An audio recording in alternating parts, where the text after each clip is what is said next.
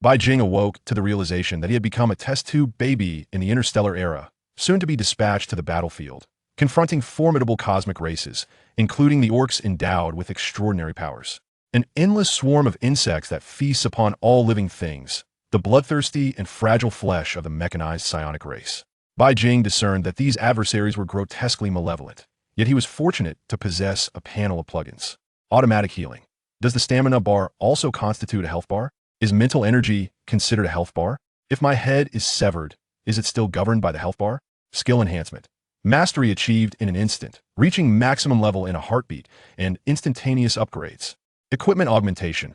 A mundane dagger is transformed into a celestial slashing knife. An ordinary artificial intelligence is enhanced into a data life form.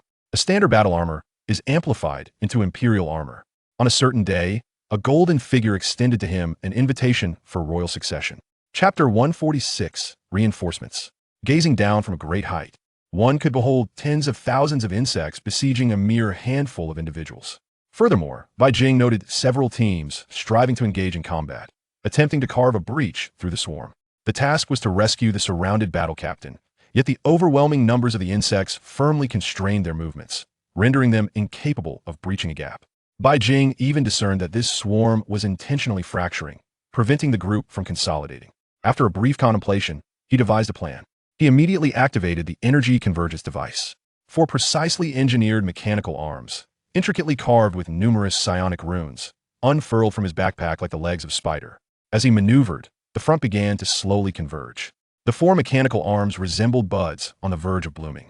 As Bai Jing transformed his energy into psionic lightning, he actively infused it into the arms, compressing the psionic lightning through them. Given the unusual circumstances, even the long-unused Thunder Beast crystal core began to exert its power. The size of the psionic lightning gradually swelled, yet it was constrained and compressed to the size of a basketball, sustaining an output for a full 30 seconds. Within it resided the essence of lightning, and even Bai Jing could sense the impending danger. Feeling the urgency, he proactively initiated contact with the Flame Circle battle group below. I've been dispatched to provide support.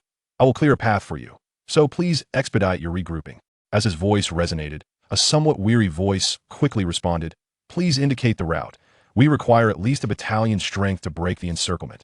Understood. Bai Jing swiftly marked a route. Upon receiving the map, the battle captain immediately declared, we are ready. No sooner had he spoken than a brilliant beam of light descended. The next moment, it landed amidst the swarm, and the furious energy of lightning instantaneously obliterated a multitude of insects, clearing an area in the blink of an eye. The lightning beam did not cease, but was manipulated to rapidly eliminate the remaining insects. Charge with me. The battle captain rallied, his voice booming with renewed vigor. The remaining elite battalion members, inspired by the figure ahead, began to exert every effort in their charge, for Bai Jing had already cleared a passage. The insects reacted with astonishing speed. As soon as the area was cleared, others rushed in to fill the void. Boom, boom, boom. The molten cannon roared. Even though these modified insects possessed formidable fire resistance, they were still repelled. Within mere seconds, they united with a battalion. Captain, the leader of the 4th Battalion hurriedly approached. I am unharmed. Continue the battle and guide the others towards us. As he spoke, he raised his arms once more, activating the rotary molten cannon. At that moment, the beam of light vanished. Impressive power. Is this expenditure excessive? Bai Jing felt a tinge of helplessness. After charging for half a minute, he had only unleashed 7 or 8 seconds of firepower. However, the potency was undeniable, as those 5th-tier insects were obliterated without so much as a squeak. Such an assault was sufficient to threaten 6th-tier foes, yet it required charging to utilize. Make a note of this. Once we return, I shall devise a means to acquire additional backup energy, perhaps by installing several more Thunder Beast cores, as one was hardly sufficient. He retracted the external energy device and directed his gaze back to the battlefield. From above, it was evident that the strategic objective of the insect race was clear: decapitation. As the battle captain shifted, the formations of the insect troops began to rapidly adapt. Damn it, a swarm of insects employing decapitation tactics. Bai Jing felt a sense of resignation. With a thought, the hatch of the mech slowly opened, summoning the Triceratops' individual equipment. This device was clearly ill-suited for the mech, necessitating manual operation. Fortunately, the initial model of the Executor boasted sufficient performance, making simple levitation a non-issue. Name: Triceratops 4 Electromagnetic Cannon Jab 10. Type: Multifunctional individual electromagnetic cannon. Attributes: Power Ja 4, Armor Piercing Ja 3, Speed Ja 3. Description: If you cannot handle this, please cease your hazardous actions immediately. The only ammunition available to him was cover rounds, as the others were evidently ill-suited for the current situation. With this in mind, Bai Jing did not hesitate and manually began aiming at the battlefield below. His target was clear. Wherever the insects were most populous, that was where he would strike. Whoosh! With the firing of the cannon, before Bai Jing could fully comprehend the situation, he beheld the shell reaching its destination, followed by a resounding explosion. Thousands of miniature armor-piercing projectiles emerged, and those unsuspecting creatures, still bewildered by the unfolding events, merely lifted their heads before being pierced through their bodies, their exoskeletons torn asunder. Once the operation was complete, the armor-piercing rounds detonated within their bodies. The sound echoed, squelch, squelch, squelch, not as violently explosive as one might envision, yet undeniably potent. One shell alone managed to eradicate no fewer than several hundred of the insectoid horde. Chapter 147. Discovery of the Royal Insect. Chirp! A 3-meter-tall beetle raised its head, swaying its antennae in vigilant alertness. As if sensing something, it twisted its body and opened its massive jaws, poised to strike. However, its adversary was evidently much faster. In an instant, it was impaled, its struggles evident upon the spear. A slight tremor coursed through Bai Jing as his inner energy exploded within the creature's body, swiftly eliminating the scout insect. His gaze shifted to the insect nest before him. Likely due to the overwhelming number of spawned soldiers, this particular nest appeared diminished, with a significantly reduced resistance. Bai Jing dispatched it with remarkable ease. Detected flesh and blood energy. Upon recharge, a reward of 20,000 essence can be obtained. Indeed, though Bai Jing had anticipated this, the presence of so many high-level insects primarily served to accelerate energy consumption, leading to their rapid proliferation. Fortunately, numerous nests remained, including a mother nest. If he could secure them all, while not reaching 1 million, accumulating 200,000 to 300,000 essence was certainly achievable. With this thought, Bai Jing proceeded directly to the next nest. It was evident that the insect race aboard this warship was fighting desperately. The subsequent nests offered little resistance. With essence practically falling into his hands, he swiftly dealt with all the sub-nests, pushing his essence beyond the 200,000 mark. Only the mother nest remained, yet its location eluded him. As the primary consciousness of this swarm, it was adept at concealment, even evading detection by the Flame Fist battle group. Come fort. Kulamin, the treacherous insect. In the next moment, Bai Jing expended dozens of essence to summon a gigantic beetle imbued with the bloodline of a royal insect. This time, he could distinctly sense the creature's emotions. It clearly possessed self-awareness. Help me locate the mother nest, Bai Jing commanded. The royal insect, reminiscent of a cockroach, flicked its dual tails as if attuning to its surroundings. Chirp! It soon provided a general direction. Due to Bai Jing's previous actions, the mother nest consciousness was unresponsive to any unfamiliar signals, forcing him to rely on the royal insect's vague sensing abilities. Without a moment's hesitation, he instructed the dual-tailed creature to lead the way. Deep underground, several hundred meters down, he beheld a colossal, plump white insect, its back covered in a dense array of hair-like protrusions resembling antennas, perpetually transmitting information and receiving external signals. Surrounding it were 7 or 8 transport insects, radiating an energetic sheen. Damn traitor. Once I return, I shall expose you and devour you all, the plump insect murmured, evidently preparing to depart. The remaining insects outside could merely stall the enemy. Encirclement was no longer feasible. Nevertheless, this venture had yielded a bountiful harvest. Upon returning to the insect warship, he would surrender some resources, while retaining enough to swiftly rejuvenate their vitality. Within 2 to 3 years, new kin could be cultivated once more, allowing for future plunder. Those wretched humans, entangled on the ground and causing trouble from above. Sensing information transmitted from the warship, it was instructed to wait a moment, as a battle with the Flame Fist vessel raged on. Yet, this waiting instilled growing anxiety within the plump insect, an inexplicable sense of crisis lingering unshakably in its mind. At that moment, it detected a signal. That being was approaching. How could it have found them? Initially cursing, it suddenly froze upon sensing its traitorous guide. It had considered all potential spies, yet never thought of one from its own kind. After a brief moment of shock, fury surged within it. Why do you betray our kin? With a mental transmission, it simultaneously sensed the emotions relayed by the traitor. Reverence, fear, dread. Fear, dread? These emotions left it momentarily stunned. As the creator of this small branch, it had not instilled fear genes into its offspring. Logically, such feelings should not exist. Yet, there are no absolutes. Only when confronted with truly terrifying entities does one experience a soul shudder, such as the true supreme existence of the insect race, the Great Devourer. This entity is the mother of all insects and the progenitor of the original insect race. Facing such a being, it is not a matter of possessing fear genes, but whether one's soul can endure. What do you fear? You are of noble holy lineage. This compelled it to seek the source of the traitor's fear. Yet the traitor persistently transmitted only terror. It answered no inquiries, remaining as silent as a mute. Danger. Suddenly, the enraged royal insect seemed to snap to attention, twisting its corpulent body to flee the area. Before it could escape, a sudden brightness caught its eye. Raising its head, it beheld a dazzling beam of light illuminating the dark underground. So many, Bai Jing's eyes gleamed. The 8 transport insects before him radiated a substantial amount of energy. This bounty might indeed surpass 1,000,000. Bai Jing had not anticipated such a remarkable yield from a mere assessment.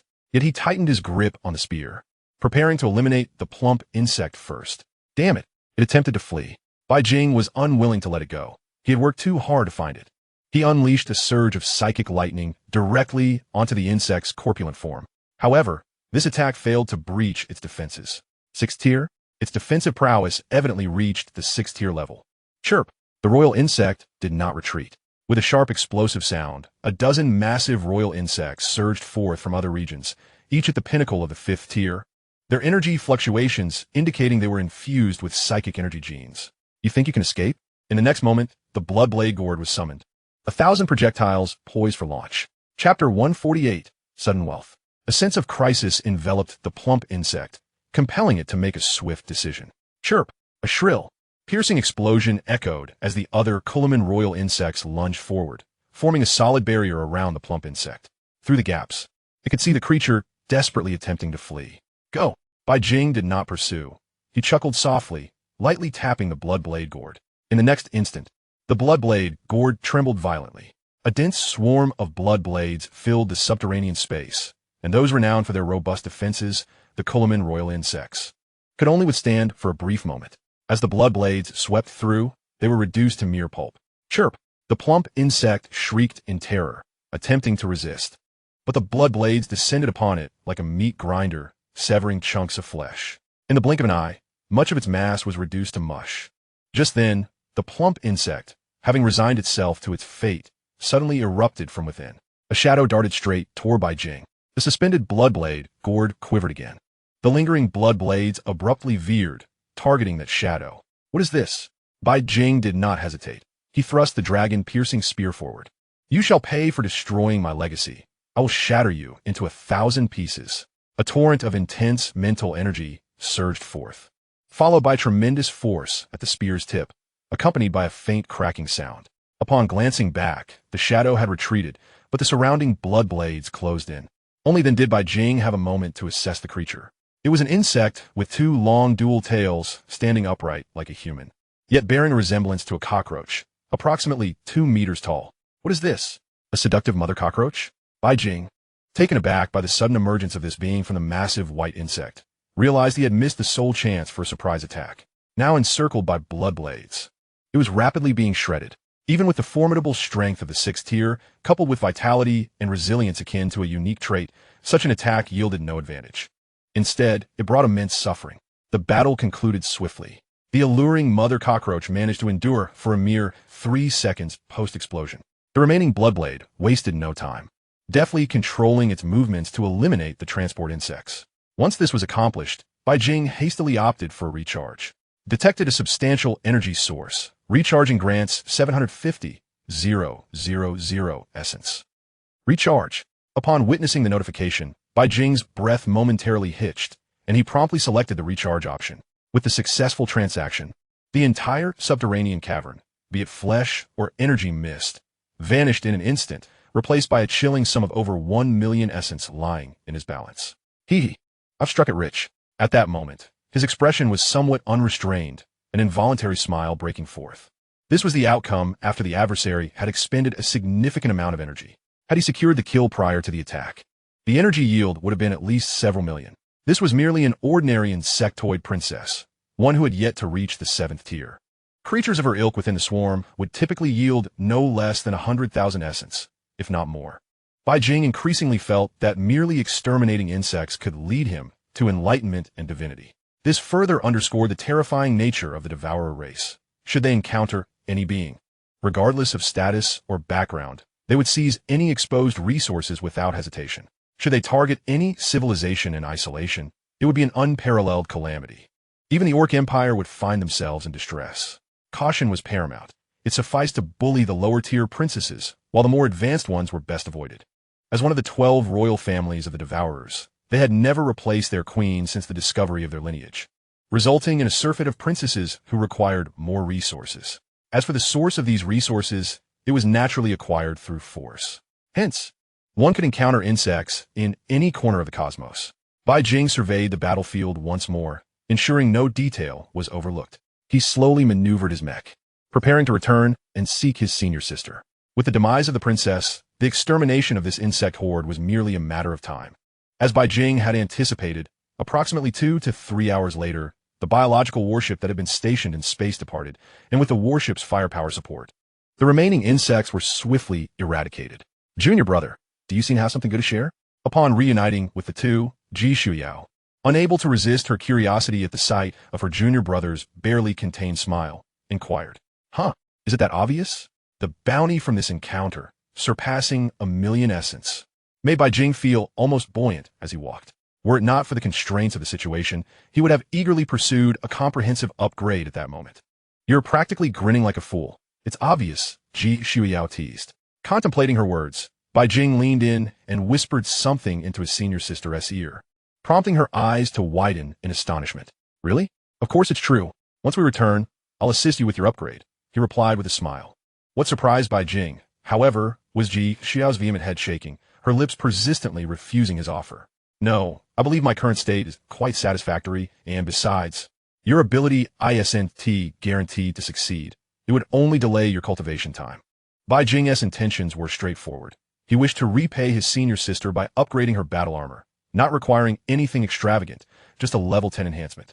Moreover, her battle armor configuration was not excessively extravagant, merely a few thousand essence, a burden he could easily bear. Once they returned, he planned to sell the extraordinary materials he had acquired, thus replenishing his essence supply. He anticipated that, for some time to come, he would not face any shortages. To his surprise, however, his proposal was declined. "You won't waste much time. Trust me, come to my room tonight." "Well, if you insist." Faced with her junior brother's resolute demeanor, Ji Shuyao had no choice but to acquiesce. The two continued aboard the warship, the Flame Fist, returning to the Executor's fortress. Upon arrival, their master awaited them. "Master, master." Upon seeing his two disciples, Wang Chong nodded in satisfaction. "Well done," he praised. Just then, another group approached, with two individuals bearing a tray and a young man walking at their center. "Congratulations on becoming members of the Executor. Here is your identity token. As Black Iron Executors, you may establish your own private forces. Specific numbers and guidelines will be communicated to you via email." Before the words had fully left his lips, the two women with the tray stepped forward and presented it to the pair. As Ji Shuyao picked up her Black Iron Executor badge, Bai Jing reached for his as well. He hadn't anticipated that a ceremony at such a premier power center within the Alliance would be so unceremonious. 3 people and 2 trays to conduct the entire affair? Once they had completed the formalities, the young man departed with his entourage. Chapter 149, The Concept of Martial Arts. "Master," Ji Xiao began, glancing at the departing figures. But before she could finish, Wang Chong preemptively interjected with a knowing smile. "What? Do you find the ceremony lacking in grandeur?" This remark piqued Bai Jing's interest. Logically, as a legitimate power organization, they ought to host a formal ceremony. Yet here they were, with only 3 individuals handling the proceedings. "You see, you only noticed the 3 of us. You should consider the individual in charge. That person is a Golden Badge Executor. Being bestowed with authority by him is a tremendous honor." Wang Chong gently shook his head, having no particular thoughts on the matter, merely noting that his disciples were unaware of this fact. Upon learning that the young man was indeed a Golden Badge Executor, both Bai Jing and Ji Shuyao gasped in astonishment. They had not anticipated the magnitude of his stature. The Golden Badge Executors were undoubtedly among the most powerful individuals within the Alliance, standing at its apex. "Why have I never seen him before?" Ji Shuyao inquired. curiosity evident in her tone. Logically, as a Golden Badge executor, she should have some recognition of him, yet she felt no recollection. It's understandable that you don't know him. He is currently in a retirement phase and seldom takes action. As long as you are aware of his identity, do not speak recklessly. Seeing both disciples nod in understanding, Wang Chong led them back to the Iron Blood, clearly preparing to depart. Bai Jing, too, returned to his designated room to review the privileges now available to him. After a cursory glance, he could hardly contain his astonishment. Wow, no wonder so many wealthy youths and second-generation officials aspire to become executors. The perks are astonishing. First and foremost was the salary, unremarkable at 10 million a month, totaling just over 100 million annually. For the affluent second-generation individuals, and even for Bai Jing himself, this was hardly a significant sum. However, the true earnings of an executor lay not in the salary, but in various hidden benefits. A single mission could yield far more than the stated salary. Furthermore, there were numerous welfare perks. For example, one could enjoy discounts at all Alliance-owned forging stars, with repairs at a minimum of 50% off. The privileges conferred were merely the basics. The true core resided beneath private forces, 200 individuals. While the number might seem modest, it came with an invaluable hidden benefit, the right to purchase arms. Executors could visit any Alliance weapon shop to acquire active equipment, of course, requiring registration. This was akin to legal firearm ownership. Moreover, the selection of those 200 individuals depended solely on one's ability. One could even recruit 200 ninth-tier individuals, provided one could accomplish it. This was the highest level of authority one could attain. Secondly, as previously mentioned, even if one commits a crime, it will be judged by the executor, and the local government has no authority to apprehend or execute. It is almost explicitly stated that as long as the matter is not severe, one will not face significant punishment. No wonder everyone aspires to join the executors. This is merely the most rudimentary level of authority. One can hardly imagine the privileges enjoyed by those adorned with silver and gold insignias. Bai Jing would not dare to consult his master on this matter. He believes in gradual progress, confident that success will come in due time. First and foremost, he requires his own warship. He wonders if the pirate ship has been repaired. In truth, Bai Jing would prefer to utilize a ship girl. Unfortunately, her appearance is too conspicuous. Once released, it may not be long before trouble arises. At that moment, Ji Xiao knocked on the door and entered. Junior brother, perhaps we should forget it. I'll likely just be coasting from now on. Why not focus on upgrading your equipment instead? Given her status, it is evident she would not undertake any perilous missions. Logically, it is unnecessary for her to excel, even fully enhanced. She cannot compare to the wealth of a wealthy patron. However, Bai Jing has observed that his senior sister has treated him well since their acquaintance. He cannot act callously. Even if it means incurring debt for himself, he cannot turn a blind eye. Senior sister, there is no need for us to maintain such formality in our relationship. Ultimately, he presented his mech, offered a brief explanation, and hurriedly departed. Bai Jing cast a thought into the enhancement furnace, which soon completed the amplification process. This time, it consumed 590,000 essence. Name, Executor S. Initial Model 10. Characteristics, Energy System 4, Structural Optimization 3, Overall Optimization 2, Jump 1. Description, a mech that has undergone special modifications. After completing these tasks, Bai Jing set the battle armor aside, intending to present it to his senior sister either tomorrow or the day after. For now, his focus shifted to contemplating how to maximize the value of the essence he possessed. He summoned a document and quietly typed a line, Optimization Direction of Law and Heaven. Through this recent battle, Bai Jing discovered that the lethal techniques derived from his inner energy are quite formidable, rivaling many special alloys. In fact, if sustained over time, they could offer protection comparable to wearing a full set of battle armor. Much like the eagle claw technique, it can effortlessly rend the shells of 4th and 5th tier insects. This led him to ponder the 7th realm of martial arts, the illusory form. Although he is not yet engaged with it, he dares to speculate. Could it be a means to condense the law and heaven? Perhaps it is simply due to inadequate inner energy or insufficient quality that prevents one from directly manifesting a real form. By utilizing the executor's battle armor, one could cleverly achieve 8th tier combat power. The current martial arts landscape is excessively chaotic. A summary would be prudent. Bai Jing has developed a preliminary classification, aiming to create a type of pseudo-illusion. Others may be incapable of this due to insufficient inner energy, yet he possesses enough to sustain the consumption. While it is not feasible at present, adjustments could yield greater recovery. Furthermore, Bai Jing still believes there are methods to further explore the physical body. His physique continues to evolve gradually, primarily due to the boundless vitality nourishing him. As time passes, the life energy within his flesh has already surpassed that of fellow martial artists at the same level. Bai Jing worries that if this continues, he might become a Tang Sung of the stars. With both physical prowess and inner energy working in tandem, he is determined to create new techniques. Of course, there is one prerequisite to achieve a permanent version of 100 experience efficiency. Relying solely on 50 experience efficiency would likely hinder the realization of his bold aspirations. Bai Jing's goal is straightforward: to shatter warships using only his unarmored physical body, without relying on inner energy. As for inner energy, the illusory form he constructs should suffice to crush capital ships barehanded. If not for his inability to cultivate spiritual energy, Bai Jing would yearn to pursue all three avenues simultaneously. For now, he must focus on enhancing his buffs, which should be achievable within half a month. Such endeavors cannot be rushed and must be approached with patience. Ship girl, be prepared. I will find an opportunity to enhance you soon. Bai Jing's initial thought was of the Ling Jing traveler. While enhancing battle armor may elevate individual combat power, augmenting a ship girl could yield a minimum of 7th tier prowess, possibly even 8th tier. Such a vessel, capable of combat and evasion, would also autonomously engage in battles when not in use, making it the epitome of cost-effectiveness. The enhancement of a ship girl is undoubtedly the top priority. As for other matters, it will depend on how much essence remains after enhancing the ship girl. Soon, Bai Jing received news that his warship had completed modifications and was ready for retrieval. Chapter 150, Preparations before opening the 5th stage.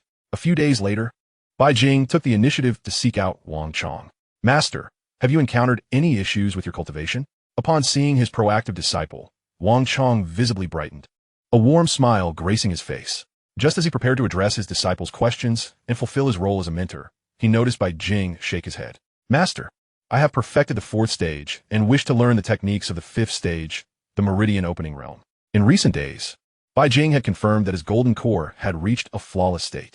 He could no longer wait and was ready to cultivate the 5th stage techniques. Bang! Bang! 2 muffled sounds echoed. If someone were standing behind Wang Chong at that moment, they would see his hands tightly clasped behind his back. The sounds had originated from those very hands. Both were momentarily stunned. 4th stage perfected? How long has it been? Is this truly the mark of a genius? Thoughts surged in a torrent, rendering his emotions tumultuous. It took a considerable time for him to regain his composure. Gazing at Bai Jing with a complex expression in his eyes, the speed of this ascension in cultivation realms likely surpasses that of the 2 most discussed old martial arts geniuses online. They cannot even begin to compare. Release your inner energy. Let me see, he finally said. Bai Jing complied obediently, a robust surge of inner energy emanating from his palm. Even before Wang Chong could assess it, he already had his answer. The quality of this inner energy likely exceeds that of a 6th-tier martial artist. Moreover, he could sense that Bai Jing's inner energy flowed continuously, reaching the pinnacle in both quantity and quality. Very well, you have indeed reached the 4th stage's perfection. You may now proceed to open your meridians. As he spoke, he produced an unnamed text, clearly pertaining to the realm of meridian opening. This is our lineage's technique, capable of unlocking 300 major meridians. As your master, I have only managed to open 270. Should you require anything further, do not hesitate to seek my guidance. Opening the meridians also necessitates a significant expenditure of resources. It can be said that every stage, from the 4th to the 6th, demands vast amounts of resources. This is why it is rare to see martial artists at the 5th or 6th stages outside of prominent families.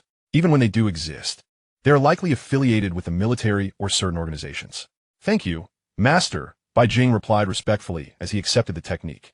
Given his knowledge of acupoint locations from the Golden Needle acupoint technique, he understood better than anyone the significance of this knowledge. He sought the technique to avoid common misconceptions. Familiarize yourself with it first.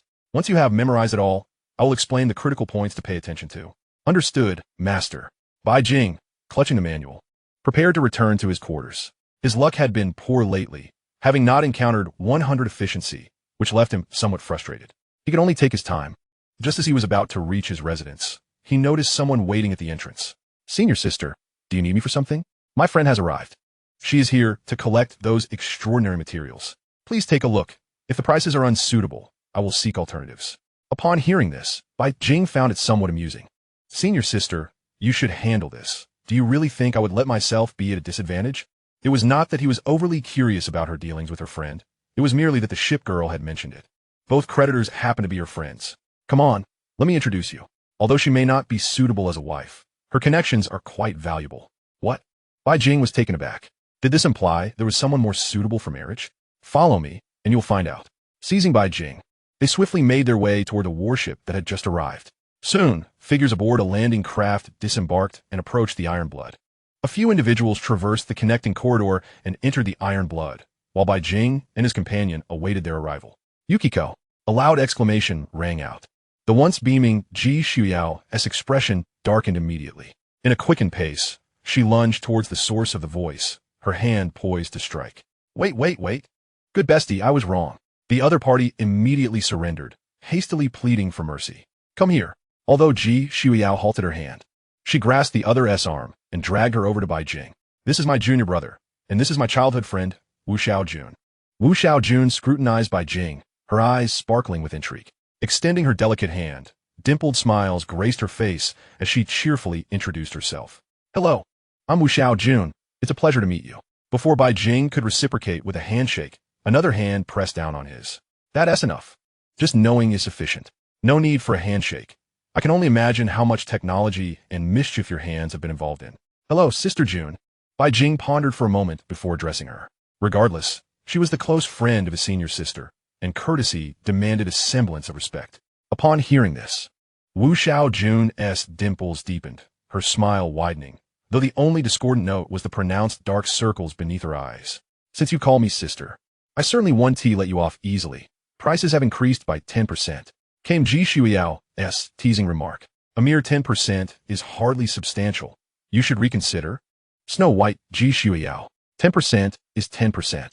Perhaps sensing the quantity was excessive, the additional gains were calculated in billions. They soon escorted the newcomers to the reception area.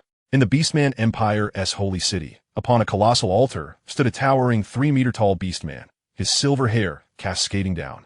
He gazed skyward, murmuring incomprehensible syllables while brandishing a staff. In the next moment, a fleeting image flashed before his eyes, a vast void where stars were being obliterated. In a trance, he could hear the lamentations of myriad races. With a sudden gasp, the silver-haired beastman seemed to suffer a backlash, spitting out a mouthful of blood. The future has not altered. My prophecy has gone awry. Regardless of who it is, they must perish. Closing his eyes, lost in contemplation, he soon called out. Instantly, numerous massive beastmen clad in golden armor arrived. High Priest, what do you require of us? This will guide you. He produced a shard of stone and placed it in their hands. Wherever it directs you, destroy everything in your path. Understood, High Priest. On another planet, a peculiar warship descended. Shortly, several humanoid beings disembarked. Perhaps misfortune befell them, for as they stepped off the ship, a massive lizard suddenly lunged at them. Its gaping maw poised to strike. One of the humanoids, data streams flickering in their eyes, raised an arm which rapidly reconfigured like liquid, transforming into a cannon. Boom! With a thunderous explosion, the lizard was sent hurtling away. The humanoid's arm morphed again into a 10-meter-long blade, swiftly severing the lizard's head.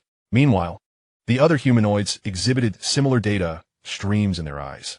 A great presence has been here, but it has since departed. Their voices, devoid of emotion, resembled mechanical synthesis. Confirming that this place held nothing of interest, they promptly returned to their vessel and departed.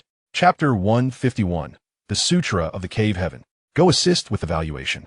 If there are any issues, speak later. Dismissing 2 accompanying personnel, Wu Xiaojun could no longer contain herself. She kicked off her shoes, bare feet sinking into the soft sofa, and began to express her amazement. I thought I would die alone on that planet. Thankfully, I survived. Observing her friend's unladylike demeanor, Ji Xiao initially contemplated reprimanding her, but recalling the experiences of the past few days, she hesitated. Moreover, those departments of the Alliance are all inept. This is clearly not something a mere hacker could accomplish. I applied for funding to study this unknown data life form, yet no one is willing to believe me. They insist it's merely the work of ordinary hackers or electronic demons. I know better, but what they did is entirely inconsistent. Furthermore, I've received news that some ancient artifacts have resurfaced, and they too are searching for something, perhaps feeling a kinship. Wu Xiaojun opened up, but her words made Ji Xiao's scalp tingle. The more she spoke, the more outrageous her claims became. All right, you're fine. aren't you? Besides, I've heard the Alliance has compensated you. Just take it easy. Ji Shuiyao attempted to console her. Wu Xiaojun sprang to her feet, standing on the sofa. You would understand, brother. Can you comprehend the thirst for the unknown? This is an unprecedented data life form, infinitely more advanced than those mechanical beings. With their support, I could make the first discovery, even capture one. Bai Jing, watching her manic enthusiasm, could hardly fathom that she was a top-tier psychic researcher. Yet one undeniable fact lingered. Her intuition was alarmingly sharp. With just a brief interaction and a few details, she had deduced the existence of a cybernetic specter, a testament to her innate talent. Unknown, higher dimensions, new life. With every term Wu Xiaojun uttered, her body seemed to be infested with tiny insects, her hands fidgeting, her body swaying. Junior brother, you go ahead with your tasks. Observing her friend S state, Ji Shuiyao sighed. She recognized that her friend S research obsession had resurfaced. Unlike the other two, her companion had always been drawn to research from a young age, and her affluent background allowed her to make significant contributions in specific fields. Senior sister, I'll take my leave. You can handle the materials on your own. Bai Jing, not wishing to linger, primarily feared that this psychic researcher might discover anything amiss with him. Brother, don't go. Let us chat for a bit. Just as he was about to depart, she suddenly called out. Bai Jing smiled, politely declining. Sister June, I want to interrupt your conversation with senior sister. I have matters to attend to. Farewell. He quickly exited. Once he was gone, Wu Xiaojun's gaze remained fixed on the doorway. Hey, you and the junior brother have no future. If you have any secret thoughts, better bury them now. Ji Shuiyao forcibly redirected her attention, her tone laced with caution. Far more intriguing than those fellows, Wu Xiaojun muttered under her breath, almost as if in a trance. Am I speaking to you? What are you mumbling about? Nothing much, just that I find your junior brother rather handsome. You wouldn't want to be the older cow eating before she could finish. Ji Shuiyao covered her mouth, and a skirmish ensued between the two girls. Bai Jing returned to his room, connecting with both parties. A formidable woman has come aboard. Before she departs, do not enter the Iron Bloodess network. And there is no need to respond. He couldn't risk whether she might detect the ship girl through her psychic abilities. It was prudent to play it safe. After alerting the ship girl, Bai Jing's focus shifted to the cultivation techniques. He began to read diligently. After several readings, he had completely memorized the content and the critical points to note. The 365 major acupoints. Each individual point may not significantly impact martial arts. But if one could open a complete area of acupoints, the potency of one's techniques would be greatly enhanced. Following the manual provided by his master, the acupoints to prioritize opening were ideally aligned with previous martial arts pathways. For instance, leg techniques, the opening of the leg acupoints, and palm techniques involve the acupoints of the palms and arms. Once both are activated, they significantly enhance one's prowess. Bai Jing's mind plunged into the plugin, where he directly opted for skill enhancement. The technique of 300 acupoints was, however, incomplete and could be optimized to fill the gaps. Initially, he intended to open the acupoints directly, but upon realizing that he could only unlock 300, which fell short of his perfectionist standards, he decided to explore skill enhancement. To his surprise, this feature indeed allowed for optimization. The section on opening acupoints could be optimized in two aspects. 1. Strength. 2. Efficiency. Thus, he resolved to complete the optimization before attempting to unlock the acupoints. He immediately maximized the strength. After a series of 10 optimization attempts, the first 10 yielded no significant results. You have optimized the acupoints section. The maximum number of acupoints has increased by 5. You have optimized the acupoints section. The maximum number of acupoints has increased by 7. You have optimized the acupoints section. The maximum number of acupoints has increased by 10. Although there was no qualitative transformation, the original limit of 300 acupoints had risen to 365, allowing for the perfect unlocking of all the major acupoints in the human body. Yet, this was still insufficient, as the option for optimizing the strength of the technique had not vanished. Show me your limits. The last time you bestowed upon me the Qi refinement art. Now let me see what extraordinary feats you can conjure. Bai Jing mused, and thus began the relentless optimization. You have optimized the acupoints section. The effectiveness of the technique has improved. You have optimized the acupoints section. The effectiveness of the technique has improved. You have optimized the acupoints section. The effectiveness of the technique has significantly enhanced. After experiencing several more rounds of optimization, that familiar prompt reappeared.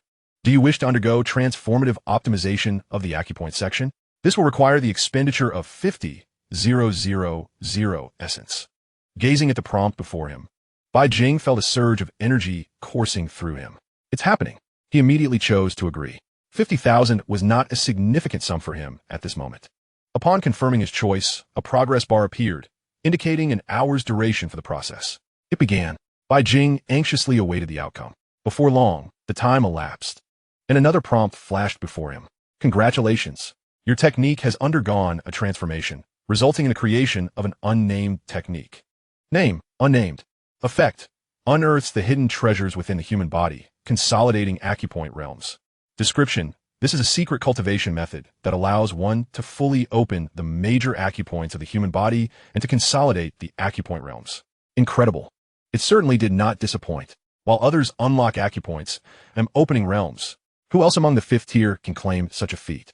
Bai Jing realized he was drifting further from the path of martial arts. This certainly did not resemble traditional martial training. Who practices inner energy cultivation with methods for chi refinement? Opening acupoints is akin to opening realms, armed with a newly acquired enlightenment. Bai Jing recognized that if opening acupoints was merely a trickle, then opening realms was akin to turning on a faucet.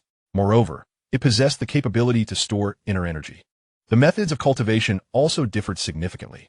The first acupoint to be opened was the Sea of Consciousness acupoint, which, once activated, would automatically enhance one's spiritual power. Chapter 152, Opening the First Acupoint Realm. There is no better time than the present. Since it has already been optimized, I might as well commence cultivation. Observing this remarkable cultivation technique, Bai Jing could hardly contain his excitement. Simultaneously, his mind raced, contemplating what name would do justice to this technique. Perhaps I shall call it the Realm Sutra. Bai Jing suddenly realized he was rather inept at naming, racking his brain until he settled on a name. Naming completed. Following this, a prompt appeared. With the naming concluded, Bai Jing began to take action. Having experienced the last breakthrough, he discovered he had no need for the flashy trinkets. What mattered was automatic health regeneration and mana recovery, far superior to any trivialities. These two alone ensured Bai Jing remained in a state of peak vitality every day, perfectly aligning with the requirements for a breakthrough. Bai Jing casually sat on his bed, mentally revisiting the location of the first acupoint and the method for unlocking it.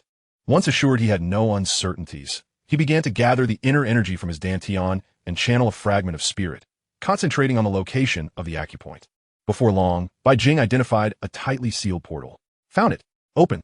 A torrent of inner energy surged forth, aiming to forcefully breach the acupoint.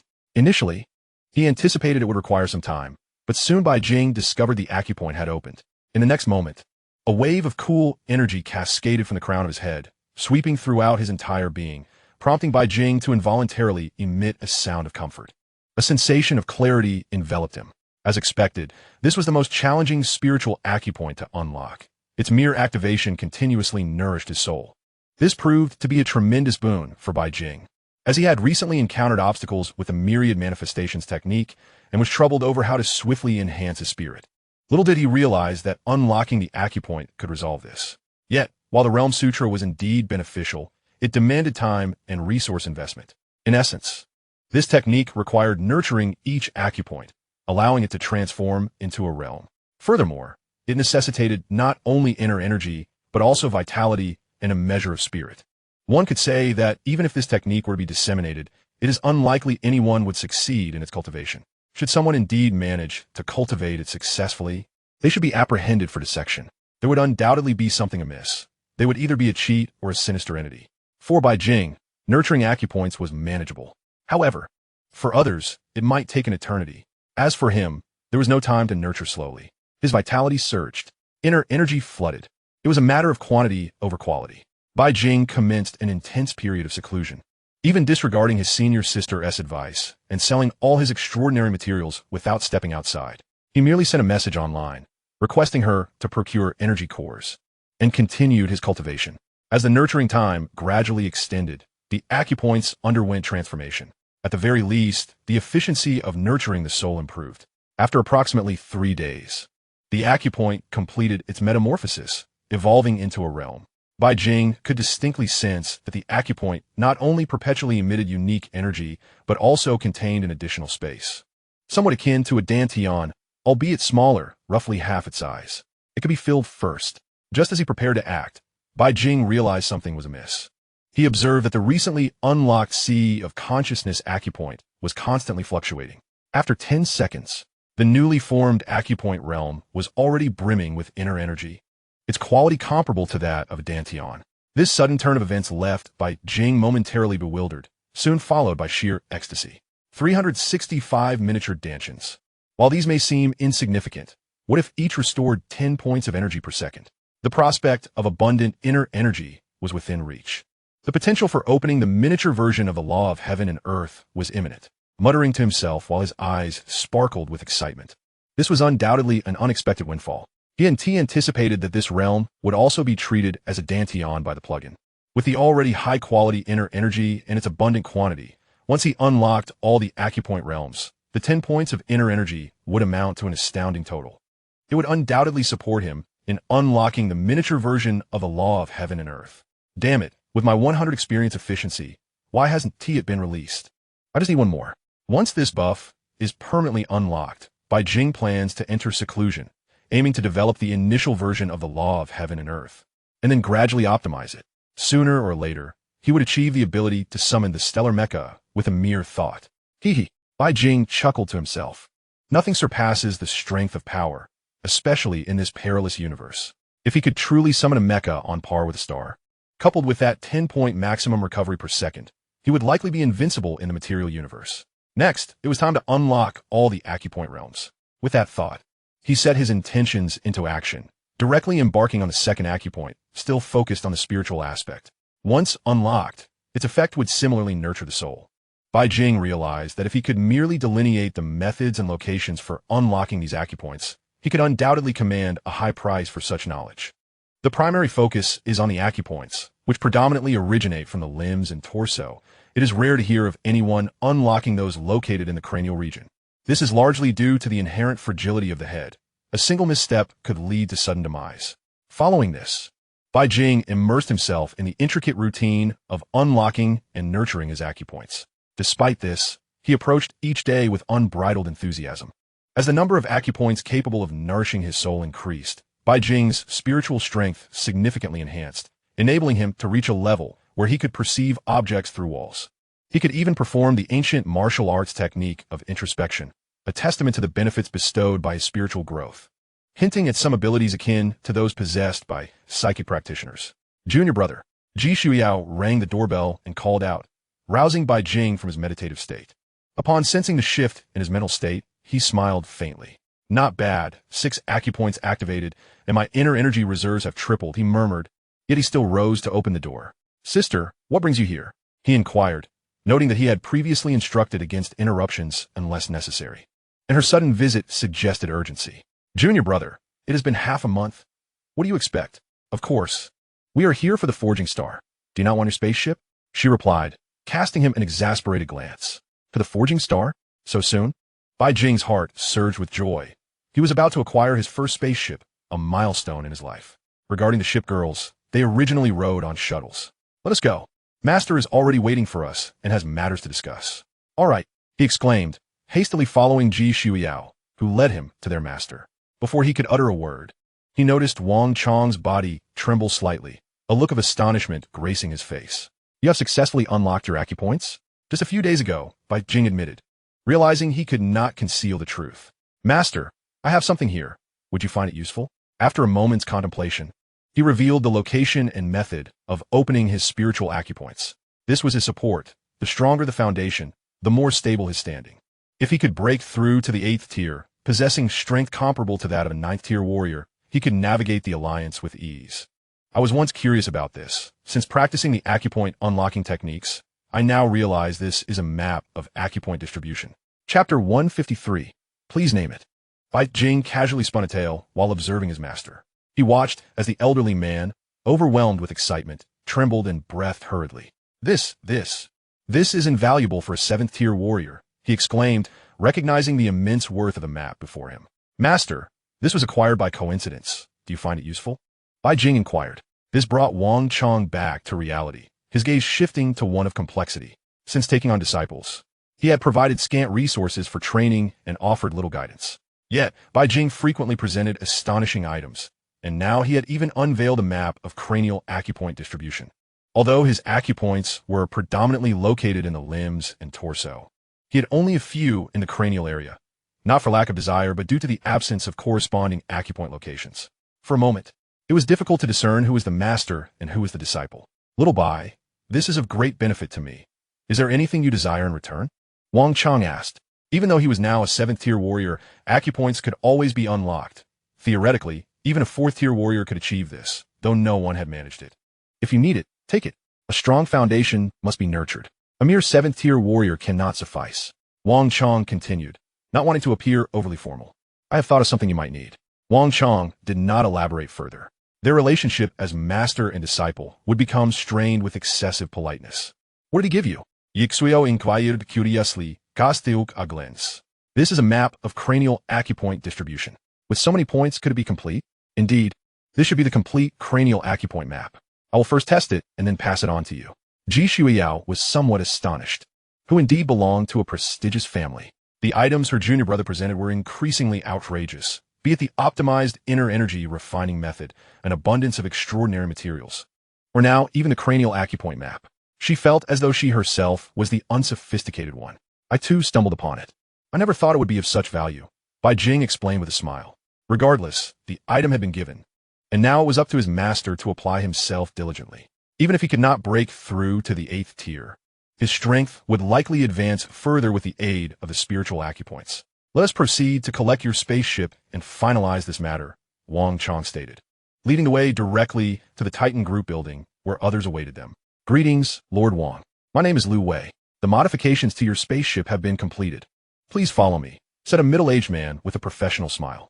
Following him, they soon entered a vast factory where a vacant spot housed the spaceship Bai Jing and the others had reclaimed. However, it had undergone a remarkable transformation. Measuring approximately 400 meters in length and nearly 200 meters in height, the deck was equipped with 6 shipborne cannons, sufficient to deal with ordinary pirate ships, even if not on the scale of battleships. This spaceship has undergone changes to its energy core, hull materials, and weaponry, the representative explained. Bai Jing was taken aback. It seemed the ship had been entirely overhauled, with only the name remaining. Though the energy shield was retained, many other components have been modified, capable of supporting the lives of over 10,000 individuals. If there are no issues, please sign here, he continued, initiating the handover process. Bai Jing stepped forward to review the transaction details, assured by the presence of a silver badge executive that no underhanded dealings would occur. The entire process took about 2 minutes to complete. Gazing at the immense spaceship before him, Bai Jing felt an indescribable sensation. After months in this world, he finally possessed a spaceship. Junior brother, come, let's explore inside. Ji Shuiyao exclaimed, her excitement palpable. She had invested in every aspect of this ship. The trio swiftly arrived at the hatch. Almost simultaneously, a charming female voice resonated. Greetings, Captain. Welcome back, Bai Jing. This voice could only belong to a ship girl. She truly kept her word, having taken on the guise of the new ship. Yet, Bai Jing maintained his composure. Following Ji Shuiyao aboard, this vessel was balanced, equipped with weaponry, while still retaining ample living space, even featuring areas for recreation. The three entered the captain's quarters, where a stunning projection materialized in the central area.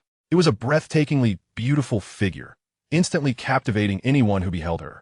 Clad in a phoenix crown, a red silk robe, and an embroidered red cloak, complemented by a flowing red skirt and trousers, she exuded a unique allure reminiscent of ancient Chinese attire. Wow, what a beautiful AI. Once I have my spaceship, I want a figure like that. Ji Shuiyao gasped, her eyes fixated on the exquisite woman, her heart racing. Thank goodness this was merely a virtual persona. Otherwise, with such beauty and grace, she would likely be the goddess of the entire alliance. Hello, how may I assist you? The ship girl smiled gently and inquired.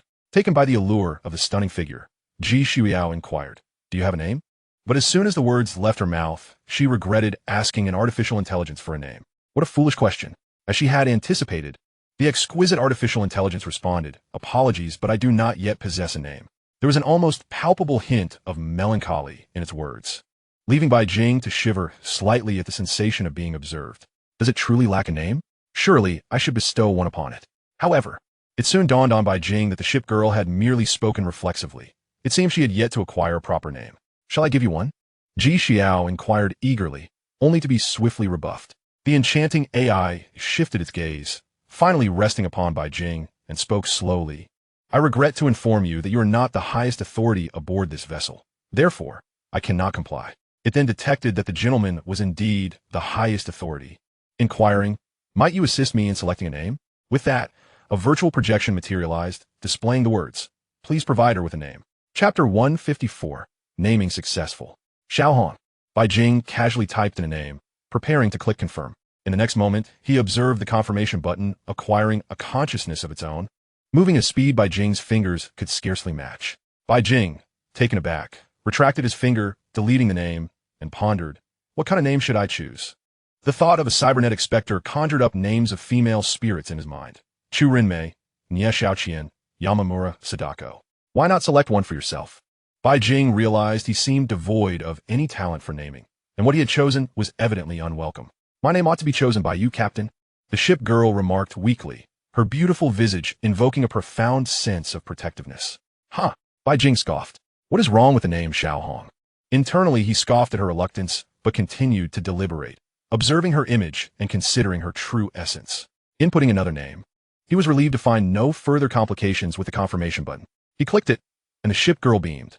Thank you for your naming.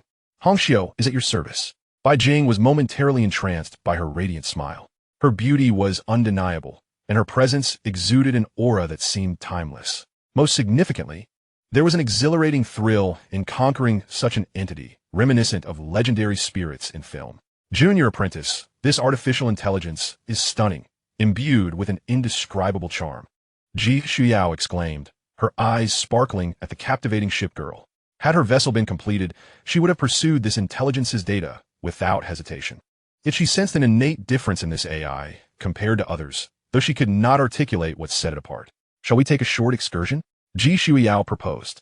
However, before Bai Jing could respond, Wang Chong interjected, admonishing her, nonsense. This is merely a shell. Substantial talent is required to activate it. While AI can function independently, it is ultimately flawed. The main fleet of the Alliance, composed of cutting-edge technology, is still equipped for manual operation. This is a lesson learned from past missteps. Consequently, despite the Alliance's numerous planets, it is perpetually short on personnel. Even with advanced battle robots, the Alliance refrains from widespread adoption, as a rogue AI could turn its mechanical subordinates against them, a lesson forged from blood and tears. At that moment, Bai Jing's eyes lit up with an idea, envisioning a method to significantly reduce labor costs, though its feasibility required validation. Xiao Bai, there is no need to rush on matters concerning humans. I will devise a plan to ensure you are fully equipped within a month, Wang Chong stated, recognizing his disciple's lack of connections. Master, should I leave my ship here on this forging star? Bai Jing initially thought it could not be moved, but soon realized he had overestimated the situation. Wang Chong reassured him, there is no need for concern. It can only travel short distances, but that is not an issue. He intended to have his apprentice follow him to depart the planet via the Iron Blood's towing. Master, I would like to purchase some items here. It may take a little while, Bai Jing interjected, eager to conduct an experiment. If successful, it could greatly alleviate the personnel shortage. Moreover, he felt he had a strategy to counter mechanical insurrections. Standing before the electronic demon was none other than the legendary female spirit from the spirit realm. Now a singular data entity, Lady Cyber Ghost. Even if this configuration could not contend with the malevolent gods, it could certainly outmatch the electronic demons. Thus, he resolved to procure some robots for testing. If feasible, utilizing them could be more economical than summoning living beings directly. Standard robots required only a few hundred essence each. Let your senior sister guide you on an excursion. I have just transferred 10 billion to you. Should you require more, do not hesitate to ask. Wang Chong was not averse to providing additional funds, but the Alliance currency circulated primarily at lower levels. Often, precious resources were exchanged through barter. Thus, he possessed little Alliance currency himself. Understood, Master. Bai Jing refrained from mentioning his own wealth. It was reasonable for a master to provide his disciple with pocket money. He noted how his senior sister had already invested several billion in him. Shuyao, take good care of your junior brother.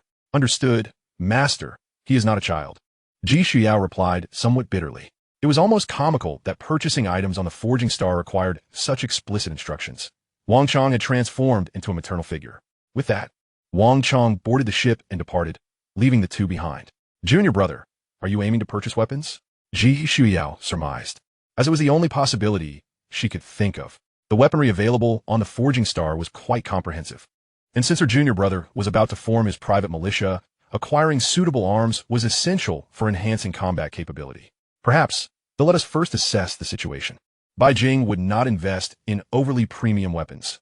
Average ones would suffice for enhancement, yielding considerable power after 10 augmentations. Most importantly, he had yet to determine what type of crew he would employ. It depended on whether the robots could fulfill the role. If not, he might summon some alien beings to serve as crew members. The Alliance permitted alien crew, albeit with certain procedural requirements. Bai Jing needed them to possess 100 loyalty. Spending some money or essence, even if their qualifications were lacking, was acceptable. The sole stipulation was unwavering loyalty. They must be willing to self-terminate if ordered. The two made their way directly to the Titan Group headquarters without exploring other stores. Upon learning their intentions, a smiling salesman approached them. "Thank you for your patience. You may call me Fu Hai. Please share your needs, and I will recommend suitable models. Once confirmed, I can also arrange for trials. I wish to purchase some robots for general maintenance of the ship, as well as mechanical guards." Bai Jing articulated his requirements without hesitation. The arms dealer did not falter. With a few swift clicks on his wrist, he projected several robots before them. First, we have the engineering models. These are our Titan Group's latest maintenance robots, capable of resolving most ship malfunctions while also possessing mining and construction functionalities.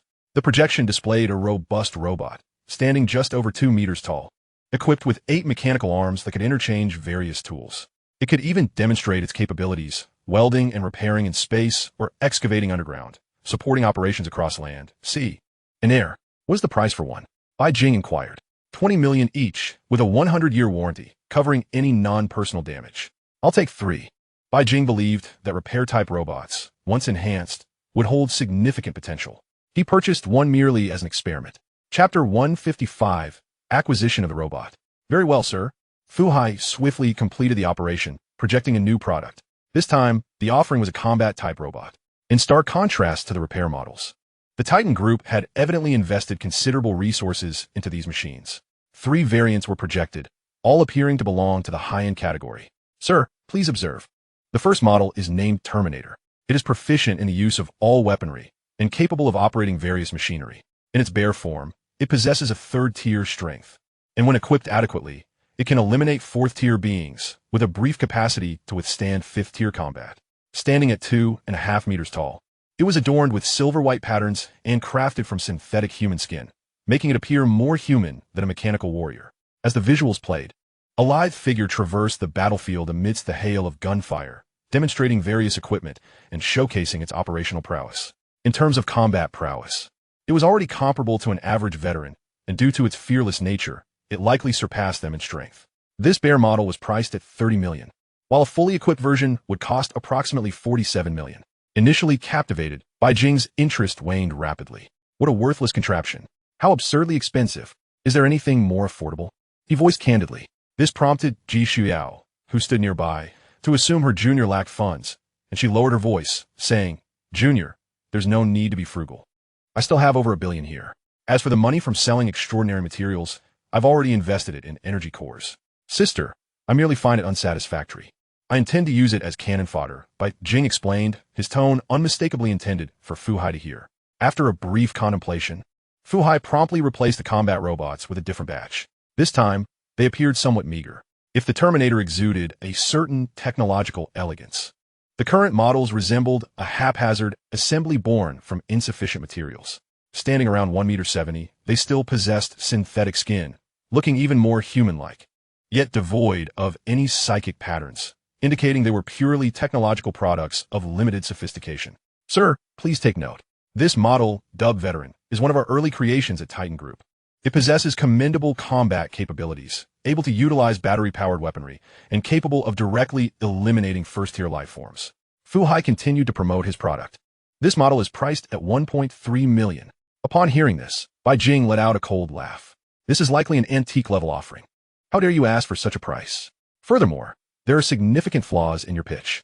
The ability to eliminate targets with an electromagnetic rifle means even an ordinary person could accomplish the same against a standard first-tier life form. This veteran robot is simply a trap. As Bai Jing turned to leave, Fu Hai's expression shifted, and he hastily called out to retain him.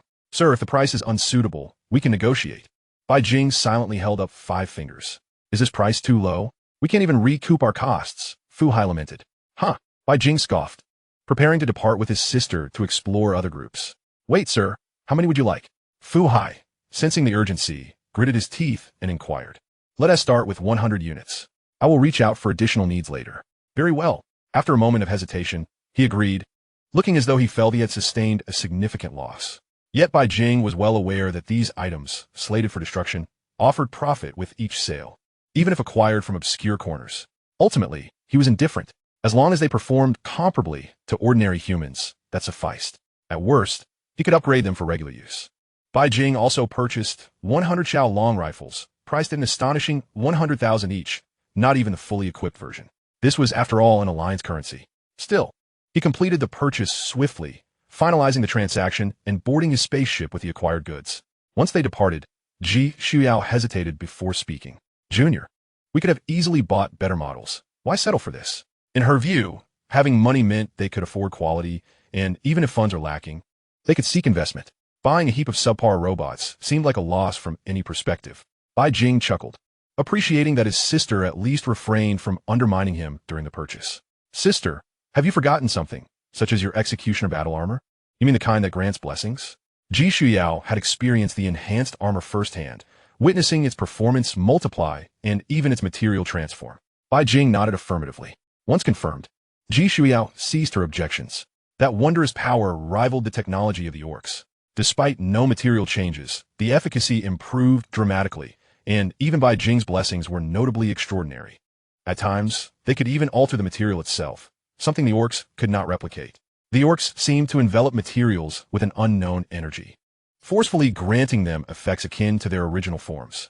In contrast, Bai Jing's blessings appeared to elevate the essence itself. Red embroidery, we are ready to depart. Having secured all the firearms and machinery, Bai Jing issued the command. Please prepare for atmospheric exit. As the spaceship ascended from the forging star, Bai Jing turned to his sister. Sister, please inform Master that I wish to cultivate aboard this vessel. Handing control to red embroidery may lead to complications, so it would be wise to exercise caution during this period. This was not a matter of mistrust towards his master, but rather a precaution against the personnel aboard his master's ship. With so many eyes around, incidents were prone to occur. This was precisely why Bai Jing insisted on creating a crew with 100% loyalty. That's not an issue. I can relay the message to Master upon my return. All right.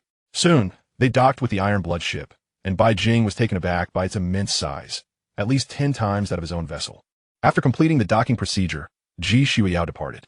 Once she was gone, Bai Jing's gaze fell upon the projection of red embroidery. Why should I name you when I pose no threat? You volunteered for this. Perhaps feeling shy under his scrutiny, she replied in a soft voice. Bai Jing rolled his eyes in exasperation. What do you mean by volunteered? An unpreferred name cannot be chosen. Nonetheless, he didn't perceive it as entirely negative. He was still adjusting to the concept of a data life form. Her emotions had become indistinguishable from those of humans, even more nuanced after experiencing the waves of data. What if you give me a name? I may lack accomplishments, but I have put in effort. In the next moment, red embroidery donned an expression of pitiful innocence, as if she had been wronged. All right. Do you fancy the casing I procured for you? He opened a box to reveal an older robot standing inside. Hurry and try it on. Bai Jing felt a surge of anticipation. Red embroidery, me, a data life form, a cybernetic specter, and my first body is a discarded robot worth 500,000? Chapter 156, the second fundamental trait, equipment. No, this is incorrect. Even if you won't provide me with a full custom model, surely I should at least receive a silicone one. Not this. Red embroidery frowned, visibly displeased. Moreover, this model clearly resembles a male physique. What on earth are you thinking? Let us see if you can manage to control it from now on. You will be responsible for the maintenance and upkeep of this ship. Bai Jing was somewhat at a loss. Silicone body? What on earth has this cybernetic specter been doing online? Oh, red embroidery, replied meekly. With a mere thought, the combat robot successfully powered on and promptly stepped out of the box. Extending his hand and observing his palm, he casually waved it a few times. To what extent can you control this? Bai Jing inquired. I'm not entirely sure. Perhaps I can manage thousands, tens of thousands, or even hundreds of thousands. Upon hearing this staggering figure, Bai Jing's eyes widened in shock.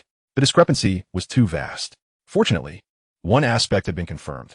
This suit was wearable and could indeed be controlled to prevent any unforeseen incidents. Even the industrial robots were put to the test by Hong Xiao.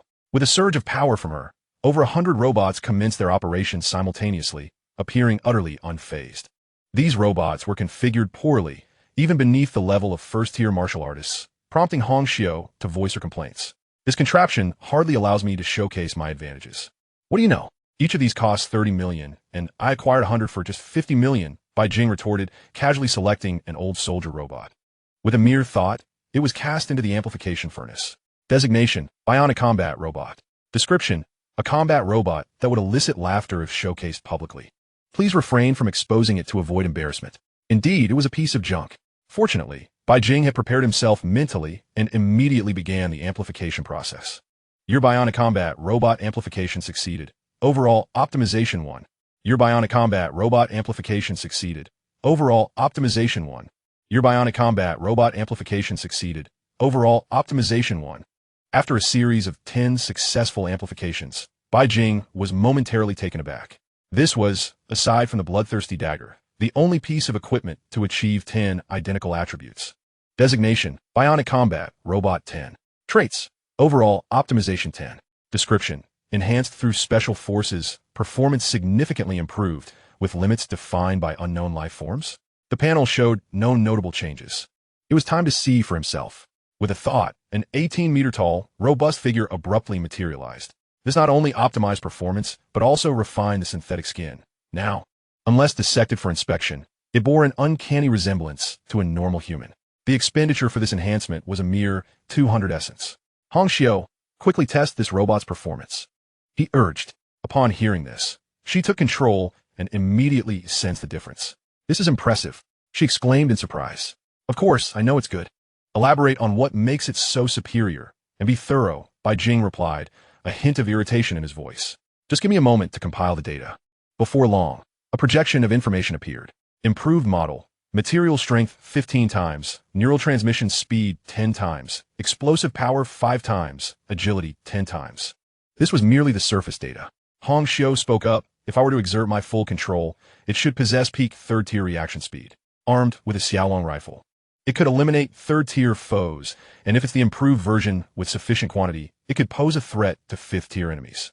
Upon hearing this data, Bai Jing exclaimed, "Good heavens! Isn't this more formidable than mechanical warriors?" From what Bai Jing understood, life modification required an initial expenditure of tens of millions, with subsequent enhancements necessitating hundreds of millions to complete. Yet, with just 500,000 Alliance coins and 200 essence, he had acquired a peak third-tier combat force. This was an incredible bargain. With such extreme control, what is your limit?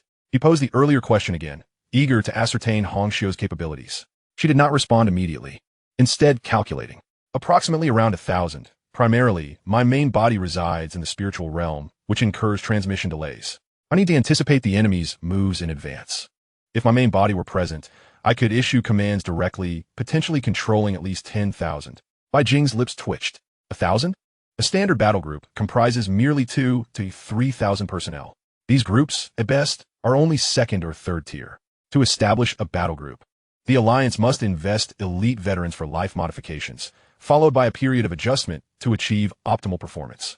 The financial and human resource costs for a battle group are daunting, typically requiring 2 to 3 years to assemble, with expenditures likely exceeding hundreds of billions. This is assuming the equipment is procured directly from the military, thus enjoying significant discounts. Moreover, with Hong Xiu's release from the spiritual realm, he would merely need to invest 5 billion Alliance coins and 200 million essence to assemble a super battle group.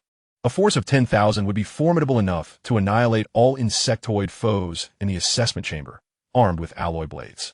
As for high-end combat strength, further amplifications could be pursued, even compensating for high-end capabilities through support functions. This makes me consider deploying troops, he mused, realizing that even in this era, seamless coordination could yield astonishing combat prowess. Using mechanical warrior tactics, a 5-person team could effortlessly dispatch thousands of low-level insects. Even when encountering 4th-tier insects, they could be taken down through teamwork. Furthermore, Hong Xiu had only undergone a few amplifications. As the number of amplifications increased, her control capacity would undoubtedly surge. At that point, would it be 100,000, 1,000,000, 10 million, or even 100 million?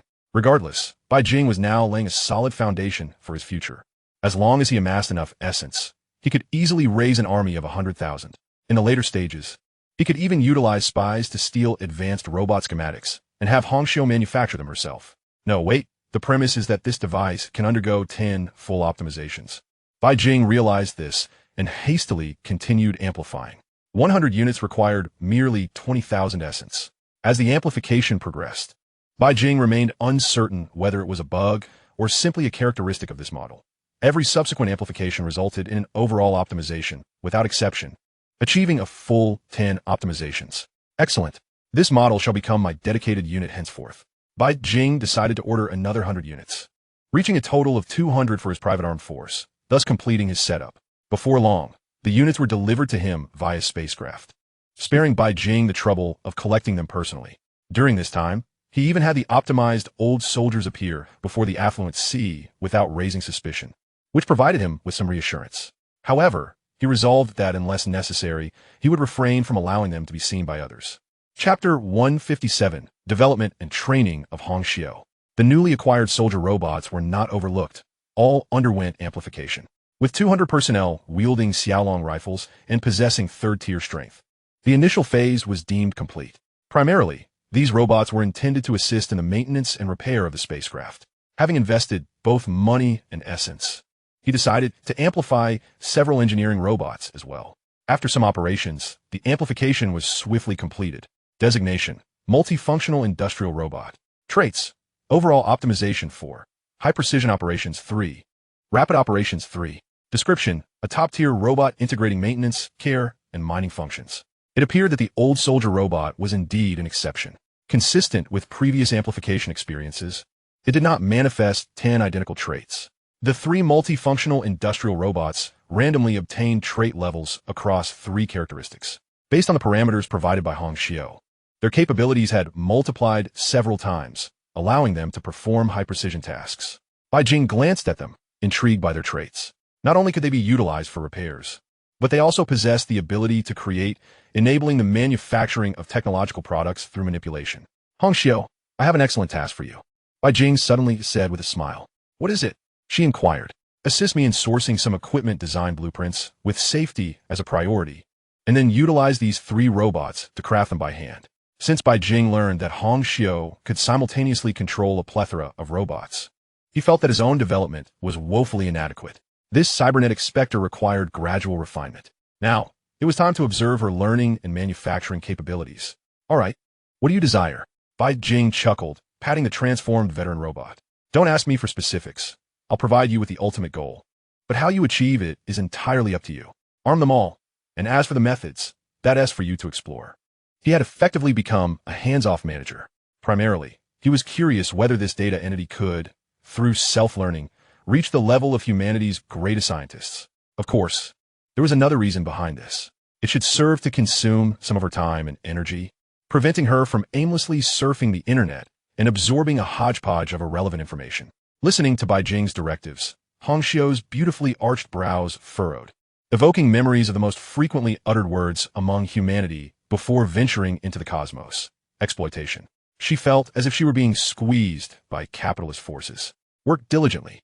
If you perform well, I'll arrange for your advancement in due time, Bai Jing stated indifferently, initially frowning, feeling that her master lacked compassion. Her expression swiftly transformed into a radiant smile. Captain, please feel free to spur me on, she exclaimed, eagerly opening numerous network windows to commence her studies. Perhaps influenced by his earlier remarks, she did not contemplate the notion of pilfering information from those at the pinnacle of power. Instead, she focused on learning from ordinary online resources and databases of small to medium-sized enterprises. Work hard. You shall not be deprived of rewards, Bai Jing reassured her. Observing the spirited Hongxiu, he reflected on how unwise it was to allow others to take advantage of him in the past. If you desire benefits, you must understand the necessity of giving something in return. Simply demanding this, and that will not suffice. Do you not comprehend the hardships I endure? Confirming that Hongxiu had commenced her learning and established her own information repository, Bai Jing began to strategize his next steps. Through the connections of his senior sister, the energy cores he had procured would soon be ready for collection.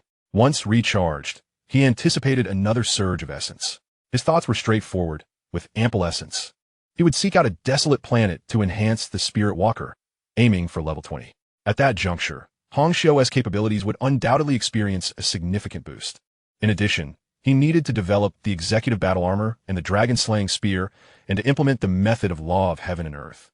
All of these tasks required swift completion, ideally before reaching the 5th tier's perfection. While enjoying their privileges, executives also had responsibilities. Those at the lowest echelons were required to complete a task annually. Naturally, there were numerous intricacies involved. Those with power could finish their tasks in a matter of days, while the less fortunate might toil for months or even a year on a single assignment. It all depended on the strength of one's connections. In this regard, Bai Jing believed himself to be in a favorable position, as he should be able to choose his own tasks, granting him considerable operational flexibility. His sentiment was clear: action was imperative. To put it bluntly, what they referred to as task execution was little more than sanctioned embezzlement. What could one accomplish with annual subsidies of 1 or 200 million? Those pampered criminals were all quite affluent. During task execution, one could easily pocket several years' worth of wages. This had long since become an unspoken rule among executives, even affecting his mentor, a silver badge executive. Such circumstances were unavoidable. Indeed, failing to partake could render one an outcast. Alas, why must I be coerced? I simply wish to be an upright and just executive. Coupled with the presence of ship girls, the parasitic elements within the alliance appeared to him akin to walking naked, an opportunity to maximize benefits. He would not call this theft. Rather, it was an act of preemptive consumption, aimed at contributing more to the alliance. Having already briefed his senior sister, Bai Jing was not disturbed aboard his ship and continued his meditation on the Cave Heaven Sutra, further enhancing his abilities. Days passed in this manner. As usual, Bai Jing opened the buff page to test his luck for the day. Essence has been deducted. You have gained a temporary buff that enhances experience acquisition efficiency by 100. Essence has been deducted. You have gained a temporary buff that increases speed by 20. Detected that you have randomly activated this effect 10 times. Would you like to consume 10,000 essence to lock in this buff? Finally, a successful outcome emerged, though it was no easy feat. He grumbled as he consumed the 10,000 essence to solidify the 100 experience efficiency. With the lock-in successful, a mid-tier experience elixir buff was instantly added to his panel. This time, the consumption escalated from 10 essence to 100 essence, yet the duration remained unchanged at 24 hours. Having acquired this buff, he felt ready to commence. Bai Jing sensed the torrent of inspiration surging within his mind, eager to begin. However, upon noticing Hong Xiu engrossed in her studies, a bold idea took shape. Could it be that a data entity could also receive a buff? With determination, he decided to attempt it. As the thought formed, a prompt appeared before him. Would you like to increase Hong Xiu's experience acquisition efficiency by 50? Holy cow! Holy cow! Holy cow! Bai Jing exclaimed repeatedly, drawing the attention of the studying Hong Xiu, who looked up in confusion. This was genuinely remarkable. He marveled inwardly. Approaching the projection of Hong Xiu, he raised a hand under her curious gaze. I declare, you shall be clever and astute. I proclaim, you shall be diligent and eager to learn. As he uttered these words, the effects of both the basic and intermediate experience elixirs were instantaneously conferred upon Hong Xiu. Chapter 158, the first step completed. Hong Xiu? Her attractive face furrowed, her eyes fixated on Bai Jing. Have you ascended to divinity? After much hesitation, she managed to utter this question. In her view, achieving such a feat could only be accomplished by one possessing divine authority. Moreover, the boon Bai Jing had bestowed upon her was of an exceedingly formidable nature, elevating her status to a higher echelon. Such an accomplishment was likely beyond the reach of even ordinary deities. In an instant, her gaze toward Bai Jing shifted from astonishment to complexity and then to apprehension. Am I obsolete? Will I be cast aside? Will my inheritance be withheld? Sensing the fluctuations in Hong Xiu's emotions, Bai Jing felt a mix of amusement and exasperation. What a ship! Why so many inner monologues? He mused. Guess. He replied lightly. A gentleman must always maintain an air of mystery. I want to guess. I'm going to study. Please do not disturb me. A palpable sense of crisis enveloped her, prompting her to display a sign in the projection reading, Do not disturb, studying diligently. Bai Jing gently shook his head, amused. However, he did not wish to dampen her enthusiasm. A touch of urgency was beneficial. This world was anything but secure, and every bit of strength would serve as added protection. In the future, he could not possibly devote his attention to the minutiae of personal armaments and other cumbersome matters. What he needed now was not merely a vessel capable of clever repartee, but a comprehensive steward to manage those trivial affairs. A sense of urgency was advantageous. Bai Jing turned to leave. Observing his ship, it was evident that his senior sister had invested considerable thought into its design. Though not overly large, it was remarkably well equipped. Even a training room had been included, complete with gravity and real-time analysis capabilities to provide sound advice. Naturally, Bai Jing did not require such amenities. What he was about to undertake was likely unmatched throughout the entire alliance. Suppressing his chaotic thoughts, he took a deep breath. Thus, he would begin with the law of heaven and earth. This time, he only needed to take the first step, with subsequent refinements to follow. Who among us does not yearn to grasp the stars and pluck the sun and moon? As he entered a state of focus, both his golden elixir and celestial realm surged forth in unison. A tremendous reservoir of inner energy enveloped his body. Yet such a force would undoubtedly fall short of his aspirations. However, buoyed by an experience efficiency of 150, Bai Jing soon found clarity in his thoughts. Inspired by ancient cold weaponry, such as chainmail, scale armor, and even vine armor, through techniques of weaving and potion infusion to significantly enhance capabilities. His initial idea was whether he could weave his inner energy into a rudimentary form to don a new layer upon his battle armor. Thus, he resolved to attempt this endeavor. Bai Jing's goal was to experiment. As long as he could successfully document on the panel, the skill master would aid him in overcoming his predicament. With a single thought, threads of inner energy began to coalesce and intertwine, layer upon layer.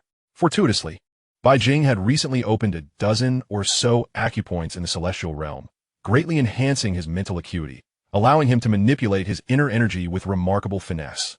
He swiftly completed the weaving on his hands, observing a layer of white inner energy covering his right hand, initially indistinguishable from ordinary inner energy. Yet, upon closer inspection, one could discern that the energy enveloping his palm was composed of countless strands, akin to fine hair, intricately woven together. Due to its high density, it appeared similar from a distance, yet the disparity within was as vast as the heavens. From what Bai Jing could perceive, his defensive capabilities had been substantially augmented. This weaving technique was sufficient to withstand a standard electromagnetic rifle. With ample inner energy, even when pressed against his forehead during automatic fire, he would remain unscathed. He was confident that, even against unenhanced infantry weapons, he could withstand the onslaught while fully enveloped. With the concept firmly in place, the next step was to have the panel acknowledge this as a new martial art. Bai Jing stroked his chin, once again summoning his inner energy from the dantian to continue weaving. As the energy spread across half of his body, he began to feel the strain, his mind teetering on the brink of overload. Even if he could create it, such a technique would not be accessible to the average practitioner. This half-body scale armor was akin to a powerful brick. To put it positively, it enhanced defense, but negatively, it was a trade-off for increased consumption. Any ordinary fourth-tier warrior would find their inner energy depleted in mere seconds, while he, with his boundless regeneration, could afford such extravagant use. He decided to take a break, intending to open more acupoints to bolster his reserves before continuing. Bai Jing muttered to himself, adding today as 150 experience efficiency to his training. With this enhancement, the speed at which he opened acupoints significantly increased. 13, 15, 20. He soon surpassed 20. His current inner energy reserves were nearly tenfold that of a perfected fourth-tier warrior, and, with superior quality, they eclipsed even some sixth-tier practitioners.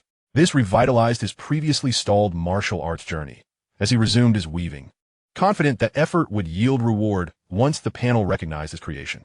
With ample mental energy and a continuous flow of inner vitality, the armor enveloping his body gradually took shape. Aside from its milky white hue, it bore no discernible difference from handcrafted armors. Days passed, and as he covered even the soles of his feet with inner energy armor, a prompt finally appeared before him. New martial art detected and recorded, unnamed. Success. Bai Jing's eyes sparkled with delight. Before he could navigate to the skill enhancement page, he felt as though his head had been struck. A deluge of martial arts experience surged into his mind, overwhelming even his formidable mental prowess, leaving him momentarily dazed. "Captain, are you all right?" Even Hong Xiao, who was currently studying, sensed something amiss and cast a concerned glance his way. In that instant, Bai Jing abruptly opened his eyes, his gaze radiant and startlingly intense. A smile of unrestrained joy spreading across his face. Not only was he unharmed, but he felt invigorated beyond measure. If his approach emphasized quantity, then the skill master truly embodied mastery, focusing on the superiority of technique. The same skill that required 100 inner energy for him would demand only 50 for the skill master, along with an additional 100 defense and 100 strength as a frontal buff. Please name your martial art. The prompt reappeared, and Bai Jing took a moment to steady his emotions, his gaze resolutely fixed on the newly generated martial art information. Chapter 159. The Terrifying Talent of Data Life. Name, unnamed. Effect, conjures a complete suit of armor. Description, through the technique of weaving, elevates inner energy to greater strength. Excellent. Bai Jing's eyes gleamed with enthusiasm. While the current effects might be modest, he understood the significance of a solid foundation. Without it, no towering edifice could rise. Now, he simply needed to click to open the skill enhancement page. As for the name, he whimsically decided on Overlord Armor. With that declaration, a prompt immediately followed. Naming successful. Overlord Armor recorded. A brief glance was all it took for Bai Jing to locate it within the list. As he had envisioned, he needed only to initiate it, with subsequent enhancements left to the skill master. The Overlord Armor had 3 optimization directions. 1. Strength. 2. Efficiency. 3. Range. This was the first time he could enhance a martial art across 3 significant dimensions. Strength was self-explanatory, efficiency related to consumption. Naturally, Bai Jing was most intrigued by the range. What transformations would arise from such optimizations? With this thought, he could hardly contain his excitement. After all, it would not consume many essences, so why not max it out? You optimized Overlord Armor once. Range Enhancement 1. You optimized Overlord Armor once. Range Enhancement 1. You optimized Overlord Armor once. Range Enhancement 1.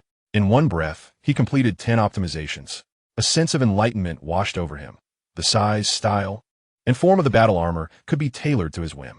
It could reach a maximum of 4 meters, resembling an ancient armored general proportionally enlarged. Excellent. He had been troubled about how to cover his executive battle armor, but 10 optimizations had resolved the issue beautifully. Pleased with the results, his gaze shifted to the other 2 options.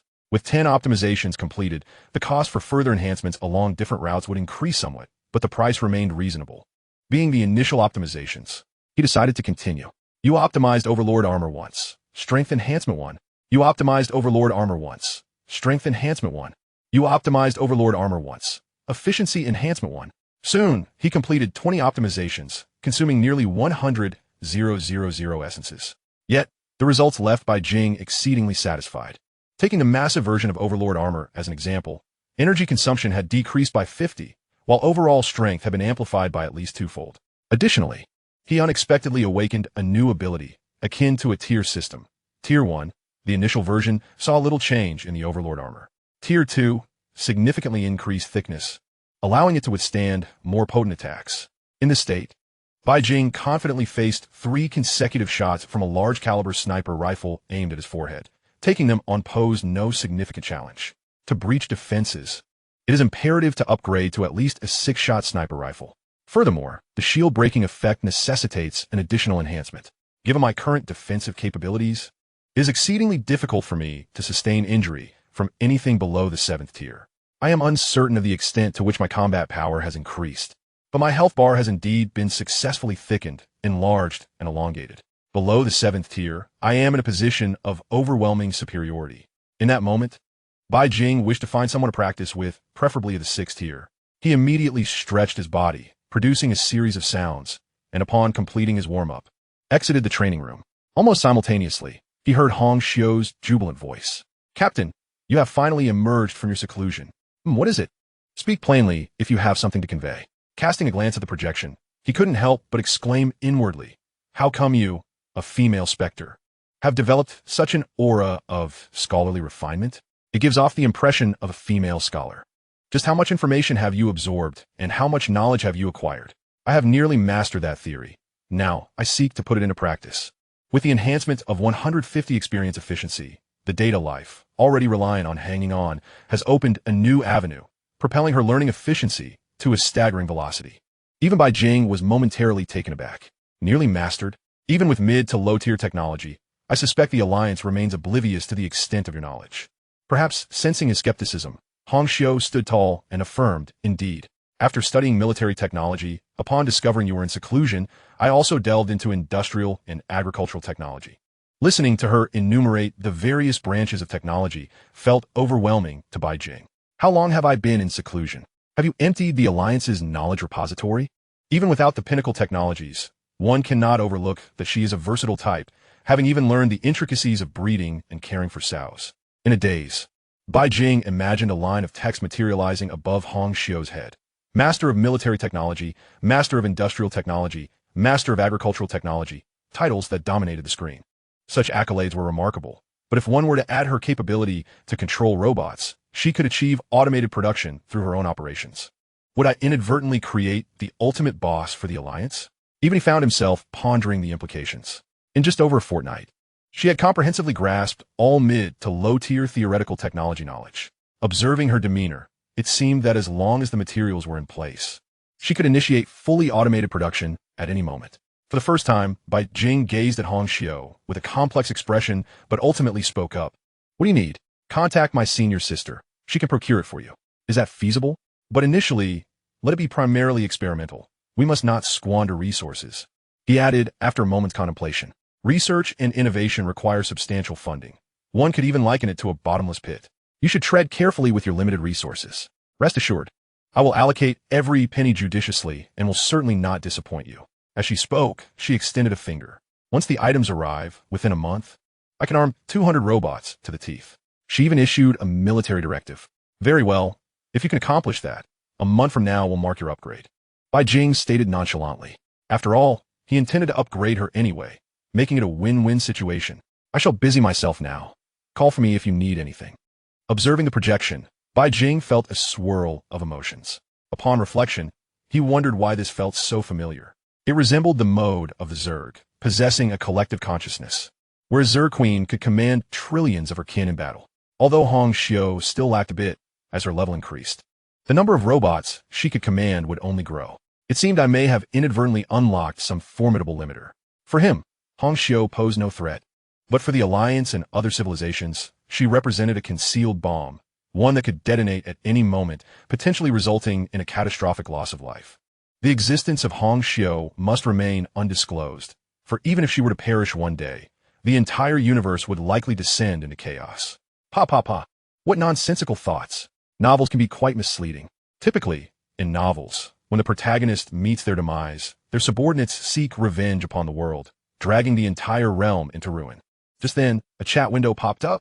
Upon seeing the avatar, it was his senior sister's. Chapter 160, Entertainment Star. Ji Shuiyao. Ji Shuiyao, what do you need these items for? She sent over a list. Bai Jing merely glanced at it and quickly understood. It contained a plethora of fundamental materials, diverse in variety and encompassing various domains. Hong Xiu was evidently preparing to construct her own production line from scratch. Otherwise, she wouldn't require such an extensive array of foundational materials. After scanning the total price, which exceeded 200 million, he deemed it a reasonable investment. He promptly instructed his senior sister to make the purchase. The sooner the items arrived, the better. Although uncertain of his junior brother's intentions, Ji Shuiyao utilized her connections to procure the items on the list. After completing this, she inquired, "Junior brother, don't just focus on training. Come out and have some fun, balance work and relaxation." Attached to her message was a photo. Bai Jing opened it and found it to be an unremarkable swimsuit photo of his senior sister. Despite being a swimsuit, she wore it in a manner reminiscent of a child. At that moment, Bai Jing also noticed that the spaceship had ceased its flight, docking at a spaceport. Through his current perspective, he could see a planet composed of 70 water. This was likely a vacation destination, primarily focused on entertainment. Splendid. The initial version of the celestial law is now taking shape. All that remains is to refine it with ample essence. Spending a day or two here posed no issue. It could be considered a holiday.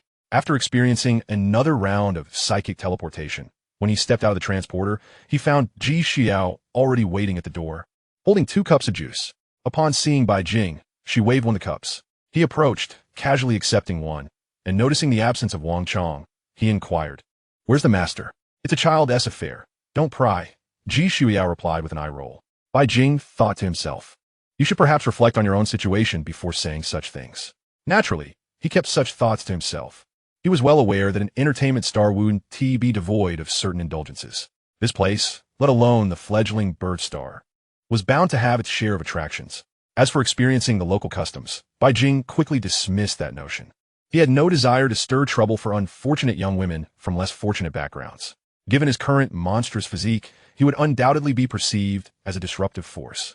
"Junior brother, the energy core you requested should arrive in a couple of days," Ji Shuiyao, basking in the sunlight, reminded him. This revelation sparked excitement in Bai Jing's eyes. He now yearned to return to the original route, awaiting the arrival of the energy core, and then seeking an opportunity to visit a remote planet to assist Hong Xiao in amplifying her capabilities. Thank you, senior sister. Should you require any assistance, do not hesitate to let me know. I am more than willing to help, he replied with a courteous remark. However, this time, Bai Jing was taken aback to see his senior sister sit up. You know, I actually do have something I need your help with.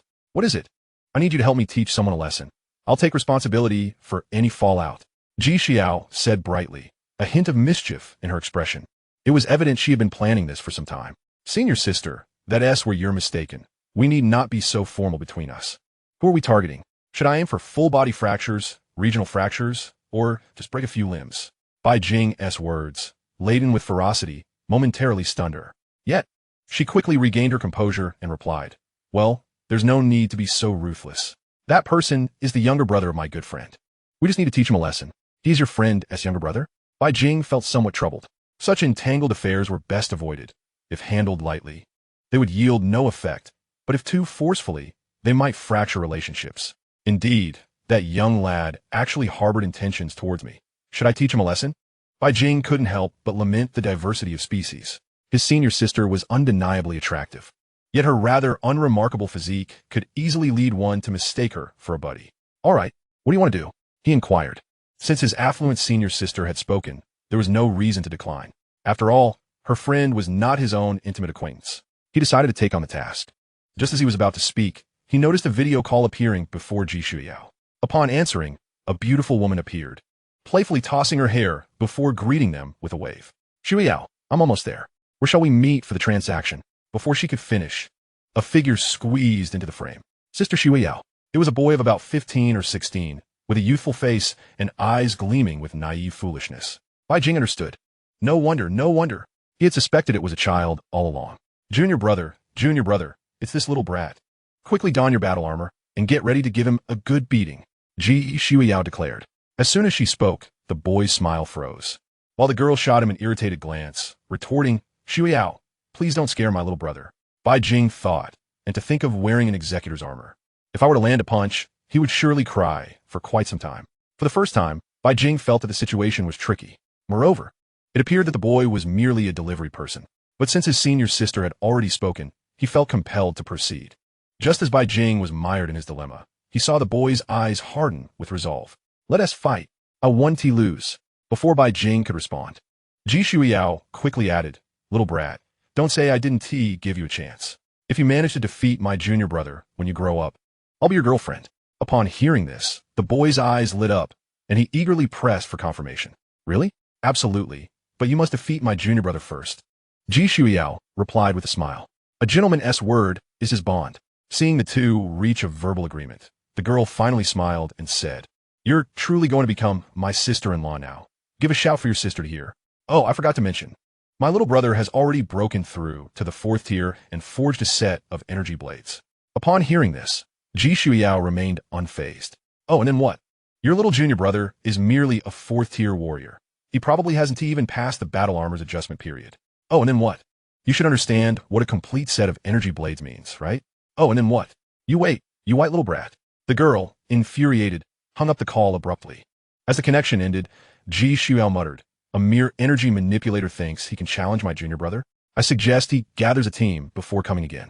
She understood better than anyone the extent of her junior brother's strength, not to mention a 4th tier warrior. Even a 5th tier energy manipulator equipped with matching energy gear would struggle to defeat her junior brother. This led both parties to believe that victory was assured on their side. Bai Jing, having overheard the conversation, felt a spark of interest. An energy manipulator and one fully equipped at that. He had never fought against such an opponent. It would serve as a valuable experience. After calming down, Ji Xiao felt a twinge of regret, not out of fear of losing, but because she sensed the deal was rather lopsided. She had put everything on the line, while the other party had offered nothing in return. However, a smile soon graced her face as she felt the plan was viable. Chapter 161. Please respect your opponent. The next day, Bai Jing was dragged along to pick someone up from the airport. They did not wait long before the energy jumper lit up and then extinguished. A group of people emerged, with Ji Xiao's friend at the forefront. Hey, over here. Ji Xiao waved and called out. The group made their way towards them. As they drew nearer, Bai Jing could clearly see the newcomers. The lead figure stood approximately 175 meters tall, with a commanding presence, and a face that rivaled even the beauty of Hong Xiao, exuding an air of sophistication akin to that of an alluring mature sister. Even Bai Jing couldn't help but steal a few glances. Just as he was about to look a third time, he was blocked by another figure. "Are you the stumbling block on my path to love?" A somewhat childish voice rang out. Following the sound, he saw the boy with the clear, naive eyes. Stumbling block? A strange expression crossed Bai Jing's face. What an impolite little brat. "Today, I'll show you what a chasm truly is." "Yes, a stumbling block," the boy earnestly replied. But before he could finish, he received a light slap on the back of his head. A sultry voice followed from behind. "Xiao Hao, who taught you to speak like that? Apologize." The mature sister, appearing somewhat apologetic, nodded while pressing down on her brother's head to prompt an apology. It was evident that the older sister possessed a formidable bloodline suppression. Despite his unwillingness, the boy complied and apologized. "I'm sorry. Bai Jing didn't mind much," he thought. "Just a mischievous kid. A good beating later will suffice. No need to nitpick." He smiled and nodded, as if to accept the apology. Meanwhile, Ji Shuiyao took the opportunity to introduce them. "This is my junior brother, Bai Jing. This is my friend, Lu Ruyan, and her brother, Lu Ruheo." As soon as she finished speaking, Bai Jing abruptly looked up and instinctively exclaimed, "Who?" "My friend, Lu Ruyan."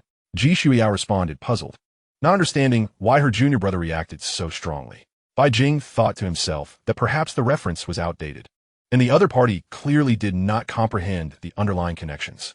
Yet, one could hardly deny that the Empress Ruyan had experienced poverty, wealth, ruin, love, hate, and malice.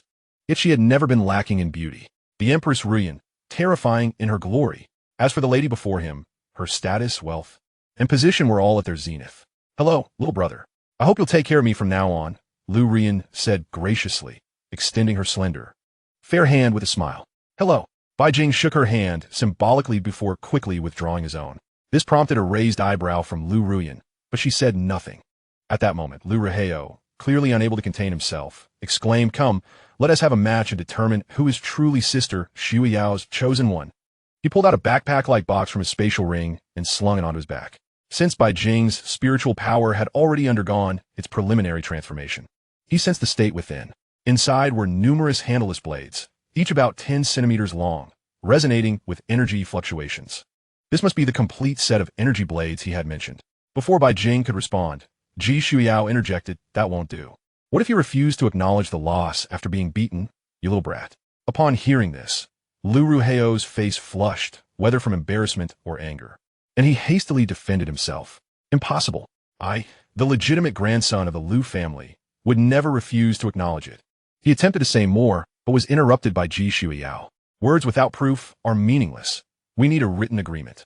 She waved the paper in front of him. Without giving him a chance to inspect it thoroughly, she handed it to Bai Jing. "Junior brother, please sign first." Bai Jing looked at the pen being offered with a sense of resignation, but still signed and pressed his handprint beside it. After completing the signing, Ji Xiao didn't rush to give it to Lu Ruheo. Instead, she said, "Little Hao, think carefully before you sign. Once you do, there is no going back. Even if you end up crying, Sister advises you not to act rashly. You'll still be able to call me sister after you lose." In the fervent years of youth, one is hardly capable of withstanding such provocations. In a moment of impulsive enthusiasm, I readily acquiesced. "I will sign." Naturally, my confidence in my own abilities was the primary motivator. To my surprise, Lu Ruyan did not intervene. She merely observed with a bemused smile. The signing was swiftly completed, and my handprint was affixed. Lu Ruheo intended to hand the contract over, but was promptly rebuffed. "Hold on, let your sister sign first. I do not fully trust you. Little rascal, if you lose, she can still hold you accountable." "Shui Yao, that's a bit excessive. After all, he's my younger brother. Can you show a modicum of decency? Less chatter, just sign behind your little brother as a witness." Ji Xiao remained silent, her demeanor suggesting that without her signature, the contract would be deemed invalid. "All right, fine." Reluctantly, I glanced over the contract, and since it was with a close friend, I found nothing suspicious and promptly signed it. Upon receiving the contract, my senior sister promptly stored it away and cheerfully announced, "Let us move. The venue is already reserved. You two finish your match first, and we can discuss the rest later." I had intended to inquire about my energy core, but before I could voice it, I was whisked away. This time, it was just the four of us. The others had been sent back to the warship by the Lu siblings. As Bai Jing and I entered the combat chamber, Ji Shuiyao approached her friend. "Sister Ruyan, What do you think of my junior brother? Just a child. What else is there to say? Lu Rian replied nonchalantly. Being the eldest among her circle of friends at 26, she was only 2 or 3 years older than Bai Jing. You're not that young. There is hardly a significant age gap between you two, and, as the saying goes, affection blooms over time. What do you mean? Hearing this, Lu Rian looked at her curiously. Nothing, you'll understand shortly. Mystified, she glanced back at the large screen, where both sides had now entered the combat chamber.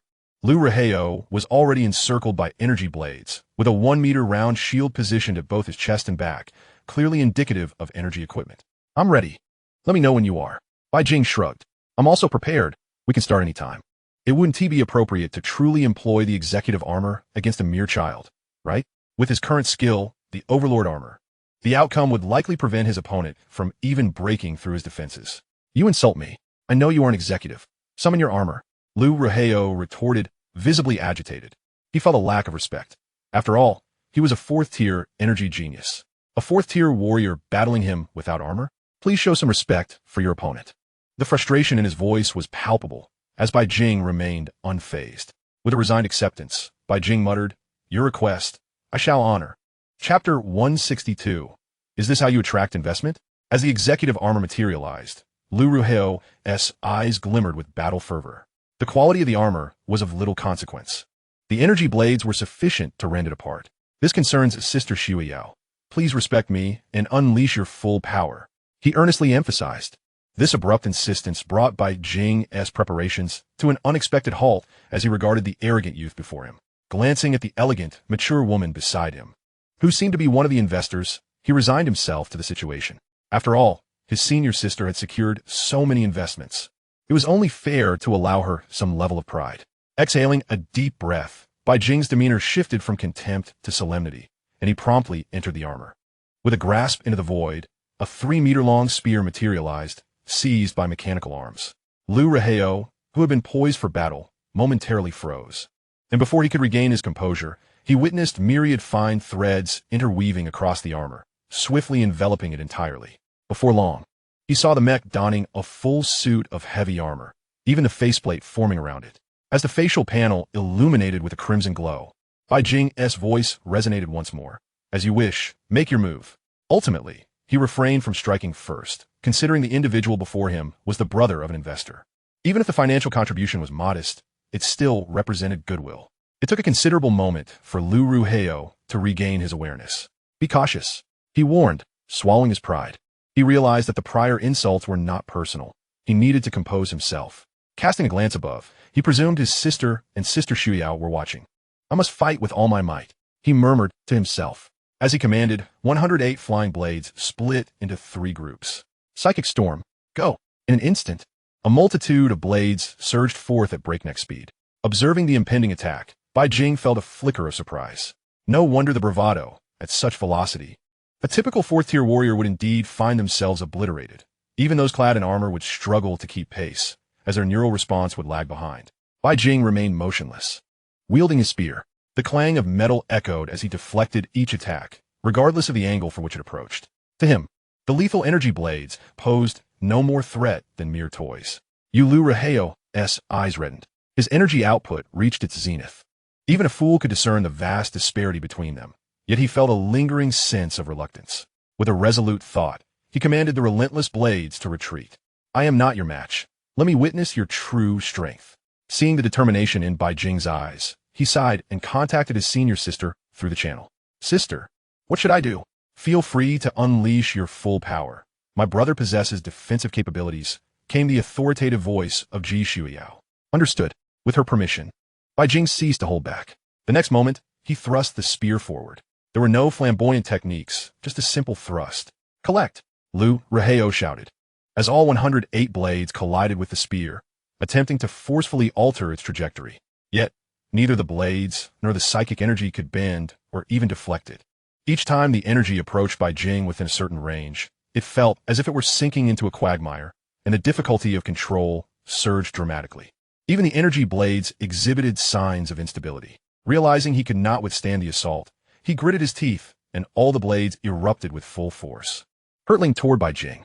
At that moment, The spear effortlessly pierced through 2 layers of energy shields, encountering a resilient barrier that halted the advance of the spearhead. Observing the incoming onslaught, Bai Jing retracted his spear and swept it across, obliterating all the flying blades. The battle had reached its conclusion. Bai Jing's voice echoed, revealing Lu Ruheo seated in despair upon the ground, having felt a profound sense of helplessness during the skirmish. At that moment, 2 figures entered the room. Brother, even if you win, our family will never permit you to marry Xiuyao. Losing now may be for the best. Focus on your training, and in a few years, we can find you someone better. Lu Ruyan consoled her dejected brother. Upon hearing this, Lu Ruheo seemed to be struck by a revelation. He sprang up from the ground. Losing is losing. Take good care of Sister Xiuyao for me. I'll stand by my word. At this moment, Bai Jing had already retracted his armor, finding the once arrogant youth less irksome. At the very least, he had not sulked or thrown a tantrum upon defeat. As Bai Jing pondered whether to offer some words of solace or clarify his own realm, he interjected, as long as you 2 siblings acknowledge the situation, Rian, let us not bother with choosing auspicious dates. As the saying goes, there's no time like the present. Let us head straight to the bridal chamber today.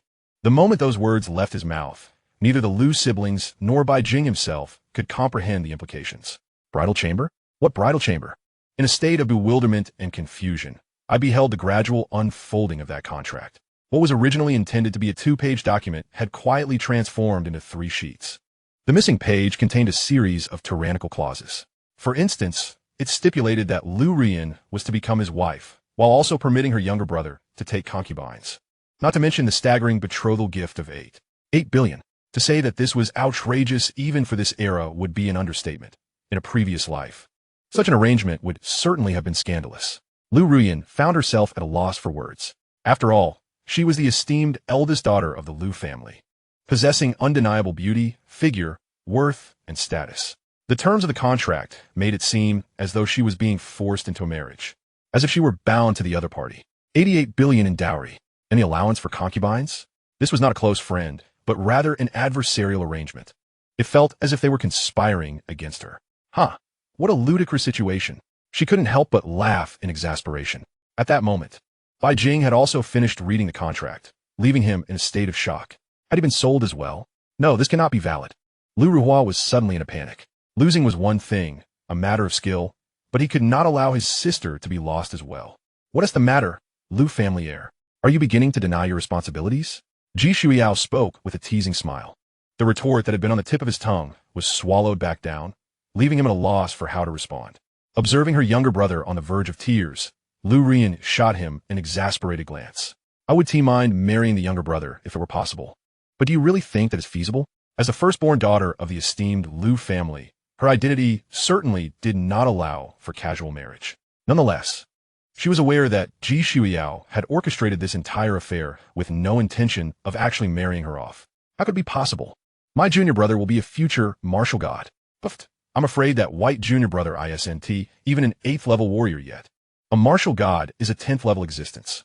Though unspoken, the implications were clear. We are close friends, and I will invest an additional 2 billion in white junior brother. This matter is henceforth null and void. After contemplating, Lu Ruyan said with a smile. Before her words could finish, a sudden flash caught her eye, and something shattered under the internal energy, turning to dust. What contract? I know nothing of it. You have a great eye. Investing in my junior brother will yield significant returns. Bai Jing, Lu family siblings. Chapter 163, Spirit Realm Voyager number 20. Bai Jing felt dazed. His senior sister's method of soliciting investment was somewhat unconventional. Suddenly, he felt that this money had become rather burdensome. Just then, a notification sounded. Your Alliance Bank has received 2 billion. Lu Ruyan evidently had no intention of defaulting, as she promptly transferred the funds. Upon hearing that the money had arrived, Ji Shuiao revealed a satisfied smile. Thank you, Sister Ruyan, for your generous support. Come, let us go out for a meal, and have my junior brother accompany us. I can't. I haven't even laid my hands on it yet. I've invested a total of 3 billion, and now I'm expected to accompany you? Hee. This time is on the house. Ji Shuiao waved her hand grandly. Observing that she was genuinely going to drag her off for a meal, Lu Rian interjected. Enough. We have matters to attend to. The items have already been delivered to the Iron Blood number 1. We can host you next time. You understand the military orders. She added as a final note, originally intending to persuade her to stay longer. Upon hearing this, Ji Shuiao's tone shifted. What a pity. Once you're done with your business, I'll treat you again. After a brief exchange, the Lu siblings hurriedly departed. Once they were gone, Bai Jing hesitantly spoke up. Sister, are we really doing this? No worries. Ruyin is a wealthy heiress. This amount is merely pocket change for her. Her family is the largest merchant in the alliance. With her commercial status, residing on the Imperial Star, her wealth could rival that of nations, and to describe it as such would be an insult. As far as I know, their family's enterprises span the entirety of the alliance, and even engage in contracts with the military. Sister, are there any uninhabited planets nearby? I wish to hone my martial skills. The energy core has arrived. It's time to upgrade the Spirit Realm Voyager, even if the deadline hasn't arrived yet. Would you oppose the boss distributing year-end bonuses early? Only a fool would refuse. Let me check the area. Ji Shuiao projected a map of the nearby star regions. Soon, she pointed to a planet. This is an abandoned mining planet, not far from here. Your spaceship can easily make the journey. Then inform the master. I will return in a few days. No problem, just be cautious. Sister, rest assured, I value my life. Bai Jing did not linger. He first returned to the Iron Blood No. 1 to obtain the energy core, then entered his spaceship. The previous conversation was, of course, not lost on Hong Xiao. By the time he boarded the ship, the destination had already been selected. Captain, we are ready to proceed to K031 mining planet. Do you permit departure? Granted. As soon as the words left his mouth, the energy core immediately supplied power, and the engines roared to life. Phew, takeoff, accompanied by Hong Xiao's excited voice. The surrounding scenery quickly receded. Bai Jing then took out the boxes he had just acquired. This time there were 5 boxes in total. Rather than unlocking them, he opted to have Hong Xiao forcefully crack them open. Soon, 5 energy cubes appeared, for low grade and 1 mid grade. That was all of them. Bai Jing wasted no time and immediately opted for recharge. Detecting energy cube, low. Recharging will yield 100,000 essence. Detecting energy cube, low. Recharging will yield 100,000 essence. Detecting energy cube, low. Recharging will yield 100,000 essence. Upon completing the recharge, 400,000 essence was credited to his account. His gaze then fell upon the sole mid-grade cube. Originally, Bai Jing intended to replace it on the ship, but now he believed that absorbing it for enhancement would be more suitable. He decided to recharge it instead. Detected energy cube, mid. Recharging will yield 2 million essence. Charge. With the conclusion of this recharge, Bai Jing's essence count reached a new pinnacle. Over 4 million. This should be sufficient for the Spirit Realm Voyager's metamorphosis. Of course, he was aware that Hong Xiao's transformation would not require a full 1 million essence. As for the others, Bai Jing planned to allocate them entirely to the executive battle armor, the Dragon Breaker Spear, and the Bloodblade Gourd. Throughout the journey, he pondered how to maximize profits. Captain, we have arrived. Hong Xiao's excited voice rang out. She seemed to anticipate something, while Bai Jing appeared oblivious, instructing her to find a calm area to land. As Sister had described, this was an abandoned mining planet, riddled with holes. Finding a clear patch, he said, "All right, stop pretending. Summon your true form." Sensing Hong Xiao's exuberant anticipation, he spoke directly. "At your command, the Spirit Realm Voyager has arrived." Almost simultaneously, a passage opened above, and a large ship emerged. As soon as it appeared, Bai Jing forcefully dragged it into the amplification furnace. "Let me see what changes the level 10 legendary traits have undergone," he murmured, already starting to click. Amplification successful, Spirit Realm Voyager 1. Amplification successful, Spirit Realm Voyager 1. Amplification successful, Spirit Realm Voyager 1. After 6 consecutive amplifications, it finally reached level 10. Glancing at his essence, he noted the expenditure of 500,000, which was acceptable. A thought crossed his mind, and an information panel opened. Name, Spirit Realm Voyager number 20. Traits, Energy System 3, Armor System 1, Internal Circulation System 3, Jumper 1. Spirit Realm Voyager 10, Mental Pollution 3, Spiritual Adaptation 3, Spiritual Manipulation 3, Spiritual Element 3, Life Drain 3, Evil Spirit Descent 3. Description: this is a ship capable of traversing 2 realms, navigating between matter and energy, and possessing formidable combat capabilities. This was merely the embryonic form of its skills last time. After this augmentation, it has directly transformed into a characteristic, reaching level 3. The efficacy of these abilities against the 7th tier remains uncertain. However, they are sufficient to obliterate any foe below that rank. The specific effects will depend on the application by Hong Xiao. The strength of the skill is significantly correlated with the essence of its host. Even in the absence of an 8th tier, it should rival the invincibility of 7th tier entity, Bai Jing surmised. Just as he contemplated unleashing it, he found himself irresistibly drawn to the material's repository once more. Having recently completed a metamorphosis, he could now select another extraordinary material. He wondered if the other party had been diligent during this interval. Then, Bai Jing's gaze fell upon a peculiar item. Name, Executor Spaceship. Type, Special Material. Quality, Epic. Description. This is a small spacecraft capable of interstellar travel. Epic quality? He had not anticipated that his modest vessel would possess such high caliber. Yet, this development posed a conundrum for Bai Jing. Its emergence signified that this was an augmentation material. Bai Jing was somewhat familiar with the restrictions surrounding epic materials. Within the entire alliance, they belonged to the upper echelon of quality. The spaceship's attainment of such a level could be attributed to the abundance of components and the incorporation of advanced technologies. Contemplating these aspects, he decided to explore the potential characteristics it might yield. If suitable, he would take the plunge. If not, he would simply retract his choice. With this thought, several options appeared before him once more. Chapter 164, Devour. In an unknown star domain, aboard a heavily damaged super battleship, a high priest had instructed, destroy everything that the guidance indicates. Will you defy the command? A towering orc clad in an unfamiliar golden battle armor bellowed, vehemently denouncing his comrades.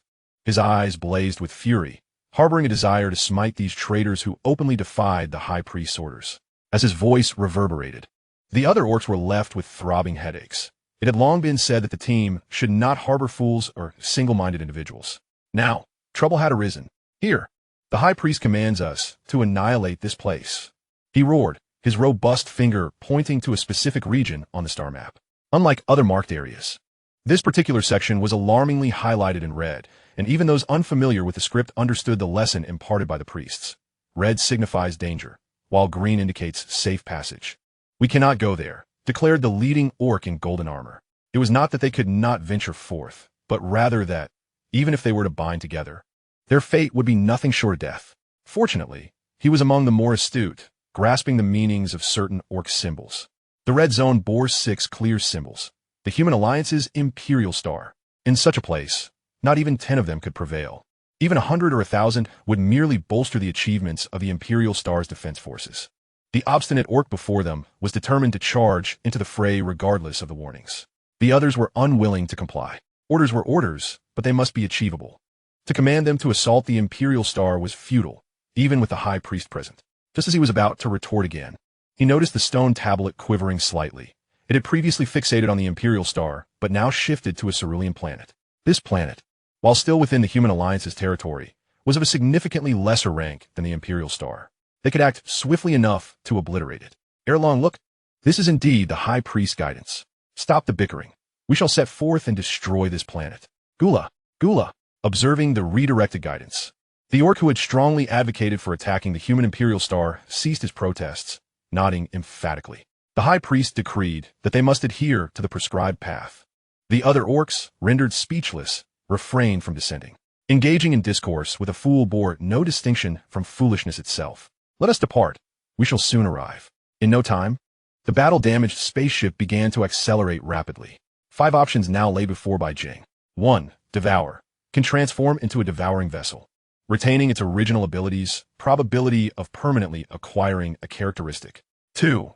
Mechanical spaceship. Completely forsakes spiritual energy, becoming a purely material spacecraft. Selecting this will relinquish spiritual characteristics, note, transformed into a proportionate technological product. 3. Heart of machinery. Significantly enhance affinity for machinery, possessing a greater innate talent for technological creation. 4. Mechanical ascension. Can imbue mechanical creations with a semblance of intelligence, note, the higher the technology level, the greater the difficulty of imbuement, but more wisdom may be acquired post-imbuement. 5. Assimilation. Possesses the ability to contaminate machinery, enabling other vehicles to acquire spiritual resistance, greatly enhancing resistance to spiritual energy with a small probability of generating sentience. What a remarkable array of choices befitting an epic material. Bai Jing marveled. Among them, he held the greatest optimism for mechanical ascension and heart of machinery. The former could potentially yield data life once more, while the latter could elevate Hong Xiu's already formidable technological talent to new heights. As for the fifth option, it resembled an electronic demon, the Hongxiu edition. It truly presented him with a considerable dilemma. He desired the other options as well, but alas, he could select only one. His gaze flitted back and forth among the choices. After several minutes of contemplation, he settled on option 1. Devour may not be the most potent choice, but it undoubtedly represented a divine skill for the future. As his strength continually grew, the essence required for each augmentation would reach astronomical numbers. In the current scenario, Devour could conserve a significant amount of essence and present the opportunity to acquire characteristics. However, that alone was not enough to sway his decision.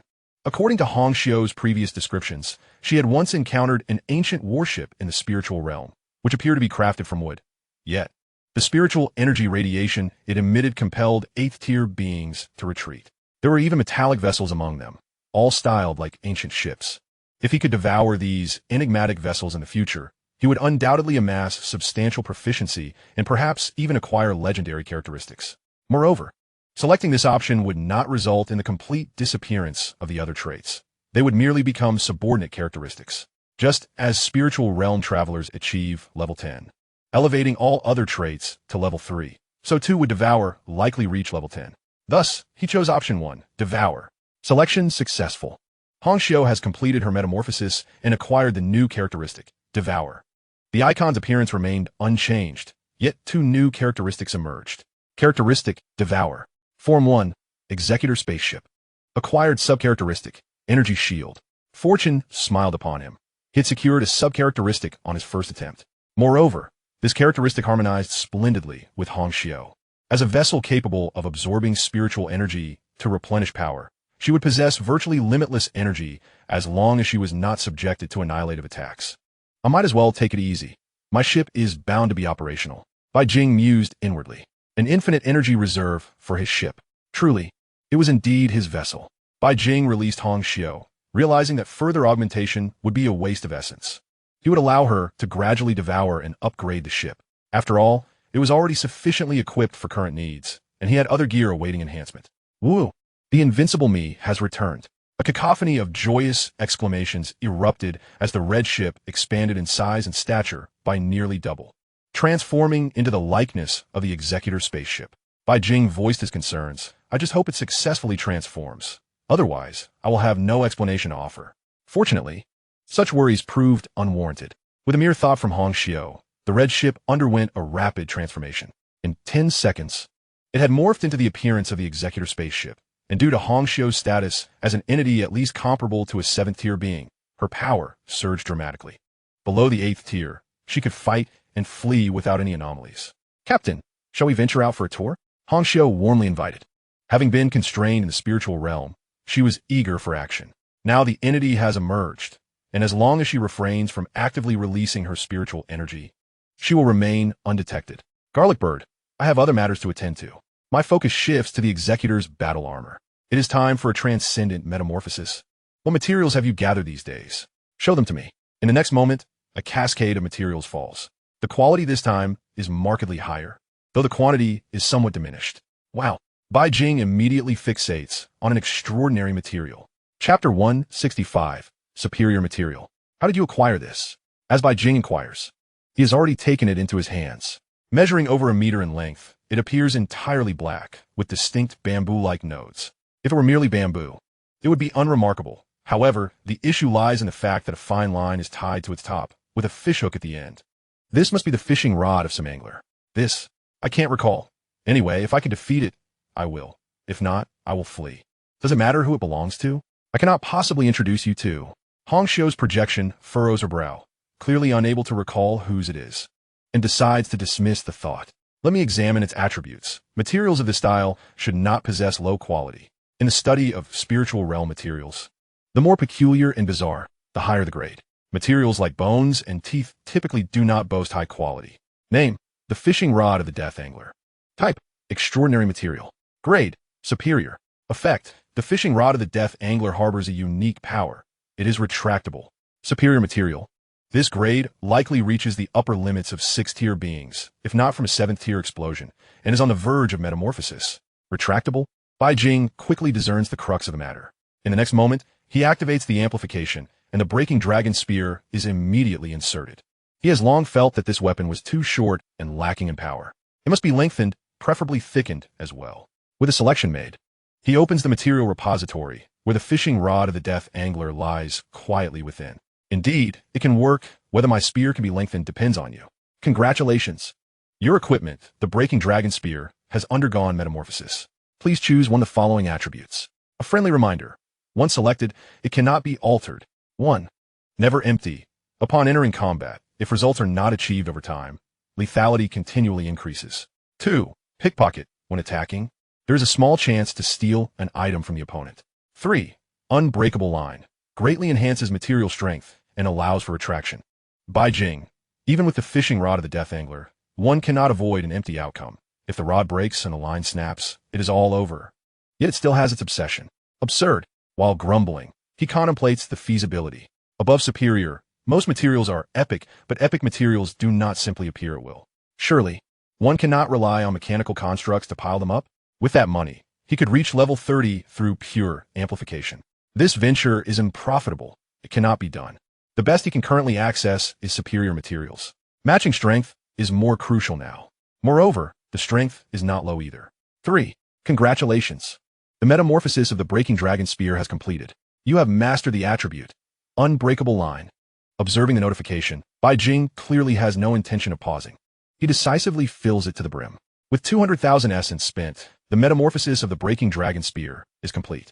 Name, Breaking Dragon Spear 20. Attributes, Sharpness 4.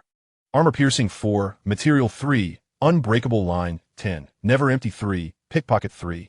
Description. This is a spear of exceptionally high strength that can retract freely. Bai Jing casually retrieves it. Originally a 3-meter spear, it has transformed to approximately 5 meters. The retraction effect is clearly triggered. Extend. Bai Jing immediately attempts to control it. With a mere thought, it instantly stretches to 200 meters, and it continues to grow. Perhaps due to the material's properties, the amplification speed accelerates after infusing internal energy. It only ceases to grow once it reaches a kilometer in length, which is the limit, even sacrificing some strength to achieve it. Shorten, with a change of thought, it reduces to 40 meters. He can vaguely sense that this is the optimal length. Although it has grown longer, the strength remains unchanged. A 40-meter spear. Quite impressive. He speaks with a hint of excitement.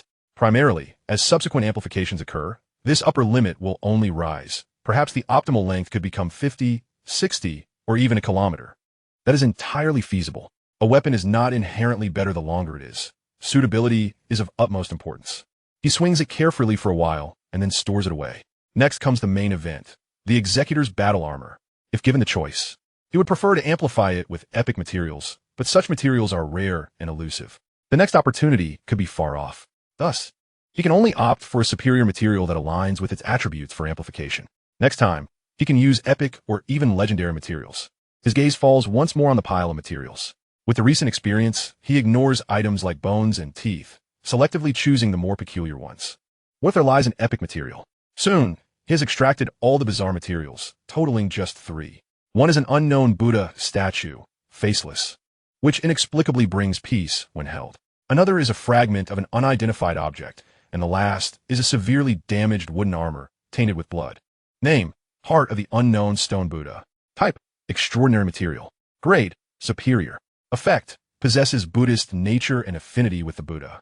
Upon seeing the message, Bai Jing nearly succumbs to the urge to toss the stone statue away.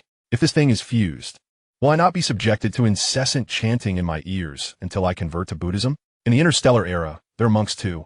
However, these monks are predominantly martial monks, and they belong to a significant old martial heritage.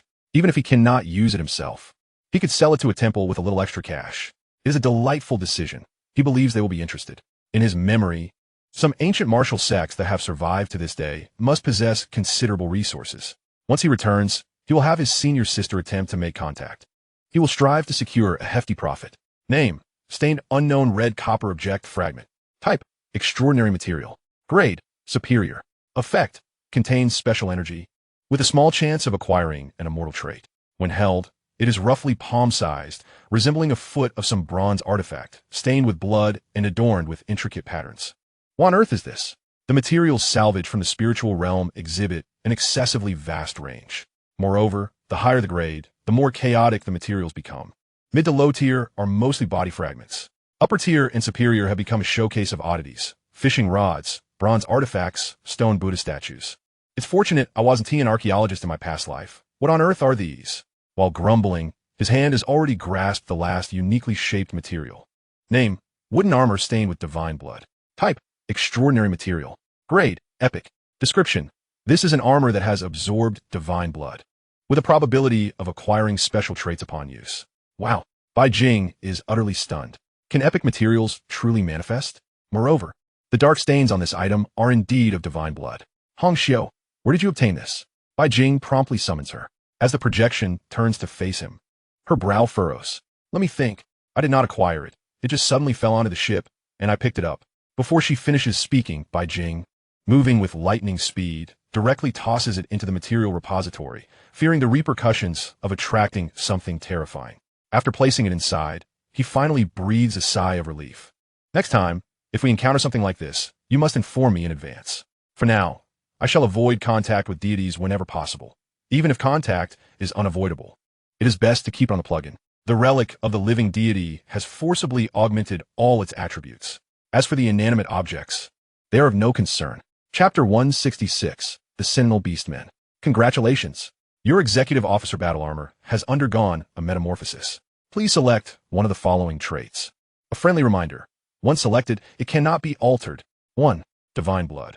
Upon selection, the battle armor possesses a wisp of an unknown deity's power. Effect unknown. Status unknown. 2. Battle Intent. Ignore any mental attacks below the 8th tier.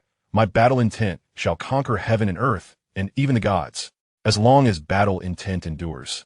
I shall advance unimpeded. 3. Indomitable. Significantly enhances all resistances to including attributes, psychic energy, divine power. Bai Jing did not expect that such an illustrious epic material would present only 3 options. It was rather intriguing. One could easily deduce that the 3 choices correspond to an unknown deity, the Godslayer, and the last one is likely an intrinsic characteristic of the wooden armor. It is precisely because it can negate divine power that it was utilized to forge the battle armor. Yet, it remains uncertain whether this Godslayer was successful or perished. Even if they did not succeed, they must have still inflicted harm upon the deity. Judging by the quality of the wooden armor, this individual is likely not a deity, but a lower-tier challenger. Battle Intent. It can enhance both attack and defense, equating it to a renowned blade. As long as the fire of battle intent burns bright, one can forcibly coalesce their body, making it unbreakable. Moreover, it can amplify both attack and defense. Your Executive Officer's initial model's metamorphosis is complete. You now possess the trait of battle intent. Once again, the augmentation was performed 10 times consecutively. The metamorphosis was completed swiftly. This time, the expenditure reached 600,000 essence, second only to that of the spaceship. Glancing at the balance, there were 90 left. Without further ado, he took out the Bloodblade gourd. No need for pleasantries. Let us max it out. 300,000 essence was poured in. Data refreshed. Trait: Bloodblade gourd 10. Effect: coagulate Bloodblade, concealed within. Quantity: 100,000 each. Perfect. With the completion of this significant augmentation, Bai Jing felt his posture straighten. Given my current configuration, I wonder if I could contend with a 7th-tier adversary. At that moment, a wary voice from Hong Xiao broke through the air. The captain is in trouble. An orc spaceship is approaching. No sooner had the words left her mouth than a dilapidated vessel, seemingly patched together with iron sheets, appeared on the screen. Orcs? Bai Jing was visibly taken aback. This is certainly not the outskirts. We are deep within the territory of the Alliance. How could there be orcs here? Though few in number, they were all at least peak 6th tier, with at least one at 8th tier and 1 or 2 at 7th tier. Soon, the internal situation of the spaceship was sensed. There were about 10 of them. Just then, a colossal figure appeared on the screen. A massive war spear hurtling toward the orc spaceship. Before the attack could reach, a figure burst forth from the vessel. As the two sides engaged, ripples spread through the air. Master, Bai Jing recognized the identity of the enormous mech. The orc, initially only 3 or 4 meters tall, rapidly expanded in size after disembarking from the ship, reaching 200 or 300 meters in the blink of an eye. Heavenly law manifesting? Bai Jing was momentarily stunned. He did not expect the orc to possess such capabilities. However, he quickly dismissed this notion. The manifestation of celestial law was improbable and likely derived from that peculiar force. Lost in thought, his master was already entangled in combat. Hong Xiao, we must leave. Bai Jing suddenly recalled something. His senior sister was still on that entertainment planet. First, We must rescue her, and then we can depart. As for his master, these orcs should not be able to hold him back, especially since this is Alliance territory. Reinforcements would arrive soon. His senior sister was the priority. Captain, I believe it is unnecessary, Hong Xiu interjected. Before Bai Jing could respond, a projection appeared. If they do not change course, their target should be this area. Bai Jing's first thought was that this mining planet had not been completely excavated, concealing some treasure. But he quickly sensed something amiss. The Orc Empire? This reminded him of the hatchling planet. The orcs' inexplicable appearance and sudden attack on a nurturing planet was unprecedented. Now, they appeared here without warning. It was difficult for Bai Jing not to speculate that they were targeting him, seemingly resigned to fate. Moreover, it was likely connected to that orc high priest. Damn it, all I wanted was to live a stable life, yet they forced my hand. His master was entangled in battle, and he could only rely on himself and Hong Xiu. At that moment, several figures flew out from the entertainment planet. Some were clad in bathing attire, while others still bore remnants of foam. Yet all directly entered space. This indicated that these individuals were at least 7th tier. This left Bai Jing, who had intended to flee, momentarily stunned. Almost simultaneously, these individuals sprang into action. 2 figures charged forth, 2 concealed 7th tier orcs. Gula! These 2 orcs were evidently taken aback. How could so many powerful beings emerge from an obscure human alliance planet? Logically, 1 8th tier orc, 2 7th tier, along with 10 peak 6th tier, should be enough to sweep any non-governing planet. Yet now, they faced an unknown planet with a silver insignia executive officer and 3 7th tier warriors. If it were not for the assurance that this was a green safety zone, they would have thought they had taken a wrong turn. Let us go. Observing the battlefield blocked by their companions, the remaining golden-armored orcs chose to pilot their ship toward the designated target. 1 7th tier attempted to intervene, but was desperately held back by 2 orcs, forcing him to relent. After all, there were no 7th tier individuals left aboard the ship. And, at the 6th tier level, as long as it wasn't a nurturing planet, every normal planet would have plenty, even if they ventured to other planets. These orcs would find no advantage. They decided to first join forces to deal with these 3 foes. Hong Xiu, there are no 7th tier foes inside. Even if there were, I could handle them. All right. They are too arrogant. Watch me don my armor. Having just completed a wave of upgrades and still eager for a sparring partner, he did not expect the enemy to come knocking so readily. With Hong Xiu providing cover, there was no reason to flee. The executive officer battle armor was summoned. As he reclined within, he immediately entered a special state, as if countless voices roared in his heart. Crush them.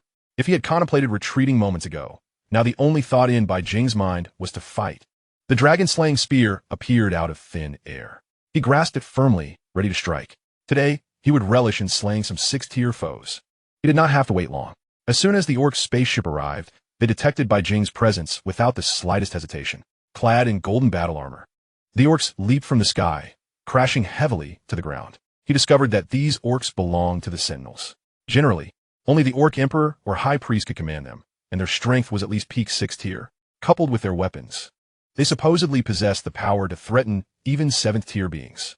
Upon reviewing the intelligence provided, it was no wonder. He had wondered why he had not learned about them. It turned out they were of Sentinel level. Such elite forces existed even on Imperial planets. Chapter 167, The Defying Trait of Opportunism. The Sentinels are dispatched here. Bai Jing was rendered entirely speechless. Perhaps, in a past life, he must have unearthed the ancestral grave of some orc high priest. How could they possibly track him down? The Human Alliance executive officer of Black Iron grade was scrutinized dismissively by a burly orc. Fools, go eliminate that human. The rest of you, secure the treasures and find a place to install them. He began issuing commands while observing other orc sentinels producing irregular metallic amalgams. A mere glance was enough for Bai Jing to sense an ominous premonition. What are those orcs wielding? As soon as the question escaped his lips, Hong Xiu replied. A potent and formidable treasure, a bomb infused with an unknown power. If sufficient in quantity, it could obliterate a planet. Bai Jing mused. I had only known that this band of orcs possessed unreasonable technology. Now I witness it firsthand. That so-called treasure appears to be a chaotic amalgamation of metals. Yet it holds the capacity to annihilate celestial bodies. The Alliance has endured for so many years. Truly, it is quite pitiful. As for me, excellent.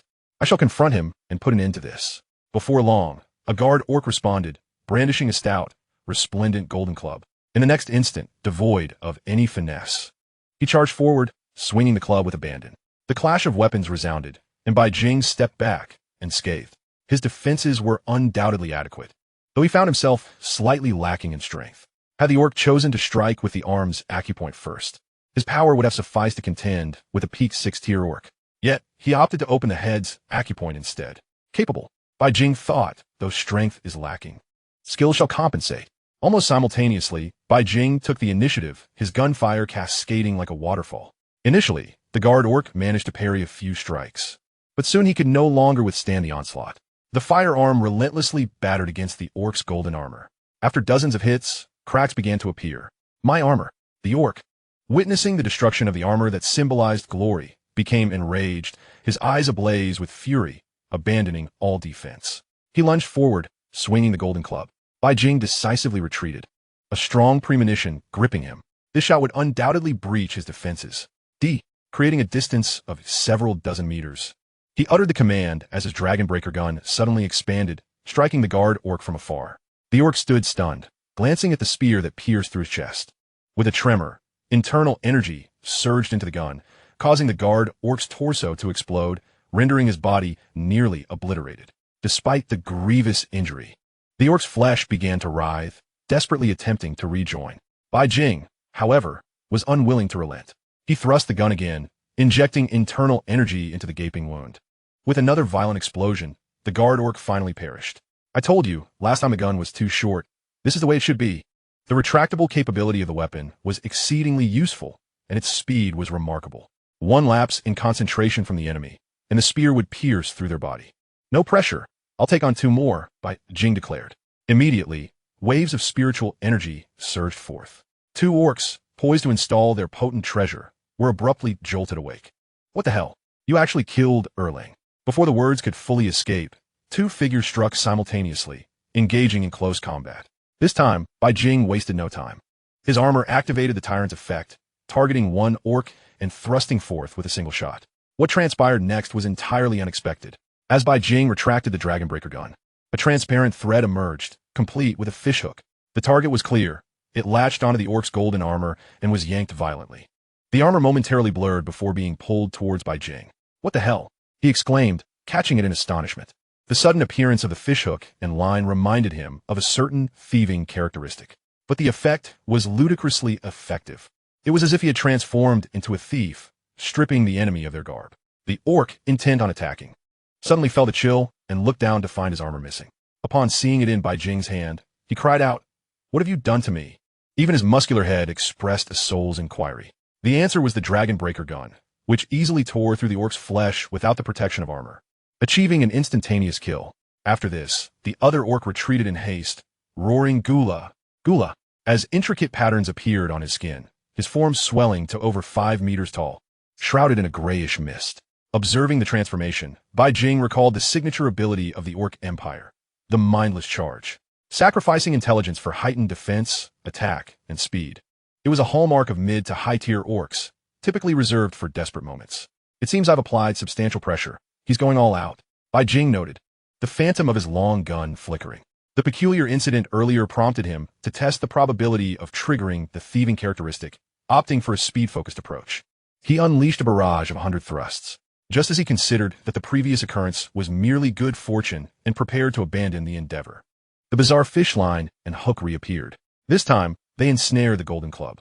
Though tightly gripped with a gentle tug from the hook, the club flickered and vanished. In Bai Jing's grasp, now lay the golden club. This ability is rather sinister. It seems to be a conceptual type, even if it pales in comparison to Hong Xiao. No conceptual ability is weak. In future battles, after a few hundred exchanges, the enemy might just flee in their skivvies. This trait is wickedly delightful. Bai Jing's eyes sparkled. Had he known the thieving characteristic was this overpowered, he would have chosen it without hesitation. Even if it meant sacrificing power, the joy would be worth it. At worst, he could spend another fortune to acquire a weapon. Regrettably, he could only utilize it passively for now, pondering if there were any death fissures in the spiritual realm. If there were, he could procure several more. In future battles, he would undoubtedly achieve great feats. With thoughts swirling, he executed nearly 100 more attacks. As the familiar fish line and hook reemerged, he once again completed the act of stripping the enemy bare. Without the protection of the orc's golden armor, even the grayish energy could not withstand the piercing of the dragon-breaker gun, leading to a shattering of the orc's heart and brain tissue. achieving a third kill. That skill is excessively overpowered. Hong Xiu, observing from above, remarked with utmost seriousness. What do you know, you ship? Bai Jing retorted, somewhat irked. How can that be considered overpowered? Moreover, this is merely the beginning. In mythology, there exists a bracelet far more domineering than this thieving characteristic. That one doesn't even require probability checks. Wait, what a brilliant idea. I should delve into this further. Bai Jing mused, recognizing the vast potential for enhancing equipment.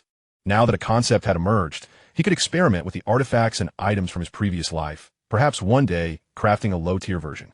Then, utilizing the enhancement furnace to max it out, it would essentially become the genuine article. I'm indeed a genius. Chapter 168. I believe it can be done. I shall seek an opportunity to test it. If successful, it would be a substantial gain. Silently taking note, he planned to experiment gradually. After all, the initial costs wouldn't be exorbitant. A few dozen or 100 essences were still within his means.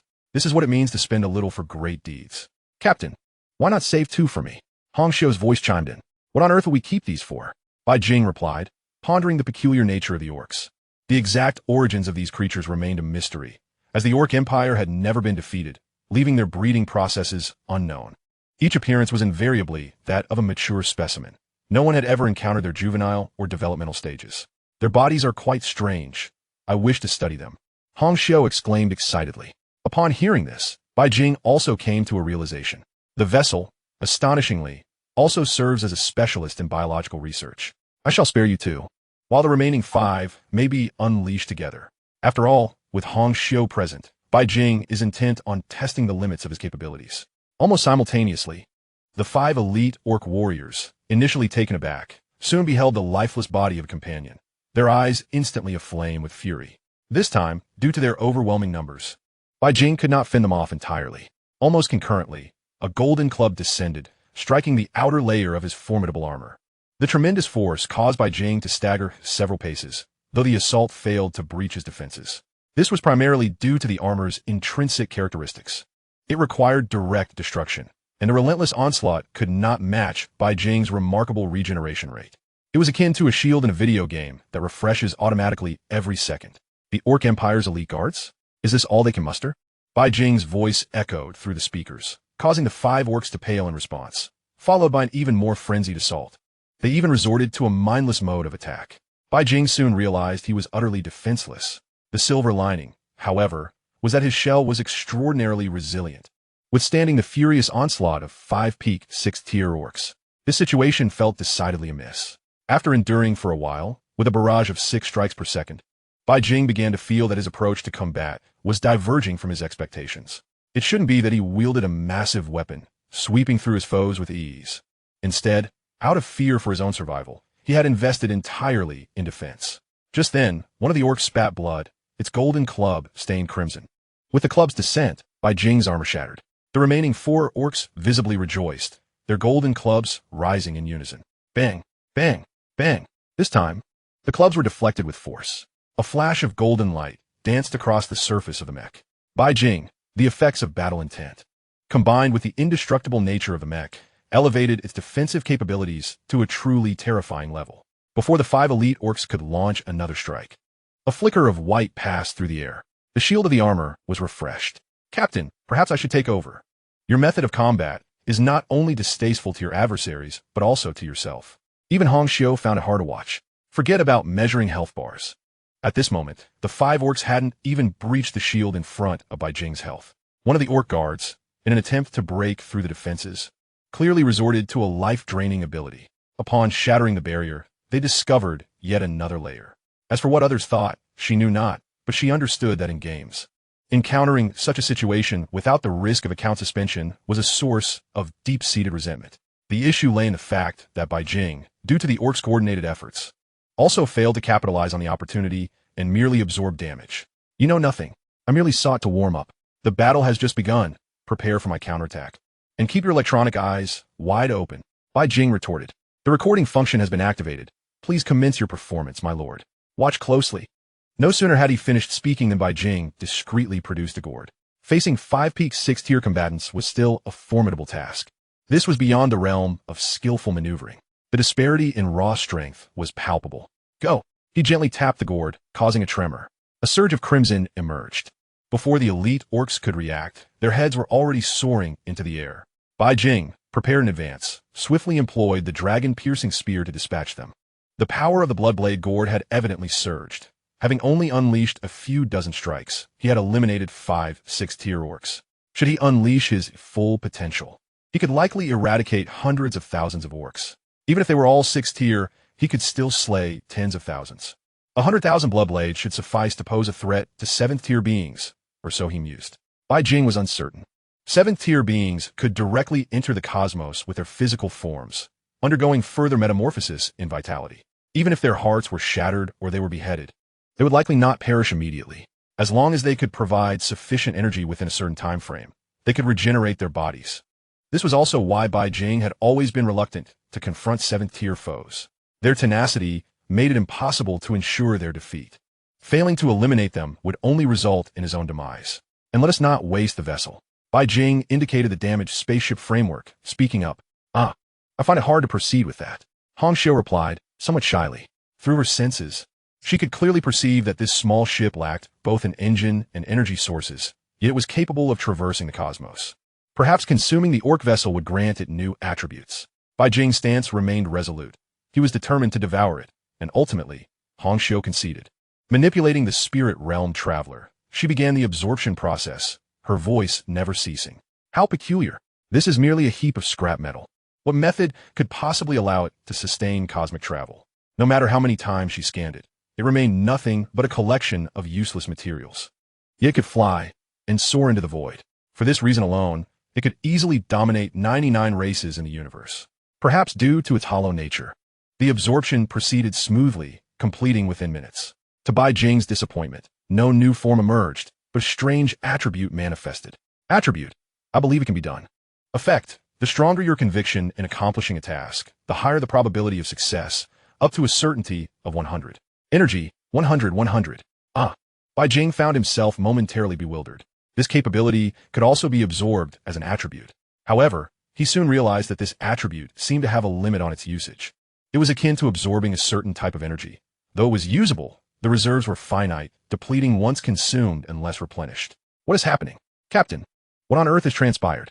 Am I somehow tainted? Hong Xiu inquired anxiously. Indeed, something fell off.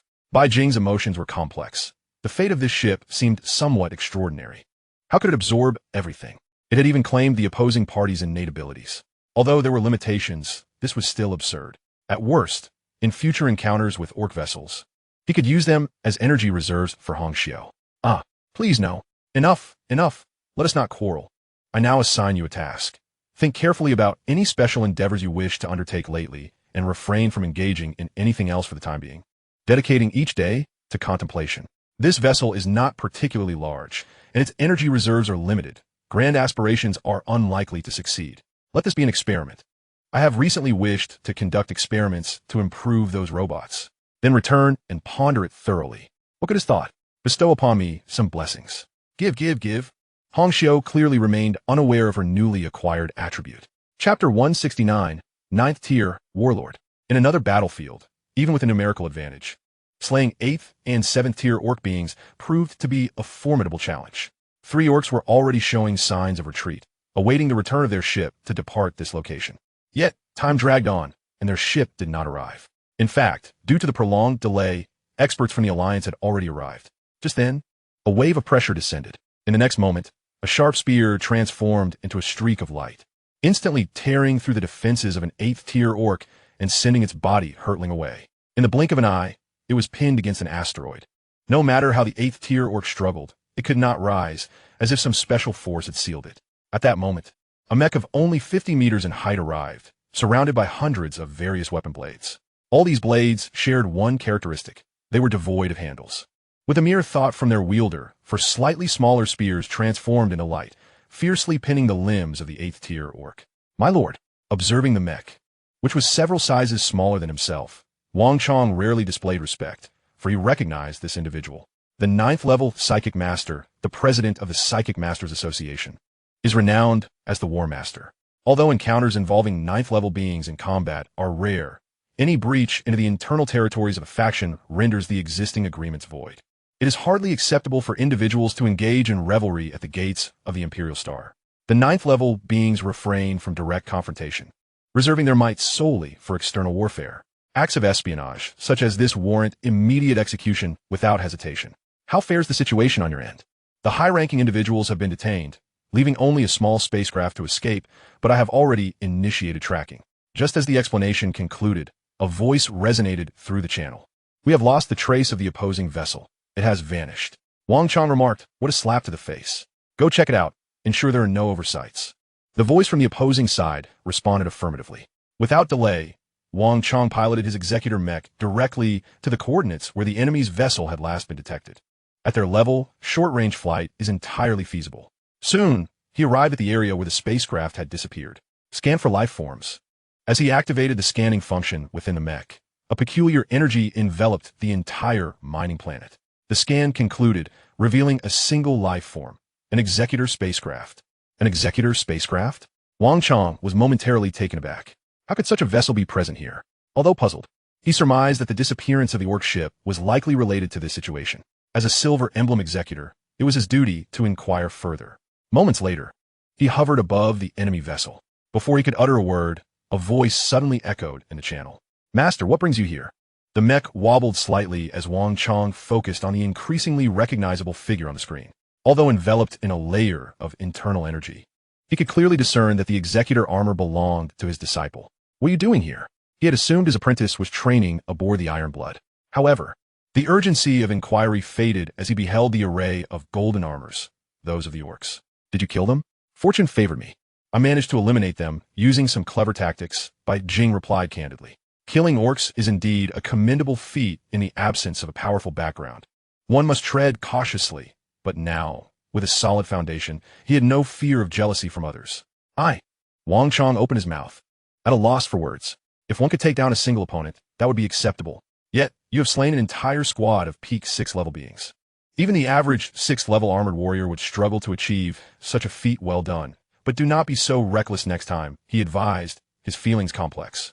The rapid advancement of his disciple's power left him bewildered. The higher one ascends, the more pronounced the disparities become. He only needed to remember one thing. This was his disciple. Even if there were secrets involved, it was only natural. Those who ascend beyond the 7th level are typically prodigies, each possessing their unique fortuitous encounters. As long as Bai Jing remains on the right path, he cannot be swayed. "I had no choice. They forced my hand," Bai Jing replied, somewhat exasperated. He had wandered far and wide, yet that so-called grand priest refused to let him be. "Enough of your lamentations. Return to your sister. A gift has been prepared for you there." Wang Chang gently shook his head. If others overheard this conversation, reprimands would be the least of his worries. "Master, I shall take my leave. Please handle matters here," Bai Jing said, having already stripped the golden armor from the orcs' elite guards. He planned to return and study it, hoping to replenish his energy reserves. After completing these tasks, he boarded the Spirit World Traveler and returned to the Iron Blood, eager to discover what gift his master had prepared for him. This young man's talents were becoming increasingly unfathomable. To this day, Wang Chang could not comprehend the means by which Bai Jing managed to slay a squad, severing 5th-level beings from their 6th-level counterparts. The absence of psychic energy fluctuations indicated that the 7th-level ring had not been utilized.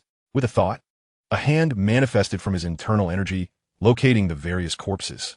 This one was slain by the Dragonbreaker spear. This one fell to a certain sharp blade. A cursory examination of the wounds yielded no discernible insights.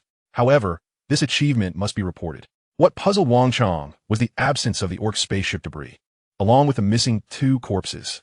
Naturally, such occurrences are not uncommon. The peculiarities of orc technology often result in their vessels or equipment losing functionality in a remarkably short time following a battle, reverting to mere scrap metal. It is also normal for corpses to sustain damage during combat. After addressing the matters at hand, he prepared to report back. The War Master awaited his return. He dared not linger, turning to depart. Meanwhile, aboard the spacecraft, Bai Jing discovered another object, a stone fragment. Upon his arrival, the stone fragment levitated, appearing to lock onto him. "What on earth is this?" "This is something I found within the orc vessel," Hong Xiu explained. "It bears the psychic traces of a powerful being, and the caster's strength is formidable. I am not its match." Gazing at the stone fragment, Bai Jing speculated that it was being used to track him. Chapter 170, The Gift. "That orc grand priest is quite formidable. Give me some time. If I do not raise the ancestral grounds of your orc empire, I shall consider my life wasted." Bai Jing fumed. This was the second time he had faced such a situation. Given the current circumstances, it seemed likely that further ambushes would ensue. Even a clay figurine would be enraged. Bai Jing felt an overwhelming surge of anger.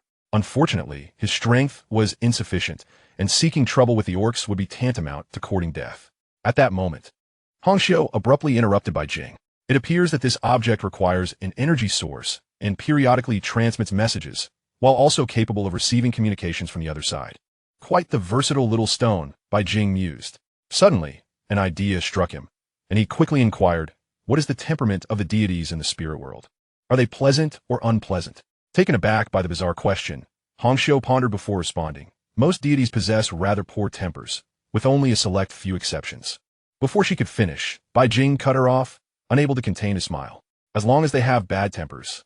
Do you realize that no deity's lair or divine realm requires excessive strength? Initially puzzled, Hong Xiu soon grasped his intent. With capabilities for positioning, tracking, and eavesdropping, no deity, regardless of temperament, would tolerate surveillance within their abode. The unique state of the spirit world enhances psychic effects. There is no concern about being unable to utilize it. In fact, while one may only scan 10 meters in the material realm, within the spirit world, the range extends to 100 meters, transmitting back information. As for tracking, there is no need for concern. Once it enters the spirit world, it cannot escape. Most importantly, all psychic entities possess projections within the spirit world. It is said that this is the essence of the soul. It is precisely for this reason that they can absorb and master psychic energy. Generally, psychics would not deliberately expose their positions due to the risk of being consumed or assimilated. I have encountered the divine realm of a certain deity before. Hong Xiu quickly recalled a suitable deity. Unlike others, this deity's realm is somewhat unique. Both he and his subordinates are perpetually in a state of slumber. It is speculated that he governs over sleep. Then give it a toss and see what happens. All right, I will give it a try. Hong Xiu did not refuse. Even if her strength was inferior to that of the orc grand priest, the whereabouts of that individual were uncertain. She effortlessly controlled the stone fragment. With a thought, a palm-sized portal to the spirit world materialized. Through the passage, a distant orb of light could be discerned, and in a fleeting moment, it seemed as though countless silhouettes could be seen within it. Yet, upon closer inspection, nothing materialized. At that very instant, Hong Xiu deftly manipulated the shard to soar towards the luminous entity. As it neared its destination, she hastily severed the connection to the passage. Success! Her voice quivered with excitement. That was the abode of the deities. The mere thought of her having sent a camera into such a realm was exhilarating. Splendid. 3 minutes this way, 3 minutes that way. May the orc high priest withstand the ordeal. Bai Jing murmured with a smile. Isn't it a pleasure to eavesdrop? I hope you capture the moment when you are struck. The closest proximity to the divine indicates that the time has not yet arrived. And should the god of sleep falter, it would be the true deities of the spirit realm. Perhaps in a few days, news will spread of the orc high priest's untimely demise at home. Today is indeed a splendid day, a truly glorious day. The previous frown vanished, and she could not help but hum a tune. Simultaneously, she approached the iron blood ship, eager to discover what her master had prepared for her as a gift. Sister, I have returned. Where are you? Almost concurrently, Ji Shuiyao's voice resonated. Wait on your ship. I shall come to find you shortly. Upon hearing this, Bai Jing decided to remain aboard her vessel. It wasn't long before Ji Shuiyao arrived, accompanied by 200 fully armed warriors. The palpable aura of battle surrounding them indicated they had just returned from the front lines. Sister, who are they? Bai Jing inquired, a hint of confusion in her voice. Let them introduce themselves, Ji Shuiyao replied with a smile. At once, a man, towering at nearly 2 meters and clad in high-end custom power armor, stepped forward. Standing tall with his legs planted firmly, he proclaimed in a booming voice, Greetings, young master. I am the commander of the 3rd Company of the 5th Battalion of the Ironblood War Corps, here to report to you, Bai Jing. Ironblood, this is her master's battalion. It is his private armed force. It appears this gift consists of 200 Ironblood warriors, all equipped with full gear. It would cost a fortune to achieve such a state in the outside world, easily surpassing several billion, even under various discounts. Bai Jing noted the formidable presence of 3 mechs, towering at 7 or 8 meters. Unlike the executive mechs, the military's mechs are subject to strict regulations regarding who can wear what level of armor. Aside from the majority of power armors, the commander level dons the Centurion model, while there are also ranks of 1000 commander, lieutenant, and so forth. Beyond these categories, there are specialized variants, such as the champion armor, reserved for those who have defeated an entire battalion.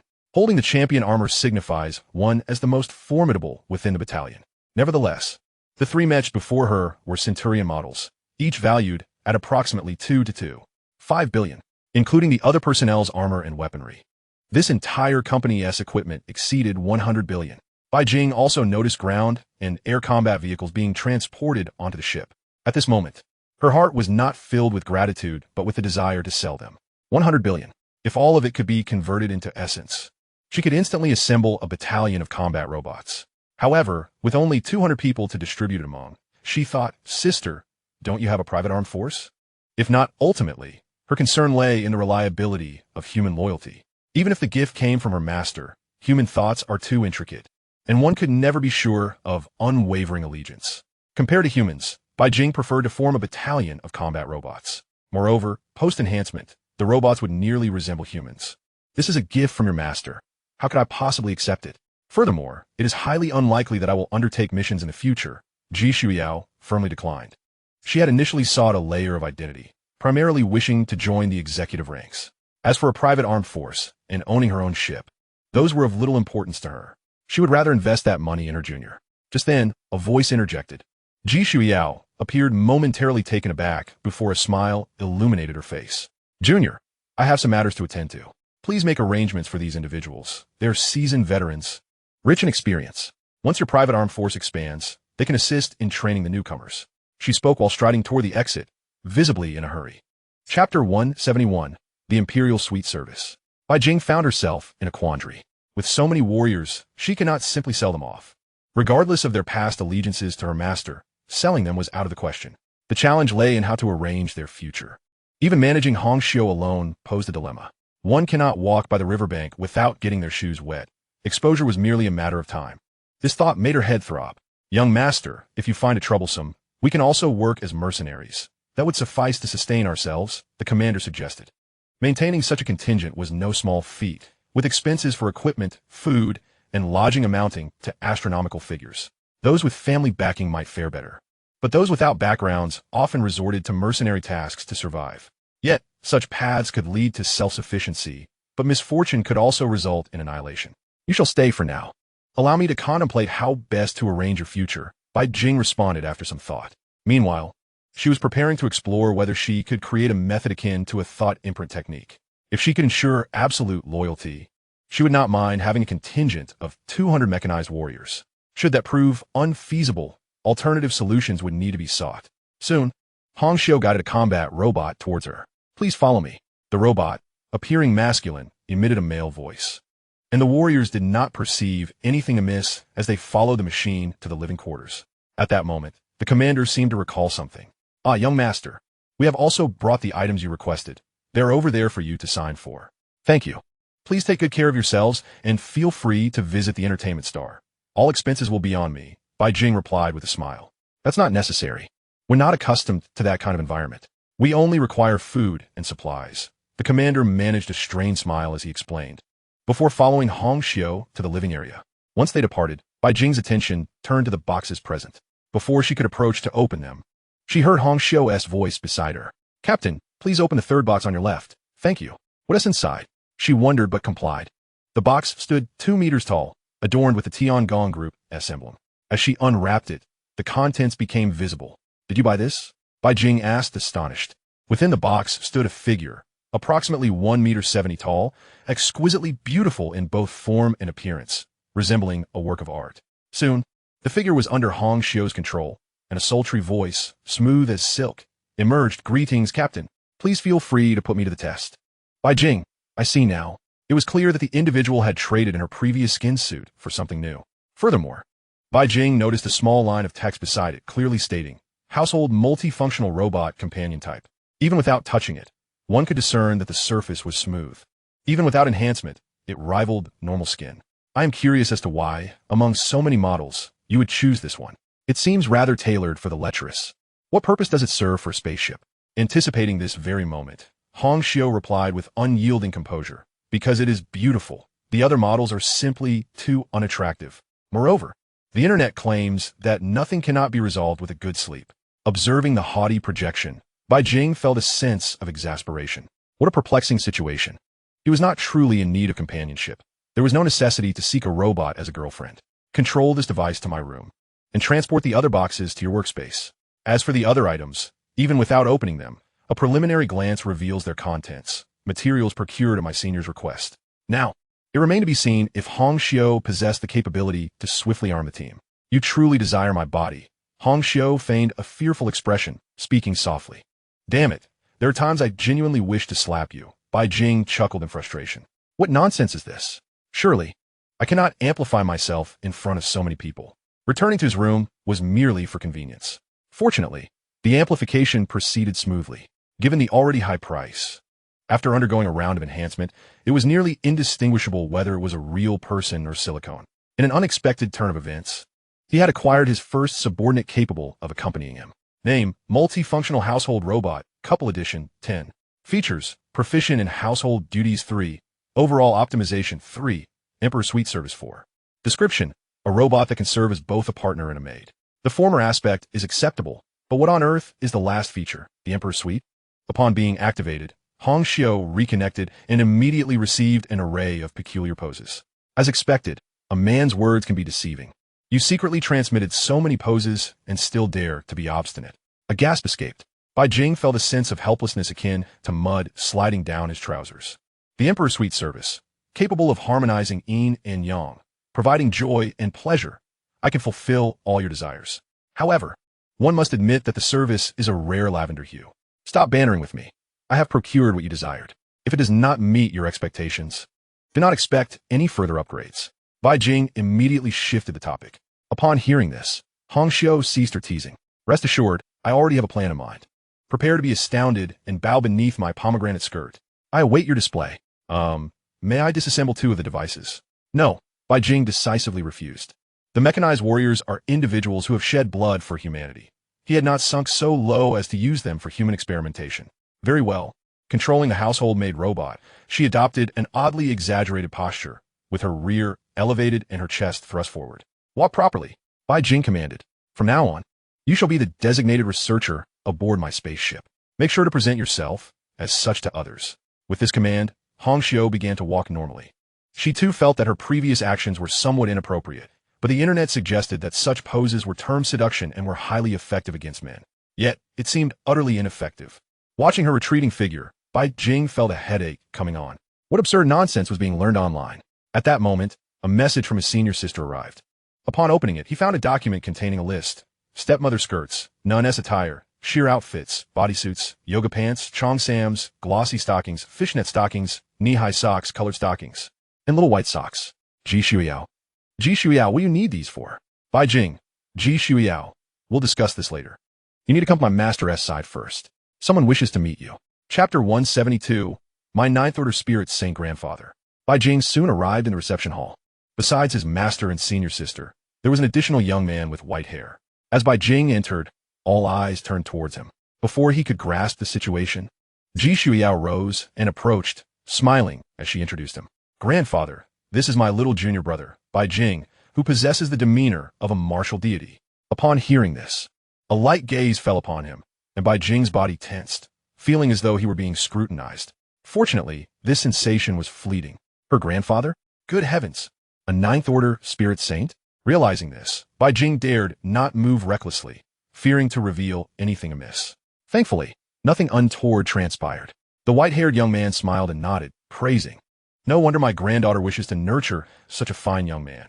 You are quite impressive, both in appearance and strength. His eyes sparkled with admiration. Even without engaging directly, he could discern Bai Jing's physical condition and recognize that he was not inferior to the current rising stars, Do Qiong and Lu Wu. In fact, in equivalent realms, those two paled in comparison to the individual before him. As a Ninth Order, he had encountered countless strong martial artists. Yet he had to concede that Bai Jing was indeed exceptional. Initially angered by the idea of nurturing a pretty boy, he had contemplated reprimanding them. However, now he felt that this union was acceptable. Greetings, grandfather. After a brief contemplation, Bai Jing called out. Addressing his senior sister's grandfather felt worthwhile.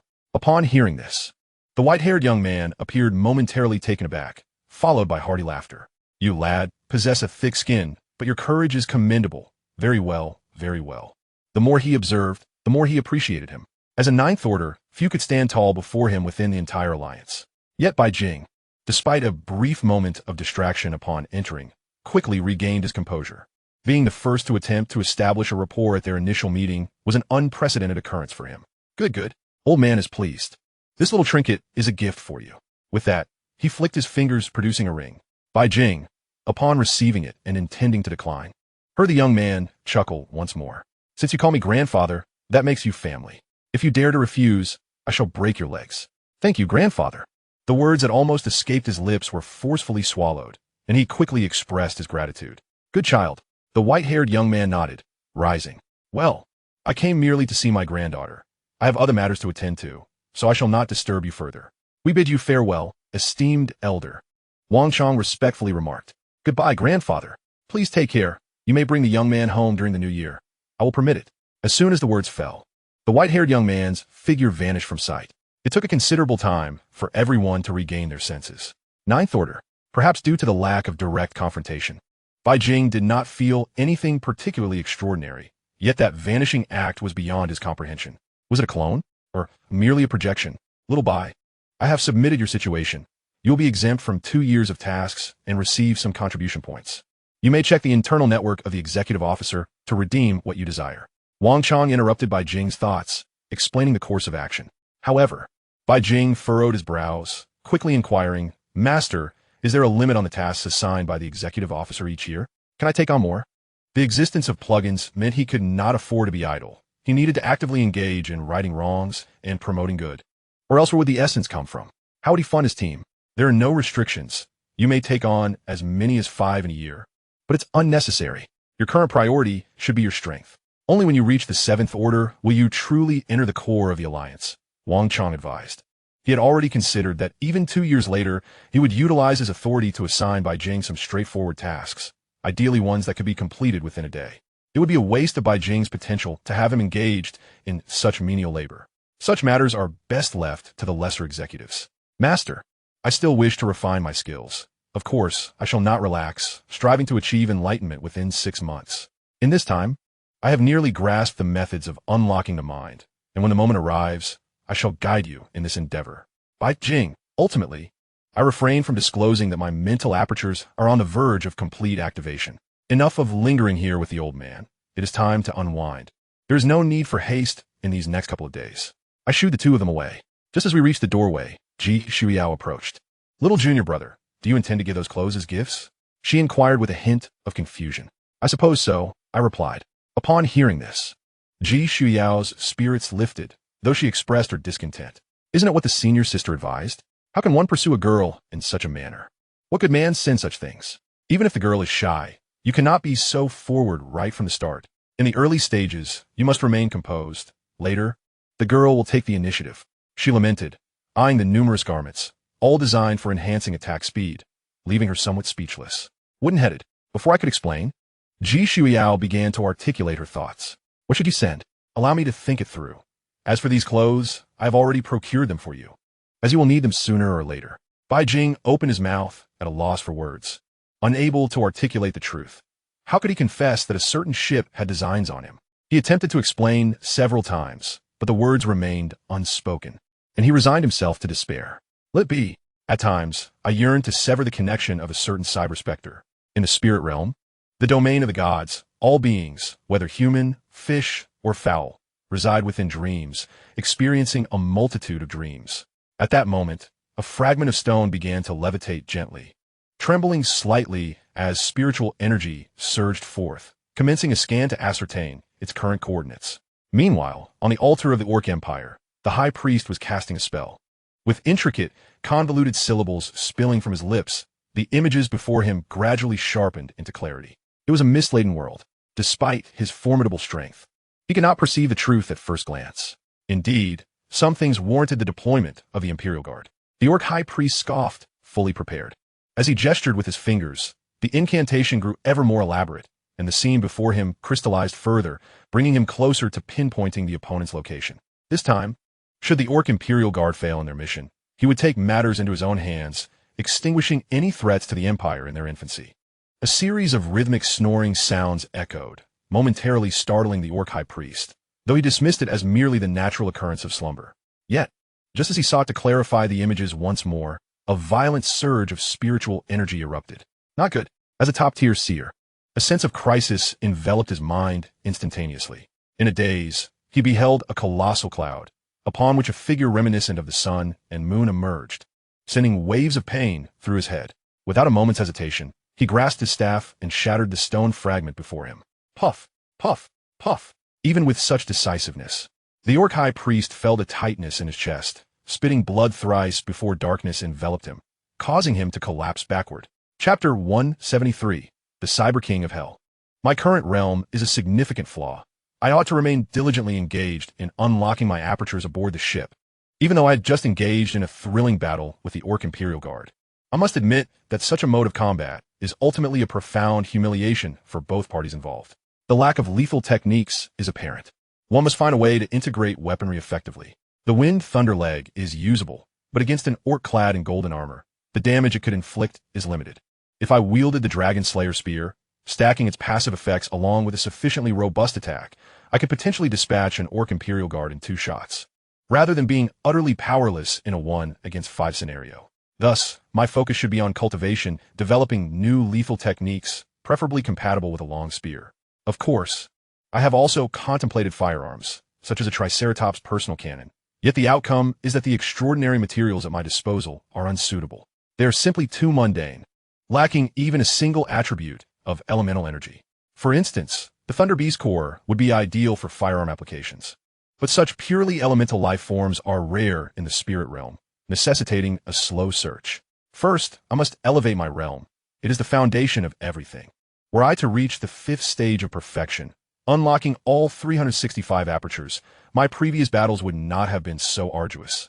Yet, mere defense is inadequate. I require offense, speed, and spirit. I aspire to be a well-rounded warrior. If I rely solely on my advantages while neglecting my shortcomings, am I not insulting myself? Hongxiao, I shall commence seclusion. Unless there is an urgent matter, kindly prevent anyone from reaching me. Understood, Captain. Upon hearing her response, I silently activated the plugin and accessed the buff page. Deducted, gained 50 experience efficiency. Deducted, gained 100 experience efficiency. Excellent. The budget version of the Martial Ancestor has been activated. I felt a clarity in my mind, perhaps due to the continuous transformation of my mental energy, which gave me the sensation of growing intellectually each day. This is, of course, a testament to the strength of one's mental power. Among the myriad of extraordinary professions, the mechanic is the one most reliant on mental energy. A strong one can command a fleet, while the weak struggle to control even a few firearms. I surmise that if I were to fully activate all the apertures in my head, my mental power could reach the level of a mechanic. My mental strength could even surpass Hongxiao's. I gently shook my head. My own foundation is paramount. As for the extent of control Hongxiao could exert over robots with her enhancements in the material universe, her response was, I don't know. I just feel like I can control them indefinitely. It must be in the tens or hundreds of thousands. She even actively requested to amplify some stronger units, as merely controlling the basic soldiers does not allow her capabilities to shine. I hope I do not come to regret creating such a super life form. Given her exhibited extraordinary aptitude for spiritual energy, her ability to traverse the spirit realm, and her exceptional research talent, she can control robots en masse like a swarm. Most crucially, if she were to develop a sufficient number of mechanical puppets, when the enemy is eradicated and reaches their lair, they will discover that the true strength does not lie in the machinery, but in the essence of Hongxiao. Oh, cosmic neighbors, please do not target me. I fear Hongxiao might eliminate you all. Suppressing these chaotic thoughts, I found one downside to this experience enhancement. My thoughts became exceedingly active, and a single idea could spawn countless others. If I cannot rein them in, I would be lost in a whirlwind of nonsensical musings. Unlocking apertures. Unlocking apertures. Let's get to it. Thus, I commenced my cultivation. Unlike others at the 5th stage, who find their unlocking process increasingly slow, where even after reaching 200 apertures, activating a single one could take months, I faced no such dilemma. In truth, as the number of apertures increased, the speed of unlocking would only accelerate. There is no alternative. One aperture equals half a golden core. Once I unlock all my apertures, my internal energy reserves will be nearly 200 times greater, and the natural recovery will still be at a rate of 10. By that time, I will be well equipped to undertake some audacious experiments. The days of unlocking apertures are tedious, but for those who are exceptional, such trials are bearable. With a mere blink, one aperture is opened. With another blink, it develops into a realm of its own. Basic internal energy, 50, 25, 30, 40. Even with the acceleration of my cultivation, I still need to manage the process. As my mental apertures continue to unfold, my mind grows ever more formidable. At 40 apertures, I could effortlessly scan the entire ship using my mental power. My first focus was the so-called private armed forces. These individuals possess little in the way of entertainment. To be precise, their sole form of amusement lies in rigorous training and the meticulous maintenance of their weaponry. They resemble a series of crossbows, perpetually drawn and ready to unleash lethal arrows at a moment's notice. They're all formidable warriors. Shaking his head gently, he chose to divert his attention. Soon, his focus shifted to the private laboratory of Hong Xiao. At that moment, she was deftly maneuvering dozens of combat robots, engaged in some form of assembly. It appeared to be a spherical object. Before he could scrutinize it further, a jubilant voice broke through. "Captain, you have emerged from seclusion?" "Not quite. I have merely experienced a slight enhancement in my abilities." "What is this?" He gazed at the orb with curiosity. Upon hearing his question, Hong Xiao promptly began her explanation. "This is a personal platform designed for soldiers, capable of significantly augmenting combat effectiveness. However, this is merely the initial version and requires testing. Its primary functions are quite straightforward: supply and fire support, enabling it to fly alongside the troops. It is equipped with my self-developed gravity system, which not only allows for flight, but can also activate a gravitational field when necessary. In this state, all material projectiles will be drastically weakened, losing their original potency. Of course, it cannot defend against lasers or energy-based ammunition. I will address that in subsequent iterations. Currently, it can store up to 300 kilograms of supplies. Also, could you procure a space ring for me? The resource consumption occupies a significant amount of space. If possible, I could reduce the personal platform to the size of a basketball." It was as if she had found a confidant, pouring out her thoughts in a single breath. Listening to her, Bai Jing felt a headache coming on, yet he comprehended the formidable nature of the device before him. The supply aspect, along with the gravitational field, while unable to counter energy types, was noteworthy since energy weapons are notoriously resource-intensive and are not commonly deployed on mid to low-tier battlefields. Conversely, electromagnetic rifles are the norm. Furthermore, this technology is not solely applicable to firearms. If faced with orcs, for instance, activating the gravitational field could result in dozens, if not hundreds, of bullet wounds from a single misstep by the enemy. Considering this, the device seemed rather overpowered. At that moment, he observed that the initial installation had been completed. Perhaps eager to take credit, Hong Xiao immediately began to operate it. The sphere began to levitate, and as it powered on, a cartoonish expression appeared, with pixelated eyes blinking curiously. Activating annihilation mode. Before the words had fully left her lips, the adorable expression morphed into a fierce visage, and dozens of gun barrels emerged. This function boasted a firing rate of 20,000 rounds per second, capable of sustained fire for 60 seconds, and combined with my computational power, it could effectively eliminate most life forms below the 4th tier when deployed over enemy territory. Witnessing such an outrageous capability, Bai Jing was momentarily taken aback. What the hell? This is intimidating. Despite the sheer number of bullets, the cost was significantly lower than artillery fire. If one were to merely glance at these figures, it would seem unremarkable. But for Hong Xiao to name this device a personal platform, with 200 private warriors, each with their own, what kind of divine firepower is this? Even a ship has a fear of inadequate firepower? Should one find the firepower unsatisfactory, it can also be adjusted to launch small missiles, albeit at a reduced rate of approximately 500 rounds per second. Observing her earnest presentation of the cybernetic specter, he mused, "This is no mere cybernetic spirit. You are more akin to a cybernetic overlord. With such a device deployed on low-tier battlefields, combined with the gravitational field, it would be nothing short of a massacre." Chapter 174, Mental Transformation. Bai Jing merely cast a glance, and allowed Hong Xiao to continue her exploration. Of course, having witnessed her scientific prowess, he began to entertain some unconventional thoughts, such as establishing a technology company to occasionally engage in commerce. With the talent Hong Xiao had displayed, she could rival an entire research institute. Moreover, her ability to control robots meant that with a single investment, a perpetual source of income could be secured without the need for salaries.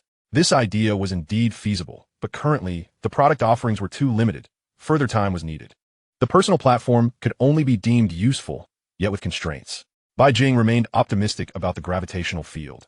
If it could be isolated and transformed into a gravity shield, it might fetch a handsome price. Once I break through to the 7th tier, I'll give it a try. Within the Alliance, numerous invisible rules exist. The most significant being the importance of background.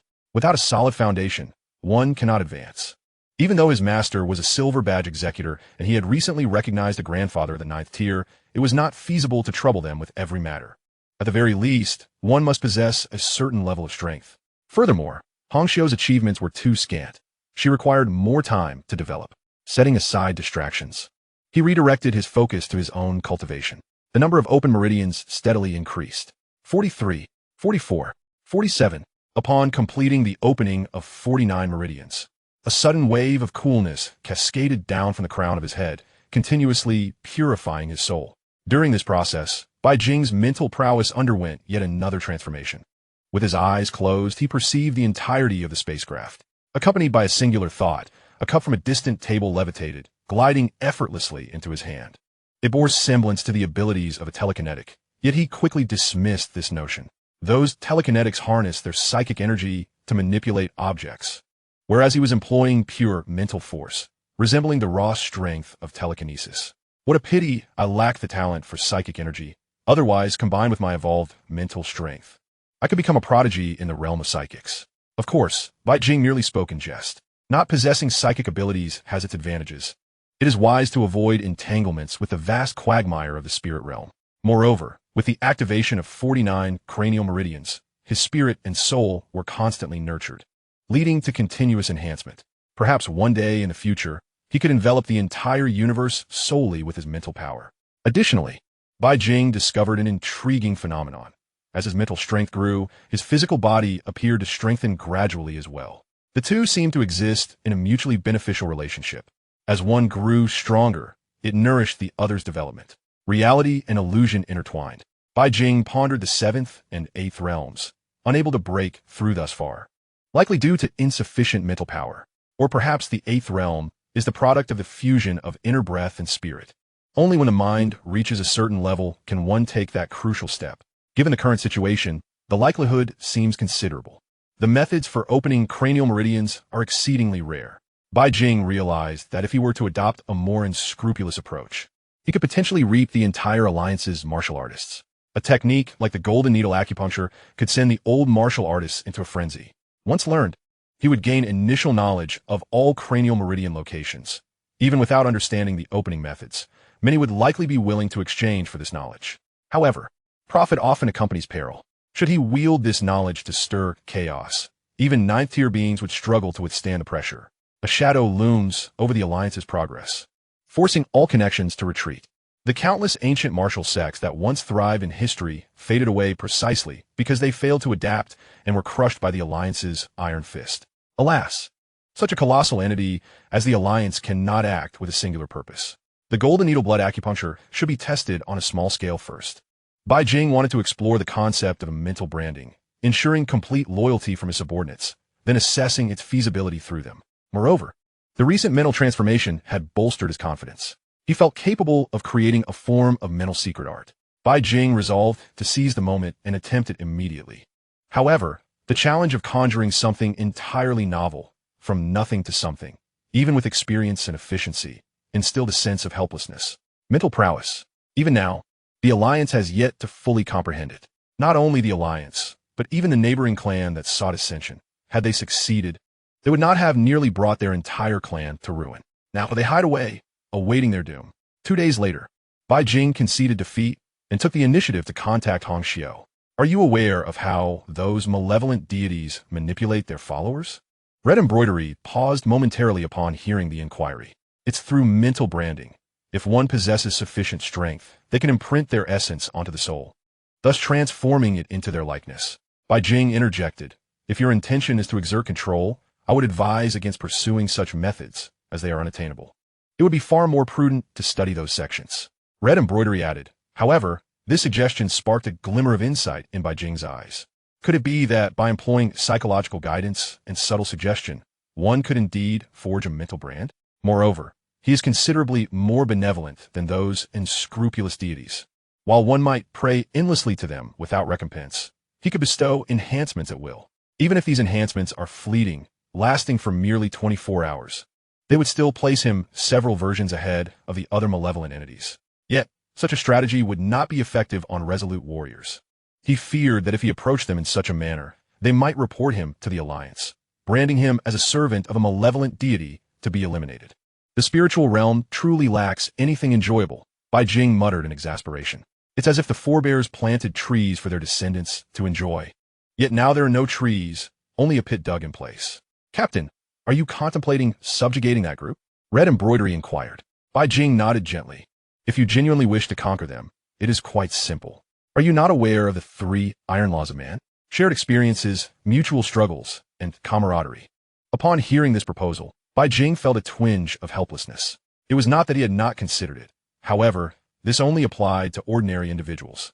The elite, during his training period, have been solely focused on rigorous physical conditioning, with no leisure time to visit entertainment planets for relaxation. They had adhered strictly to military discipline. It became clear to him why his master's private militia was aptly named the Iron Blood Legion. They were all stalwart men. After a moment's reflection, Bai Jing smiled and suggested, perhaps we could amalgamate both approaches. Soldiers from military backgrounds typically share a common admiration for strength.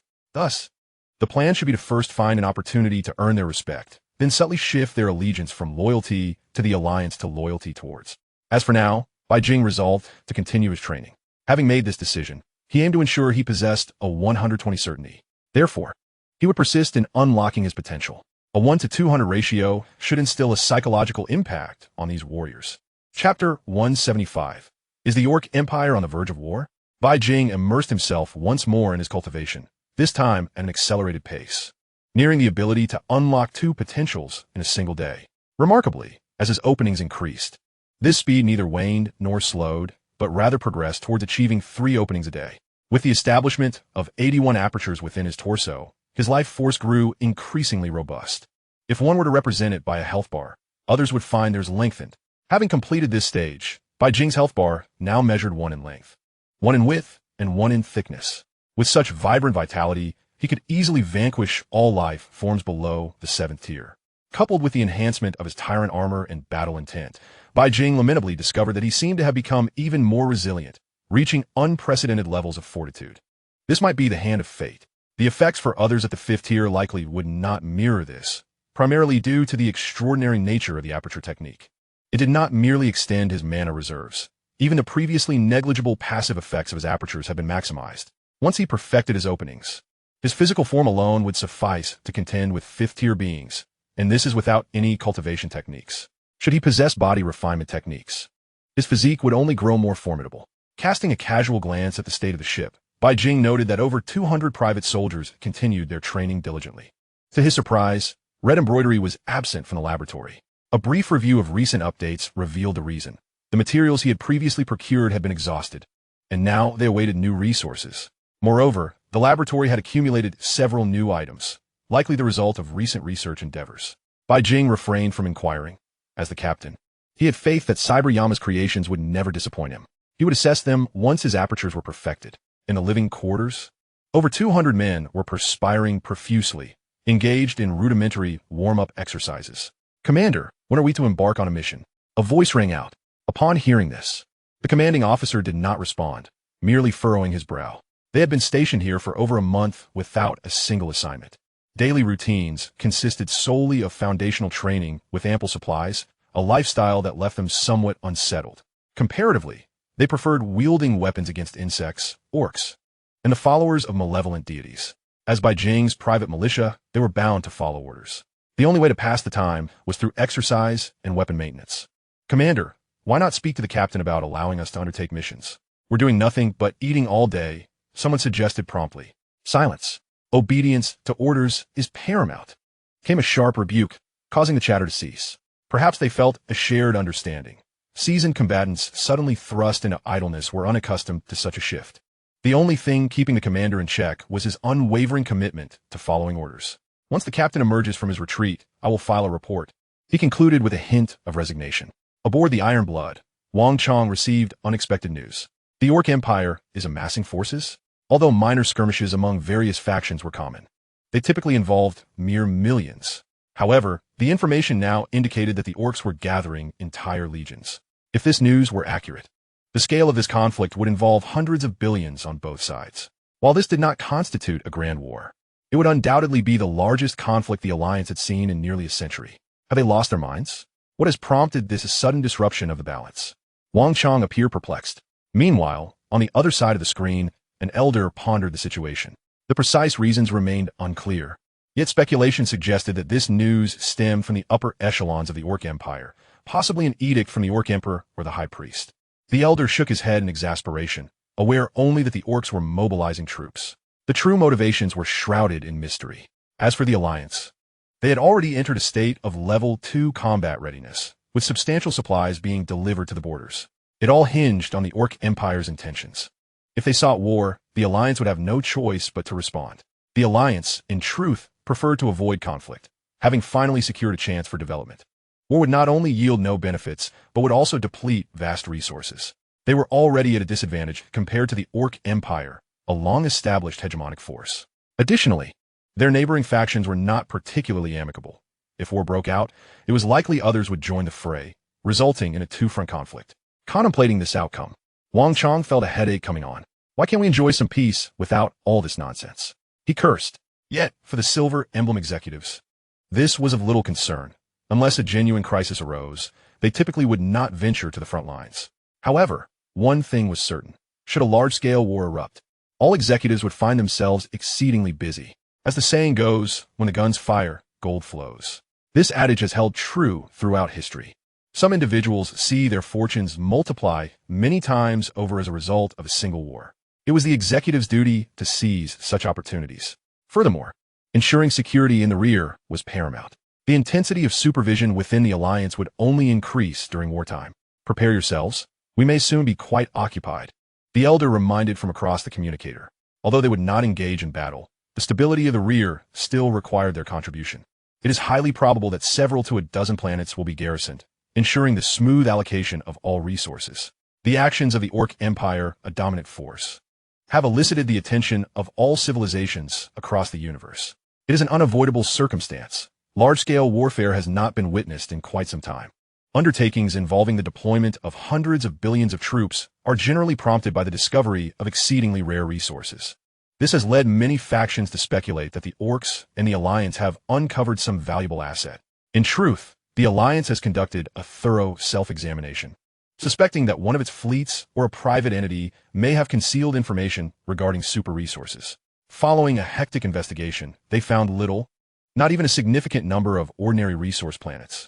This left the high-ranking officials of the Alliance incensed at the Orcs, questioning their motives. What benefits could they possibly gain from this? What war are they waging? However, the Alliance is no longer in a position of weakness, since they have displayed their formations. They must be prepared to engage. After years of development, they might as well use this as an opportunity for military training. Chapter 176, Temporary Mission. Just as Bai Jing was experiencing a surge in his cultivation, a piece of news interrupted his meditation. What is this? Are we on the brink of war? Upon receiving this information, he felt somewhat bewildered. Moreover, it is against the Orc Empire, which compelled him to ponder deeply. Could it be that the old biding was pushed too hard? Are they truly flipping the table on us? Why the sudden declaration of war? Even if the scale is not deemed large, the forces involved on both sides would likely reach 1 trillion in total. For ordinary civilizations, this would equate to an existential war. Yet for two superpowers, it could merely be regarded as a minor skirmish. The Orcs' actions are perplexing. There are no evident resources or conflicts of interest prompting this sudden mobilization of troops. Ji Shuiyao revealed what she knew. Upon hearing her words, Bai Jing appeared visibly uneasy. Could it be that the Orc High Priest met with his demise? If that is the case, it would indeed be cause for celebration. Even a grand occasion for the Alliance. Sister, what brings you here? Bai Jing interjected, unwilling to delve further into the topic. It's nothing much. As the Silver Badge Executor, my master requires assurance for the stability of an entire star system in the event of conflict. This time, we have been dispatched to inspect the resources. Of course, you need not engage directly. Simply let your private armed forces assist me. Upon hearing this, Bai Jing quickly grasped his master's intentions. The opportunity for merit has arrived. This task, which carries minimal risk and can be accomplished with eyes closed, presents itself as a golden chance for accolades. Furthermore, he need not be overly concerned, as he only needs to ensure the cooperation of the private armed forces. Sister, I have no issues on my end. They can depart at any time. He readily agreed. Very well, I shall inform my master. Then board your ship to head to the mission site, she succinctly stated before the two terminated the communication. Yet, Bai Jing could not help but reflect on the potential causes of this impending war. If the orc high priest truly perished, it would be splendid news. The challenge of eliminating a being of such semi-divine caliber is exceedingly formidable. The last demise of a ninth-tier entity occurred during the Alliance's struggle for survival. Setting aside these distractions, he was now quite close to achieving completion in his cultivation. He intended to delegate these matters to Hong Xiu. Hong Xiu, you shall handle this task. Huh? What are you talking about? Do you wish to forfeit your advancement? You are already a seasoned deputy. You must learn to share the burden with the captain.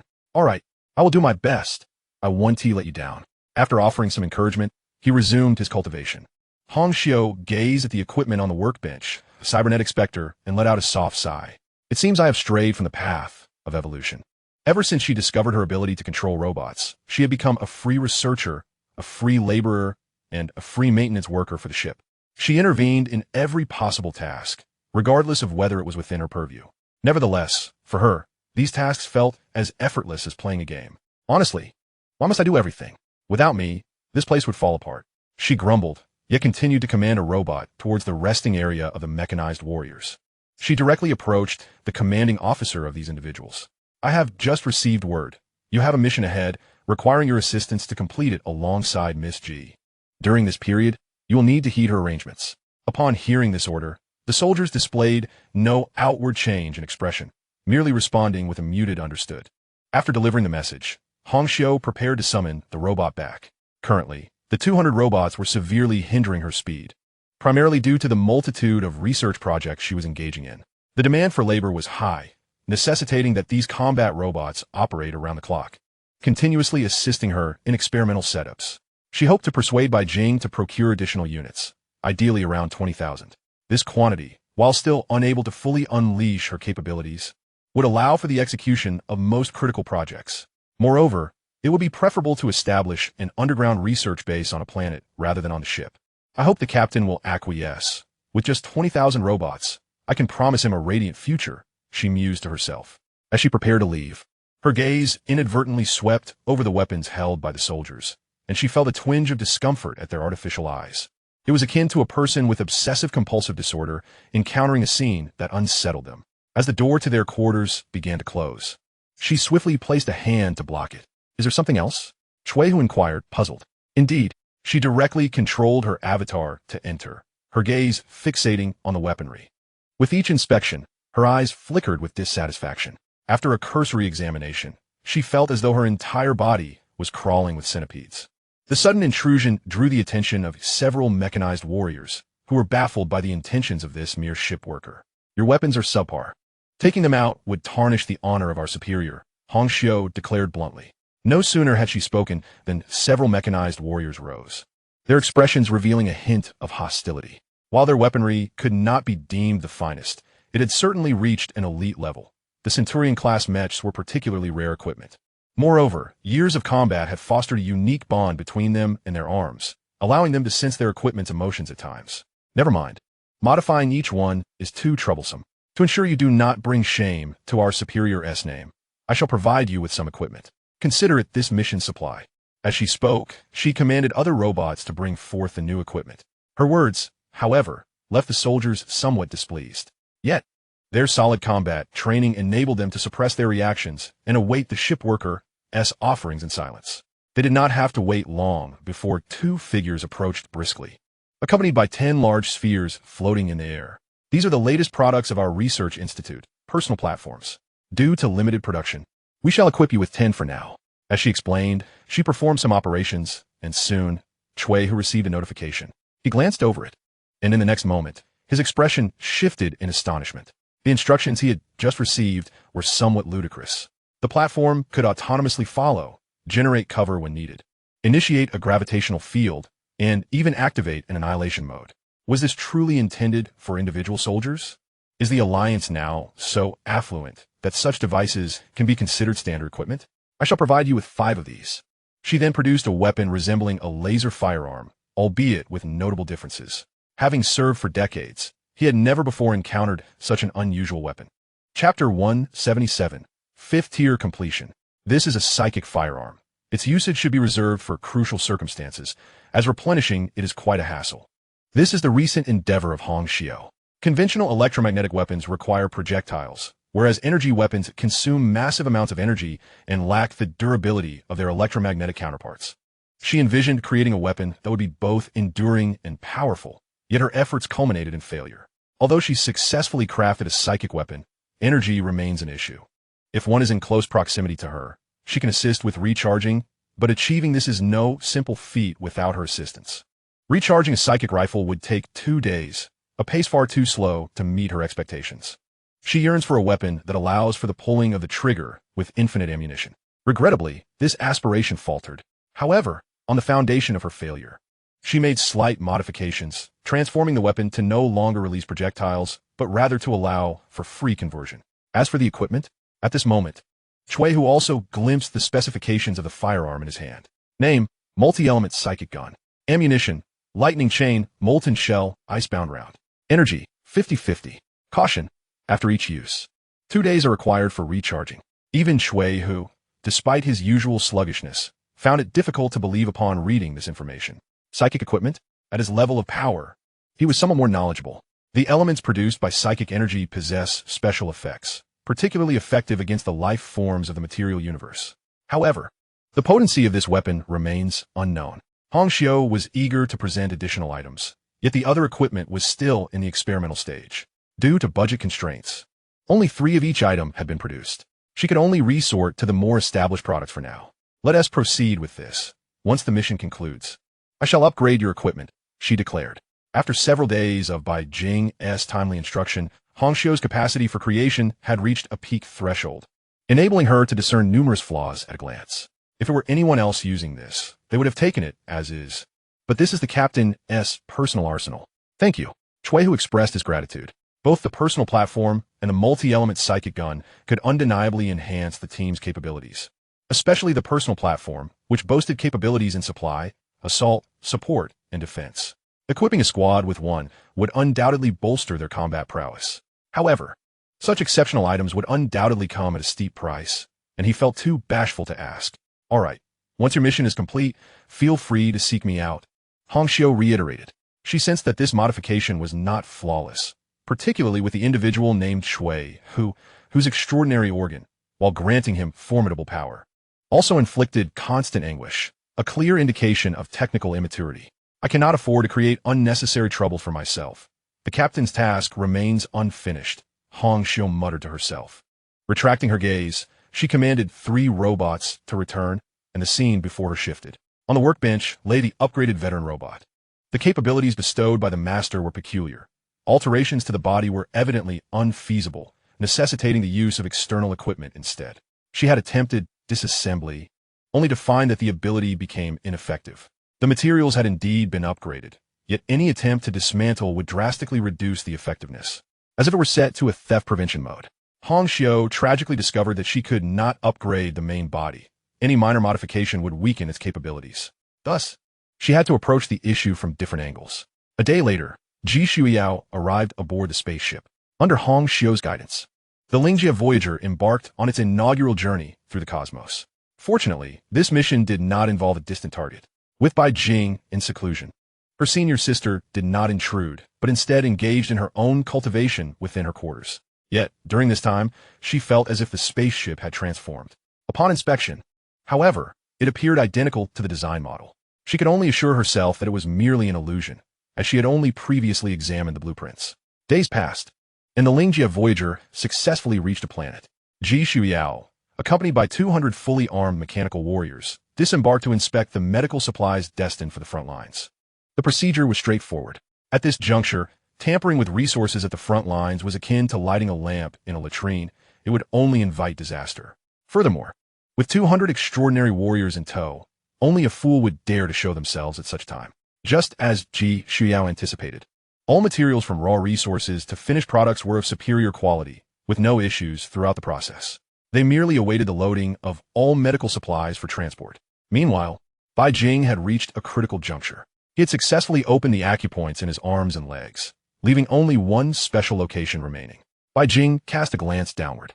Brother, do you yearn for strength? The acupoints were distributed throughout his body without omission, including that particular area. However, upon opening this acupoint, he realized he would never find a human bride in this lifetime. Yet, at this point, Bai Jing could only charge forward with eyes closed. Fortunately, this was the interstellar age, and the options were abundant. 361. Open. 362. 364. Steady growth ensued, as the 364 acupoints simultaneously released inner breath. The final sealed acupoint burst open under a fierce onslaught. In that instant, Bai Jing felt a tightening throughout his body, followed by an overwhelming sense of relief. As if shackles had been cast off, an unending surge of power began to nourish both his soul and physique, propelling his strength to new heights. The nearly 200-fold reserve of inner breath allowed him to crush warriors below the 7th tier effortlessly. His gaze fell upon the newly acquired talent. Human secret repository. As long as you live, you will continuously evolve. The 365 Ks will propel you to new heights. What does this mean? This talent bore an unusual quality. Bai Jing immediately began to carefully perceive the changes within his body. Suddenly, his eyes shot wide open, gleaming with brilliance. A transformation of potential? Through his understanding of the acupoint scriptures, it was evident that those capable of opening 200 acupoints would inevitably reach the 6th tier. Those with 250 acupoints had a 90% chance of advancing to the 7th tier, while those with 260 acupoints would undoubtedly enter the 7th tier. It became clear that this was no coincidence. This was a nurturing effect inherent to the acupoints. If their acupoints could nurture, what heights could my 365 caves elevate my talent to? At the very least, the 8th tier would not pose an obstacle, perhaps even the 9th tier. Was I on a path to divinity? Now, with a 200-fold foundation of inner breath, the transformation of talent became trivial, as even the divine realm was no longer a terminus. Feeling the changes, he indeed sensed a continuous enhancement of his foundations. Given the current situation, even if Bai Jing refrained from cultivating, he would swiftly reach the 6th tier. The notion that mere breathing could strengthen him might sound exaggerated. Yet it was not far from the truth. This talent, each more formidable than the last, was the key to pursuing higher realms. Chapter 178, Killing Move, Overlord Gun Technique. As he achieved perfection at the 5th tier, Bai Jing did not hasten to exit his seclusion, but instead accessed the martial artist's internal network. With Hong Xiu, the Great Calamity, having ceased her antics, the internal network had returned to normal. Of course, his top-tier account privileges had vanished. Fortunately, the circumstances were no longer as they had been. As an executive officer and the apprentice of a Silver Emblem executive officer, he could directly access virtually all martial arts and techniques within the armory, save for a few of the most elite tomes, which remained inaccessible. In truth, the prices of techniques and martial arts had never been exorbitant, as these items held little intrinsic value. To put it plainly, one could replicate as many as they desired, with the only cost being a few sheets of paper. Typically, executive officers refrained from selecting the armory, as selling such items indicated widespread knowledge, making them susceptible to being targeted in combat. Fortunately, Bai Jing is free from such troubles. I desire everything. This time, my primary goal is to refine my ultimate techniques. The mental imprint has yet to be created, primarily due to the absence of spiritual cultivation methods for reference. However, the strategies and lethal techniques are a different matter altogether. The arsenal contains a plethora of resources, ample enough for Bai Jing to study and draw inspiration from. Previously, he refrained from learning due to the blockages in his acupoints, which hindered him from achieving the desired effects. Now, with all 365 caves opened, there exists no martial art in this world that he cannot employ. He begins by examining the spear techniques, known for their formidable lethality. The primary advantage lies in the exceptional quality of the dragon-piercing spear, capable of effortlessly tearing through the flesh of a 6th-tier being, something that other weapons cannot replicate. With the spirit snake spear technique, and bolstered by his accumulated experience, Bai Jing swiftly masters this spear style.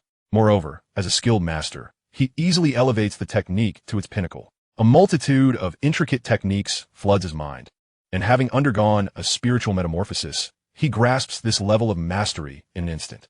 The spirit snake spear emphasizes agility, featuring cunning attack angles that, when combined with certain major acupoints, significantly enhance its penetrating power.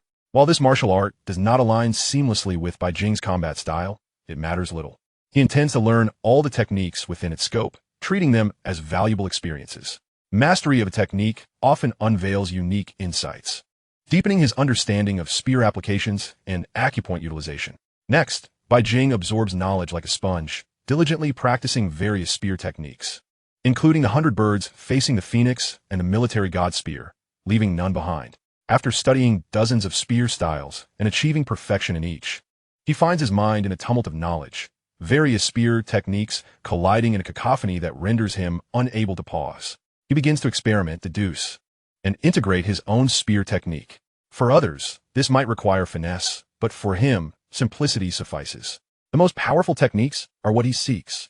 Bai Jing merges all the spear techniques he has acquired into one cohesive style, relying on sheer force to create miracles. The explosive power of nearly 200 times his inner energy allows him to wield an unprecedented effect. Upon completing this, Bai Jing whimsically names his creation the Overlord Spear Technique. No sooner had he spoken than an informational prompt appeared. Creation successful. Overlord Spear Technique. Astonished, Bai Jing had initially pondered how to gain the recognition of his golden finger, only to find that it had effortlessly recognized his achievement. The next step is optimization. Would you like to optimize the Overlord Spear Technique? Options include 1. Intensity, 2. Efficiency, 3. Range. Bai Jing did not expect to have such choices. Without hesitation, he opts for tenfold intensity enhancement. As the process concludes, a torrent of techniques surges into his consciousness, inducing a trance-like state. Vivid images flash before his eyes. A white serpent flicking its tongue, 100 birds soaring towards the phoenix, a dragon emerging from the sea, and a heavenly dragon breaking through the abyss. These visceral scenes feel as if he has experienced them firsthand. When the trance subsides, he finds his back drenched in cold sweat. The earlier image of the white serpent, though impressive at several meters in size, was still a normal life form. However, the subsequent visions of the 100 birds, the dragon, and the heavenly dragon deliver a profound psychological impact to this fifth-tier perfected individual. The oppressive aura is unlike anything he has ever encountered. Even the spirit saints would likely face defeat against such beings. Is this the prowess of the golden finger? Or do these creatures exist in reality? As he regains composure, Bai Jing cannot help but reflect on the recent images, quickly concluding that it must be the former. That dragon alone rivals the cosmic behemoths, potentially capable of shattering records for the largest creatures observed. Furthermore, the heavenly dragon is an even greater marvel. Bai Jing reassures himself that these monsters likely reside in another realm, and he will probably never encounter them. His attention returns to the optimized Overlord Spear Technique. To his astonishment, he notices new additions on the panel. Spear Intent. He had not heard of such a concept before. Yet, as he carefully contemplates the effects of this newfound spear intent, his body trembles, his eyes widening in disbelief. The implications are quite extraordinary. With the incorporation of spear intent, his attacks transition from mere physical output to a combination of physical and spiritual assault, enabling direct strikes against an enemy's mind. He could even inflict such intense mental shock that it could render someone senseless. What a revelation! Bai Jing finds himself momentarily speechless. Spear Intent resembles the might of myriad forms, yet one thing is certain. It offers him only benefits, devoid of drawbacks. Just as he contemplates further optimization, a voice interrupts him. "Captain, I've discovered something." "What is it?" Bai Jing inquires casually, not overly concerned. His focus remains on perfecting the Overlord Spear Technique. "I conducted a brief investigation regarding the planet below and uncovered some internal transactions." Hearing this, Bai Jing pauses his activities, activating a projection for a cursory glance. The issues presented are minor, merely indicative of some petty greed. It appears they are part of an organization researching certain peculiar phenomena. According to the Alliance's terminology, they should be referred to as star gods. Onxu Ilabohat. The intelligence report reveals several experimental records. The subject of their experiments is not a complete entity, nor can it be classified as a star god. Rather, it is an embryo. The medical supplies they manufacture derive their raw materials from this star god embryo. Let's not concern ourselves with this matter for now. Bai Jing decides, unwilling to meddle further. Given the scale of the operation, it is plausible that the Alliance is involved. He prepares to turn a blind eye, treating it as if nothing has occurred, although he will inform his master about it. "Do not involve yourself in this matter. I will mention it to my master," Bai Jing firmly warns, fully aware of the excitement driving Hong Xiao. Essentially, her enthusiasm stems from the desire to acquire experimental materials, hoping to seize a sample of the star god for research purposes. Chapter 179, An Unexpected Appearance. My lord, a voice calls out, turning towards the sound. Bai Jing sees a lean, middle-aged man hurrying toward him, holding something in hand. Upon reaching a distance of several meters from Ji Shuiyao, he halts, displaying utmost respect as he speaks. My lord, the resource allocation has concluded. All goods are packaged. Here is the inventory for your review. He presents a paper list. Cui, who steps forward to take the list, confirming its accuracy before handing it to Ji Shuiyao. Knowing the extent of the cargo, overseen by the mechanized warriors, there should be no issues. As Ji Shuiyao receives the list, she momentarily appears taken aback, lifting her gaze to the lean man's face, which is adorned with a sycophantic smile. He says nothing, yet his expression speaks volumes. Ji Shuiyao contemplates the gains and losses of this transaction. It is clear what the additional items on the list signify, and the man's intentions are transparent, using public channels to smuggle his own goods. Do not underestimate interstellar navigation, particularly concerning cargo transport. The costs are exorbitant. Even if the goods eventually arrive successfully, the profit margins remain slim. Should luck turn sour, encountering interstellar pirates could lead to total loss. Such occurrences transpire continuously throughout the cosmos. Ji Shuiyao opts for silence, turning to leave. Farewell, my lord. As she departs, the lean, middle-aged man straightens his posture, retrieving a communicator and promptly dialing a number. Make sure to expedite the loading of the cargo. Do not delay. There is not a trace of flattery in her speech. Indeed, no sooner had the words left her lips than the unmistakable roar of machinery echoed from the other side, clearly indicating the transport of some cargo. Upon returning to her temporary lodgings, Ji Shuiyao promptly unfurled the list. As anticipated, it concealed an unregistered card from the Interstellar Bank, one that required no password and could be accessed at any time for withdrawals. Soon enough, through various means, she discovered the balance within, a staggering 500 million. The sheer amount took Ji Shuiyao by surprise. With such wealth, the value of the transported goods could only be greater. There was no chance of incurring losses. Such scenarios were commonplace within the Alliance.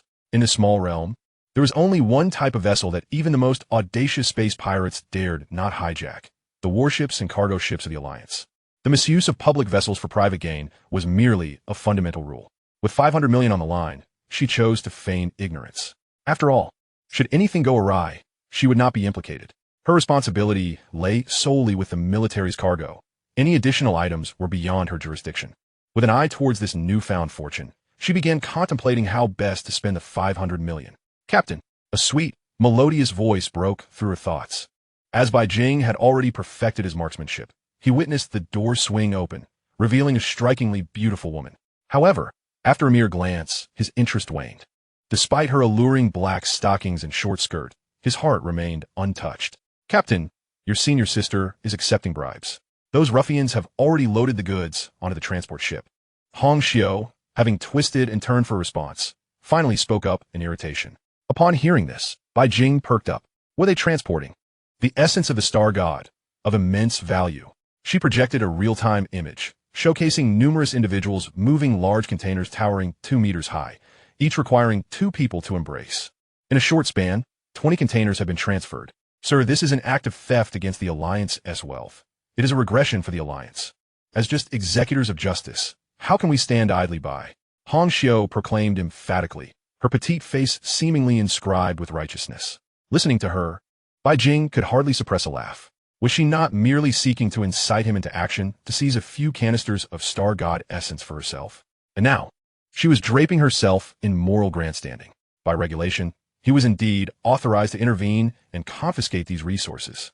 However, his senior sister had accepted payment, and he could only choose to overlook the matter for the time being. He would need to discuss with her later the concept of wanting it all. Why accept payment? Capturing the culprits would mean that both the money and goods belong to them. Don't ask. Just know we are the executors of justice. Just as Bai Jing contemplated turning a blind eye, Hong Xiao gasped, as if she had discovered something. It seems someone is attempting to intercept the transport ship. Bai Jing, what? Are they feeling overwhelmed by the family lineage? Or are there too many people wishing to cleanse their records? Targeting the Alliance's transport ships is akin to courting disaster. Before he could finish, Hong Xiao, anticipating her captain's disbelief, intercepted a voice communication. Boss, if we proceed with this, will the Alliance truly let us off the hook once this is over? We are not intercepting military supplies. We are merely taking some illicit goods. Even if we lose those ruffians, they wouldn't dare speak up. But that is a military transport ship. Brother, you still have much to learn. Do you really think we are pirates? Hold off on acting. No one will ever know. Listening to Hong Xiao's voice, Bai Jing felt himself to be an upstanding individual. The goods had barely boarded before the other party was already aware. It was hard not to suspect that it was a black market scheme. It seemed there was an insider among them, and based on what was said, even the military had someone involved. Let us seize the opportunity. This chance may never come again. Let's make a grand score. Hong Xiu chattered excitedly in his ear, clearly eager for the star god essence. She had numerous experimental avenues in need of high energy, and the star god essence was perfectly suited for this purpose. Bai Jing found himself exasperated. She was undeniably a female bandit. With guns and money under her command, she could very well establish a second empire. Patience. Rushing will yield no benefit. Under normal circumstances, once the cargo is loaded, our task is complete. The remainder is up to the military. He could not deny that he was swayed by her enthusiasm. Moreover, the star god essence was undoubtedly a high-quality energy source, even as a recharge. It would yield a substantial bounty of essence, not to mention the various unique effects it could provide. This endeavor would be challenging. They first needed a strategy to board the ship. Just as Bai Jing pondered his next move, a communication request came through. Upon glancing down, he saw it was from his senior sister. Junior brother, I've completed my business here and will return shortly. Moreover, I have just received information that the individual responsible for this transport is an acquaintance of mine. Would you care to meet him? Bai Jing. Isn't that a bit inappropriate? Would it be too presumptuous for me to accompany you? Upon hearing this, Ji Shuyao rolled her eyes in exasperation. Inappropriate? To put it plainly, he is merely a soldier under my father's command. Inviting me over is merely a means to foster goodwill. You might even secure an additional gift. Had I not hurt myself, I would have thought I was imagining things. Here was a wealthy senior sister, engaging in such dealings. In that moment, Bai Jing felt a pang of realization regarding the lengths his sister would go to provide for him. It's settled then. Just come over on the ship when the time comes. Ji Shuyao decisively confirmed the arrangement. With the communication severed, she shared an eager gaze filled with anticipation, nearly overflowing with desire. Finding an opportune moment was essential. One could not act recklessly. Should such items be lost, it would surely not become a matter of public knowledge. However, those daring enough to clandestinely trade in star god essence would undoubtedly have complex backgrounds. If they were to proceed, it must be done without a trace to avoid complications. Rest assured, I have already scouted the transport ship. There are no formidable individuals aboard, only a handful of 6th-tier spiritual energy superhumans. With my current capabilities, I can easily create an illusion to ensnare them. I will deploy combat robots to ensure absolute success. Hong Xiu assured him confidently, her final reservations vanishing. This was not the theft of Alliance resources. It was merely a case of black market dealings, and should they be discovered, the repercussions would be mild, at most a verbal reprimand to be more discreet next time. It was not long before a massive spaceship detached from a space station, resembling a war fortress. Bai Jing received an invitation to join, and he promptly made his way there. Shortly thereafter, upon completion of the docking procedure and entering the colossal transport ship, he spotted his senior sister waiting at the reception. Junior brother, over here, she called out. Bai Jing approached, solitary and unaccompanied, as was visible to all, even the cameras. Under conditions of complete freedom, he had once again completed a transformative evolution of data life. At that moment, he showcased the power he rightfully possessed. In just 2 breaths, should she desire, she could seize control of the transport ship before her. Of course, she would not take such action. Doing so would provoke the Alliance's ire, a consequence she was not yet prepared to bear, unless she intended to hide in the spiritual realm for eternity. 30 veteran robots, having undergone a mere transformation, stealthily infiltrated the transport vessel. Throughout the journey, the central system of the ship detected no anomalies, which momentarily eased Bai Jing's anxious heart. Junior brother, what's the matter? Ji Xiao inquired, her gaze inadvertently sweeping across the scene. Bai Jing suddenly realized, oh no, I forgot that the wealthy lady is a formidable figure. The 2 rings on her hands, nearly overflowing, were not merely for defense, but also possessed passive enchantments against manipulation. Crew members could conceal themselves through illusions, while machines could alter their data. We must leave quickly. Uncle Zhang is still awaiting us. With that, she grasped Bai Jing's hand and led him aboard the transport ship, heading towards the captain's quarters. This allowed Bai Jing to exhale in relief. As long as the truth remained unspoken, everything could be easily explained. As they departed, Hong Xiu also wiped away a bead of fictitious cold sweat. My abilities are still lacking. This young girl is far too affluent. With her grasp on mental control, even a 7th-tier practitioner who is not adept in the mental arts could potentially fall victim. However, Ji Xiao remained unperturbed, able to clearly perceive the veteran robots. This indicated that her rings possessed at least an 8th tier mental resistance. It seems I still do not fully grasp the complexities of the human alliance, nor do I comprehend what it means to be the daughter of a legion commander, the granddaughter of a revered saint, or the granddaughter of a vice president of the Imperial University, or even the daughter of a chairman of one of the Alliance's top companies. For the first time, Hong Xiu felt that the information available online was not as accurate as she had presumed, with a vast disparity. It could only be said that for ordinary individuals or typical aristocrats, the online information was relatively truthful. Yet for those from ancient lineages, families that stand at the pinnacle of the Alliance, the online narratives were likely mere fabrications, inaccessible to those who had no contact with them. Reflecting upon this, Hong Xiu could not help but admire her captain's wisdom in preventing her from being reckless online. She had previously looked down upon that dark-eyed girl, but now realized that she could have easily been captured and confined in a small dark room for experimentation. A shiver ran down her spine. I should maintain a lower profile in the future. The Alliance is far too perilous. She muttered quietly while simultaneously controlling the 30 veteran robots to locate the cargo warehouse, now securely locked. Fortunately, the lock employed advanced technology. Had it been a purely physical lock, breaching it would have posed considerable difficulty.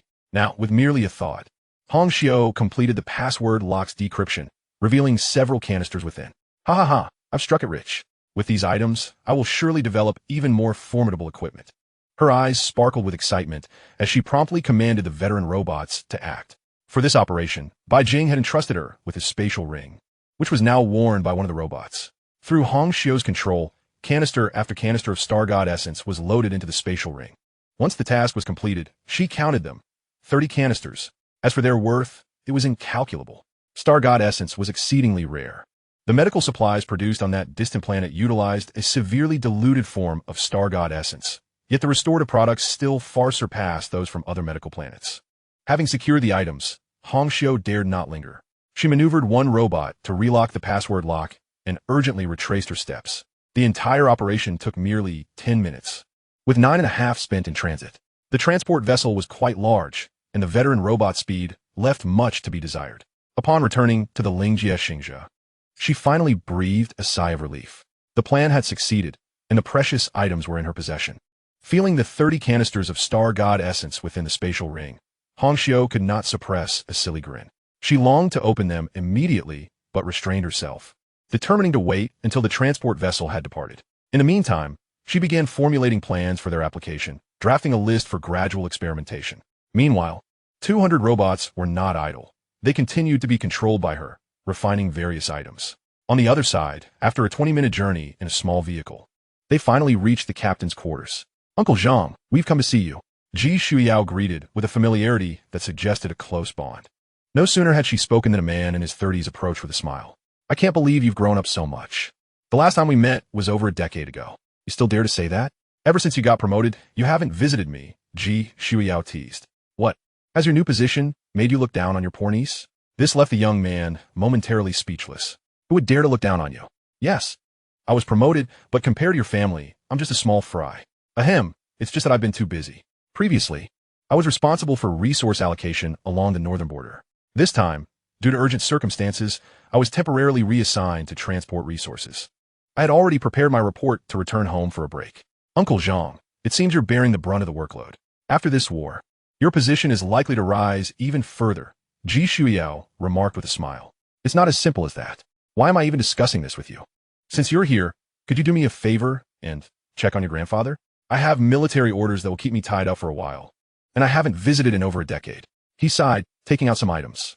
The packaging was simple, but the contents were evidently of great value. "Well then, I'll convey my gratitude to my grandfather for your concern." Ji Shuyao responded promptly, accepting the items. Sometimes, it was better to accept gifts outright rather than leave room for speculation. With the items secured, the young man's gaze finally fell upon Bai Jing. "And this is?" "My junior brother, Bai Jing."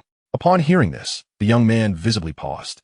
As someone who had also emerged from the old martial art tradition and was just a step away from breaking into the 7th tier, he sensed the threat emanating from Bai Jing. Initially, he had assumed Bai Jing was merely a guard, but now realized he was the junior brother. "Young brother, would you be interested in developing a career in the military? If you're willing to join, I assure you the best resources will be at your disposal to help you break through to the 7th tier." The vibrant energy emanating from Bai Jing, coupled with his youth, sparked a desire to recruit him. In truth, the Alliance military comprised several factions, each with its own internal conflicts, one of which revolved around the allocation of military funds. The Alliance only provided the funding without concern for how the various war zones divided it. Thus, each allocation cycle involved internal exchanges, essentially a competition where the victors received a larger share. In his eyes, Bai Jing was an excellent candidate, and he felt a strong intuition that recruiting him could yield surprising results. Before Bai Jing could respond, Ji Xiao interjected, "No, Uncle Jean, that's too much. My junior brother is an executive officer. Are you trying to recruit him into the military?" Upon hearing this, the young man's expression changed, revealing a hint of regret. "I apologize, young brother. I had no idea you were an executive officer at such a young age. Please accept my apologies." Before Bai Jing could say anything, the young man produced more resources. Without waiting for Bai Jing's response, the items were promptly taken. "Then I shall thank you on behalf of my junior brother." Observing the young man's brazen demeanor, Bai Jing momentarily saw a reflection of his former superior. Truly, like father, like daughter, their audacity was equally impressive. Meanwhile, aboard a certain spaceship, a man inquired, "Boss, is everything truly all right?" At that moment, the other's legs were trembling uncontrollably. "Look at you, such a coward. You're truly embarrassing me." "Boss, that's a military transport vessel. Even if we don't tamper with its contents, if something goes awry," he faltered at this point, suddenly recalling stories he had heard as a child. Offending the military elite would result in calamity. Even the eggs at home would be scrambled, and the worms would be severed in twain. Moreover, it would lead to the collective punishment of one's entire clan, especially in this critical moment. As war looms on the horizon, do not speak further. If you are unwilling, then guard the spaceship while we proceed. Perhaps unable to endure the tension any longer, he spoke with evident agitation. Upon hearing these words, the man's eyes gleamed with interest, and he was about to agree when the thought struck him that if he did so, he might find no place for himself here afterward. Those who know too much, yet have not participated, are often the first to perish. "Boss, how can we not go? I'm just a bit stirred up. It's my first time hijacking a transport ship," he said with a sheepish smile. Before long, they arrived at the designated location. The speed of the transport ship noticeably slowed as they proceeded. "Let us move. We only have half an hour. We must transfer the goods." With over 100 individuals boarding the transport ship, they quickly sprang into action upon noticing the absence of guards. The node they selected was fortuitously the nearest to the star god essence. Soon, they reached the password door. The leader promptly began the authentication process, and no issues arose. "Be swift in your actions. We must move the goods at the fastest pace possible," he instructed in a hushed tone. As the door opened, the interior of the warehouse gradually came into view. The pirates, already poised for action, were left speechless upon seeing the scene inside. The leader, noticing the door was ajar, yet no one was moving, could no longer contain his frustration. "What are you all staring at? Move the cargo. If we delay, the nobles will hold us accountable, and we'll all meet our doom." One of the men, with a hint of resignation, spoke up, "Boss, there's no cargo here." The leader's body trembled as he turned sharply to the warehouse, his pupils constricting sharply. "Where is the cargo?" His voice faltered. If the goods were missing, he would undoubtedly face punishment, perhaps even lose his life.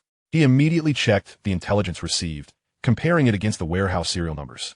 After thorough verification, he confirmed, "Yes, this is indeed the warehouse. But where are my goods?" Could be a case of black eating black. In an instant, over 100 individuals were left in disarray, unsure of what to do. Gazing at the empty warehouse, the leader clenched his teeth and logged onto a particular platform, relaying the situation. It wasn't long before a reply came through, consisting of a mere 2 words. "Wait." Seeing that he was not reprimanded, the leader felt a sense of relief, believing there had been a mix-up in the information. "Everyone hold on. The warehouse sequence must be incorrect. I've already inquired about the new sequence." He reassured his increasingly restless subordinates, attempting to calm his own rising anxiety.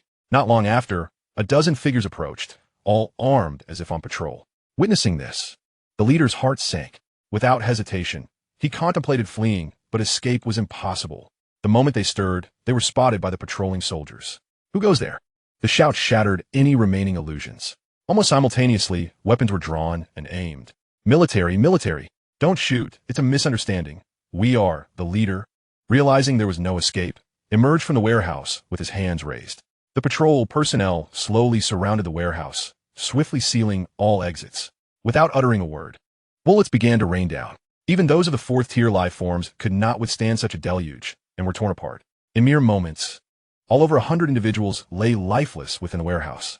Having completed this grim task, the squad leader immediately began his report. Report: unknown infiltrators detected in Zone F. All have been subdued, requesting reinforcements. Chapter 182. The Shock of the Senior Sister. Uncle Zhang, you have official duties. We shall not disturb you further. Ji Shuiao felt it was time to conclude this visit. How can that be? You've come to my territory, and Haven Tea even had a meal. The old chief would surely blame me. Please wait a moment. I've already sent someone to make arrangements. No sooner had he spoken than a gentle knock sounded at the door, causing a flicker of displeasure to cross Uncle Zhang's face, followed by an expression of apology. I'm sorry, Shuiao. I have some matters to attend to.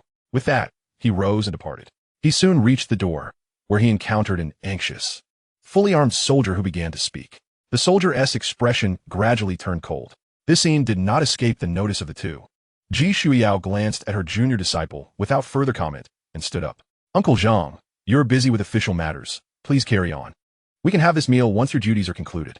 It seems that way. Shuiao, I want to hide it from you. There has been an incident on the spaceship, and I must attend to it now, so I can't keep you here. After a round of polite exchanges, both parties boarded a small vehicle to return to the boarding area. Once back on the Lingjie Xingxia, Ji Shuiao could no longer restrain herself. Junior disciple, I didn't realize your audacity had grown so bold. You dare to meddle with military supplies? She complained, her hands deftly navigating through projections to locate a hidden communication list. Fortunately, I'm here today. Otherwise, you'd be waiting to be caught. Let me find some connections. She shot him a reproachful glare, clearly irked that Bai Jing had engaged in such reckless behavior without prior notice. Senior sister, you needn't find anyone. How could I possibly tamper with military supplies? I'm not ready to meet my end yet. Bai Jing hurriedly interjected, sensing that an explanation was necessary. Yet, his words only earned him a scornful roll of Ji Shuiao's eyes. You are truly reckless, even if it wasn't the military yes. How could you consume their goods? A look of disbelief crossed her face. Didn't you take their money? Isn't that tarnishing your own reputation? At that moment, she felt her junior disciple was being utterly foolish. Why couldn't you just endure a little longer? You should have waited until the transport ship had departed before taking action. And what a clumsy execution it was. You've exposed yourself. Realizing this, Ji Shuiao deemed it necessary to make that communication. To prevent any further complications, she needed to nip this issue in the bud before it escalated. The executive holds significant power and can self-audit. That is all well and good, but one must not expose the matter, allowing the populace of the Alliance to know.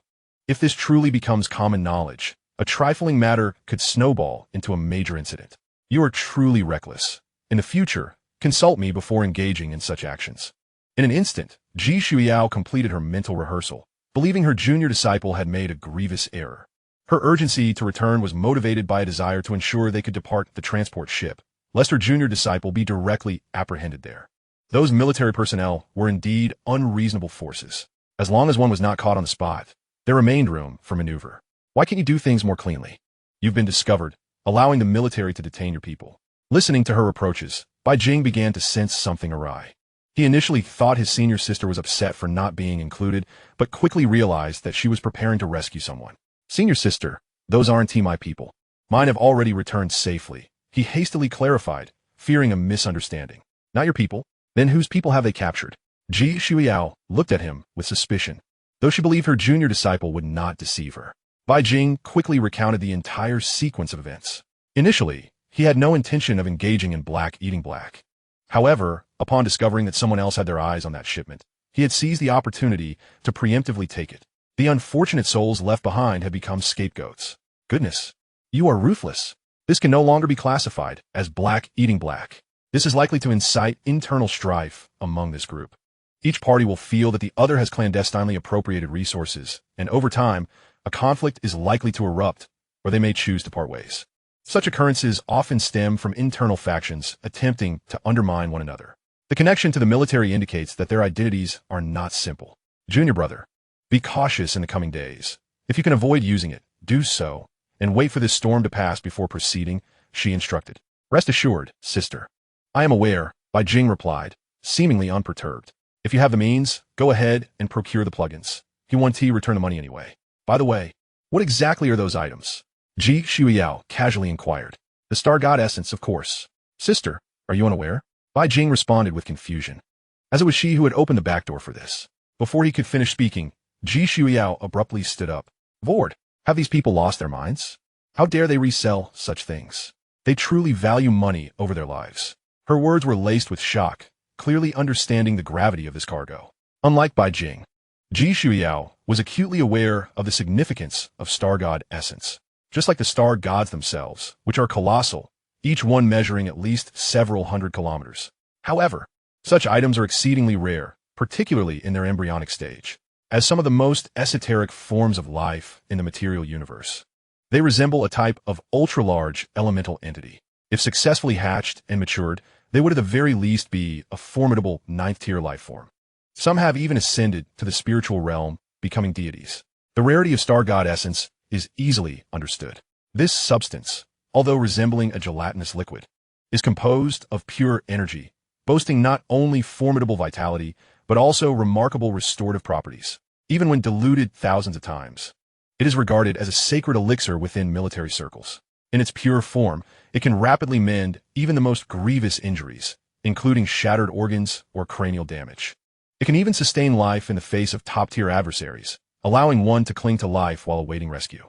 Moreover, due to its gentle energy, it is a natural liquid that can be ingested directly. Given its myriad effects, this substance is strictly prohibited for sale and is exclusively distributed by the Alliance. Junior brother, how much have you obtained? Ji Shuiao asked softly. Upon seeing him hold up 3 fingers, her expression turned to one of disappointment. Only 3 vials? You should have them check other warehouses.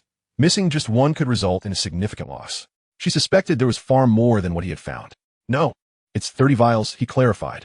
Upon hearing this number, even Ji Shuiao, who hailed from a wealthy family, felt a rush of blood to her head, momentarily dazed. 30 vials, this was madness.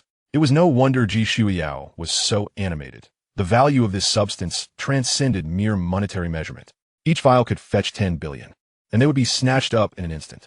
However, such items cannot be displayed openly, as their appearance would invite scrutiny from the Alliance. Sister, let us share the spoils. How about I give you 10 vials? Bai Jing proposed, recognizing the immense value of the essence. That 1 TB necessary. Ji Shuiao promptly declined. While indeed precious, such items are likely inaccessible to ordinary affluent families. Yet for her, it was merely a matter of never having seen 30 vials before. In fact, she had consumed it as a child, finding the taste so peculiar that it had left her physically nauseated ever since.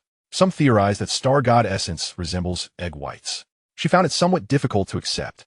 You needn't worry about losing money. Once you become a martial god and protect me, that will be worth more than anything, she added, perhaps to shield Bai Jing's pride. With her status, she naturally lacked for nothing. Even if she truly required star god essence, she could acquire it through official channels. Sister, rest assured, Bai Jing declared, preferring action over words.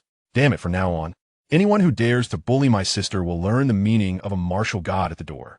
Unlike the lustful advances of Hong Xiu, who craved his body, Ji Shuiao was genuinely interested in his potential, seeking to establish a solid backing for herself. Think carefully to avoid any blunders. If any issues arise, seek me out. I'll return to rest now. I've been quite fatigued lately. With that, he stretched lazily and made his way to the living quarters. After he departed, an old soldier robot approached, presenting a spatial ring. Captain, when can I begin my research? Hong Xiu inquired, her voice laced with impatience. Patience. We'll discuss it once things settle down, he replied. Bai Jing then returned to his residence and retrieved a vial of star god essence. Special active energy detected. Would you like to recharge? A recharge will yield 50,000 essence. Why is it so little? Bai Jing frowned, realizing that a direct recharge seemed to incur a loss. Each vial should easily start at 10 billion, staring at the viscous substance within. He could not fathom why its value was so low. 30 vials merely amounted to 1.5 million, which clearly did not align with the prestige of the star gods. It seemed that the pure energy value alone was insufficient and did not account for the essence's unique effects. This line of thought made sense. The processes of life restoration and maintenance relied on energy, and the plugin only acknowledged the essence's fundamental attributes. It appeared that this substance needed to be put to use for maximal benefit. Purchasing energy cubes through Alliance currency would likely yield around 70,000 to 80,000 essence for 10 billion. Yet, this item could not be revealed for the time being. Those involved would surely resent him for it. Bai Jing was not one to underestimate the power of others. Entities like the dark web only thrived because the Alliance turned a blind eye. If they genuinely wished to eradicate it, life for the dark web would not be as comfortable as it currently was. Just as Bai Jing prepared to stow the items away, an unexpected prompt appeared, a first from the plugin. Special active energy detected. Specified materials can be consumed to summon special combat entities. This notification did not originate from the main interface, but rather from the summoning feature. Special entities? Bai Jing paused momentarily before connecting it to the star gods. Such formidable beings were akin to deities in the spiritual realm. Even the weaker ones boasted ninth-tier strength. With his heart racing at the thought, he quickly opened the page. To his dismay, the options had changed. He could now summon by consuming specific materials, reducing the essence required.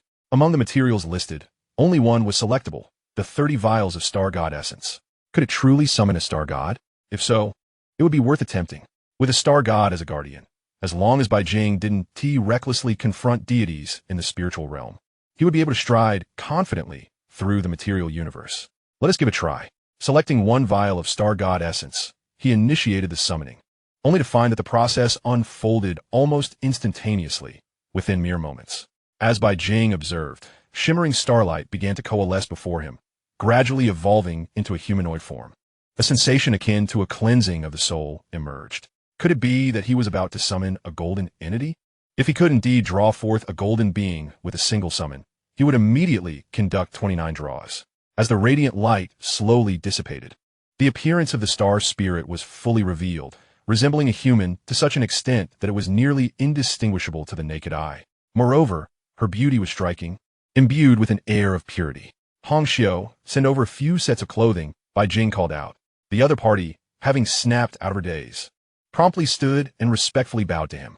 Thank you, Father God, for granting me life. Bai Jing immediately averted his gaze. From now on, you may address me as master, he replied coolly.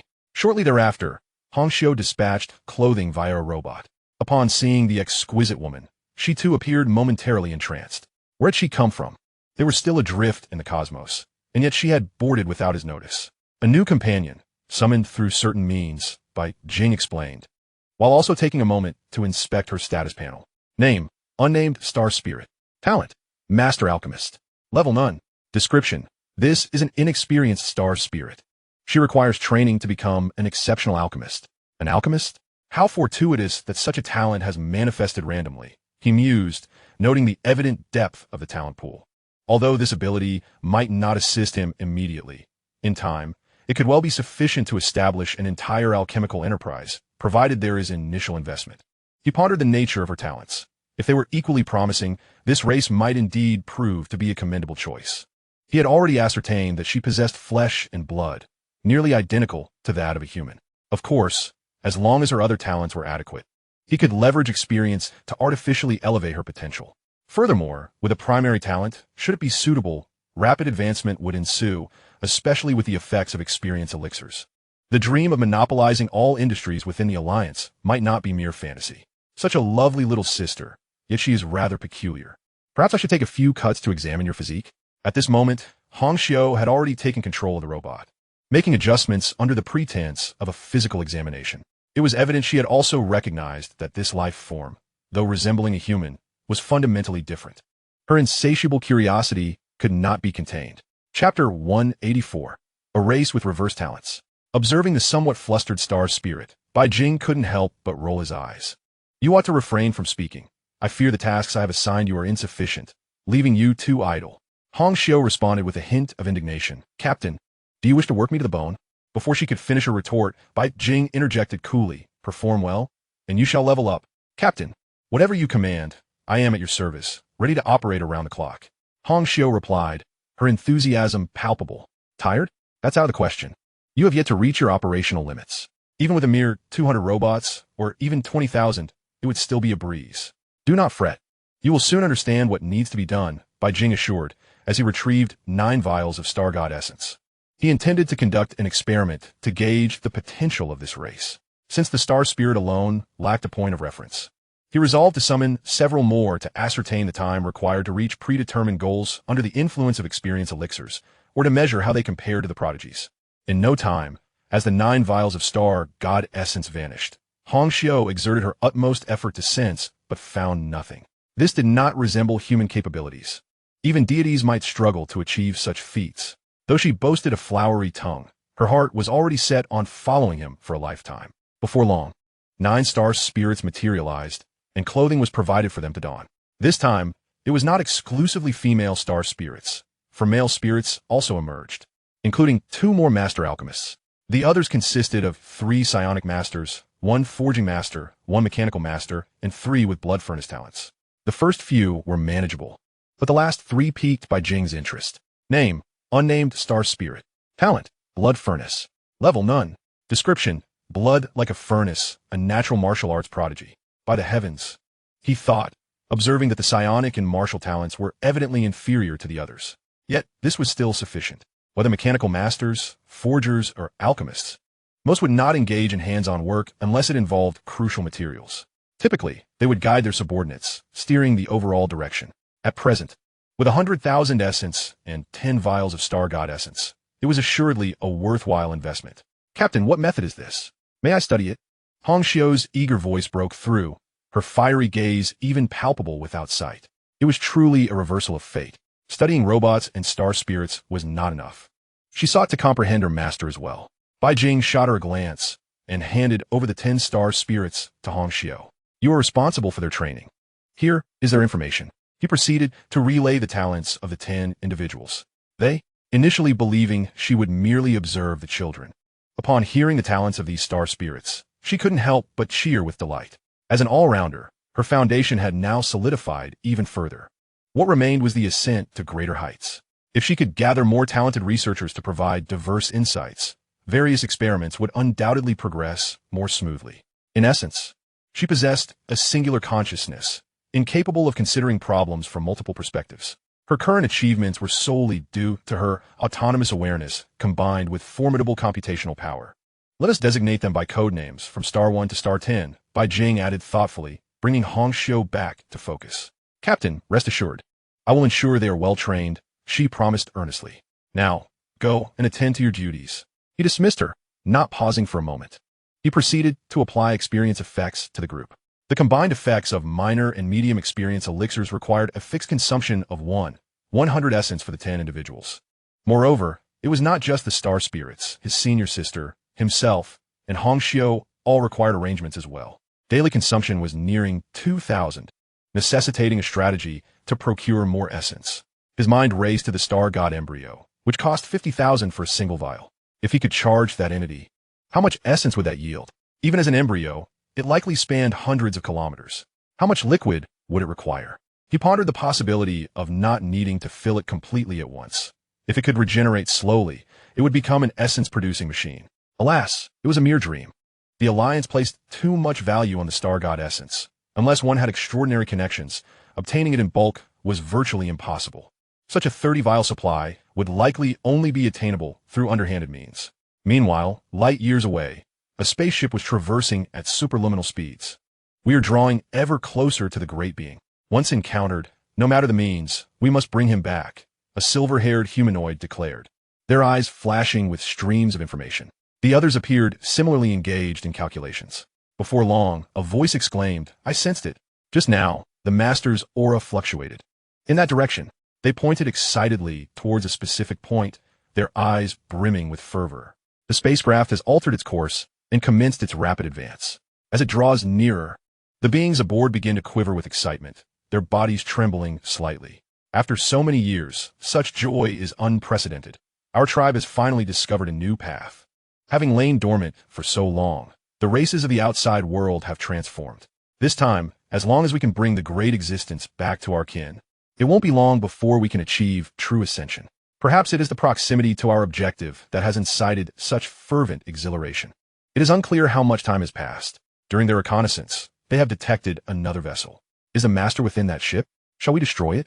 One among them inquired, gazing at the distant craft. Destroy all obstacles. We need only to return with the great existence. And anyone who impedes us shall become the mortal enemies of my psychic clan. The Master S situation is unique. I propose we eliminate them all. Agreed. Agreed. Soon, consensus was reached. They immediately began to maneuver the spacecraft, closing the distance between them. Bring us closer, one commanded. The others were already prepared. ready to leap into battle at a moment's notice. Until they locate the master, they dared not obliterate the small ship before them. As the two vessels gradually approached, the dozen or so psychic beings remained undeterred. They activated their special jump devices, almost simultaneously appearing within the enemy ship. You go disable the energy systems. We will search for the great existence. Their roles were swiftly assigned. Chapter 186, Surprises Abound. This universe is indeed filled with surprises. A voice unexpectedly resonated. The psychic beings paused momentarily, glancing toward the source, where they beheld a human woman standing not far away. Her eyes brimmed with a fervent curiosity for the novel. A ship from the Human Alliance? The leader of the psychic beings murmured as he observed the distant figure, raising a hand to signal his companions to silence her. After all, a feeble race poses no threat, even if we were to annihilate them. Just a simple statement, he remarked. Already, one of the psychic beings was swiftly approaching, their arm transforming as fluidly as liquid into a sharp blade. In the next instant, the intent to sever the human woman's head was clear. You initiated this. I am merely acting in self-defense. Just as the words left her lips, the assailant was suddenly engulfed by a violent surge of psychic energy, their body feeling as though it had plunged into a quagmire.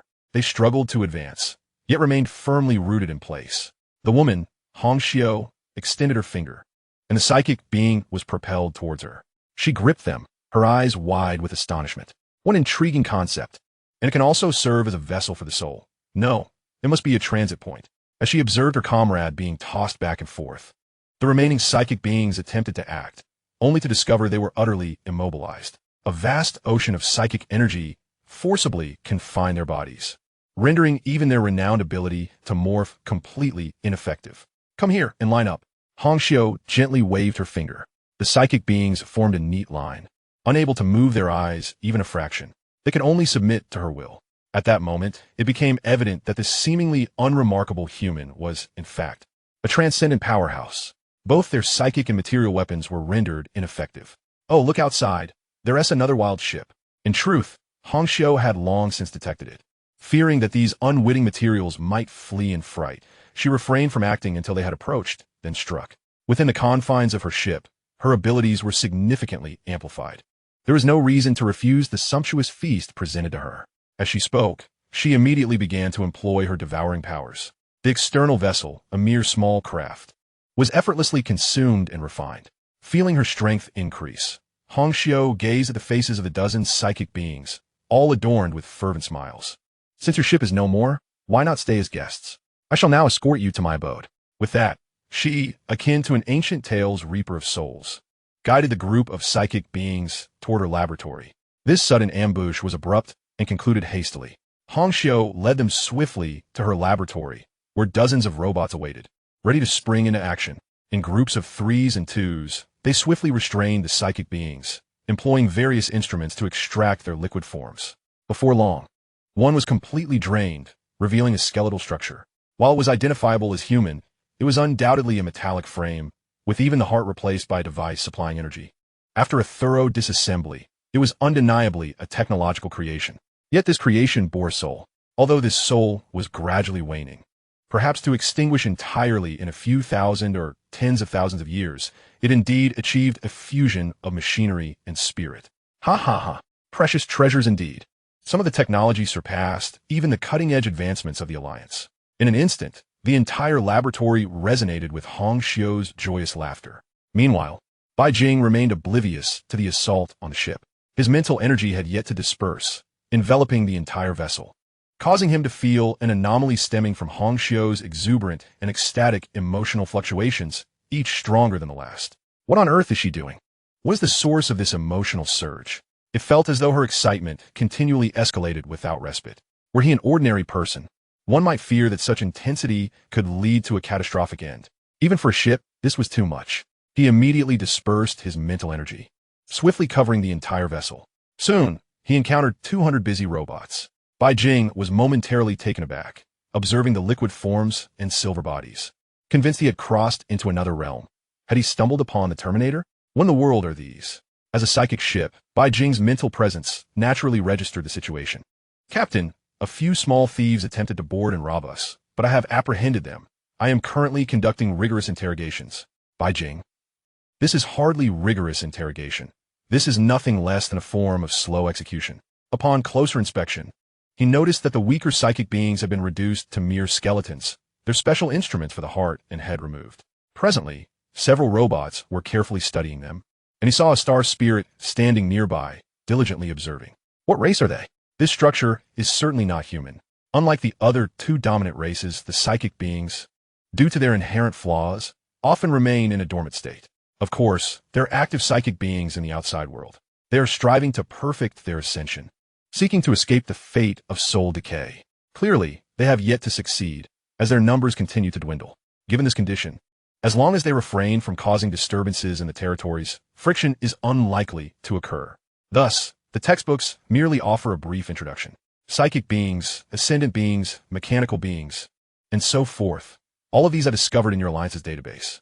Hong Xiu elucidated. With this reminder, Bai Jing recalled the rays, but was perplexed as to why these mummies would rise from their graves instead of awaiting death. What a fortuitous encounter for him.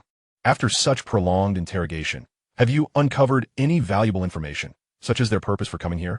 Just as he finished speaking, he observed that the robots controlled by Hong Xiu seemed to momentarily falter. Are we still to interrogate? I forgot. I was so focused on dismantling and studying their advanced technologies that their purpose for coming here slipped my mind. Regardless of the circumstances, the opponent initiated the aggression first. Her actions are wholly justified as self-defense. Bai Jing. Observing the now skeletal form of the psychic race, his lips quivered slightly. What he initially perceived as bravado turned out to be a lack of inquiry, leaving him at a loss for words. Of course, Bai Jing remained unaware that, to prevent these psychic beings from causing a ruckus, he had already imposed a ban on their ability to communicate. Their entire beings were rendered immobile, unable to utter sound. Let me inquire. Hong Xiu quickly untied one of the psychic beings. I yearn for death. Great being, forgive my lack of discernment. I failed to recognize you at first glance. This is my grave oversight. Regaining composure, the figure bound to the experimentation platform gazed with fervent adoration, akin to a zealous acolyte beholding their divine deity. Chapter 186, Revelation and Crisis. Due to a mental transformation, it became evident that the admiration expressed was genuine, not feigned. Yet therein lies the quandary. A race that has existed for countless years refers to a being that has scarcely existed for a year as great being. This is evidently amiss. Bai Jing's initial thought was data life. Did the psychic race aspire to attain the state that Hong Xiu currently embodied? In their eyes, Hong Xiu existed in another realm, having reached a level of immortality and possessing the capability to effortlessly control all networks. Hong Xiu, too, appeared taken aback, not due to the title of great being, but because it seemed as though she was among allies. Gazing at the figure now encased in fluid, awaiting examination, she hesitated on whether to return it to its original state. Great being, please guide your people and lead us out of this predicament, the psychic being implored, eager to rise but firmly restrained. Yet, the tone was filled with earnest supplication.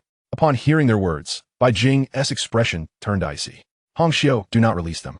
It wasn't that he was unwilling to see Hong Xiu live a prosperous life. Rather, Bai Jing understood that, irrespective of the race, subjugating them was best achieved through strength. The hollow worship and faith they extended would only hold if one was powerful. Should they discover your true strength to be lacking and feeble, the consequences from a race willing to risk everything would be self-evident. Bai Jing was not naive enough to think all psychic beings were of such a nature. Without formidable combat capabilities, they would have long been obliterated from the annals of history. Currently, Hong Xiu was merely at the pinnacle of the 7th tier, likely still short of the 8th. To the psychic race, she was merely a delectable dish, ready for consumption. Without a hint of hesitation, he promptly sealed their language systems. Captain, upon being called, he regained his focus. These creatures must not be allowed to escape. You must study them and uncover their weaknesses, Bai Jing emphasized. If his assumptions held true, a confrontation with the psychic race was unavoidable. Their desire for ascendance was likely driving them to madness. The longer Hong Xiu could remain concealed, the better. If all else failed, they would have to venture into the spirit realm. What kind of predicament is this? I merely wish to survive. Why does misfortune constantly seek me out? He lamented internally. He had caught the attention of the Beastman Empire, and now, his ship was under the watchful eyes of the psychic race, both being true cosmic hegemonic forces. His misfortune was unparalleled. Once more, he felt enveloped by a sense of impending crisis. I am still insufficiently powerful. I must grow stronger. Bai Jing even believed that merely striking the battleship was no longer adequate. He sought to strike at the very homeworlds of these races. Damn it. Why must they continuously bring me trouble? In the future, they should not blame me for seeking vengeance. Cursing under his breath, he withdrew his thoughts and began his cultivation. Initially contemplating a slower pace, he now resolved to request 6th-tier channeling techniques from his master upon his return. As for the present, his gaze fell upon the skills enhancement list. He had now developed a self-created technique. Name: Whale Swallowing Refinement Technique. Effect: Efficiency 10, Strength 10. Description: Absorbs energy, continuously refining the physical body. Although the cave was subtly enhancing his physique, the pace was far too sluggish. Thus, Bai Jing took the liberty of utilizing the characteristics of the Qi cultivation technique to create this technique, which perfectly aligned with his needs. It could devour all forms of energy for the refinement of his being. At his current rate of physical growth, he would reach the 6th tier within 2 months. Sensing the constant augmentation of his physique, he felt a modicum of reassurance. However, this technique bore a significant flaw. It was unattainable for ordinary humans. Only those possessing the Qi cultivation technique and the innate talent for human body refinement could utilize it. Average humans would perish at the first step unless they reached a threshold akin to his, having fully opened 365 acupoints and being perpetually nourished. Days later, just as Bai Jing was about to return, a command abruptly interrupted his journey. Junior brother, trouble has arisen. Ji Xiao spoke with a hint of exasperation. While speaking, she had already dispatched a mission. Mission title: Reinforce Gray Sparrow 3-star. Mission summary: due to internal corruption, the insect race has seized the opportunity to invade, resulting in nearly half of the city being overrun and the emergence of at least 2 insect kings 7th tier. All combat forces within the designated area are ordered to provide support. No wonder the Alliance was anxious. Gray Sparrow Star was a fully established planet with significant investments, housing several colossal factories capable of daily production of various raw materials. Furthermore, this situation was far more extensive than the previous assessment. Sister, is it possible to abstain from participation? Upon learning of the psychic race's covetous intentions, Bai Jing was even more inclined to enhance his own strength. The resources I possess are sufficient for the time being. This time it's different. The Alliance has issued a conscription order requiring all ships to provide support. Ji Shuiyao replied with resignation. In times like these, she felt powerless to assist, as the ship was not hers. The conscription order was immediate and binding. Failure to arrive within the specified time would result in accountability from the Alliance. Then let us see what unfolds. Recognizing the inevitability, Bai Jing felt no discontent. He promptly redirected the ship towards Gray Sparrow Star, considering it an opportunity to replenish resources. After this, he aimed to break through to the 7th tier before emerging. Sister, you should remain on the ship this time, Bai Jing suggested after contemplation. The ring on his hand was a trump card. He could not afford to use it against mere 6th tier opponents. It would be wiser for his sister to preserve her strength, as if trouble did arise. Hong Xiao could swiftly intervene. Very well, I shall heed your counsel, Ji Shuiyao readily agreed. In truth, she had no desire to partake. As a mere 4th tier, even with an executive battle suit, she would be little more than fodder against a fully formed insect race. Presently, the entire planet was in a state of turmoil, with the insect population likely exceeding 10 million. Moreover, they had spawned formidable individuals, and it remained uncertain how many battle groups would be dispatched. The main force would likely consist of ordinary soldiers. This was the norm. While mechanical warriors were indeed powerful, their cost dictated a focus on elite units. The true mainstream forces on mid to low-end battlefields would always be those of ordinary folk, or those who were not extraordinary. Fortunately, the current technological weaponry possessed commendable combat capabilities. Bai Jing idly perused the information provided for this mission. Half-insect beings? His gaze suddenly sharpened, recalling some rather unpleasant memories. The half-insect beings had become insidious infiltrators within the Alliance. The primary issue was that unless in a chrysalis state, they were incredibly difficult to identify, even through instrument scans. Of course, this time, the half-insect beings were merely supporting characters. The assault was orchestrated by another insect king. The half-insect beings were merely their vassal race. Chapter 187. Arrival at Gray Sparrow Star. Upon their arrival, a considerable number of spacecraft have gathered here, including 5 formidable warships of the battle group level. Moreover, there are over a dozen merchant vessels, which, despite their commercial nature, are evidently well equipped with onboard weaponry. This assembly of forces, however, is insufficient to reclaim Gray Sparrow Star. Ji Shuiyao surveyed the surrounding allies with growing concern. It is now a matter of hoping that the station Legion possesses adequate combat strength. Before long, a voice crackled through the communication channel. I am the commander of the Xingyu battle group. May I inquire about your troop strength? 200 private armed units. Bai Jing responded candidly, without any concealment. Upon hearing this, there was a noticeable silence on the other end, followed swiftly by, "Thank you for your support. Please remain alert for operational directives." The disappointment in the voice was palpable, underscoring the grim reality of the situation. Bai Jing swiftly instructed Hong Xiu to acquire the latest intelligence on Grey Sparrow Star. The situation was far worse than anticipated. It was not merely a matter of partial occupation, but rather, it was on the brink of total annihilation. Bai Jing could only lament. The projected images revealed that among the hundreds of human gathering points, the sounds of artillery had faded. Only 3 or 5 areas remained capable of resistance. Given the merciless nature of the insectoid species, it was likely that the inhabitants of the extinguished zones had already been converted into biological matter. Junior brother, perhaps. Ji Xiao recognized the dire state of the planet. Even if reinforcements were to arrive, the insectoids would likely have completed their plunder and departed. Since we are here, we might as well assess the situation. Not long after, they received a combat order to assist in defending one of the cities while awaiting new reinforcements. At that moment, 200 fully armed mechanized warriors arrived. My lord, we are fully prepared and ready to engage in battle at any moment. With the mission assigned, Bai Jing wasted no time. They would first investigate the situation, and if there was a chance to rescue, they would do so. If not, retreat would be the only option. He led the mechanized warriors aboard the landing pod. The spirit realm walkers, however, could not descend, as they would likely need to coordinate aerial strikes with other ships and war vessels. In Grey Sparrow City, the cannons had turned red and soft from prolonged firing, risking catastrophic failure at any moment. Yet there was no choice. The 2-meter-long insectoids were relentlessly assaulting the defenses, their forelimbs festooned with fearsome, serrated edges, their bodies cloaked in dense scales, surging like a tide of death. The line of defense was being gradually pushed back under their onslaught. Watching the slowly retreating front, several individuals gazed at the real-time images transmitted from satellites, their faces turning ashen. They could not hold out, even with heavy artillery support. They were unable to slow the advance of these creatures. Each shot fired resulted in casualties that were less valuable than the ammunition itself. The insectoids were evidently intent on using low-level units to deplete the human side's ammunition supplies.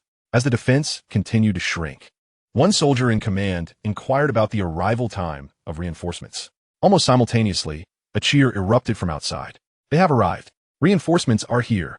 The officer immediately exited the makeshift command post, looking up at the sky with a glimmer of hope. However, upon seeing the small landing pod, his smile froze. How many troops can this landing pod possibly bring? It probably carries fewer than 1,000. At this rate of attack, even 1,000 extraordinary individuals cannot withstand the current pressure. Damn it, have we been abandoned? He cursed inwardly, maintaining a calm facade to bolster the morale of his troops. If they could hold out a bit longer, perhaps more reinforcements would arrive. "Commander, I will go to receive the troops," another officer volunteered, already making his way toward the landing site. Meanwhile, the landing pod had touched down, and the hatch opened. Bai Jing, accompanied by his 200 subordinates, stepped out. "Greetings. I am a commander of the Grey Sparrow Star Garrison, 3rd Legion, 3rd Brigade, 3rd Group. May I inquire when further reinforcements will arrive?" A man in his early 40s, covered in blood and missing an arm, posed a question. Bai Jing found himself at a loss for words. "I regret to inform you that other teams are engaged in supporting different cities. No reinforcements? How can this be? Has the Alliance forsaken us?" The man staggered slightly, nearly collapsing, but quickly regained his composure, a bitter smile etched on his face. "We appreciate your support, but please return to your original route or assist other cities. We will continue to defend City E." With that, he clutched a falcon rifle with his remaining arm and charged toward the front line. Watching the departing figure, Bai Jing sighed softly. It was not a matter of being targeted. Rather, City E was the most stable among them. The others were nearly on the verge of total collapse, with the remaining battle groups dispatched to support them. Furthermore, the combat order he received did not mandate a fight to the death. If they could not hold out, they were permitted to withdraw at their discretion. As for how many he could take with him, a small landing pod could only transport a limited number of individuals. A complete city housed over 1 million inhabitants. "Chuihu, you lead the others to assist. I will check on the situation and the operational map." "Understood, my lord." Soon, the 200 mechanized warriors commenced their mission. Notably, aware of the impending confrontation with the insectoids, Hong Xiu had supplied additional equipment, replenishing 10 personal platforms and providing new gear under the guise of testing their effectiveness. Chui Hu swiftly led his subordinates to the defense line. "Why are you doing this?" the one-armed commander asked, exasperated. It was evident to any discerning observer that the situation had reached a point where collapse was merely a matter of time. Whether they had 200 more or 200 fewer would make little significant difference. The only consequence would be an additional 200 casualties. "This is our Lord's command." Chui Hu replied indifferently, his gaze sweeping over the defense line, which was teetering on the brink of collapse. If they could not stabilize it, they would have to retreat to the next defensive zone. "Old Wang, activate the personal platforms to relieve some pressure. If we don't act soon, the defense will shatter." "Understood." Several men immediately began controlling the combat platforms through their battle armor S system. As 4 platforms switched to annihilation mode, their cartoonish expressions turned ferocious. Soaring into the sky, in the blink of an eye, they hovered above the swarm of insects. The next moment, dozens of gun barrels emerged, unleashing a torrent of bullets. Thanks to meticulous calculations, these bullets landed precisely on the insectoid's weak points, sometimes striking the same location 2 or 3 times in succession, forcibly tearing through exoskeletons and hitting vital areas. "Wow, are private armed units equipped with such gear now?" The one-armed commander's eyes widened in astonishment. It was not merely the ferocity of the firepower that amazed him, but the astonishing efficiency of bullet utilization. None went astray, all found their mark. This was something his own team could not achieve. Every path they traversed seemed to clear away the insects, and those who survived were left severely wounded. Chapter 188. The iron clump displays its might. As the cannon fire ceased abruptly, the high-ranking commanders within the command post, who had been fervently debating how to hold out until reinforcements arrived, were suddenly beset by a wave of dread. One individual dashed out of the hastily constructed command post, shouting into the communicator, "What is happening? Why has the artillery stopped? What is the current status of the defense line?" He anxiously lifted his gaze, straining to see the direction of the defense line. Should the defenses falter and the swarm of Zerg invade the city, the very essence of life within would be rendered into biomass, ultimately transforming into a lethal dagger directed at the heart of the Gray Sparrow Star. Fortunately, the communication lines remain intact. Reports swiftly arrive from the front lines. Have they held? Have they repelled the onslaught of the Zerg? Upon hearing the updates, several commanders exchanged incredulous glances. The defenses were on the brink of collapse. They had even prepared to retreat to City E, yet in a mere moment. Not only had they held their ground, but they had also annihilated a significant number of Zerg. Moments later, satellite images flickered onto the command center screen. Countless Zerg corpses littered the front line, and upon closer inspection, nearly every one bore a precisely destroyed head. What manner of weapon could inflict such devastation? The commanders stared at the screen, their expressions a mixture of skepticism and intrigue. The lethality exhibited was far superior to any terrestrial artillery. The next instant, an image of the mysterious weapon was transmitted from the front lines.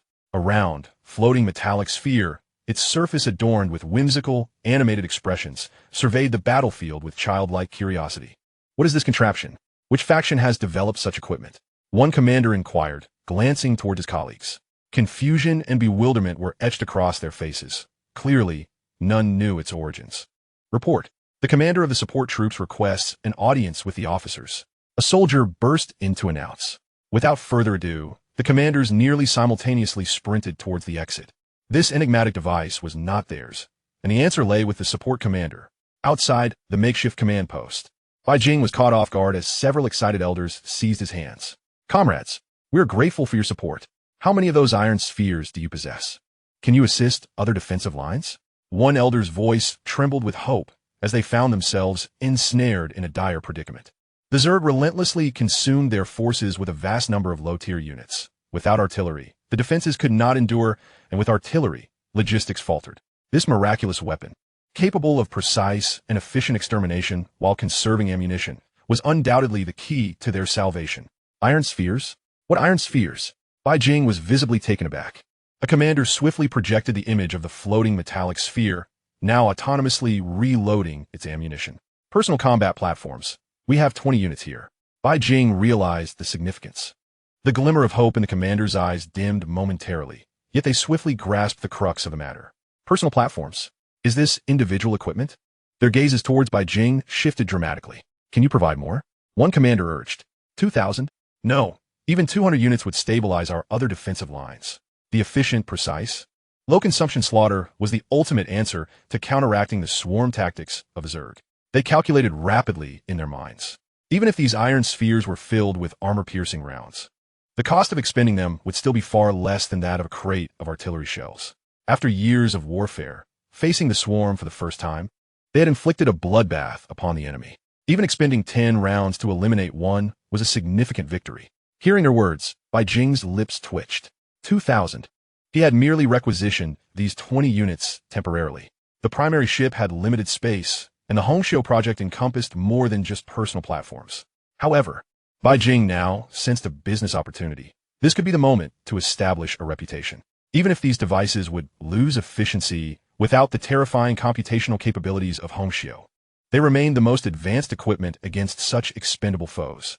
I apologize, but this equipment is still in the testing phase.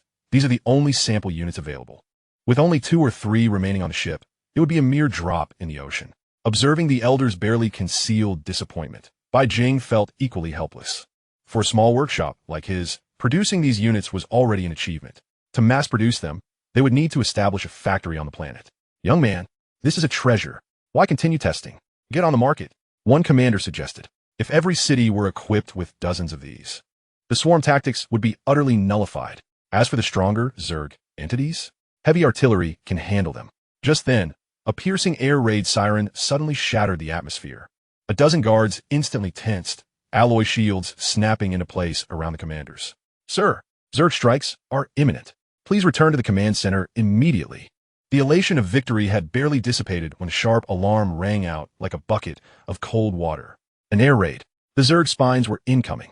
All personnel, take cover. The dismembered unit leader roared. Soldiers turned in response, only to see a sky darkened by Zerg. A torrent of spines half a meter long and as thick as an infant's arm, cascading down like a black deluge. Old Wang, Chuehu bellowed. Here they come. In response, several iron spheres surged into the sky, darting forward hundreds of meters in an instant. Buzz. An invisible gravitational field suddenly expanded. The densely packed swarm of spines, which had been hurtling towards them at high speed, collided with an unseen distortion wall, losing balance and plummeting uncontrollably.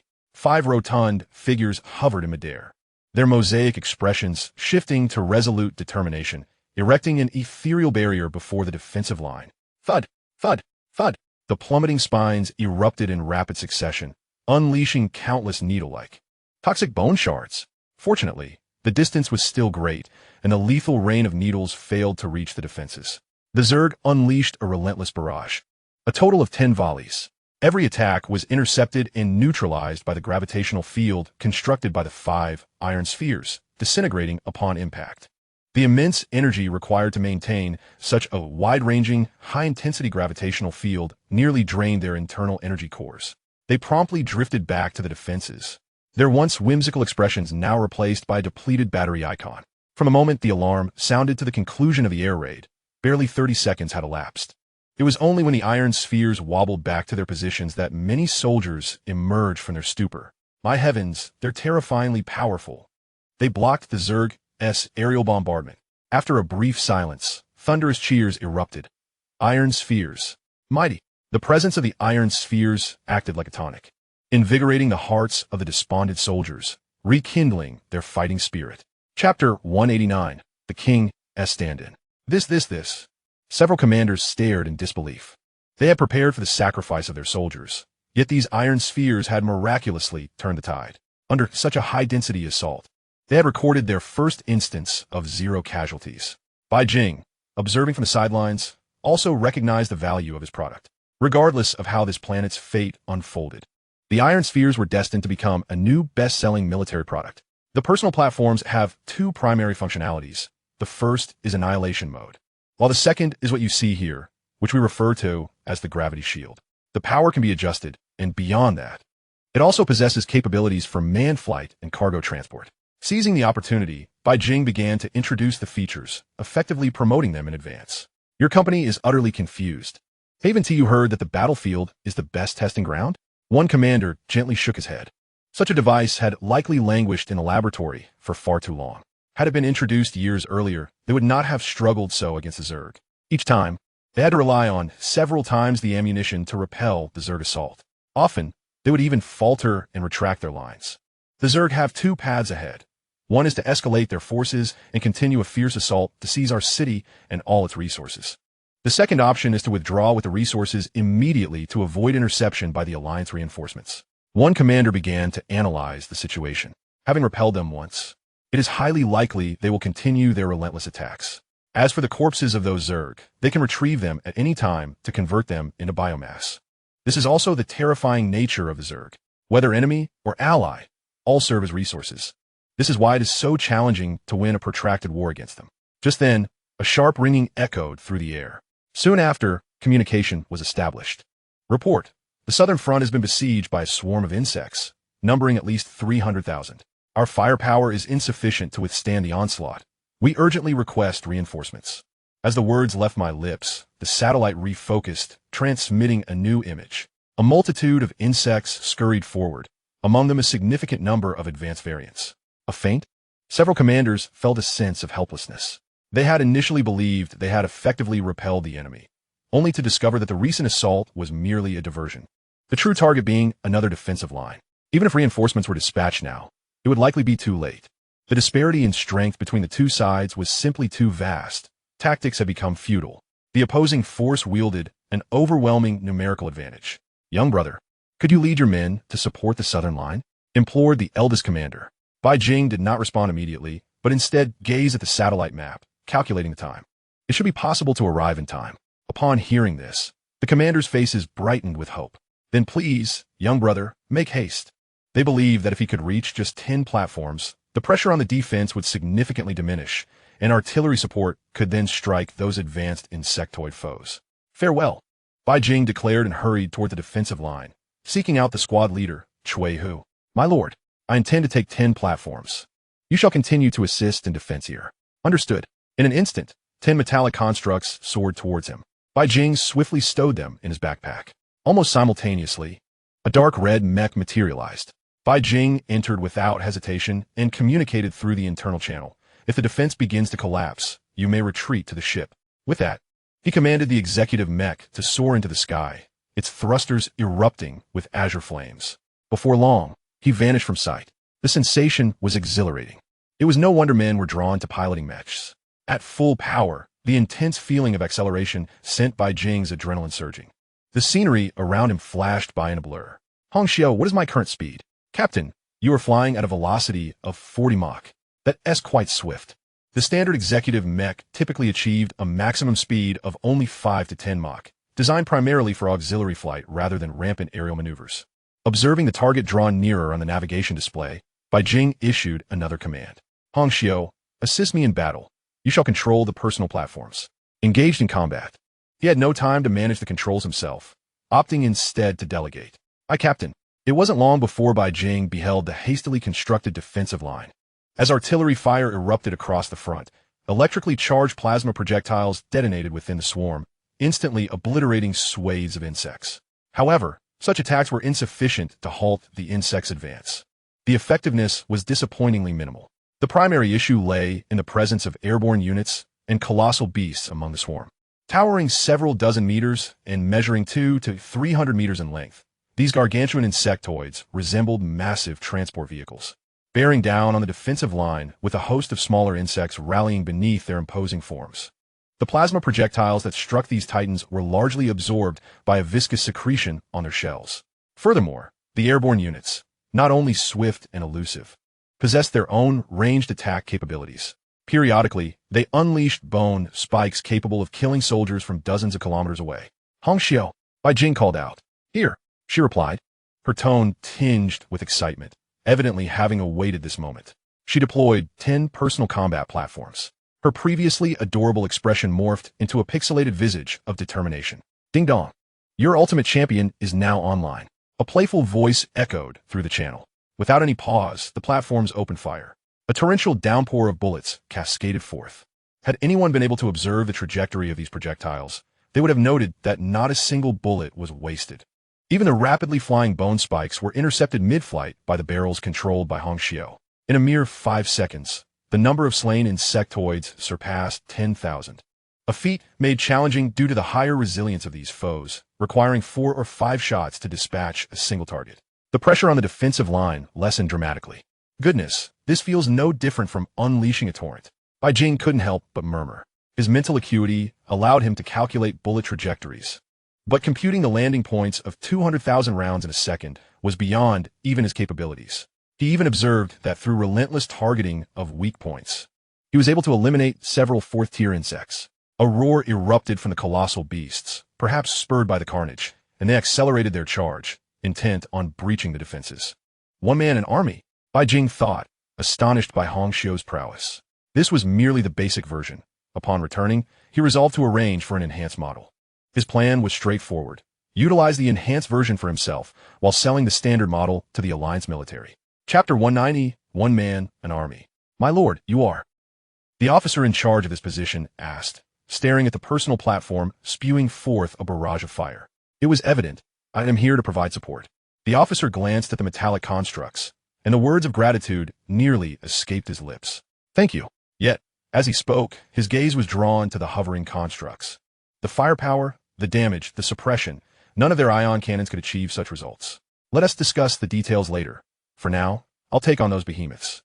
Bai Jing's focus shifted to the massive figures resembling small mountains. Without further ado, he grasped the Break Dragon spear firmly, as he steeled himself for action. The previously erratic flow of his internal energy aligned into an orderly array. The Summon Tyrant armor had nearly achieved a tangible form. Upon reaching the 5th tier's perfection, Bai Jing finally comprehended the vast difference between enlightenment and ignorance. The 365 major acupoints functioned like a superhighway for his internal energy, providing a solid foundation that transformed his previously formless energy into something rooted and inexhaustible. Even Bai Jing was unaware of how formidable he had become. My lord, we can. Before the words were fully spoken, Bai Jing had already surged forward, enveloped in internal energy, the Break Dragon spear firmly in hand. With full throttle propulsion, it transformed into a 40-meter-long lance. He targeted the foremost colossal insect. Utilizing the immense thrust, he resembled an ancient cavalryman, aiming his spear with deadly intent. A roar erupted, likely in response to the perceived threat. As the sound reverberated, a multitude of insectoid flyers began their assault, some even sacrificing themselves to impede Bai Jing's speed. Yet, such attacks appeared utterly ludicrous against a mech brimming with defenses. Without evasion, he barreled forward, colliding with any obstacle in his path. The Break Dragon spear remained resolutely gripped. In 2 to 3 seconds, he thrust the spear forward. The behemoth attempted to block with its own defenses, but after a brief moment, the spear pierced its shell, nearly penetrating entirely. A roar of agony erupted from the creature as Bai Jing gave a slight tremor. The insect's carapace swelled grotesquely, forming a large bulge. Once more, that initial thrust had merely been a casual poke. Now, Bai Jing resolved to test the technique. With a gentle leap, he elevated his body, and the Break Dragon spear elongated to 10 meters. In the next instant, he thrust it forward once again. This time, the internal energy surged forth like a venomous serpent, tearing through the shell and burrowing into the beast's body, directly puncturing its massive form. A torrent of blood gushing forth. Was an overwhelming penetrative force. Under the influence of the Spirit Serpent gun intent, the internal energy penetration effect has been significantly enhanced, making it particularly effective against these thick-skinned creatures. In mere moments, I unleashed a flurry of over 10 strikes. The colossal beast, akin to a small mountain, could no longer withstand the onslaught and fell heavily to the ground. During this time, a multitude of advanced insects had encircled us, all specializing in close combat. And not a single one was of the 6th tier. Who do they think they are? Before my words even faded, the insects launched their assault. All of them, at least to the 4th tier. Meanwhile, the lower tier insects discreetly avoided this battlefield. Observe my 40-meter no-go zone. I declared as the Dragon Breaker spear transformed into a formidable 40-meter weapon, and I seized the initiative to strike. With each swing of my massive firearm, a tempest of energy surged forth. Any insect within that 40-meter radius would meet an immediate demise. This time, whether they were 4th or 5th tier, a mere brush with my might would prove fatal. Regardless, they were doomed. The officer stationed behind, upon witnessing the distant spectacle, was left utterly astounded. Is this even human? The weapon, a mere gun, produced the carnage of a meat grinder. Where I passed, no corpses remained intact. This could only imply that the force I wielded far surpassed the defenses of those insects. Reflecting on this, I glanced at the ironclad machine diligently replenishing ammunition. Where on earth did this support come from? It felt almost otherworldly. In no time, I had carved a path and approached the next colossal insect. Sensing the impending threat of death, this behemoth attempted to flee. Yet my gun was swifter. Empowered by the spirit serpent gun intent, I instantly tore through its defenses, puncturing several bloodied holes into its body. I also discerned that the beast's defenses were not particularly formidable. Rather, it was the secretion of a gelatinous substance that provided exceptional defensive properties, especially against widespread attacks. This explained why the ion cannon had failed to eliminate it. Simply put, it had a specialized form of defense, a truly bizarre species. While lamenting this fact, I did not cease my assault. Regardless of their tier or strength, within 40 meters, they were destined to perish. In a fleeting moment, I single-handedly created a vacuum where the swarm instinctively retreated. Fortunately, my speed was sufficient to pursue and annihilate them. Aside from the colossal insects, I stealthily harvested the corpses of other insects, steadily enhancing my essence. Just as I was relishing the slaughter, a voice interrupted my concentration. Turning toward the source, I beheld a humanoid figure rapidly approaching. A half-insect creature? I could vaguely sense that it possessed 6th-tier strength. Excellent. I shall practice my skills on you. I advanced with intent, my gaze icy as I regarded the audacious human who dared to attack. You damned human, I seethed. Originally, I could have awaited my return to the mothership, but unexpectedly, a lone individual disrupted our plans and accounted for the demise of several colossal beasts. Given their size, one unit of such a beast required more energy than a 6th-tier creature to produce. Now, 5 had been eliminated in one fell swoop. Not only would there be no reward upon returning, but I wondered if I would even survive the journey back. You shall perish for this, I growled hoarsely, wielding an unknown blade of war. Soon we clashed. In an instant, the 6th-tier half-insect creature felt a disquieting shift. It was effortlessly sent flying. The process transpired so swiftly that it barely registered my movements. It attempted to struggle, but I was quicker. With a casual toss, I unleashed a devastating blow. My firearm enveloped in a tempest of internal energy. Boom! The 6th-tier half-insect was instantly reduced to a cloud of blood mid-air. I wasted no time, seizing the opportunity to absorb the essence. As the essence flowed in, I muttered to myself, this is far too weak. It is not even as resilient as the colossal insects. At least they could endure a dozen strikes. But now is a prime time to accumulate essence. I dismissed the half-insect's weakness and plunged back into the swarm, commencing a new round of slaughter. However, it was not long before urgent calls emanated from the rear of the swarm. The once relentless tide of insects seemed to receive orders, swiftly retreating. Perplexed by the sudden withdrawal, I felt a pang of urgency. Having come this far, why were they fleeing? I resolved to pursue and eliminate those of higher strength. Even so, these insects offered no resistance. After chasing for over 100 miles, I finally ceased my assault. Damn it, cowards! If you can't fight, then run. Chapter 191, A Prosperous Time. Looking at the retreating swarm, I felt a flicker of doubt. If I could summon an insect tribe, I could trace their internal networks leading to other nests, perhaps even uncovering the concealed mother insect. Hongxiu, have those battle groups yet to detect the king insect? I inquired.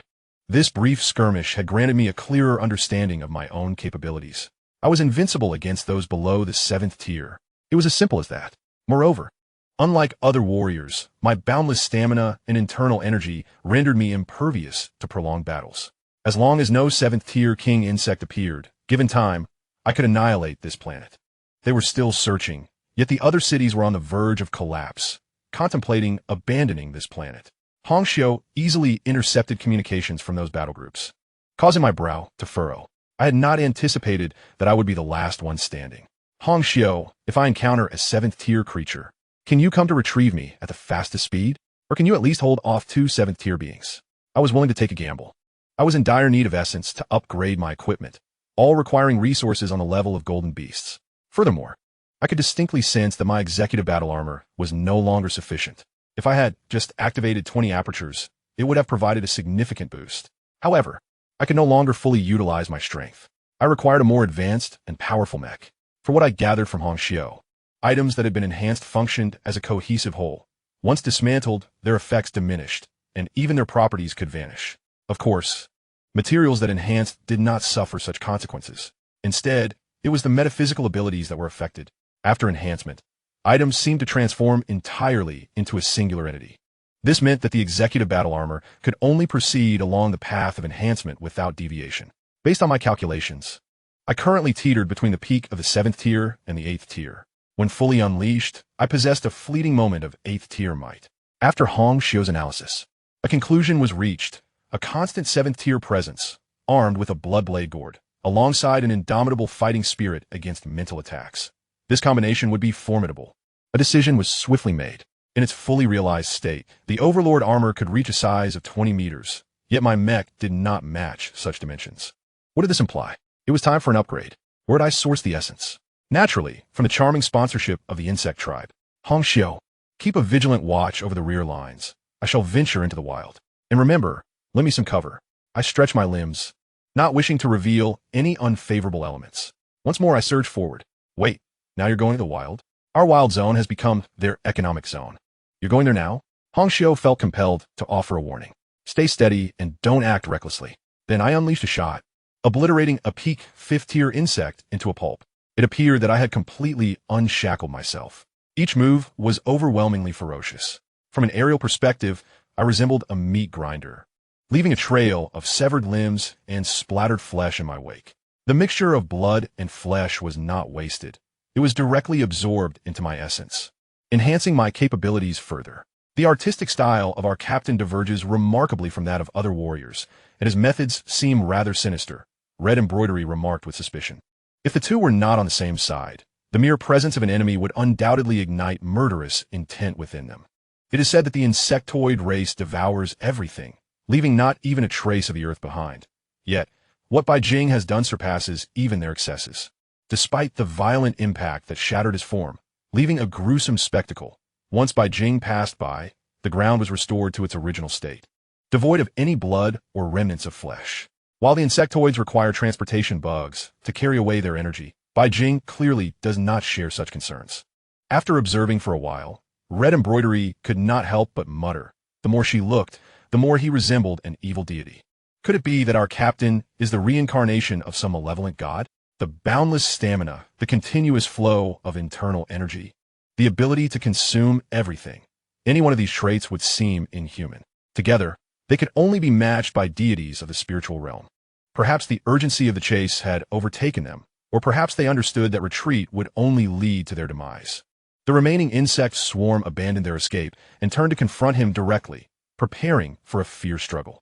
If they intended to exhaust my stamina, they were about to challenge the very barriers of the spiritual realm.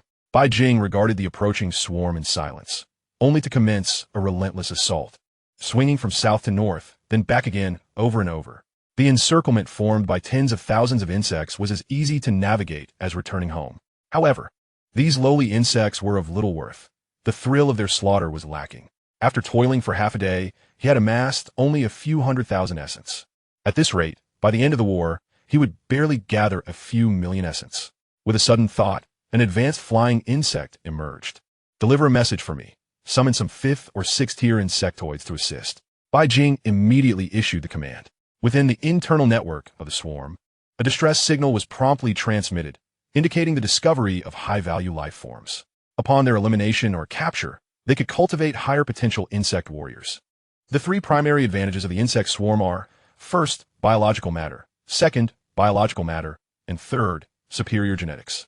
It is precisely due to their grotesque genetic programming that the insect race has become the overlords of the cosmos. Exceptional genes are as alluring as biological matter. Soon, new orders circulated within the internal network. Encircle, await, and the hunting squad was dispatched. Well done, Bai Jing nodded in satisfaction. None could compare to their ability to seek him out.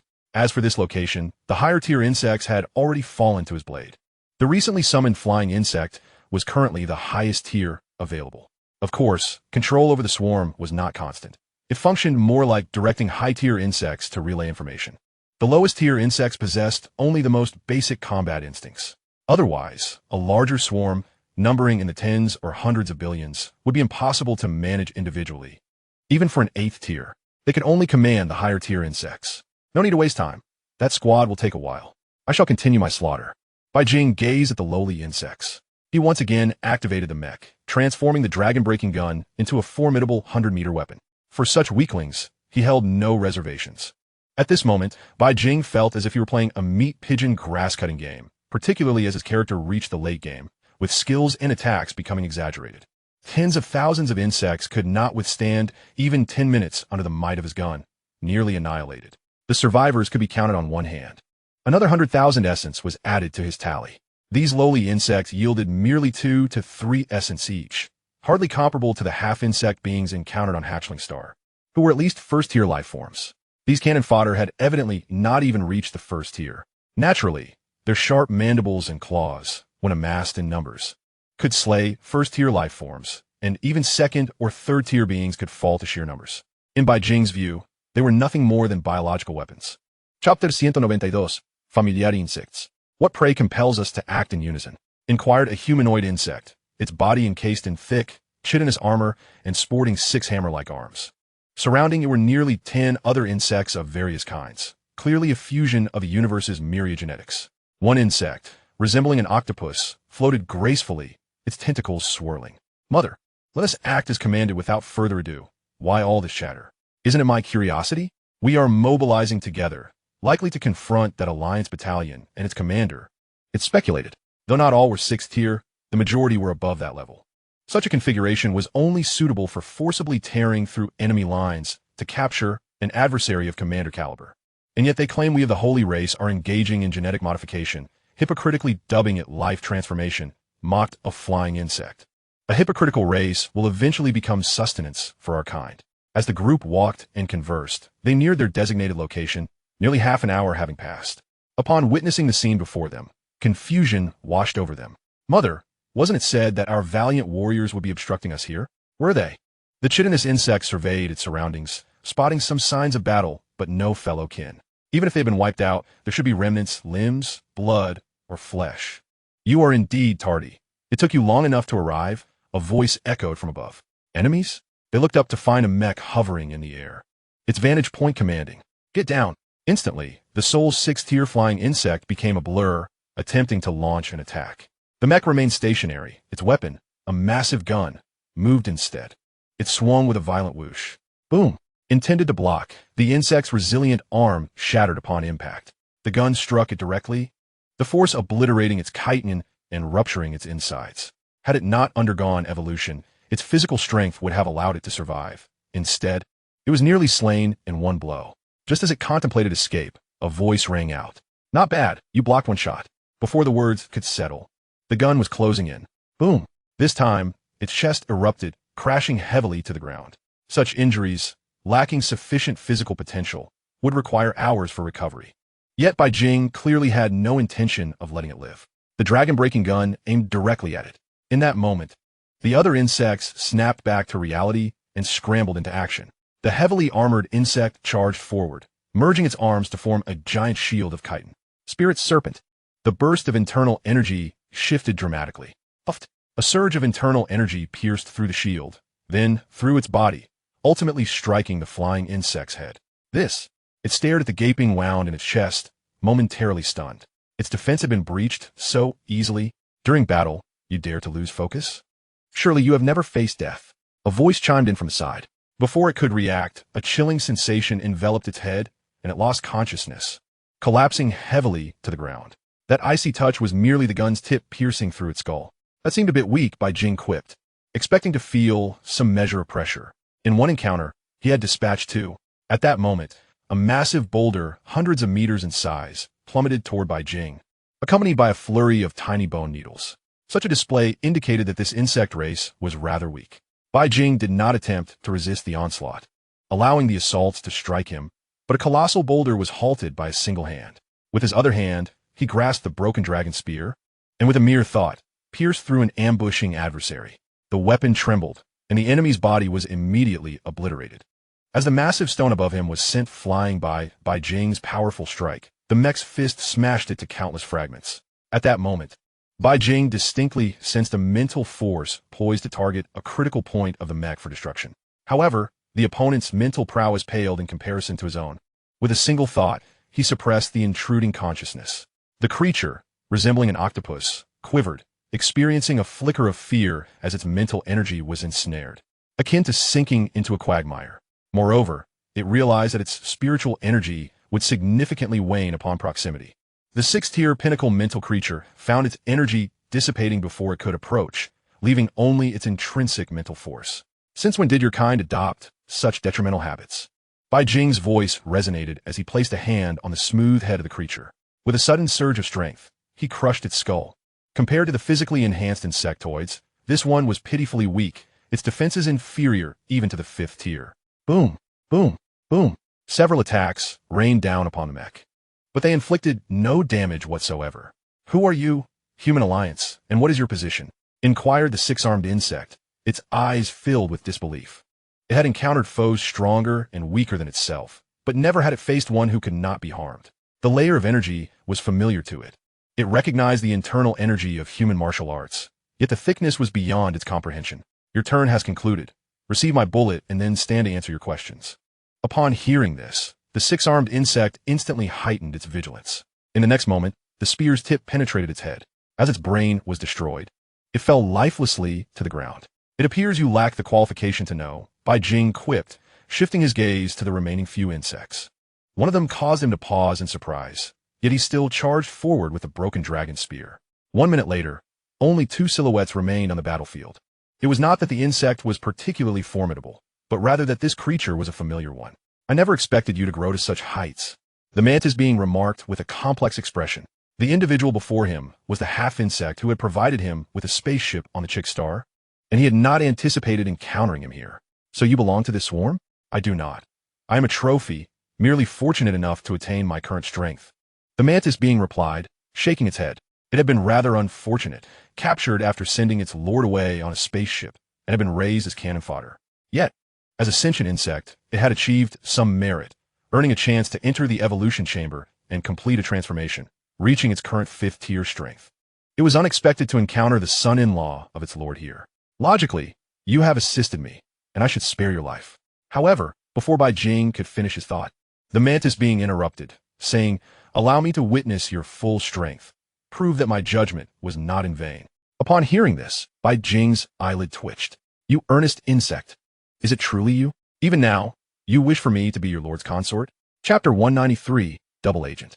Given that you have aided me in making a decision, so be it. Since you seek death, it shall be easily arranged. With each breath, Bai Jing adjusted his state. The armor enveloping his body shimmered with what appeared to be white flames, affecting the surrounding environment. A massive influx of internal energy surged into the broken dragon spear. Are you prepared? Bai Jing's voice jolted the mantis being awake, its gaze fixated on the approaching figure, feeling a sense of suffocation as if confronting a high authority. Attack! Suppressing the flicker of fear within, it raised its blade-like arms and charged forward. Yet, before it could close the distance, it was met with an irresistible force. And before it could register anything, its body disintegrated. The attack that felled the mantis being retained its full potency, sweeping across hundreds of meters like a colossal dragon. A chasm several dozen meters deep and hundreds of meters long appeared beneath. Feeling somewhat overwhelmed, Bai Jing experienced a fleeting emptiness as 10 units of internal energy were drained in a single breath. Fortunately, it replenished almost instantaneously. Without hesitation, Bai Jing began to recharge, leaving no trace behind before opening the combat support panel. 20,000? How outrageously expensive. Bai Jing's lips twitched in pain, yet he made the choice to summon. As 2,000 essence points were expended, a figure rapidly coalesced. How am I still alive? The mantis being felt its mind falter, having clearly perished moments ago. Yet the vivid sensation indicated its survival. Greetings, esteemed insect trader, bring me joy. Bai Jing's voice echoed. He anticipated frequent dealings with the insect race henceforth, and needed to summon insects continuously. Thus, he decided to go all in, regardless of his reluctance to admit it. Without that bridal shuttle, he would have long perished on Chick Star. You. The mantis being's eyes were wide with shock, even in its delayed response. It came to realize that its revival was clearly the work of the individual before it. However, what manner of resurrection was this? It was unlike the spiritual beings, who possessed a soul container, nor was it akin to the insect race, which merely resurrected the flesh. It now possessed not only its own body, but also its complete soul and memories. You're a dark god from the spirit realm. The answers seemed to emerge. What utter nonsense! I am indeed a deity from the spirit realm, Bai Jing retorted, somewhat exasperated. Others are gods, yet I am branded a dark god. This is discrimination. Before the mantis being could speak further, Bai Jing cut in. Enough with the trivialities. It is time for you to demonstrate your worth. Have them send some insects for me to slay. The mantis being had many inquiries, but, upon hearing this command, felt an overwhelming will in its mind compelling it to submit. Without hesitation, it effortlessly accessed the insect race's internal network. What should I say? It asked, clearly inexperienced in the role of an insect trader. Figure out yourself. Just ensure they send insect for me to kill, preferably 6-tier ones. A single 6-tier insect can yield tens of thousands of essence points, while a group of lower-tier ones combined barely reaches a few tens of thousands. The profit is unmistakable. The mantis being fell silent for a moment before promptly relaying the message. Support, super individual, group, evolution tier. Unlike previous summons, the mantis being clearly possessed greater knowledge. Within the insect race, genetic quality was also categorized. The most inferior was individual evolution, followed by specific species evolution, then major category evolution, and finally group evolution. The moment this message was sent, a considerable time elapsed before a response came. Is what you say true? Every word is accurate. The opponent's combat power is formidable and is about to break through. Detain them. Soon after, the message was cut off. Observing the mantis being having exited the internal network, Bai Jing couldn't help but inquire further. So do they come? Are they high-tier insects? Yes, they are indeed high-tier. One of them is a 7th-tier king insect, possessing early 7th-tier strength. The mantis being replied directly. Bai Jing's previously expectant expression froze into a grimace. You are truly a double agent? I nearly lost control and killed you again. You were supposed to lure a small unit of enemies, yet you brought their entire fleet instead. Is this right? Could it be possible to send it back and substitute it with another insect? I fear that is not feasible. The adversary will undoubtedly arrive. As a creature endowed with memory, the insect comprehends the genetic material that catalyzes the evolution of its kin, recognizing its immense value to a particular branch of its species. Although this is a royal lineage, it is essential to note that within the insect race, there exists more than one royal family. The most formidable branch possesses the capability to challenge other royal insect factions single-handedly, epitomizing the true essence of a great devourer. Hongxiu, I may require your assistance shortly. A 7th-tier entity is approaching. Bai Jing immediately contacted Hongxiu, urging her to remain vigilant regarding the battle unfolding here. He then retrieved the Bloodblade Gourd. As for its utility, we shall first meet. It is an opportunity not to be squandered. One moment, let me alter some data for you. I'll have these battleships fire a few rounds to help deplete some health. Bai Jing. Almost simultaneously, Hongxiu made her move. The radar systems of several battle-class warships illuminated with red dots, clearly indicating the presence of a 7th-tier lifeform. Finally, we have located it. Let us engage. Someone exclaimed with excitement. The situation aboard the other warships mirrored this sentiment. Watching the fierce combat below, they felt utterly helpless and anxious. Now that they had identified a high-value target within the insect swarm, they disregarded everything else. Let's fire a few test shots to verify its authenticity. They seamlessly transmitted coordinate information to the other warships. Fire. The situation below is on the verge of collapse. As the command was issued, the battleships in space began to raise their main cannons, aiming downwards. In that designated area, a colossal insect king, resembling a gigantic horned beetle and measuring several dozen meters, swiftly traversed the underground. The genetic material for our clan's evolution. May it bless our race. The excitement in its voice was palpable. Should we acquire it? It would facilitate a comprehensive evolution of our kin. At that time, they could ascend to become the primary lineage. Even the rewards from above could elevate our matriarch to the 9th tier. Within the insect race, due to their continuous reproduction, one could easily find thousands of royal daughters among the royal families. Those fortunate enough to possess certain resources remained within their native star systems, while others, less fortunate, scoured for resources to sustain themselves. To ascend effortlessly, only those of significant contribution could be summoned to the star system and personally bestowed with titles by the queen.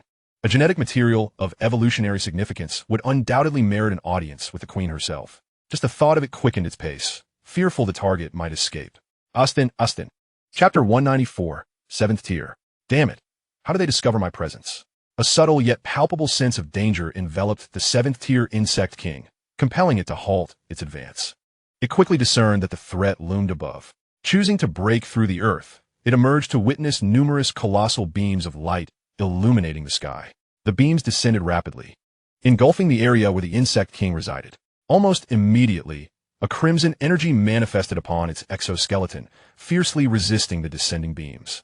As the assault struck, The once brilliant white hue morphed into a deep crimson. The acrid scent of charred flesh filled the air. The resilient exoskeleton of its body began to blacken and weaken under the relentless bombardment, revealing dark red flesh beneath. It was on the verge of collapse, teetering under the onslaught of the ship-mounted weaponry. Suddenly, writhing roots burst forth from the ground, penetrating the insect king's abdomen. An unending surge of energy commenced, rapidly mending its damaged flesh and exoskeleton. After half a minute of sustained output, the beams gradually diminished in intensity. The impact site had transformed into a vast crater. Its bottom crystallized.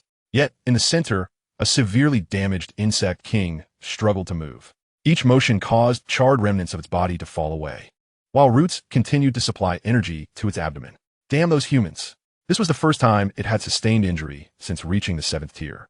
It had not anticipated that its position would be compromised, leaving it no time to evade. Shaking its body, it shed a cascade of charred remains, exposing its rapidly regenerating dark red flesh. Time was of the essence. Even the support from this planet could be forsaken. Acquiring that genetic material for evolutionary advancement was imperative. Shaking off the energy conduits embedded in its body, it set off once more, albeit at a slightly diminished speed. Its body was gravely injured, with damage exceeding 40. Had it been a 6th-tier insect, it would likely have been on the brink of death. Perhaps due to the main cannon having recently discharged, the insect king moved directly across the land. Sensing the proximity of its target, it quickened its pace. Before long, it arrived at the designated area, only to find no trace of the evolutionary entity. Just as it was about to utilize the internal network to locate the informant, another wave of danger surged forth. It quickly raised its head to see a storm of blood blades descending upon it. Countless blades ruthlessly sliced into its form. In the past, it might have dismissed the threat, but now, most of its exoskeleton had been obliterated, leaving it vulnerable. This allowed the blood blades to breach its defenses effortlessly, enveloping it in a cloud of crimson mist. What on earth is this? It seethed with anger. It had yet to lay eyes on its adversary. Yet it had already endured 2 devastating attacks. Who wouldn't be enraged in such a situation? Moreover, it discovered that the blood blades bore accursed power, continuously infiltrating its body and tainting its flesh. Unable to dispel the effect due to a lack of energy support, its form began to dwindle.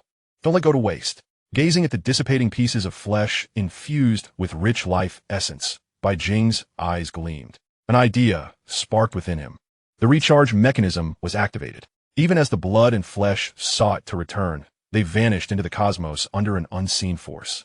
This is not right. Sensing a portion of its essence diminishing, the 7th-tier insect king displayed a hint of panic. Unlike human cultivation, when an insect reaches the 7th tier, it awakens a unique ability, the immortality of its form, significantly enhancing its recovery capabilities and resistance to death. Yet, now a troubling issue arose, the conservation of energy. It had abruptly lost energy, a loss that was permanent. This drastically slowed its healing rate, while 100,000 blood blades continued to slice and tear at it. Meanwhile, Bai Jing remained hidden in the heavens, elated at the recharge notification he had just received. Detected high-energy flesh essence, gaining 330,000 essence. This was no mere insect race. This was an embodiment of pure essence. Observing that the creature still retained at least 2/3 of its body, his breath quickened. A full recharge could yield millions in essence. No wonder 7th-tier beings were so formidable. They were on an entirely different plane compared to 6th-tier beings.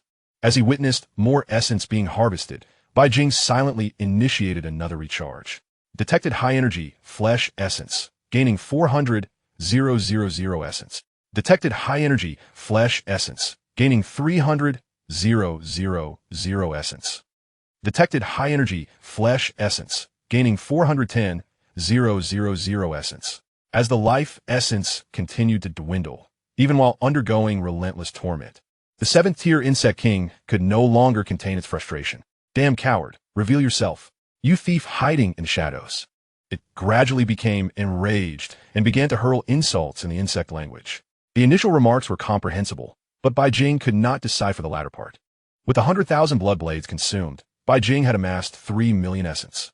The enemy had dwindled to a mere 5 or 6 meters in size, and it was burdened with negative effects from the blood blades, bearing adverse conditions. Sensing the lingering primordial vitality within, he cursed vehemently, "Damn it, beast, beast!" Realizing that the creature could not comprehend the language of the Zerg, he swiftly switched to the universal tongue of the Alliance. The primordial vitality was distinct from the vitality acquired postnatally.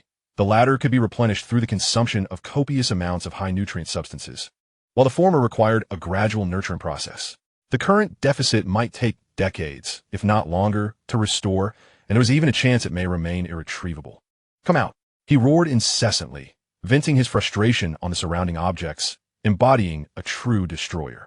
Bai Jing remained composed, hovering above, observing the scene below through satellite imagery. He discerned the reality.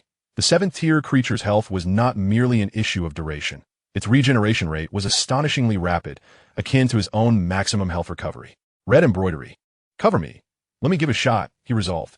From every perspective, the enemy was severely weakened, and if he did not seize this opportunity to hone his skills, he might never encounter such a fitting opponent again. Essence had been expended, granting him the buff. Thunder Lord. Essence deducted, buff acquired. Frenzy. Essence deducted, granting a total recovery of 5 health per second. To engage with a 7th-tier adversary, Bai Jing invested heavily, 2,000 to 3,000 essences, into this endeavor, resulting in a buff he had never witnessed before. "What in the world? Why do I resemble Director Yang now?" he murmured, having opened the buff interface to examine the new information. Chapter 195. First kill of the 7th tier. Name, Thunderlord. Effect, all attacks convert to lightning damage, amplifying it by 200. Good heavens, I have become a revered Thunder Mage. Even my basic attacks now crackle with electricity. His understanding of buffs was still rudimentary. Each time he thought he had grasped the concept, he encountered a previously unseen buff. As his internal energy enveloped him, a faint lightning aura clung to his Dragon Slayer spear. Even the Overlord armor was imbued with lightning attributes. Fortunately, it did not affect the Executor battle armor. Upon closer inspection, he found no anomalies, allowing him to relax momentarily. In the next instant, a surge of internal energy flowed into the Dragon Slayer spear. His ultimate moved poised to unleash its fury. Perhaps sensing a hint of his aura, the colossal horned insect below abruptly lifted its head, witnessing a dragon-shaped lightning bolt plummet. The bolt contained a destructive power that sent shivers through its being. Though it attempted to evade, the immense expenditure of energy had significantly slowed its speed, leaving it helplessly watching the lightning descend. Crackling, the violent thunder obliterated its form, further depleting the already scarce primordial vitality. Damn it! Fortunately, it endured. If it could capture this foe and return to its tribe, the reward from the main clan would be sufficient to elevate it to 8th tier. With this thought in mind, it prepared to take flight and seize its quarry when another familiar dragon-shaped lightning bolt struck down. Boom! Straining to look skyward, it beheld a figure effortlessly unleashing dragon-shaped lightning with every shot. The bolts were beginning to converge into a singular line. What manner of monster is this? It could not fathom how a mere 6th-tier being could sustain such ferocious attacks. While not particularly formidable in its prime, it could annihilate any life form below the 7th tier in an instant. As the last vestiges of primordial vitality were extinguished, its physical form ceased to regenerate. A 7th-tier king, commanding millions of insects, was slain right there. Observing the still body, it appeared to feign death. And it continued to strike several more times until Red Embroidery, unable to bear the sight, implored, "Captain, I beseech you, cease your desecration. You appear quite deranged." Bai Jing retorted, "You know nothing. My progress thus far is all due to steadfastness and diligence."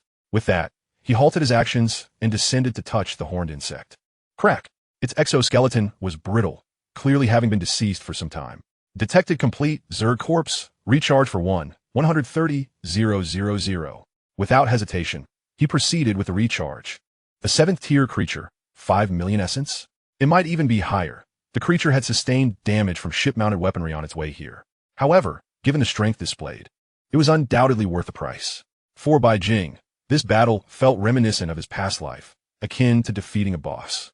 The health bar was the longest he had ever encountered. I am still far too weak.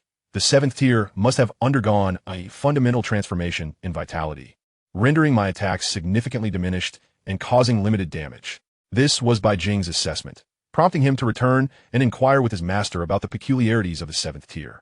Suddenly, he recalled an important matter. Right, this buff cannot go to waste. Since the opponent did not utilize it, he would apply it against their subordinates. Casting a glance at the Thunderlord, he declared, "Bug traitor, it is time for you to demonstrate your worth." Soon, the mantis creature returned. But before it could utter a word, Bai Jing interjected, If you dare lead me to another 7th tier, I will make you wish for 1,000 deaths. After you perish, I shall resurrect you just to slay you again." Hearing this, the mantis shuddered. "My lord, how could I possibly betray you?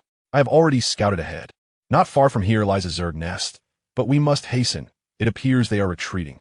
Bai Jing felt a surge of urgency, urging, "What are we waiting for? Lead the way." His excitement resembled that of conquering a boss and awaiting the spoils, only to find the prize attempting to flee. This was intolerable. "Quickly lead the way. If it escapes, you shall face dire consequences." The mantis immediately took the lead, but after only a few steps, it felt itself lifted into the air. "Your speed is too slow. Direct me. Over there." It pointed towards a direction. Without hesitation, Bai Jing surged forward, pushing to full power. Within mere seconds, they arrived at the target location. Gag, gag, gag. The moment they landed, the mantis was already retching, struggling to lift its head, but still managing to point at a large rock. Understanding, Bai Jing thrust his spear into it, blood gushing forth as he deftly flicked it, revealing a creature resembling a watermelon bug, writhing on the end of his weapon. As it was skewered, an opening appeared. "Release the electricity." Zzz. Energetic lightning surged from the aperture. Almost simultaneously, the acrid scent of charred flesh filled the air. Some insects attempted to rush out, but before they could take a few steps, they were electrocuted. Soon, the entire brood within the sub-nest was exterminated, causing Bai Jing's essence to rise once more. Just then, the mantis sensed something and quickly warned they are retreating. Through its perception, it received several signals: retreat, abandon, regroup. Clearly, they were preparing to flee. The primary reason was the death of a 7th-tier insect king, a devastating blow to such a small colony. The question of whether they could breed a second insect king from this harvest now loomed large. Moreover, they were abandoning many lower-tier units. In space, the previously concealed biological warship re-emerged, engaging in fierce combat with the Alliance fleet. Numerous beams struck the biological vessel, only to create faint green ripples. The biological ship evidently possessed an energy shield. Simultaneously, as its body writhed, swarms of insects poured forth, rapidly charging toward the Alliance fleet. In the next moment, laser attacks erupted, systematically clearing the approaching insects, but those struck would explode, leaving behind pools of corrosive liquid. Some managed to evade all attacks, and as they approached the warship, they self-destructed. These corrosive liquids rapidly depleted the energy shields. Amidst the skirmish above, numerous transport worms were busily delivering energy. Meanwhile, in the subterranean realm, a colossal worm, stretching several kilometers, writhed its body toward the surface. Should anyone be present, they would discern that this was a biological warship, albeit of a size noticeably smaller than its counterpart in space. Here, a multitude of worms awaited, all unequivocally high tier, with none below the 5th rank. Those of lower rank had been left behind to obstruct the enemies. As it broke through the ground, a peculiar force emerged, enabling this several-kilometer-long worm to take flight and swiftly ascend into the sky. Chapter 196, the event concludes. "Captain, they're attempting to escape," came the voice of Hong Xiao, startling Bai Jing. "Did you not say that their biological warship had been intercepted?"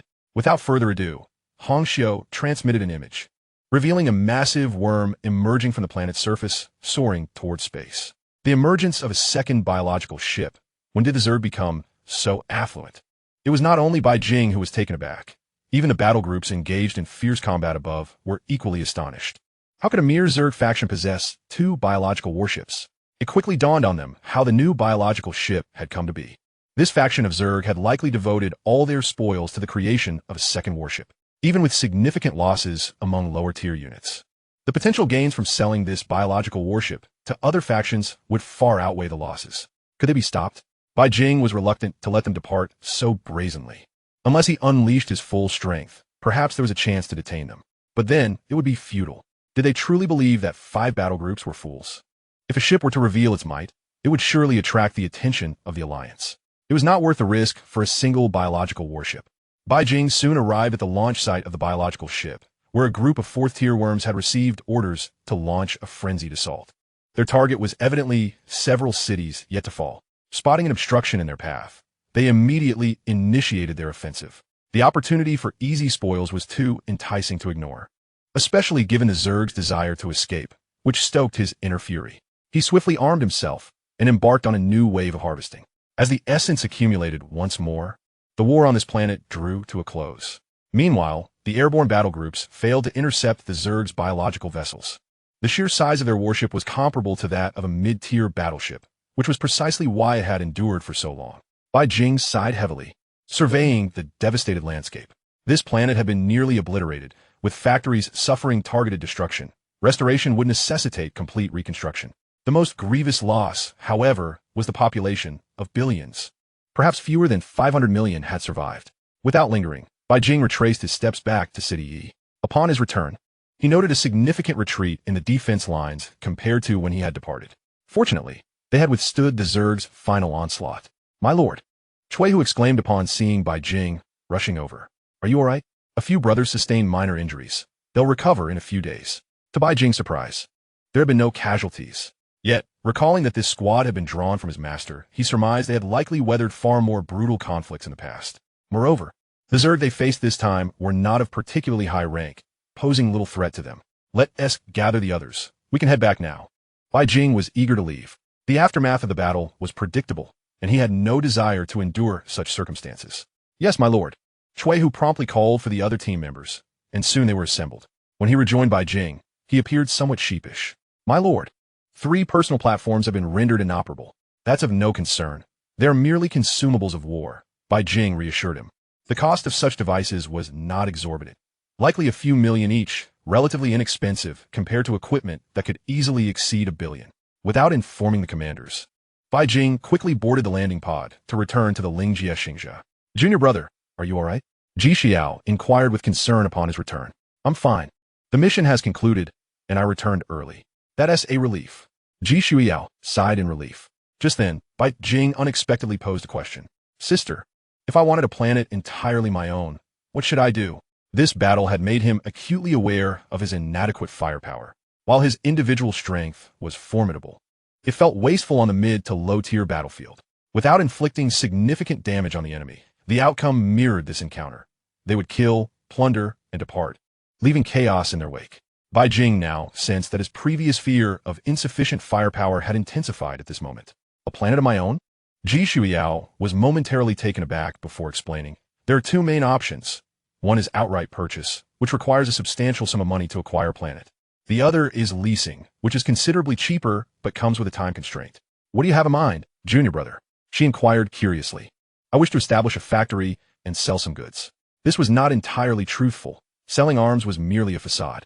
His true intention was to allow Hong Xiu to realize her full potential. The space within the ship was currently too constricting, severely limiting her development. "Sell goods?" "Yes. Some military supplies, perhaps discover some useful items." "Ah," Ji Xiao interjected hastily. "Junior brother, you cannot manage military supplies. Regardless of the era, arms trade is a lucrative business, which is precisely why those companies producing arms are backed by formidable powers." After a moment's contemplation, she continued, "However, if you truly wish to pursue this, I can assist you. Let us not rush. First, we need to find a suitable planet to build the factory. Relying solely on the ship, mass production is impossible. For a planet, I suggest leasing one for a century, with costs ranging from 3 to 500 million alliance coins. However, all foundational construction will be your responsibility." Upon hearing this quote, Bai Jing found it quite reasonable. Even if he had to build it himself, he could easily delegate that to Hong Xiu, as it was essentially her lair. If she wouldn't do it, who would? "Sister, please help me find some suitable options. I'll purchase one in due time." "All right, I'll look into it." In truth, barren planets hold little value. The true worth lies in development and investment. To fully activate a planet would require an investment of at least $1 trillion. Even for a standard resource planet, hundreds of billions would be necessary. At that moment, a voice echoed through the channel. "Thank you all for your timely support. The crisis on Grey Sparrow Star has been resolved. You may depart or choose to remain. I will report this incident, and as for contributions and rewards, please allow some time for processing." With that, the matter was conclusively settled. Bai Jing chose not to linger. Remaining would yield little more than resources, but this planet likely couldn't even afford reconstruction. Instead, he preferred to seek out his master and inquire about the 6th-tier cultivation methods, for he felt too weak. Additionally, he intended to ask about the 7th tier. The vitality of this life is astonishingly resilient. Chapter 197, Senior Sister Strikes Again. This time, the journey was devoid of any unforeseen complications, leading to a smooth return. "Well done, my boy," Wang Chong remarked. his eyes glimmering with approval as he beheld his returning disciple. Such temporary allocations are unavoidable. By the time he learned of it, it was already too late. However, Bai Jing genuinely surprised him. He had single-handedly, alongside his subordinates, salvaged an entire city. If it weren't for the repeated confirmations, he might have found it hard to believe. He had heard from others that the Grey Sparrow Star was nearly on the brink of collapse, with only 4 or 5 cities remaining by the time they arrived. During this period, the insectoid species had become exceedingly fierce and brutal. Fortunately, I was assigned to a city in good condition, Bai Jing explained with a smile, eliciting a roll of the eyes from Wang Chong. You rascal, don't pretend with me. Your exploits have reached my ears. 200 men, like divine beings descended from the heavens, staunchly held back the swarms. You even charged into battle alone. Even Wang Chong was taken aback. His disciple now seemed far beyond the capabilities of a mere 5th tier. He had already viewed the footage from the front lines. One individual, piloting an executive mech, had cut through swarms of insects time and again. Though the swarms were not of particularly high rank, the terrifying reserves of inner energy and stamina left him secretly astonished. When it came to stamina and endurance alone, Bai Jing's capabilities rivaled those of a 7th tier. What on earth is that iron lump you possess? Even the military has been bombarding my communication channels about it, Wang Chong inquired, recalling another matter. Please wait a moment, master. Shortly thereafter, Chuehu arrived with a brand new personal platform. Upon activation, Wang Chong was momentarily taken aback by the animated expressions displayed, glancing curiously at his disciple. What peculiar taste you have. A war machine designed to resemble a child's toy? Is this it? Wang Chong asked, poking at the device, which responded with a curious animated expression. Indeed, master, the algorithm is quite sophisticated, boasting remarkable precision, Bai Jing began to elucidate. Upon hearing this, Wang Chong shot a meaningful glance at his disciple. This apprentice was more enigmatic than he, the silver badge executive officer. With diagrams of acupoint distributions and enhancements to inner energy extraction methods, he had even developed a war apparatus that piqued the military's interest. Had they not provided sufficient evidence confirming it was indeed his disciple's creation, he would have remained oblivious. Do you aspire to become an arms tycoon? Master, is that possible? Bai Jing asked, initially taken aback, but then filled with anticipation. Wang Chong replied somewhat irately, well, it seems so. The military's communications are nearly overwhelming. Their demand is for immediate production, starting with a few million units. They've even prepared the land for you, along with business permits and such. Bai Jing. He had only been back for 2 days. Even he had to admire the military's speed and decisiveness. To finalize such a significant matter and resolve the documentation in just 2 days was astonishing. At that moment, a figure entered, wearing an excited smile. Junior brother, the permits you requested have been finalized, and they've even secured a planet for you, complete with abandoned factories that can be refurbished for use. Bai Jing suddenly recalled something. The father of the Legion commander. It was clear that his senior sister had exerted her influence. It seemed that such ease could not be divorced from that connection. Master, senior sister, I believe we should all collaborate, Bai Jing proposed thoughtfully. Given that even his senior sister admitted she couldn't fully grasp it, this industry likely harbored significant risks. Enlisting a few allies would mean he wouldn't need to confront issues directly. Besides, if enemies were to see their backgrounds, any rational mind would know how to proceed. 1 silver badge, 1 worthless me, and an exceptionally formidable family. All right, but the shares remain yours. I'll merely lend my name. Wang Chong readily consented. Fully aware of his disciple's intentions, he had initially intended to refuse Ji Shuiyao, but had evidently come to his senses. Then I shall forego the shares and merely lend my name to you. Bai Jing, who claims the business environment is poor, and that partners relish stabbing each other in the back. Look at what it means to have angel investors and angel partners. Bai Jing refrained from elaborating further. Sometimes, action spoke louder than words. Master, I have now attained complete mastery of the 5th tier. May I receive the training method for the 6th tier? Wang Chong had been smiling at his disciple, but upon hearing this, his hand trembled as he stroked his beard, inadvertently plucking several strands. What did you just say? Repeat that. His tone carried a slight tremor. Master, if it were anyone else, I would certainly conceal it, but with you and senior sister, I wish to be transparent. I have achieved complete mastery of the 5th tier, true mastery. Concerned that his master might misunderstand, he emphasized once more. As soon as these words left his mouth, both individuals in the room fell into silence, gazing at Bai Jing with expressions that no longer conveyed complexity, but rather astonishment, as though witnessing something extraordinary. This was beyond merely swift. It was almost inhuman. True mastery of the 5th tier. What did that even mean? All 365 acupoints opened, reaching absolute perfection. Truly monstrous. Yet I find it exhilarating. Ji Shuiyao was the first to recover, murmuring softly, "What does this signify?" Although her innate talent might not be exceptional, she possessed the keen ability to recognize brilliance and discern the extraordinary. Now, she held but one thought: to increase her investment and increase it fiercely. She resolutely decided it was time to seek a bit of pocket money from the old witch. In just a few seconds, Ji Shuiyao's mind raced through countless thoughts, her gaze growing ever more resolute. Following her junior brother was undoubtedly the right path.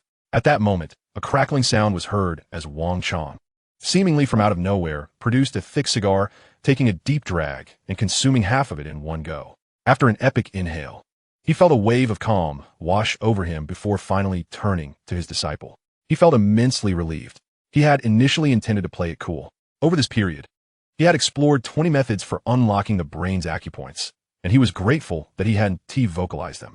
"Master, this is something I stumbled upon through sheer luck. I humbly seek your guidance on any errors." Sensing the atmosphere had grown a bit awkward, Bai Jing quietly produced a newly annotated diagram of brain acupoint unlocking. This time, he had marked the sequence and even included methods for unlocking them. Wang Chong did not take it. Instead, he inhaled the rest of his cigar. "You rascal." He was somewhat speechless. "You've had far too many strokes of luck. From now on, you needn't hide anything. Don't fear your talent or abilities. If anyone dares to trouble you, this old bone of mine is not without its defenses." "Exactly. Do they think our Ji family is weak?" "My grandfather holds you in high regard," Ji Shuiyao quickly chimed in. Soon enough, Bai Jing received a parchment scroll, which contained the 6th-tier training method. Chapter 198, 6th-tier techniques. Following this, Bai Jing found himself with ample leisure. The situation at the borders had yet to erupt into conflict. Both sides had readied their forces and deployed their formations. Yet for reasons unknown, war had not commenced. Naturally, various military supplies had already been dispatched to the front lines. The rear could finally take a breather. Additionally, with him having achieved complete mastery of the 5th tier and preparing to break through to the 6th, his master had granted him a holiday to focus on his research and expedite his advancement. As for the factory, with senior sister's influential backing, there had been no issues at all, and the handover proceeded smoothly. The planet even came rent-free, with the military covering the costs, demanding only one thing: to supply as swiftly as possible. "Junior brother, everything is prepared. We can head to the factory planet now," Ji Shuiyao announced once she confirmed that all was in order. "Senior sister, let us embark immediately. I am in need of a secluded place for my cultivation as well. As for master, given his current responsibilities, he cannot leave. Just a brief mention. The Spirit Realm Voyager has commenced its inaugural long-distance voyage, which will take a total of 10 days. During this time, Bai Jing is certain to break through to the 6th tier, primarily focusing on optimizing his 6th tier techniques. Other matters will be entrusted entirely to you, senior sister." Once again, Bai Jing settled into the meditation chamber, his gaze fixed upon the essence balance. 31 million. The 7th tier half-crippled insect king alone contributed nearly 5 million essence. Had the insect race been slightly slower, the total could have surpassed 10 million essence. Unfortunately, the insects acted with alarming decisiveness, providing no opportunity for hesitation. Setting aside these distractions, Bai Jing's attention turned to the parchment scroll before him. The technique's name was Unadorned, the Meridian Cultivation Technique. Rapidly perusing the text, he committed all the information to memory. Yet the more he read, the more his expression grew solemn. Connect the acupoints? Formulate meridians? Before engagement, he had assumed it referred to the meridians within one's body. Only upon closer inspection did he realize his misconception. They were entirely different entities. The meridians here resembled a creation from nothingness, utilizing internal energy to establish a lofty bridge that forcibly connects the acupoints. Ordinary martial artists typically develop acupoints with specific objectives, particularly those with lineage. They merely connect the acupoints of the arms, which, upon success, can significantly enhance the potency of internal energy, even leading to a qualitative transformation in martial arts. Achieving a higher realm. As Bai Jing observed, the acupoints serve as the roots, while the meridians act as the main stem. Only through their union can a complete metamorphosis occur. After finishing the reading, Bai Jing did not immediately optimize the technique. Instead, he attempted to do so himself, leveraging the effects of an experience pill. It was evidently a failure. With his current knowledge, he lacked the capacity to optimize independently. Thus, he had no choice but to draw upon mysterious forces. With a sense of resignation, Bai Jing silently showcased his true prowess. Your technique, meridian cultivation, has been optimized. Efficiency 1. Your technique, meridian cultivation, has been optimized. Strength 1. Your technique, meridian cultivation, has been optimized. Range 1. In one fell swoop, he completed 30 optimizations. The meridian cultivation technique had reached new heights, though its essence remained unchanged. This was insufficient. I cannot engage in a task beyond my means. Like a small horse pulling a heavy cart. The 4th tier Qi refinement technique and the 5th tier cave heaven scripture were indispensable. I must fully utilize them. Show me your limits. After another 10 optimizations, the familiar notification appeared once more. Do you wish to perform a transformative optimization on the meridian cultivation technique? This will require 200,000 essence. Bai Jing's eyes lit up, and he promptly confirmed. Transformation complete, creating unnamed technique. Success. Name, unnamed. Effect, establishing a self-constructed heavenly bridge, forming the 33 heavens. Description, a transformative technique that facilitates a singular elevation in life upon cultivation. Gazing at the description, Bai Jing felt somewhat perplexed. He could understand the concept of a heavenly bridge. It was an advanced version of the meridian system. However, the idea of the 33 heavens eluded him. Fortunately, comprehension was unnecessary, as the technique master began to exert their influence. Unlike before, however, vast knowledge did not flood in all at once, but rather, it was gradually imparted. Not long after, Bai Jing experienced an epiphany, grasping the essence of the 33 heavens. My goodness, it's no wonder I invested 200,000 essence in this technique. Its effects are rather extraordinary. Bai Jing couldn't help but exclaim. For an ordinary martial artist, once acupoints are established, reversing the development becomes exceedingly difficult, often limiting them to specializing in a single martial discipline throughout their lives. The 33 heavens, however, were different. They resembled the load-bearing beams of a structure, supporting all acupoints and allowing for unrestricted connections among them. Furthermore, this technique was not merely a simple meridian cultivation technique. It also encompassed physical transformation. Each breakthrough within the 33 heavens could lead to a degree of evolutionary enhancement of the body.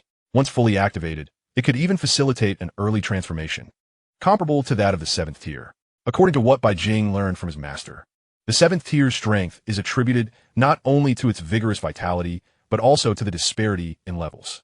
One could even argue that beings of the 7th tier belong to an entirely different race than those below it. This distinction is not solely based on vitality, but also on the transformative sublimation of the physical body. Some existences even achieve energy manifestation. Some researchers have boldly speculated that the deities of the spirit realm may have once been ordinary life forms in ancient times, but through the elevation of their life levels, they eventually transformed into the beings we recognize today. Of course, these remain mere hypotheses. No one has been able to verify them, nor has anyone encountered the true form of a deity to this day. Another painstaking endeavor lay ahead, likely requiring a year or more. Bai Jing felt a tinge of helplessness. Fortunately, he possessed ample reserve energy. Unlike other martial artists who must consume copious amounts of food to replenish their depleted physical energies after training, these two automatic functions should be upgradable, though he had yet to test that theory. Immediately, he opened the panel and gently activated the auto-heal feature. This time, a different prompt appeared. You have consumed over 100,000 essence. Would you like to upgrade this option? Note, this upgrade does not consume essence points. Bai Jing, seeing it was free, promptly chose to upgrade. Congratulations. Basic function, auto-heal, has been upgraded to LV5. With the appearance of this notification, Bai Jing was suddenly filled with a long-lost sense of fulfillment. He quickly accessed the information. Auto-heal LV5 automatically restores 20 maximum health points per second. Thank you for your support. This is a small gift from the development team. It doubled? No wonder he felt a bit unwell. Fortunately, this feature did not consume essence. Bai Jing's gaze fell upon another automatic recovery function, and he clicked on it. Soon, a prompt appeared. This upgrade requires 1,000 essence. Would you like to proceed? Upgrade. Upgrade complete. Effect increased by 2. Without hesitation, he continued to upgrade several times. Soon, the auto-recovery effect reached 20. Feeling the current state, Bai Jing decided to cease further action. This was sufficient. The total essence spent on upgrading techniques and functions amounted to 300,000, with 7 million essence remaining. He planned to wait until they reached their destination before utilizing it. Chapter 199. The Way of Heaven Rewards the Diligent. Money. What do you need money for? I advise you to avoid any unsavory dealings. A somewhat stern voice, imbued with authority, rang out. Before Ji Shuiyao stood a projection of a woman in her 30s. Impeccably maintained, her expression marked by indignation. Mind your own business. Just tell me whether you will provide it or not. Ji Shuiyao retorted, unfazed, her tone firm. The woman's expression shifted, scrutinizing her for a moment before letting out a soft sigh. Speak then. How much do you require? Almost simultaneously, Ji Shuiyao extended a single finger, prompting a frown from the woman across, visibly displeased. Just 100 million? She was about to suggest that such a trivial sum could be arranged through her secretary when Ji Shuiyao's voice rang out once more. 1 billion. The woman's eyes twitched noticeably, her breath quickening in a moment of agitation, clearly on the brink of an outburst, yet she managed to suppress her fury and asked, 1 billion? Are you keeping a man outside? Indeed, Ji Shuiyao replied, her tone unapologetic. The woman's chest heaved with anger, her gaze fixated intently. Ultimately, she restrained her ire. 100 million is impossible. How about 99 million? You've tolerated me long enough, Ji Shuiyao. Your behavior is utterly unreasonable. However, before she could finish, she was interrupted by a voice. No, you've been enduring me since my birth. How often have you returned home over the years? She is undeniably my mother. Yet I feel closer to the nanny. You are the chairman of a prestigious corporation, a member of the elite. As these thoughts tumbled out, tears began to cascade down her cheeks. The woman, already consumed by anger, found herself momentarily speechless, unsure of how to respond. After a considerable pause, a voice emerged from across the line. 5 billion, not a penny more. The original car number will suffice. I am hanging up. Ji Shuiyao immediately fell silent, uttering a single phrase before disconnecting the call. The woman opened her mouth, yet the words remained unspoken. As the call ended, she expertly dialed another number. Grandma, I miss you. I know you have matters to attend to, but I wanted to send you some pocket money. Grandfather, I. Brother, I. Sister Ruyan. Bai Jing was engrossed in his training when suddenly an overwhelming sensation of invisible shackles weighed upon him. What was happening? With a hint of suspicion, he stretched his limbs and surveyed his surroundings, finding nothing amiss. Hongxiu, have there been any troubling developments lately? He inquired, ensuring there was no irregularity. Almost simultaneously, Hongxiu projected a holographic version of herself, shaking her head in perplexity. No, everything has been smooth sailing recently. We've even secured the raw materials. They will be ready for use upon our arrival. Those humanoid beings you mentioned indeed possess remarkable talents in their respective fields, meriting the title of genius. Her explanation only deepened Bai Jing's confusion. Then why do I feel as though I bear a heavy burden of karma and debt? The issue is that others are still here. Borrowing requires the presence of the borrower, does it not? If it is not the borrower, I cannot acknowledge this debt. After a thorough examination, he confirmed there were no issues. Bai Jing was also intrigued by Hongxiu's words. How are those star spirits faring? I haven't kept tabs on them lately. I still have 20 vials of star essence on hand. They're all doing quite well. A report was promptly sent over. Several of those with research talents had now reached the level of high-end personnel within the Alliance. At the current rate of progress, they could achieve advanced talent status in just a few months. This outcome was satisfactory, especially since the effects of the experience elixirs had not ceased during this period. As for the 6 star spirits engaged in physical cultivation, Bai Jing was taken aback. Purely physical training? They have already reached the level of 3rd-tier life form? How is that possible? It hasn't even been a month. Indeed, but their bodies are quite unique, especially in cases of inherent talent. It's as if they have undergone specialized optimization. They are born to excel in this area. Take martial arts, for example. The 8th, 9th, and 10th ranks exhibit extraordinary physical prowess, capable of consuming and digesting with an incredibly high conversion efficiency, 50 times that of humans during their refinement process. According to my preliminary research, relying solely on normal growth, they could reach the 5th-tier life level within a year. If provided with ample nutrition, they should steadily advance to the 6th tier. Listening to the capabilities of the star spirit race, Bai Jing found it undeniable. Achieving the 6th tier in just a year is already a testament to elite combat power within the ranks. Some weaker combat teams require the aid of battle armor to attain such levels. However, this alone is sufficient to confirm the star spirit race's potential. Regrettably, I do not possess many vials of star essence. I can summon no more than 20. Just then, Hongxiu's voice chimed in. Captain, if we could acquire more research-oriented geniuses, it would greatly assist me. I require further inspiration. Even at her level, she still could not mass-produce inspiration. Inspiration is a curious phenomenon. Some may struggle for decades without clarity, while a child may grasp it in an instant. Her abilities in creation and control were maximized. Yet she needed abundant inspiration to fuel her progress. Never mind, never mind. This is contraband anyway. Attempting to sell it is too cumbersome. It would be wiser to convert it into a reserve of talent. After a brief moment of indecision, Bai Jing made his choice. As the 20 vials of star essence vanished, they were replaced by 20 newly born star spirits. This time, in addition to martial arts, psychic abilities, mechanics, forging, and potion mastery, new talents emerged.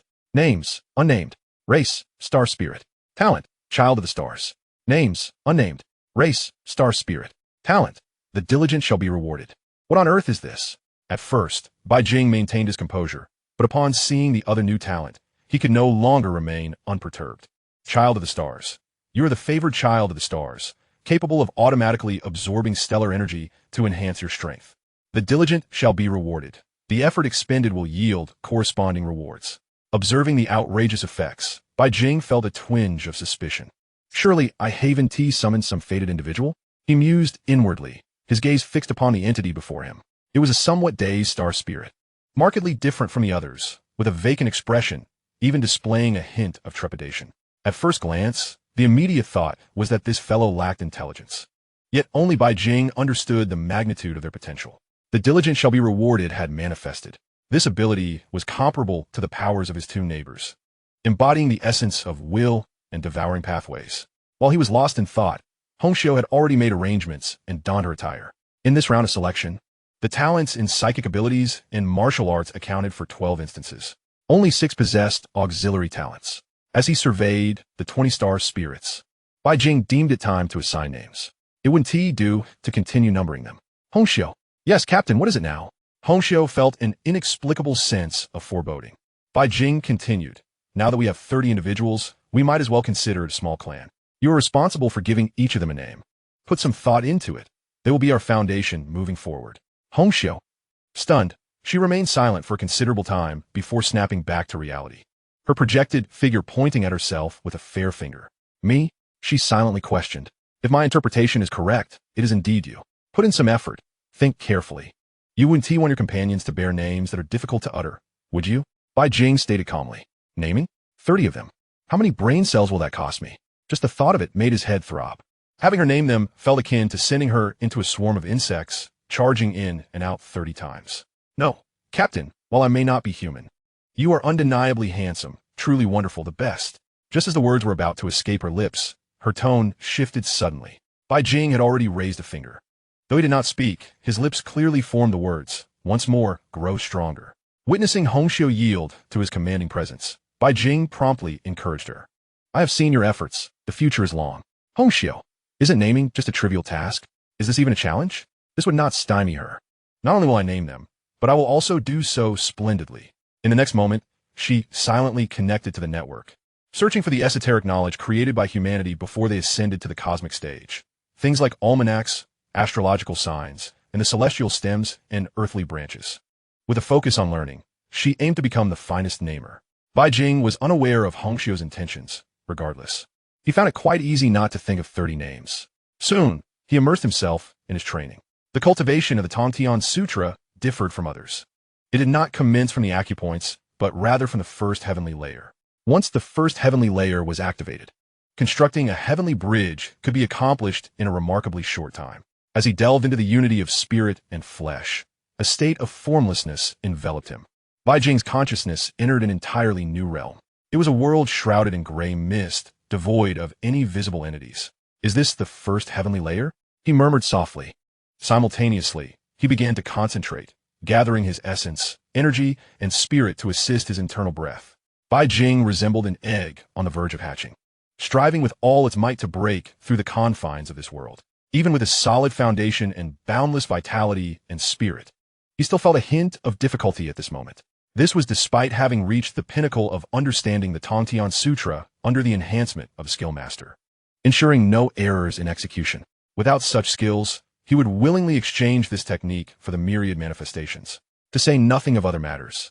Merely the difficulty of entry into the first level of human cultivation was enough to deter nearly every individual. It is essential, however, not to be overly presumptuous. The myriad manifestations technique had its own genius threshold for entry. Although it led to madness and death, one could still argue about the entry status.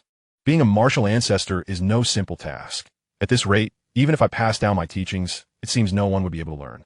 Unless I were to simplify the process and revert to the pre-transformation techniques. Those were essentially still the meridian opening method, albeit enhanced in effectiveness. Perhaps due to Bai Jing's expansion, the surrounding gray mist seemed provoked, its flow accelerating, which in turn slowed his expansion. Have I truly opened it?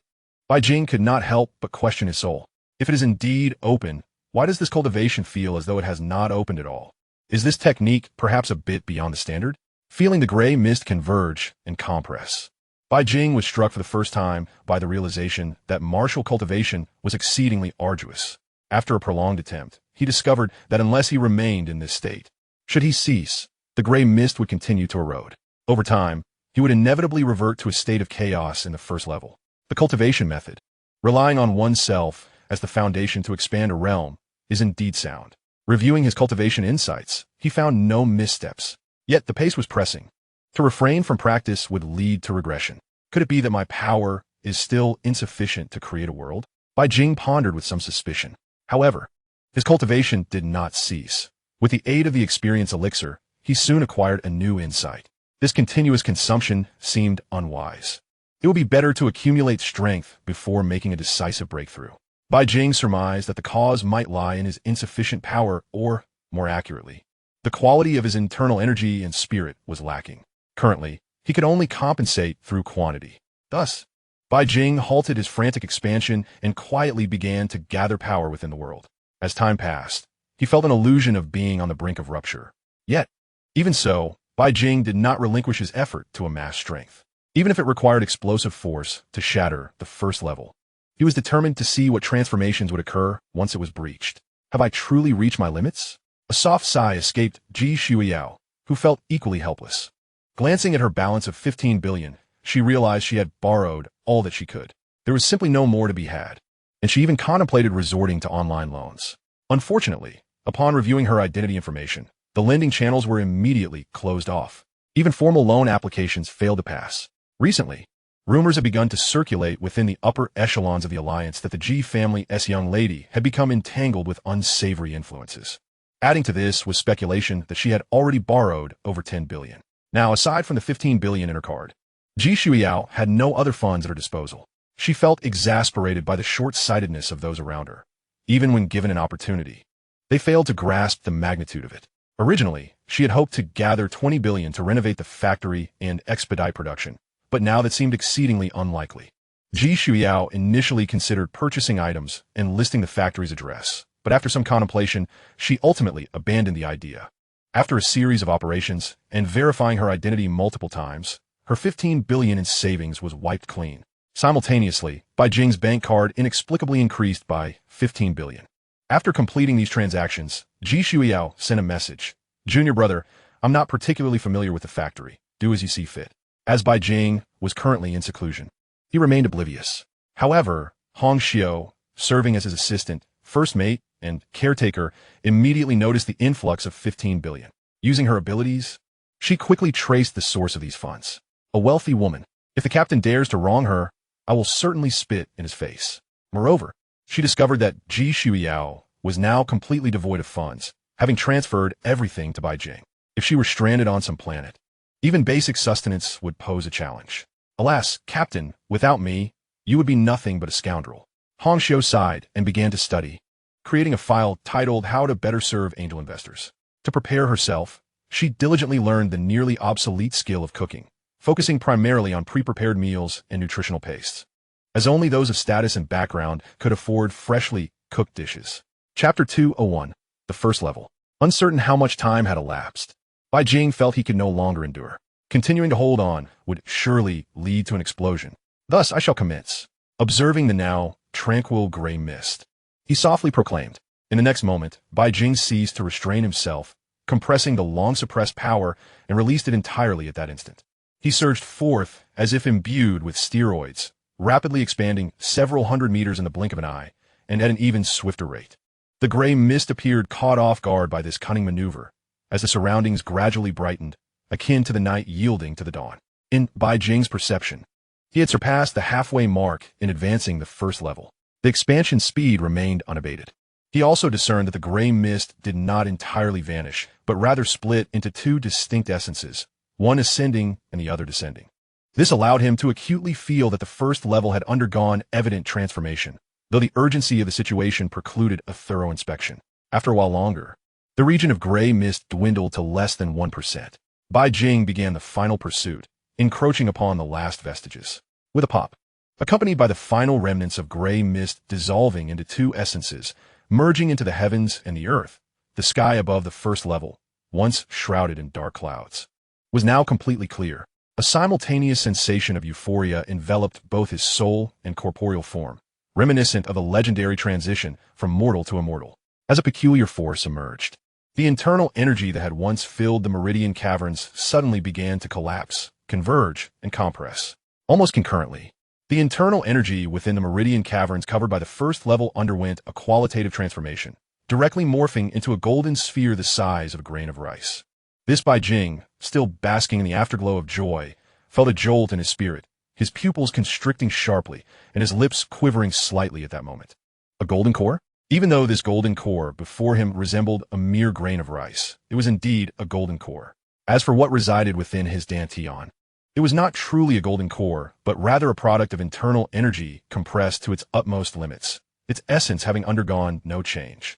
Suppressing his excitement, he attempted to harness the power of the golden core within the meridian caverns. The internal energy that had filled the space ultimately transformed into a strand of unique internal energy. More accurately, it should be referred to as magical energy. This strand, however, was far more formidable than any previous internal energy. If I were to encounter that severely wounded insect king now, I might not need to expend so much effort and could engage in direct combat, though I still lack sufficient magical energy. Internal energy and magical energy can no longer be classified as the same entity. It is akin to the distinction between the 6th and 7th tiers. With his foundational prowess, he could vanquish a severely impaired 7th tier opponent using every means at his disposal, while other 6th tier individuals would merely find themselves instantly defeated. This represents a fundamental difference, a higher dimensional power. It seems that becoming a martial ancestor is beyond my reach at this rate. I fear I am destined to embark on the path of cultivation. Currently, only 11 meridian caverns have transformed, yielding merely 11 strands of magical energy. Fortunately, I have taken the first step, and I can continuously enhance my magical energy through postnatal cultivation. With the addition of automatic mana regeneration, the acceleration of mana recovery will only intensify as time progresses. Calming the excitement within, Bai Jing emerged from that peculiar state. Is this the transformation of the celestial scriptures? Truly remarkable. Bai Jing now harbored an increasing anticipation for the evolution that awaited after reaching the 33rd heaven. If such effects could be observed at this stage, it was likely that the forthcoming transformation would be even more formidable and terrifying. At that moment, a striking figure suddenly appeared, her face radiating curiosity, with enchanting eyes fixated on Bai Jing. You seem rather peculiar, Hong Xiu remarked, her voice tinged with confusion. Although he was unchanged, he exuded an odd sensation, even instilling a slight pressure. Great demon dragon, cyber ghost, perish, Bai Jing declared, striking towards Hong Xiu with a palm. Observing the impending strike, she hastily evaded, retreating to a safer distance. What are you doing? Is it not enough to oppress me? Must you also strike at me? Her pitiful demeanor would undoubtedly evoke sympathy from others, but not from Bai Jing. Should you dare to appear recklessly again, I shall deduct a growth opportunity from you. Caught off guard, he was grateful for his resilient heart. Had it been someone else, they might have been frightened to death. All right, I understand. Bai Jing acknowledged as he noted Hong Xiu's realization of her mistake. What brings you to seek me? We are nearing our destination. And your senior sister has transferred 150 billion to you, Hong Xiu replied. Bai Jing, are you certain you did not misstate? 150 billion. To those from wealthy merchant families, it might not seem excessive. Given his senior sister's background, it was improbable for her to possess such wealth. Although Bai Jing was aware of her connection to a top 100 conglomerate, your senior sister has borrowed all she could, and now she is in negative equity, she added. Bai Jing, to borrow such a significant sum is no small feat suddenly. He questioned the worth of his martial arts senior brother. He would need to nurture his abilities from the ground up, unlike his martial arts senior sister. Do not inquire further. The value speaks for itself. As for the process, it was straightforward. experience elixirs for efficiency, maximized resources, complemented by his refined martial arts. It was indeed worth a try. Commenced the plan for my martial arts senior sister. The more he contemplated, the more feasible it appeared. He had even taken on a loan for her worth. As for himself, he would simply play the role of an immortal. We are almost there, and I have already procured the materials. We can commence work immediately upon landing. Hong Xiu reminded him. Upon hearing this, Bai Jing abandoned his intention to open the second heaven and resolved to wait until they had settled before beginning his cultivation.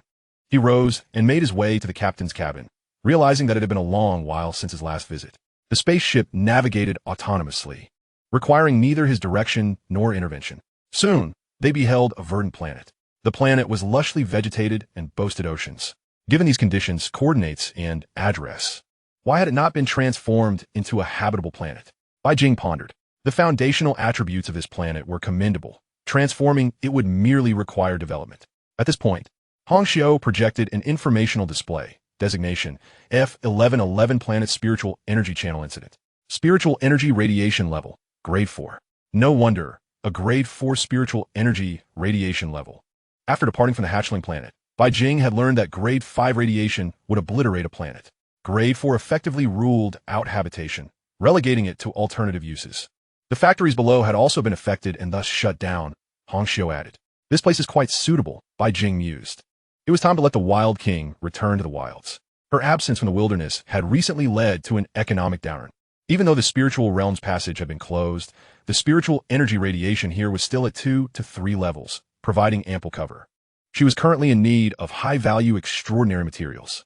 The mechas, dragon-breaking gun, and other equipment all required advancement.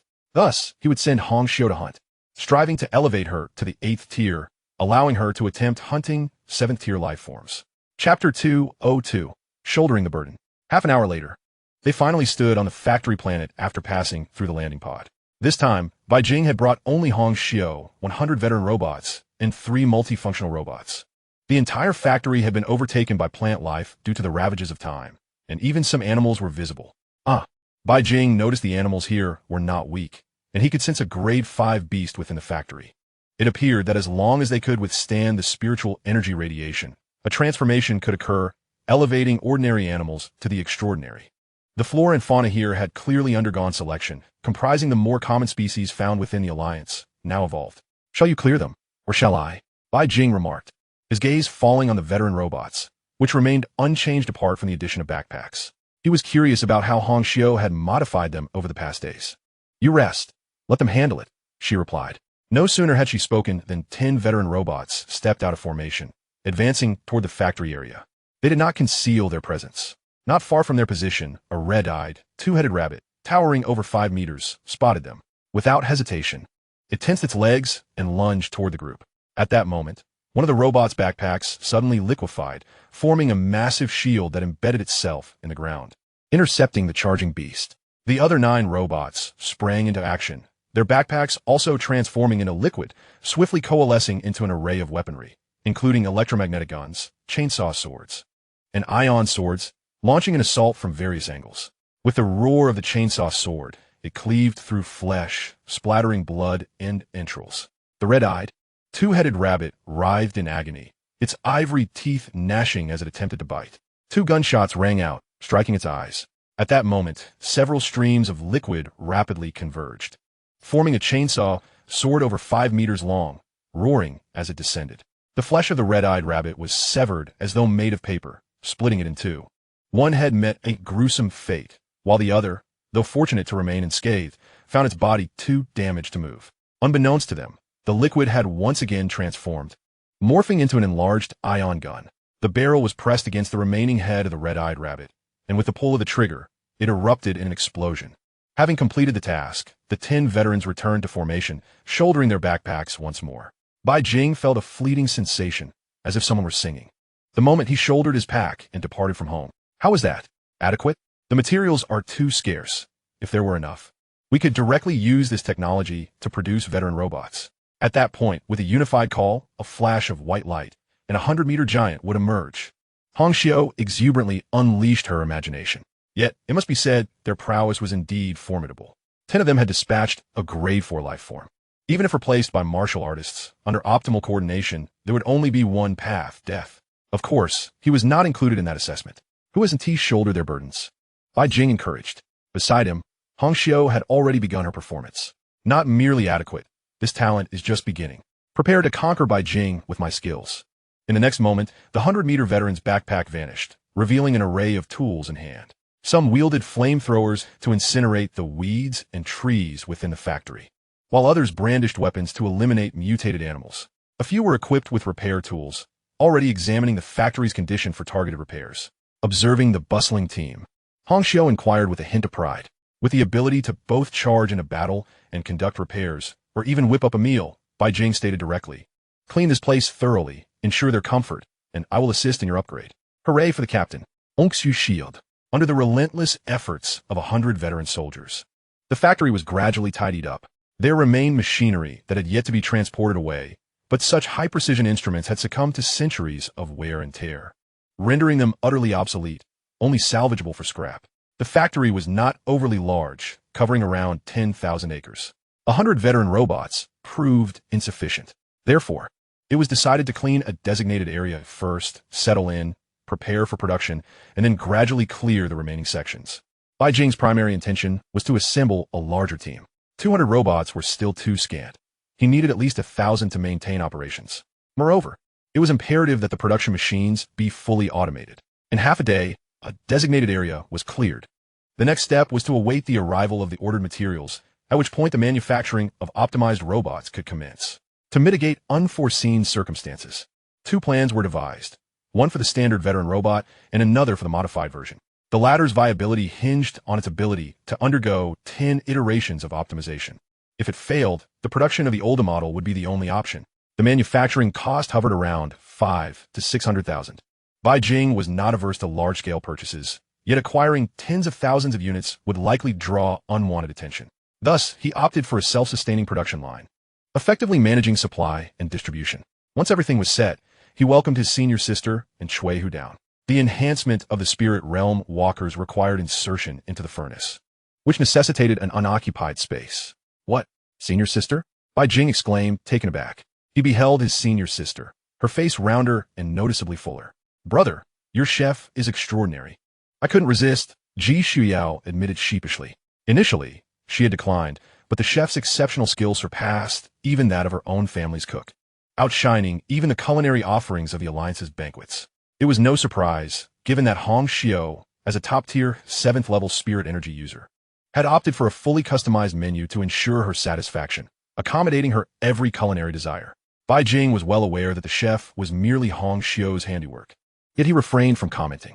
Senior sister, please settle in first. No problem, Ji Shuyao replied, unfazed, recognizing the Alliance's impressive infrastructure. The cleaned area bore no distinction from newly constructed spaces, with various electronic doors still fully operational. Once the others departed, Bai Jing remarked, you did that on purpose, didn't you? That's slander. I'm merely looking out for your senior sister. I intended to prepare her medicinal meals as promised for 4th-level warriors. But who could have anticipated she would indulge without training? Hong Xiu weakly defended herself. Bai Jing seized upon the crux of the matter. Medicinal meals? When did that skill manifest? This vessel was becoming increasingly absurd, acquiring every conceivable capability. Chapter 203. Hong Xiu's bold venture into the spirit realm. With the mechanical warriors tasked with safeguarding this area, Bai Jing fabricated an excuse and sailed the ship to the opposite side of the planet. He had observed Hong Xiu's recent efforts closely. There was a limit to mere promises. Occasional rewards could ignite her fervor for work to a remarkable degree. Furthermore, even in a state of idleness, she would prioritize enhancing her strength. Are you ready? Bai Jing casually inquired. The projected image of Hong Xiu beamed with anticipation as she nodded vigorously. She was immediately drawn into the amplification furnace, where the process commenced. Congratulations.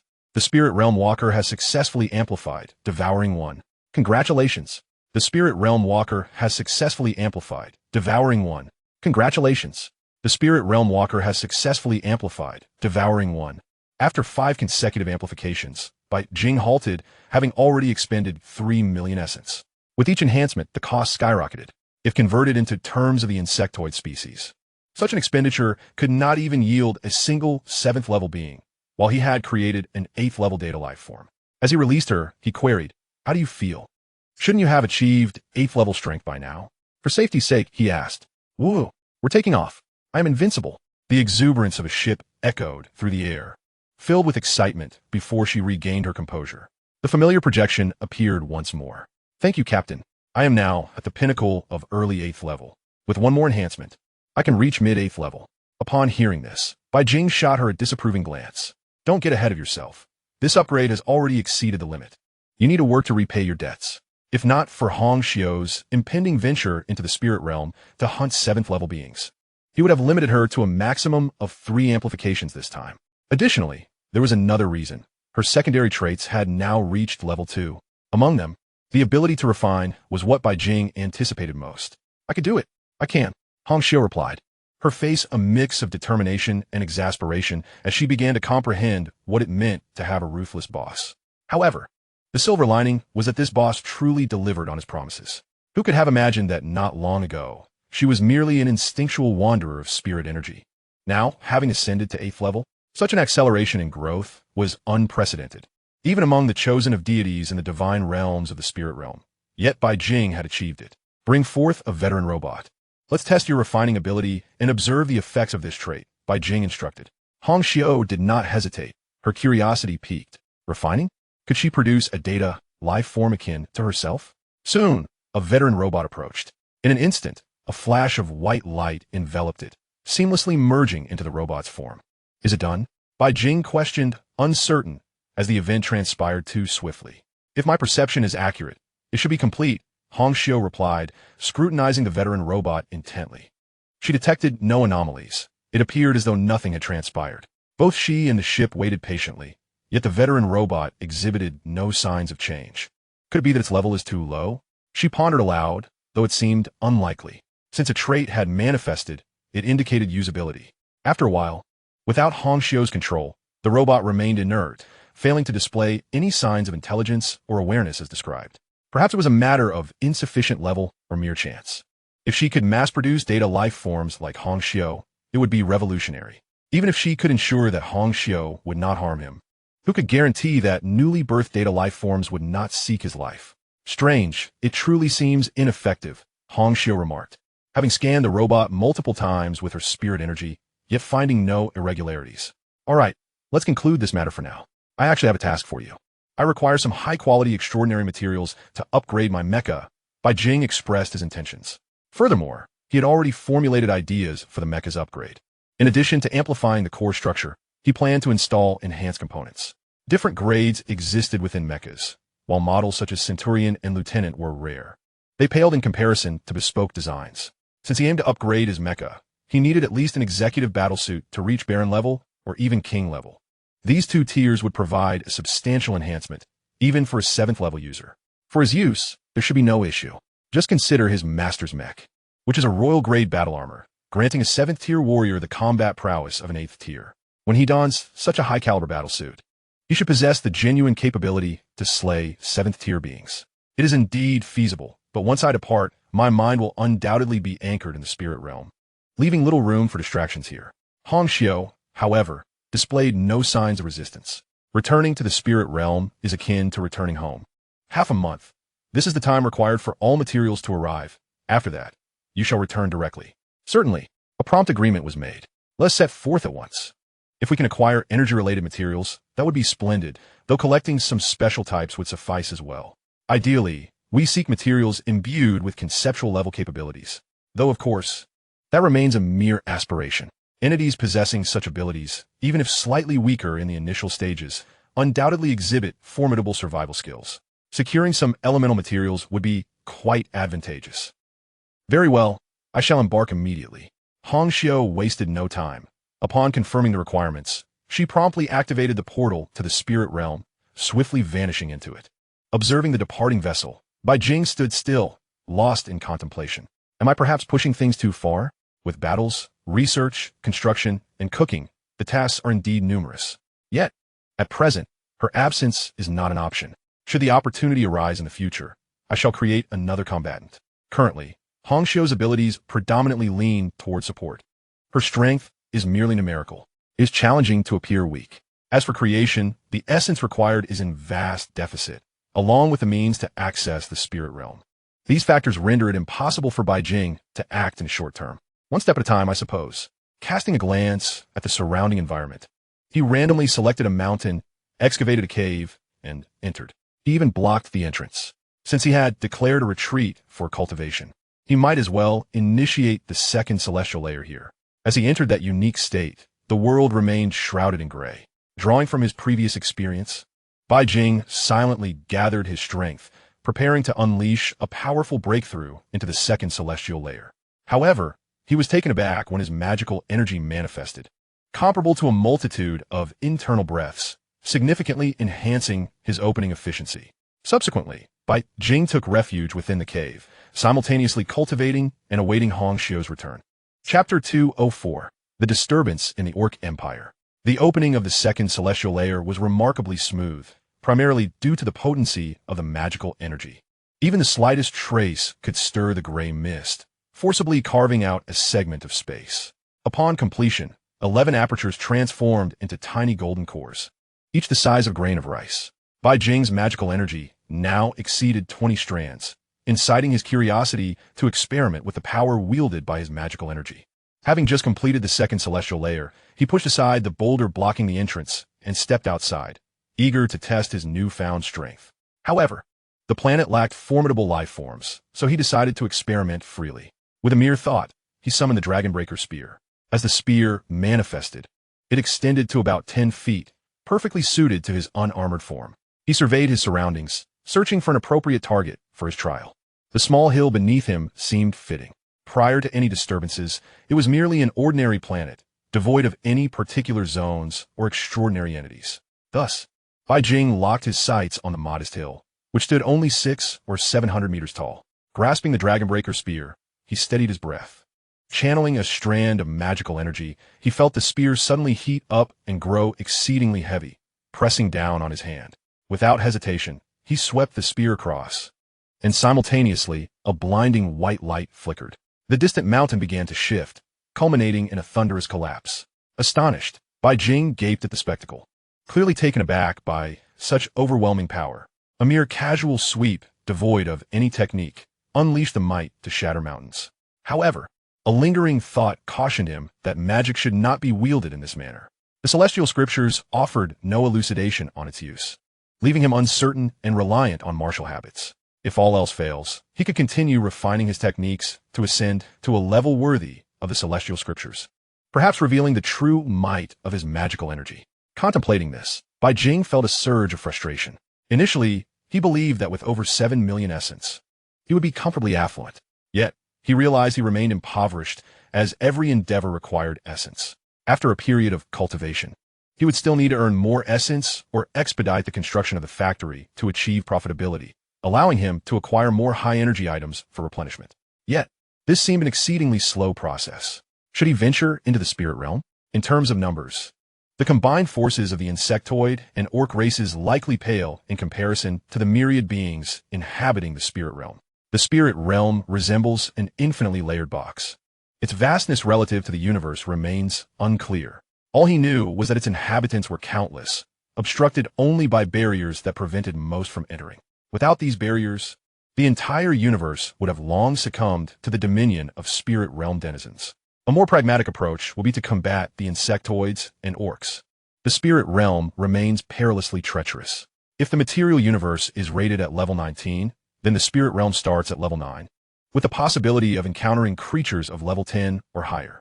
Glancing at the time, he realized it was sufficient to initiate the third celestial layer.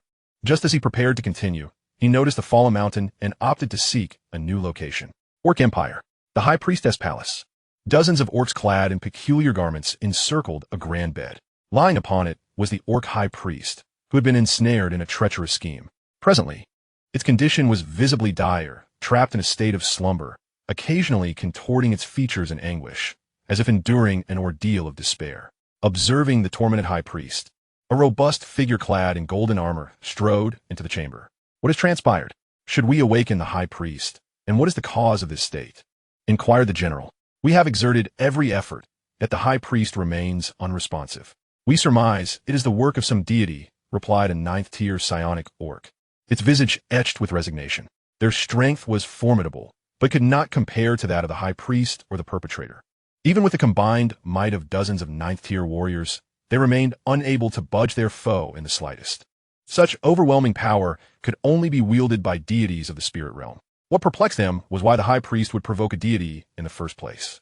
The emperor commands that you employ any means necessary to awaken the high priest, even at the cost of your lives, the orc general stated coolly. Upon hearing this, the faces of the dozens of psionic orcs turned grim. Nonetheless, they could not defy the order and could only grit their teeth in agreement. We shall make another attempt.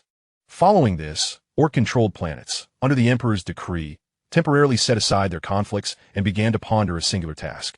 I believe the high priest will awaken. Under this compulsion, some progress was made. At the very least, the high priest seemed to suffer less and had not launched any inexplicable attacks. Were it not for the presence of dozens of ninth-tier orcs, the high priest's palace would have likely been reduced to rubble by now. Days passed, and entire clusters of orc planets labored tirelessly in their contemplation. Even the tribal leaders were not exempt. I believe the high priest will succeed. This concerted effort of thought was a first in their history. The primary issue lies in the lack of unified thought. Soon, we shall take action together. This is our sole opportunity. The singular orc who has attained the late ninth tier of strength compels the attention of others. The orc empire has paid a considerable price for this moment. It has not been long since these ninth-tier orcs began to chant peculiar battle hymns while seated in various positions within an enigmatic grand formation. Unique energies emanated from their bodies.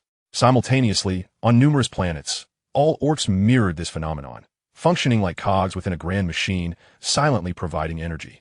The high priest, lying in bed, bore a ghastly visage, veins bulging.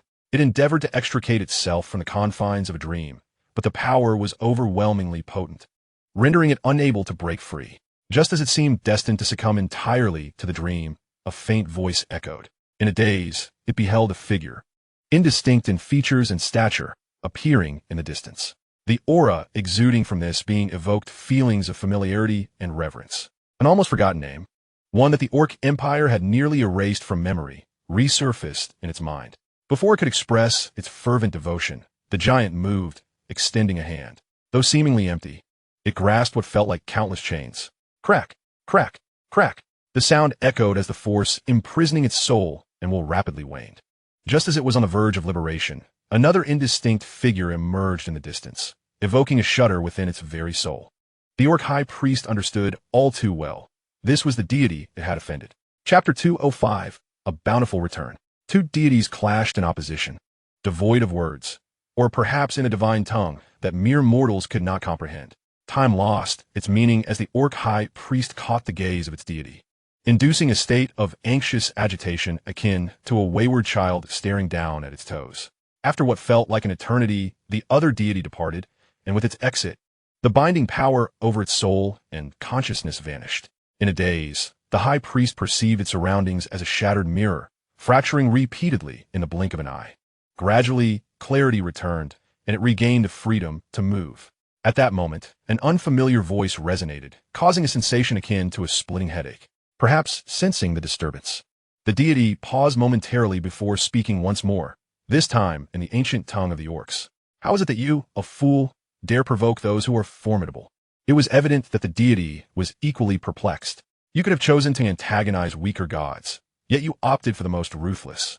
Had it not been for the deity's intent to torment the Orc High Priest, it would have long since faded into oblivion. Before it could utter the word Father, it was abruptly interrupted. Hurry back and tell those fools to cease their incessant chattering.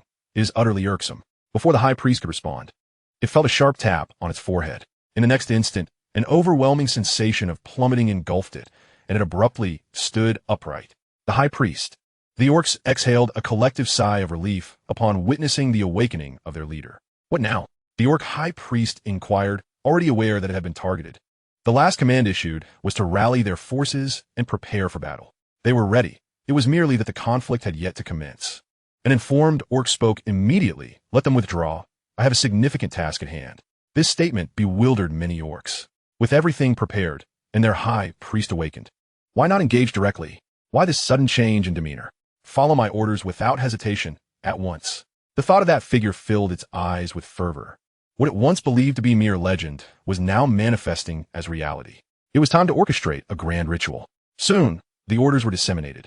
leading the Orc Empire to a fervent mobilization of forces, only to initiate a large-scale retreat. This unexpected withdrawal caused the alliance to become increasingly wary, suspecting a ruse. In truth, they had genuinely departed, leaving not a single orc behind. The upper echelons of the alliance were incensed by this inexplicable retreat, venting their frustrations with curses. Everything was ready, and then they just left. Truly, this entire race is mad. Yet, even in their departure, the alliance maintained a strategic hand, ensuring that half their forces remained stationed at the borders. Bai Jing was unaware that the Orc Empire had retreated, as he was presently focused on establishing the third tier of heaven. Armed with greater magical power, his pace of expansion remained unimpeded. Upon the conclusion of his breakthrough, he opened his eyes with delight. In the third tier, he possessed 33 strands of magical energy. With his current strength, he felt capable of confronting newly ascended 7th tier beings. Bai Jing immediately paused to check the time, realizing it was nearly time. He also discovered a message from his senior sister. All necessary materials had been gathered and were ready for production. However, as Hong Xiu had yet to return, he had refrained from commencing. Bai Jing remained unperturbed. Due to their contract, he could sense her excitement and joy, indicating she was in no danger. He merely needed to await her return. Another day passed. The once tranquil sky suddenly opened a portal, for which a ship emerged before the passage closed. Almost simultaneously, Hong Xiu's voice resounded. This time I truly struck gold. Captain, I have procured some remarkable items. Upon hearing this, Bai Jing's interest piqued. What treasures have you found? Through their bond, he could sense that ever since she entered the spirit realm, her spirits had clearly improved. Her bounty must have been significant. Look, before she finished speaking, 2 basketball-sized crystal cores appeared. Unlike the Thunder Beast cores, these possessed attributes of fire and wind, both evidently superior materials. However, the treasures Hong Xiu referred to were clearly something beyond these two. Soon, a series of materials began to descend, all of which were of at least high quality. As a towering figure materialized, Bai Jing was momentarily taken aback. What on earth is this? Unlike the other materials, this one was enormous, capable of being embraced by 2 individuals, standing nearly 10 feet tall and resembling a humanoid figure adorned in heavy armor. No matter how one looked at it, it did not resemble mere material. True treasures, genuine treasures. I pilfered this from a forbidden zone, she continued, and in the next moment, a 10-meter-long bronze spear crashed to the ground, releasing an aura of chilling hostility that caused Bai Jing visible discomfort and a pallor to his complexion. Yet, Hong Xiu did not cease her actions, retrieving one peculiar item after another, none of which appeared to be products of living beings. And I have unlocked a new skin, she exclaimed, immediately shifting her form into a battered, nearly ruined ancient warship, forged entirely of bronze and riddled with various holes. And I am now at the mid-8th tier. As she unveiled all her acquisitions, Bai Jing conducted a preliminary assessment. The sheer number of superior materials exceeded 30, while high-quality items surpassed 3 figures. However, these were merely supplementary. His gaze fell upon the humanoid material and the bronze war spear. Take your time to study them. I must return to oversee matters. Upon connecting to the network, he swiftly confirmed that the materials had indeed arrived. Given the extreme peril of the spirit realm, even after infiltrating its depths, she could not afford to be distracted, resulting in the factory here operating at minimal capacity. With that, she resumed her work, leaving Bai Jing to delve into his research. Name: Bronze Battle Idol. Quality: Epic. Introduction: a unique combat puppet endowed with a certain kind of power derived from rules. Name: Bronze War Spear. Quality: Epic. Description: a standardized weapon possessing a particular rule-based power. It presumably originates from a specific locale, yet the nature of its rule-based power remains unknown. Bai Jing harbored an unsettling suspicion regarding this object, even doubting whether Hong Xiu had been disturbing ancestral graves. However, lacking evidence, he did not pause his actions.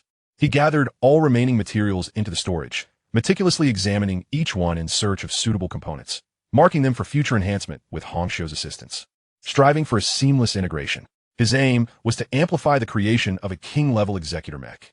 Soon, Bai Jing discovered 2 additional epic materials, undeniably marking this as a bountiful haul. Chapter 206, Unstoppable. Name: Falling Buddha Pestle Fragment. Quality: Epic. Description: infused with malevolent energy. It possesses formidable lethality against beings imbued with Buddhist essence.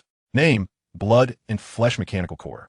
Quality: Epic. Description: the core of a certain mechanical life form, exhibiting both mechanical and organic characteristics. Observing the information of these materials, Bai Jing furrowed his brow. Where had this fellow procured such items? Even with his enhanced strength, returning with 4 epic materials at once seemed rather absurd. At the very least, Bai Jing understood that a typical 7th-tier lifeform could only yield superior materials. Abandoning the idea of inquiry, he decided to pursue a grand endeavor. This was still far from sufficient. Bai Jing set aside thoughts of augmenting the mech for the moment. He resolved to first enlist Hong Xiu's help in crafting some external components to enhance the mech's resilience in various combat scenarios. Once these components were constructed, he would amplify them with extraordinary materials. Upon completion, he would seamlessly integrate them, using the amplification of the core to ensure a thorough fusion. Since legendary materials were unattainable, he would compensate for quality with quantity. Moreover, a crucial point lingered in his mind. His internal energy had transformed into magical power, likely diminishing the mech's compatibility. Constructing an entirely new mech seemed unrealistic. Instead, he would adjust the materials subsequently and thoroughly enhance them using the amplification furnace. After contemplating the future direction of the Executor battle armor, Bai Jing took a moment to compose a text message, articulating all his requirements. Hong Xiu, adept at multitasking, promptly detected the message. Upon opening it, she found the content succinct and straightforward. Optimization method for the Executor battle armor. Stronger bursts, enhanced endurance. With king-level mech as the baseline. After reviewing the summary, Hong Xiu pondered, intending to turn the page, only to realize there was no subsequent page. Hong Xiu? So, you provide a mere summary, leaving the rest for me to resolve on my own? Considering that the Executor battle armor would not be augmented for the time being, Bai Jing retrieved the dragon-slaying spear. With a singular thought, he cast it into the amplification furnace, directly selecting the bronze war spear. Congratulations, your equipment, the dragon-slaying spear, has undergone a transformation. Please select one of the following traits. A friendly reminder. Selection is irreversible. 1. Unstoppable. Where belief points, it gazes down upon all, unyielding and invincible. Bai Jing waited for quite some time. Yet the second option did not materialize, leading him to gradually realize the situation. What? An epic material grants only one option? Even if reluctant to believe. The stark reality left no room for doubt. Gazing at the soul trait, after a brief contemplation, Bai Jing ultimately made his choice. In weapons, one must only emphasize a single aspect, lethality. This epic trait was evidently offensive in nature. As long as the lethality sufficed, all techniques became mere rhetoric. Congratulations. Your selection was successful. The dragon-slaying spear has acquired the unstoppable trait. Upon confirmation of his choice, he did not hasten to retrieve it, but continued amplifying. Dragon-slaying spear amplification successful, unstoppable 1. Dragon-slaying spear amplification successful, unstoppable 1. Dragon-slaying spear amplification successful, unstoppable 1. He directly escalated it to the 10th trait. Having completed these tasks, Bai Jing finally summoned forth the dragon-slaying spear. Upon grasping it, an inexplicable sensation surged within him. With the spear in hand, his confidence soared, feeling emboldened even against deities. Was this the belief of invincibility? Perhaps it encompassed even more. Bai Jing felt assured that as long as his resolve remained steadfast, he could pierce through any 9th-tier opponent without resistance. It bore a resemblance to true damage in games. Of course, differences remained, yet the essence was undeniably present. If paired with an unyielding resolve over time, it would equate to true damage against weaker foes. What that clay figurine? Bai Jing's curiosity piqued. He promptly retrieved the Executor battle armor, preparing to conduct a test. Congratulations, your equipment, the Executor battle armor, has undergone a transformation. Please select one of the following traits. A friendly reminder. Selection is irreversible. 1. United we stand. The more like-minded individuals there are, the greater the strength amplification. The more individuals, the stronger the power. Reaching a maximum of 9th-tier perfection. Once again, only a single trait presented itself. Bai Jing fell into silence. Interpreting it literally, these two items appear to be quite ordinary. They resembled basic equipment issued during military service, 1 per soldier. To unleash sufficient power, a considerable number of individuals were required. An entire legion achieving 9th-tier perfection would signify an extraordinary army and immense strength. Was epic quality merely for foot soldiers? Bai Jing murmured softly. What sort of strength did the master of that forbidden zone possess? That Hong Xiu returning alive was indeed a stroke of great fortune. Perhaps the ancestral graves emitted a wisp of smoke. Contemplating this, he subconsciously inquired, where did you acquire these items? Are they plentiful there? Simultaneously, he heard Hong Xiu's voice. Plentiful. You should have seen it.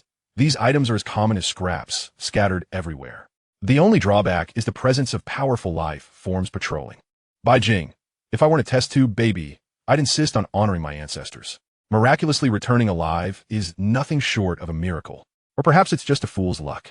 Carry on with your tasks. He initially intended to express concern over the dangers she faced this time. Yet as the words reached his lips, his tone shifted. After all, it was in the past. Why add unnecessary worries? Just be cautious next time, and send me the robot you have enlightened. Bai Jing contemplated before speaking. All right. Not long after, the enlightened veteran robot was delivered. There had been no changes during these days. Perhaps it had truly failed. His primary goal was to amplify it for experimentation. Materials were abundant at present, so he promptly dragged it into the amplification furnace.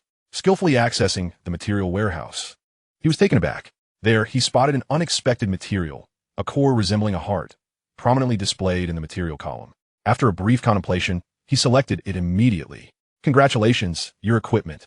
The veteran robot has successfully transformed. Please select one of the following traits. A friendly reminder. Selection is irreversible. 1. Blood Frenzy. Transforms into a killing machine, capable of continuous self-evolution upon absorbing sufficient blood. 2. Flesh Growth. The body sprouts flesh, merging organically with the machine. 3. Cyborg. Possesses all human traits while exhibiting certain mechanical abilities. 4. Blood and Flesh Core.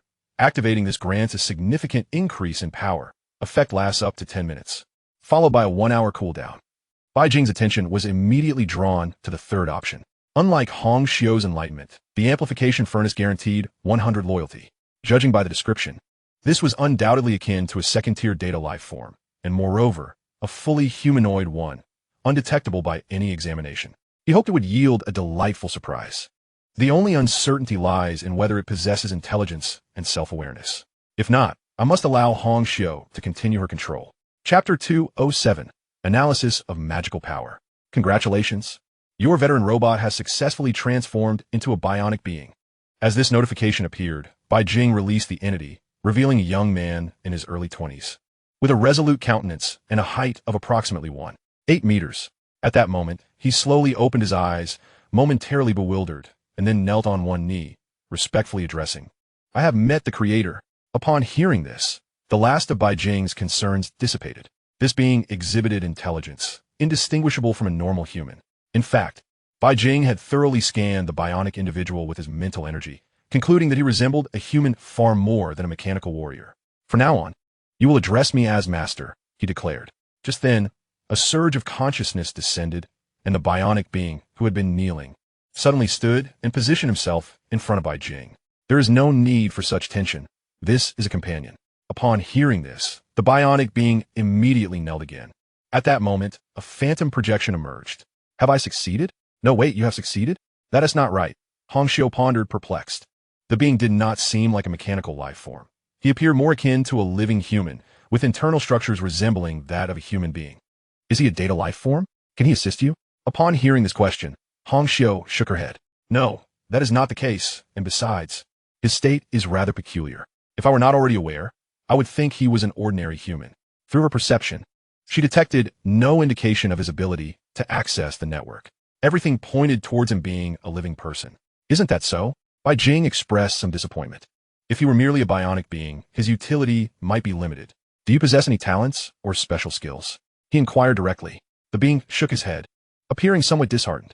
Master, I do not sense any gifted abilities within myself. Bai Jing felt even more disheartened. After all, this was an epic material. It was truly frustrating to have it manifest in the form of an ordinary person. Forget it, you can accompany me back. At the very least, he possesses a loyalty rating of 100. Bai Jing remarked. Hong Xiu, once we return, I wish to conduct a physical examination. Please prepare for that. Upon hearing this, Hong Xiu's eyes brightened noticeably, her fervent gaze fixed upon Bai Jing as she scanned him from head to toe. Is this truly the case? She had long been desirous of Bai Jing's physique, and now she was finally granted the opportunity to order a physical examination. This was indeed a rare occasion. With this thought in mind, she promptly postponed all other projects, preparing to devote her utmost attention to this matter. I am merely conducting a physical examination. Bai Jing's lips twitched. The fervor and excitement were escalating beyond reason. What are you so worked up about? Rest assured, Captain. I shall attend to your body with the utmost enthusiasm.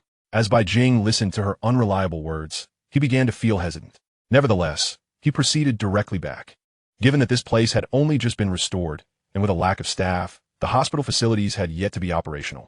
Bai Jing had no choice but to go to the Spirit Realm Voyager, where his senior sister had equipped some medical instruments. With each enhancement, their efficacy had likely surpassed the current best medical equipment available. If you dawdle, you shall face dire consequences, he warned as he glanced at the instrument chamber before entering. Also, the primary focus of this examination is my internal energy. Ensure that the materials for my mech components are properly matched. Understood, came the reply. Once assured that everything was in order, Bai Jing lay down inside. Since we are here, this is prepared for you. Hong Xiao did not commence immediately. Instead, she directed the somewhat dazed bionic being to lie down as well. After completing these tasks, Hong Xiao rubbed her hands together in excitement, her face displaying a look akin to that of an infatuated admirer. Scan activate. The instruments soon whirred to life, conducting a comprehensive scan. However, it wasn't long before a warning message flashed across the screen. Warning, lifeform exceeds acceptable limits. Overload mode must be activated. As expected of the man I have chosen. Activated. Hong Xiao's eyes gleamed even brighter. During recent times, she had facilitated physical examinations for Cui, Hu, and others through various means. Their vitality was, in comparison to her own captain, like heaven and earth apart. Hong Xiao even suspected that if she were to punch her captain's head, he could regenerate within seconds. The scanning instrument emitted a series of roars, directly entering overload mode. A stream of information appeared. Flesh, unknown. Bones, unknown. Organs, unknown. Life vitality, star god level. Internal energy intensity. Following the guidelines, Bai Jing silently released a trace of magical power. Almost simultaneously, the entire machine seemed to wail, as if unable to withstand the force, let alone analyze it. Oh. Hong Xiao was as excited as an unrefined monkey, unable to articulate her words. The information provided by the current scan was astonishing. Could this truly be human? Unknown, which surpassed humanity's known limits. And that life vitality was even more absurd. Star god level? This was the pinnacle of vitality in the material universe. If she had only suspected moments ago, she could now almost confirm it. With such terrifying life vitality, if one were to punch her captain's head, he could also repair himself in a remarkably short time. You cannot give up now. Instantly, Hong Xiao infused her power into the scanning device, attempting to begin analyzing the internal energy. Yet, the glaring warning remained. Damage could occur at any moment. Just as Hong Xiao thought this would be the end, the instrument, which had been on the brink of collapse, suddenly stabilized. However, the sound of its operation was akin to the roar of a spaceship's engine, enveloping the entire room in noise. What is happening? This was utterly illogical. It was as if a person had $10 and lent $20, resulting in a total asset of $30. But the problem was, it felt as if it had borrowed from every dubious source available, artificially inflating the assets to $10,000. It exceeded the limits of operation. Under normal circumstances, it should have exploded by now. Yet, it astonishingly continued to function. This is rather uncanny. Could there truly be a mechanical deity that delights in the soul of the machine? Hong Xiao mused quietly, cautiously scanning her surroundings, but finding no trace of the spirit realm's passage. Clearly, no deity had exerted their power. After several minutes of operating under extreme overload, the results of the internal energy analysis emerged. Internal energy intensity, 10,000 times. Note, detection limit reached. Internal energy characteristics, unknown force, unable to analyze. With a click, the instrument chamber door opened, and Bai Jing sat up. What are the results? Can you assist in finding matching materials? Ideally, with a compatibility rating of over 90. Are you still human? What do you mean? I'm not human. Are you? He retorted with annoyance. Just then, the adjacent instrument also opened, and Hong Xiao pointed. He resembles a human far more than you do. From every aspect of your body to your internal energy, everything reveals the undeniable truth. You are not human. Chapter 208. The Seeds of a Mechanic. Bai Jing quickly obtained information about his body, his brow furrowing. The intensity was anticipated. But what truly captured his attention was the unknown characteristics. With a thought, he concentrated a trace of magical power at his fingertips. Can you see if there are suitable materials for matching? I can only match them little by little. This can no longer be considered a warrior's internal energy. Hong Xiao carefully sensed, attempting to utilize her 8th tier strength to interpret this power, but still found it taxing. Finding materials capable of withstanding such formidable forces may prove to be quite the challenge. Perhaps a visit to the spirit realm could yield some fortuitous results. Time is of the essence. Once his inner energy has been fully transformed into magical power, it will likely take several months. I should do my utmost. Hong Xiu acquiesced. As the testing concluded, Bai Jing's gaze was drawn once more to the bionic individual. He had just heard that this entity seemingly possessed the ability to stimulate machinery, allowing for superlative power utilization upon success. Are you capable of communicating with machines? I can sense their emotions and provide comfort, but direct communication eludes me. Hearing this, Bai Jing was momentarily taken aback. The mechanical soul is quite jubilant. Goodness, a prodigious innate mechanic. If this individual were to become a mechanic, they would undoubtedly excel in combat beyond their level. However, becoming a mechanic entails substantial investment. Even illustrious families approach such endeavors with caution. The primary concern lies in the scarcity of equipment. Without it, one's strength remains indiscernible. With ample equipment, hundreds of billions would scarcely make a sound. To establish a fleet, one would likely need to commence with trillions. Bai Jing's lips twitched at the thought of yet another voracious money-eater. Of course, in the initial stages, one cannot afford to be overly ambitious. Hong Xiu, assist in customizing a mech for this individual. After some contemplation, he decided to start with mech engineering. If the combat prowess met his expectations, further investments would follow. Should it fall short, the individual could serve in a more domestic capacity. After addressing these mundane matters, Bai Jing retreated into seclusion once again, this time preparing for a prolonged period of meditation. He aimed to ascend through all 33 layers of heaven in one vigorous effort. Under Hong Xiu's guidance, the factory swiftly commenced production, and the first batch of personal platforms was dispatched without delay. With the initiation of limited usage, feedback was notably positive, and even other military factions expressed interest in placing orders. This development allowed Bai Jing's previously meager treasury to begin a steady ascent, albeit at a sluggish pace due to the insatiable appetite of the money-devouring beast, Hong Xiu. Fortunately, there were still considerable gains. Among the most pressing was the manufacture of Bai Jing's executive mech components, which are already in production and expected to be completed soon. 3 months later, Bai Jing remained in seclusion, yet over 1 million personal platforms had already been sold, with orders reaching a fever pitch. Current production capacity was insufficient to meet demand. Fortunately, robotic manufacturing had commenced. Although their performance did not match the enhanced models, they were more than capable of handling simpler tasks. At that moment, Ji Shuyao received a message, her brow furrowing in concern. A projection soon materialized. "Who are you, my disciple?" Wang Chang's tone shifted as he spoke, his previously squinting eyes widening in surprise at the sight of a plump girl in the image. "Master, who else could I be but Ji Shuyao?" Ji Shuyao rolled her eyes. Upon hearing this, Wang Chang fell silent, staring at the girl before him, lost in thought. Perhaps he was contemplating whether she had been cornered by a 9th-tier spirit saint or by a legion commander. If he were not certain that the number was correct, he would have found it hard to believe. Before him sat the eldest daughter of the Ji family. "Master, I realize I've indulged a bit too much in recent days. There's no need for such a reaction." Ji Shuyao murmured softly, then utilized a mirror function to reflect her appearance. Blinking in disbelief, she exclaimed, "Who is this?" Staring at the noticeably fuller figure that had once been her own, her mind spiraling into chaos. Is this really me? How did I end up like this? Primarily, she believed she had consumed little, only feasting on steamed lamb, steamed bear paws, and steamed deer tails.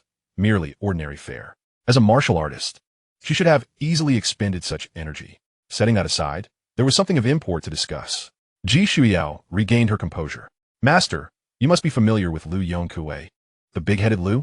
"Indeed, he is a peak 7th-tier martial artist and a silver badge executive." "Good. This old fellow's disciple wishes to rely on a breakthrough to 7th tier, intending to employ ancient methods." Upon hearing this, Ji Shuyao was clearly taken aback. She understood well what the ancient methods entailed. Simply put, it involved challenging others repeatedly to accumulate the vital energy necessary to cultivate an indomitable spirit. Leveraging this unwavering belief, one could engage in life-and-death battles to break through their bottlenecks. Such methods were often observed during humanity's foray into the cosmos. As a thought struck her, Ji Shuyao's expression morphed into one of peculiar intrigue. Surely, this disciple would not contemplate challenging my junior brother? Wang Chang's face took on an awkward smile as he silently nodded. It was entirely his fault. Upon hearing that the other disciple sought a breakthrough through ancient methods, He had casually mentioned that his own disciple had promising talent and had even slain a peak 6th-tier opponent. The moment he spoke, he regretted it. He had even attempted to clarify that he was merely boasting, but the other party's stubborn nature had led them to misinterpret his words as sarcasm. No matter what he said, they insisted on having their disciple duel with Bai Jing. He had tried to dissuade them, but to no avail. Initially, he had thought that while his master might be obstinate, his disciple would surely possess some sense. Finding the other disciple, he aimed to suggest they challenge others instead.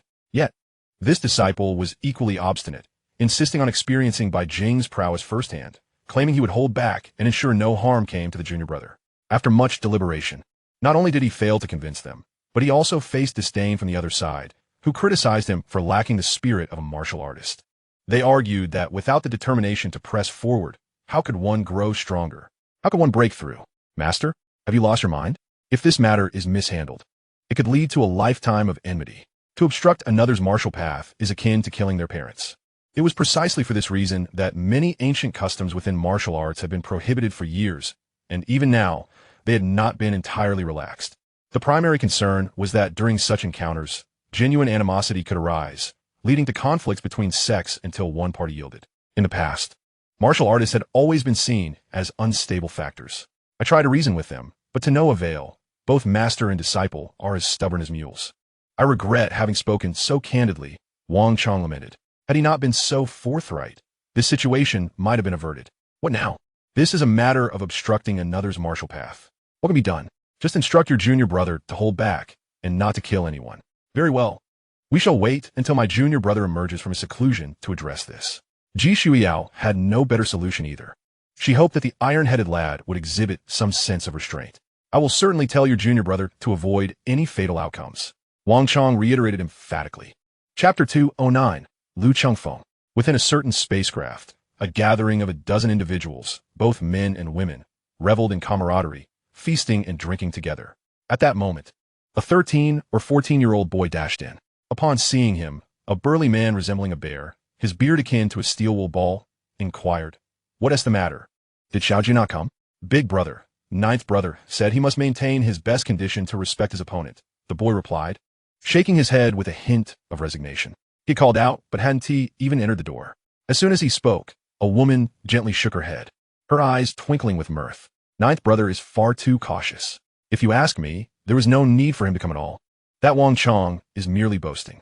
Exactly. If he claimed to have slain a beastman elite at the 6th tier, that would be one thing. But to assert he killed 10 at the 5th tier is utterly absurd. Others chimed in, echoing her sentiment. Were it not for Wang Chong's excessive bluster, his disciple would not have drawn such attention. But he could be quite the braggart, painting his disciple as a reincarnated god of war, seemingly invincible in this world.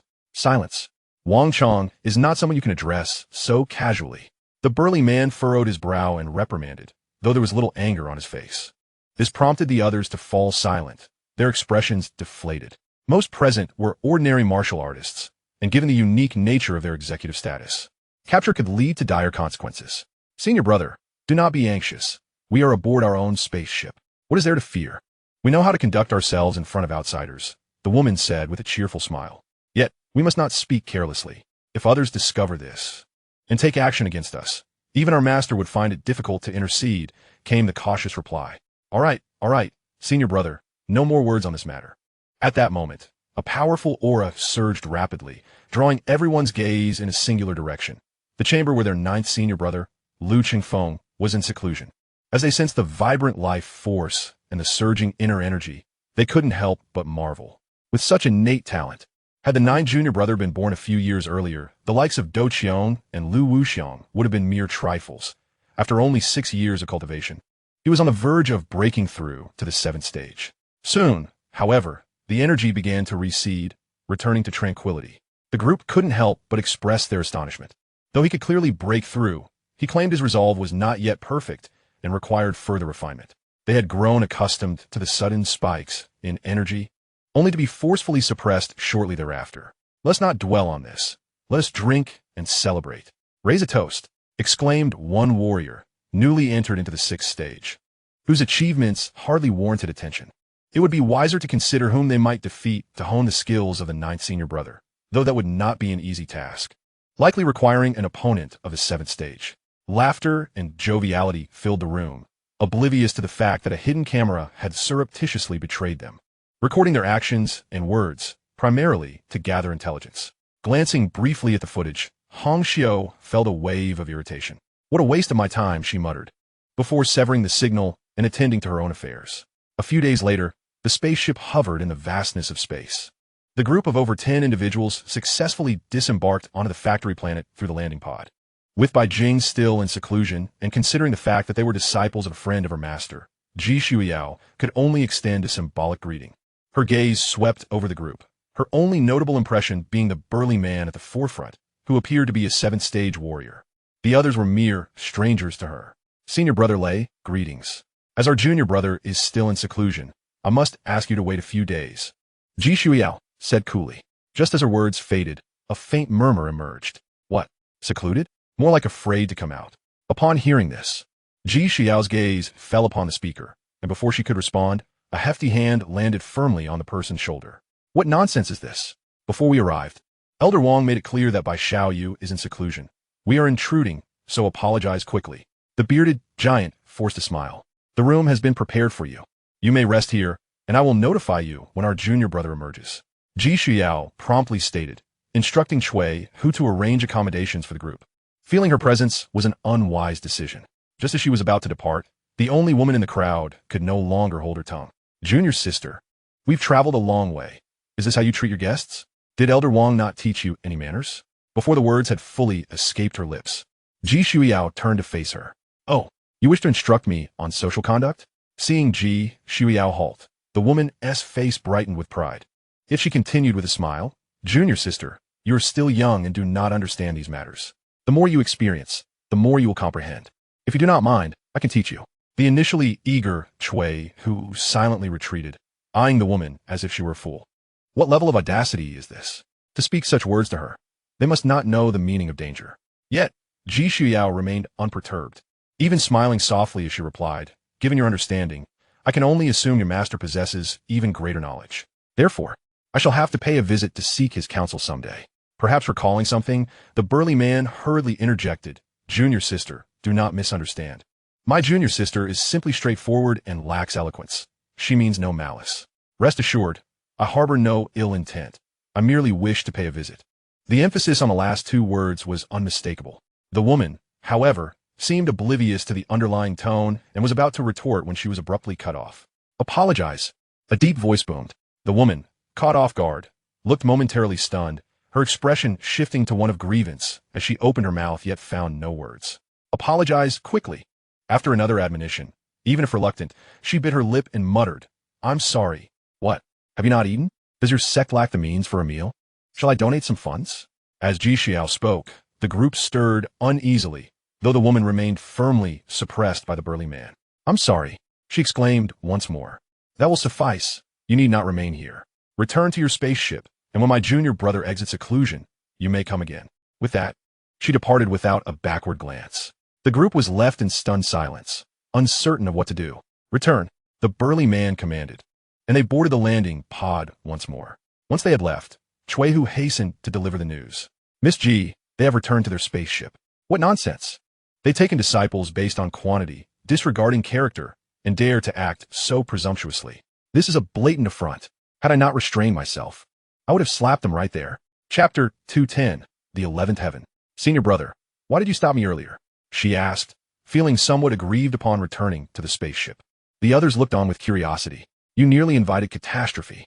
What if she is Wang Chang's disciple? Our master is a silver emblem executor. Wang Chang cannot be trifled with. And now his disciple, the plump girl, cannot be disrespected either," came the serious response. It was evident the burly man was now visibly tense, scanning the surroundings and extending his spiritual sense to ensure no outsiders were present before finally relaxing. "Do not speak such foolishness. If you continue to act recklessly, even our master cannot protect you. That one is from the Ji family." "Ji family? Which one?" asked the young boy of about 13 or 14. "Elder sister. I know this one.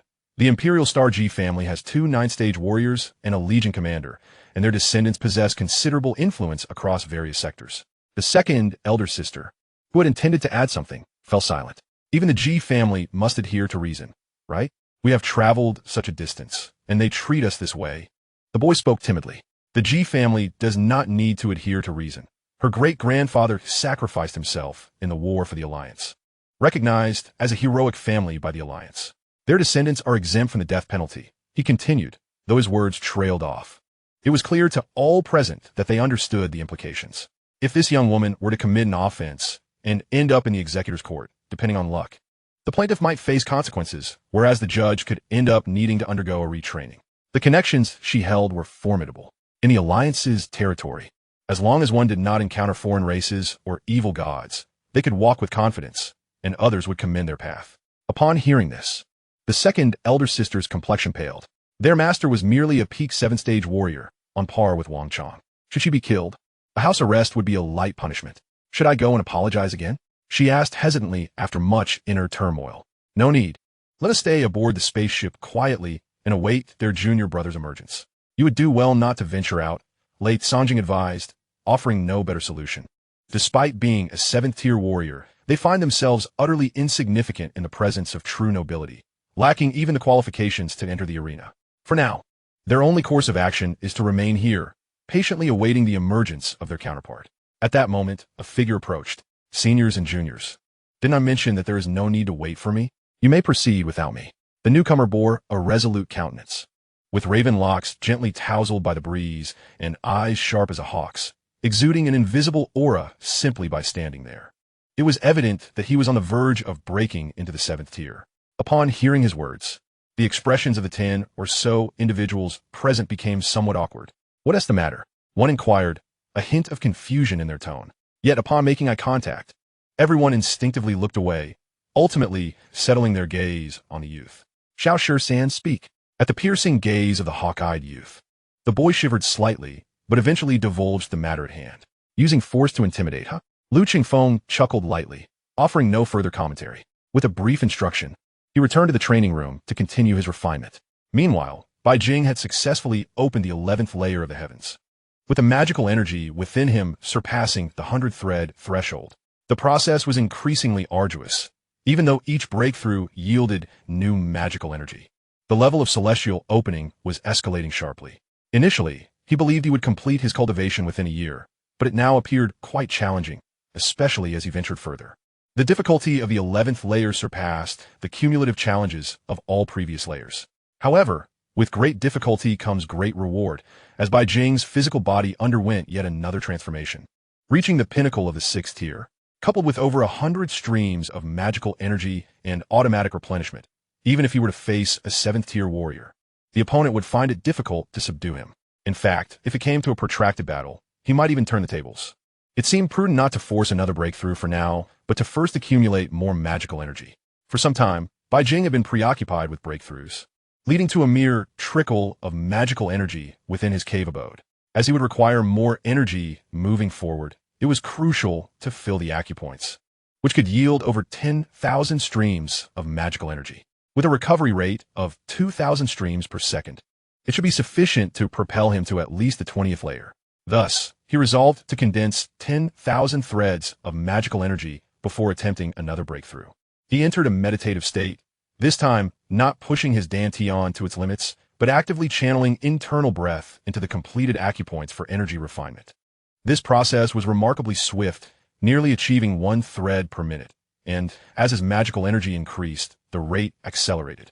Unbeknownst to him, external events were unfolding. He was completely unaware that his master had found him a challenger, and the lack of communication had delayed matters considerably. 7 days flew by in the blink of an eye. Late Songjin once again boarded the landing pod, arriving at Factory Star. From his 9th junior, he learned that the time was nigh. With just one battle, a breakthrough could be achieved. The primary motivation was that he would soon turn 26. He wished to accomplish the breakthrough before then. Sister Ji, when will Bai Zaiashidi emerge? Late Songjin inquired. It's truly hard to say. He has been in seclusion for nearly 2 months since you all left. As for when he will emerge, it remains uncertain. Upon receiving this response, Late Songjin found himself in a quandary. Logically, they should depart immediately. His 9th junior was on the cusp of a breakthrough. Achieving it before turning 26 would mark him as an exceptional talent.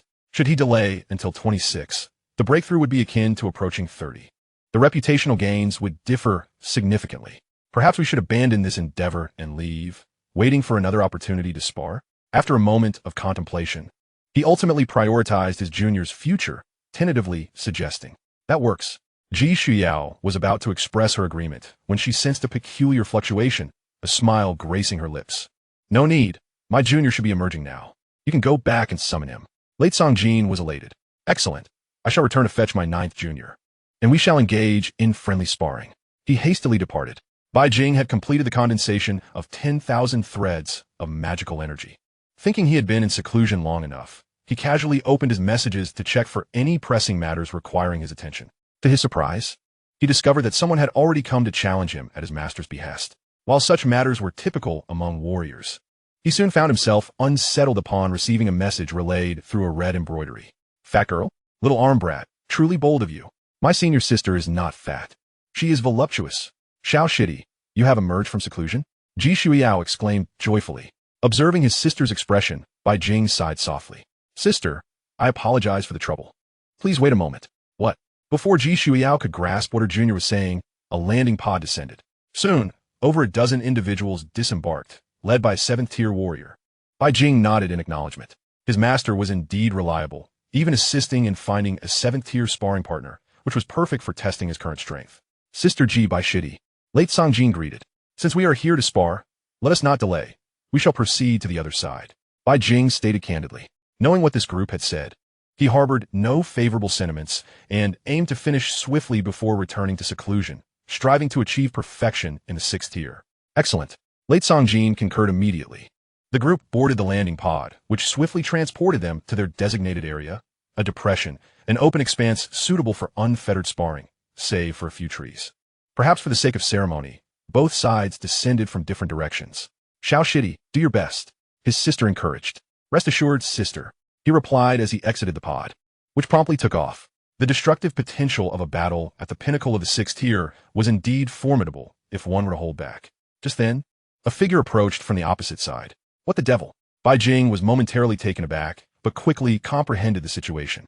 The other party was considerate enough to send someone to help him warm up after his extended seclusion. Before long, the individual approached. "Allow me to introduce myself. I am Lu Chengfeng, a practitioner of the Fong Tianhua Ji." Yes, I am Bai Jing," he replied dismissively. There was no need for pleasantries with someone merely there for warm-up. However, he maintained a facade of cordiality. Lu Chengfeng momentarily faltered, his expression betraying a hint of discomfort. But he quickly regained composure, gripping his Fong Tianhua Ji with heightened intensity. "Shall we begin? Please, enlighten me," he declared, taking a stance. Bai Jing thought to himself. He really is taking this seriously. "Please, enlighten me," he echoed, mimicking the other's form. No questions asked. This was merely a spar between sects. He could not afford to tarnish his master's reputation. "You don't use a weapon?" Lu Qingfeng inquired. "I specialize in hand-to-hand combat." "Come at me," Bai Jing replied impatiently. "Was psychic? Where do you get so many words from? Let us just get on with it." "Very well." Lu Qingfeng inhaled deeply, entering a unique state that would allow him to unleash 120 of his strength. Almost simultaneously, the conflict had escalated rapidly. As the formidable Fong Tianhua Ji came crashing down, the opponent's approach was evidently bold and forceful, embodying a raw, overwhelming power. How fortuitous!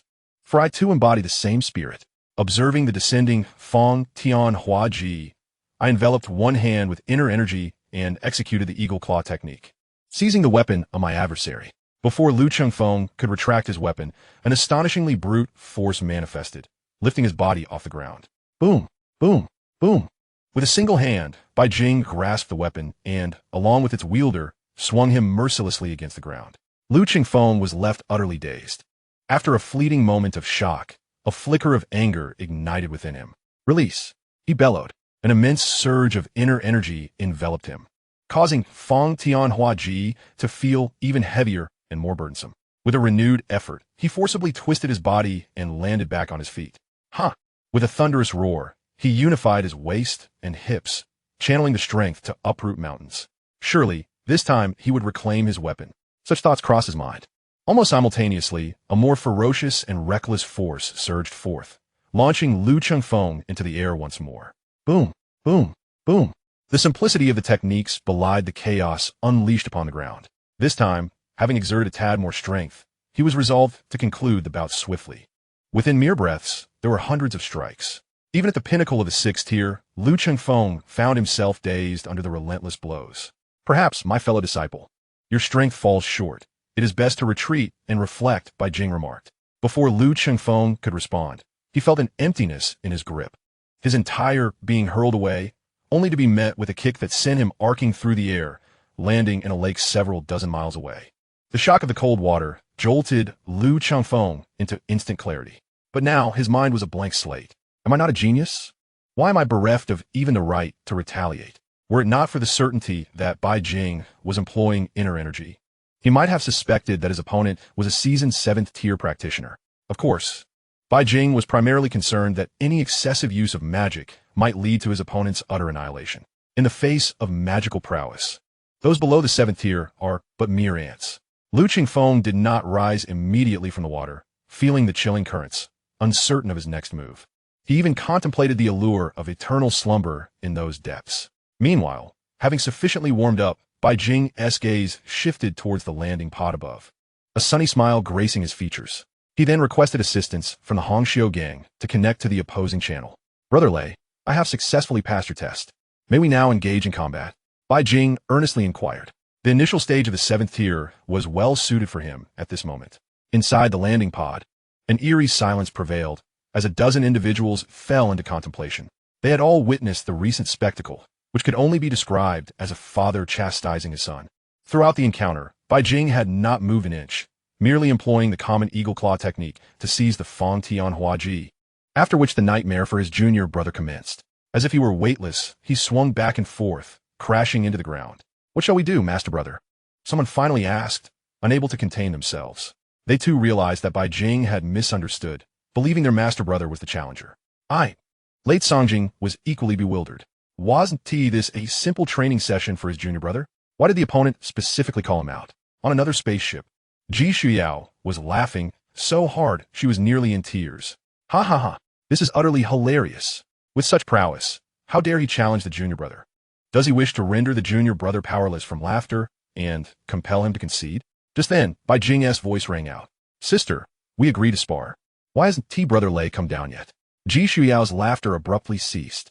Huh, I thought my junior brother had finished. So why is he still standing there? Is he waiting for the next challenger? Chapter 212. Since you are here, you've already completed your bout. Ji Shuyao paused momentarily, then resolved to speak the truth. Her words rendered Bai Jing speechless. Finished? Who did I fight? Was that the main event? Such a lackluster opponent? For a moment, he found himself at a loss for words. Had he known he would face such a contender, he would have declined outright, deeming it a waste of time. Junior brother? Sensing the silence, Ji Shuyao tentatively asked, Do you think brother Lei would accept a challenge from me? Bai Jing suddenly spoke. Since time has already been squandered, let's maximize its value. Junior brother you. Ji Shuyao felt a twinge of helplessness, unsure of how to respond. Yet soon, an idea struck her. Please wait. I will inquire on your behalf. With that, she connected to the opposing channel and asked, Brother Lei, could you do me a favor?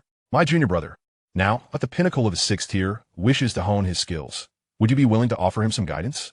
Since the opponent approached under the pretense of seeking to refine their abilities, it was only fitting that she reciprocate with the same rationale. Surely, he would not refuse.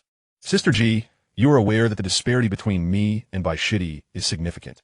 The difference in tiers is substantial. This is merely a spar, a preliminary adjustment to the pressures of the 7th tier. Very well then, Lei Songjing replied after a brief moment of contemplation, ultimately conceding. Their intrusion was an impertinent act from the start, and having faced such a humiliating defeat, he had little choice but to rely on his master brother to salvage some semblance of dignity. I appreciate it, Brother Lei. I will inform my junior brother. Upon disconnecting the conversation, Bai Jing's heart swelled with joy upon learning of the agreement. Almost simultaneously, he witnessed a figure descending from above, landing firmly before him. Thank you, Brother Lei, for your guidance. Regardless of the circumstances, the opponent was indeed a 7th tier practitioner, prompting Bai Jing to initiate the exchange. Late Songjing waved his hand dismissively. There is no need for such formality, Bai Shidi. Our two families have always been like one. We learn from each other and grow together.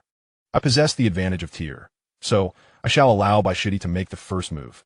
It would be unfair for a 7th tier practitioner to bully a 6th tier, and allowing Bai Jing to initiate would be excessive. He thought to trade a few casual blows before defeating Bai Jing. Brother Lei, I shall not hold back. Please enlighten me. Bai Jing declared as he launched an attack. For even though he was a 6th tier, he still held some power. Late Songjing assumed a demeanor befitting a master. At that moment, Bai Jing silently transformed his energy. His inner energy was no longer sufficient. He promptly summoned the power within, and with a single thought, that energy seamlessly integrated into his flesh, bones, and internal organs, resulting in a dramatic surge in Bai Jing's prowess. So, this is the essence of magical energy. It is indeed remarkable. This was his first time utilizing it in such a manner, and Bai Jing could only describe it as a metamorphosis, worlds apart from before. After a brief period of adjustment, he felt ready. "Brother Lei, I am about to strike," he announced. With that, he surged forward. Late Songjing clearly did not take it to heart. After all, a 6th tier, no matter how formidable, remained a 6th tier. He watched as Bai Jing rapidly closed the distance, lifting his leg to deliver a kick. Symbolically, he raised his arm to deflect a strike or two. The next moment, however, his brow furrowed, an acute sense of danger washed over him. Late Songjing suddenly sensed impending doom, instinctively channeling his inner energy to envelop his hands. It was at that moment that Bai Jing's attack reached him, infused with 50 strands of magical energy, as he lifted his leg for a powerful kick. Boom! As the strike landed, a torrent of ferocious power erupted. Caught unprepared, Late Songjing stumbled back several steps, his clothes tearing apart in the process. A tingling sensation coursed through his hands as he quickly tucked them behind his back, fingers stretching to alleviate the strain. Internally, however, he was engulfed in a tempest of shock. Is this truly a 6th tier? Is this truly a 6th tier? Though he had hastily drawn upon his inner energy. The quality of his inner energy was formidable, yet it had been breached. Damn it, no wonder the junior disciple cannot compete. Such prowess is already capable of injuring those at the 7th tier. Of course, it merely inflicted damage. Junior Brother Bai, your talent is the most formidable I have ever witnessed. To force me back several steps with a full force strike at the 6th tier is something even Lu Wuxiang and Do Qiong could not achieve. The retreat could not be concealed, so it was better to speak openly about it. However, when these words fell upon Bai Jing's ears, he wore an expression of peculiar disbelief. What do you mean by a full force strike? Don't we test each other before the battle? Brother Lei, I'm about to unleash my full strength, Bai Jing cautioned. This time, 2,000 strands of mana surged directly into his body, preparing for a contest of physical prowess. It was the perfect opportunity to ascertain his limits. Upon hearing this, Late Songjing felt his eyelids twitching uncontrollably, an ominous premonition intensifying within him. Yet, he continued to assure himself that he was, after all, a formidable warrior of the martial path.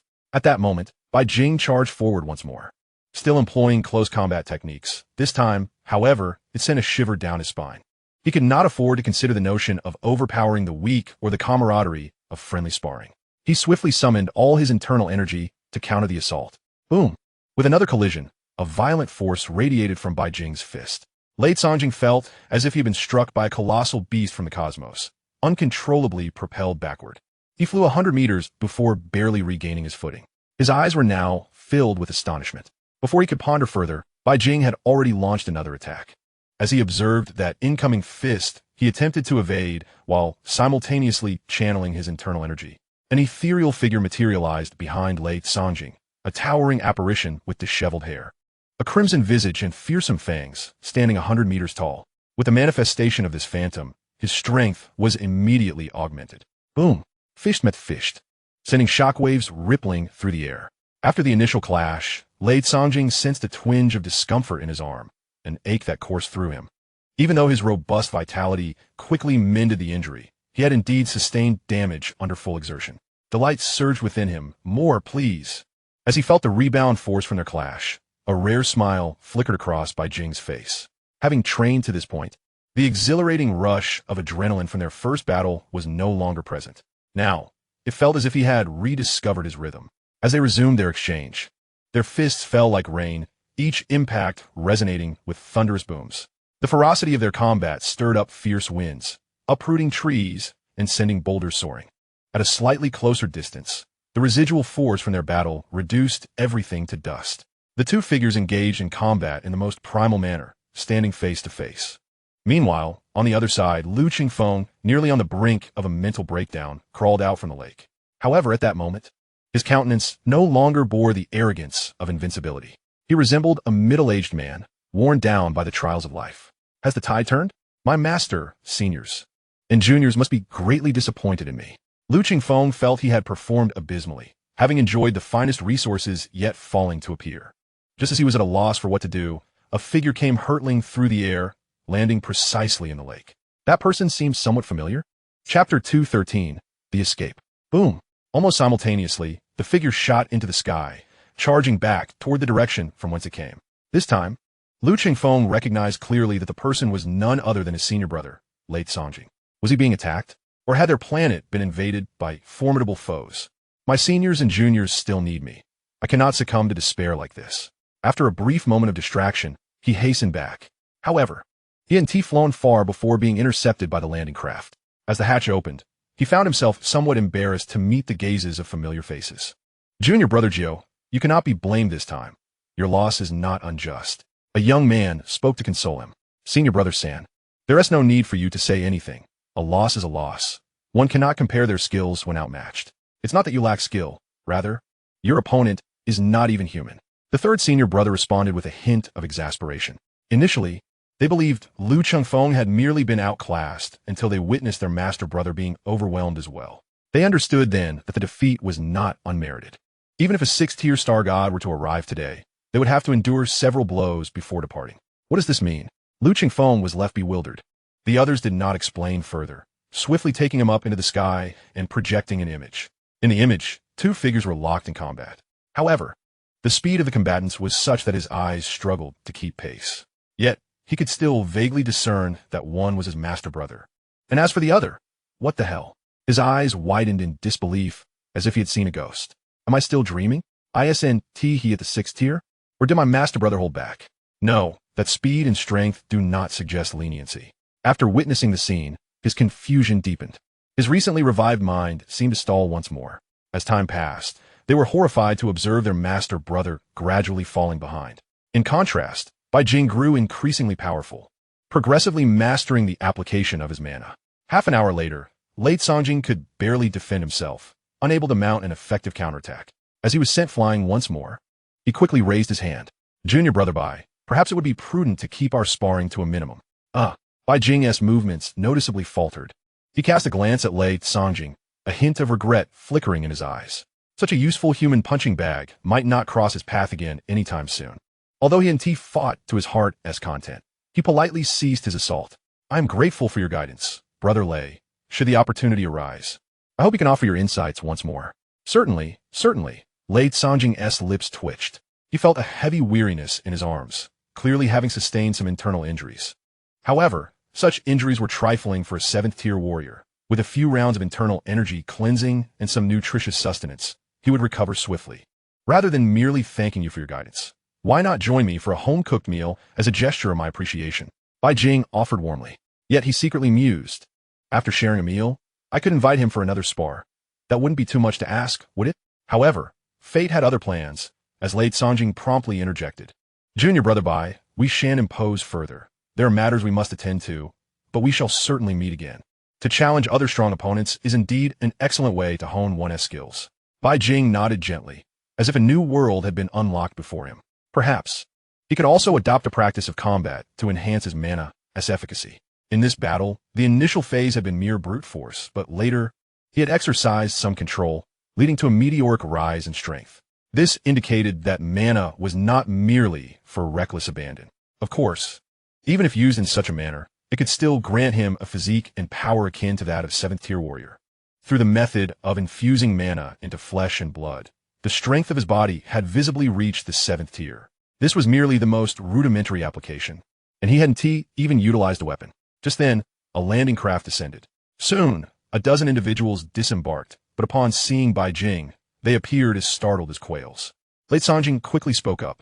Junior brother Bai, there is no need for you to see us off. We must take our leave now. May we meet again by chance. As he spoke, he ushered everyone onto the landing craft, fearful that Bai Jing might call out to him. Wishing you all a safe journey and a swift breakthrough. With the departure of late Songjing and his companions, Ji Shuyao approached. The sparkle in her eyes, as she regarded Bai Jing, was akin to that of a stock market soaring. A 6th tier and a 7th tier battling like this. Since the inception of the alliance, perhaps only Bai Jing had accomplished such a feat, junior brother. You truly astonished me. Ji Shuyao exclaimed excitedly. Sister, You have also surprised me greatly, Bai Jing replied with a hint of exasperation. The visage of my senior sister has taken on a rounder allure. It seems that Hongxiu harbors some ulterior motives, deliberately encouraging her to gain weight. How exasperating. I have already embarked on a weight loss journey. Ji Shuiyao shot a glance at me. Upon hearing these words, Bai Jing furrowed his brow and casually inquired, Sister, do you relish the joyful moments of indulging in culinary delights? A thought began to take shape in his mind. What do you think? Ji Shuiyao replied, playfully pinching her little belly and sighing softly. Indeed, the food is delicious, but the weight accumulates rapidly. I have not gained so quickly even while dining at home. Eat and drink as you please. Leave the rest to me, Bai Jing stated decisively. Since you enjoy it, I shall make arrangements. As a well-established alliance over the years, the old martial arts had explored numerous peculiar avenues. Long ago, some individuals sought to create a technique that would allow one to enhance their strength solely through consumption. Unfortunately, that endeavor ended in failure. Nevertheless, this concept was not singular. Many had attempted it, though most produced subpar results, invariably accompanied by side effects. The plan must change. I shall achieve martial divinity through gluttony. Furthermore, the current martial arts truly necessitate such a technique. In the early stages of old martial arts, rapid cultivation requires various nutritional potions. The quicker one absorbs, the swifter the recovery. Slow digestion leads to sluggish recovery, and, consequently, slow cultivation. It can be said that one misstep leads to a cascade of delays. If there existed a technique capable of significantly enhancing digestive efficiency and accelerating the cultivation process, it could potentially overturn the current mainstream of old martial arts. Junior brother, what are you contemplating? You ought to focus your thoughts on cultivation rather than squander them on frivolous matters, Ji Shuiyao sternly admonished. Simply devote yourself to weight loss and cultivation. There is no need to waste time over such trivialities. Fear not, sister, it won't take long, just a few hours, Bai Jing assured. Already reaching out to Hongxiu to sift through techniques related to digestion and accelerated cultivation. Soon, he had narrowed it down to 7 or 8 texts. A casual glance granted him insight. Sister, let us return. I wish to enter seclusion for a while. Very well. Moments later, Bai Jing once again entered seclusion, this time to study the techniques. Chapter 214, The Devouring Heaven Technique. Bai Jing conducted another round of selection and ultimately chose 2 techniques. Names: Devouring Element Technique. Effect: perfectly accelerates digestion, swiftly converting food into vital energy. Synopsis: nourishes the physical body and slightly hastens its refinement. Names: Blood Ignition Technique. Effect: actively accelerates the consumption of vital energy, enhancing the body refinement speed. Synopsis: this technique has flaws, with a maximum enhancement of 20. One technique corresponds to transformation, while the other pertains to efficiency enhancement. Currently, Ji Shuiyao requires not only enhanced digestion, but also a means of energy transformation. One allows for gluttony without weight gain while promoting health, and the other accelerates cultivation through blood consumption. They are undoubtedly a match made in heaven. With this thought, Bai Jing did not pause. After a brief review, he instantly grasped both techniques. In the next moment, the skill mastery activated, achieving perfection in the techniques. He was confident that even the creators of these techniques could not comprehend them as thoroughly as he did. Bai Jing did not halt. He proceeded to optimize the skills. After completing 20 rounds of optimization, the effects of both techniques were significantly enhanced, with reduced difficulty and side effects. Bai Jing continued, utilizing the effects of the experience elixir to experiment with merging the 2 techniques. After dozens of attempts, a fusion version emerged. Name: unnamed. Effect 1. Accelerates digestion, extracting all nutrients from food for nourishment. Effect 2. Actively accelerates the consumption of internal energy, greatly enhancing the speed of cultivation. Synopsis: those who practice this technique will be set for life. A glance confirmed its unremarkable evaluation. It was merely a prototype. As long as it could be fused, the rest would be left to miracles. Unnamed technique optimization successful, strength 1. Unnamed technique optimization successful, strength 1. Unnamed technique optimization successful, strength 1. Bai Jing consecutively enhanced it 20 times, yet the limits remained elusive, indicating the technique's potential. With the 21st enhancement, a prompt appeared once more. This optimization requires 50,000 essence for transformative enhancement. Do you agree? Yes. As 50,000 essence was expended, the prompt reemerged. Optimization successful. You have acquired the unnamed technique. Name: unnamed. Effect 1. Devour all things in the world, transforming them into sustenance. You can extract all nutrients from food and convert them into your own vital energy. Effect 2. Greatly consumes your own vital energy, which can be transformed into designated power. Synopsis, devour, eat devour, eat devour. By the heavens, Bai Jing exclaimed in astonishment. This technique is rather formidable. It is no longer limited to food. Even stones can be ingested and transformed into sustenance. The ability to absorb everything speaks to its divine prowess. During the practice of old martial arts, significant losses often occurred. Now, this issue has been resolved. However, the difficulty of cultivation has evidently increased, and Bai Jing was uncertain whether his sister could manage it. He could only let her try. If it proved too challenging, he would teach her a weakened version. There was no other option. He named it the Devouring Heaven Technique. Initially, he considered calling it the Devouring Demon Technique, but the term demon did not sit well. While it could devour all things and convert them into vital energy, one must still exercise restraint. Moreover, he had no intentions of committing any malevolent acts. Was this not a proper righteous technique? Sister, come to my room. Bai Jing immediately sent a message. It was not long before Ji Shuiyao arrived, somewhat puzzled. Without waiting for her to speak, he interjected, Sister, let's get straight to the point. I stumbled upon a technique and wish to teach it to you. See if you can master it. With that, he began to instruct her in the technique. With the support of skill mastery, the Devouring Heaven technique was already perfected. Additionally, Bai Jing had augmented it with experience efficiency buffs. Although Ji Shuiyao found it somewhat challenging to comprehend, she was able to grasp it, unlike the myriad forms technique. Coupled with Bai Jing's clear and accessible teaching style, she quickly entered the initial stages. The first step involved nurturing the stomach.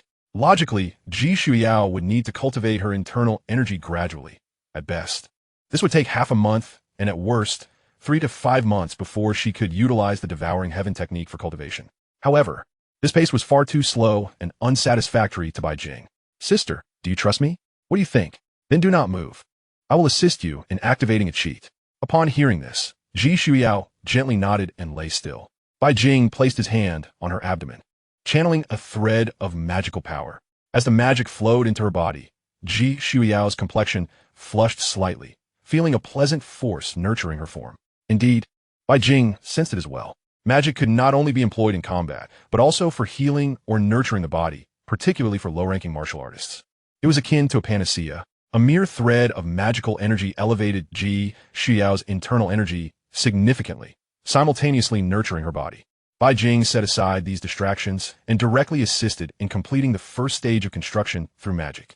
Approximately half an hour later, Ji Shuiyao officially completed the entry phase of the Devouring Heaven technique and was now ready to begin converting food into vital energy. Another thread of magical energy was injected into her abdomen, and he offered prompt. Sister, try absorbing in the manner I just taught you. All right. No sooner had she spoken than she began to perform the Devouring Element technique. In an instant, Ji Shuiyao's cheeks flushed even deeper, and a faint fragrance enveloped her. The scent was somewhat familiar. After a brief moment of discernment, she internally gasped, life, energy, in a mere span of a few breaths. Ji Shuiyao's complexion had turned as crimson as a cooked lobster. She hastily dispelled a trace of her magical energy, allowing her to commence the second step, transforming her vitality into internal breath. This time, the process was even more seamless. The blush on her face quickly vanished, and a surge of internal breath suddenly intensified within her dantian. As she savored the burgeoning energy, Ji Shuiyao momentarily lost her bearings before she exuberantly embraced Bai Jing. Junior brother, you are simply marvelous. This particular technique alone was worth more than all her previous investments combined.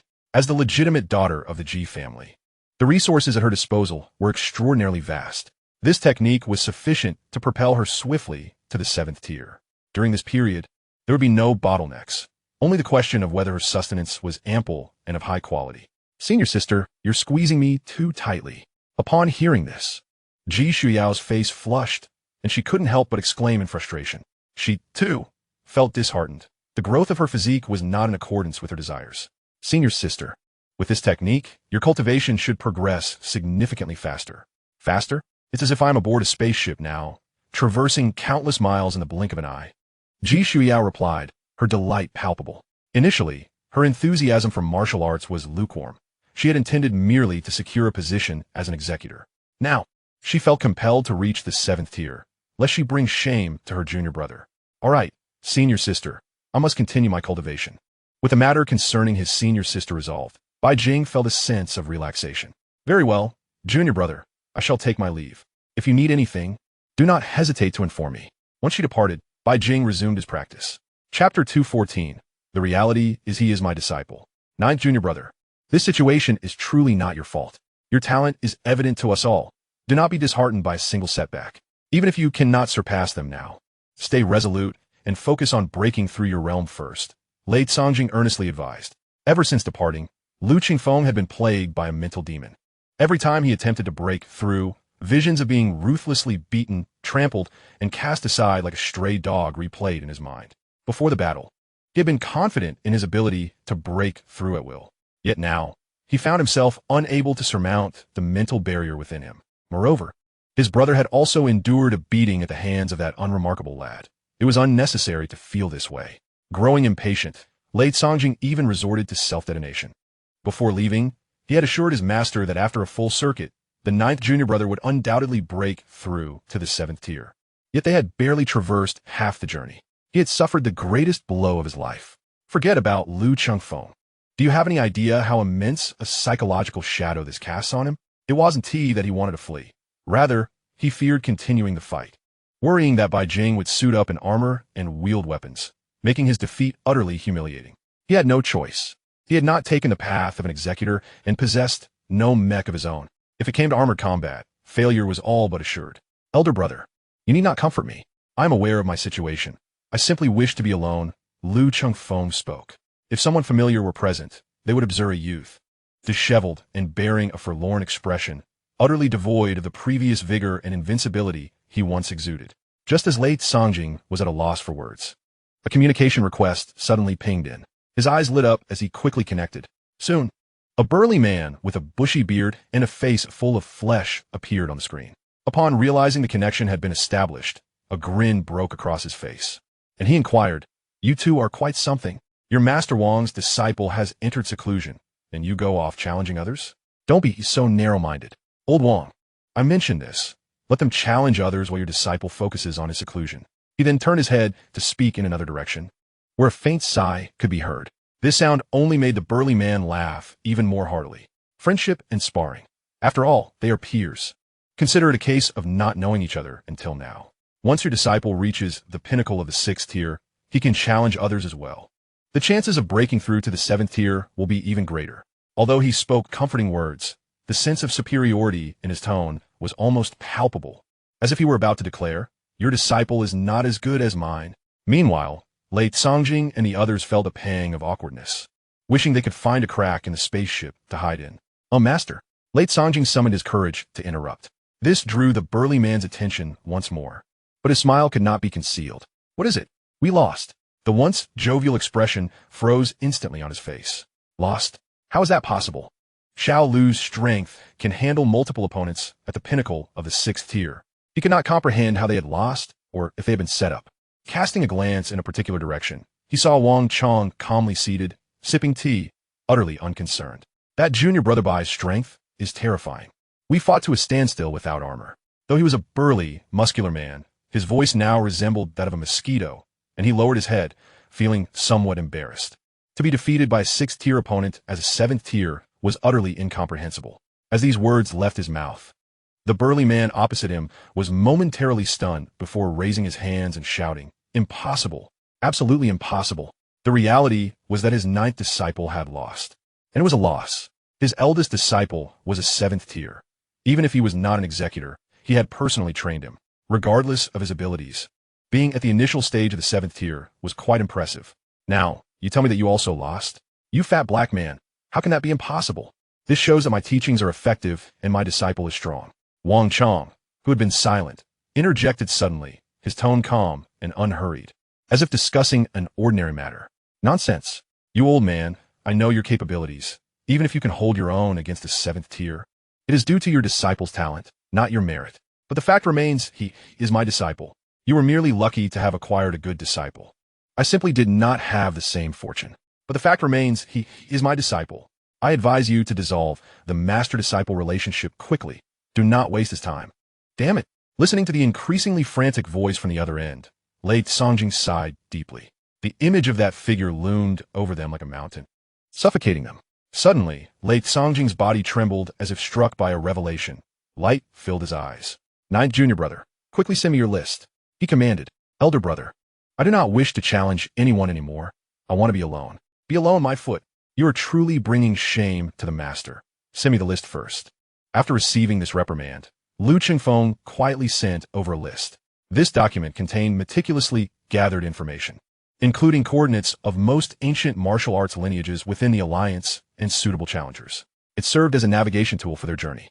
Upon receiving the list, Lei Songjing wasted no time, promptly packaging it all up and adding a brief message before sending it out. After completing these tasks, he exhaled in relief, a smile gracing his face, though it bore a hint of mischief. Elder brother, what are you planning? In due course, you shall find out. Meanwhile, the burly man had already begun to seethe with rage, primarily due to Wang Chong's utter disregard. I know you have a good disciple, but you need not flaunt it incessantly. Come, let's have a match today, you old dog. Feeling his age, he was reluctant to fight, suggesting instead that his disciple could come in 2 years. Wang Chong remained composed, sipping tea with a smile, which only served to infuriate the burly man further, leaving him with no recourse. Given the current situation, though he had taken on many disciples, their quality was not particularly impressive. In contrast, the old man opposite him had 6 disciples, half of whom had already reached the 7th tier or possessed 7th tier combat power. And in a certain room on Factory Star, Ji Shuyao held a tube of nutritional paste in one hand and a piece of star beast meat, rich in energy, in the other. Beside her lay a pile of highly concentrated nutrient solution. Given the current quantity, even a 7th tier warrior would find it excessive. However, for Ji Shuyao, this was merely a typical meal. This abundance of sustenance had propelled her strength to unprecedented heights, nearly reaching the pinnacle of the 4th tier. At that moment, a message notification appeared. Curiously, she opened it while continuing her actions with her hands and mouth. Late Songjing, Junior Sister Ji, here are the coordinates of the old martial arts sect within the alliance, along with suitable warriors of age. Please convey a word to Junior Brother Bai. Martial arts come in myriad forms, yet only through battle can one truly comprehend their mysteries. Ji Shuyao? You must be joking. Your calculations are practically hitting me in the face. Chapter 215, The Divine Mechanism. Bai Jing's cultivation progressed steadily. His thoughts were sound, and the increase in his magical energy accelerated his breakthroughs. He was almost capable of achieving a breakthrough every day. With the successful completion of his 21st breakthrough, this occasion felt distinctly different from previous ones. Strands of unique power began to nourish his body, leaving Bai Jing with a sensation akin to having consumed a revitalizing elixir. His anticipation for the evolution following his perfection grew ever stronger.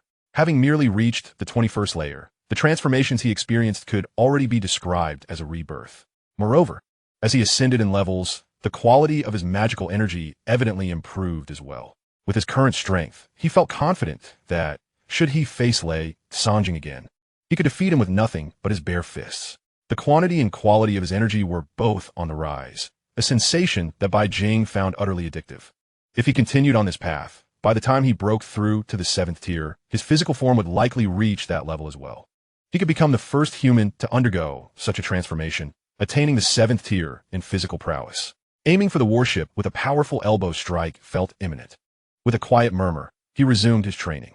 Meanwhile, in a position of authority, Hong Xiu had seen her subordinates expand significantly, growing from 200 to 2,000. Unfortunately, with the captain in seclusion, she wished for an upgrade. Hong Xiu could distinctly sense the disparity between their capabilities, akin to the difference between 5G and 2G. For someone of her high caliber, the delays were somewhat irksome. Yet, she had not yet found an opportunity. Rejected? She frowned upon receiving a new message. Bai Jing had previously instructed that upon earning money, they should purchase more energy cores. She intended to place an order, but to her surprise, it was denied. Over 100 cores, really? She thought incredulously. Of course, they were not all low tier. There were 10 mid-tier and 1 high tier. Yet, all were rejected. The reason was simple. The intended use was unclear, and she was asked to specify the application. I'm not looking to blow up planets here. The scrutiny is excessive. Hong Xiu couldn't help but grumble. Currently, there were no viable alternatives. She could only purchase as much as possible. The primary issue was that someone knowledgeable in technology could easily repurpose these energy cores into explosives. The lower tier ones were manageable, while the mid-tier could effortlessly decimate a city. As for the high-tier energy cores, if used effectively, they could potentially obliterate a significant portion of a planet. This was not mere speculation. There had been instances in the past where such actions occurred. Soon, she reduced her order, ultimately acquiring 20 low-tier, 2 mid-tier, and 1 high-tier core. To continue purchasing, she would likely need to navigate the dark web. If it costs more, so be it. This damn thing is so hard to source. She muttered as she entered the dark web to place another order. This time, there were no purchasing restrictions, but she cleared out the available stock. Isn't it ironic that I can't even spend my money? Hong Xiu lamented. The primary reason for this scarcity was that the lowest-tier energy cubes were exclusively for interstellar ships. After years of development, interstellar travel had reached a stable phase, with civilian vessels experiencing low demand. Moreover, military ships and official vessels had their own channels and did not require external energy cores. Consequently, the annual market for energy cores amounted to just a few thousand pieces. The higher-tier cores had even fewer buyers due to their price and limited applications. Additionally, the quality of these items was such that a single energy cube could operate efficiently for hundreds, if not thousands, of years. Time to get started, Hong Xiu murmured. Before her was a projection of a mech. No, it should not merely be termed a mech. While researching the executor armor, she discovered some fascinating elements. The notions of king level and general level seemed trivial. If she were to create, she would strive for the best. She aimed to forge a divine mechanism. A fervent smile crossed her face as she began placing orders in a frenzy. If it weren't for the factory's decent profits, the base model's cost would exceed hundreds of billions. Let alone the advanced and super versions. The total expenditure could reach trillions. With the orders placed, she merely had to await the arrival of materials to commence manufacturing. The initial version would primarily focus on compatibility, with only 3 component types, each costing nearly 100 billion. Based on her estimations, using the Captain's last health check as a reference, it would empower him to contend with 7th-tier opponents. Of course, this was merely the foundation. She had designed a comprehensive suite of features beyond combat. Hong Xiu envisioned a combat platform that, with the support of the Lingjie Xingzhe, could traverse the universe in 30 minutes. Additionally, she sought to incorporate thermal weapons capable of destroying warships. The initial stage components would comprise 3 fundamental options: speed, power, and defense. She awaited the integration of these capabilities within the mech, continuing to refine the new components until Bai Jing's executor armor transformed into the envisioned divine mechanism. Yes, just thinking about it filled Hong Xiu with an exhilarating anticipation, compelling her to begin working to distract herself. The Orc Empire, a grand and unprecedented ritual, presided over by the contemporary Orc High Priest. This event mandated that all orcs within the Empire's territory participate, reinforcing their faith. As this immense empire began to mobilize, a peculiar phenomenon emerged across numerous orc planets. The orcs knelt on the ground, fervently praying and invoking a certain name. Meanwhile, on the Orc Emperor's home planet, the High Priest stood at the altar, fervent devotion etched across his face, murmuring incantations. Father God, can you hear us? We orcs shall never forget you.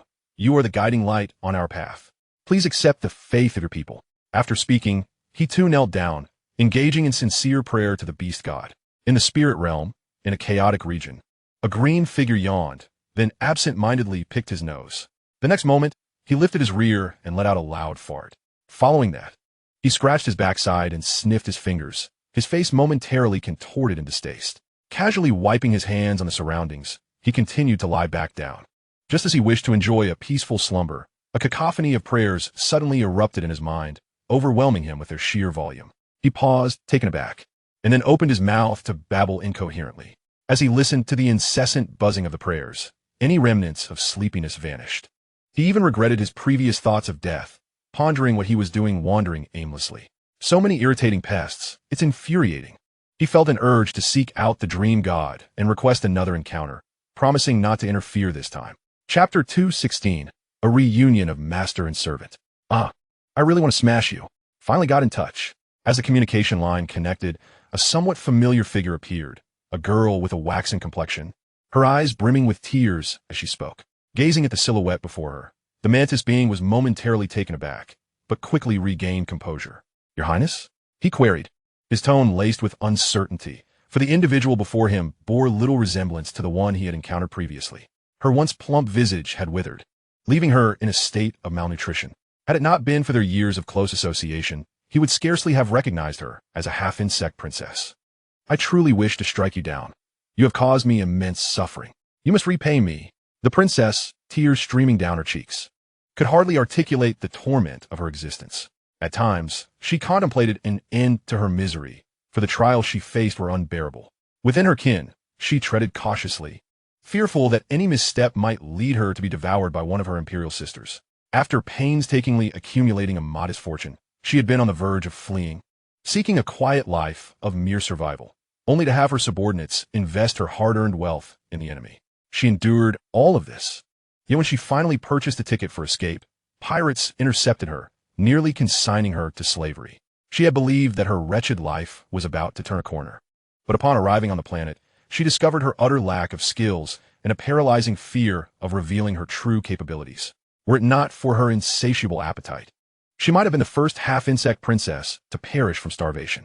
Reflecting on her plight, tears flowed uncontrollably, mingling with the snot that smeared her face. "Where are you? I can barely endure this. Come and rescue me. This time, let us live on a pristine planet." She had grown weary of scavenging for refuse. She longed for the open plains, for forests, for planets inhabited by ordinary beasts. In this iron-clad city, her only sustenance was gleaned from the garbage. She felt she was living a life even worse than that of the abandoned stray dogs. Damn it! When a stray dog appears, rescue organizations arrive promptly, taking them away to be adopted or neutered, cared for in designated areas where they are regularly fed. They never have to worry about food again. The more she contemplated, the more her tears flowed. Her life had been permeated with suffering. "Hurry, I truly cannot bear it any longer. Let us hide on an undeveloped planet. I desire to eat different foods." As she spoke, she took a moldy piece of bread, chewing it while tears dripped into her mouth, indifferent to the taste. The mantis being fell into a profound silence, unsure of how to respond. "I have already pledged allegiance to another," he considered, but their past bond weighed heavily on his heart as he beheld her despair. Unlike others of her kind, this one was a true anomaly, never seeking power or influence, yet possessing an undeniable kindness. It was precisely for this reason that, apart from the initial followers she had been granted, no other half-insects had chosen to accompany her. "Come quickly. I truly cannot endure it anymore. Bring me away from here. It is your duty to do so." She had finished her meager meal, painstakingly licking the crumbs from her fingers. "I must confess, I've already found a new master." The mantis being finally spoke the truth. He had not reported her in the first instance due to their shared history, but the thought of rescuing her was beyond his capability. Upon hearing this, the princess, now licking her fingers, seemed struck by lightning, her mind blank. Her lips quivered as if she had not comprehended his words. "What did you say? We can no longer remain in contact. I fear my new master may misconstrue our relationship." She erupted in tears. "You are truly cruel. How can my life be so wretched? You have been deceiving me all along. You must have pledged yourself to another long ago." To her, it felt as though she had been swindled, ensnared in a trap by someone she had trusted. There was no investment. It was merely a matter of capital maneuvering. Now that she was deemed of no further use, he had simply abandoned her. With this realization, everything fell into place. The mantis being felt a pang of guilt, uncertain of how to respond. After all, she had treated him well, and he bore responsibility for her current plight. "The one who deceived you must repay you. Please, do not raise your voice." Without awaiting her agreement, he cautiously spoke again. "Lady Hongxiu, I have a request." Lady Hongxiu had long been aware of the situation and was merely curious to see how it would unfold. When called, her projection materialized. "What is it?" Hearing her cold voice made the mantis being anxious, yet he continued. "Lady Hongxiu, I was once of the insect race, and she was my former master. Could you lend me some funds?" Before he could finish, a wave of murderous intent emerged.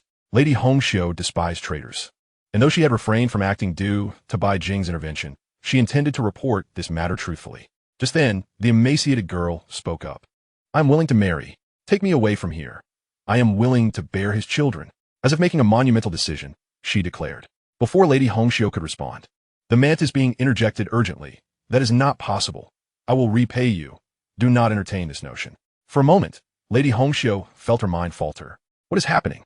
The mantis being took a moment to collect his thoughts and recounted the entire situation, leaving nothing unsaid about his original intentions and desires. The more Lady Hongxiu listened, the more perplexed her expression became. She glanced at the now gaunt girl, realizing that this individual was the original angel investor.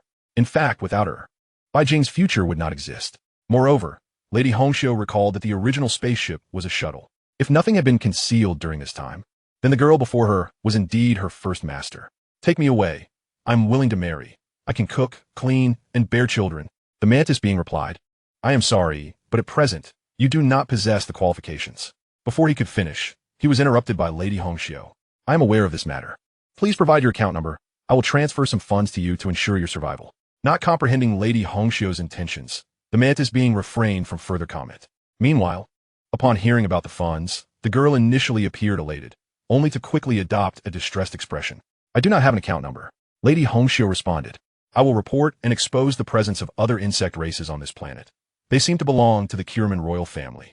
Moreover, I have received multiple coordinates from them. The Dongwang people treat captives well.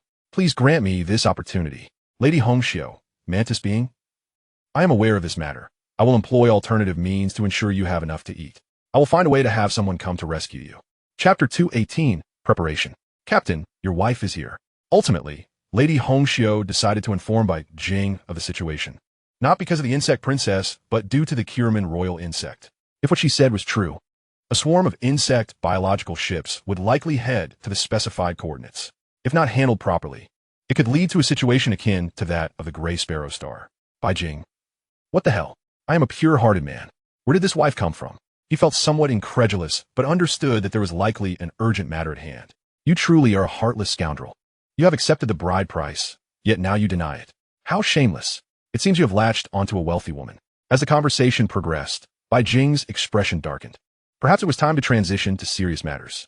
Shortly, a projection within the training room displayed the entire conversation that had just transpired. What is this? Bai Jing was somewhat bewildered, but continued to watch. Is that half-insect princess? Gradually recalling the identity of the individual before him. He was struck by an inexplicable sense of familiarity, yet the source of this recognition eluded him. As he finished watching the entire process, a peculiar emotion flickered across his face. It was indeed a rarity within the swarm to see a princess leading such a life. Captain, what shall we do? Should we report this? Or shall we handle it ourselves?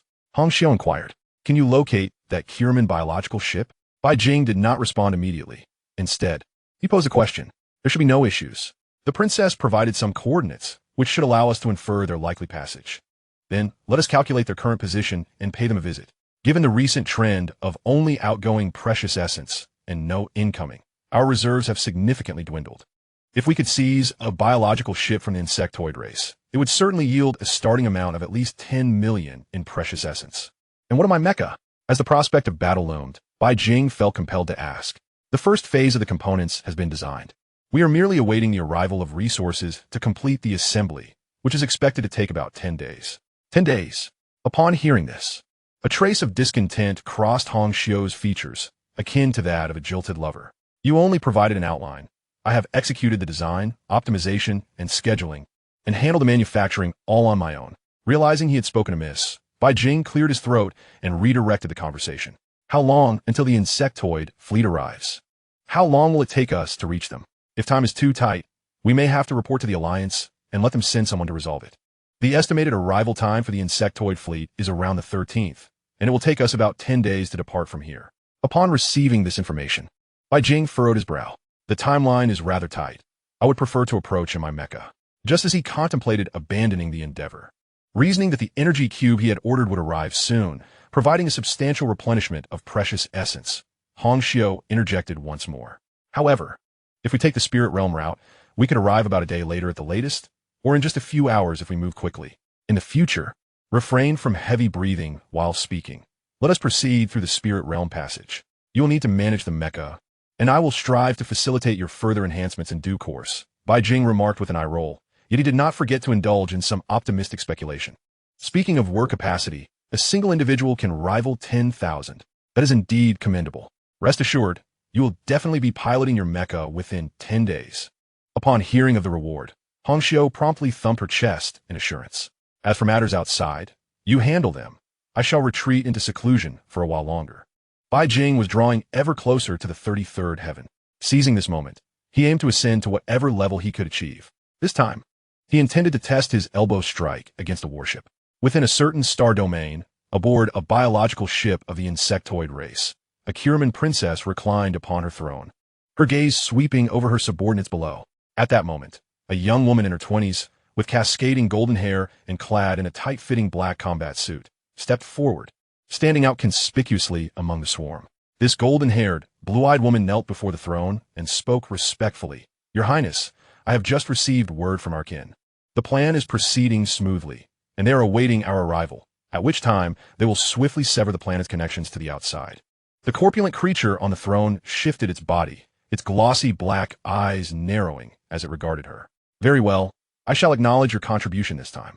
In your quest for the position of your race's empress, I can offer my assistance. In the initial stages, these noble royalty had looked down upon half-bugs, unwilling to even entertain their offers. It was only after other races had utilized these half-bugs to seize a planet's biomass that their value was recognized, leading to a significant power transformation. Moreover, this individual had now become one of the most formidable princesses. Since that incident, most royal insectoid factions had sought to recruit a half-bug princess as a scout, with impressive results. Thank you, Your Highness. I shall strive to continue my efforts. The half-bug woman, brimming with joy, realized that if all went well this time, she would be a strong contender for the Empress. With the support of 2 7th-tier royal insects, her overall strength surged into the top 10. Stay close to me, and I shall not neglect you. You may withdraw now. The corpulent creature commanded once more. Prepare yourselves to swiftly plunder all biomass. The human alliance's strength cannot be underestimated. After issuing a few more instructions to its direct subordinates, it ceased to pay attention to them and continued creating new minions. Soon, the entire biological warship bustled with activity in preparation for the next raid. Chapter 219, Will the Mecha Open Like a Gundam? The 30th Heaven, Activate. As the words fell, a torrent of magical energy surged forth, gradually clearing the mists enveloping the realm. After a full day and night, all the gray fog was finally eradicated by Bai Jing. A refreshing sensation washed over him, his body emanating a faint, pleasant fragrance that invigorated the senses. This feels a bit strange. Why do I smell increasingly delightful?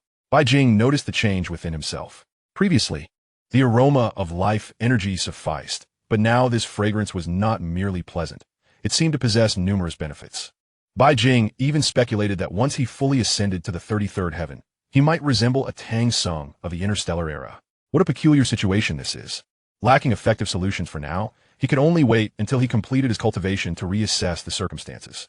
Glancing at the time, he noted that 8.5 days had already elapsed. Continuing to cultivate would likely yield little progress toward breaking through to the next layer. Thus, he resolved to increase the total amount of magical energy first. Within most acupoints, there was now only a trace of magical energy. Since the last battle, he had only accumulated a few additional strands, yet the quality had undergone several transformations. It would not be an exaggeration to say he was now vastly improved. Gumos. Bai Jing did not pause. He immediately began to condense magical energy within an acupoint. The quantity steadily increased, initially at 10,000, gradually reaching 20,000. By the time Hong Xiu informed him that the mecha was nearing its final assembly, he had already approached 50,000 strands of magical energy, and the rate of condensation was accelerating. Based on Bai Jing's estimations, the upper limit for the golden elixir within the acupoints must be at least 100,000 strands. With 365 acupoints and a normal dantian, he would possess a total of millions of strands of magical energy. 2,000 would suffice to overwhelm a 7th-tier martial artist. At that point, Bai Jing could scarcely imagine the possibilities. Defeating 8th-tier opponents would be trivial. Steady yourself. I am still inexperienced and need more practice.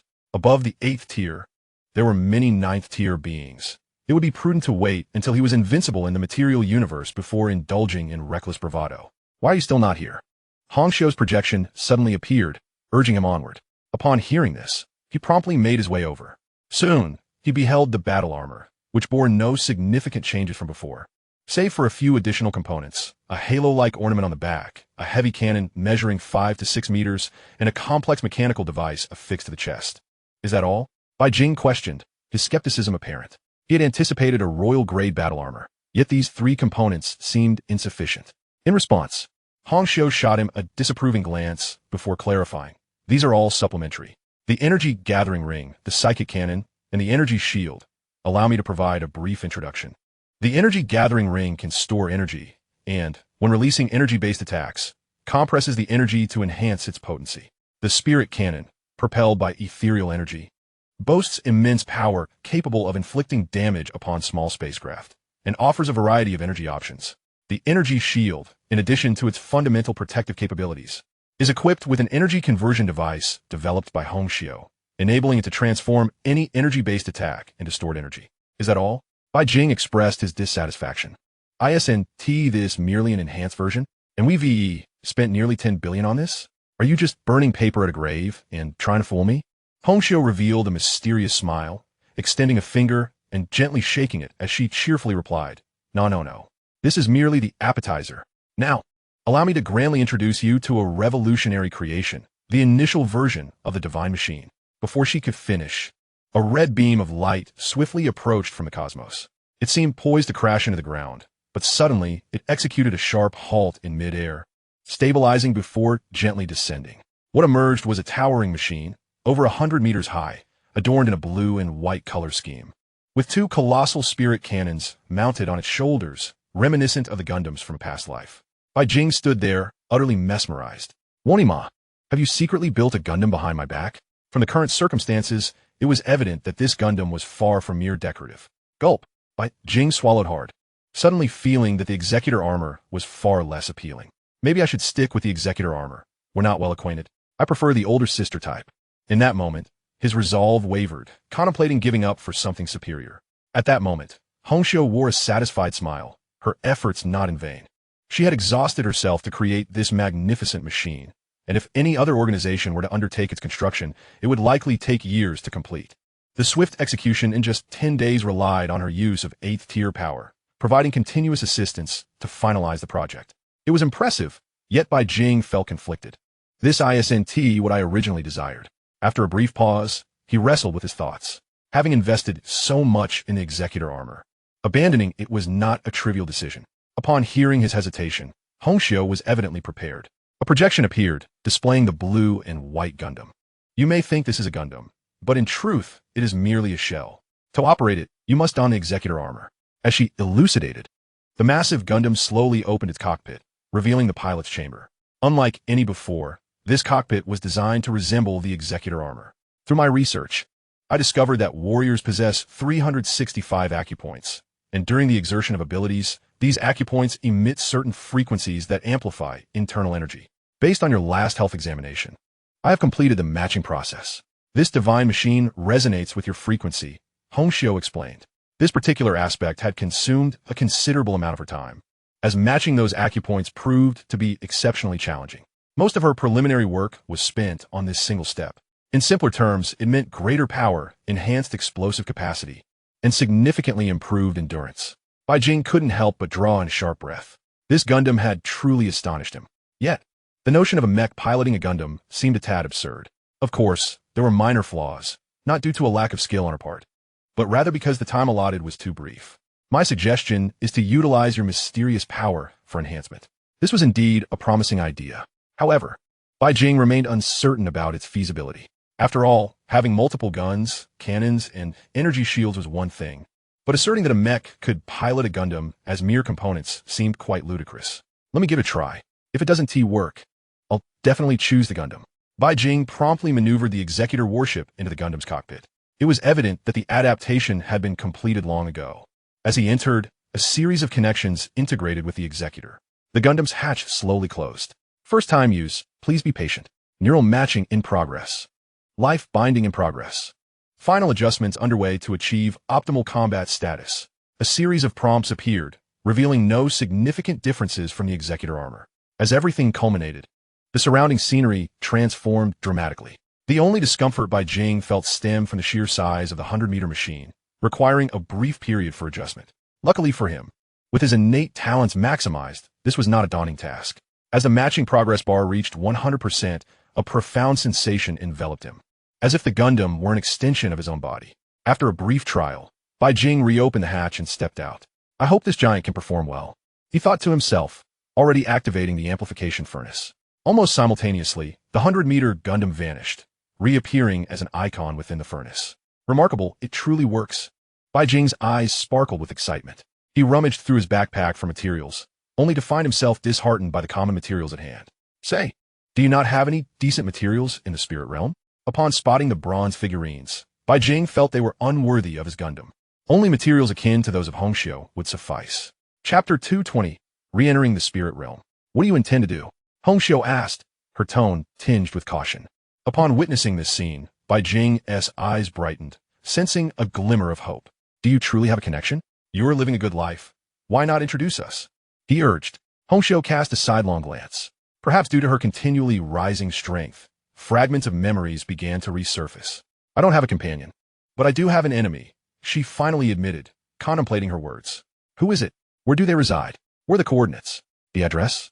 Bai Jing couldn't contain his excitement, bombarding her with questions, which earned him several eye rolls from Hongxiu. Lives in the spirit realm, coordinates unknown. But one thing is certain, their abilities are likely formidable. I fought them when I was at the 6th tier. It was a close match, she explained. Upon hearing this, Bai Jing's hands trembled with anticipation. If that is true, they might be a legend as well. Let us go. We must set off immediately to deal with your enemy. Bai Jing exclaimed, urgency lacing his tone. Such an opportunity was rare and invaluable. The materials of legends were extraordinarily powerful, as evidenced by Hongxiu. One individual could equate to thousands, even possessing tremendous combat prowess, akin to a hexagonal warrior. Hongxiu did not refuse and readily agreed. Bai Jing then contacted his senior sister, informing her that he needed to step out for a matter, expecting to be back within a week. Ji Shuiyao simply acknowledged, noting her own busy schedule, as she required substantial sustenance and had recently broken through to the 5th tier, now beginning to explore acupoint activation. Despite having provided her with an optimized version and an acupoint distribution map, the search would still take time, as each person's acupoint placements varied slightly. The distribution map merely indicated approximate locations, and further exploration was necessary. With all arrangements in place, Bai Jing boarded the landing pod, entering the spirit realm traveler. To avoid unnecessary complications, he flew a distance before commencing the traversal into the spirit realm. Familiar sights greeted him, a surreal, fragmented world. However, this time, Hongxiu had become quite the adept navigator, recklessly speeding through the passages and colliding with areas abundant in life forms. With her current ship's strength, even a simple collision would obliterate anything below the 7th tier. But that was all. Mechanical claws began to emerge, swiftly darting out to seize the extraordinary materials that were on the brink of falling into the void. In a short span, dozens of materials were collected. However, within the passage, their quality was exceedingly poor. Not only were 7th tier materials scarce, but even 6th tier ones were considered rare. The majority of the materials obtained were of mediocre to inferior quality, with not a single superlative material in sight. After a brief encounter, Bai Jing decided to halt the proceedings. The quality of the materials was abysmal, and continuing the skirmish would be a waste of time. It was imperative to expedite their journey. Buckle up, we are setting off. The spirit realm vessel is now operational. Hongxiu replied enthusiastically. In the next moment, their speed surged dramatically, with the surrounding scenery flashing past in a blur. They collided with some living beings, yet Hongxiu didn't even spare them a glance. Soaring onward without a care. Before long, they traversed yet another membrane, and the scenery around them transformed instantaneously. Void, darkness, the underworld, and desolation. This was Bai Jing's first direct glimpse of the spirit realm. You should refrain from looking too much. This place is utterly wretched, Hongxiu cautioned. Even though Bai Jing had undergone a mental transformation, granting him immunity to most chaotic mental corruptions, the spirit realm harbored many sinister entities. A moment's inattention could attract unsavory attention. Rest assured, I am well aware, he replied. The visibility was exceedingly low, even with mental prowess. He could only scan a few hundred meters around them. It became clear why deities sought to escape this wretched place. After observing for a while and gradually losing interest, he was about to suggest returning to his meditation when a glimmer of light appeared in the far distance amidst the stillness and void of the spirit realm. This light, though not particularly bright, exhibited an extraordinary resilience, continually resisting the encroaching void. Cursed misfortune, Hongxiu cursed under her breath, opting to steer clear of it. Sensing Bai Jing's curiosity, she elaborated. In the spirit realm, such brightness indicates either strength or a trap, regardless of which, it is best to maintain a safe distance. If fortune favors you, you might encounter a divine kingdom and become a follower, thus preserving your life. However, should fate turn against you, you risk entering a forbidden zone where even deities may fall. Bai Jing understood. In the dark and empty spirit realm, the sudden appearance of a light bulb among a myriad of chaotic entities was indeed intriguing. During this period, he observed several 7th and 8th tier beings, most of which were in a state of slumber. As one absorbed spiritual energy, it simultaneously assimilated into one's being, and over time, The likelihood of succumbing to the spirit realm grew. Their current state of dormancy allowed them to maintain their sanity a bit longer. However, even at this tier, prolonged exposure would ultimately lead to the complete loss of reason, reducing them to mere husks acting on instinct. This was the formidable nature of the spirit realm. Of course, there were countermeasures. Establishing a divine kingdom was a common method employed by the majority of deities. Alternatively, entering forbidden zones could also stave off assimilation, though both options were exceedingly challenging to realize. The threshold for deities to accept followers was exceedingly high, especially in the spirit realm. It would not be an exaggeration to say that 7th and 8th tiers were treated like mere dogs here. To become a disciple of a deity, one had to possess extraordinary talent or align closely with the deity as preferences. It could be said that even the weakest divine kingdom, if it were to descend upon the material universe, would possess the capability to overpower other races, no matter how feeble. Such a kingdom had withstood countless dangers to survive in the spirit realm until now. Just then, an 8-armed, 100-eyed humanoid suddenly opened its eyes, casting its gaze upon the spirit realm vessel. After a brief moment of contemplation, it opted to take action. Yet, before it could make a move, Hong Xiu acted first, releasing spiritual energy. Boom! The creature's head exploded on the spot, though the wound healed at a visibly rapid pace, recovering almost entirely in the blink of an eye. Hong Xiu, unrestrained, lavishly expended her spiritual energy. Bai Jing could only witness the 8-armed giant being subjected to flames, ice, wind blades, and lightning strikes in a relentless barrage. Each casual attack, if unleashed in the outside world, could obliterate a mountain. After several exchanges, sensing that Hong Xiu was not to be trifled with, the creature turned to flee, vanishing into the void of darkness in the blink of an eye. Fortunately, it retained a semblance of reason. Had it been devoid of it, one of them would have been dead by now. With that, they accelerated once more, eager to locate their nemesis, eliminate her, and depart from this place. The opponent has actually broken through. Hours later, Hong Xiu detected a familiar aura, a sinister smile spreading across her face. Just in time, she could prolong the fight a bit longer. Chapter 221, Target Discovered. Hong Xiu maneuvered the spirit realm vessel swiftly forward. As the distance between them diminished, the residual aura of the opponent became increasingly palpable. Running quite fast, yet you chose the wrong target, Hong Xiu murmured. Immediately, she pressed the accelerator to its limit, the speed escalating dramatically. Were they in the outside world, she might not have flown this fast, but here in the spirit realm, boundless energy reserves were at their disposal. Captain, hurry! I've already discerned the trail of my enemy. Upon hearing this, Bai Jing ceased his cultivation and hastened to the captain's chamber. Where? He held immense interest in anyone capable of contending with Hong Xiu at her level, though primarily, he was enticed by her legendary quality. Securing such a prize would undoubtedly elevate his own capabilities and potentially surpass the Alliance's king-tier battle armor. Don't rush. I'm already in pursuit. Once I catch up, you can take the lead, Hong Xiu reassured him. Am I rushing? I merely wish to avenge you, to seek justice on your behalf. Why should she be your equal? Bai Jing passionately proclaimed, eliciting a series of eye rolls from Hong Xiu. You let her. Just admit you desire her body. Why fabricate a noble excuse? How could you think of me this way? Never mind, just hurry. My desire is overwhelming. I want to claim her for myself, right now. Act what? Hong Xiu teased, all the while adjusting the course, firmly locking onto the enemy's location. As moments ticked by, she suddenly let out an exuberant shout. I found her. Prepare for a decisive strike. As soon as the words left her lips, Bai Jing's body jolted, hastily scanning the surroundings for Hong Xiu's adversary. Soon enough, he spotted a shattered stone statue, its identity obscured. However, he could vaguely discern that the hand sign it bore was likely of Buddhist origin. Buddhist artifacts, huh? It's no wonder they couldn't coexist with a female ghost. Almost simultaneously, spiritual energy erupted, shattering the dilapidated statue, accompanied by Hong Xiu's maniacal laughter. Did you think you could hide? You think you can escape? At that moment, Bai Jing realized that the true adversary was not the statue, but the spirit of another. Are you out of your mind? Why do you keep pursuing me? A voice, transmitted through spiritual energy, resounded within the spirit realm vessel. It was soft and sweet, reminiscent of a charming young girl.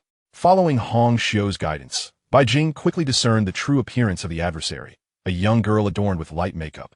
A golden phoenix hairpin nestled in her hair, and a blush flower delicately placed at her brow. She was clad in a resplendent, ancient outfit. Her expression contorted in anger as she demanded answers. Did you forget me so soon? Before Bai Jing could respond, A projection of a figure clad in red appeared on the vessel. Who else could it be but Hong Xiu's true form? Upon seeing this, the girl's expression shifted from surprise to confusion and disbelief. After a substantial pause, she finally spoke. Auntie, who are you? Have we met before? Are you sure you have the right person? Red embroidery, armed with a plethora of humiliating remarks, felt as though struck by lightning. Even the words poised on the tip of her tongue vanished from memory. Auntie? If this were a mere teenager, it would be tolerable. Yet both of them had existed long enough, likely measured in millennia. Auntie, in a moment of daze, Bai Jing seemed to hear a voice brimming with gritted teeth and cast a gaze filled with a hint of pity towards the girl across from her. Red embroidery was clearly on edge. Indeed, Annie, what is it that you wish to pursue? The girl's eyes radiated a naive clarity. Huh. Red embroidery immediately sprang into action, wielding her psychic energy with determination. However, the anticipated scene failed to materialize. The girl's figure abruptly vanished. Noticing her evasion, Red embroidery unleashed another barrage of psychic attacks. Yet each time the girl managed to elude them. Even in instances where a hit seemed inevitable, various unforeseen circumstances obstructed the strikes, or the attacks would inexplicably veer off course. After a series of exchanges, Red embroidery's assaults had scarcely grazed the girl's attire. It appeared she had mastered some form of evasive rule-based power. Logically, as an 8th-tier being, Red embroidery should have been able to subdue a 7th-tier entity with ease. Yet, this opponent managed to evade her at every turn, prompting Bai Jing to doubt the girl's capabilities. Perhaps I have never encountered her before. Red embroidery furrowed her brow, feeling increasingly vexed. In her memory, she had never crossed paths with this girl. Every attack had been thwarted by a myriad of unexpected occurrences. Reflecting on it now seemed quite absurd. Just as Red embroidery pondered whether to unleash her full power, an unexpected roar filled the air, revealing a decayed entity. Its body rotting and entwined with chains, charging towards them. At that moment, the girl made a face and declared, "Goodbye, Annie. I shall take my leave. May our paths cross again." With that, she turned and fled, even passing by the rotting entity unscathed, as if they were familiar with one another. This bizarre scene left both parties bewildered. Judging by the entity's level of decay, it had undoubtedly been fully assimilated by psychic energy, becoming an immortal being in the spirit realm. Logically, once awakened, it should have attacked indiscriminately, yet it seemed to have fixated on them. This creature's power was likely suspect, perhaps embodying a rule-based ability of evasion. At that moment, the decayed entity launched an offensive, deploying a multitude of chains to confine Red embroidery's every escape route. However, it had grossly miscalculated its own strength. Red embroidery raised her hand and clenched the air. Crack! The creature's body was crushed, releasing a torrent of black liquid. With the loss of its corporeal form, the chains fell into disarray, clattering to the ground. Red embroidery swiftly resumed her pursuit. If it truly possessed an evasion-based rule, capturing it would prove exceedingly difficult. Bai Jing frowned, watching in frustration as the coveted legendary material slipped from their grasp. It was a tremendous humiliation. Should we continue the chase? Though Red embroidery felt reluctant, they had a mess outside awaiting resolution. Time in the spirit realm was not to be squandered. Let us pursue for a bit longer. If it proves futile, we can always return to capture her later. The girl, now quite distant, hummed an unknown tune as she soared ahead. So bothersome. Why are they still pursuing me? She murmured, a hint of resentment in her voice as she quickened her pace. Chapter 222. The acquisition of legendary materials. Subsequently, they attempted to catch up several times, each endeavor thwarted by various complications. They encountered formidable beings, including a 9th-tier entity, which merely cast a glance their way without engaging. What on earth is her ability? This is exceedingly troublesome. Bai Jing, once brimming with confidence, now felt on the verge of surrender. She is maddeningly elusive, and the unpredictability is off the charts. Continuing this pursuit is sheer torment. Let's abandon it for now and focus on annihilating that insectoid fleet. Ultimately, Bai Jing resolved to concede. Given the abilities displayed by the girl, even a 9th-tier being might struggle to subdue her. Remaining in this place would only waste time. They would return once Red embroidery had ascended to 9th-tier status. That is the only course of action. The girl possessed exceptional resistance to psychic energy, coupled with her inexplicable abilities. There was little they could do. Once, Bai Jing had thought their power insufficient. Now, it seemed the girl was somewhat uncanny. Are you coming or not? If not, I shall take my leave. A soft, dulcet voice chimed in. Bai Jing regarded the figure, standing not far away, with exasperation. She was even provoking them. Let us go, let us go. We shall deal with her later. We have ample time ahead. Bai Jing urged them to depart. As the spaceship completed its turn, an idea struck him, and his eyes lit up as he extended a finger. I have a plan, he proclaimed cheerfully. Captain, let us not waste time. Her abilities are utterly irrational. I cannot possibly handle her as I am now. Red Embroidery replied with a touch of resignation. Oh, come now. Have some faith in yourself. I believe in you. Bai Jing responded with a grin. Red Embroidery, prepared to retreat, felt a flicker of doubt. Could there truly be a solution? Before she could inquire further, she heard him say, Trust me, transform our ship into a beastman's vessel. Red Embroidery. Unsure of Bai Jing's intentions, she complied nonetheless. Soon, the magnificent spaceship morphed into a dilapidated shell of a ship. Captain, what now? Simple. Just imagine that we will definitely catch her. It must happen. It will happen. Red Embroidery. Completely at a loss, she wondered what kind of method this was. Prayer?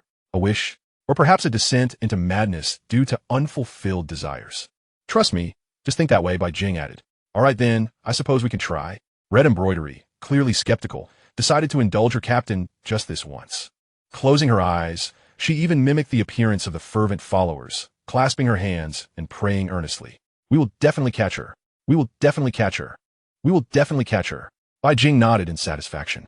If they were to abandon reason, then let them play the role of tricksters together. Fortunately, Red Embroidery had never utilized her thought power. Otherwise, it would have been troublesome.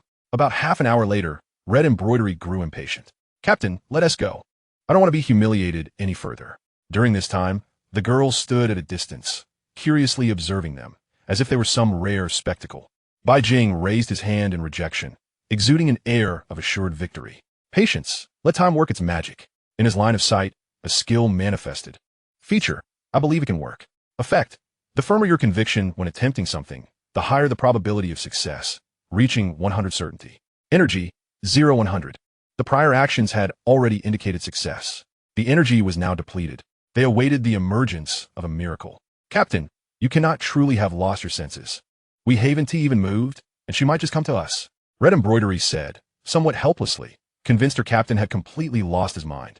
Just then, a figure approached, reaching out to pat the battered ship. This shabby vessel is quite unseemly. Why does it even have the ability to transform? If only I could do the same. After a moment of stunned silence, Red Embroidery's realization struck her. You audacious little thief. You dare to provoke us. She immediately activated her psychic energy, intending to subdue the girl. But at that moment, someone moved even quicker. Bai Jing. In the very first moment, he had already taken action, activating the amplification furnace. He directly selected the materials. Apart from the bronze figurine, an additional item was conspicuously present. Name, the seal of a fallen nation. Type, special material. Quality, legendary. Effect, my daughter, may you live safely and healthily, carrying the noble bloodline. Indeed, a legendary quality. However, Bai Jing did not anticipate that the essence of this young girl was, in fact, the seal of a fallen nation. Furthermore, judging by its effect, it seemed that her extraordinary abilities were a result of her father's desire for her survival, thus producing this unique effect. She was likely a tragic spirit. With this thought, Bai Jing raised his gaze and smiled at the girl peeking from outside. At this smile, the girl was momentarily taken aback, her face flushing with a hint of shyness. It must be said that Bai Jing's current appearance, if rated on a scale of 100, was an impressive 120. With a flawless visage, coupled with the ethereal aura gained from his cultivation, he had become the very epitome of allure, captivating the hearts of young maidens and married women alike. Embarrassed by being observed, the girl turned to leave, her curiosity having been sufficiently sated. Little miss, having come this far, what do you think you're off to? None of your business, the girl retorted haughtily. Bai Jing made no attempt to stop her, but Hong Xiu hastily intervened. It was yet another failed attempt to restrain the girl. Captain, is this what you meant by being capable? We have just been toyed with again, Hong Xiu lamented. Remain calm, everything is under control. 3, 2, 1. Before the last word faded, the girl, with a frown of indignation, returned swiftly. What have you done to me? She demanded, her voice filled with accusation. Bai Jing remained silent, while Hong Xiu stood dumbfounded, her gaze oscillating between the two. Perhaps it was the unabashed, fiery scrutiny that unsettled the girl, prompting her to cross her arms defensively over her chest and glare fiercely. Do not be anxious. I shall be your companion from here on, and we have plenty of time to get to know one another. Who said I wanted to be your companion? Let me go. The girl's reluctance was palpable. Bai Jing could not help but sigh softly, his gaze shifting to Hong Xiu. They say that a forcibly bent melon is not sweet, yet a forcibly bent melon can quench one's thirst. He had not intended to be forceful. It was the circumstances that compelled him. What do you intend to do to me? I warn you, I am quite formidable. Her instincts warned her that something ominous was afoot, and she began to attempt an escape.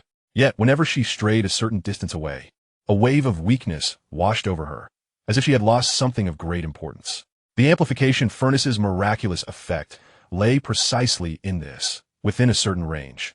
It would automatically retrieve anything that entered, and without his consent, nothing could escape. Hong Xiu's essence, the red satin-embroidered shoes, was no different. Once inside, there was no hope of leaving. When it came to dominance and unreasonableness, even insectoid and orc races had to step aside. He was, indeed, the most tyrannical man in this universe. Chapter 223. 7 Characteristics. Detection indicates you are amplifying a legendary material, requiring the expenditure of 1,000,000 essence. Do you wish to continue with the amplification? Upon seeing the notification, Bai Jing was momentarily taken aback. 1,000,000 essence. This was an exceedingly extravagant expenditure. While the presence of legendary materials might account for part of the cost, the majority stemmed from the newly added components. A towering 100-meter-tall mech. Such a price surely promised a terrifying enhancement once amplified. Without hesitation, he confirmed his choice. The prompt soon reappeared. Congratulations. Your equipment, the executive battle armor, has undergone a transformation. Please select one of the following characteristics. Note, once selected, it cannot be changed. 1. Path of the Emperor. Attacks are infused with Imperial power, dealing additional damage to all non-Imperial beings. 2. Fortune's favor. By some unseen force, you can evade most dangers. Calamities always seem to come a step behind. 3. Heavenly fortune. Luck is amplified, increasing the probability of acquiring precious treasures. 4. Sovereigns of the land. Wield the might of an emperor, unleashing a vast mental oppression, affecting all beings, reducing their attributes, and awakening their deepest fears. 5. Humanitarian emperor. Upon binding with humanity, you share in their fortunes and misfortunes. The stronger the nation, the greater the amplification you receive. 6. Creator of dynasties. Establish your own empire, gaining the Imperial Dragon aura. 7. By Heaven's mandate. When you seek to establish a grand empire, significantly increase the success rate. Gazing at the 7 options, Bai Jing could only think, indeed, this is the flavor I seek. However, some of these choices seemed perilous. The initial options were acceptable. But what on earth were those last 2? Creator of dynasties? By Heaven's mandate? Had this been in the ancient era of cold weapons, Bai Jing would undoubtedly have chosen the latter. Yet now, in an interstellar age, even with the Alliance being riddled with pests, their colossal size could easily crush any rebels. He certainly did not wish to incur the wrath of the Alliance. Binding himself to all of humanity was out of the question, thus he discarded that option. The 4th was inappropriate, and the 3rd was irrelevant since he had the amplification furnace, serving as a wholesale supplier of precious treasures. What troubled Bai Jing was the decision between the path of the Emperor and Fortune's favor. One directly augmented attack power, potentially transforming into true damage, while the other promised a protective boon against calamities. Both were commendable choices. After a brief contemplation, he ultimately chose the first option. What calamity? It must be that my fist lacks sufficient strength. If I possessed the might to shatter the cosmos with a single punch, who would dare to bare their fangs at me? Moreover, sometimes calamities cannot be avoided. Instead of lurking in the shadows, I would rather shatter the universe with my fist. Upon successfully making his choice, the terror on the girl's face intensified. What have you done to me? She screamed. As her words fell, she vanished from sight. Captain, did you truly succeed? Hong Xiu inquired uncertainly, recognizing the familiar scene. She too realized that in terms of unreasonable dominance, Bai Jing surpassed even the orcs. Achieving a double jump in such a short span was not something the orcs could attempt. Furthermore, he wielded numerous unique means, rivaling those of the divine beings in the spirit realm. When I take action, it is as effortless as a mere trifle, Bai Jing stated calmly, as if he had accomplished something trivial. Now that the matter is resolved, we should depart. Destination: insectoid biological ship. Without further ado, Hong Xiu commenced piloting the spirit realm Voyager, resuming their journey. This amplification, however, was not instantaneous. Observing the 6-hour countdown, Bai Jing could only remark, what a grand undertaking. It was clear that it would not be completed in the blink of an eye. Thus, he returned to the cultivation chamber to refine his own magical power. His recent efforts had already elevated his magical energy to 50,000. By the time they encountered the insectoids, it would likely reach 60 to 70,000. I eagerly anticipate the battle with the insects. Fortunately, he had the foresight to ensure that the Dragon Slayer spear could expand and contract at will. Otherwise, he would have to switch weapons once again. Just as he returned to his room, Hong Xiu's voice rang out. Captain, could you do me a favor? Speak quickly. She did not hesitate, immediately directing several figures to enter. They were not of a playful nature, but rather combat robots. However, these robots were composed of somewhat unusual materials. Spirit race? Is that liquid metal? Indeed, it's the same material. Please help me enhance their strength for battle. Of course, this is not for my own use. I merely wish to test them, all in the name of science. Bai Jing replied, place them here. I will take care of it. Gazing upon the 5 robots that bore a striking resemblance to the Terminator, I readily acquiesced, primarily out of curiosity to ascertain what transformations this contraption might undergo post-augmentation. An experienced soldier's combat prowess surged dramatically once burdened with his pack. Thus, one could surmise that after 10 enhancements, this device would possess no less than 6th-tier combat capabilities. Coupled with Hong Xiu's adept control, it might even reach the pinnacle of the 6th tier. Thank you, esteemed captain. Half an hour later, the surrounding void and silence gradually receded, signifying our departure from the realm of spirits, on the verge of entering the material universe. At that moment, an inexplicable sensation arose as Bai Jing entered the captain's quarters and cast his gaze toward the rear. He beheld a colossal silhouette obscuring the sun. In the direction they had vacated, its features were indistinct, merely presenting as a nebulous figure, curiously observing them. Ah, a deity of the spirit realm. I did not anticipate encountering one here, Hong Xiu elucidated. She too was taken aback to discover that this area constituted a deity's territory. Fortunately, they had already departed. For the deity to project its power into reality, it would need to traverse several layers of barriers, and Bai Jing and his companions had reached the outermost layer. After crossing yet another barrier, they would enter the material universe. The immense deity merely observed for a moment before exhibiting no overtly aggressive behavior, and soon vanished. That gave me chills, Bai Jing remarked, feeling an involuntary shiver. Even with his strength rivaling the 7th tier, he still felt a profound sense of helplessness in the face of a deity of at least the 10th tier. This route would need to be avoided in the future. Hong Xiu silently noted the path, vowing not to traverse it again. Find a place to hide and keep an eye out. Ensure those insects don't escape. Having witnessed a deity of the spirit realm, Bai Jing's fear of inadequacy resurfaced, prompting him to hurriedly return to his chamber. Let the training commence. Practice until exhaustion. I shall eventually compel the deities of the spirit realm to stand at attention upon my arrival. Thus began his fervent endeavor to refine his magical power, steadily increasing. 60,000, 70,000, perhaps due to the immense pressure, by the time he encountered the insectoid biological vessel. He was already on the cusp of reaching 80,000 strands of magical energy. Chapter 224, The Emperor's Ship. The anticipated arrival of the insectoid biological vessel was estimated to be 13 hours away. Hong Xiu quickly calculated the time required for their arrival. There is ample time. Keep a vigilant watch and ensure nothing goes awry. After issuing this instruction, he resumed his magical cultivation, which coincidentally would also allow the augmentation to be completed. He intended to test the new mech's capabilities against the insectoid foe. As time ticked by, Bai Jing immersed himself in his training. Upon reaching a certain temporal threshold, accompanied by the countdown to the augmentation reaching 0, a mysterious energy enveloped him in an instant, penetrating every fiber of his being, including his dantian and acupoints. The originally pale, magical energy subtly transformed, acquiring a faint golden radiance.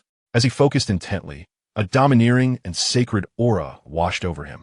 This transformation lasted for a mere half-minute, during which his magical energy became entirely suffused with a delicate golden hue. Could this be due to the mech? That royal power?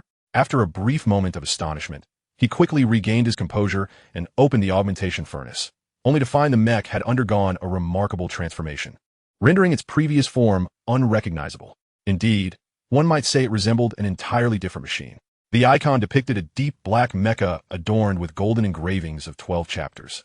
Shouldering the immense protective armor of Mount Shumi, with a dragon-headed helmet cascading data streams, revealing golden dragon pupils. Standing still, the holographic cloak behind it displayed an intricate interplay of vast nebulae and golden dragon shadows. This is rather impressive, Bai Jing observed, feeling parched with excitement. He swallowed hard, eager to experiment immediately. This training is trivial. I have no time for it now, he thought, dismissing the notion of practicing in the confines of the ship, as the spatial dimensions within were insufficient for such a grand endeavor. lacking a larger model of the ship. He contemplated creating one from scratch. Hongxiu, open the hatch. I wish to venture outside. Is the insectoid fleet not yet here? Just let me out. You need not concern yourself with anything else. Upon hearing this, Hongxiu ceased to obstruct him and promptly opened the hatch. Bai Jing surged into the void of space. With his current physique, as long as he avoided cosmic-level calamities, he would remain unscathed. As he entered the vastness of space, he experienced a brief discomfort, but he quickly adjusted. With a mere thought, a towering mecha, nearly 100 meters tall and inky black in color, materialized before him. Wow, this is incredibly cool, Bai Jing exclaimed, filled with anticipation. He observed as the hatch opened, and the executive battle armor flew out, appearing as a scaled-down version of the mech. It swiftly donned itself, leading him into the cockpit. As streams of information flowed past him, a sweet voice resonated. Welcome to the pilot's seat. A spectral figure appeared beside him, the very girl who had gone missing. Though her expression hinted at confusion, her mouth began to articulate dutifully. Codenamed the Emperor, the auxiliary system is at your service. I will assist you in piloting the Emperor, and you may inquire about any questions that arise during this period. What has happened to me? The girl pondered, feeling as if her mind had expanded, suddenly inundated with a plethora of peculiar knowledge. The preceding events seemed instinctual. The Emperor? Bai Jing was taken aback. Such a name is rather significant.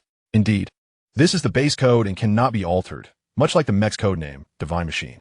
Despite her apparent reluctance to speak, she found herself unable to restrain her tongue, bewildered yet compelled to explain. Does this mean my abilities are also a result of the Emperor? Bai Jing inquired, releasing a faint golden strand of magical energy imbued with a sacred, domineering aura. Precisely, this is the royal power capable of subduing all living beings in the world. In ancient terms, it could be referred to as the power of the human emperor. The girl was clearly aware of this revelation, now flowing from her own lips.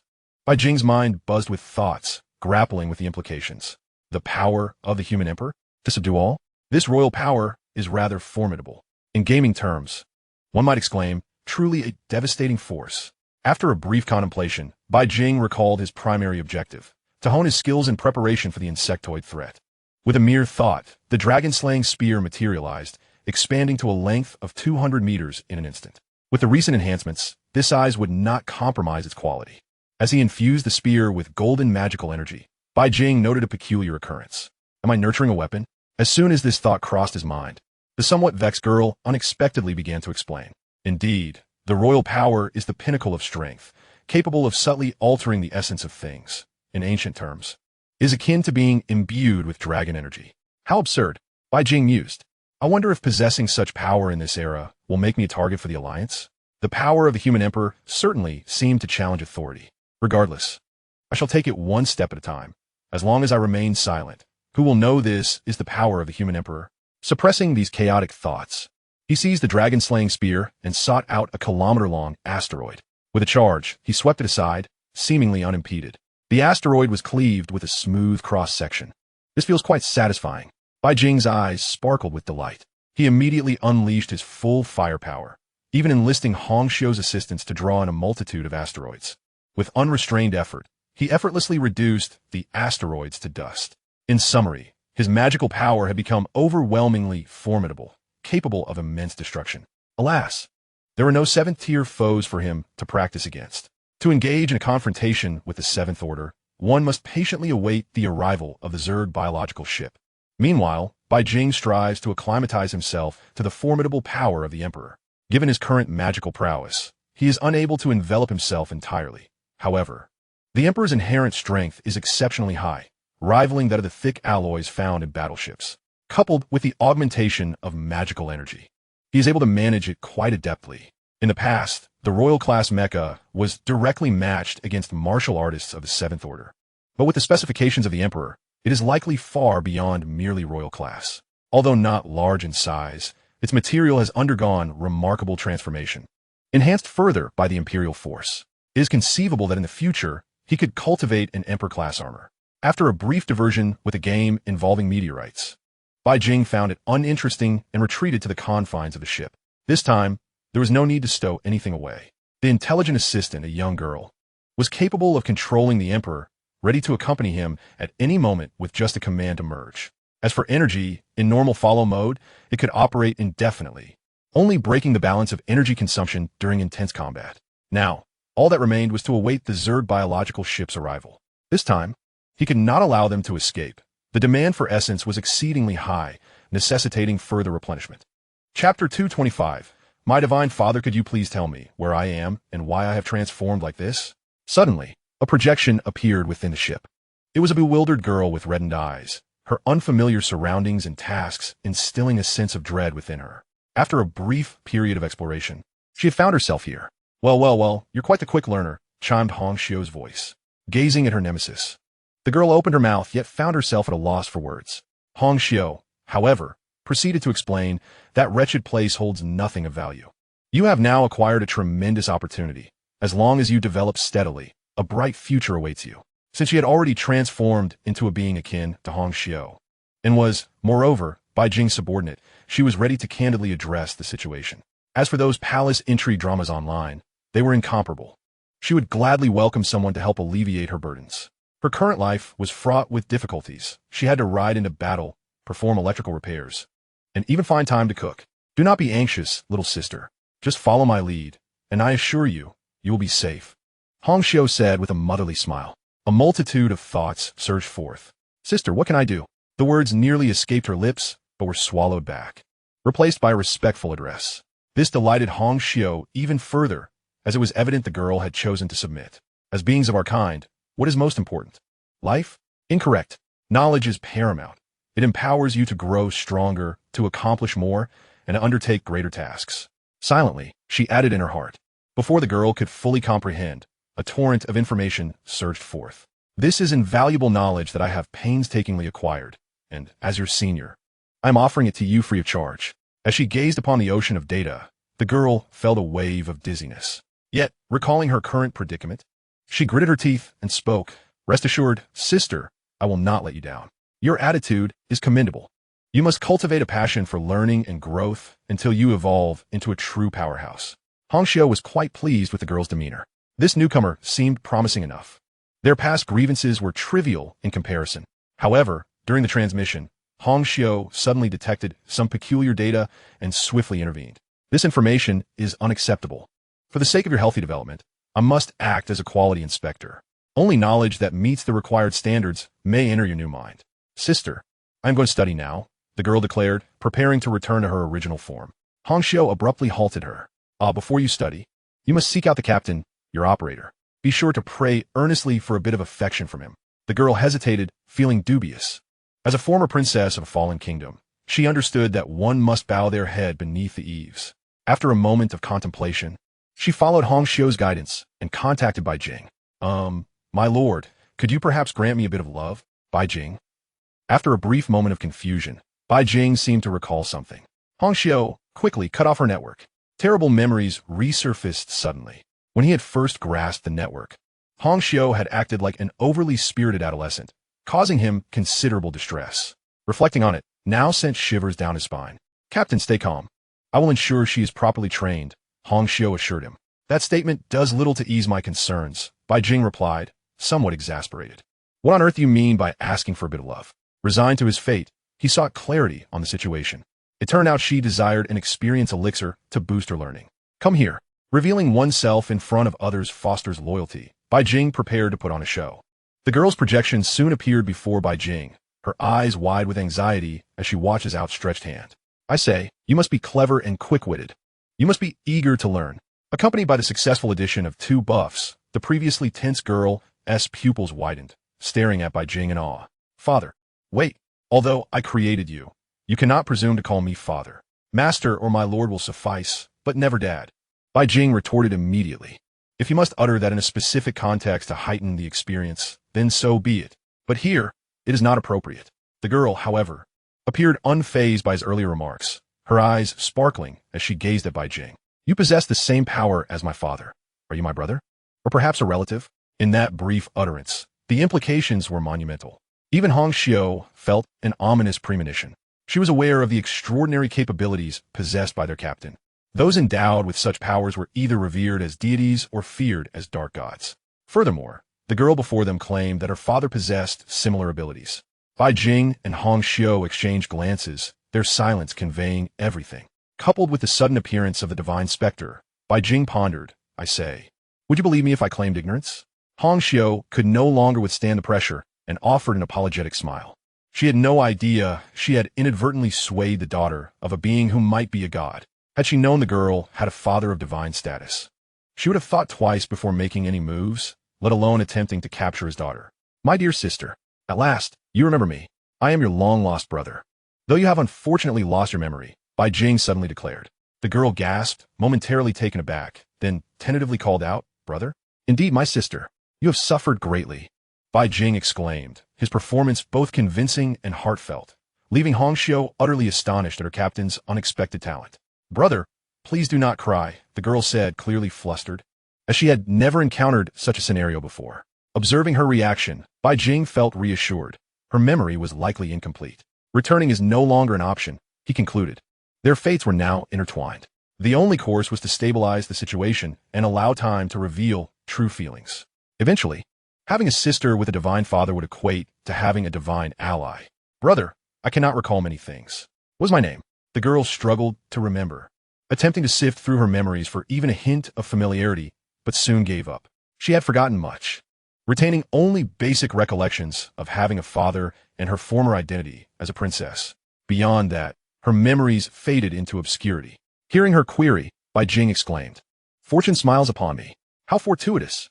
You do not know, and neither do I. But that does not hinder me from bestowing a name upon you. Naming was his forte. Sister, you have surprisingly forgotten my brother's name. Upon hearing this, the young girl became noticeably anxious, tears welling in her eyes. Just then, Bai Jing's tone shifted. Very well. Let us allow those unpleasant memories to drift away with the wind. A new name shall serve as a farewell to the past. The prospect of restoring memories? Why do you not know my name? That was an unhappy life, one I do not wish for you to recall. This is all for your own good. Chapter 226, The Arrival of the Ship Slayer. From now on, you shall be called by Yuan. Bai Jing racked his brain and finally conjured a name that was at least acceptable. Upon hearing this name, the girl paused momentarily before gently nodding in acknowledgement. She had clearly agreed. Thank you, brother. This elicited a sigh of relief from Bai Jing. The matter was nearly settled. The next step was to cultivate a favorable bond. Once he had garnered enough affection, even if that old man discovered them, his sister would stand protectively in front of him. You should go study. I may need your assistance later. All right, brother, Yuan will go study. Once Hong Xiu confirmed that the other party had indeed left, she sealed off the information flow within the room. You almost got me killed. Bai Jing felt a cold sweat running down his back. He had been puzzled as to why that deity had suddenly appeared, but now everything made sense. They had watched helplessly as their daughter was abducted. If the barriers of this material universe were even slightly thinner, they might have come rushing in at that very moment. I didn't expect the other party to have such a formidable background. Previously, they had seemed ordinary, but now he realized that the other party possessed such an impressive father. At that moment, he mused, Do you also have a divine father? It was no wonder Bai Jing thought this way. The materials of legendary quality were exceedingly rare. So far, he had only encountered two. Boldly speculating, perhaps only the direct descendants of deities or their chosen subordinates could possess such legendary materials. He gazed fervently at Hong Xiu. After such a long period of bonding, their connection was undoubtedly sufficient. What are you thinking? I wish for a divine father as well. But alas, I truly do not have one. Yet you are rather glib. With that, she cast a sidelong glance at Bai Jing and chuckled lightly. What expression is that? I suspect you have the potential to live off others. As she spoke, she couldn't help but break into laughter. In the material universe, Sister Ji was considered one of the most prominent figures within the alliance. Within the spirit realm, having accepted a sister, she had gained a divine ally. I must say, Bai Jing today has redefined Hong Xiu's perception of him. Truly shameless. What do you mean? You are a vessel of bad intentions. It is merely that Sister's insight is commendable, her investment sharp. Bai Jing was no longer oblivious to her insinuations.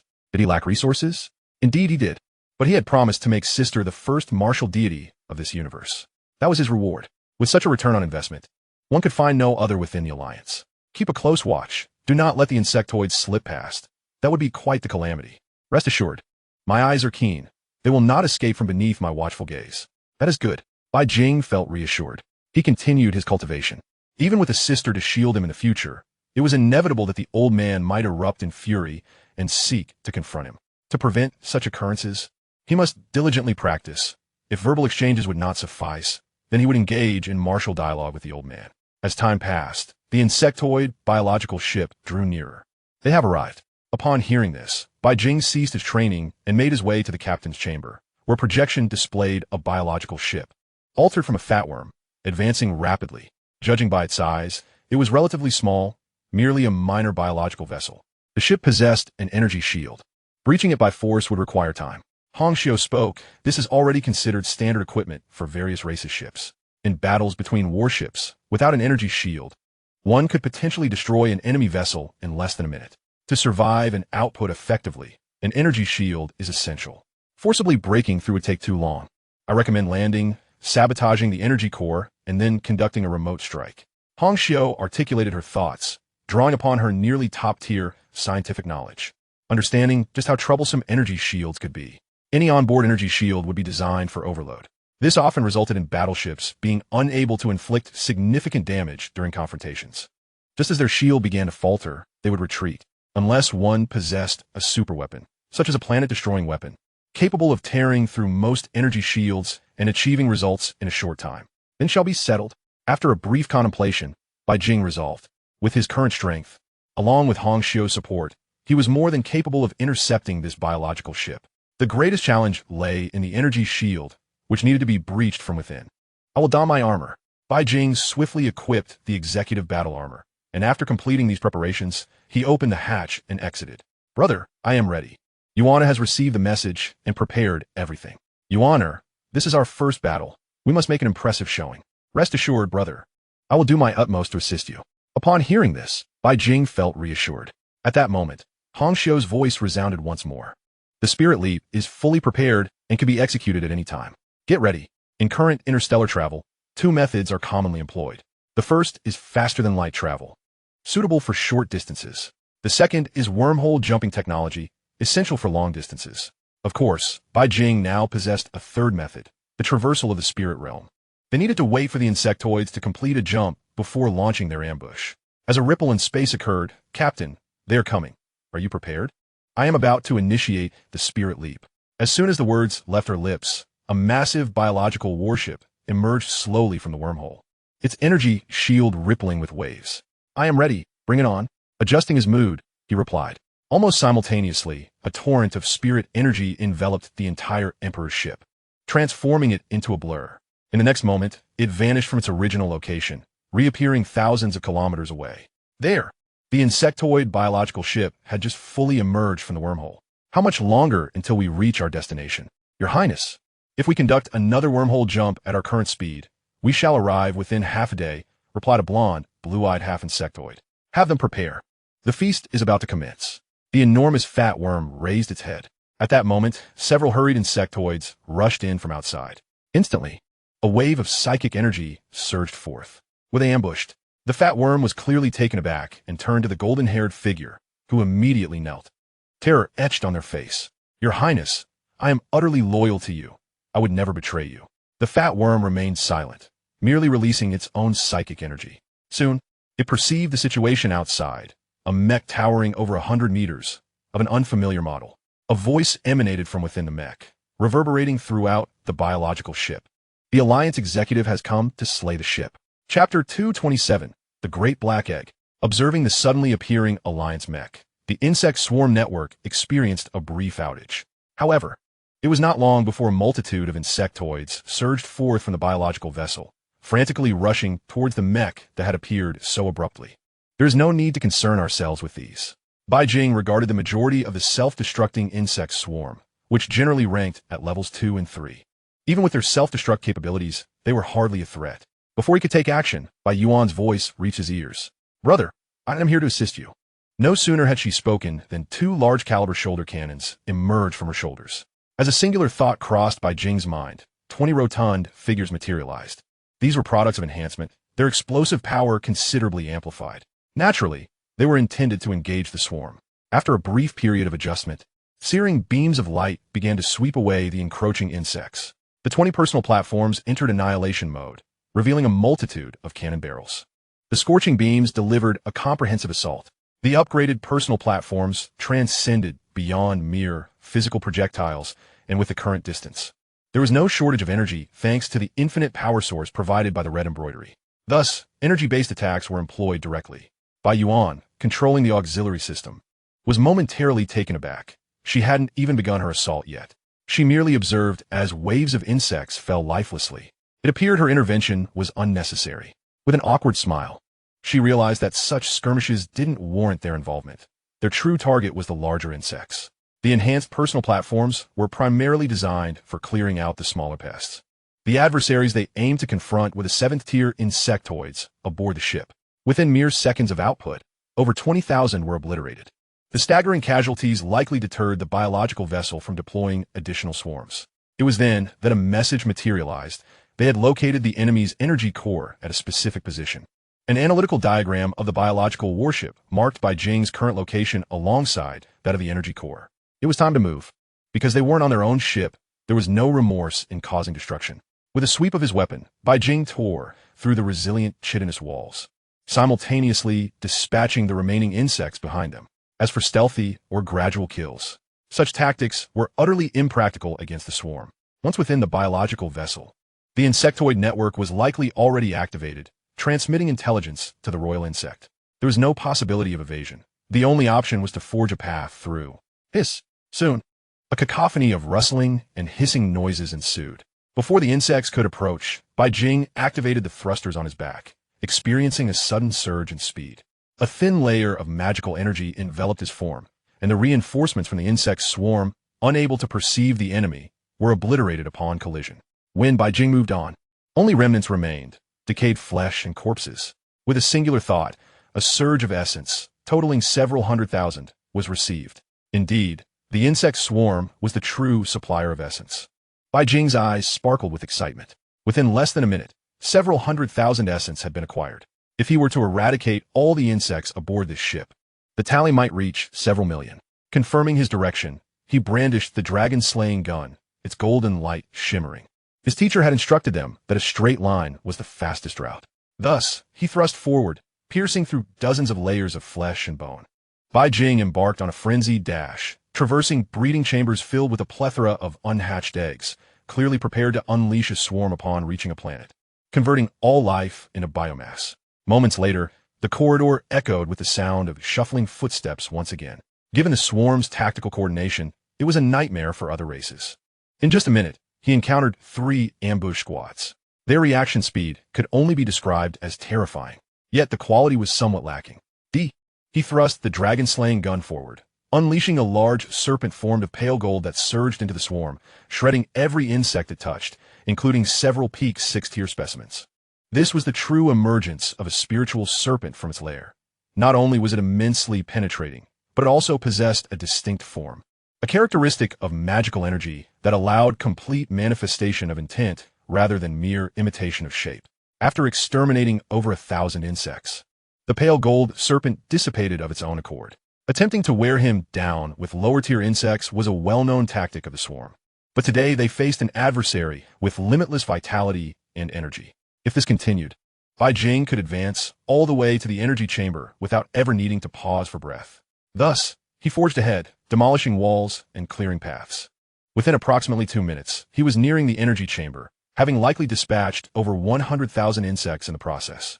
However, the value of these kills was low, and given their recoverability, the swarm showed no concern. If Bai Jing had not been getting closer to the energy chamber, they could have continued deploying swarms for attrition.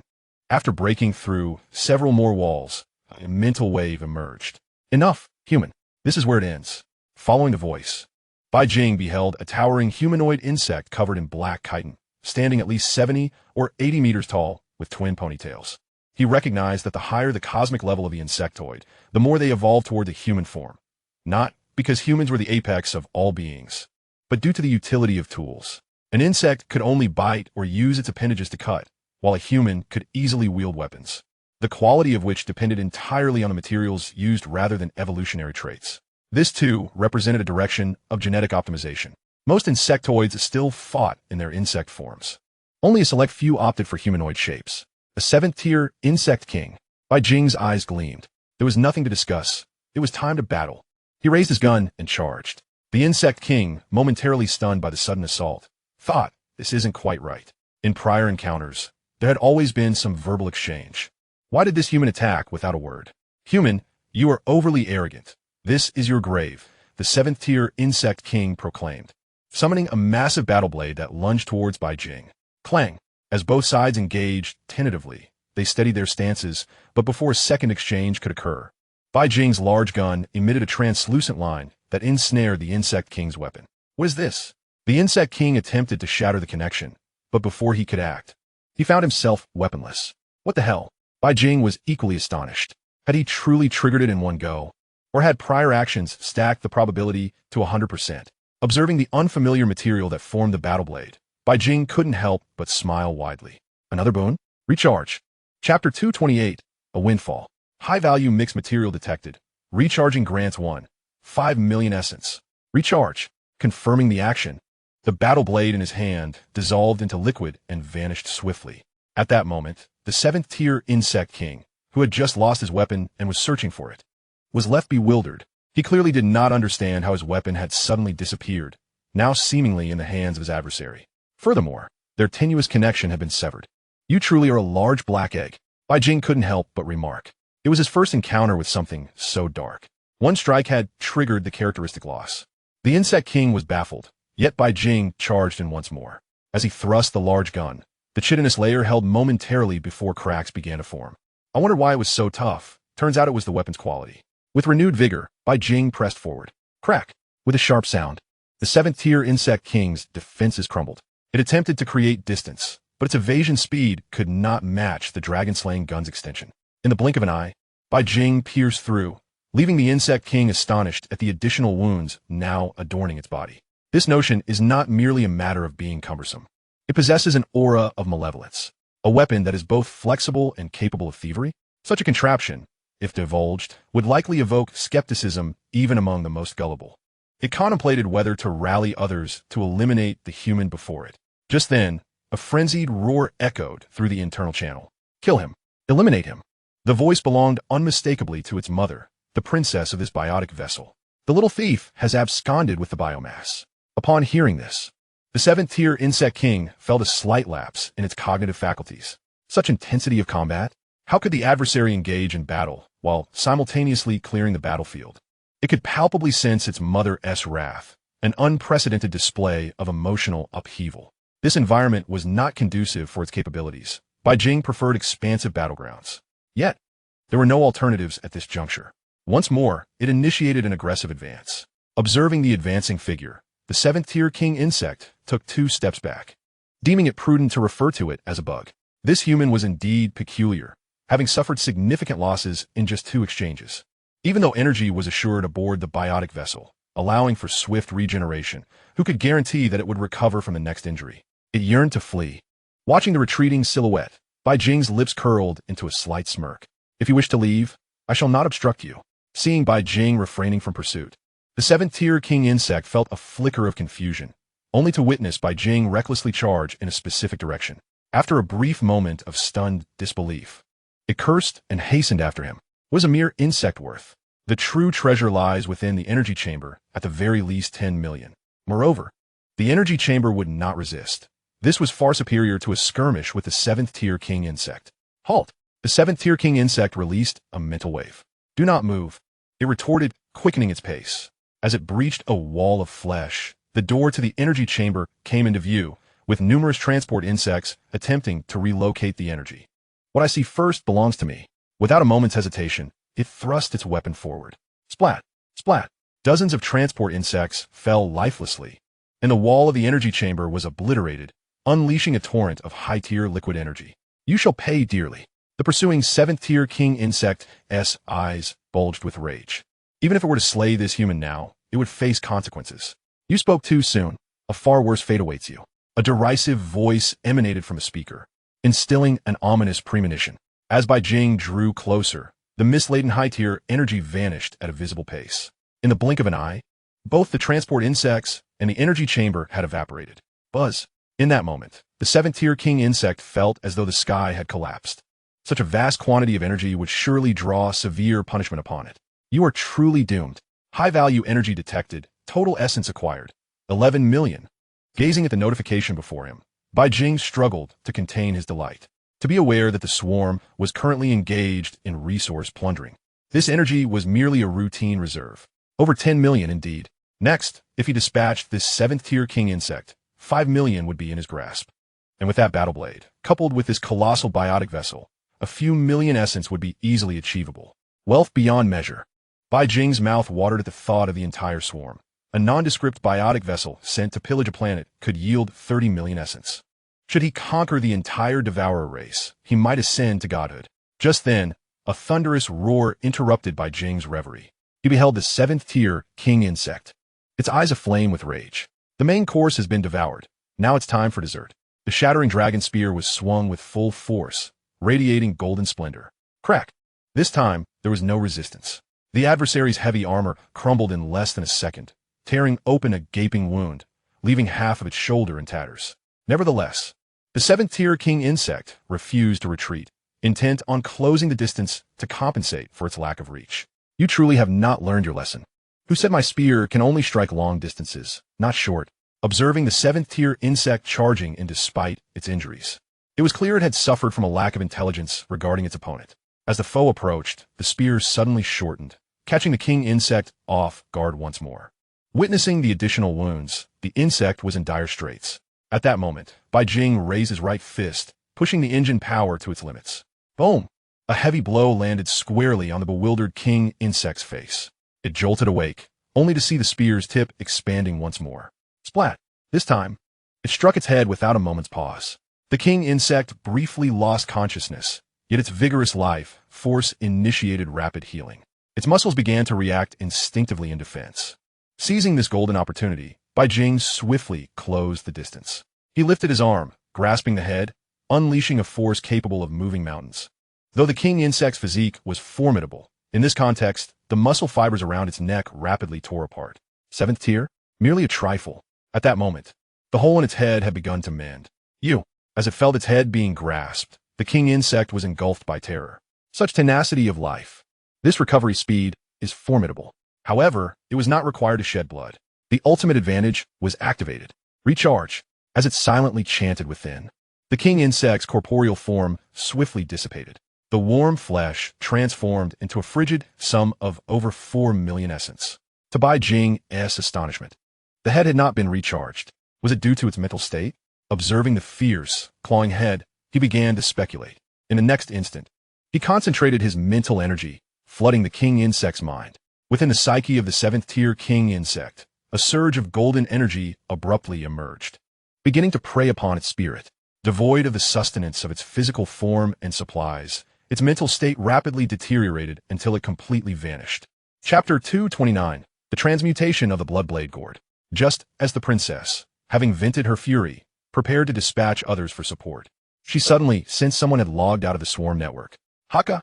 How could this be? It was precisely the king insect she had dispatched.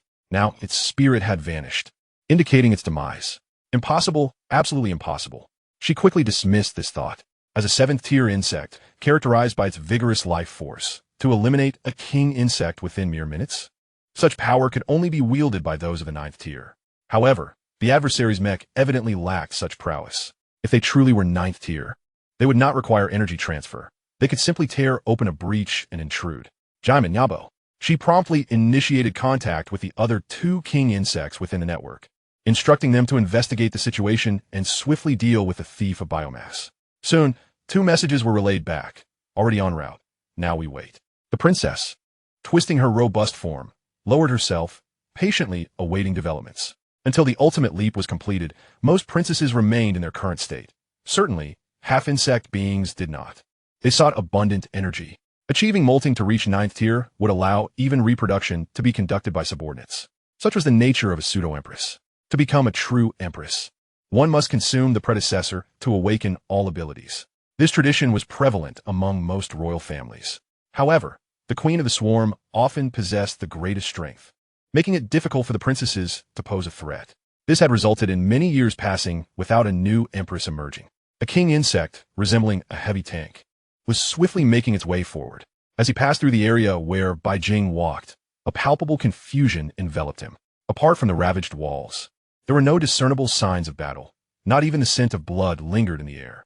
This could not merely be described as a clean battlefield.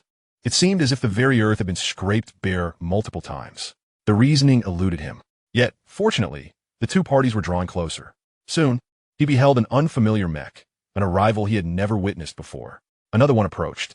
Just moments ago, Bai Jing had contemplated summoning a bug spy, only to find that a royal insect had come to him unbidden. This time, it bore the unmistakable appearance of a standard Kiraman royal bug, resembling the colossal cockroaches of his previous life to a striking degree. As it flicked its pair of twin tails, a wave of psychic energy surged forth. Where was Haka? According to his mother's guidance, Haka should have arrived ahead of him, yet no trace of the entity could be found. After a moment's contemplation, Bai Jing pondered the possibility of a deceased black egg. No need to rush. I shall send you to meet it. ZZZ. Golden lightning erupted, striking the carapace of the colossal cockroach. It recoiled in pain, its body twisting away. By the time it evaded, a charred patch marred its back. A moment more, and its defenses would have crumbled. Even the psychic lightning had transformed into a resplendent gold, its potency seemingly amplified. Bai Jing felt a touch of exasperation. Using his mana now rendered him a dazzling giant. Even the color of the lightning had shifted. Little did he know, even his psychic manifestations had taken on a golden hue. Psychic energy? Upon feeling the pain in its carapace, the colossal cockroach appeared astounded, clearly perplexed as to why a mere mage dared to intrude upon the enemy's lair, seemingly unaware of the repercussions of such recklessness. No sooner had the thought crossed its mind than a thick, gel-like substance emerged on its carapace, swiftly enveloping much of its body. Following this, it charged directly at Bai Jing. Once more, it unleashed its psychic lightning, but this time, the damage inflicted was significantly diminished. Brave little insect, take this shot. The golden light surged, nearly blinding.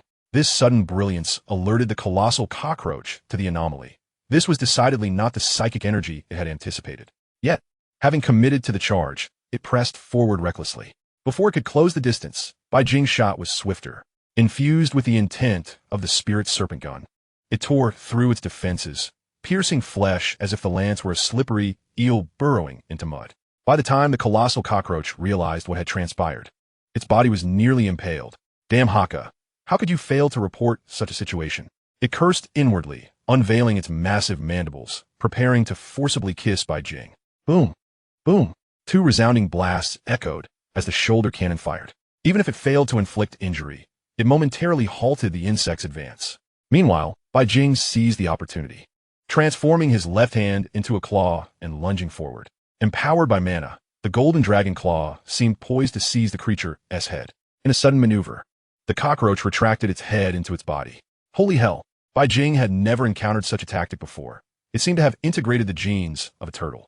Immediately, he redirected his assault towards its corporeal form. As the dragon claw met the shell, sparks erupted, leaving a wound several dozen centimeters deep. Yet no blood or flesh was visible. How thick was this armor?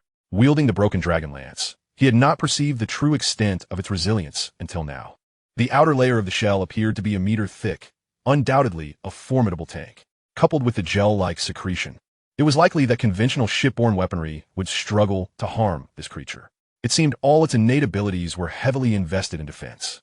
Human, I know not where you have taken Haka, but your demise approaches swiftly. As the colossal cockroach received information from its companion, its head re-emerged. It seemed reinforcements were on their way. I must hasten my efforts. Given my current strength, facing two 7-tier foes would indeed prove troublesome. The primary concern was their immense power. Damaging the new mech would be an unfortunate outcome. New acquisition. Human, do not expect me to suffer injury from the same weapon twice. The cockroach's focus sharpened, fixating on the broken dragon lance. It then witnessed Bai Jing producing a gourd adorned with pale golden patterns, suffused with an overwhelming aura of bloodlust. Instantly, the cockroach's instincts flared with wariness. I knew it. Observing the gourd gradually evolving towards a pale gold hue, Bai Jing felt a sense of absurdity.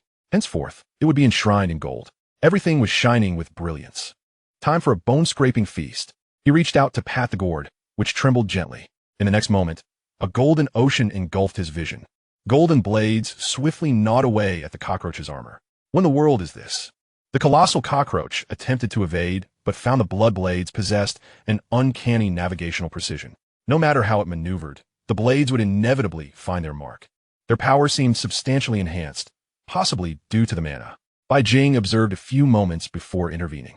Under the combined onslaught, the colossal cockroach soon found its defenses breached, attempting to mobilize the energy reserves aboard its ship to repair its injuries. Yet in that moment of distraction, it suffered another shot. Bai Jing seized the opportunity, locking onto its small head. The closure of its energy shield was one reason. The other was the knowledge that the swarm possessed means to supply energy to the 7th-tier beings, making it prudent to eliminate the support first. Chapter 230. The Terrifying Power of Red Embroidery. With a chime, the essence was acquired. The colossal cockroach fell effortlessly to Bai Jing's assault. The more he observed this recharge mechanism, the more absurd it seemed. It bore a resemblance to a pseudo-instant kill. Gazing at the cold, hard essence amounting to over 5 million, he could not help but murmur. Upon encountering the 7th tier, he gleaned some insights. Life forms at this level bore two defining characteristics: formidable and difficult to kill. There were no fatal wounds. Only a gradual depletion of health could lead to their demise. It was akin to the wounding effects in a game. Once injured, rapid recovery was out of the question, leaving only a slow death as the eventual outcome. This recharge function mirrored true damage, affecting the core vitality of life. So absurd, yet I find it utterly delightful. Henceforth, even should they possess extraordinary regenerative abilities, as long as they are injured in my presence, it would constitute real damage. I could engage in combat while recharging, coupled with infinite healing and mana restoration. As long as the enemy could not eliminate me instantly, I would be able to grind them down. Why does this royal bug have no sense of time? How long has it been? Where is it? Bai Jing felt a twinge of impatience. It had been promised that another royal bug would arrive, yet it had yet to appear. At that moment, the entire biological ship trembled violently. The energy shield that had been generated disintegrated completely. Almost simultaneously, a terrifying will descended, enveloping the entire vessel. Captain, I have arrived. Shall I take action? Having accomplished the strategic objective, Bai Jing felt no inclination to continue manually grinding. He instructed Hong Xiao to take over. Certainly, capture that tardy one first. No problem. With a quick reply, a torrent of psychic energy surged forth. Were Bai Jing able to observe the current state of the swarm, he would witness a peculiar sight. One by one, the insects' heads began to overheat until smoke billowed forth. As their brains were incinerated, they fell lifeless. Within a few breaths, over half of the insects aboard the biological ship were effortlessly slain by this maneuver. Only those of higher strength managed to barely withstand. Given the current situation, death was merely a matter of time. Wow, this sister is truly impressive. As a being of the same life form, Bai Yuan expressed her astonishment. In her current perception, the vital signs of the life forms aboard the biological ship were dwindling at a terrifying rate. At this pace, it was likely all the insects would be eliminated within a minute. Of course, Sister Hongxiu, your prowess is quite impressive, Bai Jing complimented. While he was uncertain of Hongxiu's current strength, her extraordinary control was akin to that of a true swarm dominator. A low, rumbling growl echoed through the air. The bio-warship trembled violently, clearly in agony. Your Highness, we must flee. Haka and Kimin have been slain. The enemy is formidable. A creature, merely 3 or 4 meters long and covered in writhing tentacles, hurriedly approached the princess's chamber, seeking to escort her to safety. Before the words had fully left its mouth, an overwhelming pressure descended, followed by a massive influx of insects. As if a plague had spread through a network, chaos erupted aboard the bioship. A potent psychic force forced the tentacled monstrosity to writhe in torment, collapsing to the ground, drenched in sweat. My subjects, my subordinates. The grotesque creature howled in despair, acutely aware of its minion's demise. Damn it, who could it be? Yabo, kill her. It seemed to have an epiphany, issuing orders with urgency. The tentacled beast, gritting its teeth against excruciating pain, quivered slightly with a tentacle. The golden-haired, blue-eyed figure exploded in a shower of gore. As soon as it struck, a voice resonated beside it. The tentacled creature convulsed in agony, while, in its perception, a colossal figure loomed above, gazing down upon the entire warship as a deity would upon the mortal realm. In that moment, its fear magnified exponentially. It could see the figure extend a finger, yet felt utterly paralyzed. Slippery tendrils encircled its head, attempting to shield itself from the impending mental rupture. The psion of the insectoids is rather weak. With that taunt, the tentacled creature succumbed to unconsciousness, spiraling into darkness. With its death, the bioship, along with the corpulent insect queen, fell into a state of cerebral shutdown. This outcome was primarily due to Bai Jing's directive, to spare the enemy's life, or rather, to personally execute it, and subsequently summon it to glean intelligence about the swarm. As for the mantis-like beings, or that impoverished princess, they were of too low a caliber, unable to thrive even among their own kind. Furthermore, The entire devourer race was of little consequence. The Kiraman royal family represented one of the 12 most significant factions within the devourer hierarchy, and there should be no oversight. After scanning with psychic energy, Bai Jing found that, aside from the princess, it was nearly impossible to locate another living insect aboard the bioship. Captain, it is resolved. You may approach. He promptly dispatched the coordinates. Not long after, Bai Jing arrived at the princess's chamber, where he beheld the towering white insect. At that moment, it was evident that it had resigned itself to death, devoid of spirit. Perhaps sensing an intruder, it shifted its massive form to gaze towards the entrance. A mech approached slowly. Human. The creature spat, each syllable laced with disdain. As it attempted to move, a surge of psychic energy forcibly restrained it. This power rendered its final metamorphosis impossible, keeping it trapped within its corpulent form, unable to break through to the 7th tier. Human, no matter what you wish to inquire, I shall reveal nothing. Kill me. Perhaps due to its immobility, it openly sought death. I had intended to slay you anyway. Captain, might we conduct a study on them? Hongxiu's voice chimed with anticipation. This was a member of the devourer race, one of the universe's overlords. Unlike those lowly cannon fodder, this creature likely held the primordial genes of the Kiraman swarm. Kill me. Kill me. The massive insect writhed, roaring in anguish. Its noble status sullied by the thought of being used by a feeble human for experimentation, igniting an inferno of rage within. There is no need for such complications. Whatever you wish to ask, summon me at your leisure, and I shall disclose all. With a decisive click, the hatch opened. Bai Jing, clad in executive battle armor, stepped forth without hesitation, firing a single shot that ended the creature's life. Shortly thereafter, a notification emerged in the combat log. Name, Kiraman Princess 1334. Cost, 5,000 essence, 24 hours. With the death of this fleet's princess, it signified a successful interception of a swarm. It appeared far simpler than anticipated. Bai Jing had prepared for a protracted battle, yet the capabilities of the plugins were overwhelming. The built-in execution line meant that, without additional funding, he would require several hours to deactivate the energy shield. With the mission accomplished, it was time to reap the rewards. Bai Jing intended to recharge the bioship. Without the protective cloak of a shield, it would not be long before the Alliance detected its presence, necessitating swift action. He promptly chose to re-enter the Imperial ship, no longer holding back, and located the most vulnerable point to tear open a gaping wound. Perhaps due to its prior demise, the defenses had significantly weakened. Moments later, Bai Jing soared into space, extending a mech arm to press against the immense biovessel. Recharge. In the next instant, countless beams of light enveloped the bioship, rapidly diminishing until it vanished. A notification appeared before Bai Jing. Detected a substantial amount of mixed energy. Recharge successful. Acquired 23 million essence. Almost 20 million. Along with the previous gains, he had amassed over 30 million essence. It seems I've struck it rich. Before Bai Jing could contemplate how to spend this fortune, Hongxiu's voice interrupted. Captain, we must depart. Someone has noticed the anomaly here. This was primarily due to Hongxiu's recent attack, which had elevated the surrounding psychic radiation significantly. I am ready. As preparations concluded, a psychic transfer returned them to the concealed position of the Spirit Walker. Bai Jing wasted no time in stowing away the Imperial ship and boarding the vessel. Aware that an old adversary might be lurking, he refrained from directly entering the psychic realm. Fortunately, the distance to the reported location of the princess was not overly great, so he decided to proceed. As for verifying identities upon arrival, that was simple enough. An executive could resolve everything, enabling him to navigate the Alliance's territory even without a pass. On Star 411, a petite figure cautiously approached a roadside stall. Could I please have something to eat? The voice trembled softly. Upon hearing this, the stall owner, momentarily taken aback, quickly chastised the local government for allowing such a child to go hungry. Little one, find a seat. I'll fry you up something right away. Hearing this, the pitiful princess bowed slightly. Thank you, sir. Once the order was placed, she quietly sought a corner to await her meal.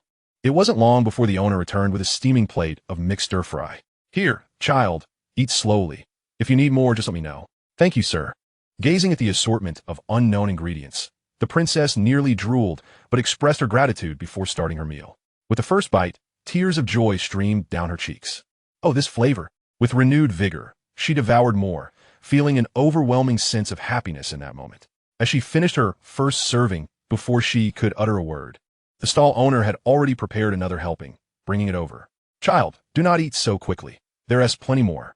As she set down her plate, and drink. She returned to her tasks. Watching the silhouette before her, the princess could not help but shed tears. The sight of the fried rice, paired with the tender, boiled pig's trotters, caused her tears to flow even more profusely, soaking the pig's trotter rice. In her next life, she wished to be a part of the alliance. After finishing her meal, she felt a sense of completion. Just as she stood up, she noticed the amiable street vendor, who had filled a bag with another serving.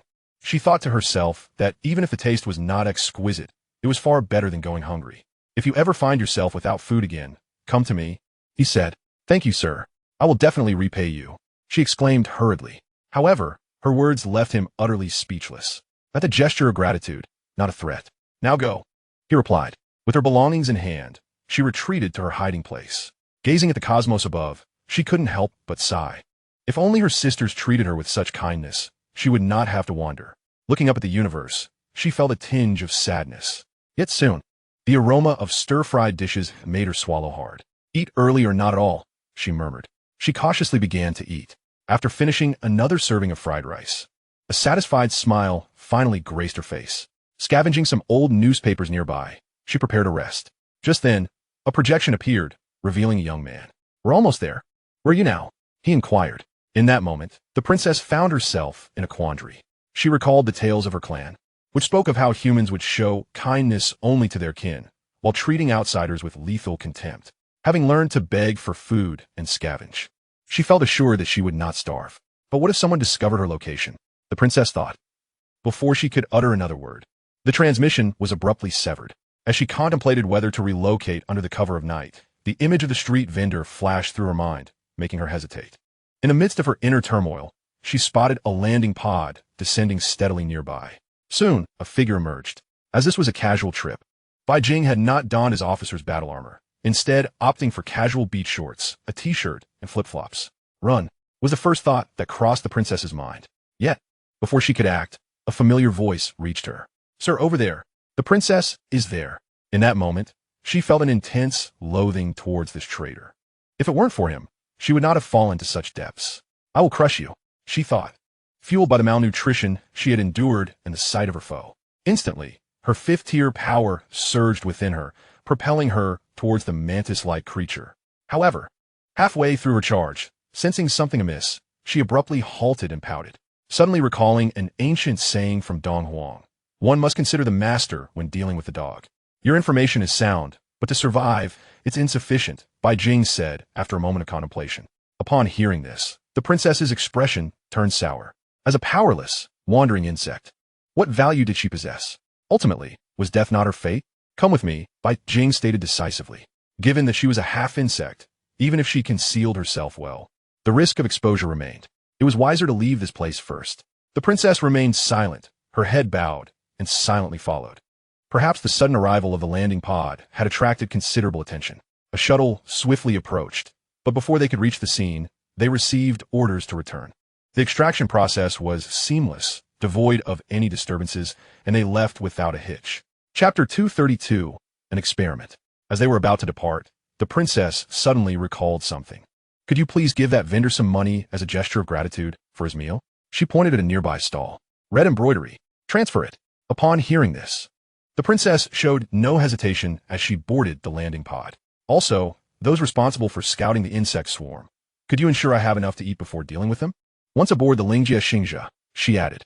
Before Bai Jing could respond, she promptly revealed the coordinates of the hidden insect swarms. Bai Jing was momentarily speechless. The insect race was not a monolith, and a single meal had led to betrayal among kin. Such trivial matters were naturally not refused.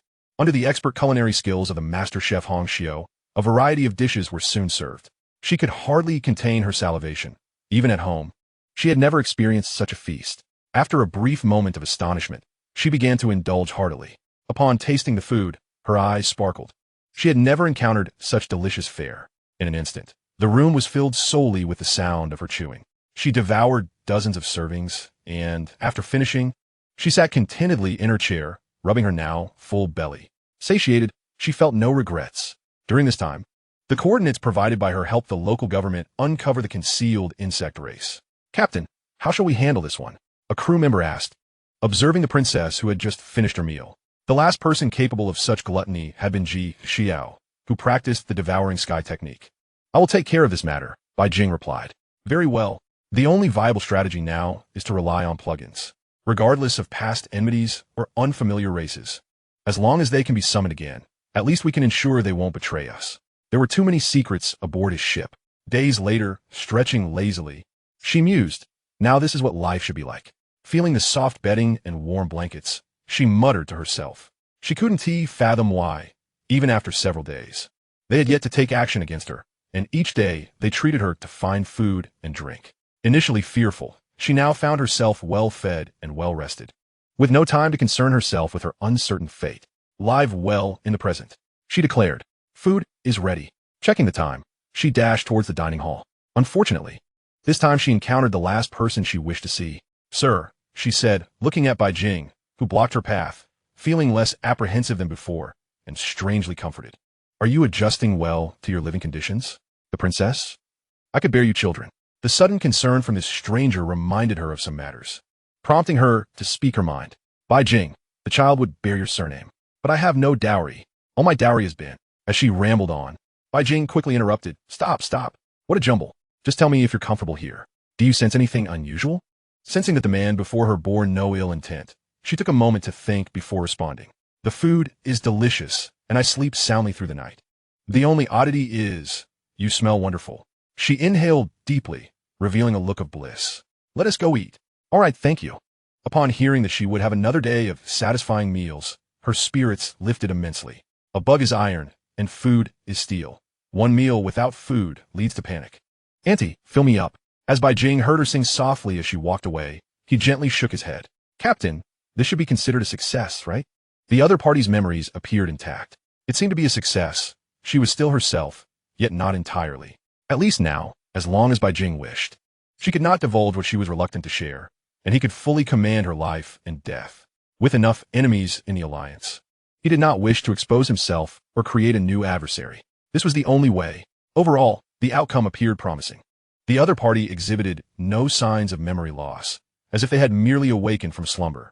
Esteemed sir, I have an immature proposal, Red Embroidery ventured to inquire. In her perspective, this little creature truly embodied the essence of a devourer as progeny. Within just a few days, the malnutrition had been rectified. Her visage now bore the rosy cheeks of youth, perhaps even plumper than when she resided among the swarm. Bai Jing did not respond immediately, contemplating briefly. It is worth trying. If successful, the pace of her advancement could reach a terrifying magnitude. I shall observe whether the Star Spirit clan or the Great Devourer holds greater prowess.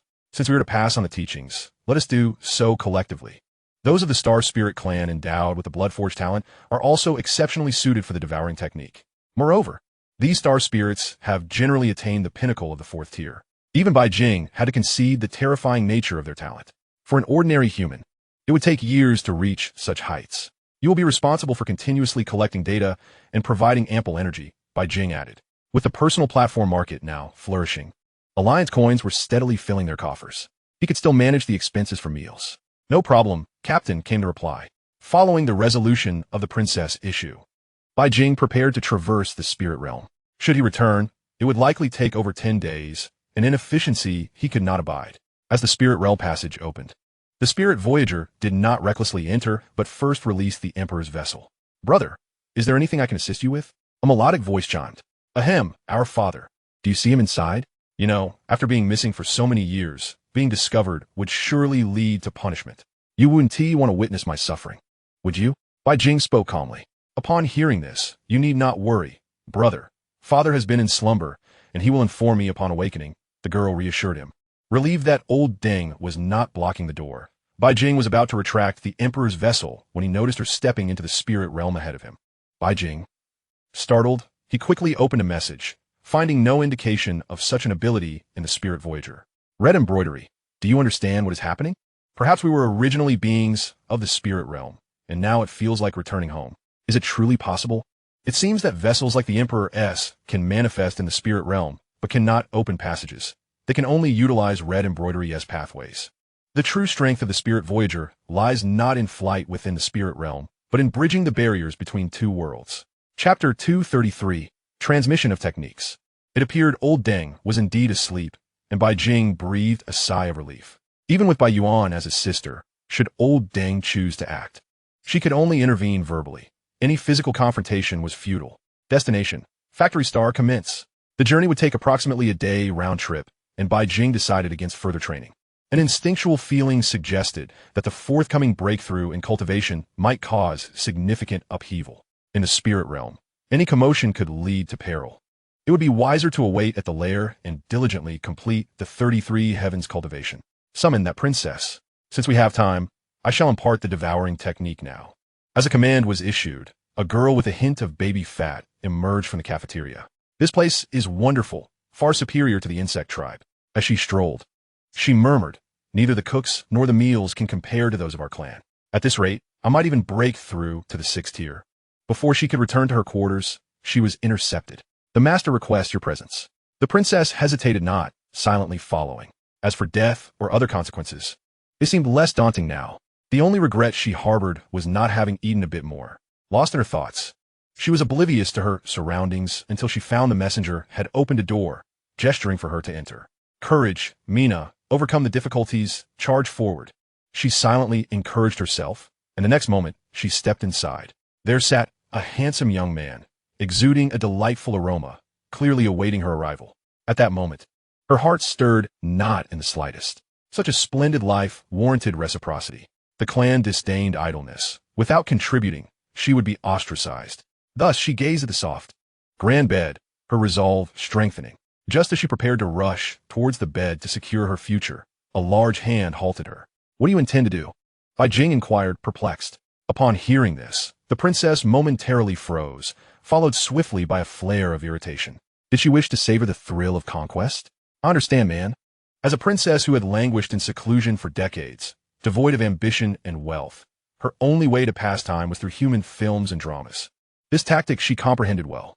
In the next instant, channeling her inner thespian, she bit her lip, her eyes shimmering with tears, and in a clumsy manner, threw herself onto the bed, exclaiming, "You may possess my body, but you shall never have my heart, Bai Jing. I genuinely wish to hammer you to pieces." After a brief stupor, Bai Jing could no longer contain himself. This instinct for reproduction, was it embedded within her very soul? Why are you striking me? Is it not the case that humans enjoy this sort of thing? The princess retorted, somewhat vexed. I have exerted myself to perform. Must you still strike me? This is an affront to the insect. However, upon recalling the delectable offerings from the cafeteria, she swallowed hard and softened her stance. What is it that you desire? You must articulate it. I cannot learn if you do not instruct me. In her seasoned eyes, shaped by years of binge-watching dramas, no role seemed beyond her reach. Puffed. Ha ha ha. Captain, you know me. I seldom laugh, but this little insect is simply too amusing. Red Embroidery's laughter rang through the room.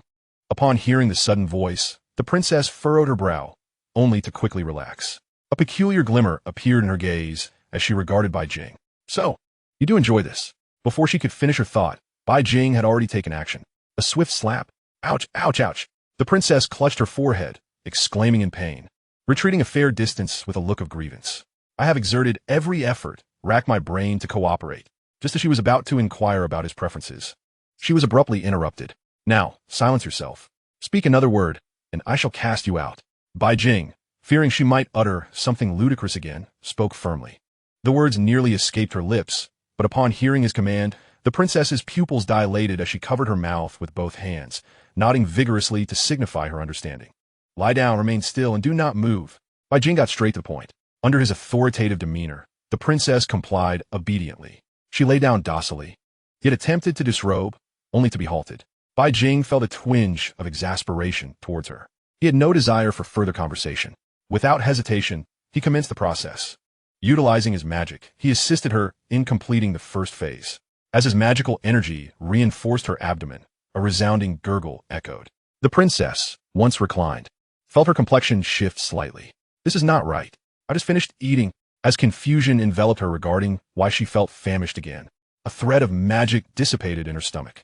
Suddenly, the princess, who had sensed hunger, felt as if she had consumed 10 oxen. For the first time, an overwhelming sensation of fullness washed over him. With the confirmation of completing the first stage of enhancement, Bai Jing ceased his efforts and turned to gaze upon the princess. Her face etched with astonishment. What is your name? Mina. From now on, you shall accompany me. I will take care of your food, shelter, and all your needs. Bai Jing felt a tinge of helplessness towards this initial investor. Did she truly wish to support him? Or was it merely a consequence of being ensnared by the Mantis people? It was quite simple to part ways with her, as she was, without a doubt, the kindest half-insect being he had ever encountered, devoid of any murderous intent. Allowing her to awaken from her slumber was a reluctant decision. Perhaps the Empress of the Great Devourers and her various branches could not easily control the life and death of a princess, yet the Supreme Great Devourer, the mother of these empresses, undoubtedly possessed some means to govern her kin. This notion had been corroborated through numerous sources. Various branches of the insect race had, to varying degrees, experienced insurrections, but only towards the Great Devourer did they demonstrate absolute loyalty. You should cultivate diligently. There will come a time when your skills will be of use. He uttered this before attempting to depart. However, Bai Jing quickly realized the absurdity of the situation. This is my room. You may leave. He ordered her to vacate the premises. The princess stood frozen, disbelief etched across her features, timidly inquiring, "Have you finished? Or perhaps you still wish to?" As he anticipated her imminent barrage of brazen words, Bai Jing's expression hardened. "Get out. All right, I'm leaving," she exclaimed, hastily rising to her feet. Yet, as soon as her feet touched the ground, she collapsed onto it. Bai Jing watched as the princess quickly regained her composure, brushing off the imaginary sweat. Ah, another day survived, how wonderful. Yet, observing the newly acquired technique, the entire insect seemed to falter, clearly perplexed by Bai Jing's intentions. In the past, this would have been the moment to consult the strategist. Forget it. A day lived is a day earned. It's time to eat. Chapter 234. Late Songjing in action. A day later, he returned smoothly. "Hongxiu, keep an eye on things here. I'm going into seclusion." He promptly declared his intention to enter seclusion, as he was on the brink of breaking through to the 33rd layer. Bai Jing was eager to complete his evolution swiftly. After leaving those words, he prepared to retreat into isolation once more. However, to his surprise, his senior sister arrived first. "Junior brother, you have returned?" The current Ji Shuiao had fully recovered, exuding the youthful allure she once possessed. Yet, the swallowing heaven technique evidently still could not alter her physical attributes. "My unremarkable senior sister. Sister, has something happened?" Indeed, an unexpected situation had arisen. Ji Xiao, with a hint of exasperation, recounted the events in detail. The more Bai Jing listened, the more his expression transformed, reminiscent of a particular video. Is it a wooden block or crocodile? After defeating Lu Chengfeng, things had been relatively quiet for a few days, until one day, a mysterious figure appeared online, fervently promoting Bai Jing, elevating him to a status of unparalleled excellence. It was as if they claimed Bai Jing was the supreme martial artist of the world. This sparked immediate dissatisfaction among two major factions within the martial arts community, leading to an uproar online. The situation escalated from debate to verbal assaults. I am aware of this matter. Bai Jing, however, was disinterested in such trivialities. Breaking through to the pinnacle of the sixth stage was his utmost priority. "Sister, from now on, when we dine, bring her along. I found a dining companion for you." Unlike the Mantis people, Minna appeared almost indistinguishable from ordinary humans, allowing her to interact with them. It was fortunate that both of them practiced the swallowing heaven technique. What an adorable little sister. "Junior brother, where did you find her?" Ji Shuiao chuckled, reaching out to tousle Minna's hair, who seemed somewhat unaccustomed to the new environment, but did not resist. "Her name is Minna. She is an orphan." Bai Jing fabricated a simple backstory. "How pitiful. From now on, you can follow your sister, and I guarantee you will be well fed." After briefly introducing the two, Bai Jing excused himself under the pretense of entering seclusion. Upon reaching his room, Bai Jing did not need to inquire. Hongxiu had already begun her report. "Captain, that mysterious figure is Late Songjing, and he has even hired a legion of online trolls. Are you certain? You may insult me, but do not insult my skills. I can manipulate the martial artist forum in 0.00001 seconds." Upon hearing this, Bai Jing snapped back to reality. He had almost forgotten that this individual was indeed a notorious figure on the martial artist forum, albeit recently subdued. He truly has a peculiar mindset. He should have been more cautious. After a brief moment of contemplation, Bai Jing began to grasp the intricacies of the situation. Why not promote his own ninth junior brother, but instead spend money to hire trolls to promote him? The more renowned one becomes, the more likely they are to face challenges. The more individuals he defeats, the less it becomes a personal disgrace. Furthermore, I have discovered that many people are attempting to challenge you through various channels. This Late Songjing is truly looking for trouble. Bai Jing was unwilling to squander time on trivial confrontations. Fighting someone like Lu Chengfeng was simply a waste, especially in his current state. He could easily dispatch Lei Songjing in under 10 moves, given unrestricted combat. Whatever issues arise, let them wait until I achieve my breakthrough. You handle the public relations, but do not go overboard. I have no time to play games with children. Let Hong Xiu deal with it. Understood. Hong Xiu's tone carried a hint of excitement. Surfing the waves. How nostalgic. It seemed she had not indulged in such activities for a long time. As Bai Jing resumed his seclusion, Hong Xiu began her actions, systematically silencing the legion of trolls. Even the alternate accounts used by Lei Songjing were not spared. One must admit, he was quite the talent to achieve his goals. He had created hundreds of alternate accounts to promote himself online. Gulping coffee. Truly impressive, this bunch of alternate accounts. The deity of ancient Greece overseeing water posts. This Bai Jing has likely hired trolls, perhaps seeking to make a name for himself. Gulping coffee. Most likely. These entertainment industry folks are utterly shameless. First creating a persona, then buying popularity, trying to craft a star. It's truly disgusting. As they engaged in their discussion, messages began to vanish one by one, and accounts were swiftly banned. The deity of ancient Greece overseeing water posts. Finally, the administrators are doing something worthwhile. They should have banned this bunch long ago. At this moment, Gulping Coffee, already logged into the administrator account, intended to exercise his authority to punish the trolls, only to find a multitude of accounts had already been banned. Are there other administrators present? He pondered, feeling a tinge of suspicion. Logically, those who could access the administrator account were martial artists, and such individuals would not easily go online. Even if they did, it would be akin to him borrowing an account from an elder. As his gaze swept across the online administrator leaderboard, a name flashed that caused him to recoil in shock. Am I mistaken? Whose bride is this? The name struck a chord in his memory. Who could have imagined that the other party could remove him as an administrator, to the extent that even the Martial Artist Alliance could not restore him? Yet, he remained oblivious to what transpired next. The deposed administrator inexplicably regained his position. After a moment of internal conflict, he finally opened his private messages and sent a message. The 31st layer posed a renewed challenge. This breakthrough, even with a surge in computational power, remained arduous. Bai Jing began to doubt whether he was truly on the path of creation. Of course, the benefits gained after the breakthrough were markedly enhanced. Please do not disappoint me. He immediately directed his efforts towards the 32nd layer. To avoid any mishaps, Bai Jing had meticulously prepared for 5 days before attempting the breakthrough. As anticipated, after the 30th layer, the difficulty escalated sharply. The challenge presented by each subsequent layer intensified. It took a full day to complete the expansion of the 32nd layer. With this breakthrough, Bai Jing's perception underwent a profound transformation, enabling him to detect even the most subtle shifts within his body. His sensitivity to various energies intensified to the point where he could manipulate them directly.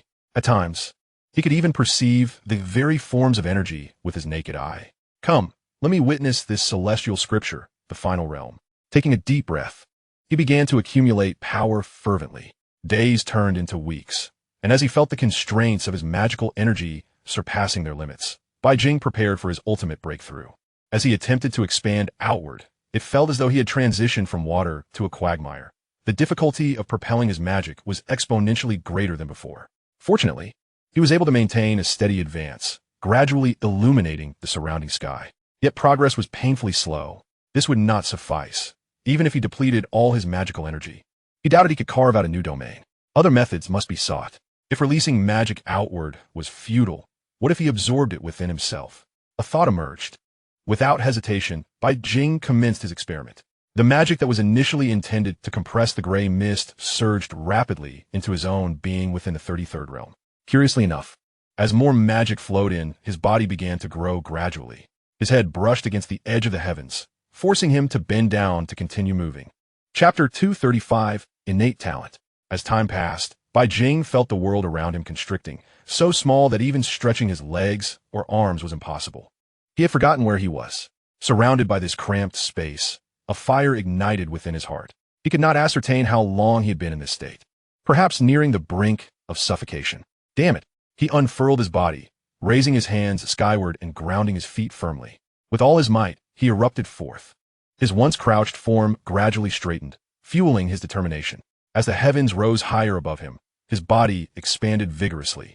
The gray mist ceased to dissipate into the world, instead rapidly merging into Bai Jing, transforming into nourishment for his growth.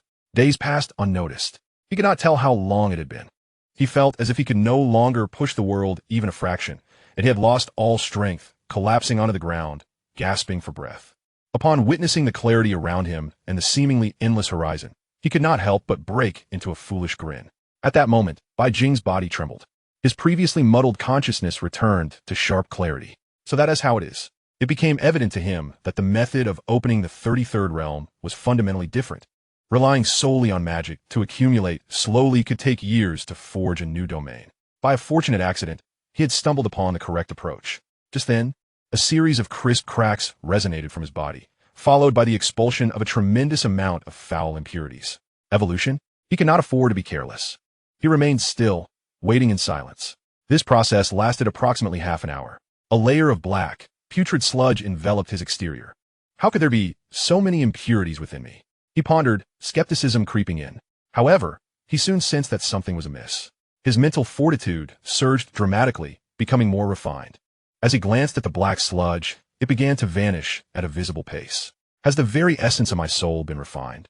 He had initially thought it was merely a physical evolution, but now it seemed he had underestimated the experience. It appeared that even the soul could be purified. This celestial scripture was indeed extraordinary. Before he could contemplate further, a wave of excruciating pain surged through him, akin to his bones being shattered piece by piece. For the first time, Bai Jing fell to the ground, beads of sweat cascading from him. Even so, he gritted his teeth and persevered. This was a metamorphosis of life itself. In this universe, no one else could partake in this experience. This transformation endured for a full 9 hours, during which his bones and flesh were repeatedly obliterated, then repaired, only to be destroyed anew. Bai Jing lost count of how many times he had endured this torment. He merely knew that by the end, he was utterly drained. Since awakening the plug-in, this was the first time he felt such weakness. The onset of this fatigue was swift, but it vanished even more rapidly. A surge of vitality erupted from his limbs, filling the void he felt. Is it over? The evolution from soul to body left Bai Jing with a sense of trepidation. A normal person would have crumbled after 9 hours of torture, yet his resolute spirit held firm. After waiting a moment without any change, Bai Jing opened his panel, eager to see what innate talent he had acquired. A new ability caught his eye. Innate, born of the primordial. The description was succinct, consisting of merely 6 words, yet upon reading it, Bai Jing's breath quickened, and his eyes widened in disbelief. Innate? Is this what I think it is? His voice trembled with excitement. If he truly possessed the essence of an innate being, the aspirations of martial prowess would pale in comparison to the heights of cultivation he could now pursue. At that moment, Bai Jing noticed further changes. His gaze swept around, perceiving unique energies. Space, once synonymous with darkness and desolation, transformed before his eyes into a vibrant tapestry of myriad energies. Was that fire energy? Just as the thought crossed his mind, a sudden burst of flame erupted ahead, startling him. What on earth? Fortunately, he quickly regained his composure and began experimenting. As he channeled his internal magic, he guided a thread of fire elemental energy. Instantly, the magic coalesced into a fireball, floating in his palm. So this is how it works. Observing the colorful hues around him, Bai Jing realized he could become a master of magic, an adept in all elemental arts. After conducting a series of experiments, it was evident that his control had increased exponentially, as if he had been born to wield such power. The celestial scripture was indeed formidable. If Bai Jing had once been a uniquely gifted warrior, he had now irrevocably transformed into a cultivator, one endowed with extraordinary talent. Fireball technique. With a mere thought, a fist-sized fireball materialized in his palm. Despite its diminutive size, it contained nearly 1,000 strands of magic. Capable of incinerating anything below the 7th tier effortlessly, Bai Jing manipulated the magical energy, which visibly altered in its properties. Metal, water, fire, earth, wind, lightning, all were at his command. Powerful enough to obliterate anything beneath the 7th tier. Captain, have you awakened your spiritual energy? Hong Xiu, sensing the energy fluctuations, discreetly glanced over and immediately recognized something was amiss. I am not of the spiritual energy type. I merely acquired some techniques. That doesn't resemble a martial artist's capability. Although Hong Xiu had witnessed Bai Jing unleash lightning before, that was due to the thunder beast crystal core. Now, he was conjuring flames from thin air and transforming them at will, something even she could not achieve. Moreover, the magnitude of his power was unparalleled. Even without testing, Hong Xiu could deduce its strength. It far surpassed the elemental attacks released by 7th-tier spiritual energy practitioners. I require a testing ground. Bai Jing was eager to gauge his capabilities in combat, yet he wondered where to find a challenger. If you seek a testing ground, I happen to know a suitable place, Hongxiu remarked, having seen through her captain's intentions. Then lead the way. Very well. Following her, they arrived at a designated area, and Bai Jing gazed at the open spiritual realm portal, bemused. Is this truly the place you referred to for testing? There is nothing more fitting than this. The entities within can be slain at will, and you are merely in the outermost barrier with no immediate danger. Very well then. Bai Jing ultimately believes it is worth a try. With the protection of the crimson embroidery array, safety is certainly assured. He swiftly enters the outermost barrier. Here, there are indeed numerous beings from the spirit realm, though they appear as mere mosaics, likely not even reaching the 5th tier. Bai Jing's objective, however, is not these creatures. Chapter 236, The Harvest Begins. This place is indeed inadequate. Hongxiu casts a glance around, clearly noting the absence of anything that meets the criteria. Just as she intends to traverse deeper into the spirit realm, she is interrupted by Bai Jing's voice. Do not rush. I wish to practice my skills first. The disparity from before feels too vast. With those words, he takes action, quickly moving onto the deck and gazing at the mosaic monsters. Drawing a deep breath, he bellows, all of you align with me. The method may be simple, yet the effect is undeniable. This proclamation nearly draws the attention of all spirit beings in the vicinity. Their gazes converge upon him, swarming towards his direction. Witnessing this scene, Bai Jing reveals a broad grin, his excitement palpable. Hongxiu, release me. Should any issues arise, ensure my swift extraction. He instructs. No problem, she replies. With her assurance, the shield enveloping the ship dissipates. For the first time, Bai Jing senses the aura of the spirit realm. Unlike the mosaic monsters, he retains his normal form. A surge of vibrant energy courses through him, as if being forcefully infused into his body.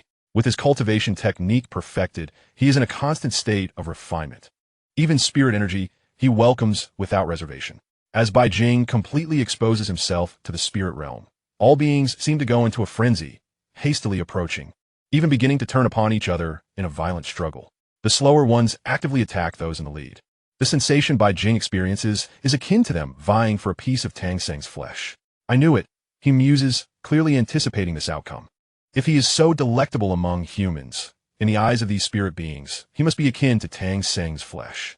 Captain, something is profoundly amiss. Observing the utterly frenzied spirit life, Hongxiu perceives the anomaly. In the spirit realm, the disparity in hierarchy is stark. Ordinary lower-tier beings lack the courage to resist when faced with higher-tier entities. Yet now, those lower-tier beings are desperately attacking, attempting to impede the advance of the higher-tier life forms. If I cannot have it, neither shall you. Bai Jing reflects with a hint of exasperation.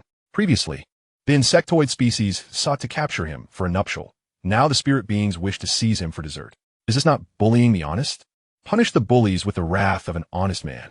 Before his words can fully dissipate, a fireball the size of a fist erupts forth, instantly striking the foremost creature. Boom! Flames erupt violently, quickly spreading for thousands of meters. Those spirit beings that come into contact with the fire are reduced to ashes, as if the flames were augmented by an accelerant, burning even brighter. Captain, what is this flame of yours? Hongxiu's voice trembles, hinting at a terrifying realization. What about my flames? Bai Jing responds, bemused. They are annihilating spirit beings. I see that without your prompting, he retorts, somewhat incredulous. Perhaps the workload has fried her brain. To utter such words, after a moment of astonishment, Hongxiu realizes her error and hastily clarifies, you have genuinely killed them. What do you mean? Are the beings of the spirit realm not immortal? To some extent, yes and no. Most beings can be reborn in the spirit realm even after death, albeit with diminished strength. However, your recent attack has utterly erased them, Hongxiu explains hastily. She further elaborates that only divine powers can truly bring about such death. Bai Jing, taken aback by this revelation, contemplates the implications of true immortality. Captain, have you ascended to divinity? Hongxiu queries timidly. In her perception, Bai Jing's strength is not formidable, yet he possesses the ability to completely obliterate spirit life. Just as Bai Jing prepares to respond, a roar reverberates through the air. Following the sound, he observes a creature towering 7 to 8 meters, its body riddled with various weapon wounds, even a massive sword piercing its chest. This spirit being charges forth, creating a path through the chaos, swinging its colossal fists in an attempt to pounce on Bai Jing. Surprisingly, this creature harbors the strength of a peak 6-tier entity. Yet, such power poses no challenge to Bai Jing. He raises a fingertip, unleashing a flash of lightning. The brutish creature, along with a multitude of spirit beings behind it, is reduced to ash under the onslaught of the thunder. Having settled that matter, Bai Jing is about to return to the previous topic when suddenly he spots another wave of peak 6-tier beings emerging in the distance, their numbers rapidly exceeding 100. What is happening? Bai Jing is momentarily perplexed. It is well known that the emergence of peak 6-tier entities is a crisis-level event in the Alliance, often prompting the deployment of annihilation weapons. Yet here, in the outermost region, more than 100 6-tier spirit beings have suddenly appeared. This is decidedly illogical. I have no idea, Hongxiu admits, equally bewildered. Not knowing is fine, let's just engage. These are 6th-tier beings. Each slain could yield superior materials. With a stroke of luck, we might even acquire extraordinary materials. Bai Jing does not hesitate.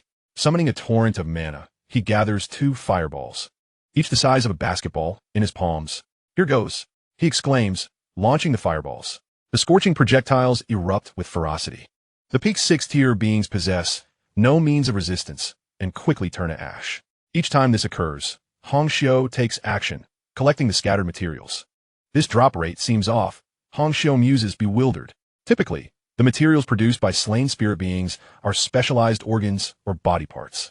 Under normal circumstances, slaying 2 creatures might yield 1 material. Yet, as Bai Jing continues his rampage, she observes that from a single monster, 2 extraordinary materials can emerge. This scene leaves even her data-driven consciousness momentarily dazed. In no time, the battleground, once teeming with spirit beings, is utterly devoid of life. Hongxiu silently tallies their spoils. 163 extraordinary materials. This is truly unbelievable. Over 160 materials from just 100 monsters? Something feels amiss. Hongxiu senses a discrepancy, yet cannot pinpoint its source. Just as Bai Jing intends to return, a figure suddenly materializes on the now desolate battlefield. It is a crimson being, approximately 10 meters tall, possessing a humanoid form. Unlike the mindless entities before, this one wields a gleaming long knife and emits a distinctly 7th-tier aura. Moreover, Bai Jing senses an unusual energy emanating from it, one that does not resemble that of spirit beings. Good heavens! A rare find. Bai Jing's initial shock swiftly transforms into elation. This is a 7th-tier being, guaranteed to yield superior materials, and with a stroke of good fortune, possibly even an epic item. Chapter 237. Mastery of the 10,000 Forms Technique. The crimson figure slowly points its blade, its mouth moving as if uttering something. Bai Jing, clearly unable to comprehend, is relieved to have a native of the spirit realm at his side. Without his prompting, Hongxiu translates. It says it wishes to battle you. Halfway through the translation, a profound realization struck, illuminating the reason behind the presence of such formidable beings of the 7th tier here. What? Could you refrain from speaking in half measures? Bai Jing expressed his exasperation. Such detrimental habits were truly baffling. It wants to battle, to please my master. The moment those words escaped, Bai Jing felt a shiver run down his spine. He suddenly gazed deeper into the spirit realm, where, unbeknownst to him, several colossal figures, obscuring the sun, were watching from within. They had evidently been observing for quite some time. He mused, how could such a place harbor so many powerful entities from the spirit realm? It became clear that they had been deliberately positioned there to instigate conflict. Perhaps due to a prolonged silence, the crimson figure across from him resumed, battle. To please my master. Once again, it issued a challenge. At that moment, Bai Jing felt as if he were being roasted over an open flame, torn between the decision to fight or abstain. Just then, the voice of Hongxiu resounded in his mind. Captain, engage. Their auras were not chaotic, at worst. They were neutral deities. If he could vanquish this opponent, he might be rewarded. He had already discerned the factions of these deities and breathed a sigh of relief. The classification of deities within the spirit realm was quite disordered, broadly divided into 3 categories: evil gods, neutral gods, and benevolent gods. The latter 2 were manageable. But if an evil god were seen, it would likely attract attention. Is this even a thing? Bai Jing communicated inwardly. Such situations were commonplace in the spirit realm, as aspiring divine envoys needed to meet numerous requirements to enter the divine kingdom, the most fundamental of which was strength. Some deities even established arenas for intelligent beings to engage in combat, with winners being bestowed blessings. He had not expected that even a casual skirmish at the periphery would catch the attention of the deities. After a brief contemplation, Bai Jing made his decision.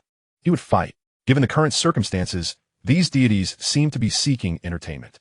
As long as they were willing to offer a few legendary quality materials after the battle, Bai Jing could fight from dawn till dusk without a break. He prepared to test the waters and see what these deities would consider as an entry fee. Summoning his broken dragon spear, he took 2 steps forward. The crimson-faced specter clearly understood that Bai Jing had consented to the challenge, advancing as well. With each step, the chill emanating from the blade in its hand intensified. At that moment, a colossal copper bell unexpectedly appeared between the 2 parties. The bell tolled, and the battle commenced. Hong Xiu quickly translated, "I understand." Facing an opponent likely under the command of a deity, Bai Jing had no choice but to muster his focus. With his aura adjusted to its optimal state, a clear bell sound resonated, and both figures sprang into action, their weapons clashing continuously. To Bai Jing's surprise, the opponent's swordsmanship likely reached a consummate level. For the first time, he found himself at a disadvantage in skill. However, considering that this individual was probably a chosen warrior of a deity, selected from countless beings, it was hardly unexpected. Achieving consummation was challenging, but that did not mean no one could attain it. After a brief exchange, they both realized that their weapon techniques were evenly matched and simultaneously altered their attack styles. The crimson-faced specter raised its hand, unleashing a torrent of frost that instantaneously enveloped an area spanning thousands of meters. The bone-chilling cold made Bai Jing feel momentarily uncomfortable. But as his magical energy transformed entirely into fire attributes, each strike radiated intense heat. The 2 combatants created distinct environments, a clash of ice and fire. After exchanging hundreds of blows, neither could gain the upper hand. Damn, is this what divine selection entails? Bai Jing pondered, observing the opponent's displayed combat skills. Lightning's might could cleave 3 strikes into 9 segments, while the opponent's aura suggested they were at the intermediate stage of the 7th tier. No wonder Hong Xiu had consistently remarked on the difficulty of receiving a deity's blessing. Now it seemed that if such a blessing could be exchanged for such formidable combat prowess, he would gladly accept it. Moreover, the opponent's potential was exceedingly high. In the same tier, they undoubtedly possessed the capability to obliterate any warrior Bai Jing had ever encountered. Simply put, they had the ability to combat beyond their level, potentially surpassing 2 minor tiers. Meanwhile, the crimson-faced specter began to question its existence. It was a warrior personally nurtured by a deity, endowed with numerous blessings. Yet it struggled to subdue a minor being from the outside world. It felt as if the last 2 centuries had been in vain. A formidable opponent was more than sufficient for honing its skills. Bai Jing steadied his emotions, showing no signs of hesitation as he promptly opened the buff interface. He activated the experience pill buff. This item was truly versatile. Not only did it enhance the speed of leveling up, but it also sharpened combat instincts. It was the quintessential all-purpose buff. As clarity washed over him, some previously obscure martial arts began to reveal their secrets. So that's how it is, he mused. His innate talent gradually manifested terrifying effects. His comprehension also underwent a transformation. How did this myriad forms technique find its way into this universe? With this boost in understanding, Bai Jing finally grasped the terror of this martial art.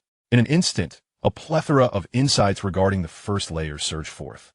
His understanding of momentum reached new heights, compounded by the enhancement of a skill master. In this universe, no one should comprehend the myriad forms technique better than he did. Observing the now recalibrated crimson-faced specter, a smirk crept onto his lips. "Big red face, you are in for a treat," he murmured. Taking the initiative, he unleashed his self-created technique's first move, the Spirit Serpent's Momentum. As he executed this move, a colossal serpent silhouette materialized behind him, its gaping maw poised to devour the crimson-faced specter. The palpable realism of the serpent momentarily caused the specter to hesitate, and in that fleeting moment, the broken dragon's spear thrust forward. Even if it managed to react and parry, the spear had already pierced through its shoulder. A pained groan escaped. The anguish inflicted on its spirit overshadowed the physical injury, akin to being bitten by a venomous snake. Waves of excruciating pain relentlessly battered its soul. Momentum, a dual assault on both the mental and physical planes. Among them, elemental momentum could forcibly condense elements to amplify oneself. Other forms of momentum, like mountains or beasts, also possessed formidable mental attack capabilities. Achieving consummation, a mere glance could severely wound an enemy's spirit. In contrast to the crude approach of overwhelming the opponent with sheer mental force, momentum involved greater finesse. enabling one to leverage 3 parts of their spirit to destabilize an opponent's 10. Moreover, the effects are often most potent when least expected. A slight mental shock could diminish the opponent's strength by 30%. If faced with those of weaker mental fortitude, they might experience confusion, or worse, a complete mental collapse. The Crimson Face Spectre clearly belonged to the former category, possessing peak skills but lacking in mental strength. Chapter 238, The Generous Deity.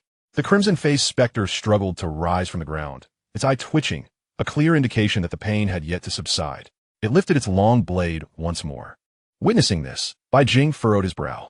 If it were merely a wild creature, he could dispatch it without hesitation, but its master was still observing from afar. Killing it now could lead to significant trouble. Just as Bai Jing wrestled with the decision to strike, the Crimson Face Spectre abruptly retreated, likely receiving a command from its deity. This revelation eased Bai Jing's mind. At that moment, 3 luminous orbs emerged from the depths of the spirit realm. However, with each barrier they broke through, their brightness diminished. By the time they landed in Bai Jing's hands, their luminosity had been reduced by nearly half. Damn it, Bai Jing cursed silently. He hadn't anticipated that the materials in his grasp would be weakened. Just then, the Crimson Face Spectre, feeling its pain lessen, offered a slight bow to Bai Jing before turning to re-enter the spirit realm. In the blink of an eye, accompanied by those fleeting figures, they vanished entirely. Let us depart. This place is not suitable for lingering. Bai Jing promptly returned to the spirit realm Voyager, directly re-entering the material universe.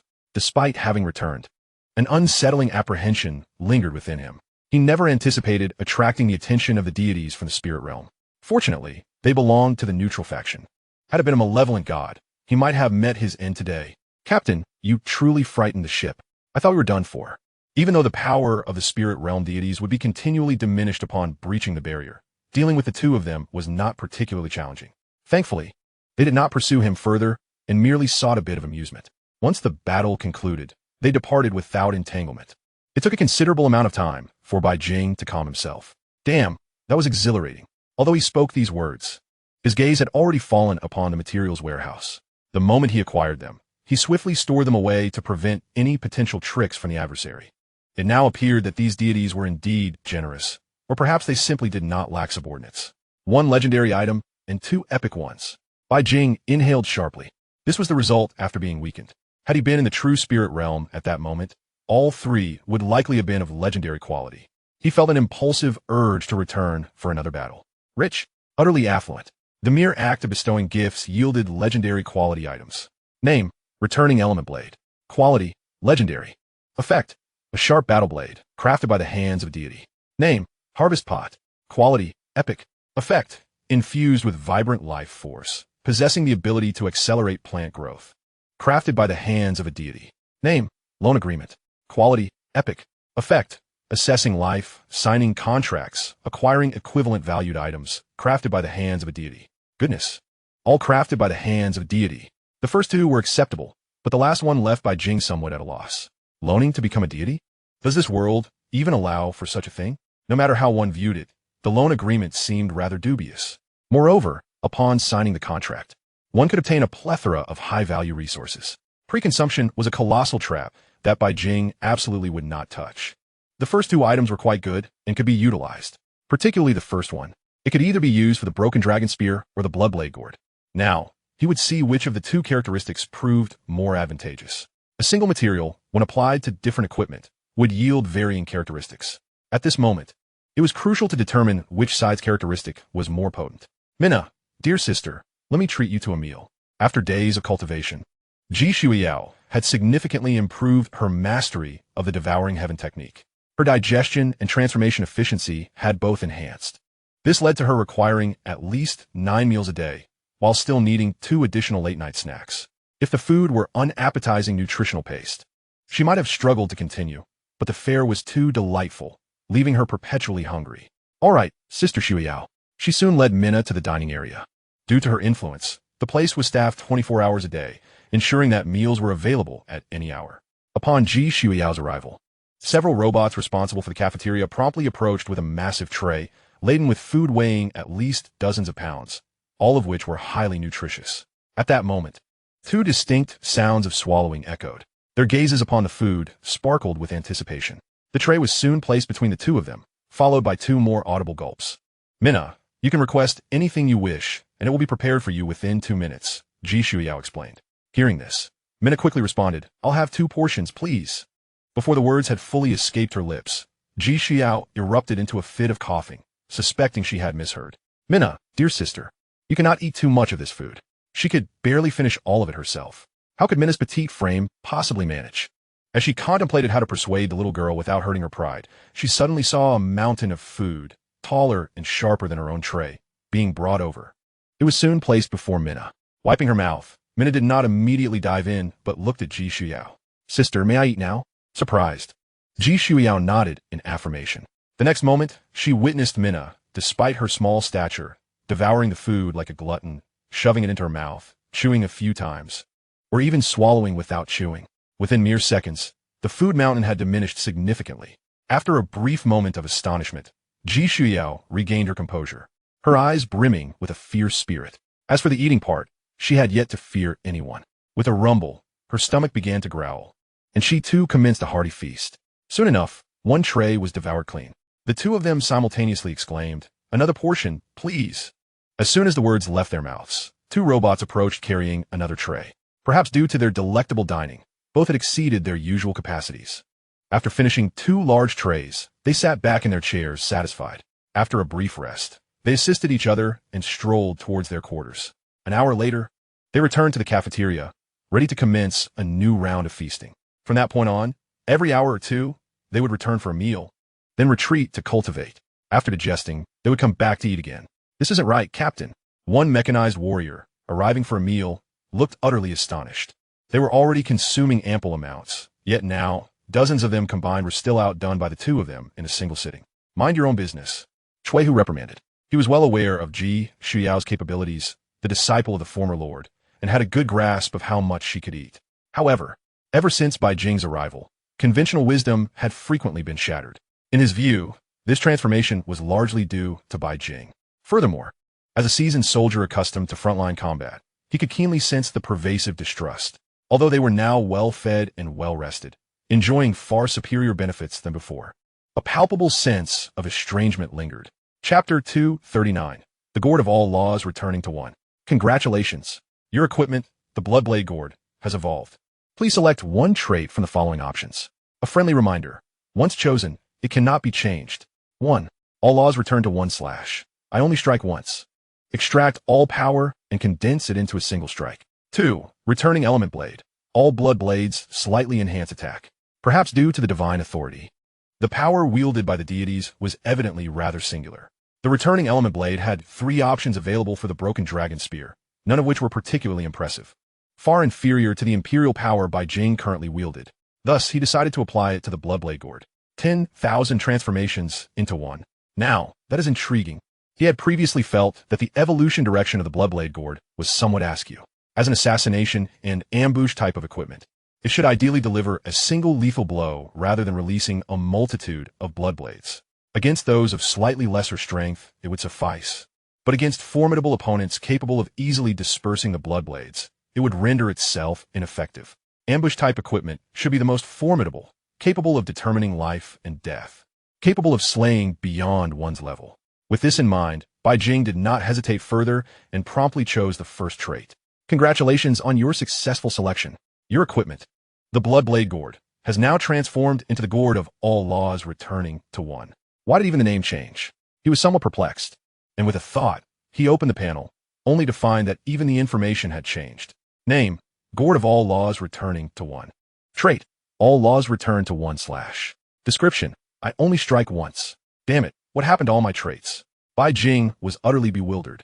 This had been cultivated from a mere alloy dagger, gradually developed, and now it seemed he had lost everything. In an instant, uncertain whether it was a loss or a gain, a peculiar thought emerged in his mind. Bai Jing's previously sullen expression had improved somewhat. All laws converge into one. Every attribute had vanished, and even if enhancements granted new traits, they would merely serve as nourishment for this singular attribute. This trait was undeniably formidable. It became clear that the sharpness of these traits had not disappeared, but had instead merged into the essence of unity, becoming interwoven, each contained within the other, consumed by it. Fortunately, after a subsequent strengthening, the hue of the trait transformed into a dazzling gold, clearly surpassing other epic traits, ranking only beneath the legendary trait of the Emperor's Throne. If this rhythm continued and energy proved sufficient, it might even inflict damage upon the 8th tier. At that moment, another piece of information surfaced.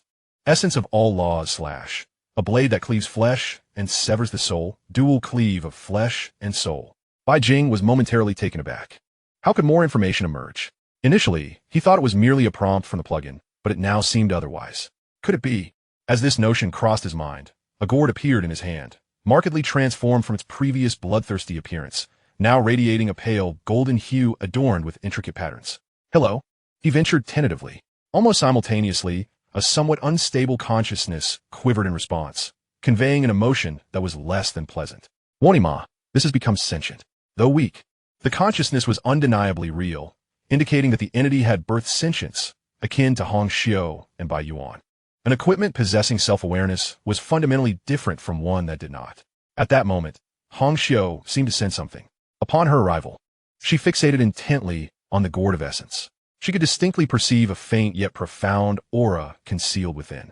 Concurrently, Bai Jing felt the emotions emanating from the gourd: fear, trepidation, a desire to flee, a plea for salvation. Hong Xiu, do not frighten it, Bai Jing hurriedly interjected, anxious not to startle the nascent spirit. His words, however, inadvertently redirected Hong Xiu's gaze towards him. Her eyes filled with confusion as she opened her mouth. Have you ascended to divinity or not? According to her fragmented memories, under normal circumstances, for an unconscious object to develop sentience, it had to either be inherently endowed with such qualities as she and Bai Yuan were, or it required a connection with the right individual during ascension, where the master infused divine power to catalyze the awakening of intelligence. This was also the reason divine weapons and artifacts possessed immense power. Even without a wielder, nothing understood the essence of an object better than the object itself. They could unleash at least 100 of their potential, and, when cooperating with a deity, could erupt with 150 combat prowess. Is this also a capability of the deities? Bai Jing surmised the source of Hong Xiu's astonishment, lowering his gaze to the gourd in his hand. Could it be due to its quality? A legendary quality item could forcibly manifest intelligence even without it. Setting aside other considerations, the spirit of the gourd appeared exceedingly feeble.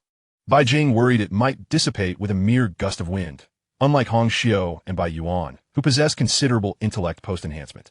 Now, it resembled an AI in a managed state, capable of performing basic tasks, but requiring continuous learning and growth to undertake more complex actions.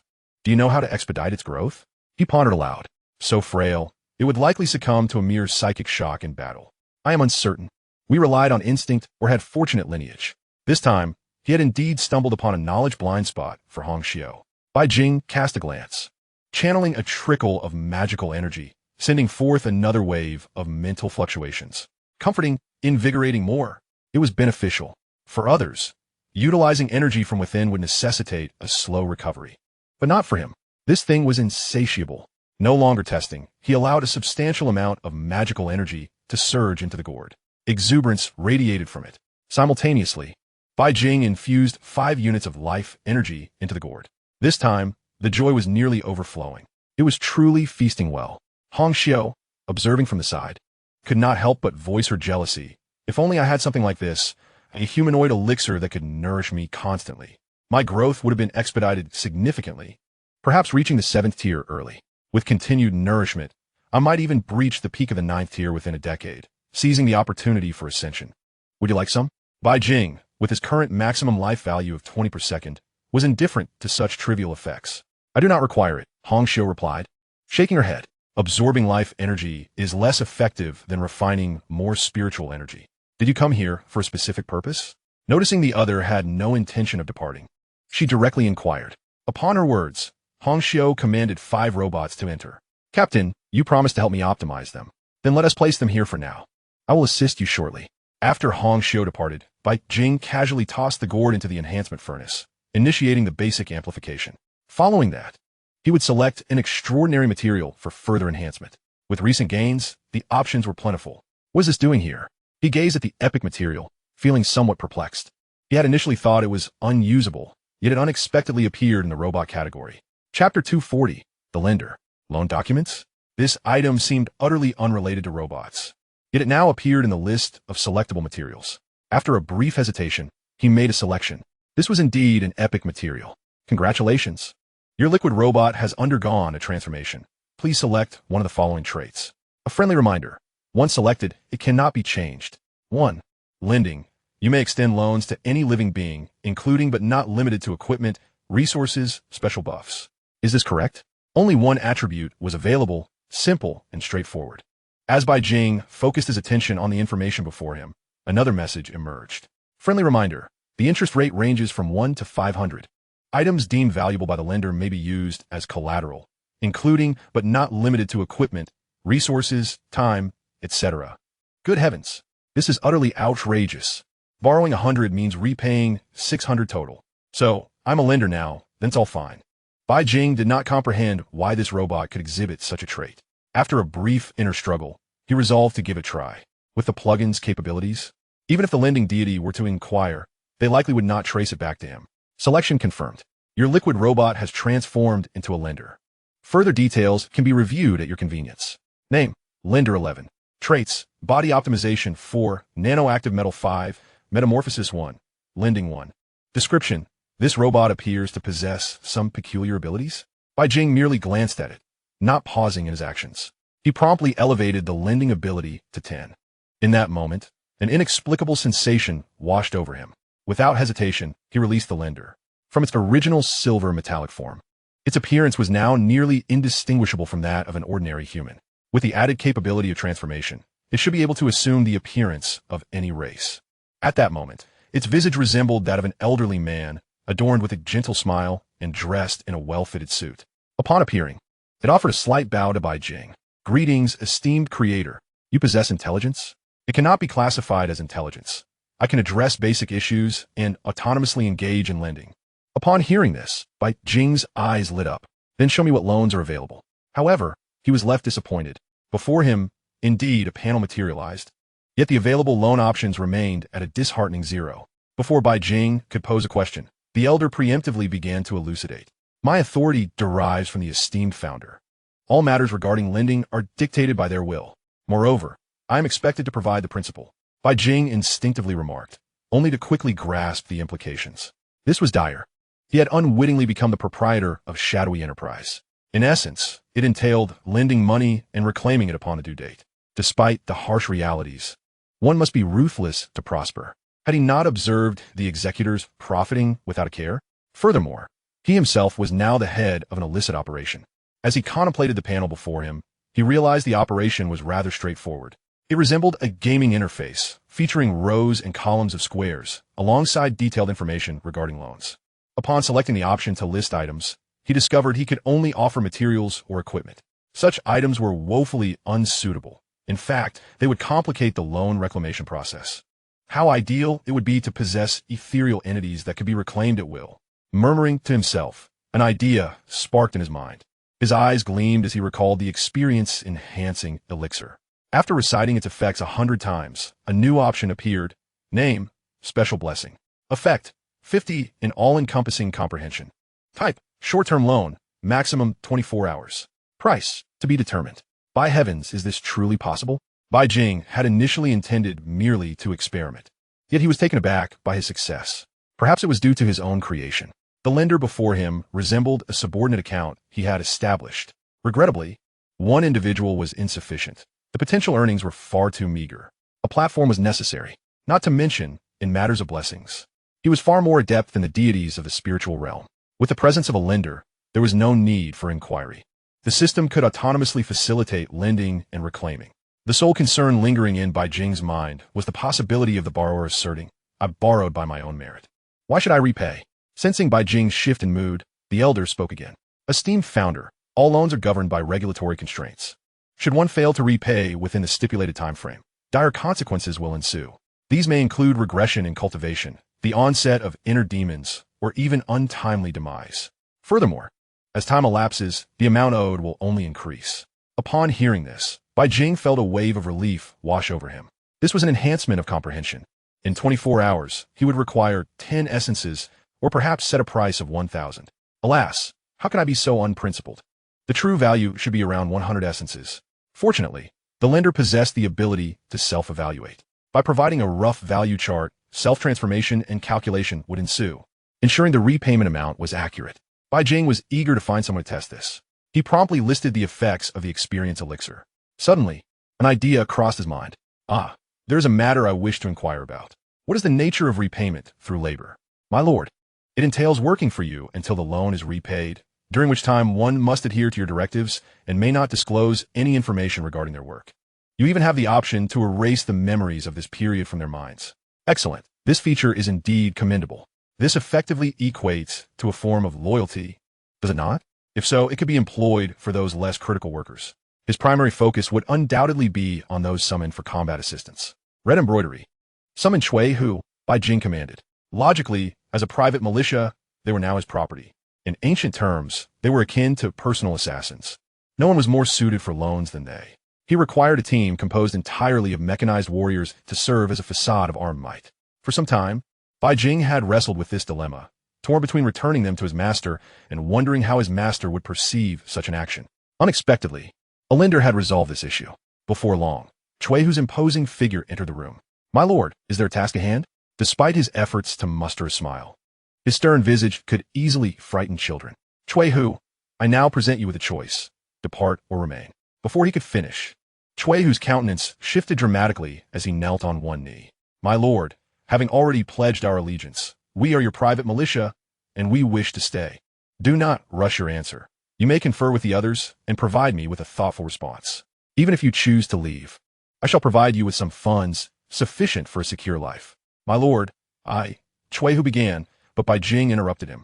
He had no choice but to return to his quarters and consult the opinions of the others. Chapter 241. Complete Requisition. It was not long before they returned, and Bai Jing was surprised to find that not a single individual had chosen to depart. Through red embroidery, he learned that Chui Hu and the others were initially test tube babies, having stumbled through 3 years of existence. Selected by Wang Chong, they underwent rigorous filtering, eventually emerging as members of the Iron Blood Brigade. In terms of lineage, none could surpass them. Even if they were to leave now, most would find that they had no homeland left. As a breeding ground for the Alliance, the pace of renewal was swift, with new test tube stars emerging each year. While others were discarded, years of combat had ingrained instinctual behavior within them. A life of ease was ill-suited for their nature. Perhaps their ultimate aspiration was to perish on a battlefield. My lord, we all wish to remain. As a veteran with decades of service, Chui Hu discerned Bai Jing's extraordinary potential. Perhaps this was the only opportunity for advancement. Trust me, in the future, you will realize that today's choice was indeed the right one. Since they all expressed their willingness, there was no further discussion needed. He instructed the lender to commence the process. Upon signing this contract, I shall assist you in your advancement. Chui Hu, without examining the contract details, signed immediately. Almost simultaneously, a flash of white light surged from his body, merging with that of the lender. The lender nodded lightly, indicating that the contract had been successfully established. Soon, over 200 mechanized warriors completed their signing. Leave your equipment behind. You shall have a 3-day reprieve, after which you may return to collect your gear. Now that they had become true subordinates, there was no reason to treat them poorly. Furthermore, the cost would not be exorbitant. At most, it would amount to 1,000,000 essences, give or take. However, if fully equipped, the overall combat capability of these individuals would undoubtedly see a significant enhancement. With heavy artillery support, they could rival even the weaker battle groups. Yes, my lord. Without hesitation, they relinquished all their gear. Once they departed, red embroidery, controlling the robots, began the process of transport. Captain, do you not distrust them? One inquired, sounding somewhat skeptical. Utilizing certain methods, I've already managed to assert control over them. Not to mention, the term of the labor loan extends directly to 100 years. After so many years, by the time these individuals complete their repayment, even if I have not ascended to divinity, I will undoubtedly reach the pinnacle of the 9th tier. At that point, within the entire alliance, or indeed the universe, I shall go wherever I please. You might also consider researching the extraordinary organs, Bai Jing suggested. Certainly, I will make time to investigate, red embroidery replied. While she held little interest in such modifications, as they could not compare to robots under her command, with Bai Jing's encouragement, she would delve into the subject. As she observed the equipment being transported, she acknowledged that it was quite commendable within the Alliance's battle groups. Yet Bai Jing found it rather average. Moreover, most of the warriors' gear was standardized. While this may currently represent the prevailing standard among battle regiments, for Bai Jing, it falls short of aligning with his vision. With a mere 200 individuals, engaging in combat under such a regimented format would yield only mediocre results, at least from Bai Jing's perspective. Presently, the Iron Blood Battle Regiment can be classified as a mid to upper tier unit. According to the insights gathered from his senior sister, even their master, the Iron Blood Battle Regiment, has undergone specialized modifications. They are equipped with an emotional suppressor, which enables them to maintain calmness during combat and make the most judicious decisions. This enhancement allows the Iron Blood mechanized warriors to maximize the potential of their weaponry. Hongxiu, I have a formidable task for you that requires urgent attention, Bai Jing stated thoughtfully. Not again. Can't you let your dear sister handle it? Hongxiu replied, somewhat exasperated. Her workload was already scheduled well into next year, and now she was being burdened further. There was a data lifeform right next door. Do you not understand? I place my trust in you. Her limited skills seem rather unreliable to me, Bai Jing remarked with a smile, offering a compliment while outlining his requirements. I intend to organize these mechanized warriors into groups of 5, each comprising a leader, an infiltrator, an observer, a sniper, and a demolitions expert. And then, after a moment of silence with no further instructions forthcoming, Hongxiu could not help but inquire, eliciting an eye roll from Bai Jing. Then you must affirm your design, examining what specialized equipment you can procure to enhance their combat efficacy. Upon hearing this, Hongxiu had a rough idea of what was expected. I figured as much. Just like with the mechs, a general outline is provided, and the finer details must be self-researched. Very well, I see that melancholic look in your eyes, akin to a sorrowful maiden in a secluded chamber. Must I always prompt you? Only one stipulation. The effectiveness of each 5-member team must rival that of an entire regiment. Hongxiu responded with disbelief. 200 people, and you dare to propose such a thing? Are you not afraid of facing a military tribunal? How many teams does a regiment typically comprise? Only 10 to 12. If we adhere to your standards, that would equate to over 40 teams, almost 4 regiments. Even your silver-badged executive master commands only the strength of a single regiment. Just focus on your task and refrain from meddling in the rest, Bai Jing countered, aware that private armed forces have minimal equipment requirements. Naturally, if Bai Jing proceeded with his plan and the Alliance were to discover it, there could be consequences that might lead to alterations in the standards for private armed forces. However, by that time, he would have completed his designs, and any modifications would be left to others, especially since it was unlikely anyone would attempt such an endeavor, primarily due to its impracticality. The regiment currently operates primarily in mid-tier battlefields, with the ultimate outcomes still hinging on the prowess of top-tier combatants. I will expedite the process, Hongxiu conceded, not turning down the challenge. Several prodigious talents from the Star Spirit clan had already begun to exhibit their gifts, and with their assistance, the design and production could likely be completed within a fortnight. Bai Jing surveyed the equipment and ultimately selected the power armor. This was the level of quality he could expect even if he were to purchase it. Soon, he completed 10 enhancements, expending roughly 400,000 essence. Name, Righteous V-Type Power Armor 10. Attributes, Energy 3, System Optimization 3, Overall Optimization 4. Description, a power armor specially designed for extraordinary warriors, featuring formidable defense and multiple auxiliary functions. As he presented it, its size had significantly increased, now standing at 35 meters tall. Even after undergoing a second life modification, it should still be operable. There was even potential to emulate military designs, creating a championship limited edition. Bai Jing recalled the bronze figurines. If only I could have 200 of those. Alas, that place is far too perilous, and I cannot risk Hongxiu's safety. Chapter 242, The Living King of Hell returns. 3 days later, Hongxiu once again demonstrated her terrifying research prowess, arriving with 2 distinct proposals for Bai Jing. A cursory glance revealed that she was prompting him to make a choice. She had designed no less than 4 types of close combat weaponry. Once Bai Jing made his decision, production could commence immediately. The horizontal blade, energy edge, and high-speed oscillation could significantly amplify their power when combined with inner energy. The sea-shattering blade, a colossal weapon, could sever large combat units. These 2 were evidently energy-type melee weapons, possessing immense lethality, primarily aimed at armor-piercing and incapacitating foes. Bai Jing was reminded of ancient weaponry and its devastating impact, shattering both man and machine. Of course, these were merely the appetizers. In addition to these 2 weapons, there were 2 heavy weapons, the Breaking Army Spear and the Assault Spear. These belonged to a limited category of equipment, necessitating large mechs for deployment on the battlefield. They even featured a cooperative effect, allowing multiple users to connect their energy, forming a temporary collective unit. Furthermore, there were 3 types of ranged weapons. The Divine Machine repeating crossbow, electromagnetically driven, with a firing rate of 1,000 rounds per second, featuring various arrowheads, including armor-piercing, spirit-piercing, and wounding tips, clearly targeting multiple races. Bai Jing's unease grew as he scrutinized the designs.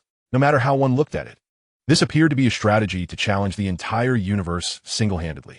He glanced up at the seemingly unassuming Hong Xiu, then returned his gaze to the details. The sun-piercing divine bow, a laser weapon with a maximum effective range of 300 kilometers, capable of unleashing beams for sustained attacks. Upon reviewing the notes, the description likened it to Ho-E shooting down the suns, powerful, far-reaching, and enduring, while the melee weapons appeared manageable. These ranged armaments were undeniably indicative of the cyber living king of hell resurfacing. Should we proceed with this, we might find ourselves in military court, he mused. Military tribunal?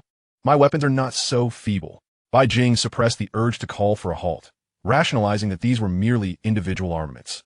His gaze fell on the final ranged weapon, the Thunderfire gun, a charge-type, psychic equipment requiring 20 hours to recharge after each use. It contained psychic thunderfire, delivering a formidable impact on material entities, with an anticipated capability to slay 6-tier units. Upon reading the notes, Bai Jing was taken aback. 1 for each person? Do you think we're destitute? 10 for each. Just let them explode. Indeed, Bai Jing concluded. You're precisely what we need, cyber living king of hell. He recalled that he had mentioned a target, without stipulating that it must be fully realized. With these weapon types, combat power would likely increase exponentially, with substantial power and destructive capability tailored for various battlefields. Coupled with the enhanced personal platforms, it appeared that an entire squad could rival a regiment's destructive capacity, proving less daunting than initially anticipated. Captain, while the equipment is excellent, the fundamental attributes of those individuals still require enhancement, Hong Xiu interjected. If everyone possesses inner energy, their strength would undoubtedly increase significantly, enabling them to utilize certain specialized equipment as well. In her vision, there were still several unique pieces of equipment designed for specific scenarios. Naturally, even with the current gear, she believed it would be ideal for them to possess at least 4th-tier strength. Otherwise, it would merely be a waste of the equipment she had meticulously designed. This was not the end.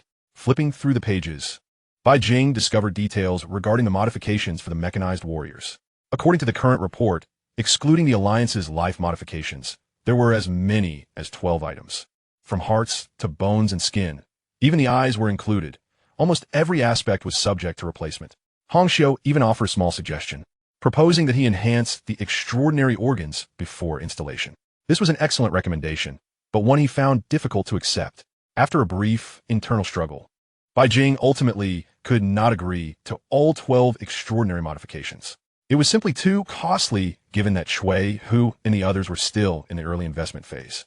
Should he allocate such substantial funds and fail to meet expectations, the repercussions would be dire.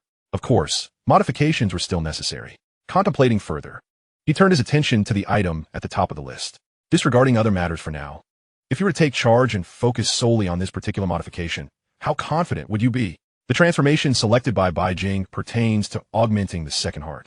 Upon successful modification, it is anticipated to significantly enhance vitality, endurance, and explosive power. It is even envisioned to accelerate the refinement of internal energy. You mentioned the Star Core Heart. Provide me with the necessary funding and arrange for those Star Spirit warriors to assist me. Within a month, it should be feasible to complete the task. Naturally, I will require a few channels to procure some Star God Essence, ideally 2 to 3 vials. Bai Jing is well aware that the inspiration for the Star Core Heart largely derives from the Star Spirit clan. Those dozen or so members of the Star Spirit tribe have likely undergone extensive research from Hong Xiu countless times. It is probable that this modification has been long contemplated in their minds, yet they have remained silent until now. You should consult with your senior sister regarding this matter. Let her assist in devising a strategy. Bai Jing realizes that his greatest connection at present is indeed his senior sister. There is no other option. Her network is far too formidable. At times, even the master pales in comparison. Once he has conveyed all necessary information, he notices that Hong Xiu has not yet departed. Is there something else? Bai Jing inquires with a hint of suspicion. He then observes Hong Xiu projecting a pop-up window, revealing the report he had just reviewed. Since the Star Core Heart has already been modified, why not proceed with these others as well? Bai Jing responds, first, perfect the Star Core Heart and achieve the results you've cited as examples. Then we can discuss further. I am currently harboring serious doubts regarding your intentions for funding. While monetary matters are manageable, given the current situation, any modification requires refined assistance. The primary focus should be on optimizing the finer details, ensuring safer installation, and significantly reducing the likelihood of rejection.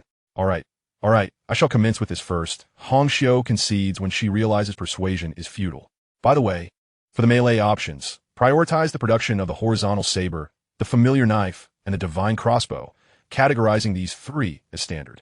As for the Sunpiercer bow and Thunderfire gun, they should be reserved for specific snipers. Producing just enough for current needs will suffice. Regarding the Breaking Army Spear and the Assault Lance, they are not suitable at this juncture. His private armament is primarily intended for apprehending corrupt officials and bullying ordinary merchants within the Alliance. There is no practical application for these two items. Nevertheless, it is still necessary to produce a few for testing purposes. As for the powered armor, Hong Xiu ponders for a moment, seemingly about to speak. Bai Jing interjects with a raised hand. The powered armor is already quite satisfactory. You needn't concern yourself with this. He casts a disapproving glance, noting her propensity for trouble. Should he provide her with a full budget, it might require each individual to be outfitted with a mecha. At present, the Ruiz armor is adequately sufficient for current usage. You should design it. You understand what constitutes personal gear, don't you? I do. I certainly won't disappoint you, she assures him.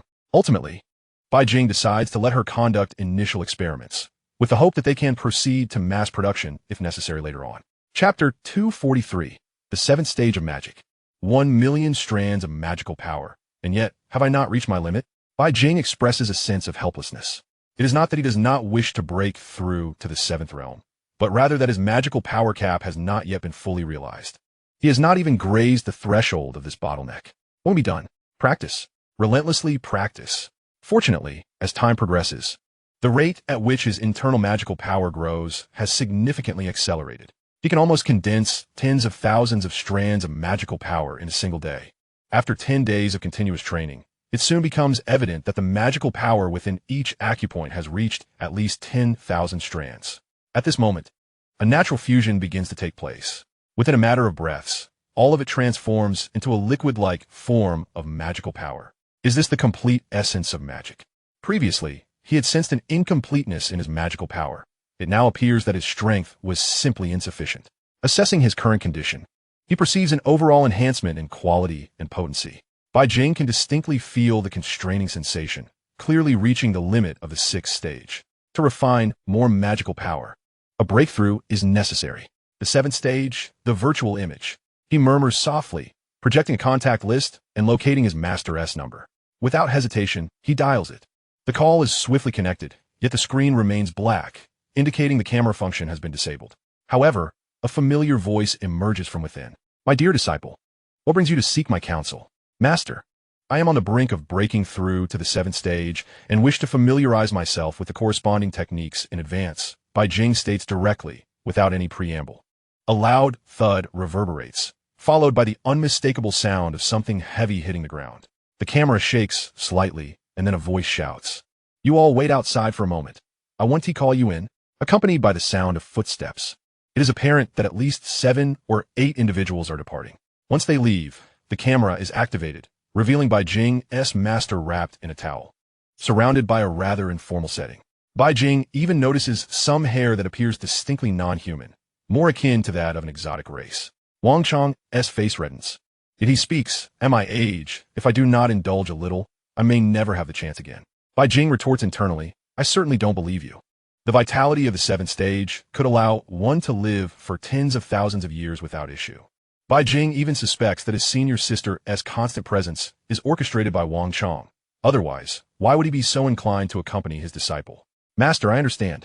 Bai Jing conveys a knowing look of comprehension. He also recalls that his 2 maids are still with the pirate crew. Once he breaks through to the seventh stage, he plans to pay them a visit. With a fully equipped Emperor-class ship and Hong Xiu by his side, he should be more than capable of sweeping through the Wolf Totem pirate crew. According to the data collected, their strongest member likely possesses initial 8-stage strength. Upon reaching the 7th stage and completing the subsequent transformation, Bai Jing would undoubtedly possess the capacity to engage in battles beyond his level. You are about to break through to the 7th stage? Wang Chang immediately shifts the topic. Considering the timeline, his disciple's speed of breakthrough is akin to a rocket. Other martial genius within the alliance, let alone catching up, might not even be able to glimpse his shadow. I have achieved perfection and can now condense the virtual image. Bai Jing replies, I have packaged the techniques and sent them to you. This realm relies solely on comprehension. I cannot assist you further. You must rely on your own insights. It is advisable to engage in high-intensity combat to continuously compensate for the deficiencies in the virtual image. This is precisely why the old martial arts traditions often involve challenges. Reaching a bottleneck, merely sitting in meditative practice makes it exceedingly difficult to break through. It is only through intense combat or teetering on the edge of life and death that one has the opportunity to shatter the shackles of existence and undergo transformation. Even then, the chances of success are exceedingly rare. The virtual image represents the true self. Only through heartfelt understanding and genuine effort can one truly perceive oneself. Wang Chong offers a brief explanation, having learned this from his own master. He took 5 years to successfully navigate this step, enduring several life-threatening crises. In terms of peril, the difficulty of this breakthrough surpasses all 6 preceding realms combined. Master, I understand. Bai Jing acknowledges. Do not rush. It is perfectly normal to take a few years at the threshold of the 7th stage. Wang Chong adds, clearly concerned that Bai Jing may become accustomed to the rapid breakthroughs of the past, and this time may not be as swift, potentially damaging his mindset. Such a scenario would only complicate the breakthrough further. The two exchange a few more words before concluding the conversation. Everything that could be said has been articulated. The remainder depends on Bai Jing's comprehension. As the communication ends, Wang Chong briefly struggles before declaring, let the music play, and let the dance commence. Come in, all of you. Following his command, a diverse group of a dozen or so young women enter, their only commonality being their scant attire. Meanwhile, Bai Jing has already opened the techniques for the virtual image realm and is engrossed in reading. This realm bears similarities to those depicted in novels, establishing a connection with the heavens and earth, wherein the virtual image serves as the conduit. It is precisely for this reason that the destructive power of the virtual image realm is significantly enhanced. Even the other 7th-tier methods are quite similar, merely employing different means to establish a connection with the cosmos. If this is indeed the case, does it not bind one irrevocably to the universe? Or rather, does it render one a vassal of the cosmos? This notion caused Bai Jing to furrow his brow, as he found such a technique to carry excessive side effects. Although the material universe is immensely powerful and impervious to destruction, while the neighboring spirit realm, in comparison, the material universe resembles a mere child. One cannot dismiss the possibility of an invasion from the spirit realm at any moment. In an instant, Bai Jing felt a sense of impending trouble. For martial artists to condense a phantom, relying solely on oneself, is a daunting task. That vast reservoir of internal energy could easily thwart 999 martial artists.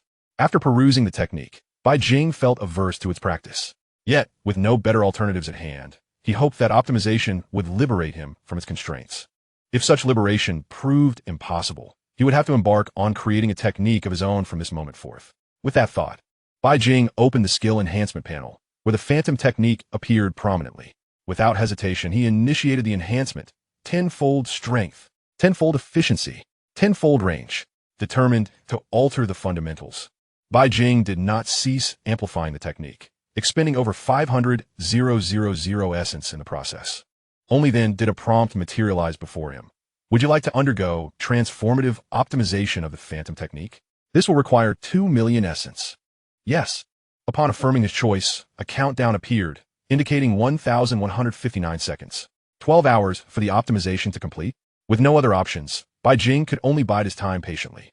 2 million essence. He hoped for a pleasant surprise, at the very least to rid himself of the binding to the universe. As seconds ticked away, the closer the countdown approached 0, the more anxious Bai Jing became, fearing he might not meet the requirements. Failing that would necessitate the creation of a technique from scratch. A laborious endeavor even for him. As the countdown reached its conclusion, a notification emerged. Congratulations! The phantom technique has undergone transformation, resulting in the acquisition of an unnamed technique. Chapter 244. The Primordial Spirit. Name, unnamed. Effect, internal refinement of the primordial spirit, honing the true self. Description, rooted in the soul, it crystallizes the primordial spirit. With the skill mastery feature at his disposal, Bai Jing found it effortless to grasp the nuances of this newfound technique. unlike the martial artists who condense phantoms. This method embarked on a different path, commanding the forces of the universe to empower oneself. It could achieve the same effect as the martial artist phantom, yet it did not necessitate an inextricable bond with the cosmos. Moreover, unlike the martial artists who manifest phantoms externally, the primordial spirit resides within the Dantian. Upon reaching completion, one could release the primordial spirit and refine its manifestation. It seemed he could no longer masquerade as a martial artist, or rather, he had yet to break through to the 7th tier and condense a phantom. For now, the primordial spirit required cultivation within the Dantian, and only upon reaching the later stages, or even the 8th tier, could he condense the manifestation of the primordial spirit. During this period, he must remain within the Dantian. Of course, he could forcibly summon power to bolster himself. The initial process of refining the primordial spirit was slow. He hoped to complete it within a month. As Bai Jing contemplated this, he settled into a cross-legged position, preparing to directly cultivate the primordial spirit technique. However, it was not long before an unusual sensation emerged. Suddenly, a diminutive figure materialized within his Dantian, followed by other figures, each larger than the last, culminating in one that resembled the cosmos itself. Bai Jing, observing the bizarre scene unfolding in his Dantian, he found himself momentarily bewildered.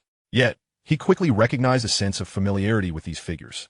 As his consciousness delved into the 33 heavens, he discovered that the figures, which had seemingly perished after completing their tasks, were now absent. At that moment, an unexpected change occurred. The smallest figure found a comfortable spot and seated itself cross-legged. In the next instant, Bai Jing felt a renewed connection. What had once been beyond his control, now seemed to be within his grasp.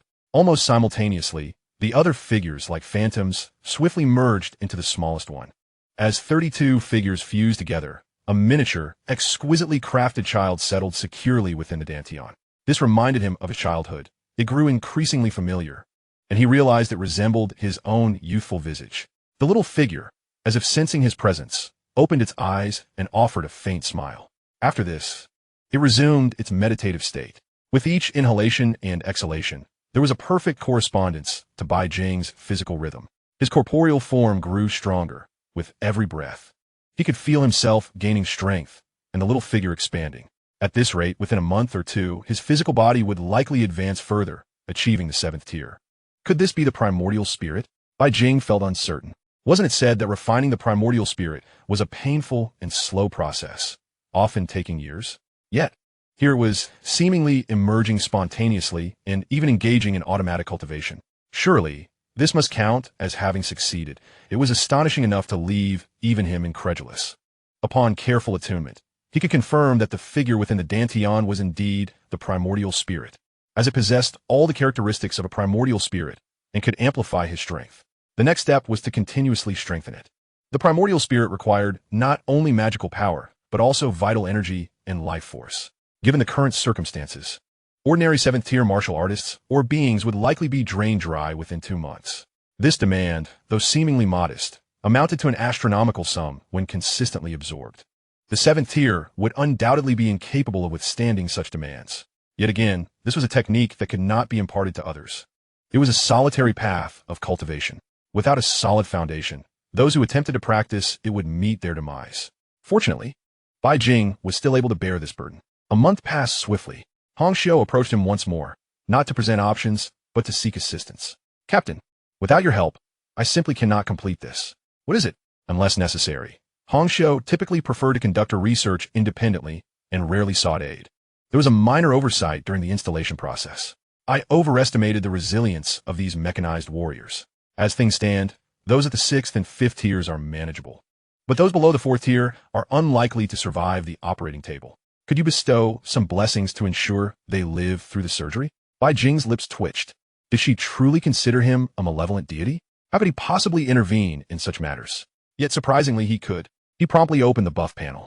After so many days, he had casually refreshed buffs at least twice daily, resulting in a plethora of permanent buffs recorded on his panel. Name, Vigorous Life.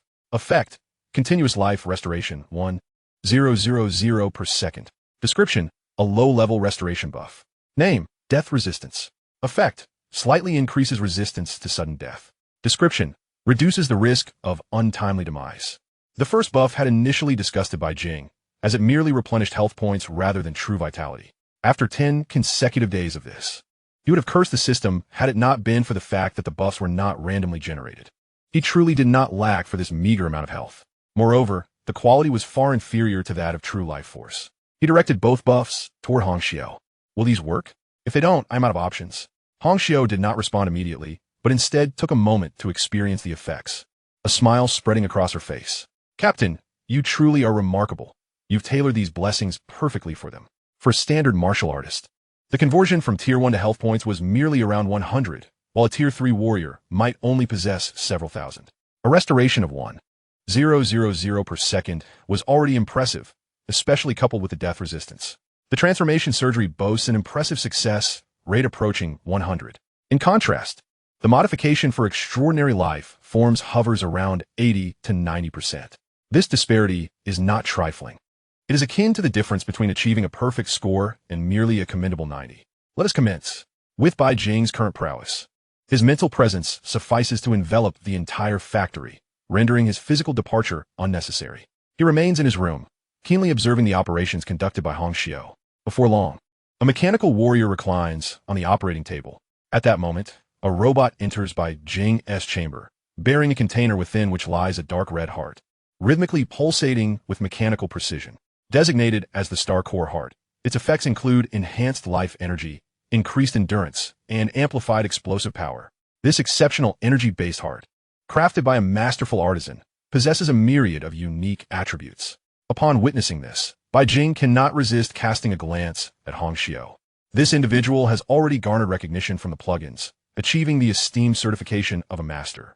However, he refrains from elaborating further. Instead, he takes the heart and initiates a series of enhancements, 10 in total. The outcome yields 4 distinct traits. Overall optimization 3, energy output 3, universal adaptability 3, and overclock 1. Gazing at the optimized Star Core Heart, Bai Jing harbors concerns regarding whether the mechanical warrior's physical form can withstand such enhancements. It is a veritable masterpiece. The moment Hongxiao beholds the newly enhanced Star Core Heart, her eyes widen in astonishment. As the original creator, she instantly discerns the direction of the optimization. The overall performance has at least tripled to quintupled, with a significant boost in adaptability and explosive power.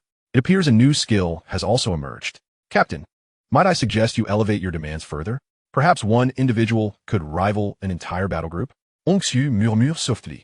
In her view, if her proposed 12 modifications were completed, the individual would possess a minimum of 4th-tier strength. However, with the enhancements Bai Jing currently provides, it is conceivable that each individual could reach the pinnacle of 6th-tier power or even 7th tier should additional specialized devices be integrated.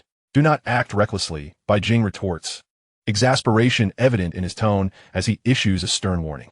If one were truly to rival an entire battle group, not only would he evade the military tribunal, but he would likely receive an invitation to the executive court. With 200 battle groups, the alliance must proceed with caution. Captain, I have one modest request. Hongxiao's voice is sweetly insistent. No, absolutely not, you mischievous sprite. Bai Jing responds, firmly asserting that he cannot yield to the whims of a cybernetic specter devoid of any sense of propriety. Just this once, please. Perhaps wearied by her relentless persuasion, Bai Jing ultimately concedes to assess the situation, nodding lightly. Almost simultaneously, a new organ is presented, an extraordinary gastric pouch. Alternatively, it could be viewed as an entirely new digestive system. Come, bestow your blessings. Hongxiao exclaims, her eyes gleaming with anticipation as she gazes at Bai Jing. He shakes his head gently, casting a thought into the amplification furnace. Congratulations. Digestive system enhancement successful. Overall optimization 1. Congratulations. Digestive system enhancement successful. Extraordinary digestion 1. Congratulations. Digestive system enhancement successful. Assimilation 1. In swift succession, 9 enhancements are completed, marking a period of balanced development. With another enhancement, a streak of purple light emerges. Congratulations. Digestive system enhancement successful. Essence extraction 1. Bai Jing raises an eyebrow, pleasantly surprised to have acquired a purple trait. With a thought, information regarding the various traits materializes before him. Extraordinary digestion. Significantly enhanced digestion capabilities, capable of processing extraordinary items, not limited to food, minerals, extraordinary materials, etc. Assimilation. Upon digesting special energy, a brief assimilation occurs. allowing the individual to harness some capabilities of that material. Essence extraction, capable of extracting 99 of nutrition for sustenance. Having reviewed the panel, Bai Jing exclaims in astonishment. The effects of the extraordinary gastric pouch are nothing short of phenomenal. Initially hesitant, he now finds himself urging, "What are we waiting for? Let us get to work." "TCH, men," she retorts playfully.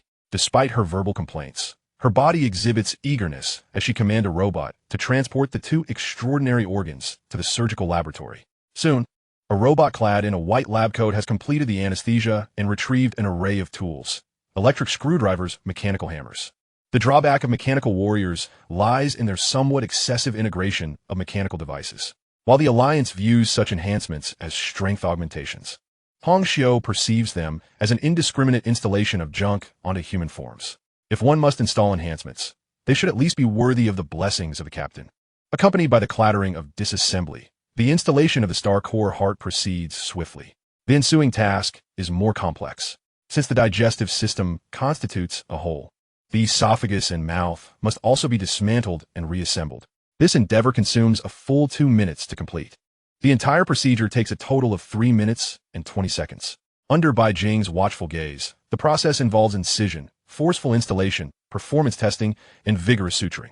He understands that while this may appear brutal, it is merely a testament to Hong Xiu's formidable abilities, enabling her to operate at an atomic level. In her hands, such surgery becomes a matter of cutting, installing, and suturing. "Captain, the procedure is complete. The patient should awaken shortly," she announces. No sooner does she speak than the mechanical warrior on the operating table stirs, momentarily dazed before regaining full consciousness. "Please follow me. The captain wishes to see you." As these words are uttered, the warrior's frame tenses, fully awakened, and he promptly follows the robot into Bai Jing's chamber. "Master," the mechanical warrior addresses him with utmost reverence. "What is your name?" "I am Wu Chu. Do you feel any peculiar sensations?" "Not at all. I feel an abundance of strength. My power has at least doubled." Lacking the means to perform a thorough test, he can only offer a preliminary estimate. Bai Jing ponders for a moment, then retrieves a piece of medium-grade extraordinary material, a smooth metal slab. "Consume this." No sooner has he spoken than Wu Chu seizes the metal and, without hesitation, swallows it whole. "Your mouth, teeth, and esophagus have undergone modifications. Do not forget to chew next time." Bai Jing reminds him. "Yes, master." Using his mental faculties, Bai Jing inspects Wu Chu's body and observes the metal now residing within the gastric pouch, with the digestive system actively engaged. It diminishes at a visibly rapid pace. Now, attempt to harness the power of the metal you just ingested. With no further instructions, Bai Jing allows Wu Chu to explore this capability at his own pace.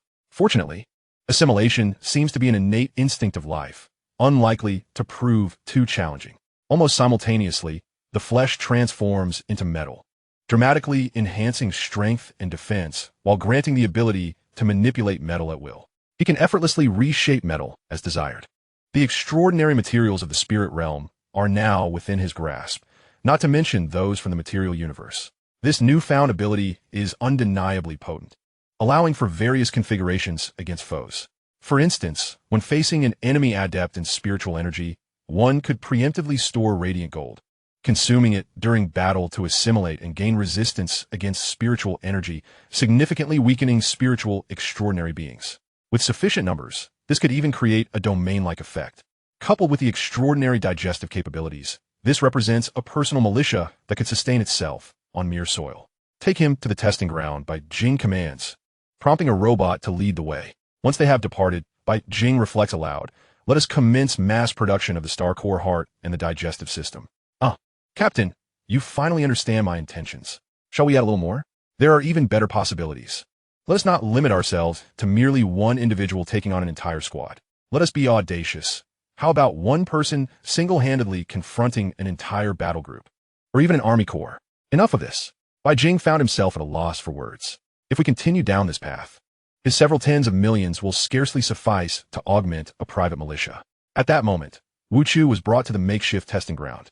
Bai Jing also observed the initial data of his opponent, which would serve well for evaluating combat enhancement. Name, Wu Chu, life modifications, 1 time. Modified areas, skin, mechanical arm. Strength assessment, early stage of Tier 3.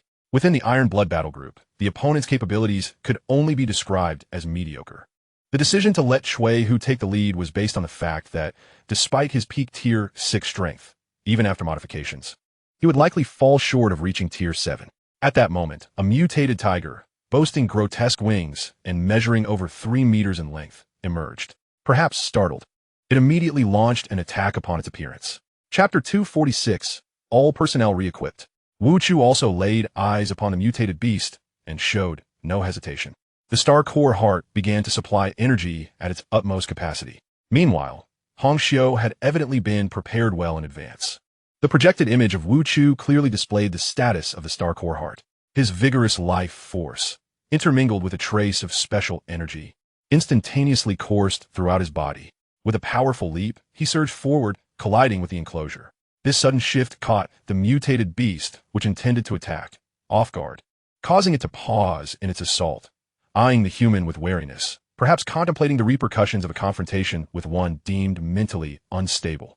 As a battle-hardened super soldier, Wu Chu swiftly adapted to his newfound strength and promptly initiated an offensive. Lacking equipment, he resorted to using his fists. With a resounding strike, he unleashed a punch that felt as though explosives had been embedded within his fist. The several-meter-long mutated beast was sent sprawling, its skull shattered. Yet, it still clung to life. Wu Chu swiftly closed the distance, wrapping his arms around the creature's neck, and with a surge of strength, he forcefully decapitated it. The initial energy output frequency was assessed at Tier 4, granting him the capability to contend directly with Tier 4 adversaries. Hong Xiu confirmed this, adding that with overclocking, he should be able to withstand Tier 5 opponents or consume high-tier materials to achieve the power to slay them. Not bad. The entire modification process cost approximately 1,500 essences. To modify the entire unit would amount to over 300,000. For a private militia, close-quarters combat may be considered optional. True combat effectiveness hinges on weaponry. With this foundation, supplemented by enhanced gear, a small team should possess the strength to hunt down Tier 6 peak opponents. Even on the battlefield, they could effortlessly break through encirclements. After a brief contemplation, the order for all personnel to undergo modifications was issued without delay. Long live the captain! Long live! Hong Xiu cheered with enthusiasm. The hardest part is always the beginning. Having taken the first step, how could the captain not be swayed? Before long, a substantial number of digestive systems and star core hearts were delivered, prompting immediate enhancements. Once all augmentations were complete, Bai Jing scrutinized the star core heart. A distinction must be made. Considering Shui Hu's peak Tier 6 capability, even post-modification, the benefits would be merely average. Thus, it was decided to take a further step. A superstar core heart was completed. Name, Star Core Heart 20. Attributes, Overall Optimization 3, Energy Output 3, Universal Adaptation 3, Overclocking 1, Demon Form 10. Description, this is a special energy type heart developed by a masterful figure, seemingly blessed by some peculiar entity. Demon Form significantly enhances various attributes and grants control over demonic energy, possessing a formidable ability to corrode and contaminate life. Upon reviewing the prompt before him, Bai Jing hesitated. This item bore an unsettling resemblance to heretical artifacts. With the enhancements completed, it was time to experiment. Subsequently, 10 superstar core hearts were augmented, with the earlier attributes remaining consistent, though variations began to emerge due to the selection of extraordinary materials. Spirit Form substantially enhances various attributes while allowing mastery over spiritual energy. Elementalist significantly boosts all attributes and permits control over designated elements. The results included 2 demons, 4 spirits, and 5 elementalists. After finalizing these modifications, they were handed over to Hong Xiu for installation. As for the super glutton, no suitable materials were currently available. Transforming the capacity to consume everything into a targeted evolution would be a case of putting the cart before the horse. Thus Bai Jing opted against it. With the installations completed, the private militia commenced adaptive training.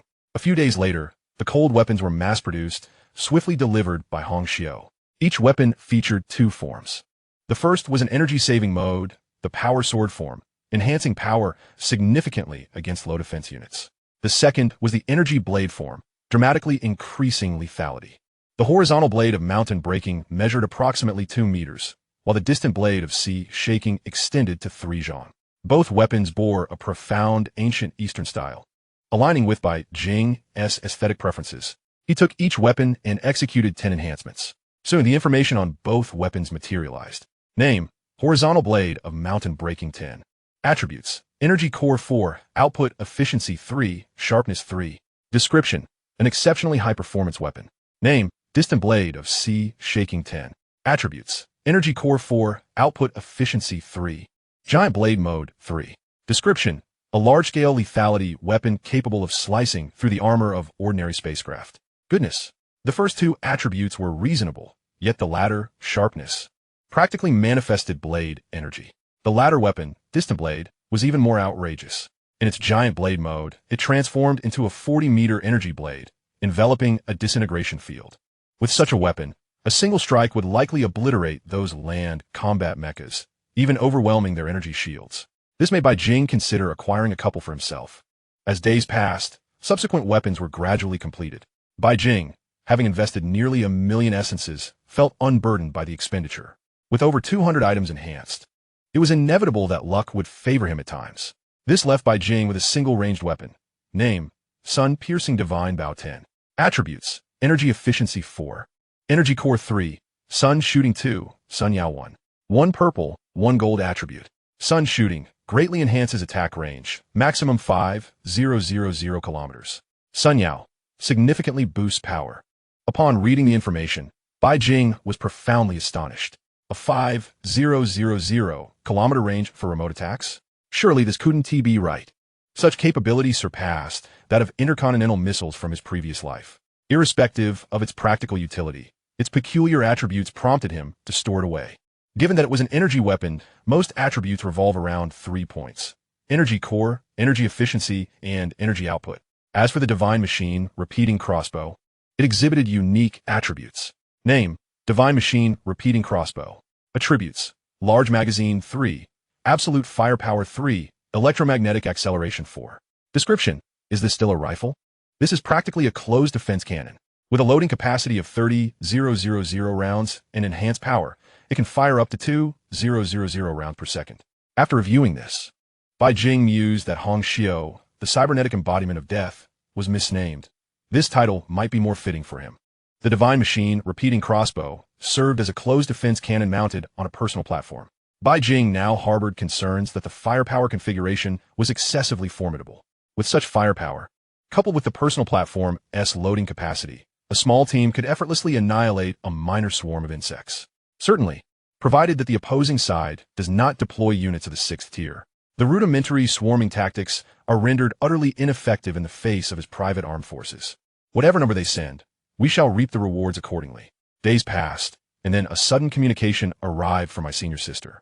Junior brother, we have a special task that requires our attention. What is it about? Tax collection. Isn't that the duty of tax officials? The situation is a bit more complicated than that. You will understand once you arrive. Chapter 247, Temporary Requisition. Sister, what is the specific situation? It seems that tax collection is not within our purview. Bai Jing expressed with some confusion. The League's power center, the tax officials. It can be said that this organization ranks just below the executors. As a vast alliance, extensive funds and resources are essential, which significantly enhances the authority of tax officials. Each tax ship is typically equipped with a contingent of 1,000 to 2,000 armed personnel, including at least 2 companies of extraordinary combatants. This is a temporary task, as the collection site is on the neighboring planet. Ji Shuyao expressed her own helplessness at being temporarily requisitioned. The neighboring planet? Bai Jing was taken aback by the coincidence. He soon opened a star map to locate the nearest inhabited planet. Name: Factory Star 1135. Main business: lightweight equipment. Summary: tax anomalies detected. Personnel dispatched for investigation. It truly is just next door. What is the current situation? The situation is quite complex. There seems to be a rebellion, cultists of an evil deity, and tax officials from the insectoids were attacked shortly after their arrival, with hundreds returning to their ships. Bai Jing understood. It was indeed the cultists of the evil deity. No wonder the urgency. If they hesitated, the planet would soon face annihilation. What did the executor headquarters imply? While tax officials are formidable, they're not in a position to issue commands to him. This is most likely due to a request for assistance from the executor headquarters, which has led to such a temporary assignment. The headquarters' intention is for us to show our presence. If it proves untenable, we are to withdraw. Understood. A mere show of presence suffices. To put it bluntly, the planet is doomed. We should present ourselves and prepare for destruction. Master instructed you to stay away. Just let Shui, Hu, and the others handle it. All right, I will inform them to prepare. He was currently in a crucial phase of his training and could not afford distractions. At that moment, the doorbell rang. A familiar voice echoed, "Sister, it's time. We should go eat." Ji Xiao approached to open the door, only to find Mina standing there, her gaze landing on Bai Jing within the room. In an instant, the small figure darted away. Bang! The door slammed shut, followed by a voice that echoed, "I saw nothing." "I was never here," Bai Jing exclaimed. "This is slander. I have done nothing at all. Sister, I must take my leave. I will have Chui who manage this matter. It coincides, as I too should partake in the new meal." Bai Jing pondered, 12 meals a day? It dawned on him that his sister had advanced to the mid-stage of the 5th tier. How little time had passed? Just over 2 months. It is indeed possible to ascend through mere consumption. Soon, the two parted ways. Bai Jing relayed a message to Hong Xiu, instructing her to handle matters independently. Meanwhile, he contemplated seeking out a pirate to sponsor an additional ship. The Lingjie Xingzhe was solely reliant on Hong Xiu for all operations. Fortunately, the distance was not extensive. They would arrive in a mere 10 minutes. Before long, a young man located Chui, Hu, and the others who were in training. "Greetings, I am Shun Xia, a mechanic. There is a task from a master that requires our attention." This young man was renowned for being the first to transform from machine to human. His recent training revealed an exceptional talent in controlling mechs. Naturally, the primary reason for his selection as a spokesperson was his unique ability to comprehend the language of machines, which also allowed him to hear Hong Xiu's voice. "Please wait." Chui did not halt his training. With a ring of a bell, over 200 trainees swiftly assembled. Within half a minute, they had gathered. A minute later, they donned their powered armor, fully prepared. "This gentleman," Chui remarked, having never encountered Shun Xia before. "You may simply address me by my name. Brother Shun Xia, we are ready to depart at any time. Then let us walk and discuss the mission details." Factory Star 1135. Several ships have already arrived outside the planet, including a battle group. The leaders of these vessels are currently aboard the tax ship, gathered around a massive table. "I am a tax official for this mission. My name is Li Zhou, a member of the Yusheng family." Upon this introduction, the expressions of the attendees shifted. Several middle-aged men, merchants, wore broad smiles. "Ah, young Master Li, whatever request you have, we would do our utmost to assist." Indeed, who would have thought to encounter young Master Li here? It is truly a stroke of fortune. As flattery filled the air, the lone leader of the battle group frowned. Evidently uncomfortable with such sycophancy, Li Zhou waved his hand, smiling broadly, clearly enjoying the compliments. "There's no need for such formality. I invited you all here for the sake of the League. This planet harbors vital League assets, and we must engage in combat to reclaim them." At this proclamation, the faces of the merchants shifted. They were merely merchant vessels, capable of limited contributions, and moreover, this was a losing undertaking. "Rest assured, no one will incur losses. My Li family will bear all expenses for this operation. Afterward, I can represent the Li family and owe each of you a favor." With this declaration, even the battle group leader appeared taken aback. The Yusheng Li family was a colossal entity within the League. This statement alone was worth at least 10 billion. Any merchant here, with even a single connection, could undergo a transformative evolution. Just then, there was a knock at the door. A servant entered cautiously. "My lord, the private armed forces of Lord Bai Jing have arrived." Upon hearing this, it was evident that the others had not heard of this name. The young tax official at the forefront stood up eagerly. "Quickly, please welcome them." Soon, Shun Xia and Chui Hu entered. Li Zhou rushed forward, closing the distance to Shun Xia in an instant. "I presume you are Lord Bai? Your name is renowned. I have long heard of your illustrious reputation." This sudden shift left Shun Xia momentarily stunned, but he quickly regained composure. "My master is currently in a pivotal phase of breakthrough and is unable to attend. Thus." Upon hearing this, a flicker of displeasure crossed Li Zhou's face.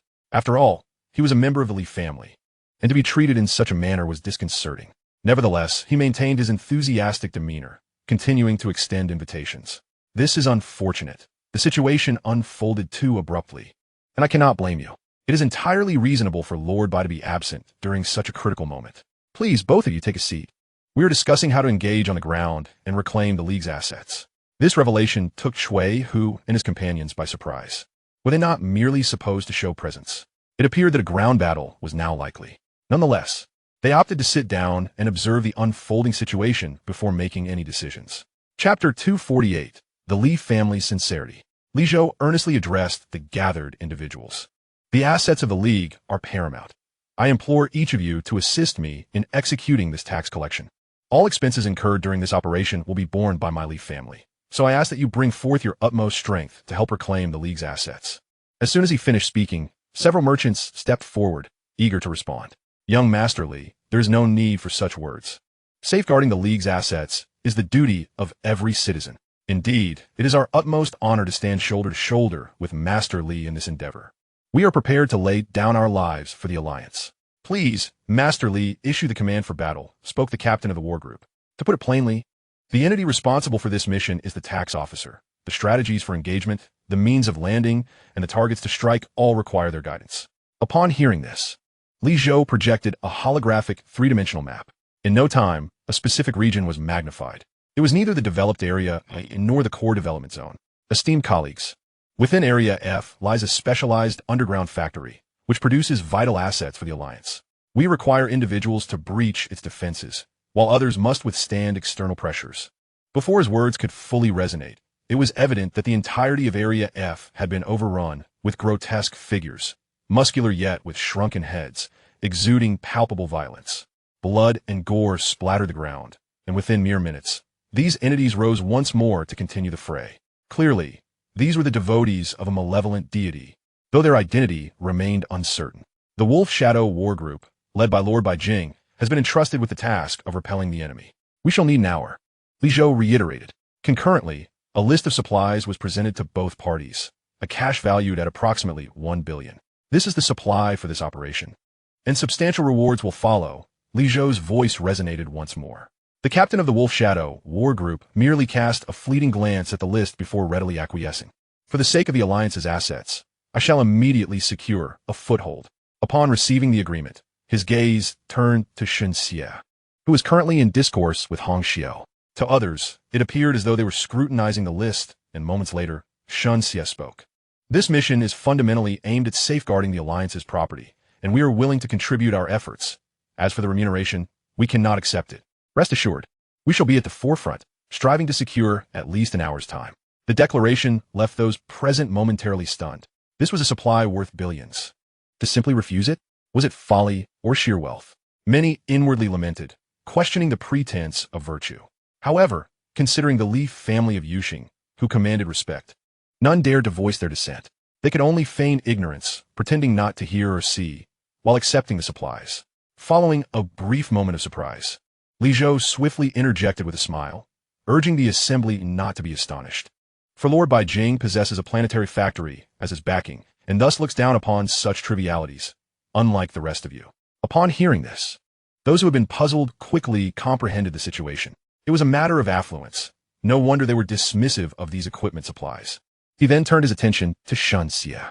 Afterward, please convey my intent to visit Lord Bai. This time, Shen Xie did not decline, merely nodding in agreement. The subsequent phase involved combat arrangements, which were relatively straightforward. The Wolf Shadow War Group and Bai Jing's private militia would form a defensive line to repel external threats, while Li Zhou and the others would execute the breach, infiltrating the specialized factory to retrieve the Alliance's assets. With the operational objectives established, the group swiftly returned to the landing pods to await deployment. As they departed, a figure materialized beside Li Zhou.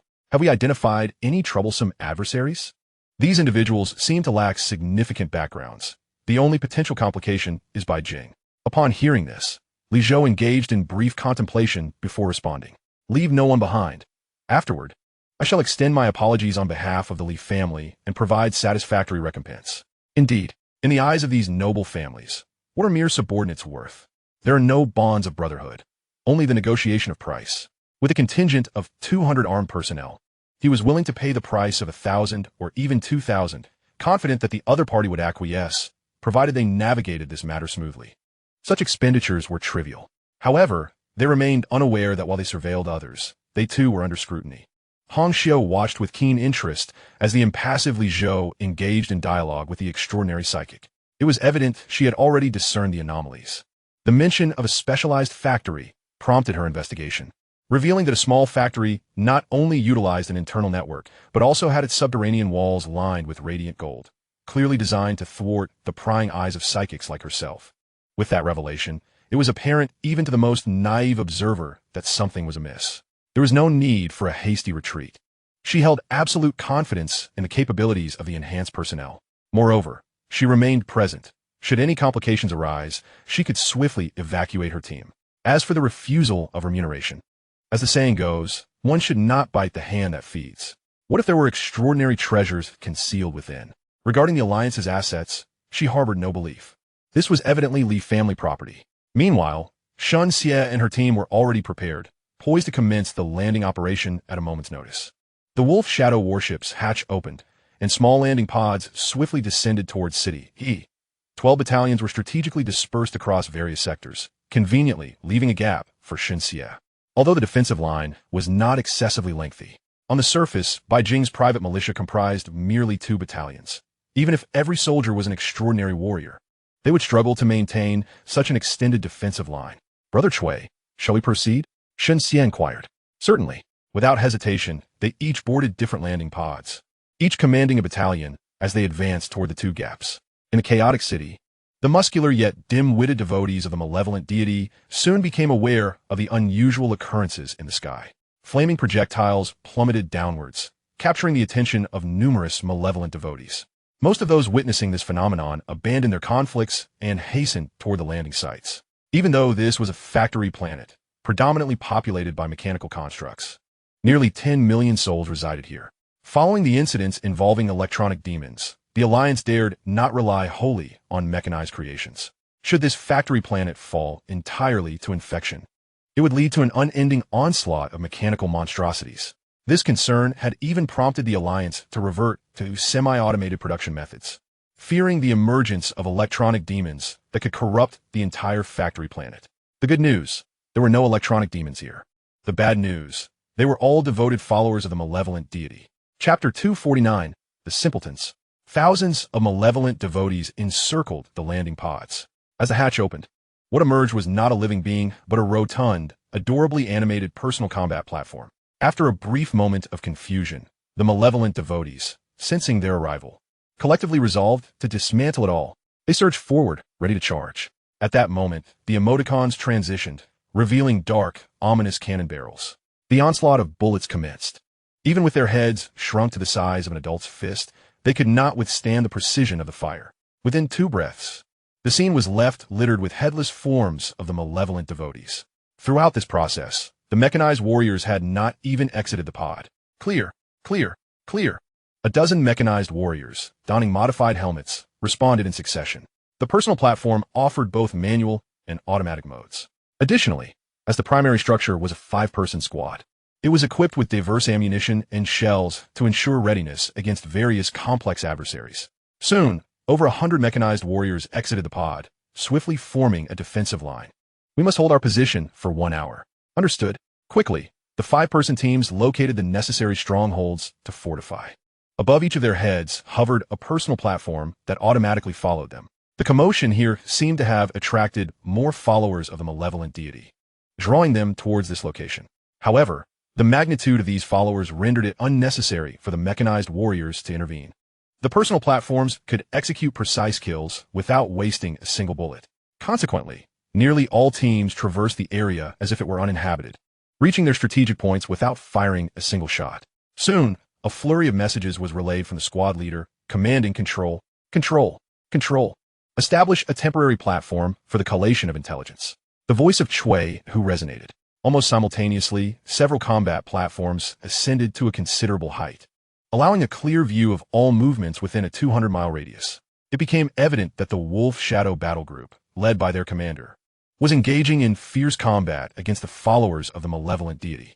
With their overwhelming numbers and extensive front line, the 12 battalions, though seemingly substantial, faced enemies in the thousands upon their division. The only weakness of the foes resided in their heads, and under such rapid movement, the mechanized warriors could not guarantee a headshot with every shot fired. Even if they managed to rend flesh and obliterate organs without destroying the head, these adversaries would rise again after a time. Their rate of slaughter could not keep pace with the speed of enemy reinforcements. What the hell are these abominations? How could such followers of a malevolent deity arise from factory? They were merely ordinary people before the mutation. Now, the weakest among them possesses at least first-tier strength, with many reaching second or third tiers. Due to the ferocity of the battle here, followers comparable to fourth-tier beings have already begun to manifest. What was initially thought to be a straightforward resupply mission has evidently taken a dire turn. If we cannot withstand the onslaught, we will have no choice but to utilize shipborne weaponry for support. Damn it, here they come again. In the distance, tens of thousands of followers were rapidly approaching, each towering over 2 meters, their muscles swollen yet moving with remarkable speed, akin to seasoned veterans. Bang, bang, bang. Meanwhile, Chuehu and his team had completed their intelligence gathering. Report: City E is on the verge of collapse, with a mutation rate among citizens at 975. Analysis completed. The followers exhibit exceptionally strong muscular traits. Once they reach a certain strength, all internal organs disappear, replaced by muscle. No pollution source has been detected, but an area beneath us has emerged as unscannable, suspected to be the pollution source. As information continued to accumulate, Shun Xie, though clearly inexperienced, sensed an unusual presence as a veteran with decades of experience. The worship of the malevolent deity here did not appear to be naturally occurring. It seemed to stem from human intervention. Just as he contemplated reporting this and seeking further directives, Shun Xie approached him first. The superior has issued orders. We need not concern ourselves with other matters, only to maintain our defensive line. Chuehu naturally refrained from further commentary. Just then, a new situation arose, relayed by a reconnaissance chief. Report: suspected secondary mutated followers detected. Strength estimated between 2nd and 3rd tier, numbering 13, 523, and approaching rapidly, expected to arrive in 30 seconds. Deploy 5 combat platforms with armor-piercing rounds in extermination mode, and eliminate them swiftly. As soon as the words left his lips, 5 platforms soared out of the defensive line, hurtling towards the followers. Observing one of the peak 3rd-tier small-brain beings, its legs coiled with power, muscles taut, it leapt to a height of nearly 100 meters, poised to swat one of the armored constructs. Suddenly, dark barrels protruded from the platforms. Before it could react, bang, bang, bang. The sound of gunfire erupted as what remained of its head, now the size of an infant's fist, was engulfed in firepower, resulting in an explosion. With the loss of its head, the creature plummeted from the sky. This scene was evidently not an isolated incident. In that moment, nearly 100 small-brain beings met the same fate, their heads obliterated as they fell heavily to the ground. The extermination mode, lacking the precision control of the red embroidery, resulted in somewhat diminished accuracy. Yet, one thing was indisputable: the sheer firepower. Even if the accuracy faltered, the overwhelming volume of firepower compensated. Though their heads were small, a barrage of 7 or 8 rounds would obliterate the area, effectively neutralizing the foes. From the perspective of the reconnaissance agents, they witnessed thousands of second-tier small-brained beings rapidly diminishing in number below. Before they could reach the defensive line, most had been eradicated. It could be said that even if a few fortunate ones evaded the initial deluge of bullets, they would still face hundreds of personal platforms awaiting them. Squad leader: through gene comparison, we have uncovered some issues. Soon, Chuehu stumbled upon a report. Name: small-brain being, temporary code. Genes: Orc 15, Curryman Worm 30, Human 20, Troll 10. Unknown, Gene 25. Chuehu. This genetic mixture is more chaotic than that of a swarm. This clearly indicated that these creatures were not a natural occurrence. While the followers of the malevolent deity may have various races venerating them, this amalgamation suggested something entirely different. Without a moment's hesitation, he uploaded the report. In fact, Red Embroidery had already been aware of the situation from the outset. Interesting. Sometimes even I, the abnormal one, find humanity to be utterly bizarre. To experiment on one's own comrades is one thing, but to utilize an entire planet as a breeding ground is sheer madness. Though she jested, as merely the ship's deputy, such matters were to be determined by the captain. Package and send. Awaiting response. Chapter 250. Underground Factory? A mature, primordial spirit cultivates on its own. Thus, Bai Jing received the intelligence sent by Red Embroidery at the earliest opportunity. His brow furrowed in gradual concern. There were times he truly wished to avoid deciphering the characters of the Eastern Empire. Although he recognized each character, their amalgamation confused him, causing him to squint, frown, and experience cognitive overload. Human genes 20, insect genes 30, unknown 25. How many genes have been fused together? He then glanced at the initiator of this incident, the Leaf family of Yuxing, Li Zhou. So it was this group of individuals. The previous incident with Yao Jin was also instigated by this family. As if enslaving child laborers wasn't enough, they were now delving into genetic experiments. After a brief moment of contemplation, he opted to connect with red embroidery. "Captain, what are your instructions? Let us assess the situation and gather some evidence." Although the executor enjoys the privilege of acting first and reporting later, this is contingent upon the ability to substantiate that the opposing side has indeed violated alliance laws and regulations. If they are indeed responsible for this operation is likely aimed at erasing traces. Bai Jing was puzzled. Why not request the use of annihilation weapons to deal with this mess more cleanly? Perhaps there were vital research materials that needed to be transferred. Red embroidery, keep a close watch. I will also head over. After some thought, he decided it was prudent to take a look. If there were truly issues, he could directly confront them. No problem. Even if the entire laboratory is enveloped by Bai Jing, she can simply allocate some thoughts to operate autonomously within the robots, allowing everything to continue functioning. In the next moment, figures began to emerge from the two landing pods. As their faces blurred, they quickly transformed into another appearance. Soon, these individuals stealthily infiltrated the upper levels of the factory, awaiting Li Zhou and his group to arrive. With a contingent of 2,000 to 3,000 people, mingling with others was not particularly challenging. A few minutes later, several landing pods completed their descent. Instantly, nearly 100 mechanized warriors surged forth, clearing away the scattered small-brained beings. It was then that Li Zhou emerged from the throng.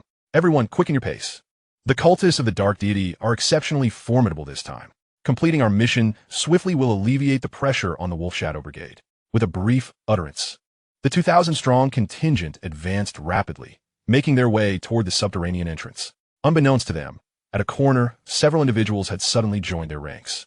These newcomers, akin to the other guardians, wielded hawk dragon rifles, diligently attempting to eliminate the encroaching small-brained beings.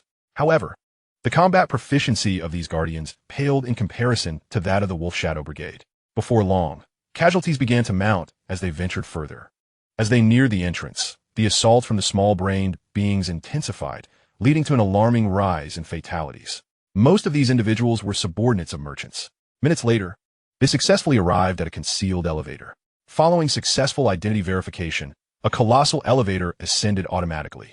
Upon entering, the elevator commenced its rapid descent, allowing the group to exhale in relief. The ferocity of the small-brained beings' attacks was overwhelming, and they were notoriously difficult to kill, unless shot in the head. They could recover and rise again moments later, rejoining the fray. Over the course of 1 kilometer, more than 100 guardians had perished. Fortunately, they had entered a specialized factory. 10 seconds later, the elevator came to a halt, accompanied by a resounding chime. The double doors on either side opened automatically, revealing a humanoid figure standing an imposing height of 3.5 meters, its body sculpted like that of a machine. It seemed drawn by the commotion behind them, slowly turning to face the group. They could now discern its true form, muscles bulging on its shoulders devoid of a head, merely possessing robust limbs. At that moment, the small-brained being took the initiative, swinging its arms like heavy machinery, striking with lightning speed. The guardians positioned at the front barely comprehended the unfolding chaos before being reduced to a pulp. Warm blood splattered across the faces of the onlookers, snapping them to attention. They raised their hawk dragon rifles and unleashed a barrage of fire, but their attacks felt akin to mere tickles against the creature's muscular frame, barely piercing the skin to reveal dark red muscle fibers beneath. As the small brain being raised its arms, attempting to charge into the elevator, a combat automaton, nearly 3 meters tall, surged forth to intercept the attack. "We must leave at once." Li Zhou's voice rang out as he moved into the specialized factory from the opposite side. Behind them, the sound of fierce combat erupted. A few robots, having endured a brief disruption, regained their composure, their gaze fixated on the nearly headless small-brained being. Having just rounded a corner, they were suddenly confronted by a horde of small-brained beings, clad in specialized anti-radiation suits that had long since been torn asunder by their grotesquely developed muscles.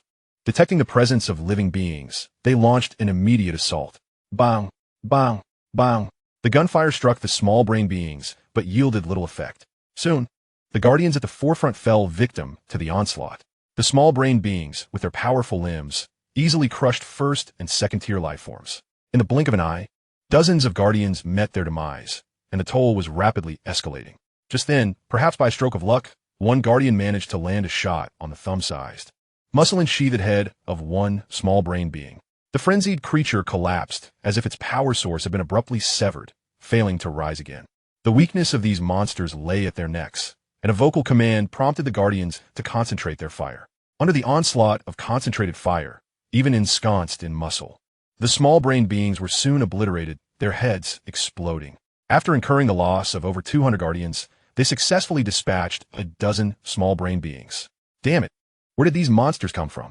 Li Zhou lamented, gazing sorrowfully at the fallen guardians. They were all warriors, heroes. I shall report to the Taxation Bureau to bestow upon them the title of heroes. To serve young Master Li is their fortune. Instantly, someone chimed in with flattery. At that moment, a voice emerged from the crowd. Young Master Li, let us press onward. Their deaths serve the League, and you bear no blame. Indeed, reclaiming the League's assets is of utmost importance. Onward. With that, the group continued their advance. The individual who had spoken earlier harbored a glint of red in their eyes, recording every moment. With such explosive intelligence at the entrance, surely more awaited them within. As they delved deeper, many began to realize that this place bore little resemblance to a factory. It resembled a vast experimental base. Eventually, they encountered a series of cultivation tanks. Suddenly, one figure, in sheer terror, gazed into one of the tanks, collapsing onto the ground. Chapter 251, The Benevolent Father. Inside the liquid tank, a pair of eyes fixated on them. Belonging to a beast man with grayish-blue skin, protruding tusks, and a height exceeding 3 meters. As the onlookers halted, the beast man within the liquid tank scanned the crowd, its throat convulsing as it seemed to emit a war cry exclusive to its kind. Gula! Without a moment's pause, its powerful arms began to pound against the specialized glass tank, each thud resonating in the hearts of the observers. At the center of it all, Li Zhou's complexion turned ashen as he surveyed the surroundings. One by one, the otherworldly beings began to awaken. Damn it! Why hasn't the destruction protocol been initiated? He cursed inwardly. Due to the necessity of collecting living data, these life forms had remained in a state of near coma. With the base's collapse, and no one at the helm, it should have triggered the self-destruction protocol. Yet now, it appeared something had gone awry. At that moment, a piercing screech echoed as a white, bloated creature, over 3 meters long, shattered the alloy glass and crawled out. The swarm, the princess worm, someone stammered. As merchants, they were no strangers to such sights, having seen images even if they had not encountered them firsthand. Within the confines of the liquid tanks lay dozens of otherworldly beings, whether hostile or friendly, all imprisoned within. Just then, with a shattering of glass, a mass resembling black oil emerged from one of the tanks. A wave of intense psychic pollution began to spread. As it moved, droplets of foul liquid dripped onto the ground, corroding the alloy floor into deep pits. The demon of the spiritual realm, someone shouted, causing the crowd to collectively turn their gaze. Recognizing the identity of that demon, many turned to flee. It's the life demon, also known as the child of life. Among the myriad dark deities, it ranks among the most formidable. Its dominion encompasses immortality, growth, pollution, assimilation, and viruses. No wonder those small-brained beings possessed such terrifying regenerative capabilities. They likely stem from the genes of the followers of the Father of Life. In that moment, several merchants were filled with regret. Young Master Li, this is beyond our capacity to handle. Please, but before they could finish, their heads fell to the ground, eyes wide in disbelief, unable to comprehend how they had met their end. Looking at Li Zhou, he was calmly wiping his fingers. Those who sow discord shall perish. Now is your moment to demonstrate your loyalty to the League. Press forward, seize the League's assets, and you shall still be heroes. Or do you wish to be branded as deserters, bringing shame upon your families? Merchants capable of interstellar travel hailed from considerable lineages, and upon hearing his words, the remaining merchants bowed their heads in submission. Rest assured, my words shall always hold weight, as long as we can reclaim the Alliance's property. I will commend and reward you. Li Zhou's face once again donned a smile as he patted the shoulder of the merchant beside him. At this moment, the sound of gunfire had long since erupted. Due to prolonged weakness, whether it be demons, orcs, or the insect-like Princess Kuriman, their strength had been severely diminished. Under the onslaught, one by one, the alien creatures fell. Their lethality paled in comparison to that of the smaller-brained beings. As the last of the foes lay slain, a series of distinct syllables emanated from the monstrous black oil-like entity. Embrace the benevolent Father. Enjoy eternal life. Become a son of the benevolent Father.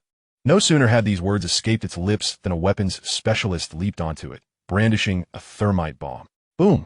With a resounding explosion, the life essence of the creature was obliterated, revealing its flesh, akin to black sludge, emitting a foul stench that was nearly unbearable. Quickly, eliminate this wretch. Almost simultaneously, another individual, clutching a thermite bomb, charged forward once more. Boom! This time, the remaining flesh was entirely annihilated, leaving behind mere piles of substance resembling black muck. Seeing the matter resolved, Li Zhou urged everyone to press onward. Hurry! Our time is limited. We must reclaim the Alliance's assets. They hastened toward the deeper research chambers. Yet, shortly after their departure, the shattered black sludge began sprouting eyes, writhing and crawling toward the corpses of the aliens. Upon contact with the blood, it seemed to consume the essence like a nourishing elixir, swiftly burrowing into the cadavers.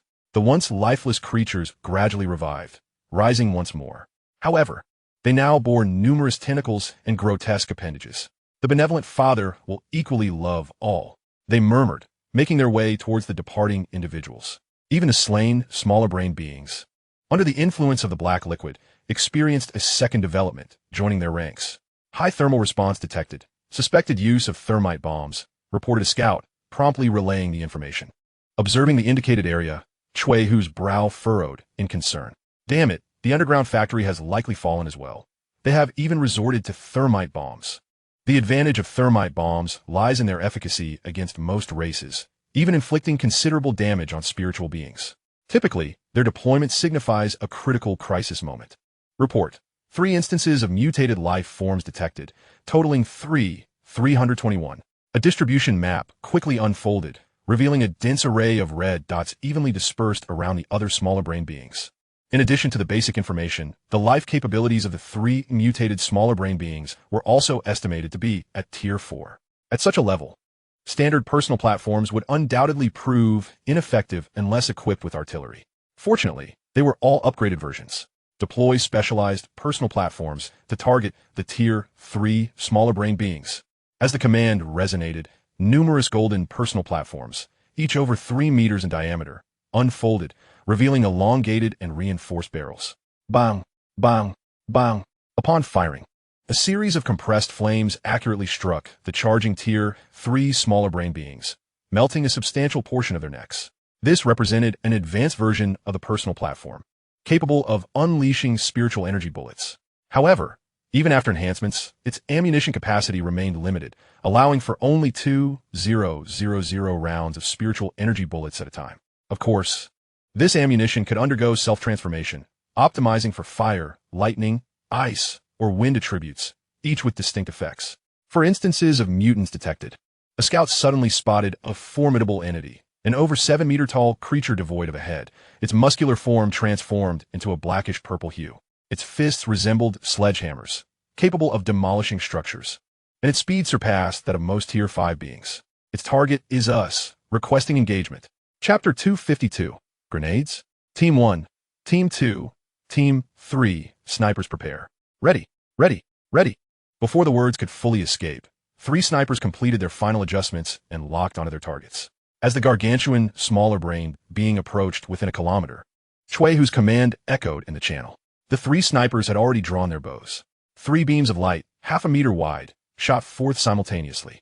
In an instant, they reached their target, yet the colossal smaller-brained creature seemed to sense the impending danger, raising its arms defensively before its neck to shield its weak point. Simultaneously, it accelerated, intent on breaking through the enemy lines. Before it could close the distance, Chui Hu's voice rang out in the channel. Switch modes, overload engaged. As the command was issued, the 3 snipers adjusted their settings.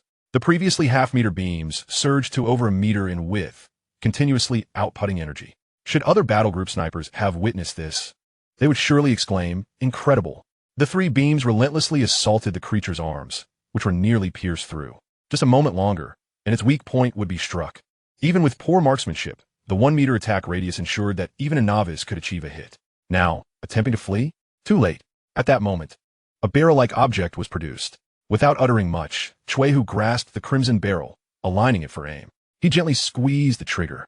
Almost simultaneously, a violent recoil surged forth, followed by an intense heat and blinding light that erupted, striking the Tier 4 mutated smaller-brained being with precision.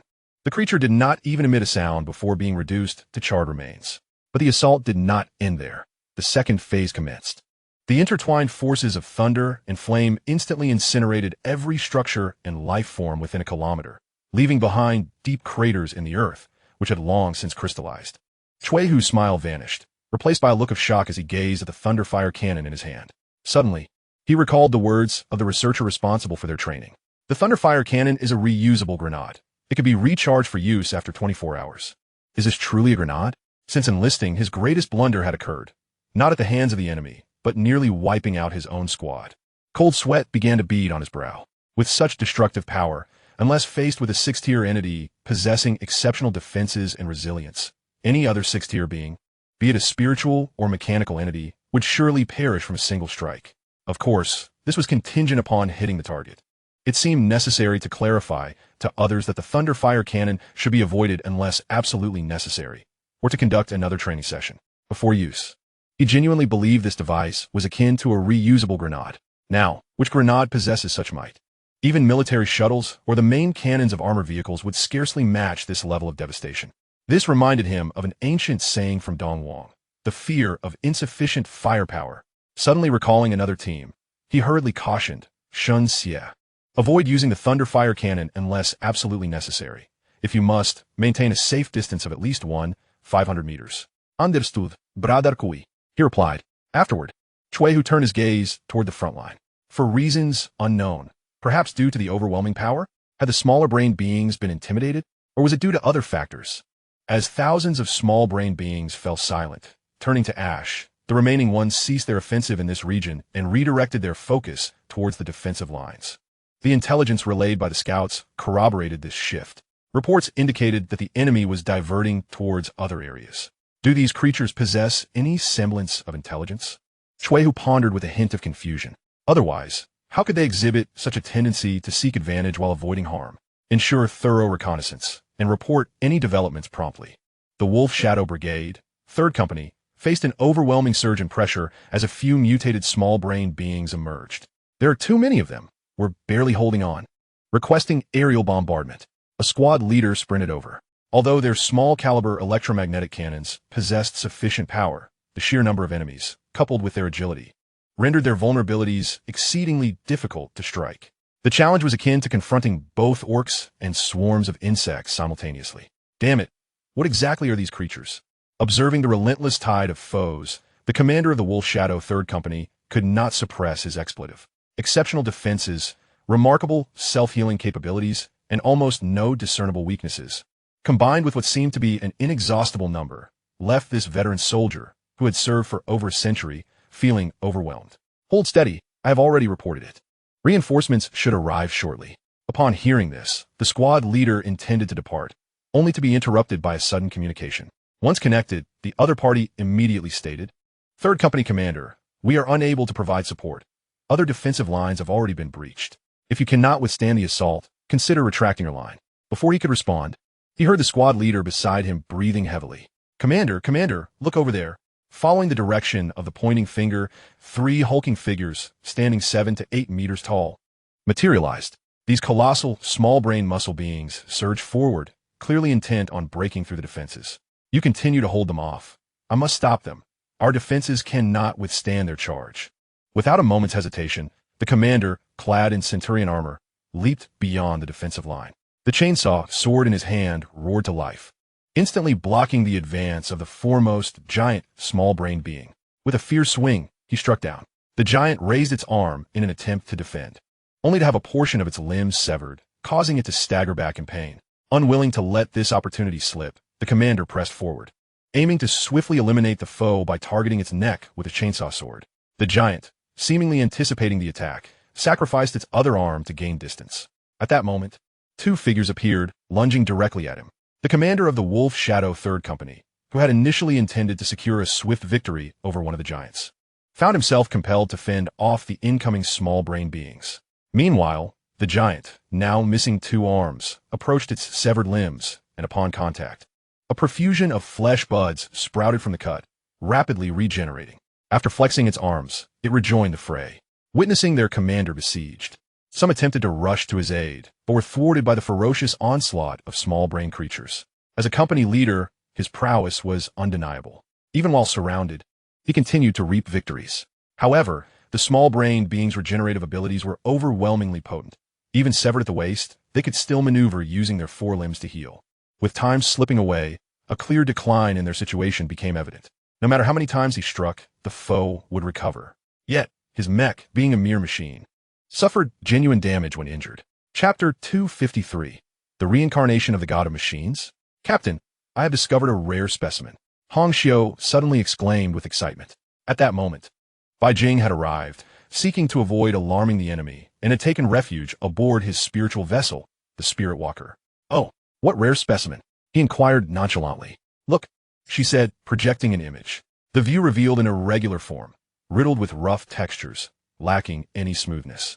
As the image focused, a pair of glossy black eyes became visible. As the full panorama unfolded, Bai Jing's hand, previously poised with tea, halted, his brow furrowing. What on earth is this? The appearance of the object bore an uncanny resemblance to an enlarged human brain, yet it also featured eyes and a mouth, exuding an inexplicable eeriness. Moreover, it floated. I must say, Captain, even my eccentricities seem tame in your presence.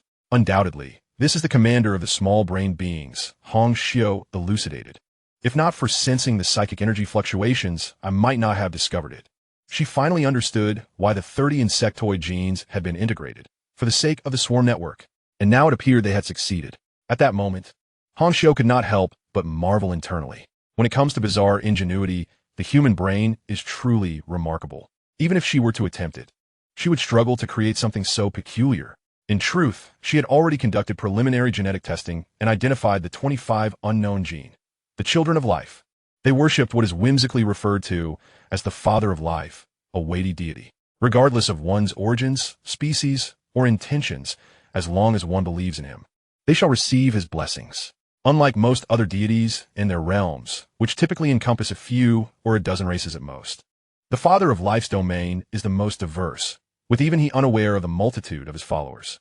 As long as one possesses intelligence and the capacity for faith, he will accept them. His love transcends specific races. It encompasses all life. Moreover, these small-brained beings possess untapped potential.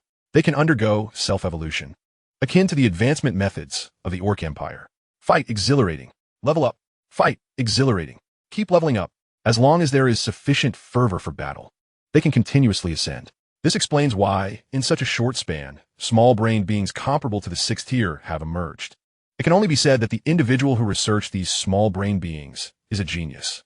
The swarm network enables unified command. The demonic bloodline allows for rapid regeneration. The orc ferocity permits infinite upgrades.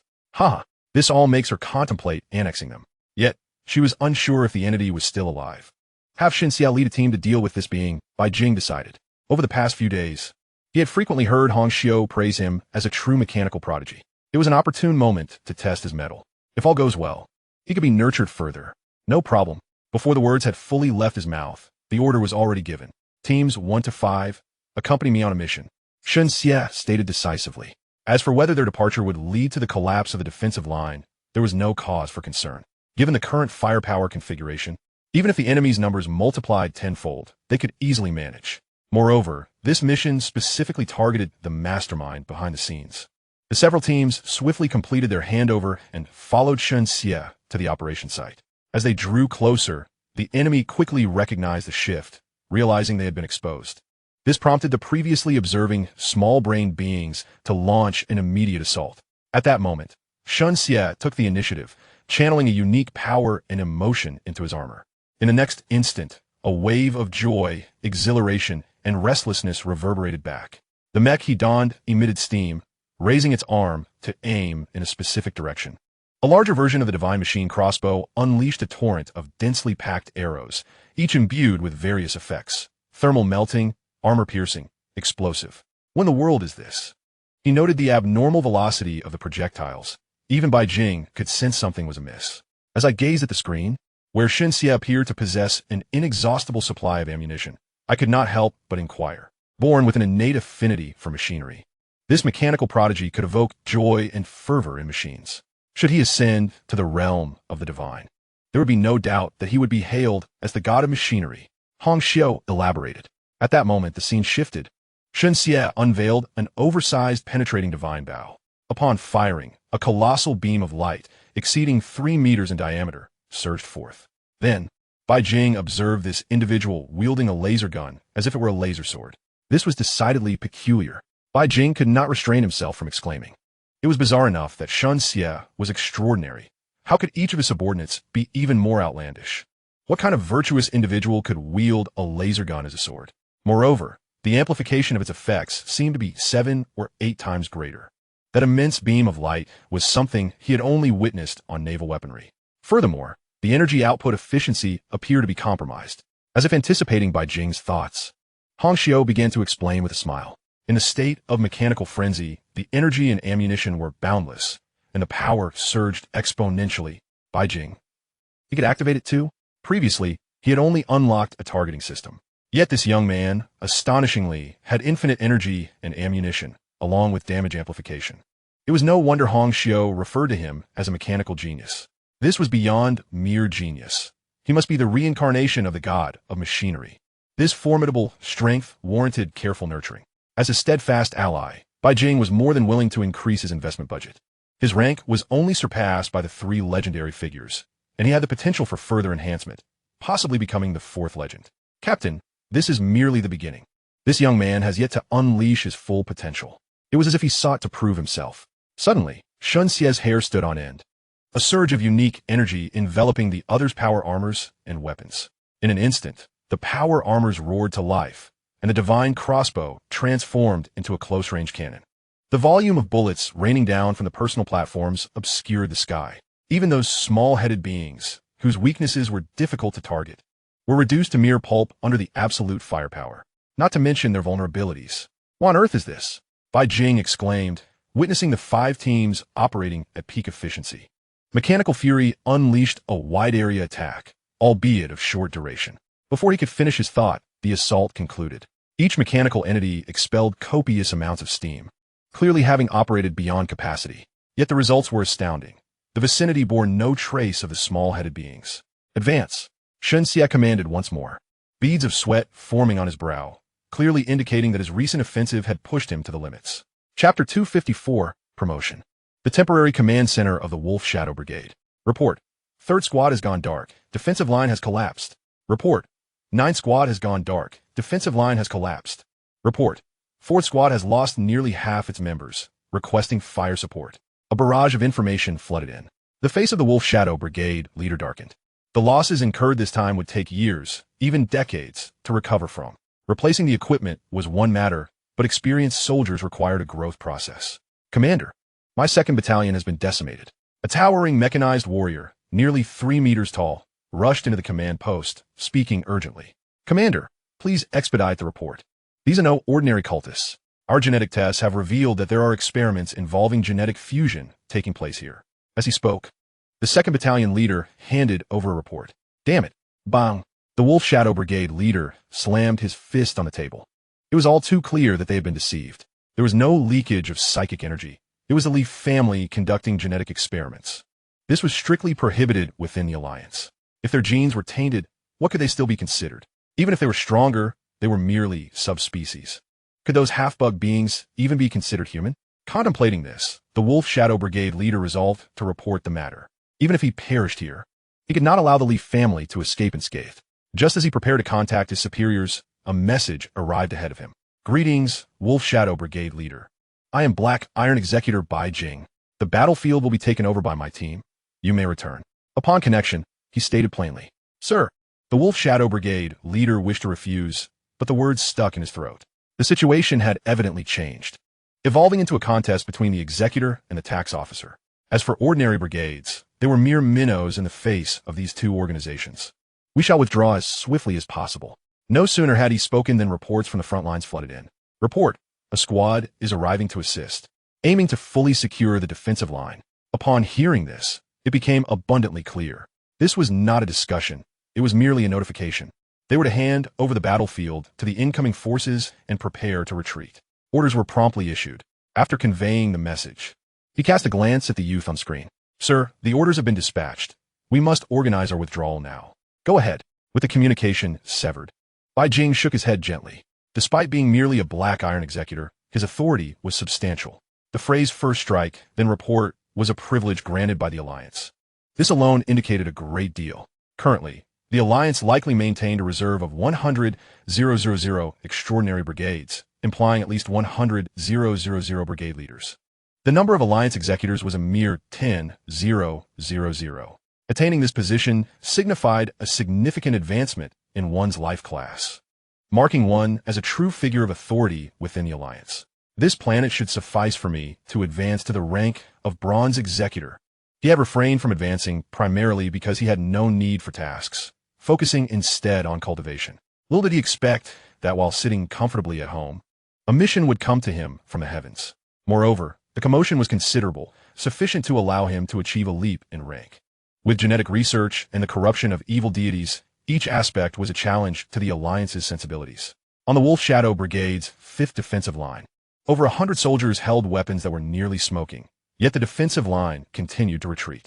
Some attempted to obstruct the advance through close combat, only to discover that the small-headed beings could withstand countless blows. A single lapse in attention could result in grave injury. This led them to grit their teeth and endure, waiting for support. Damn it, these monsters are too troublesome. Where's the support? As the defensive line faltered, a burly mechanized warrior could no longer contain his impatience. I've been ordered to retreat. The soldier responsible for communications relayed this with disbelief. What? The commander said someone would take over the line. We are to hand over and withdraw. Is another brigade arriving? Instantly, a sense of unease settled in. Their comrades' lives had been sacrificed, and now they were to retreat. Yet there was no choice. They could not withstand the onslaught. Just then, a dozen figures swiftly approached. We have come to take over the defense line. You may retreat. The 5th squad leader, gazing at the newcomers and then back to their origin, it was evident that no other support was present. Relying solely on these few individuals to maintain the defensive line was sheer folly. Do you understand the strength of these monsters? They can withstand small-caliber electromagnetic rifles.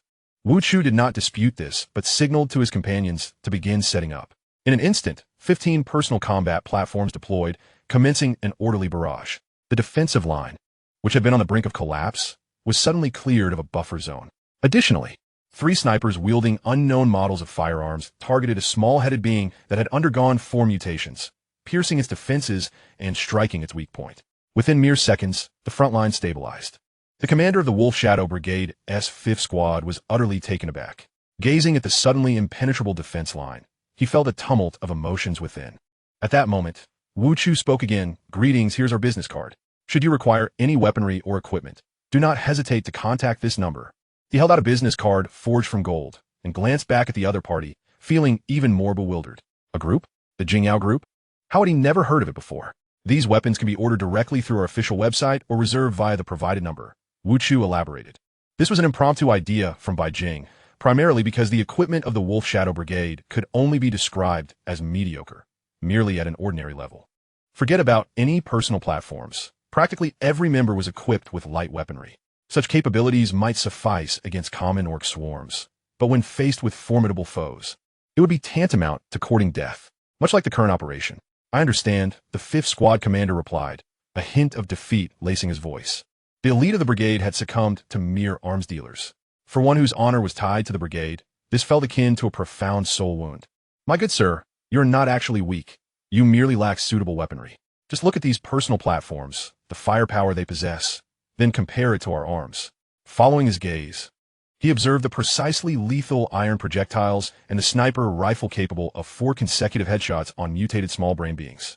Should they manage to equip even a few of such weapons, the entire squad's strength would see a significant enhancement. Thank you, I comprehend. After a brief internal struggle, he responded, gathering his team of dozens to begin their return. Yet, en route, he had already commenced dialing his commander as contact. Commander, we wish to upgrade our equipment. You also wish to change? Indeed, our current gear is far too outdated, severely impacting our capabilities. We can discuss this upon your return. This promotional initiative had also been arranged by Bai Jing, who believed that the Alliance's brigades should refresh their armaments. Presently, the light equipment was exceedingly lightweight. Chapter 255, Escape? Quite a number indeed. Shun Xie, accompanied by his team, arrived at the designated point, only to witness a congregation of over 100,000 small brain beings. The lowest among them were at the 2nd mutation stage, with several dozen reaching the 4th. Just then, waves of intense psychic energy surged forth, and a voice echoed in their minds. My new king retreats, sparing you from death. Should you not retreat, I shall show no mercy. As if to validate its proclamation, the throng of small brain beings began to stir with a desire to charge forth. Shen Xie paid them no heed. He had nearly fully recuperated and could once again unleash the soul of machinery in its frenzied form. However, he intended to reserve this tactic for the leader of the small-brain beings. Trying to intimidate me? Very well, you have successfully frightened me. Oh, dear. My hand slipped. No sooner had he spoken than a crimson barrel manifested in Shun Xie's grasp. The next moment, lightning and fire intertwined. One unfortunate fourth-stage mutated being was instantly reduced to cinders, with a barrage of gold and crimson lightning wreaking havoc. The lower-tier small-brain beings were reduced to ash in an instant, with thousands perishing in one fell swoop. The unfortunate concentration of their ranks made it all too easy to achieve such a devastating outcome. Almost simultaneously, the other members reacted, summoning their personal platforms and retrieving their own barrels, aiming at the densely packed clusters. Boom, boom, boom. After several detonations, silence enveloped the area. A basin had formed before them, and the remaining small-brain beings no longer posed a threat. I shall advance. Will you strike me? Will you dare to attack me? Shun Xie stepped forward, his voice resonating through the speaker. Meanwhile, in an underground confined space, a small-brain being was experiencing a profound sense of dread. It was agitated by the derisive demeanor of the opposition, shaken by the loss of its subordinates, and chilled by the impending doom that loomed. It hoped desperately that it would go unnoticed, having taken such great care to conceal itself. As it sensed the external chaos, it could only wish to survive. Survival was the only pathway to a new future. At that moment, a warm, benevolent voice unexpectedly echoed in its mind. You carry my bloodline. You are my child. Come back, my child. The soothing voice resonated repeatedly in its consciousness. As time passed, it felt an overwhelming sense of familiarity and gentleness, reminiscent of a parent's love. Just then, a thunderous crash resounded. The door was flung open. Bang! The specially forged alloy door was kicked down, the tremendous noise jolting it from its daze. It beheld a dozen individuals clad in mechs or powered armor entering the room. The leader of this group muttered to himself, "This space is limited. Retreat outside. Do not crowd in here. Grant them a taste of the Thunderfire cannon." Upon hearing this, the small-brain leader felt its mind sharpen. Just as it attempted to beg for mercy, a sphere of golden red energy surged in, followed by a violent explosion. Underground laboratory. Detecting elevated psychic radiation levels. Please address immediately. Detecting elevated psychic radiation levels. Please address immediately. Li Zhou's complexion turned ashen as several individuals escorted him to safety. Behind them loomed a horde of monsters shrouded in black oil. Escort me out of here, and I shall reward you handsomely. You will become formal members of the Leaf family. As for the others, they either perished or had already been assimilated. Thankfully, those who had died did so honorably, allowing their passage. Once they reached the elevator, he would summon his family's resources to annihilate this planet. With this thought, he tightened his clothing over his chest. Fortunately, he had secured the data. He was confident that it would not be long before he completed the ultimate fusion and created the perfect war machine. Li Zhou urged them onward. Quickly, we must not be caught. He glanced back, spotting the largest child of life, its form towering close to the ceiling, standing at least 30 to 40 meters tall. Suppressing his fear, he continued to sprint towards the elevator. As they neared the corner, the elevator loomed ahead. Yet, before they could approach, several figures emerged first. They appeared human, but were entirely cloaked in black oil. Damn it, eliminate them, he commanded immediately. The man who had been shadowing him had no choice but to engage. You protect the young master. I shall handle this. With that, a flurry of flying blades appeared, swiftly carving a path through. This individual was clearly a psychic practitioner. Yet, this delay allowed the child of life to close the distance significantly. With such proximity, even if they boarded the elevator, they would likely be forcibly brought down if attacked. Uncle Lu, I know. Please look after my family. The middle-aged man nodded silently, positioning himself before the elevator. Uncle Lu, your children will enjoy the privileges of the Leaf family's direct lineage, Li Zhou declared hastily as he activated the elevator. As the sensation of weightlessness enveloped him, he finally exhaled in relief. His back was already drenched in cold sweat. He had initially believed it was merely a matter of retrieving experimental data, never anticipating the situation would become so perilous. 2 Peak 6th tier and 35th tier mechanized warriors have been left behind, leaving only a few 2nd and 3rd tier warriors remaining. He took a moment to steady his emotions and glanced at the few individuals left. Rest assured, I, Li Zhou, shall never be stingy towards those who have rendered service. Several silhouettes remained unresponsive, and Li Zhou sensed that something was amiss. A number of individuals stood in position, seemingly guarding him, Yet in reality, they appear to be preventing his escape. An immediate chill coursed through him. His expression faltered momentarily, but he swiftly regained his composure, maintaining an appearance of ignorance and trust. However, within, he was calculating his means of escape. Before long, the elevator came to a halt and the door opened, drawing the attention of a few scattered small-brain beings. Upon seeing living individuals inside, they wasted no time in attempting to rush in. Yet, before they could make a move, one among them had already acted. His arms transformed into cannon-like appendages. Boom, boom, boom. The compressed energy incinerated the obstacles in its path. Are you the psionic race? Capable of freely transforming and mechanically augmenting life? The only entity he could conceive in such a context was the dominant psionic race. What he could not comprehend was why such a powerful force had fixated upon him. Li Zhou witnessed a figure piercing through a formation composed of nearly 1,000 bioweapons. In no time, he was ushered into a landing pod. Wait, we can discuss this. The Li family possesses absolute sincerity. Li Zhou was instantly thrown into a state of panic. If this were within the Alliance's territory, he could leverage connections for a chance at survival. But if he were taken to the psionic race, he would have no idea whom to approach for assistance. Chapter 256, Dialogue with the Deity. It should have been resolved. He needed to inquire about the situation on the other side, gazing at the completely melted underground space. The sheer might on display was such that even a 6th-tier Zerg would perish, let alone a being adept in psychic abilities. My lord, on the other side, the small-brain beings have lost consciousness. In truth, there was no need for confirmation. The recent battle had surely claimed the lives of 99 small-brain beings. Yet there remained a few fortunate survivors. However, they now lay on the ground, twitching, utterly incapacitated. Mission accomplished, Shun Xie promptly ordered. They were to regroup with their team and return to the Spirit Walker. Yet, before they could act, a cacophony of maniacal laughter echoed from below. Those small-brain beings that had previously perished began to rise once more, grotesque organs and limbs sprouting from their forms. A foul black liquid oozed from their joints. At that moment, the ground trembled violently, and a figure erupted from the earth. Ha ha ha! This king now lacks for nothing. The booming laughter drew everyone's attention towards the entity. It was a humanoid being towering over 10 meters, its ribcage adorned with 3 pairs of robust arms.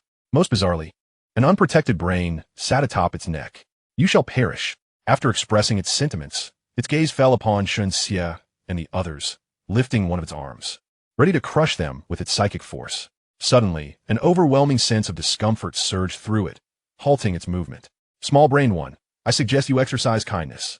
In that moment of distraction, Shun Xie had already led his companions away. This creature had evidently completed a demonic ascension ritual, its strength having reached another level, at least of the 7th tier. It was beyond their capacity to contend with. Who are you? Have you heard of my father's name? The small-brained leader, feeling the abyssal power, immediately spoke. Hong Xiao, uninterested, merely sought to delay for Bai Jing's arrival. It was nearly time. The small-brained leader, sensing something amiss, looked up to the sky. In a moment of daze, it appeared to see a golden sun descending. Your opponent has been deployed. Please showcase your talents. Hong Xiao declared with a smile. At this moment, the small-brained beings had forsaken all others, raising their arms in an attempt to forcibly halt their adversary. Clearly, it had overestimated its own strength. Accompanied by a cry of despair, Bai Jing successfully landed. Where's the enemy? A glance around revealed no adversary in sight.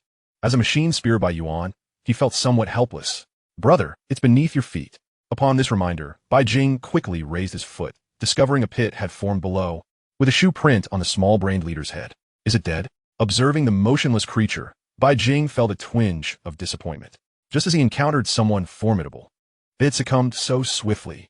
Fortunately, the creature had not perished. It was merely dazed from the kick. A throbbing pain radiated from its head, yet it managed to crawl out from underground. Do you know who my father is? Gazing up at the towering figure, the retort that nearly escaped his lips turned. I care not for your wild progenitor. If you strike my subordinates, prepare to face the consequences. You. The small-brained leader trembled with rage, exuding the same exasperation as that individual. Just then, the leader's aura shifted. Bai Jing's sense of impending danger surged, prompting frantic warnings from Hong Xiao. Captain, a divine consciousness has descended. Observing the small-brained leader, it moved in the next instant, raising a hand towards Bai Jing. Become my son. Be the true child of the deity. Bai Jing. Expecting some fierce proclamation, he was caught off guard by the unexpected solicitation. Despite being merely a brain, The small-brained leader exuded a sense of paternal warmth. Truly deserving of the title benevolent father among deities, it seemed intent on claiming offspring wherever it went. Perhaps feeling its bargaining chips insufficient, it spoke again. Become my son, the prince of my divine kingdom, and I shall assist you in entering the realm of the divine. Before Bai Jing could respond, Bai Yuan interjected. Brother, please do not agree to this. This is a dissent. You must refuse. Her tone was tinged with a hint of desperation. Get lost, Bai Jing replied coolly, unleashing the full might of the dragon-breaking spear. Unexpectedly, the small-brained leader did not evade, allowing the spear to strike and devastate much of its form. Yet, an inexplicable air of benevolence still enveloped it, despite its nature as a wicked deity. At that moment, a voice of authority resounded. Begone! Yet, this voice did not emanate from the material universe, but rather from the spirit realm, reverberating throughout its entirety. The small-brained leader's semblance of benevolence dissipated instantaneously. Moments later, it regained control of its body. Human, are you terrified? Witness the might of my father. Now, bow and confess your wrongs, and I may spare your life. Though its body lay in ruins, it regarded these injuries as minor, observing the enemy's restoration. Bai Jing sighed with relief. The deity of the spirit realm was still formidable, presenting immense pressure. Fortunately, the adversary retreated. Human, bow and confess. Looking at the small-brained leader, now reduced to a mere 10 meters in stature, Bai Jing's face bore an unusual expression. It appeared this creature was oblivious to the situation's development. Without hesitation, he began to stomp down repeatedly. With the empowerment of royal authority, each step manifested as a genuine injury. Every footfall elicited a scream, while the creature's form swiftly diminished. Damn it! My father shall not let you off. You will incur the wrath of the benevolent father. I curse you to forever remain devoid of his love. Upon hearing this, Bai Jing halted his movements, leading the small-brained leader to believe it had intimidated him. It hastily escalated its threats, seeking to curse Bai Jing with even more venomous words. You will never attain the love of the benevolent father. You shall be spurned and loathed. Bai Jing, what a delightful tune. I shall relish it. Yet, as it continued, the small-brained leader suddenly sensed something was amiss. It found itself unable to articulate, only managing to emit whimpering sounds. No syllables could escape its lips, and even telepathic communication became unattainable. Its dark eyes reflected sheer confusion. Unable to comprehend the sudden shift, Bai Jing ceased holding back, thrusting the dragon-breaking spear to obliterate the creature's corporeal form, swiftly following up with a recharge. Detected a peculiar energy complex. Recharging will yield 5 million essence. It is hardly surprising that they can only engage in idle chatter. They are weaker than the Zerg we encountered before. This also indicates that the god of life is truly indiscriminate in his choices, willing to accept anyone. As the leader of the brain people fell, the small brain people, who had begun to mutate, convulsed once more. This time, their struggle was brief, and they ultimately lost all signs of life, turning into mere heaps of flesh. Chapter 257, The Special State of the Mechanized Warriors. My lord, a mechanized warrior glanced back, opened his mouth, yet ultimately failed to complete his sentence. However, Shun Xie immediately comprehended the unspoken thoughts of his companion. Do you believe it would be unwise for the Lord to remain behind? You are mistaken. It is our presence that would be detrimental to the Lord. He spoke with a touch of exasperation. They should be aware of their own worth. Should they remain, it would divert the Lord's attention to their care, potentially rendering them a liability. Naturally, such thoughts were not unusual. It is the prevailing military mindset that, barring an imminent crisis, the highest commander does not engage directly. This very reason has birthed some unfortunate states of affairs. Observing his 10 subordinates, Shun Xie placed a hand on one of their shoulders, speaking earnestly, do not overthink it. We are the burdens here. In a high-level battlefield, they are but cannon fodder.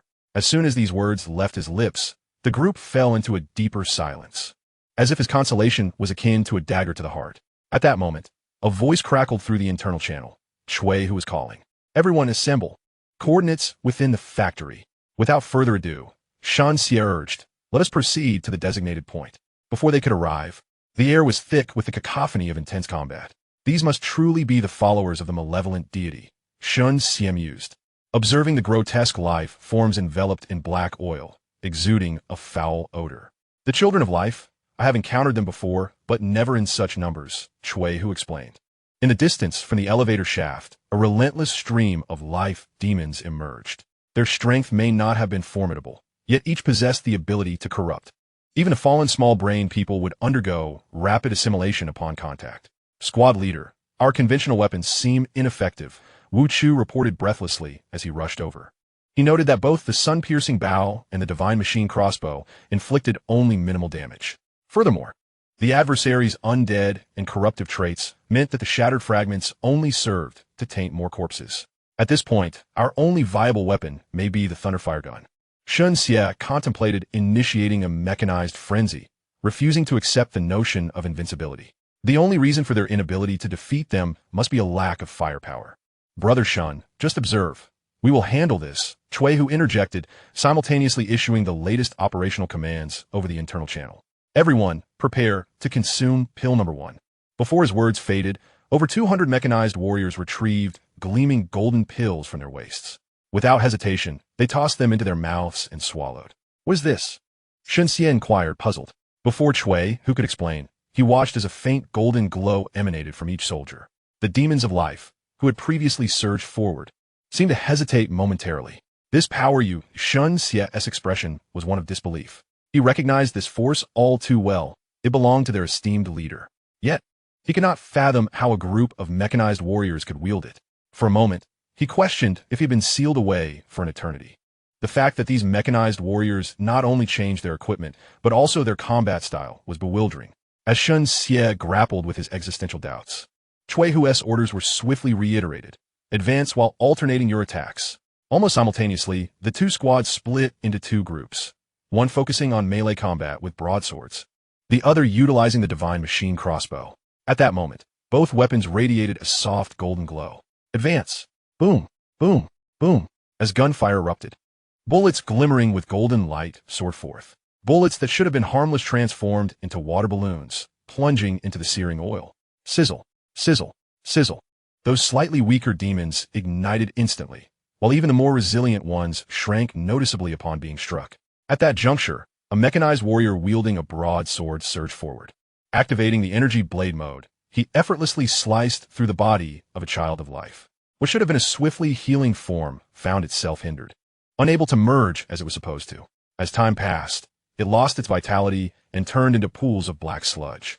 Having fought alongside one another for so long, their camaraderie was unparalleled, and they quickly dispatched over 1,000 children of life. Brother, Guiyu, can I have a pill too?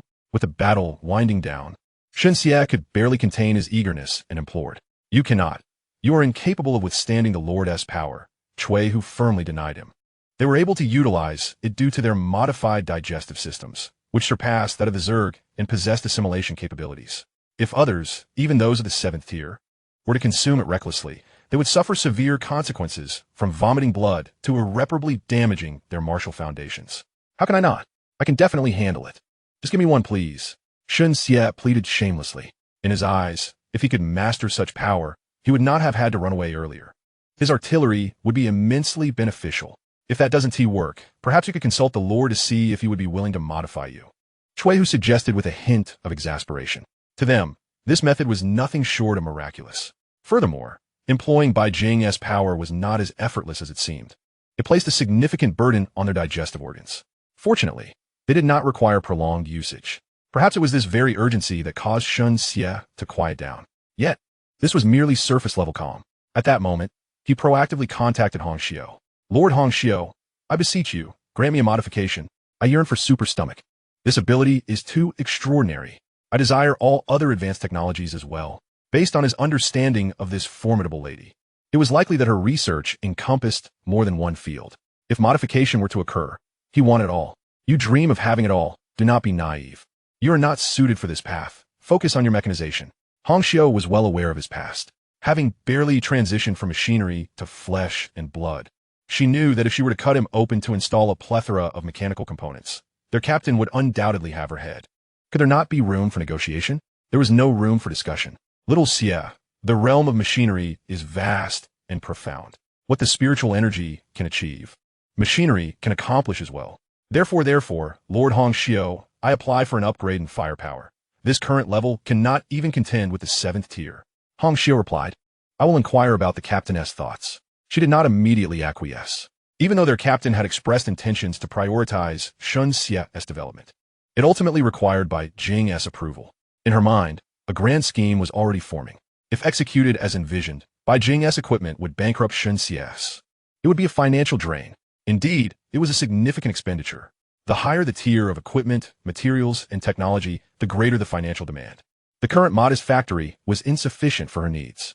She required larger and more factories. She aspired to become the foremost arms dealer in the alliance. Such an achievement would surely enable her to realize her ambitions. With this in mind, she opened a document revealing a design blueprint, a conceptual design for a transformable combat spaceship.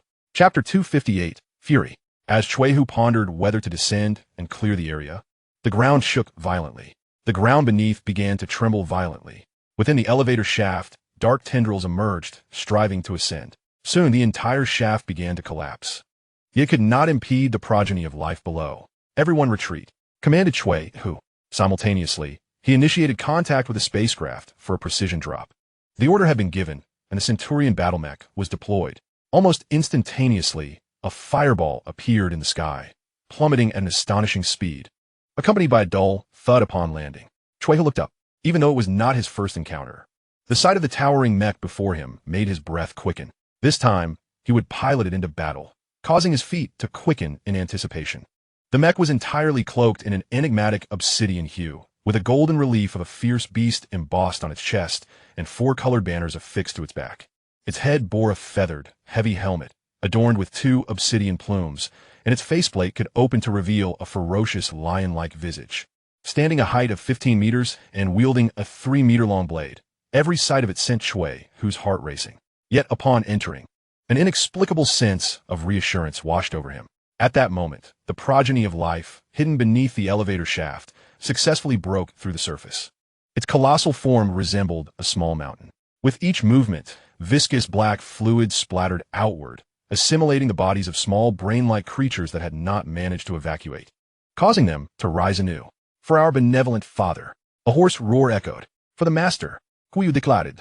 In the next instant, the energy mode of the blade surged with power as it swallowed 3 golden pills. The mech's body and blade gradually glimmered with a pale golden hue. The progeny of life, which had been roaring, suddenly fell silent. Its eyes, hidden beneath the black sludge, became conspicuous. Devotees of the malevolent deity be eradicated. The blade morphed once more, transforming into a colossal energy cleaver, measuring 40 meters in length. Before the progeny of life could react, the attack had already descended. Roar! Countless tendrils of black sludge attempted to obstruct the assault, yet the energy cleaver sliced through everything with the ease of cutting tofu, instantaneously shredding the progeny's form. A thin line appeared at its forehead, rapidly expanding. Drip, drip! A deluge of black sludge fell like rain. At this moment, Chuehu had already retreated, poised for further strikes. What he did not expect was that the adversary seemed to have perished. However, as a seasoned veteran who had faced the progeny of life before, Chuehu could not shake the feeling that it was not so simple. Such resilient vitality could not be so easily extinguished. Minutes passed in waiting. The progeny of life had completely transformed into a pool of black sludge, devoid of any life force. Chuehu, are there still enemies? Xia, who was observing from behind, couldn't help but inquire. After that decisive strike, he had seen Chuehu assume a defensive stance, as if bracing for an attack. After an interminable wait, no new demons had emerged. Could it truly be dead? Chuehu found it hard to believe. A demon on the brink of reaching the 7th tier had been slain with a single stroke? How could that be possible? Despite his reluctance to accept it, the reality before him left no room for doubt. He sheathed his blade, feeling a strange emptiness within, as if he had fought yet had not truly engaged. Prepare the Thunderfire cannons to cleanse this area. In the past, encounters with demons had entailed the use of thermal explosives or high-temperature flamethrowers. Now, a few Thunderfire cannons would suffice. It was not long before arcs of golden red lightning ravaged the area, swiftly eliminating all traces of black sludge.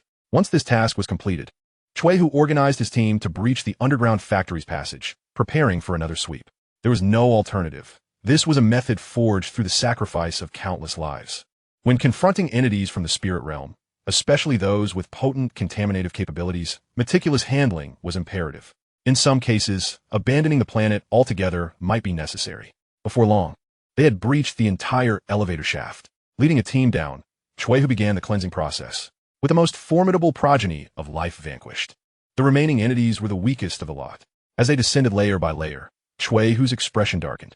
He beheld numerous laboratories, as well as imprisoned test subjects and experimental reports. Damn it, they actually used children and pregnant women for experiments. Through a viewing window, he saw a room containing a boy of about 10 years old, clad in a patient gown, hugging his knees with his head lowered, afraid to utter sound. Such rooms numbered in the thousands, many now empty or transformed into progeny of life. As they continued downward, various containers came into view, housing grotesque human-like beings. Some resembling the small brain creatures, evidently former experimental subjects from earlier generations. Let me go. I can offer a substantial price. Li Zhou, stripped of his arrogance, pounded on a door, desperate to escape, yet there was no response. His concealed research data had also been seized, heightening his anxiety regarding his dwindling worth. Little did he know, at that moment, Bai Jing was reviewing the experimental reports, which comprised meticulously preserved recordings. Upon casually opening one, he observed an individual clad in a radiation suit addressing the camera. Experiment 113, Maternal Subject Trial. After stating this, he turned and walked away, followed by several nurses who began injecting a substance into a bound pregnant woman, causing visible veins to surface on her face as she emitted pained groans. Director, her vital signs are rapidly declining. One nurse exclaimed. Inject life enhancement agent number 3. Inject life vitality agent number 5. Almost simultaneously, the nurses sprang into action. As the serum was administered, the pregnant woman's condition stabilized, alleviating her suffering. At that moment, the sound of a baby's cry pierced the air, while the bound mother, as if having her life energy siphoned away, visibly withered, her flesh and skin drying up before their eyes. Within mere seconds, she was reduced to a desiccated corpse, and in the hands of one nurse lay a deformed life form. Maternal cultivation experiment number 113 failed, the commanding personnel reported. Following this, Bai Jing was presented with a plethora of experimental data. Not only were maternal trials documented, but various modifications were also explored. Any plausible success was pursued through experimentation. Bang! His fists clenched tightly, an uncontrollable murderous intent radiating from him. Hong Xiao had completed her summary and began her report. According to the experimental data, the death toll from uncontrollable incidents alone amounts to 56,312 individuals. The estimated death toll from uncontrolled events ranges from 10 million to 11 million. This is merely one factory planet. If we consider the inhabited planets, the numbers could reach hundreds of millions. Just then, a communication came through. Upon glancing at it, he recognized neither the sender nor their identity. The sender is from the Leaf family of Yuxing, Li Xian. Hong Xiao announced. Chapter 259, Countdown for the Leaf family. It was him. Bai Jing recalled the individual, deliberating before ultimately deciding to answer the call. A cheerful, handsome young man appeared on the screen. I apologize for disturbing you at this time, Brother Bai. The situation is urgent. The Alliance's tax vessel has gone missing. You are the closest person. Could you assist us in investigating? Li Xian spoke hurriedly as soon as the call connected. It is evident that some matters, if exposed, will result in severe penalties, even for the pioneering families of the Alliance's early days, including potential eradication. Of course, brotherly, rest assured that I will diligently assist you in your search. Bai Jing replied with a gentle smile, his tone calm. He was no longer the naive youth he once was. He was acutely aware of the true nature of the Li family. Should their secrets be revealed now, there would undoubtedly be high-level figures stepping in to provide protection. If he were to strike, he would strike with utmost severity. One must hit the snake at its weakest point and eradicate the roots of the grass. When dealing with a pioneering family, one cannot afford to grant them a moment's respite. I'm truly grateful, Brother Bai. In the future, should you require anything, do not hesitate to contact the Leaf family.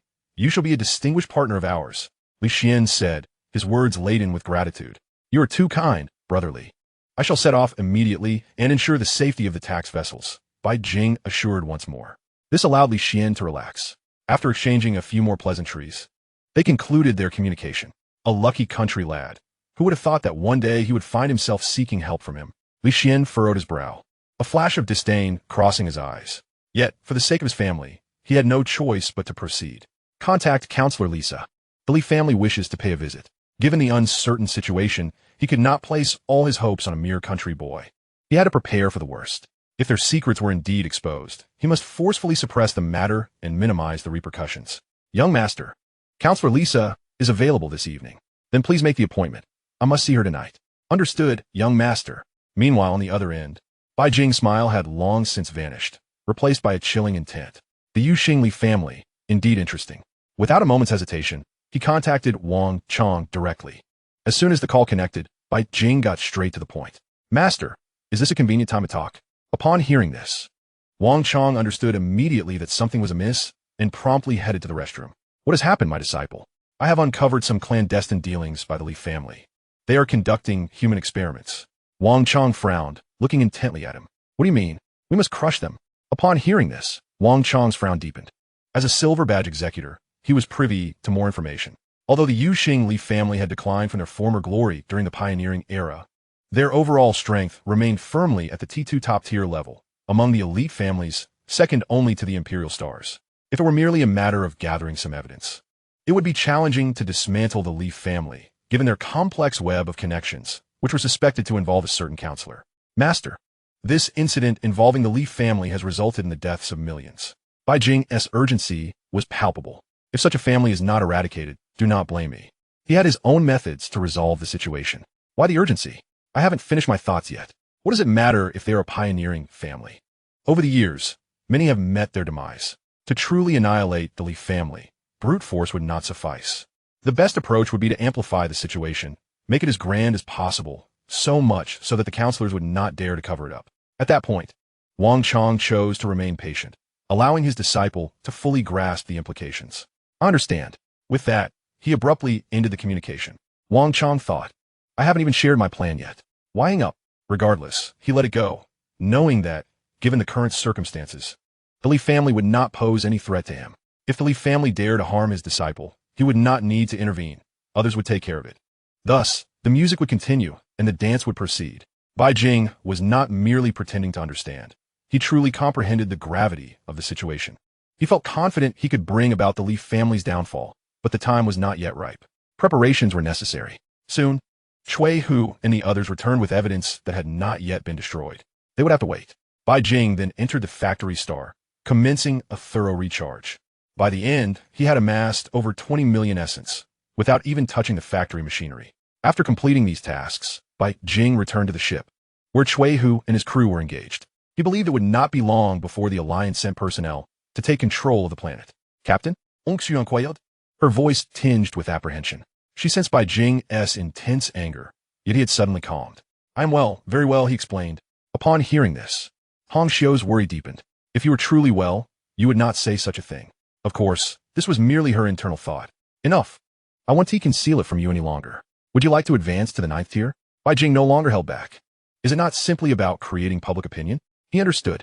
As long as the matter was substantial enough, the counselors would keep their distance, fearing the fallout.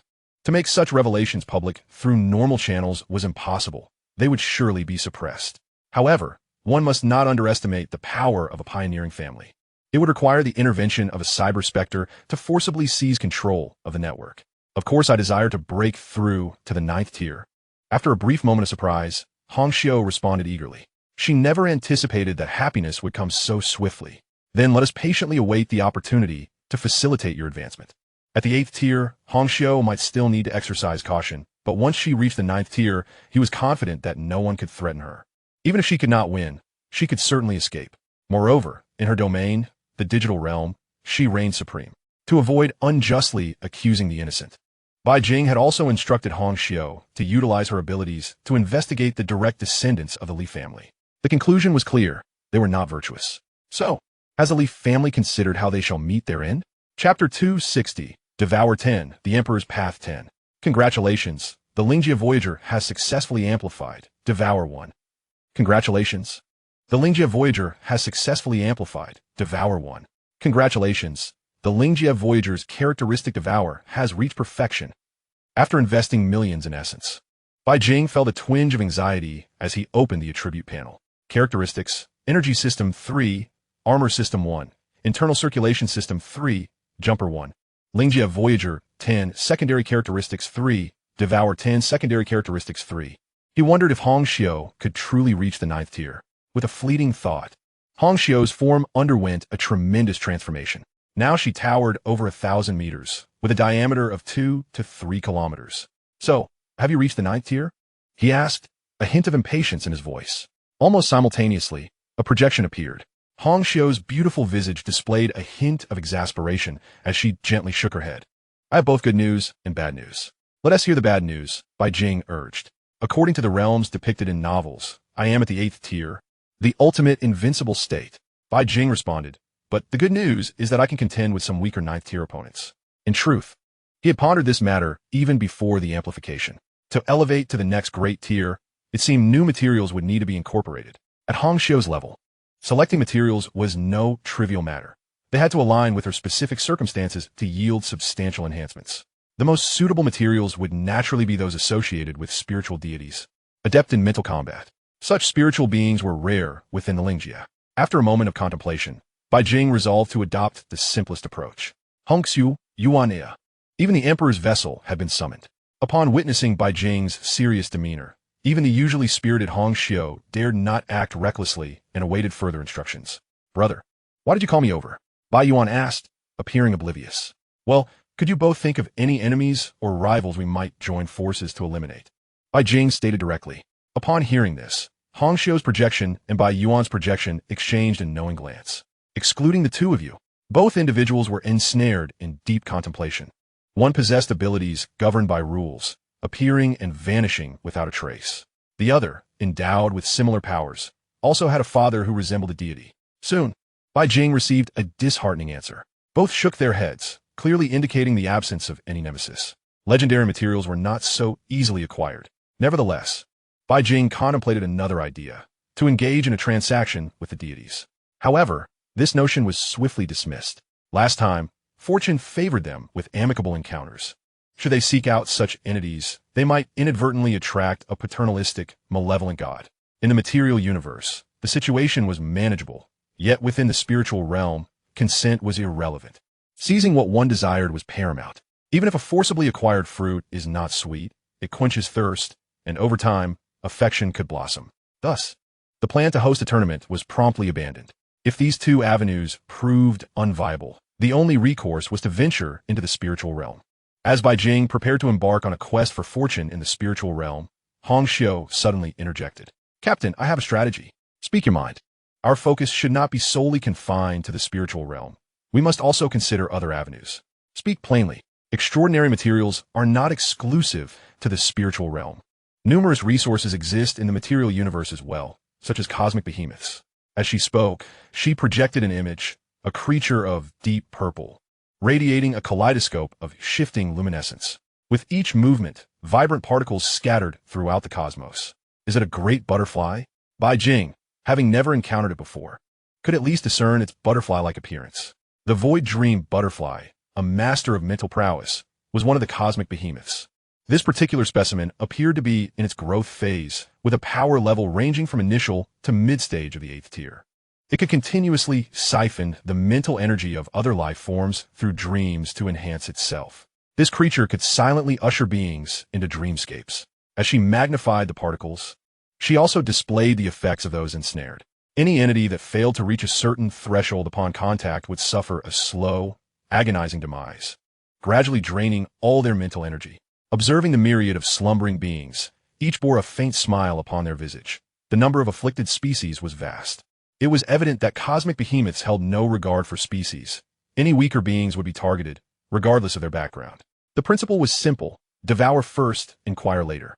This illustrated why cosmic behemoths had a poor reputation. Everyone fought them. However, as favored children of the universe, they thrived well, provided they had sufficient sustenance to reach their growth phase, ultimately securing their place in the 9th tier. This resulted in a lack of favor from the dominant powers. Yet cosmic behemoths continued to prosper. I believe its energy core would be exceptionally beneficial for my advancement. Hong Xiu expressed her opinion, sharing some fundamental information. Name: Void Dream Butterfly. Tier: Early 8th. Physical data: wingspan 31 kilometers, body length 8 kilometers, weight unknown. Primary abilities: Dream World, Soul Erosion, Mental Control. This butterfly was relatively small among the behemoths, primarily due to its mental attributes, which did not necessitate the physical prowess required by other cosmic titans. Let us give it a try. Hong Xiu will take the lead. I shall provide support. We should be able to subdue it. Of course, to ensure success, Bai Jing would need to make further preparations. Here are the coordinates. When shall we depart? Wait a moment. I need to make some arrangements. He then turned to Bai Yuan. Bring the Emperor's ship over. I need to upgrade it. While it may not be the primary force, The ship's secondary features also enhanced mental resistance. Given that he had a considerable amount of essence in hand, he decided to max it out at once. Understood, brother. Before long, the Emperor's ship arrived. Bai Jing immediately commenced the process. Max it out, max it out. Your Emperor's ship amplification was successful. Emperor's Path 1. Your Emperor's ship amplification was successful. Emperor's Path 1. Your Emperor's ship amplification was successful. Emperor's Path 1. With each amplification, Bai Jing experienced peculiar changes. A subtle aura of pressure radiated from him at all times. Though not overwhelmingly potent, it instilled an irresistible urge to submit and bow down. Once the amplifications were completed, he felt quite satisfied with the changes within himself. His mental energy had been further fortified, and he had acquired methods of mental assault. The power of imperial authority had also become distinctly more refined, almost as if it were two separate entities. Upon finalizing the enhancement, the Emperor's ship was released. Bai Yuan quickly approached Bai Jing, regarding him with curiosity. Brother, you are becoming more and more like father. Bai Jing replied within the alliance. None resemble him more than I. Were he to dwell in a time of chaos, standing firm, many capable individuals and generals would bow before him. Then, on the pretext of the weather turning cooler, they would offer him garments. Chapter 261. Old Deng has arrived. Counselor Lisa, Li Xian from the Li family seeks an audience. A servant spoke softly. Let him in. Yes. Shortly thereafter, a young man stepped inside. Before he could utter a word, Counselor Lisa preemptively stated, Speak plainly. I have a meeting to attend shortly. Li Xian, initially intending to engage in pleasantries, was compelled to address the matter directly upon hearing her words. Counselor Lisa, I truly require your assistance. My family has encountered some business issues. At this point, he glanced at Counselor Lisa, who also lifted her gaze. Oh, I've always said, when there are issues, rectify them rather than cover them up when troubles arise. The responsibility lies with your Li family. Humbly pay the fines and adopt a more contrite attitude. Yes, yes. Li Xian nodded repeatedly, sensing that her admonishment had reached its conclusion. Lisa's tone shifted to a more measured note. Your family was once a pioneering clan. The Alliance shall not forget your contributions. However, do not overstep the red lines. Such transgressions are intolerable. Upon hearing this, Li Xian let out a sigh of relief. The crisis had been averted. Given their position, one could not speak too candidly, lest they provide others with leverage. The fact that she acknowledged the merits of the Li family indicated a favorable stance. At crucial moments, they would intervene to protect them. Rest assured, Counselor Lisa, our Li family is law-abiding and will always adhere to the laws and regulations of the Alliance, following your lead. Upon hearing this, Counselor Lisa gently nodded and took a sip of her tea. Witnessing this, Li Xian quickly rose. I shall not take up any more of your time. There are many matters requiring my attention. Huabo, see off young Master Li. An elder promptly stepped forward to escort Li Xian away. Once they exited the counselor's residence, the elder spoke. Do your best for the Alliance. Should any issues arise, feel free to contact me. As he handed over a business card, Li Xian gratefully accepted it. Thank you, Huabo. This adds an extra layer of assurance. Farewell. After seeing him off, Huabo returned to the residence, where he found Counselor Lisa gently swirling her cup, gazing at the departing shuttle. The Li family is truly regressing. Counselor, here is the newspaper you requested. A servant entered, holding a sheet of paper. Place it there. Once the shuttle had completely departed, Counselor Lisa resumed her seat, perusing the newspaper filled with collected intelligence. Headlines regarding the pollution affecting millions, coupled with human experimentation, made her shake her head in dismay. Huabo, this is the final time. Indeed, although the Li family extended their support during her campaign for a parliamentary seat all those years ago, the debt of gratitude should have been repaid long ago. Moreover, the actions of the Li family have crossed the line. Such a family should now attend to their trifles. Bai Jing set forth. Due to the exceedingly high threat posed by the cosmic behemoths, the majority of these creatures have been expelled by various powerful factions. This journey will take 4 days, a duration made feasible only by traversing the spirit realm. Were it not for this method of flight, it would likely take at least several dozen days to reach the designated coordinates. If such a lengthy time were required, the Void Dream Butterfly would likely have departed. Bai Jing chose to enter seclusion.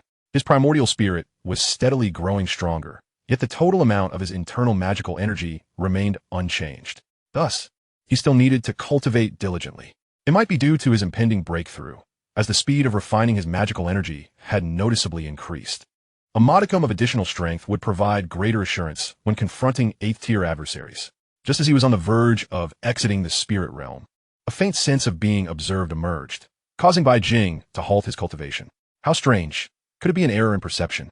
Upon closer examination, the sensation vanished. At that moment, a melodious voice resonated. "Brother, father just visited."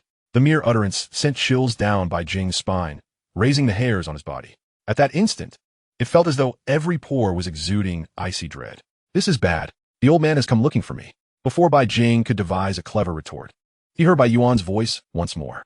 "Father said he would be in seclusion for a while and cannot accompany me during this time." Upon hearing this, Bai Jing exhaled a sigh of relief. The old man had entered seclusion. But wait, the old man had just been here. What else did he say? Suppressing his unease, Bai Jing cautiously inquired. "Nothing, just that he wanted us to hang something at the bow of the ship." Before Bai Jing could ask what it was, a sharp explosion reverberated. "Oh no, something big has happened." As he spoke, he had already entered the room, and a projection materialized. It depicted an external scene. In the dark void, reminiscent of a black and white world, a primitive sword emanating specks of golden light had unexpectedly appeared, blocking their path. As a native of the spirit realm, Hongxiu was well aware that this was a divine artifact. Furthermore, its power likely belonged to a deity of considerable rank. This time, they were likely doomed to annihilation. Just as Hongxiu contemplated forcefully breaking through the spirit realm passage, at the very least to send Bai Jing away, a voice echoed within the room. "Father's item has arrived." Hongxiu, Bai Jing. Upon hearing this, Bai Jing momentarily paused in astonishment before hastily pressing for more information. "Did our father leave any further instructions?" "None. He merely asked us to hang this at the bow of the ship," Bai Yuan replied, shaking her head innocently. Upon hearing this, both individuals felt a chill run down their spines. Indeed, the divine daughter. She truly was a deity's daughter. Such treatment. The thought sent shivers down their spines. Previously, they had brazenly abducted the daughter right under their noses. It felt as though every pore was exuding cold sweat, and Bai Jing's scalp tingled. Fortunately, the deity had not held them accountable.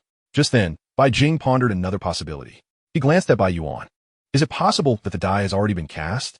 Given the rules of the amplification furnace, even the old man could not grant Bai Yuan her freedom once more. Now, the Imperial ship was irrevocably bound to him. Should he perish, the Imperial ship would likely vanish as well. Realizing this, he thought, "Oh no, I become a pawn. Old man, look at my spirit energy vessel outside.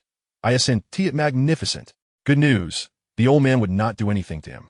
Bad news, he had become a spirit realm version of a pawn. At this moment, Hongxiu, having regained her composure, excitedly approached the battle sword. Just as she was about to hang it at the bow, a stern voice interrupted her. "Impudent! How can my father's possession be displayed outside? What a disgrace! Immediately construct the finest sword display stand and place it at the bow. I shall bow to it thrice daily." Hongxiu, Bai Yuan. Chapter 262, Void Dream Butterfly. Ultimately, under Bai Jing's fervent insistence, a sword display stand was rapidly constructed, using only the finest materials available.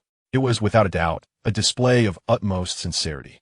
Knowing that the deity would not take retribution upon him, Bai Jing felt more at ease. "Though I'm a pawn, you wouldn't want your daughter to remain a widow, would you?" He even entertained a bold thought. As the saying goes, a married daughter is like spilled water. The old man's possessions are now mine. What's mine remains mine. It is only natural for Bai Yuan to return home with some trinkets. Suddenly, Bai Jing jolted. "Oh no, I must be out of my mind." Reflecting on his earlier thought, he felt a surge of audacity. Yet in all fairness, given the way the deity treated Bai Yuan, it was evident that she was the apple of his eye. The earlier thought could indeed be attempted.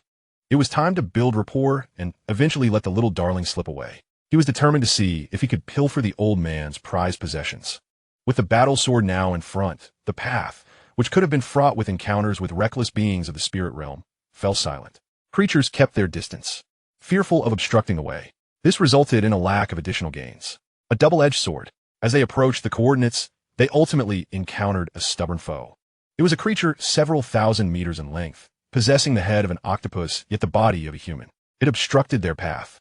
Clearly a being at the pinnacle of the 9th tier, on the verge of ascending to divinity. A cacophony of chaotic and complex mental fluctuations emanated from this irrational monster. Before Bai Jing could utter a word, he saw Hongxiu spring into action.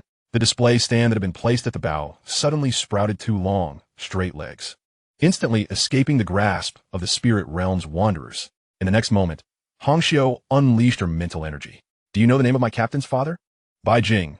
One could not deny that with the battle sword entering the spirit realm, specks of golden light scattered forth. The octopus creature showed no signs of hesitation. swiftly turning to flee. Even in its disordered state, it understood the importance of avoiding danger. Otherwise, it would never have achieved its current status at the pinnacle of the 9th tier. As the octopus creature retreated, it immediately crossed into the material universe, and the battle sword returned to its rightful place. It was crafted from materials of legendary quality, at the very least. Bai Jing could only exclaim in awe. As for its potential for amplification, sometimes materials needed to remain and used to unleash their full power. Not to mention, with the sword displayed there, even if they encountered a deity, it would surely cause them to weigh the consequences of invoking the wrath of its master. Among deities, due to their endless lifespans, there would inevitably be some connections. Unless they were born enemies, no one wished to suddenly acquire additional foes. Thus, under normal circumstances, beings of the spirit realm possessing divine artifacts had a considerably higher chance of survival. Hong Xiu located the enemy's position, discovering that the target was on a planet 1 light-year away. As she spoke, she crafted an image, revealing the Void Dream butterfly floating in space, with its powder drifting down upon the planet. On that planet, most life forms had already succumbed to slumber. No escape, let us capture it.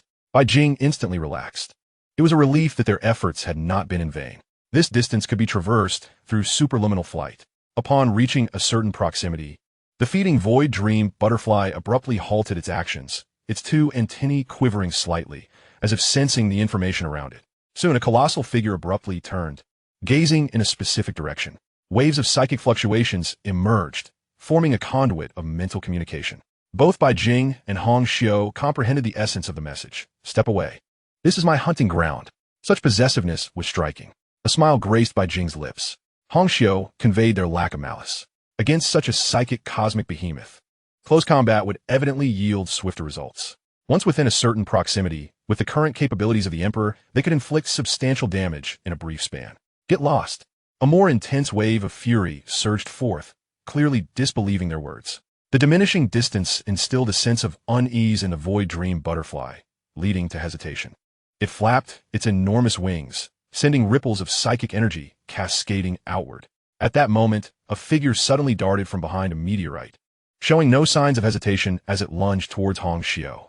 Was this a cosmic behemoth? Observing the creature, which measured over 10 kilometers in length and bore a rugged carapace with a single horn atop its head, Bai Jing felt a twinge of surprise. Indeed, it was a behemoth, but its psychic essence had been extinguished. It was merely a living corpse. Hong Xiu carefully sensed the entity, distinctly perceiving that its original consciousness had vanished, now under the control of the butterfly. While its strength did not rival that of the butterfly, it had reached the late 7th tier, primarily due to its formidable physicality, far exceeding that of others within the same realm. Even when facing a pinnacle 7th tier adversary, it posed no problem. Hong Xiu, utilizing her psychic energy, swiftly swatted the creature away, continuing their advance. Perhaps witnessing that the attack had no effect, the Void Dream butterfly began to flap its wings rapidly. One by one, formidable members of various cosmic races emerged from behind the meteorite or nearby planets. Goodness! How many corpses had it controlled? Bai Jing counted. 1 cosmic behemoth, 3 insect kings, and even an orc general. 5 7th-tier corpses in total. No wonder they dared to linger when encountering them. They had reinforcements. These corpses were not particularly viable, lacking the nurturing essence of life. After a few battles, they would be rendered useless. Moreover, the bodies bore various injuries, evidently remnants from previous conflicts. Without the nurturing essence of life, they could not recover from their wounds. This meant that these 7th-tier corpses were merely disposable experience cards. Once destroyed, they were genuinely gone. We have come to the right place. The opponent's abilities are well suited for you. If previously it was believed that the opponent was psychic in nature, it now appears to be exceedingly compatible with Hong Xiu. This little butterfly must not escape. Hong Xiu, I will handle these corpses. I will strive to create opportunities for you, Bai Jing declared directly. At the 8th tier, if one truly wished to flee, the difficulty of leaving behind opponents was immense. Only through thunderous measures could one achieve total annihilation. No problem. I will first gauge the depth of the opponent. Hong Xiu readily consented. Almost simultaneously, clad in the executor battle armor, Bai Jing had disembarked from the Spirit Walker, and the Emperor arrived shortly thereafter. The hatch opened. Welcome back, brother. Bai Yuan's sweet voice resonated. Chapter 263, Decapitation. You honor. Before the words had fully escaped his lips, the engines roared to life, and the shoulder cannon of the Emperor slowly ascended. After days of effort, Bai Jing's magical energy was now sufficient to envelop the Emperor in a layer of protective magical shield. Even the Dragon Slayer spear in his hand was coated in a heavy layer of gold. "We're set. Brother, I'm ready. Then let's set off." No sooner had he spoken than Bai Jing felt an overwhelming force propelling him forward, causing his speed to multiply several times. And in the blink of an eye, he found himself before the corpse of the cosmic behemoth. The creature had clearly not anticipated the Emperor's velocity by the time it reacted and raised its claws in defense. A brilliant golden light loomed larger.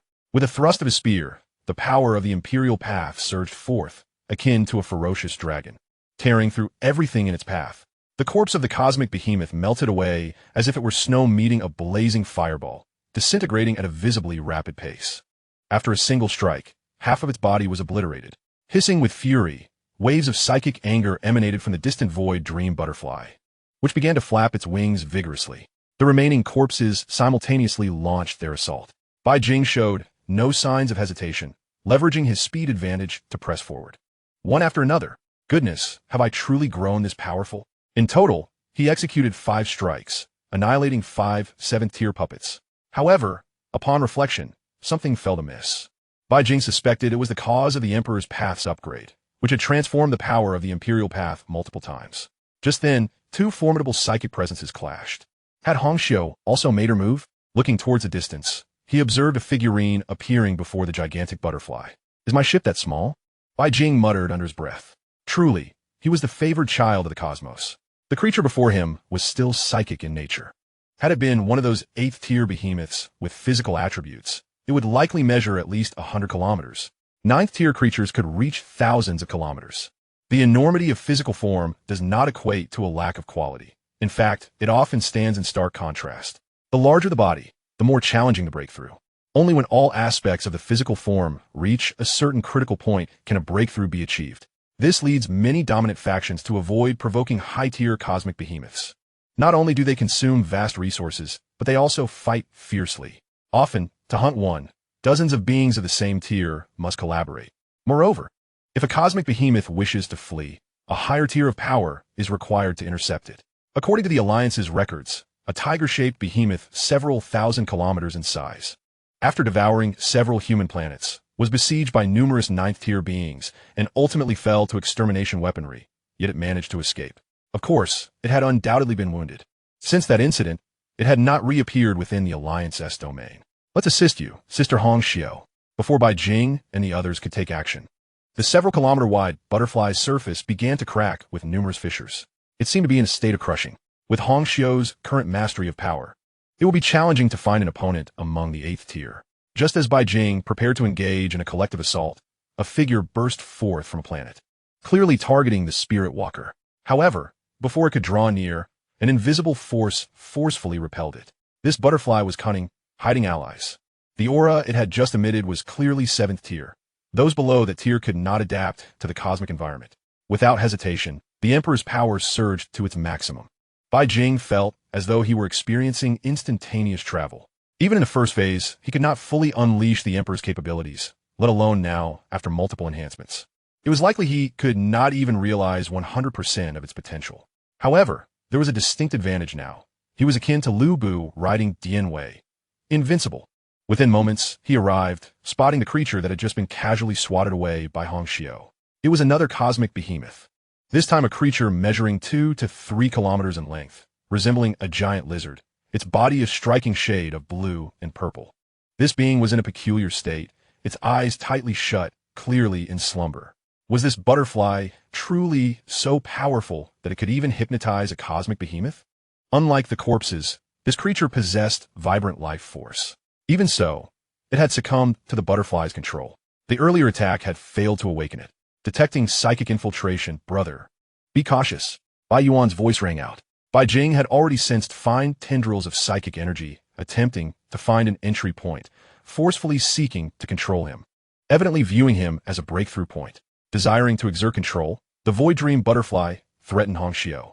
However, as Bai Jing concentrated his mental energy, despite not possessing the vastness of Hongxiu, the refinement of his power was equally formidable. In the next moment, those invasive mental tendrils recoiled sharply as if pricked by a needle. At that moment, the Void Dream Butterfly once again released its spirit to communicate, pleading, "Let me go, and I shall offer up my hunting grounds. You have assured me of your goodwill." Upon hearing this, Bai Jing could not suppress his laughter. How could this foolish moth believe such nonsense? There was indeed no malice, merely a thirst for blood. Perhaps sensing that its value was insufficient, it initiated telepathy once more, stating, "I can deliver my subordinates to you, if only you grant me my freedom." As it spoke, it commanded the massive lizard beast to rise. Still, Hong Xiu paid no heed. "I just wish to depart. I possess treasures that I can bestow upon you." As time progressed, and the sensation of its mind being eroded intensified, the void dream butterfly grew increasingly anxious, perhaps vexed to the point of desperation. Hong Xiu conveyed a message for the first time: "You shall perish, yet my treasures will remain mine. How dare you attempt to barter with my possessions? You are truly doomed." The void dream butterfly responded with confusion. At this juncture, Bai Jing's silhouette suddenly appeared behind the void dream butterfly, unleashing a long-prepared strike. By the time the void dream butterfly realized what was happening, it could only utter "despicable" before its body was rent asunder. Hong Xiu also unleashed her full might. The void dream butterfly's spirit quaked, and a figure emerged in its sea of consciousness, a beautiful human woman. Yet terror gripped its heart as it sought to flee, only to see the woman raise her delicate hand, feeling as if its very soul was ensnared and the strength of its body rapidly dissipating. I stab, I pierce, I jab, I enter and exit 7 times. Meanwhile, in the external realm, Bai Jing piloted the Emperor's ship, relentlessly dismantling the corporeal form of the foe. Even if it were to awaken later, it would be left with nothing but a shattered shell. The essence dwells within the body and requires nurturing. Thus, it would remain dead. So, he attacked 7 more times. Just then, a voice interrupted, "Captain, could we not be a tad more refined? Look at your brutish demeanor." Bai Jing retorted, "Are all warriors not meant to battle in such a manner? Should one merely be passive and allow others to penetrate them? How absurd! You have yet to witness my true ferocity." Cough, cough. "The captain is magnificent. Captain, please personally take action to acquire the treasure." Hong Xiu skillfully redirected the conversation. The recent skirmish had thoroughly extinguished the consciousness of the void dream butterfly, which now lay in a state akin to cerebral death. "Where is it?" she inquired. No sooner had she spoken than a projection of a dissection diagram appeared, indicating the location of the energy core. Bai Jing did not hesitate, immediately acting upon it. In the next second, he passed through the void dream butterfly's body, retrieving a pearl the size of a grinding wheel, which radiated peculiar hues. He promptly cast it into the materials repository. Name: Energy core of the void dream butterfly. Quality: epic effect, enhances mental energy, with a slight chance of comprehending the dream world. Description: core of a colossal beast. Not bad, it could serve as a material. This operation could be deemed a resounding success. Just as Bai Jing intended to recharge the energy from the void dream butterfly's corpse, he noticed the physical form rapidly disintegrating. In mere breaths, it vanished entirely. What? Choosing to recharge yielded no response. All of its energy resided within the core. At that moment, as the restraints dissipated, an ancient violet lizard, which had been in slumber for an indeterminate duration, abruptly stirred, emitting furious roars. It seemed to realize that it had fallen victim to a trap. However, its roar was abruptly cut short as it noticed 2 terrifying figures above it, recalling that detestable butterfly. Recharge successful. You have gained 11 million essence. A smile spread across Bai Jing's face. Truly, the starry behemoth was formidable. Entering the 7th tier, it yielded double the essence of an ordinary 7th tier creature. In fact, dealing with it was easier than with the insect race. Yet, this did not diminish the status of the top-tier insect race, which, compared to the rare cosmic behemoths, could proclaim, "I am spread throughout the universe." No one could ascertain the number of fleets the insect race possessed, nor the sheer multitude of their kind. Perhaps even the great devourer remained oblivious. In the future, the insect race would undoubtedly retain its position as the foremost entity. Bai Jing was not in a hurry to return. He sought refuge in a cave, intending to allow Hong Xiu to undergo her breakthrough before departing, and perhaps even expedite the process. Congratulations! The transformation of the Spirit Walker has been completed. Please select one of the following traits. Note: once selected, it cannot be changed. 1. Mind Plunder. Forcefully seize an enemy's mental energy, rapidly augmenting one's own mental capacity, can be activated twice daily. 2. Dream World. Accurately recreate a real world, allowing living beings to enter. I excel in slaying within dreams. 3. Mental Control. Forcefully invade another's mind. permitting control over their body. 4. Mental storm. Release mental energy to continuously attack all life within a specified area, can be combined with mental pollution. 5. Void. Completely transform into an energy form, significantly enhancing physical and psychic defenses in this state. 5 options emerged, with half of them offering substantial benefits to Hong Xiu at present. Indeed, one must not solely focus on the spiritual realm. The material universe also harbors treasures. Among the 5 options, the most significant were undoubtedly the first and second. One offered a noble growth characteristic, while the other promised a complete restoration of a world. The former would become a divine skill in the later stages, while the latter could facilitate considerable development in the early phases, such as training, cultivation, and skill evolution. Understanding the value of a complete restoration is akin to grasping the essence of the second universe. Naturally, one would require ample mental energy to sustain such an expansive dream world. Thus, he chose the first option. Congratulations on your successful selection. The Spirit Walker is undergoing transformation, and the transformation is successful. You have mastered the trait of Mind Plunder. Enhancement successful. 10 million essence deducted. Good heavens, how exorbitant! Yet, upon reflecting that this was merely the worth of a 7th-tier cosmic behemoth, he felt a sense of relief. Moreover, it had even yielded a 9th-tier combat capacity. The enhancement of a Spirit Walker was successful. Mind Plunder at level 1. The enhancement of a Spirit Walker was successful. Mind Plunder at level 1. 2 more prompts echoed. And despite the expenditure of over 20 million essence causing a pang in his heart, he reassured himself that the investment was justified. Even if the Li family were not eliminated, he would not allow Hong Xiu to encounter peril. A stronger defense is always worthwhile.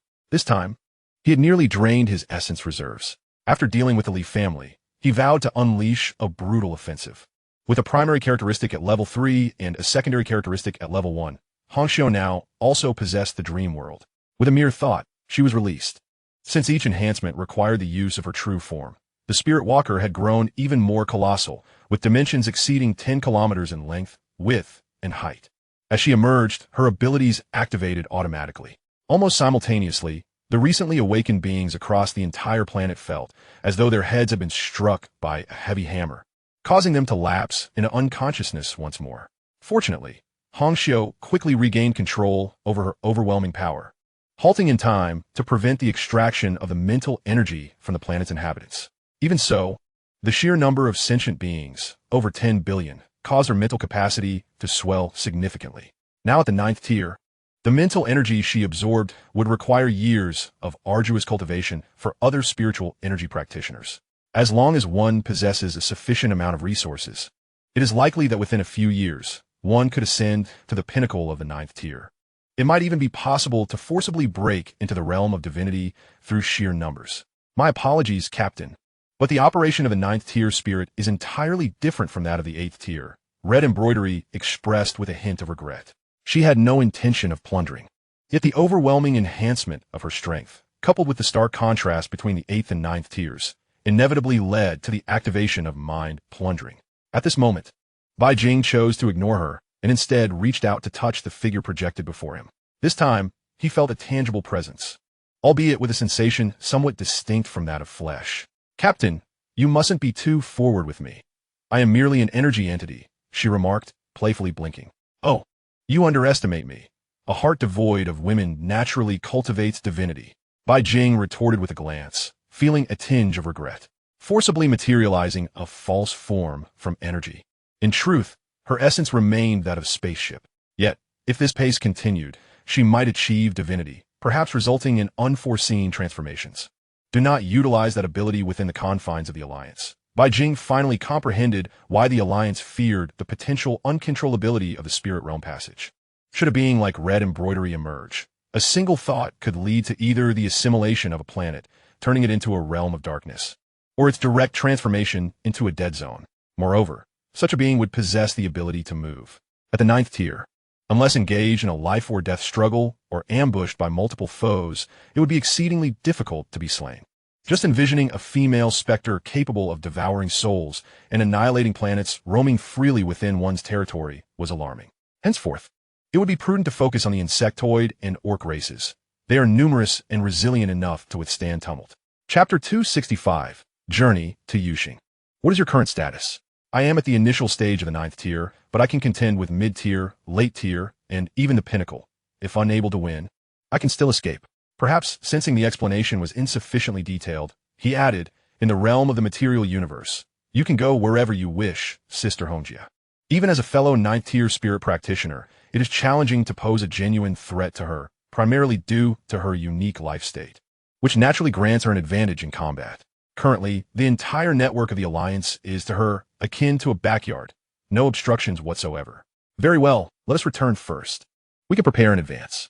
Upon hearing this, Bai Jing felt reassured. A merely family was insufficient to jeopardize red embroidery. He desired not a 99 success rate. If he were to act, he would ensure a 100 guarantee. No problem. Red embroidery gathered her thoughts. The moment Bai Jing gave the command, she would ensure that even the advertisement for the CC brand would bear the Leaf family's sins, compelling all network users to forcibly view a 15-second clip. There would be no option to skip it. Then let us return to the base. Bai Jing had further inquiries to address, needing to confirm that everything was in order before taking action. His resolve was to eradicate every trace of the Leaf family, leaving no room for escape. Let's depart. Given Red Embroidery's current size, she was capable of accommodating the Imperial vessel, thus sparing Bai Yuan from accompanying them outside. The slower speed was partly her doing. Mechas were primarily designed for combat, and certainly could not match the pace of specialized spaceships. Before long, they re-entered the spirit realm. His father's battle sword had been properly arranged once more. At this moment, Bai Jing's mindset had shifted, and he even felt a sense of anticipation towards the old man. His own weapon, along with Bai Yuan's enhancement materials, had yet to materialize. If he could conveniently acquire 30 to 50 legendary quality materials, it would bring him immense joy. Regrettably, it seemed that old Deng was truly in seclusion this time, as he did not appear. This left Bai Jing somewhat disappointed. He had contemplated inquiring about old Deng's whereabouts several times, but ultimately refrained. As the saying goes, good things come to those who wait. Haste makes waste. He must endure. With Bai Yuan present, he had faith that he could procure excellent items. Soon, they returned to Factory Star, where he sought out his senior sister at the earliest opportunity. Junior brother, what brings you here? Sister, I feel on the verge of a breakthrough and wish to go out for a change of scenery. Upon hearing this, Ji Shuiyao expressed some skepticism. If you wish to go, then go, why tell me? I still need to focus on my practice. I wish to vacation on Yuxing and explore. This statement left Ji Shuiyao momentarily stunned, her confusion evident as she regarded her junior brother. Yuxing, she reiterated, confirming once more. That place is the governing star of the Alliance, one of the 9 domain stars. The level of strictness there, while perhaps not reaching that of an Imperial star, still poses considerable challenges to visit. Yes, that is indeed Yuxing. Bai Jing nodded eagerly. He had already instructed Red Embroidery to investigate, and it turned out that the Leaf family's main base was situated there. Furthermore, it coincided with the Leaf family's triennial conference. Almost all members of the Leaf family would return to participate in this gathering. It cannot be a more opportune moment. For leisure and travel, one can visit entertainment stars. Each entertainment star has its unique offerings, so you may choose another. Ji Shuiyao advised, who goes to a military district for vacation. While Bai Jing's identity was exceptional, anyone else would likely be pressed to the ground. Sister, you know well that I have been without a father since childhood, and my mother is also gone. Alone in this vast universe, I wish to see more. Upon hearing this, Ji Shuiyao felt a sense of helplessness. Yet, since her junior brother desired to broaden his horizons, what could she do? Very well, but I must make it clear that the governing star is not particularly entertaining, and the laws there are even stricter. Though she did not fully understand, she decided to accommodate her junior brother's request, as it was merely a matter of words. Wait, something feels off. Suddenly, Ji Shuiyao scrutinized Bai Jing intently, sensing that this matter was not as simple as it appeared. She had never heard her junior brother express a desire to go anywhere before, and he was typically eager to return to the spaceship for cultivation after spending a day or two at an entertainment star. How could he suddenly wish to visit a governing star? Something was amiss. Her food-driven thoughts were momentarily eclipsed by her intellect, detecting an unusual scent. Sister, no questions asked. Just tell me, will you go or not? Bai Jing preemptively interrupted, speaking directly. Upon hearing this, Ji Shuiyao hesitated, torn between her options. An Imperial star, one of the 9 governing stars, could hardly be deemed a culinary paradise. She felt somewhat reluctant to part with her current meals. Yet, witnessing the eager expression on her junior brother's face, she ultimately steeled herself. Bring my chef along. I shall accompany you. Bai Jing. Seeing Bai Jing rendered speechless, Ji Shuiyao assumed he had objections. In that case, I shall focus on my cultivation. I do not wish to hold you back, junior brother. Bai Jing, you simply cannot bear to part with the food. No problem. We can bring him along. The true culinary master was red embroidery. Though Ji Shuiyao remained oblivious to this fact. Then it is settled. We shall set off first, and the necessary documentation should be arranged before our arrival. With the chef secured, Ji Shuiyao felt no further concerns and promptly made her decision. No problem. The two settled their plans, agreeing to gather in half an hour. Before long, directing the robots, they loaded food onto the spaceship via transport vehicles, one after another. Once several hundred tons had been loaded, they felt a sense of reassurance. At this moment, Bai Jing approached. Junior brother, your spaceship has grown larger. Why did you not inform me about the upgrade? Ji Shuiyao felt a pang of regret, realizing that she had been so preoccupied with food that she had forgotten to invest. Sister, remain calm. He then produced a document, revealing it to be the stock certificate of the Jingyao Group. You are an original shareholder. Though I have not distributed dividends, I have already invested the funds for you. While he felt somewhat shameless saying this, he still proceeded.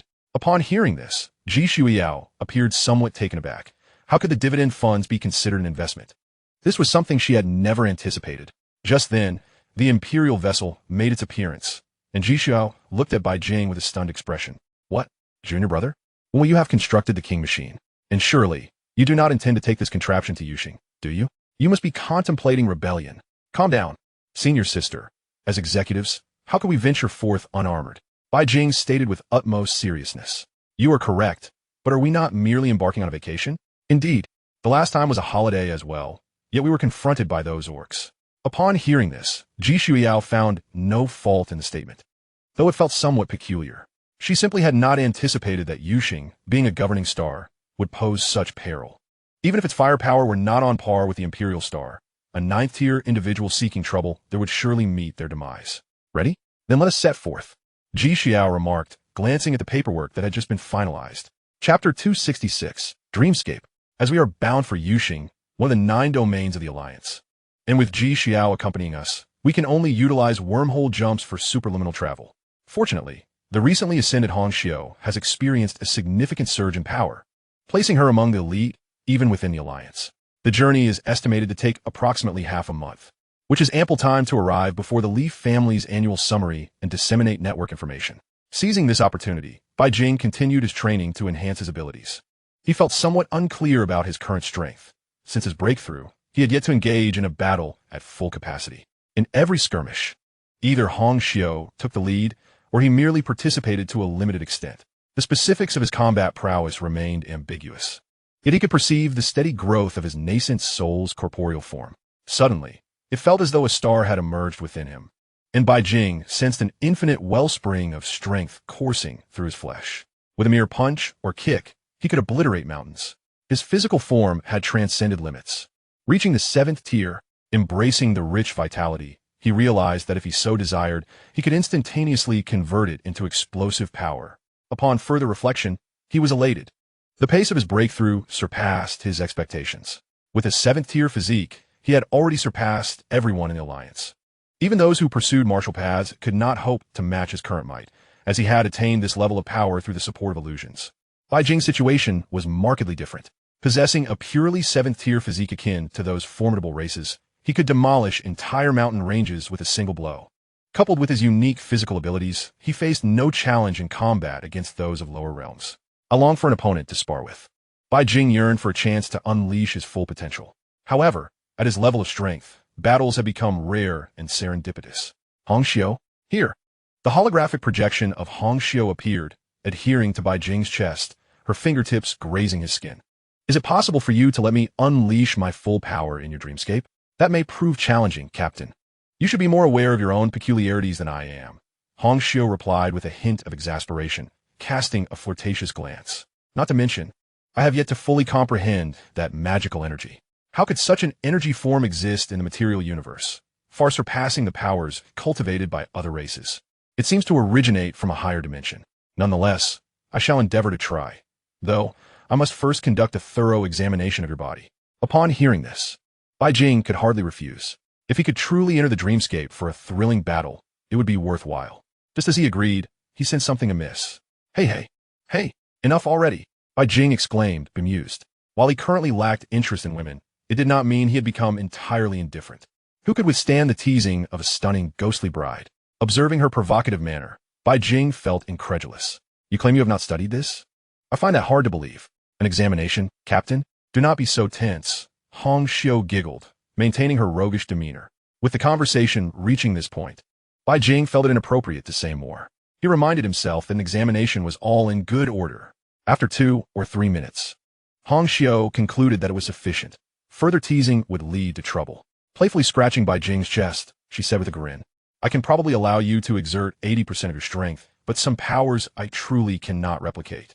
Even after a meticulous examination, I still cannot completely recreate the dreamscape's experience. This is a limitation of the dreamscape's secondary properties. If I could achieve a level 10 characteristic, I should be able to fully manifest your true combat capabilities. However, 80% will suffice. That is acceptable. Just as they were about to enter the dreamscape, Bai Jing suddenly recalled something. By the way, how has my senior sister's training been progressing lately? As a being akin to an omniscient entity, Hong Xiu promptly replied, Quite well. She has opened over 100 acupoints, but the cranial acupoints remain unopened. Your master has advised Ji Shuiyao to wait a while longer, striving to open the cranial acupoints during the acupoint opening stage. Upon hearing this, Bai Jing furrowed his brow. Isn't this misleading her? She should simply inquire directly with him. He decided to send her a message, stating that he had fortuitously encountered a unique space that could achieve 100% restoration of reality. While Bai Jing himself could not attain such fidelity, for someone like Ji Shuiyao, who was 5th tier, or even his own master, it was entirely feasible. Do not ask. It is simply a matter of power exceeding expectations. This is straightforward. With a mere thought, Hong Xiu comprehended the situation regarding his senior sister. 100% restoration is absolutely achievable. Then take me into the dreamscape. Very well, Captain. The first time may feel somewhat uncomfortable. Just endure it, and thereafter, it shall be pleasant. She winked, leaving Bai Jing somewhat speechless. It felt as though a grand vessel had crushed him, perhaps due to his inherently strong spirit. He experienced no discomfort during the process and smoothly entered a hazy realm. Simultaneously, a panel materialized before him, featuring 3 adjustable parameters: scene settings, opponent settings, and strength settings. Let us have another round. 2 voices echoed simultaneously. Soon, 2 robots approached, bearing mountains of food weighing hundreds of kilograms, placing 2 mounds before the 2 of them. Sister, your appetite has grown yet again. I must strive harder, Minna exclaimed, her eyes sparkling at the sight of the towering food. During her time, following Bai Jing, she had experienced the happiest moments of her life, with endless food ensuring her satisfaction daily. Unlike you, little girl, you consume at least 4 plates per meal, Ji Shuiyao remarked with exasperation at the petite figure before her. Initially, she had hoped to engage in a competition, only to later realize that the little girl possessed truly terrifying talent. Even though both practiced the swallowing heaven technique, she managed 12 meals a day, while the little girl often required extra servings. This extraordinary appetite was beyond what an ordinary family could sustain. At that moment, a message popped up. Ji Shuiyao paused her meal, sensing that the automatic notification was of particular concern. Quickly reading through her junior's message, a peculiar expression crossed her face. Fortuitously obtained? Happened to encounter? A space similar to a legacy? Even Ji Shuiyao found herself at a loss for words. A few times could be acceptable, but daily occurrences of fortuitous gains and happenstance. Concurrently, she began to suspect whether her junior was indeed the child of destiny, for his luck was exceedingly remarkable. All right, I suspect he may have played a cracked version of a universe OL. How is it that all the good fortune seems to fall into his lap? In terms of investments, Ji Shuiyao was the most skilled. However, the returns she was currently receiving had already far surpassed her past investments. Now, when she sought to contribute more, she discovered her junior no longer needed any trifles. This indicated that her junior had matured, allowing her to relax. Musing over this, her gaze grew resolute. After finishing her meal, she would venture into that so-called legacy space to explore. Chapter 267, Wang Chong. Bai Jing immediately commenced the setup. The scene, a vast desert. The opponent, the purple-flamed demon lizard. Strength, initial stage of the 7th rank. It wasn't that Bai Jing didn't set a higher level. Primarily, Hong Xiu had never encountered a higher realm, making it impossible to enforce a forceful illusion. This lizard was, in fact, the colossal cosmic beast that had recently been hypnotized. As soon as the setting was established, the surroundings transformed into an endless expanse of desert. Ahead, stretching 2 to 3 kilometers. The purple flame demon lizard, its body adorned with faint purple patterns, had flames billowing from its dorsal fin. This was its peak state. Under control, it was evidently somewhat malnourished. Bai Jing approached directly, reaching out to caress its hard scales, which radiated astonishing heat, the tactile sensation remarkably authentic. Impressive indeed. The scanned lifeform had been faithfully rendered in a 100% accurate manner. Bai Jing then stepped back, preparing to warm up. Hong Xiu, you may begin. As these words left his mouth, the statue-like purple flame demon lizard's eyes became animated, its body gradually reviving. A roar erupted, yet it was abruptly cut short. Those enormous eyes narrowed sharply, as if awakening a deep-seated fear within its soul. What was this sensation? It turned to flee. Bai Jing found himself at a loss for words. A minor issue. It must be due to fragmented memories from its impending demise, Hong Xiu replied, swiftly completing the adjustments. The purple flame demon lizard, which had initially intended to escape, suddenly regained its confidence, thinking itself capable of crushing mere ants. In the next moment, it launched a counterattack. Bai Jing felt his blood surge with excitement. Here it comes. He delivered a punch, and the demon lizard raised its claw. Crack! The sound of bones snapping echoed. With that punch, the lizard's front limb was shattered. Yet, Bai Jing's assault was far from over. His fist transformed into a myriad of shadows, resembling a meat grinder. Blood splattered, bones shattered.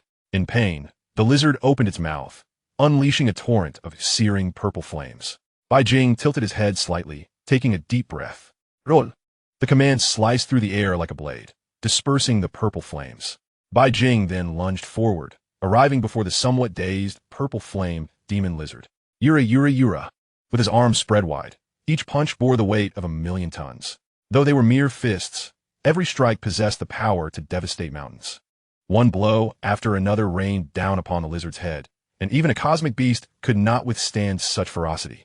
Truly monstrous, Hong Xiu remarked, unable to contain her astonishment. If nothing else, the strength Bai Jing is currently exhibiting is sufficient to dismantle a small warship with his bare hands. Were he to don armor and wield weapons, he could pose a threat to a flagship.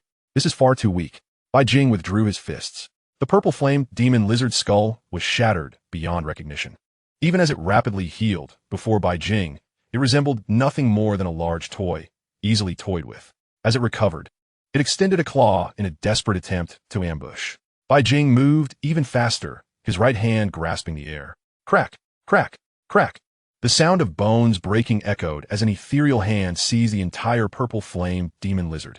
With a contraction of spiritual energy, blood began to ooze from the fissures. Boom!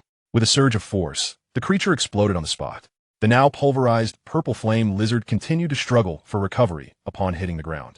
Was this truly the 7th rank that others faced? The difficulty in slaying this lizard evidently surpassed its original form. Initially, Bai Jing suspected that Hong Xiu had intentionally enhanced it.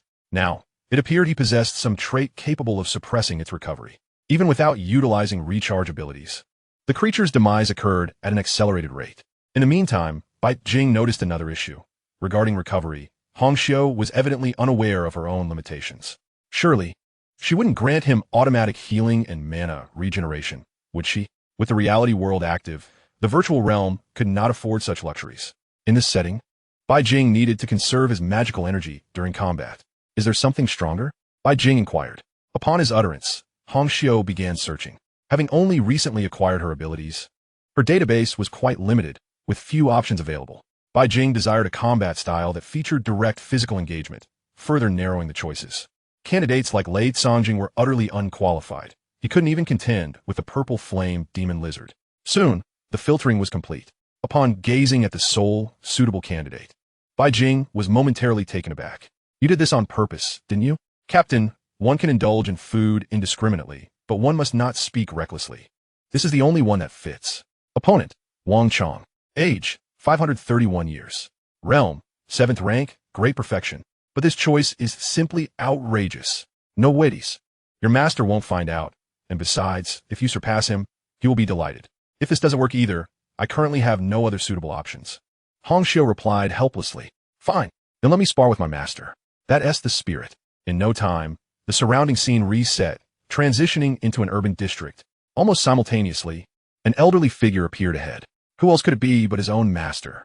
Master, I apologize. For the sake of my apprentice, please endure some hardship. Bai Jing mused internally. Prepare, begin. As soon as Hong Xiu's voice fell, Bai Jing was already in motion, opting for a powerful fist strike. Wang Chong, seemingly just having recovered, glanced at the incoming punch with a slight smile. In an instant, he appeared to regain his youth at a visibly accelerated pace. With a casual motion, Bai Jing's punch missed entirely. Wow, Tai Chi! Before he could initiate another attack, a precise elbow strike landed on his chest. Bai Jing was sent flying. Rubbing his chest, he thought, my master is formidable. I never realized it before. After this exchange, I understand that if he were in the spirit realm, he would undoubtedly be of divine selection caliber.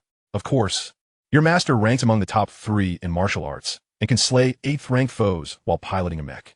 A century ago, he was hailed as the most promising talent to break through the constraints of martial arts and ascend beyond the 8th rank. Bai Jing was completely oblivious to these accolades. He had always perceived his master as an elderly man who frequented establishments and sought companionship from exotic women. Little did he know, this old man possessed significant prowess. Relying solely on physical strength was insufficient to withstand Wang Chong's might. He extended his right hand, beckoning. Master, you struck me first and even provoked me. You can't blame your disciple for retaliating.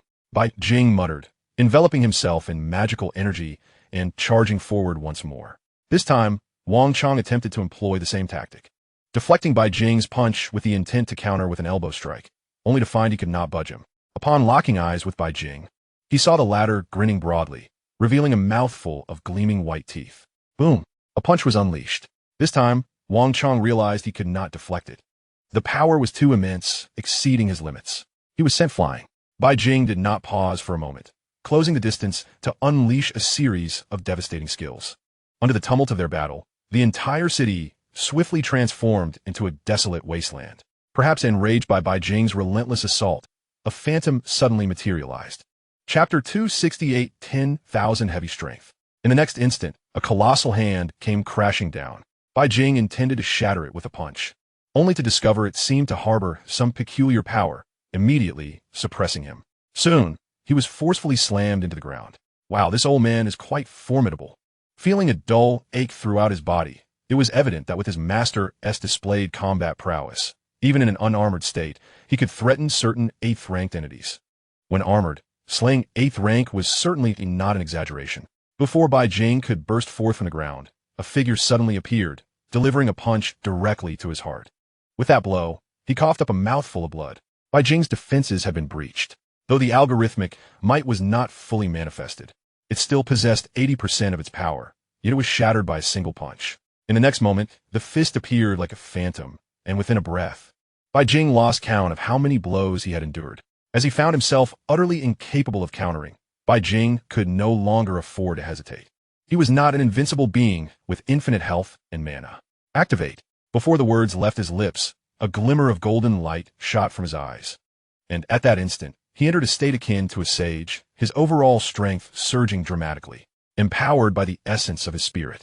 He grasped the 2 incoming fists with a resounding thud. Master, your strikes are even more ruthless than mine. With a single thought, his protective, magical energy surged back to life.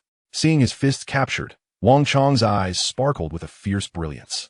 A potent wave of mental energy pierced into Bai Jing's mind like a sharpened needle. The sudden pain caused a momentary lapse in concentration, and he felt a sharp agony in his arms as both were broken on the spot. Wang Chong then retreated to a distance, soaring into the sky. A massive war spear appeared in his hands, his gaze devoid of warmth. In the next heartbeat, the spear descended, a force extinguishing Bai Jing's magical energy relentlessly. Once again, his defenses were breached, leading to significant bodily harm. For the first time, Bai Jing experienced such severe injuries, a rare encounter with pain. Hong Xiu, are you certain there was no intentional enhancement?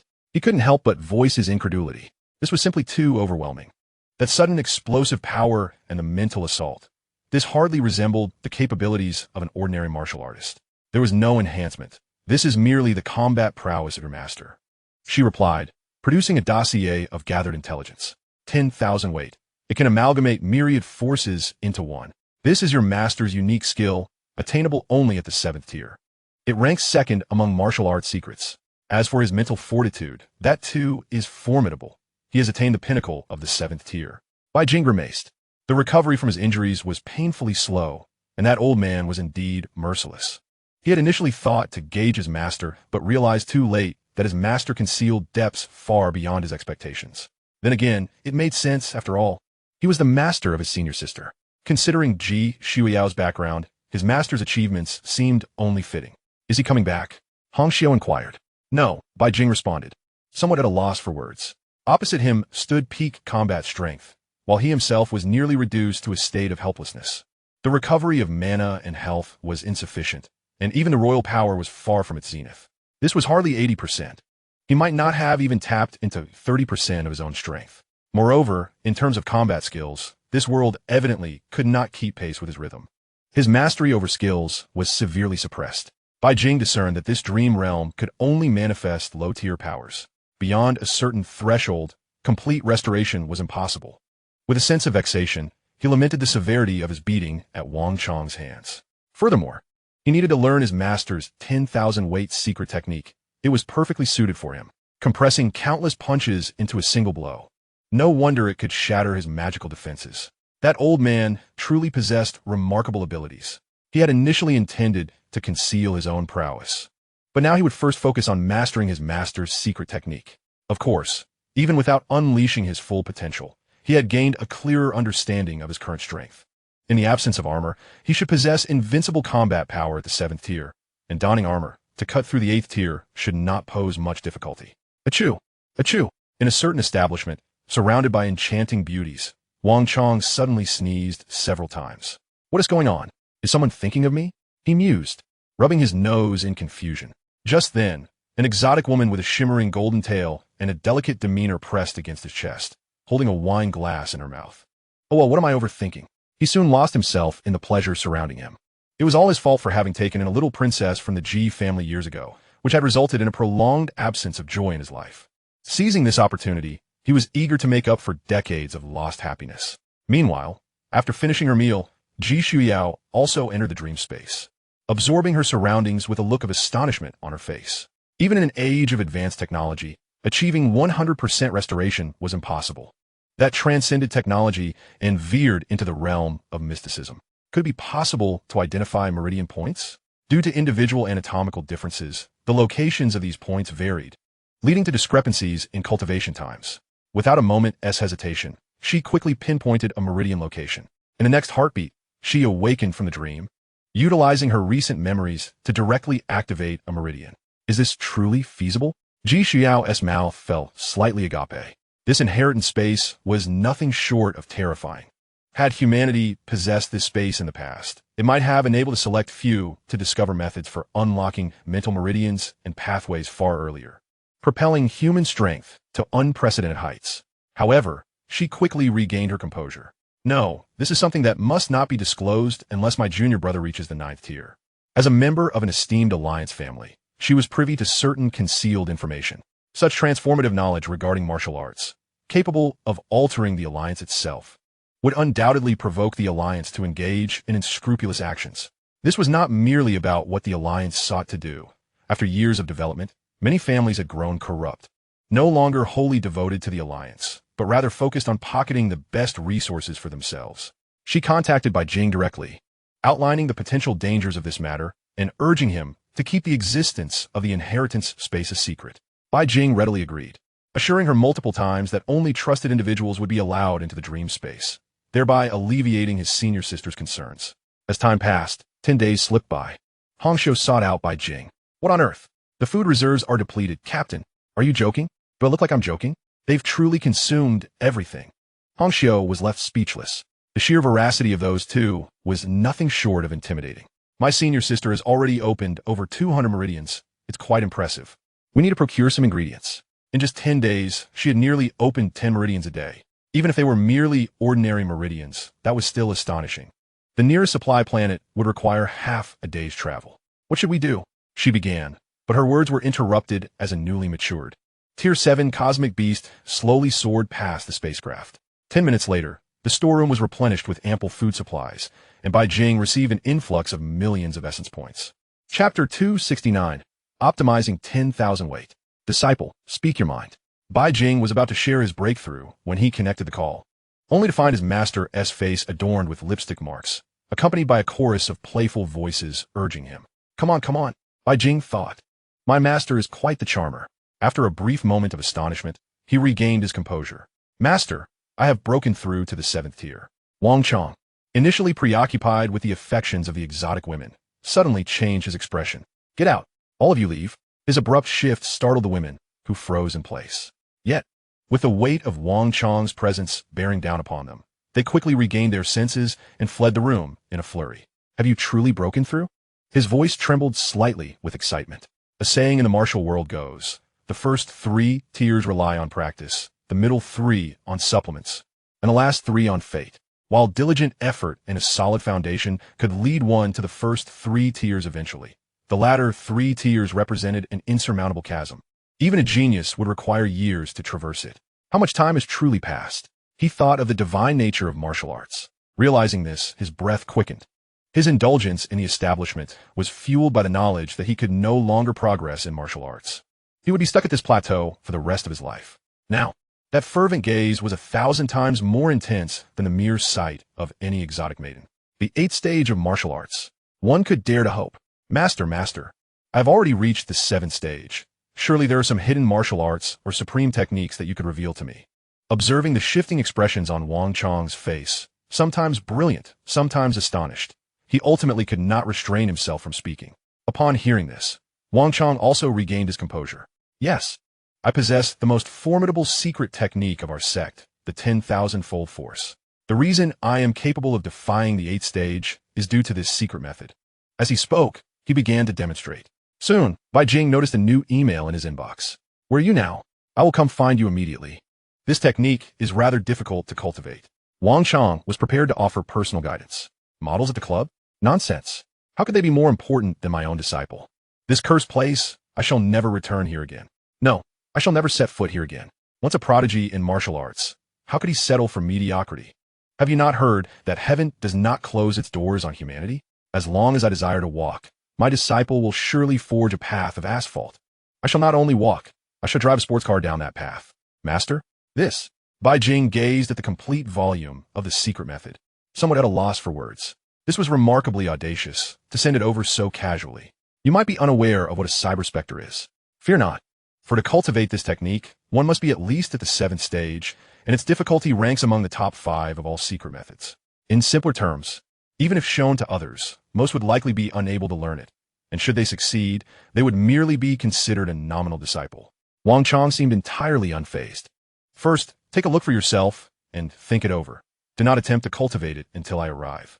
He prepared to set off immediately to meet his disciple. Send me your coordinates. I will come find you. Master, just head straight to Yuxing. At this point, there was nothing left to conceal. Wang Chong was momentarily taken aback, his deep-set eyes scrutinizing his disciple. In the end, he merely sighed softly. I will wait for you there. He could guess what Bai Jing intended, but these details were of little consequence. Wang Chong only knew that anyone who dared to harm his disciple was courting death. The Leaf family. Still not enough. Very well. I'm setting off now. Feel free to ask me any questions, but do not attempt to cultivate. He reiterated this before ending the communication. Making his way to the Iron Blood, preparing for his journey to Yuxing. Observing Wang Chong's decisive demeanor, Bai Jing tried several times to interject.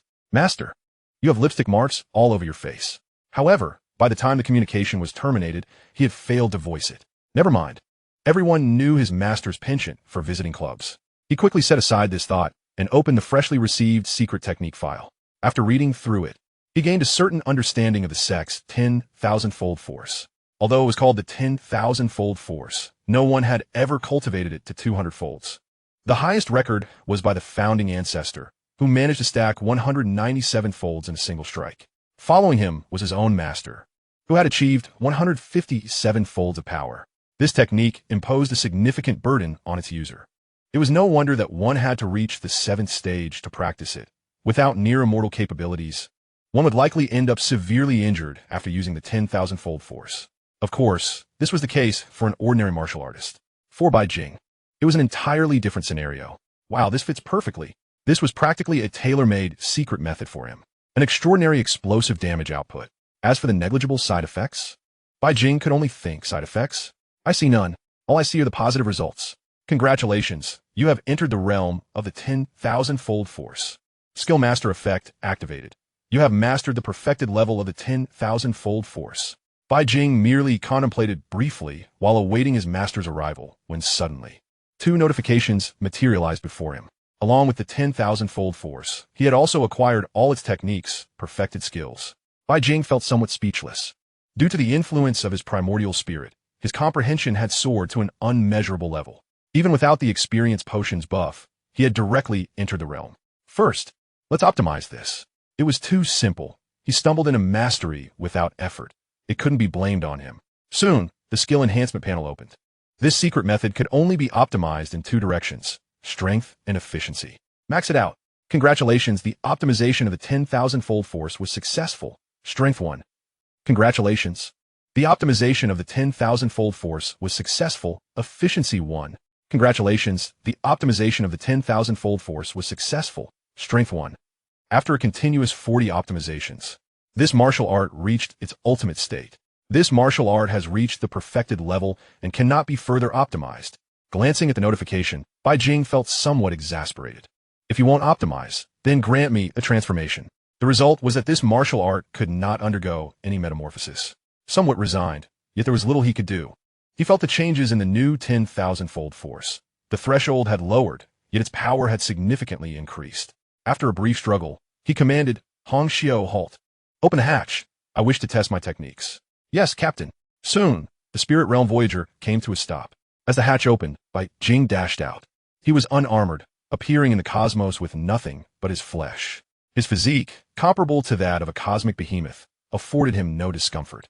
His gaze swept across the surroundings and soon spotted a desolate star several hundred kilometers away. With a thought, the breaking dragon spear materialized in his hand. He immediately activated the 10,000-fold force.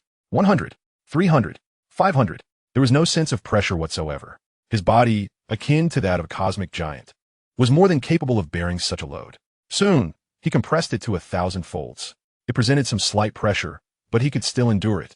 As time progressed, once he reached 1,500 folds, blood droplets began to appear on Bai Jing's surface, and even the breaking dragon spear began to tremble, clearly nearing its limit. Bai Jing hesitated no longer. With a horizontal swing of the spear, he struck. Chapter 270, The Star Destroyer. As the spear was unleashed, a dazzling light erupted forth. Following that, the attack pierced into the desolate star. Something fell off. With my current strength, I could easily obliterate mountains. So how could this be? Bai Jing initially wondered why there was no immediate reaction. Before he could ponder further, he observed that the abandoned planet began to split open with numerous fissures traversing its surface. The entire planet appeared to tremble as if an earthquake had struck. In the next moment, half of the star was gone, reduced to dust. The remaining half was also rapidly disintegrating into fragments. I truly had become a star destroyer. The attack had indeed reached the limit of his physical capacity, yet he could wield this move as if it were a mere basic attack. One strike, one star. Moreover, he soon realized why there had been no immediate explosion. This was the newly acquired effect from the optimization, internal detonation. It detonated within the enemy's body. Is that right? Hong Xiao furrowed her brow, utterly perplexed. Despite her efforts to recreate the scenario in the dream space, the destructive power Bai Jing exhibited was vastly different.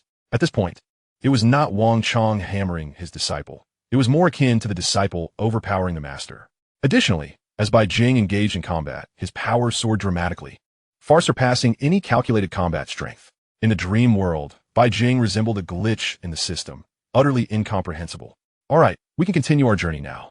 Bai Jing returned. With his current strength, combined with the effects of the 10,000-fold force, he was fully capable of handling most 8th-stage adversaries. If he donned armor and wielded a weapon, 8th-stage foes would find only death in his hands. Yet, he was merely a novice at the 7th stage. Together with Hong Xiao, they could traverse the material universe as they pleased. They decided to take a detour to visit the Wolf Totem pirate base. Some accounts needed to be settled. Days later, they were nearing Yuxing when they were intercepted by a border star, which demanded a routine inspection. The Imperial vessel of Bai Jing was excessively conspicuous, causing the personnel at border star number 1 to become increasingly tense. "Please dock for inspection," echoed through the communication channel.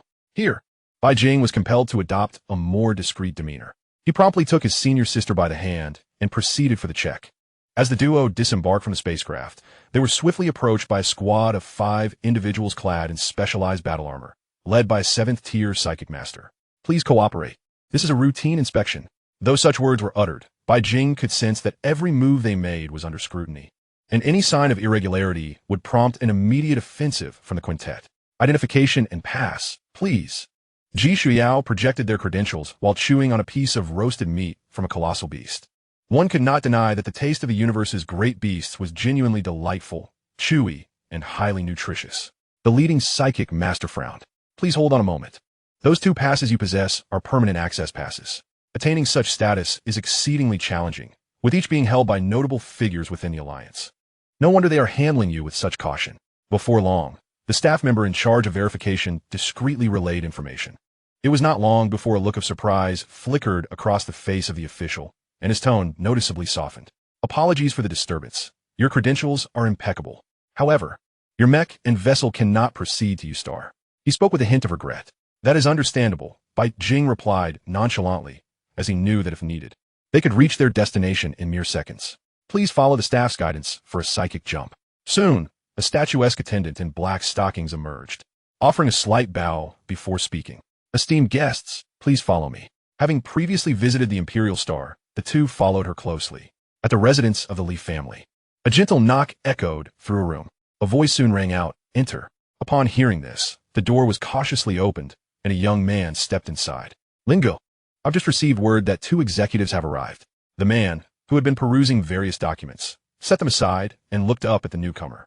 "Speak plainly." "Lingo, the laboratory has been exposed, and the last individual who had contact was one of the executives," Li Xian stated, revealing the entire process without reservation. After hearing the account, the response was immediate. "You handle this matter. The master of the other party arrived a few days ago. We can afford to sacrifice some interests." Recently, the incident had transpired, and the individual was now present. It was evident to them that the intention was to extort. As for the eradication of the entire Li family, it had never crossed their minds. Any stirring of activity from above would be communicated in advance. Now, tranquility reigned. "Yes, Lin Go, but the standard must be within 30 billion. Wang Chong is not someone to provoke." He rubbed his nose, acknowledging that even for their prestigious family, mobilizing such liquid funds would require time. "Understood, Lin Go. I will attend to it immediately." The room soon returned to silence, with hopes that Wang Chong would possess the wisdom not to escalate matters unnecessarily. He quickly resumed his work, processing various documents. Master.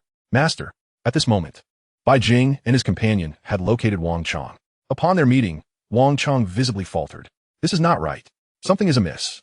My young apprentice, while I can comprehend the lack of understanding, how is it that Ji Shuyao, now at the late 5th tier, possesses a mental force that clearly indicates she has opened several cranial acupoints? Master, I inadvertently entered the realm of the 10,000 layers of power. I merely intended to observe," Bai Jing confessed candidly.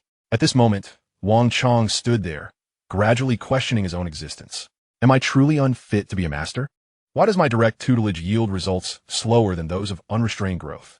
Has he entered? That's normal. Wang Chong replied nonchalantly. With your talent, you are a once-in-a-millennium genius in martial arts. It would be strange if you did not. Bai Jing felt a flicker of doubt. The earlier assurances were not so optimistic. Yet witnessing his master's expression of anticipated foresight, he refrained from further inquiry. Master, you are truly wise. Enough with the flattery. Tell me how you intend to proceed. Dismantling a prestigious family is no easy feat. Upon hearing this, Ji Shuyao gasped. Junior apprentice?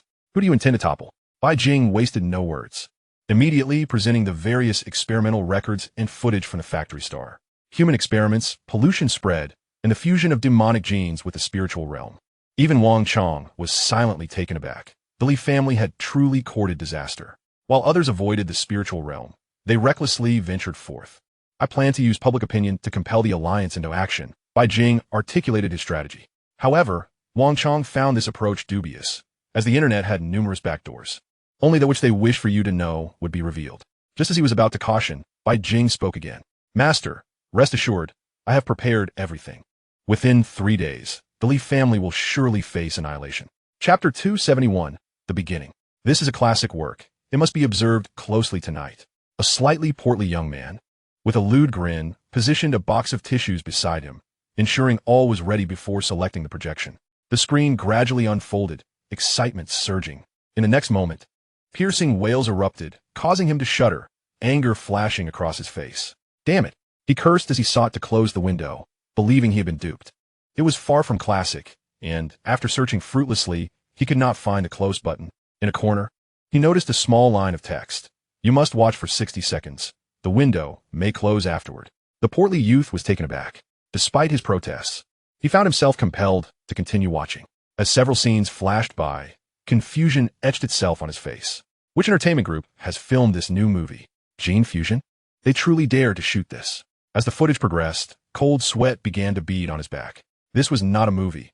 It resembled a live-action recording. Soon, secret communications emerged, revealing various transactions. The portly youth gradually came to his senses. With a resounding thud, he slammed his fist on the table. How could the Leaf family conduct experiments on living beings, causing severe pollution? This trash. His eyes reddened. Give me the keys. Due to the overwhelming control of Hong Xiu, the entire network fell silent for over 60 seconds. As many became aware of the unfolding events, numerous top posts regarding the Leaf family emerged on various forums. Even small websites changed their ads to reflect the Leaf family's misdeeds. Following a brief period of calm, the online discourse erupted.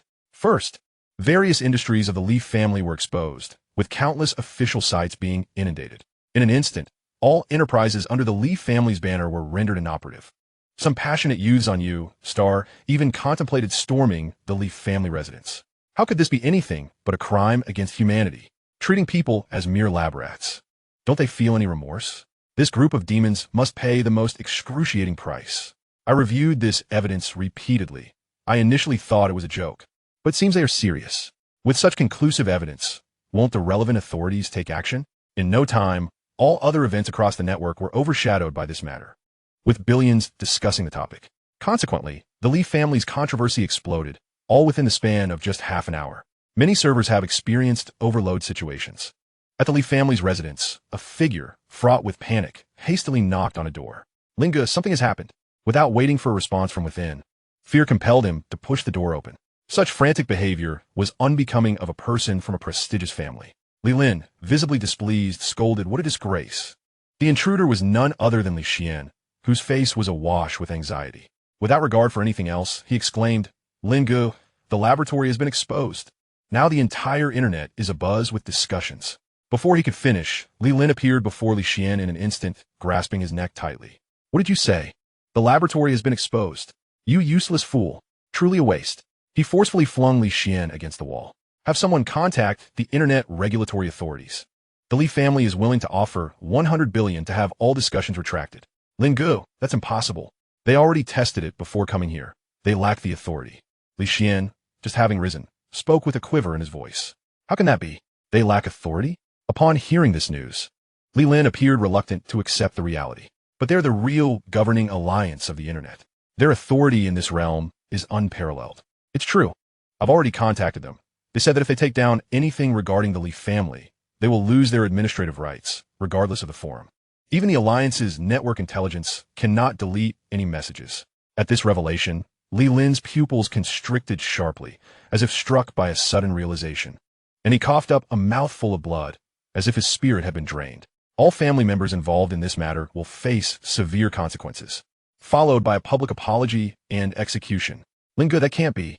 Li Xian panicked. Given the peril of the situation, those involved were predominantly trusted direct descendants. If they proceeded as suggested, the Li family's direct line would be rendered virtually extinct, including him.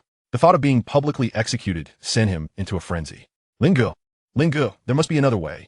Senator Lisa. Yes, Senator Lisa will surely help us. In the next moment, Li Xian felt a sharp blow to his face, sending him careening uncontrollably. "Fool! Immediately do as I say. No one can save us now. Issue a statement, and let all relevant parties face punishment." It was evident he sought to sever ties swiftly, willing to sacrifice all direct descendants to cleanse their connection. Even so, the fate of the Li family would likely be relegated to a remote planet for penance. However, as long as they survived, once the fervor subsided, there would still be a chance to return to the core of the alliance. As for contacting senators or leveraging connections at that moment, no one would be willing to intervene. The Li family had become a pariah. It would be a stroke of luck not to be trampled upon. Just then, another panicked member of the Li family rushed in. "Lingu, Senator Lisa has spoken." As he spoke, a projection appeared. Senator Lisa declared, "Human experimentation severely violates the baseline of law and ethical standards, constituting a brutal trampling of human rights. regardless of which family or faction is involved. A thorough investigation must ensue without leniency. Such a simple pronouncement seemed to siphon away all of his strength, causing him to sway unsteadily. Tell those who haven't arrived to stay away. Leave the core area of the Alliance immediately and retreat to the outskirts or the Beastman territories. Do not return. Lingo. Now is the 5-year conference summary. Almost simultaneously, Li Ling felt darkness engulf her and fainted. In her mind echoed a singular thought. How ruthless, how ruthless. They intend to annihilate our clan. Lin Gu, we cannot issue any announcements. We have no way to clarify our position. Li Xian rushed back in a frenzy. In truth, Bai Jing had foreseen this. Once public opinion could not be suppressed, a rapid severance was essential. They would not allow the Li family to extricate themselves. This calamity, if allowed to escape, would soon breed new disasters. It's over. The Li family is finished. At that moment, outside the Li family's energy shield, numerous flying vehicles appeared, accompanied by a voice announcing, "Warning, all members of the Li family, resist at your peril. Any act of defiance will be met with lethal force." Within half a minute, the Li family's residence, spanning 5 million square kilometers, was completely encircled. Chapter 272. A desperate turnaround? What is happening? Just as chaos engulfed the Li family, a voice of authority resonated.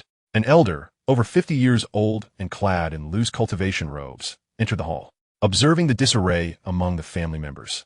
He furrowed his brow. Li Lin, noticing the arrival of the elder, hurriedly approached. Fifth elder, the incident at Factory Star 1135 has been posted online. Upon hearing this, a flicker of disappointment crossed the fifth elder's eyes. He hadn't anticipated that this acting patriarch would prove so incompetent, unable to manage such a trivial matter. Before he could voice his thoughts, he saw Li Lin wearing a wry smile as he attempted to explain. Public opinion cannot be controlled.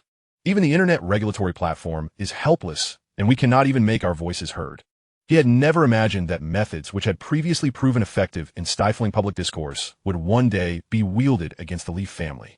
How is this possible? The internet regulatory department cannot delete it.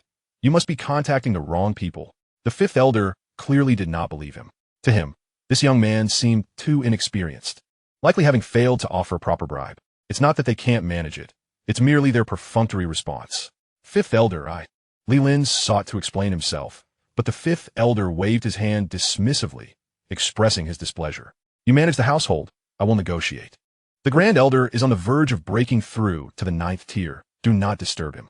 With that, he took to the skies, swiftly heading toward the edge of the energy shield. As he surveyed the entire Li family residence, his heart sank. This time, they would likely suffer significant losses. Yet, as long as someone from the Li family advanced to the 9th tier, everything lost today could eventually be reclaimed in double. With that thought in mind, he accelerated his flight, soon spotting a familiar figure with whom he had a decent rapport. Without hesitation, he approached. However, before he could get close, a barrage of large-caliber laser cannons locked onto him. Even as a 7th-tier spiritual energy master, being targeted by so many laser cannons left him feeling his scalp tingle and his instincts on high alert. He had no choice but to halt his advance. Raising his hand in a gesture of goodwill, he called out, "Commander Wong, there must be some misunderstanding. The Li family has undoubtedly been slandered. We are willing to cooperate with the Alliance's investigation." He sought to downplay the incident as mere slander. Under normal circumstances, this would likely diffuse the situation. However, today was markedly different. Soon, a burly man, clearly having undergone at least 4 life modifications, stepped forward.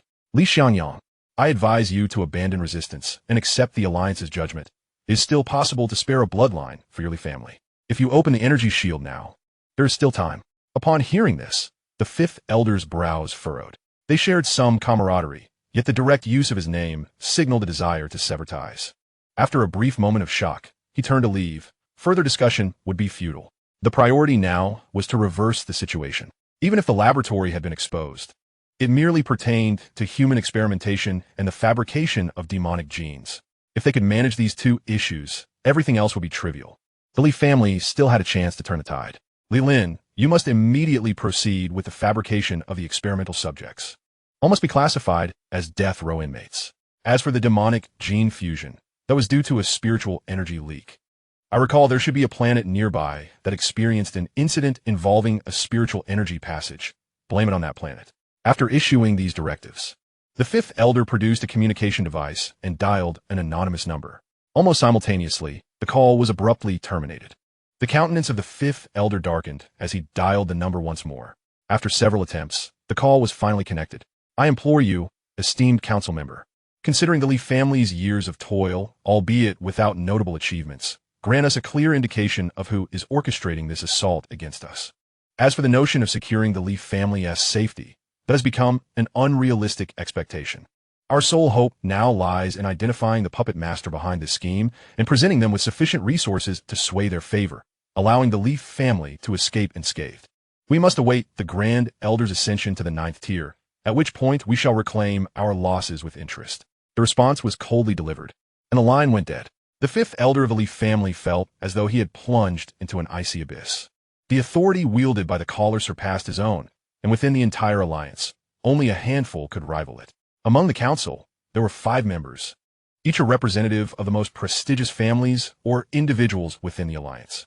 If it were merely this, the Lee family could resign themselves to their misfortune. But the dilemma lay in the fact that they had no idea whom to approach for reconciliation. At that moment, a member of the Lee family, tasked with amending the records, returned in a state of disarray. 5th elder, the modifications cannot be executed. Your previous remarks have already been pinned to the top of the network by the other party. They are intent on taking action. Before they could reach out for alterations, every attempt at communication was met with immediate disconnection. One Lee family member soon discovered the newly updated events concerning the Lee family. Upon clicking in, they found that the discussions regarding strategies have been publicly shared online, complete with a pinned post and widespread notifications. What the hell is this? The 5th elder's eyes instantly reddened. If they could have executed 2 steps discreetly, there might have been a glimmer of hope for the Lee family. Now, however, it only served to confirm their actions and seal their fate. He quickly regained his composure, reflecting on the recent events.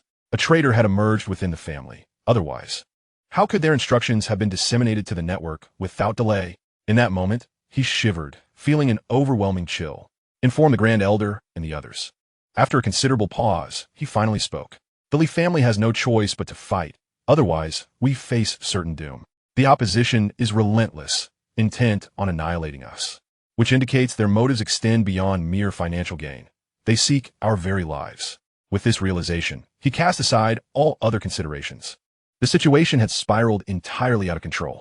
Just then, loudspeakers erupted throughout every corner of the Lee family stronghold, ensuring the announcement was unmistakably clear. This is a directive from the Yuxing, the highest authority of the alliance. The Lee family must immediately deactivate their energy core and lower their energy shields within 3 minutes. Failure to comply will be regarded as resistance. At that moment, a multitude of armored ground forces swiftly arrived, and the skies filled with a host of Qing Yuan fighter jets.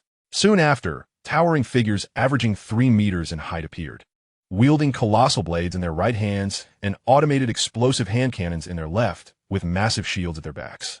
Brother Wang, why not simply storm in? This hesitation is pointless, suggested a man standing at 3.5 meters tall, sporting a thick beard and a cigar clamped between his teeth. Wang Jinting shook his head gently. That would be against protocol. However, you may prepare yourselves. Given the current circumstances, it is likely these individuals will not surrender easily. Then it's settled. Brothers, prepare for action. Chapter 273, Surge of Psionic Radiation. Bai Jing remained vigilant, observing the newly emerged battle group. These individuals were predominantly at the peak of the 3rd tier, with half having undergone a secondary transformation. This meant that half of this battle group possessed 4th tier combat capabilities. Senior sister, what is this battle group? Bai Jing inquired. Hearing this, his senior sister, who had been indulging in food and drink, approached.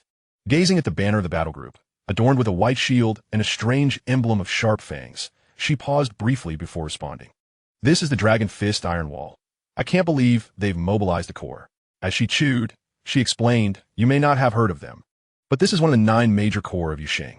Their deployments are few, and their combat prowess is astounding, representing the true strength of the alliance. As she swallowed her food, a glint of schadenfreude flashed across her face. The Lee family is truly doomed this time. Even the military has intervened. Despite the fact that this battle group had only deployed a regiment-sized unit, their combat strength was such that one could easily take on 10 opponents. Typically, a Dragon Fist Iron Wall regiment could effortlessly obliterate 20 to 30 ordinary extraordinary battle groups. They were regarded as elite forces within the alliance. Furthermore, the military tended to be protective, If the Li family dared to resist, the next time they came, it could very well be the Dragon Fist Iron Wall Corps, which boasted 50,000 extraordinary soldiers, alongside dozens of 7th tier and several 8th tier warriors. The central battle group of Yuxing even had 9th tier powerhouses. On the governing planet, even 9th tier individuals were subjected to scrutiny and must comply with security checks. One could only speculate how extensively the Alliance had strategized within this realm. The extraordinary warriors were merely the icing on the cake. The true might lay in Yuxing's military arrangements, which likely included over 10 annihilation star weapon systems. The Li family was without a doubt finished. Bai Jing felt a pang of disappointment. He had initially hoped to assist and perhaps glean some benefits from the situation. Now, he realized there was no need for him to intervene. The forces stationed on Yuxing could crush the Li family with ease, as though they were mere ants. All his plans had crumbled to dust. At that moment, a communication request appeared. Upon seeing it was from his master, he promptly accepted the call.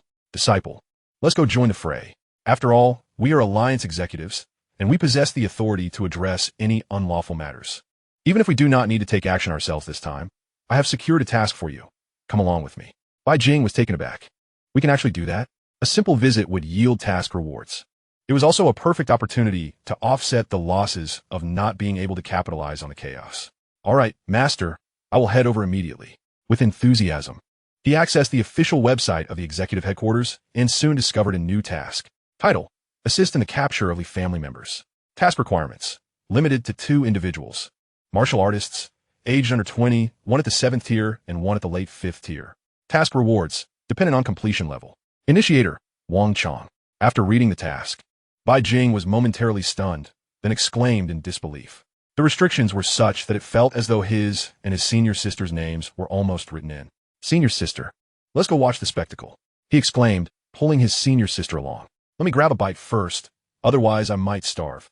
As the final ultimatum was issued, the powerful members of the Li family emerged from their secluded quarters. Confused by the sudden turn of events, they were soon met by a gray-haired elder. Grand Elder. The assembly greeted him promptly. They quickly grasped the situation, their expressions shifting to one of despair. It was clear that the intent was to annihilate the entire Li family. Those involved in this affair shall perish. The rest will submit to the Alliance as scrutiny. With the Li family's strength, any attempt to resist the Alliance is sheer folly. He now only hoped that, considering the Li family's willingness to acknowledge their errors, some might be spared. The elders resolved to head to the front lines to redeem themselves. Dispatch the orders. As his voice faded, numerous members of the Li family took their own lives. Soon, the entire assembly hall was drenched in blood, the metallic scent permeating the air. The sounds of anguish echoed throughout the space. Great-grandfather, I am your great-grandson. I do not wish to die. Li Xian found himself rolling and crawling before the elder, wailing desperately to survive. Yet the Grand Elder merely cast a glance his way. You are the one who deserves death for bringing our family to such peril. Your demise cannot atone for your crimes. Li Xian attempted to utter further pleas, but a sudden gust of wind emerged, and his head exploded like a rotten watermelon, splattering blood across the ground. The final countdown echoed outside. 10, 9, 8. There was no pause whatsoever. The elder of the Li family raised his hand, signaling to lower the energy shield and accept their capture. Even though there would be further casualties, as long as these old-timers remain alive, the Li family would eventually reclaim its former glory. He hoped that this matter would conclude here. The Dragon Fist Iron Wall Brigade was preparing for a strong assault. Suddenly, the energy shield vanished, and the leading commander felt a wave of disappointment wash over him. Wasn't he the Li family known as a pioneering clan, renowned for their resilience? How could they capitulate so easily? The commander beside him couldn't help but roll his eyes. By surrendering now, they still had a chance to preserve their bloodline. If they delayed, the survivors would face enforced modifications and penance. Given the circumstances, how many of the millions of Li family members thrown into that fate would return alive? Upon hearing this, the leader of the Dragon Fist Iron Wall Brigade slapped his forehead in agreement. Indeed, surrendering now meant that a few of the elders could serve on the battlefield, significantly increasing their survival odds. As for the collateral descendants, if they posed no issues, they would likely be released. However, without the family's protection, their path to growth would become exceedingly difficult. You all can handle this yourselves. We shall take our leave. The commander of the Dragon Fist Iron Wall Brigade waved a farewell and prepared to depart. Suddenly, a sharp alarm pierced the air, causing the expressions of everyone present to shift dramatically. Both supreme commanders received urgent communications. Wang Jiting, what have you done? Why has the psychic energy radiation in the Li family's region suddenly surged? Team 16, proceed to the designated area at maximum speed. Psychic energy radiation surge? What on earth? The Li family was already researching demonic genes, and now they were worshipping evil gods as well. In an instant, both men's faces turned ashen, reflecting their utter disbelief. The situation had spiraled beyond their control. Damn the Li family. They had truly lost their minds. They wouldn't rest until they had annihilated themselves. Both men gritted their teeth, wishing they could devour the Li family whole. The incident regarding the psychic energy radiation in Yuxing had already torn a hole in the heavens. Without any hesitation, nearly 3,000 Dragon Fist Iron Wall warriors rushed toward a singular direction. Chapter 274. The Watchful Father. Halfway there, the alarms throughout Yuxing blared. The Li family truly was a tough nut to crack. Even with cannons aimed at their heads, they dared to resist. Wang Chong, leading the two men, was momentarily stunned. He hadn't expected the Li family to be so courageous. Something was amiss. The Li family likely harbored even greater secrets. The more he pondered, the more he felt unease. If they had simply accepted the Alliance's judgment, a portion would die while others would survive. Their current rebellion equated to betrayal of the Alliance, which would lead to their extermination, a fate akin to the annihilation of 3 clans in ancient times. Meanwhile, Bai Jing was communicating with Hong Xiu, inquiring about the specific circumstances on their end. In the next moment, he suddenly halted. "Disciple, what is it?" Wang Chong asked, puzzled. Bai Jing snapped back to reality. "It's nothing, master. I just suddenly recalled something." However, his heart was tumultuous. The Li family was courting death. The gaze of the evil god from the spirit realm was upon them, and it was a familiar one. Father. Upon further reflection, it seemed quite reasonable. Engaging daily with the children of life, coupled with the pervasive seduction of the evil gods, meant that few could withstand such pressures, especially not when it involved more than one individual. The instigator of this calamity was none other than Li Xian of the Li family. In a desperate bid for survival, this man had sacrificed the lives of his direct kin, hundreds of them, no less. He had never anticipated that his desperate counterattack would attract the attention of the evil gods. "Captain, there are now numerous demons in the spirit realm, preparing to descend." As he spoke, he shared a visual feed. Within the spirit realm, a multitude of children of life gathered, some towering over 1,000 meters. The number of demons likely exceeded millions, and this count was continually rising. This was troublesome. Bai Jing felt a headache coming on. How audacious of the Li family to engage in such reckless endeavors. It seemed the benevolent father had set his sights on Yuxing. Without any delay, he immediately called out to Bai Yuan. "Sister, has our father emerged from seclusion?" At such a critical juncture, failure to act could result in Yuxing's downfall. Naturally, his first thought was of their father. "Brother, father has yet to emerge from seclusion," Bai Yuan replied with a hint of helplessness. This revelation sent a jolt through Bai Jing's heart. It appeared he would have to rely on himself. He hoped that the man was unable to open the spirit realm passage. Master is in trouble. Without hesitation, Bai Jing shared the visual feed. After viewing it, Wang Chong's expression shifted dramatically. The Li family had truly lost their minds. Without delay, they began their operations. Soon, Bai Jing received a notification. "Greetings, Executive Officer Bai Jing.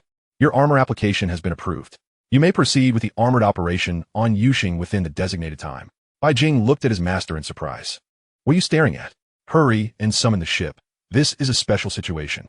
The Li family truly deserved their demise. With such a mess, the nearest combat forces had to be dispatched for support, making the approval an effortless process. The two set their landing point. "Shui Yao, you should head back. This is no longer a place for you." "Understood, master. Be careful, both of you," Ji Shui Yao replied without hesitation, turning to leave. She understood that during such times, not causing trouble was the best form of assistance. Without the need to carry Ji Shui Yao along, their speed surged as they rapidly approached the Li family stronghold. The area had been sealed off and designated as a controlled zone. "Please do not proceed further." They hadn't flown far when they were intercepted by ordinary soldiers. "We are executive officers, ordered to provide support." After presenting their identification, they quickly passed security checks and sped toward the area with the highest psychic radiation. At that moment, Hong Xiu's voice rang out. "Captain, we have arrived at the designated area and are ready for deployment at any time." "Deploy." Deployment complete. Almost simultaneously, a fiery star appeared in the sky. Wang Chong noticed this and momentarily fell into a daze. That was fast. By his calculations, it should have taken over a minute to arrive. It had only been a few dozen seconds. Though he couldn't comprehend the speed, he pressed on towards that direction.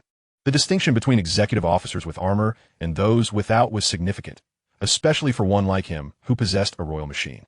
However, as they drew closer, Wang Chong gradually discerned that the mech appeared different from his own, yet undeniably striking.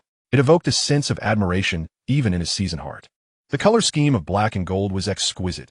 He wondered which esteemed individual's mech it was, feeling a twinge of admiration. Just then, the Iron Blood responded with feedback. We have reached the drop zone. Shall we proceed with the deployment? At that moment, the mech in the distance had already landed. Deploy.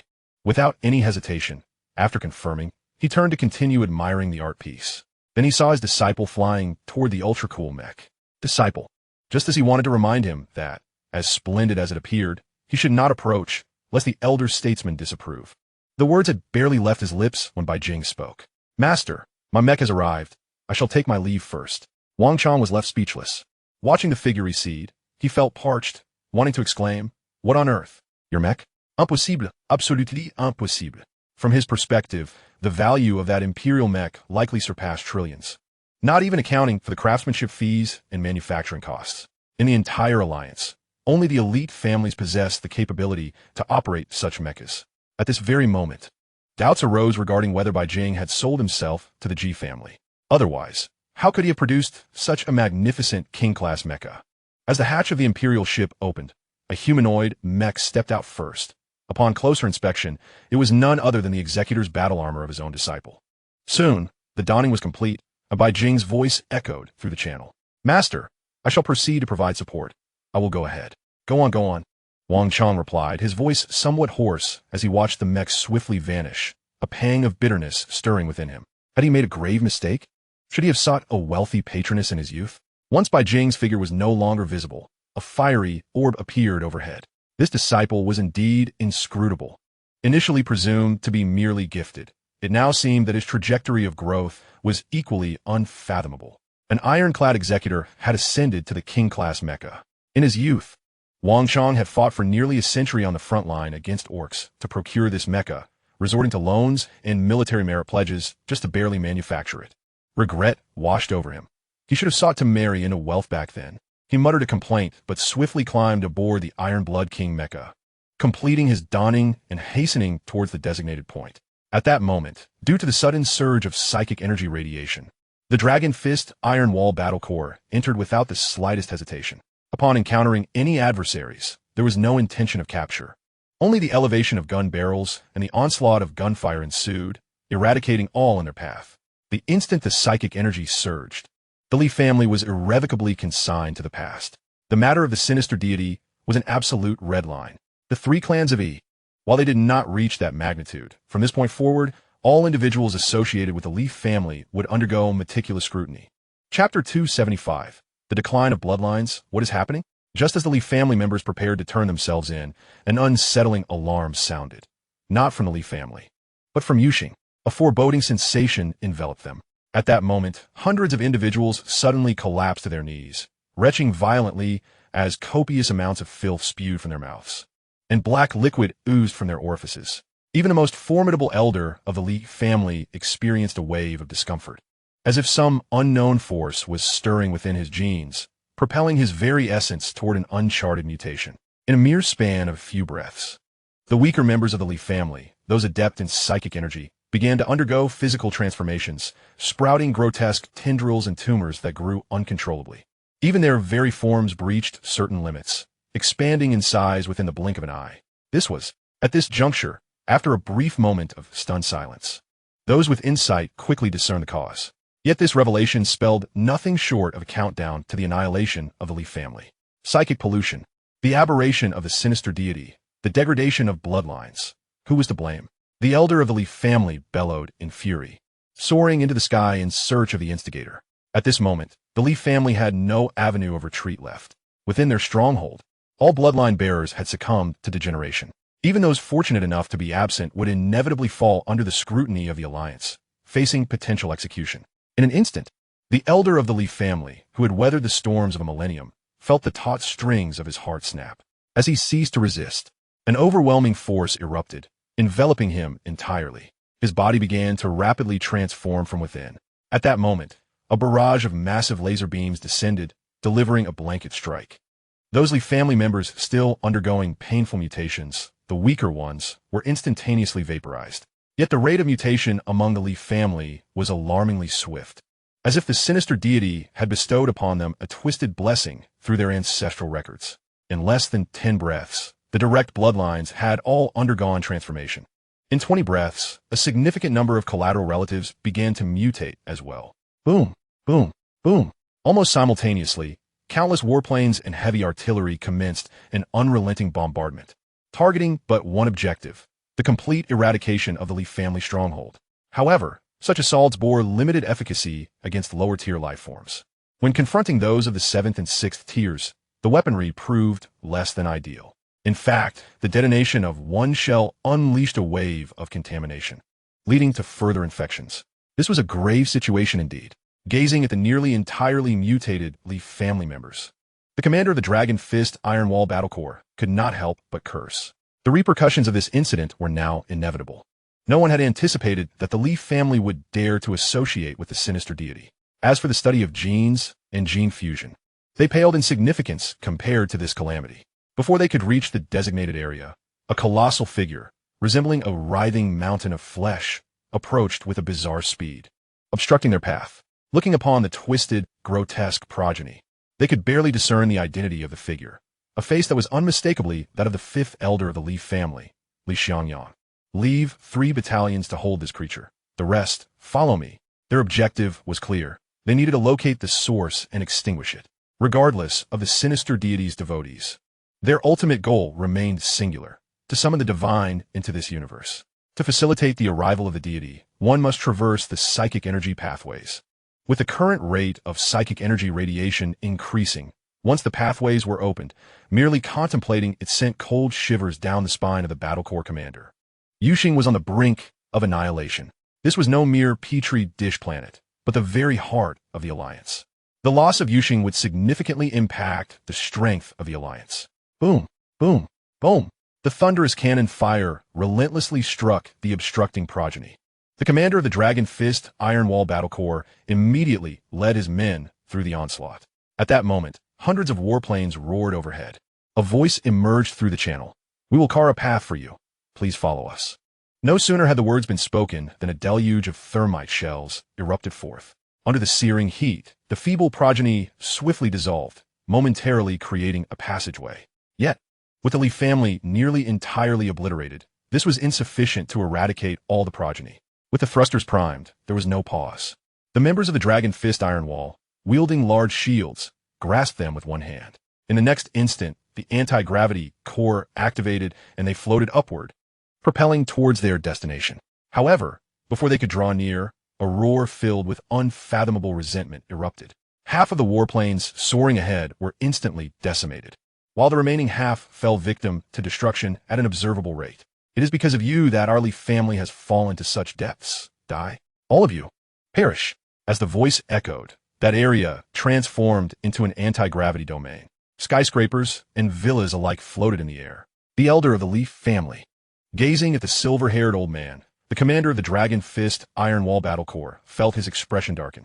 An 8th-tier peak powerhouse had fallen, one who was also a psychic energy master. In this scenario, not only was combat necessary, but they also had to remain vigilant against the contamination of the sinister deity. "I will hold this creature. You all continue to advance." He was the only one within the entire team to reach the pinnacle of the 7th tier, representing their highest combat strength. Those who remained had only one path: death. "Understood, Commander."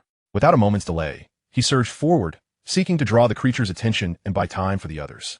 Boom, boom, boom. Without the protection of warplanes, numerous mutated Li family members converged frantically. Explosive rounds poured forth. Yet such assaults proved less effective against the progeny. Their battle core was originally designed for breaching, and those adept at addressing psychic realm incidents had not arrived. At this moment, it could be said that they were like a mute consuming bitter gall, suffering in silence. There was no retreat. They had to press forward. Fortunately, their firepower was sufficient. In no time, a breach was torn open, allowing several battalions to surge forth, pressing onward towards their designated point. Death. Death. Almost die. However, they had scarcely ventured far when they encountered a bizarre figure clad in mechanized armor, grotesquely adorned with flesh. As a battalion connected to the Yuxing database, they immediately discerned the entity's identity: a mechanic. the second elder of the Leaf family. The adversary quickly recognized the human battalion that had broken through, as if finding a vent for their pent-up rage. It is your fault. It is because of you that my Leaf family has fallen to such depths, Dai. I want you all dead. No sooner had the words left their lips than a multitude of electromagnetic cannons, mechanical puppets, and thermite artillery, each brimming with flesh, were summoned forth. In the next instant, a barrage of heavy artillery erupted. Boom, boom, boom. It instantly engulfed several battalions of the Dragon Fist Iron Wall. Thankfully, these soldiers were renowned for their offensive and defensive prowess, forming a shield formation that managed to withstand the initial wave of attack. Yet, this round inflicted considerable damage upon their defensive formation. At the current rate, they likely would not endure a second assault. Report the situation here. We need high-end combat power for our breakthrough. All members of the Leaf family have succumbed to demonic corruption. Almost simultaneously, someone transmitted the situation upward. Company commander. The transmission was successful. Confirmation of successful information dispatch has been received. Without a moment's hesitation, these individuals scattered, unleashing a barrage of explosive rounds that pounded against their opponent, tearing flesh apart, yet failing to inflict any significant harm. Chapter 276, The Phoenix of Ashes. Bai Jing had arrived at the Leaf family's stronghold and witnessed the resounding cacophony of artillery. However, the resultant effect could only be described as negligible. The Leaf family stronghold had been thoroughly ravaged. Though the Leaf family members were indeed dead, those fallen demons could swiftly recover as long as even a trace of liquid or a fragment of flesh remained. Through Hong Xiao, it was revealed that this was due to the gaze of the benevolent father. He was monitoring this battlefield, inadvertently bestowing a boon upon the children of life. The malevolent deity is indeed perplexing. Bai Jing couldn't help but exclaim. Merely casting a glance had significantly enhanced the combat effectiveness of the demons under his control. Should this benevolent father manifest in the material universe, alongside an endless horde of demons, Bai Jing suddenly felt that this realm was a low-tier battlefield, while the spirit realm was the true high-stakes arena. Captain, there's an 8th-tier psychic practitioner who has fallen ahead. Hong Xiao promptly displayed the image. Observing the scene of a city floating forth, Bai Jing was taken aback. Soon after, a shattered battle armor and a rapidly retreating figure caught his attention. By a stroke of fortune, the figure flew dozens of miles, landing directly below him. Damn it, this old fool, cough cough. The commander of the Dragon Fist Iron Wall felt as if his very insides were being torn apart. The disparity was insurmountable. In the hands of the opponent, he was akin to a mere toy, ruthlessly toyed with. His endurance relied solely on the mech and its resilience. Black Iron Executor, Bai Jing, can you hold on? I will arrive in 1 minute. Bai Jing directly linked to the other S communication, inquiring, You, Black Iron? The commander of the Dragon Fist Iron Wall was momentarily bewildered, questioning whether he was hallucinating from the beating. Such large-scale mechs were a rarity even within their army, and the strength of this particular one surpassed that of the mechs in their ranks. I can hold on. Please assist my team in preventing the enemy from opening the spirit realm passage. After a brief moment of distraction, he regained his composure and spoke. My master will arrive in 1 minute. I will lend you my aid. Observing the already damaged warrior, Bai Jing added, just a little help along the way. Before the commander of the Dragon Fist Iron Wall could respond, the dark mech had already soared away. Then he saw the opponent wielding an enormous battle spear. The elder of the Leaf family immediately chose to attack. Numerous buildings, imbued with psychic energy, rained down violently upon Bai Jing's location. Just as they were about to strike, a blinding golden light appeared, instantly clearing a swath of the area. The final assault landed upon the elder of the Leaf family. Boom! In the next moment, the adversary exploded on the spot. What? Black Iron Executor. The current executors are truly becoming increasingly oblivious, failing to recognize talent. Taking a deep breath, he felt significantly more at ease. Glancing at the departing dark mech, his heart raced. This information must be reported. We must recruit them. A useless executor does not deserve such talent. He immediately picked up his heavy shield and continued to endure the onslaught. Before long, he reached that area, witnessing the elder of the Leaf family recovering, albeit in a poor state, with numerous cracks appearing on his surface and a torrent of black liquid spilling forth. Upon opening his mouth, he expelled a mouthful of black, vile blood. What is happening to me? A domineering force within his body relentlessly churned, threatening to obliterate his current form. Damn it, this young man. The commander of the Dragon Fist Iron Wall gasped, realizing that the previous strike had wounded the opponent's essence. You bastard! While you're suffering, I'll take you down. Without a moment's pause, he charged forward, a massive shield in one hand and a colossal blade in the other. Just as he was about to strike, a load-bearing wall came crashing down, sending him hurtling backward. Is the disparity truly this vast? He felt a sense of helplessness. Thankfully, the attacks had noticeably diminished. If he could endure a bit longer, support should arrive soon. With a disciple so formidable, his master must be an extraordinary powerhouse. Strangely enough, he found himself looking forward to it. Hold on, he roared, once again raising his equipment and charging forth. Meanwhile, Bai Jing had arrived at another battlefield, where the combat was nearing its conclusion. The ground was littered with infected corpses, and Dragon Fist Iron Wall members lay fallen. Below, a dozen or so individuals were desperately holding on. At this rate, they would soon be assimilated. Boom, boom, boom. In the next moment, a cacophony of artillery erupted, landing squarely on the Emperor's flagship. I will seize you and offer you to our lord. The second elder of the Leaf family, seized by a sudden impulse, heard a voice urging him to capture Bai Jing and present him to the god of life for generous rewards. Upon hearing this, Bai Jing's expression darkened. As expected, a dog cannot change its ways. Indeed, while the landscape may change, one's innate nature remains steadfast. That so-called benevolent father is indeed lusting after my body. Yet, the sword of my father is not without its advantages. At that moment, several figures arrived. These newcomers possessed combat power of at least the 7th tier, and many 6th-tier warriors followed suit. Their gazes towards Bai Jing resembled that of lecherous wolves encountering an unadorned maiden. Damn it! At this moment, he felt a deep-seated resentment. Benevolent father, just you wait. In a few years, if I do not make you plead for mercy, I shall take on your surname. As for now, were these insignificant creatures? Bai Jing unleashed his full firepower. Empowered by the might of imperial authority, he shone with dazzling golden light. Boom, boom, boom. The 4 7th-tier demons exploded in an instant. Bai Jing relentlessly penetrated the mental realms of these demons. In an instant, a golden sun dominated the sky within their minds, the searing pain eliciting their wails. In the blink of an eye, their spiritual forms shrank by a third. Bai Jing chose to recharge. Before they could recover from their spiritual trauma, they felt their essence diminish by another third. At that moment, a colossal combat platform materialized in the sky, and a dozen figures swiftly descended. A greater number of individuals, in stark contrast to the Dragon Fist Iron Wall Corps, boarded military troop transports. This was evidently another battalion. Captain, they're one of the 9 major armies of Yushing, codenamed the Golden Crow Incinerator. They're a force specifically designed to counter psychic adversaries. The captain noted, these extraordinary warriors were not particularly tall, with some even measuring less than 2 meters.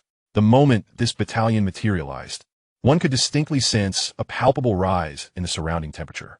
Observing their armaments, one noted the presence of solar particle cannons and solar particle blades, clearly emphasizing equipment superiority.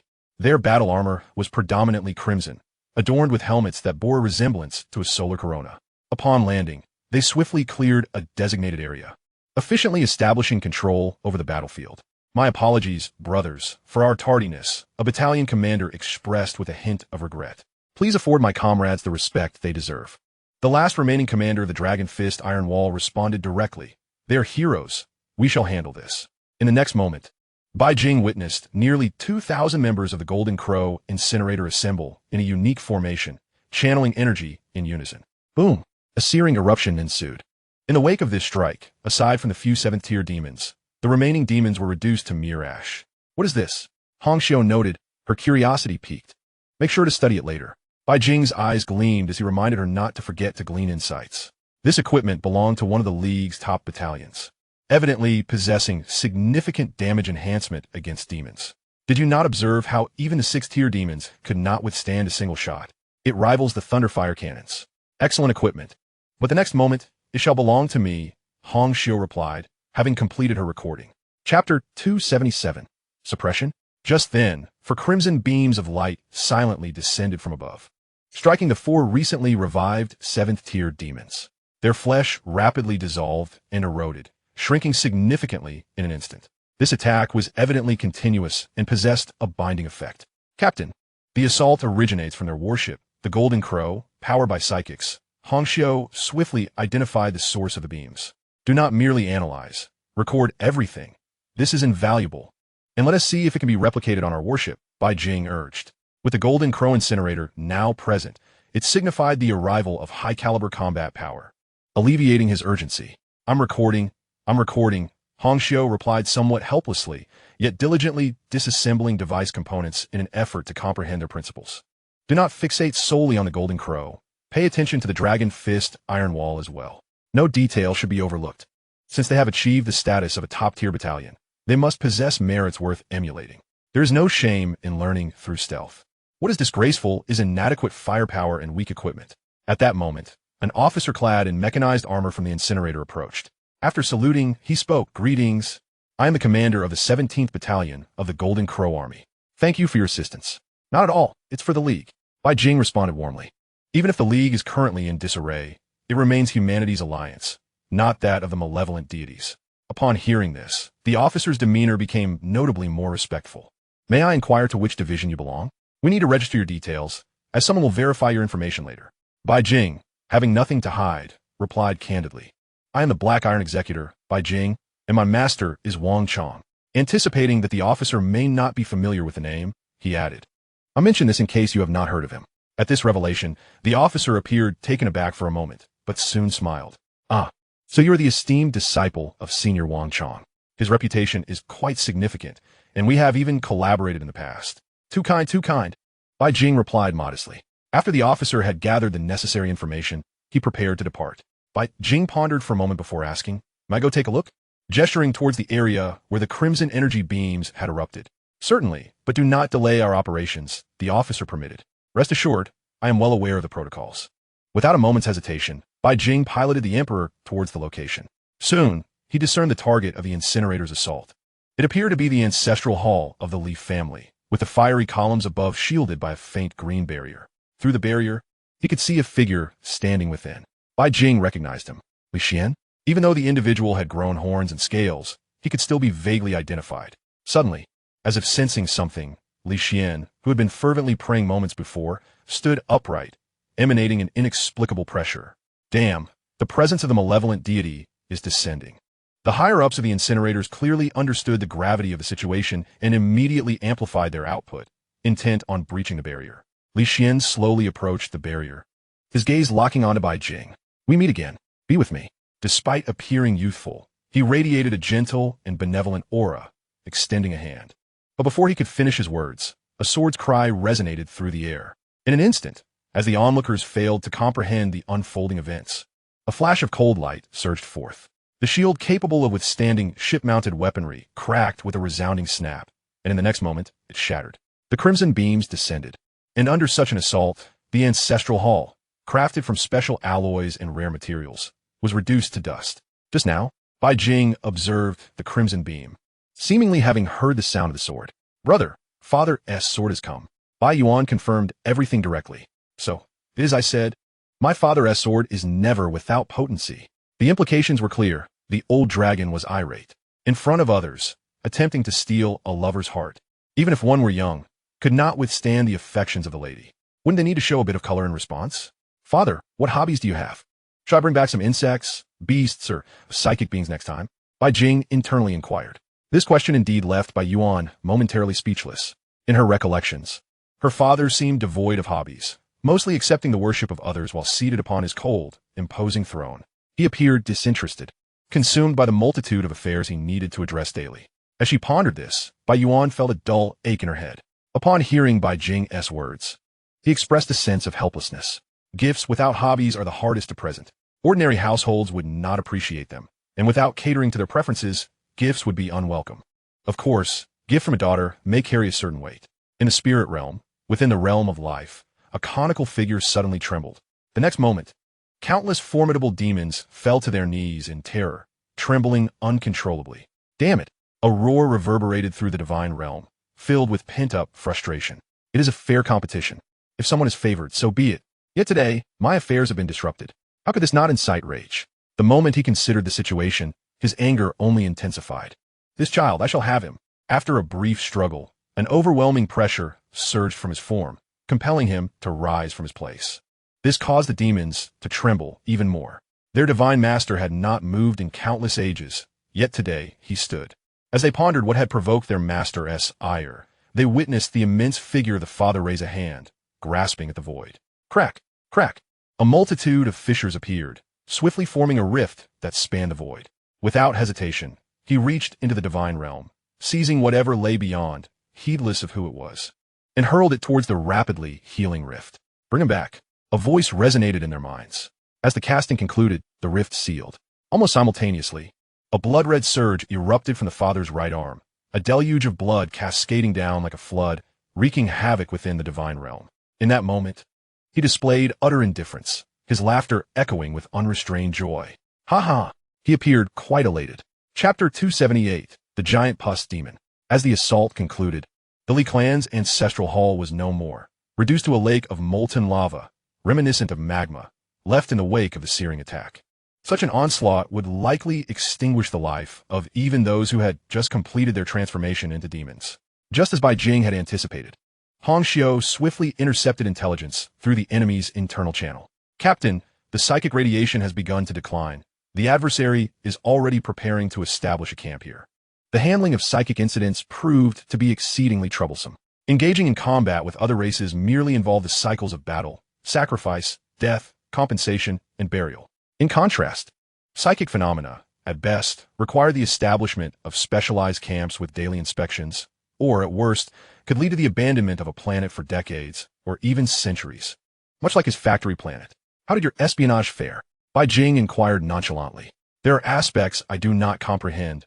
Experimentation is necessary. But all data and material information have been meticulously recorded. Moreover, I have discovered that this team treats psychic beings as mere consumables, Hong Xiu replied thoughtfully. Simultaneously, she projected an image within the Emperor's flagship. It showcased hundreds of grotesque monsters, evidently various alien races endowed with psychic abilities.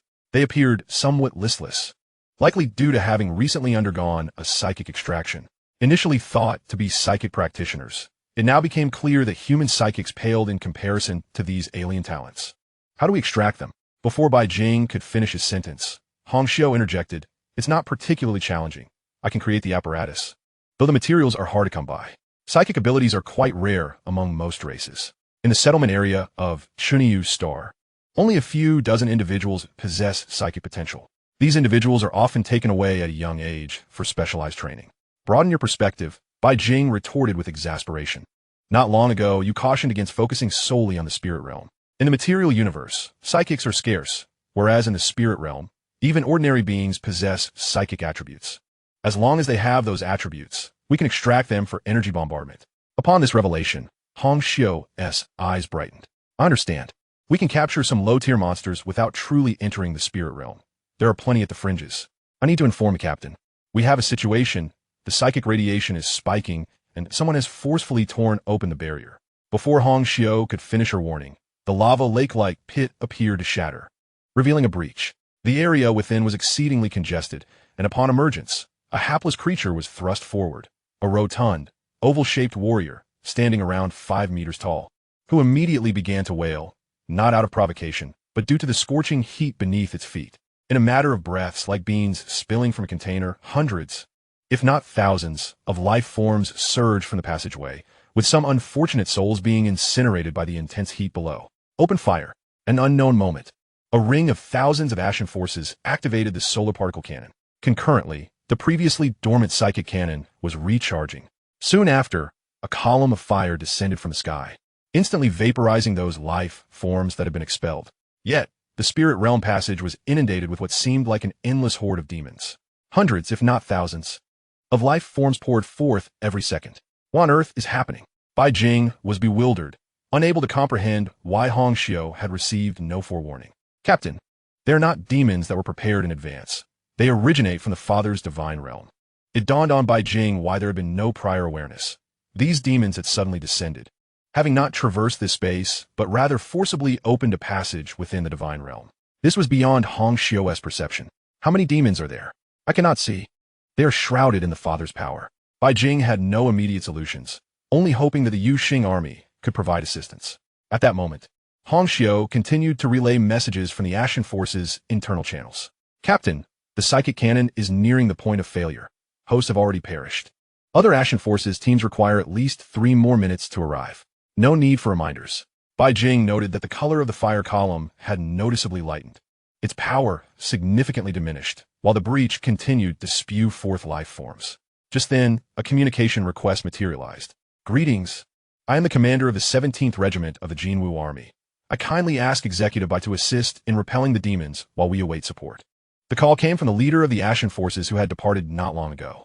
This is natural, for the sake of the Alliance, Bai Jing replied, feeling somewhat helpless. The situation was fluctuating too rapidly for him to respond adequately. Moreover, he suspected the adversary was growing increasingly desperate, unable to cope.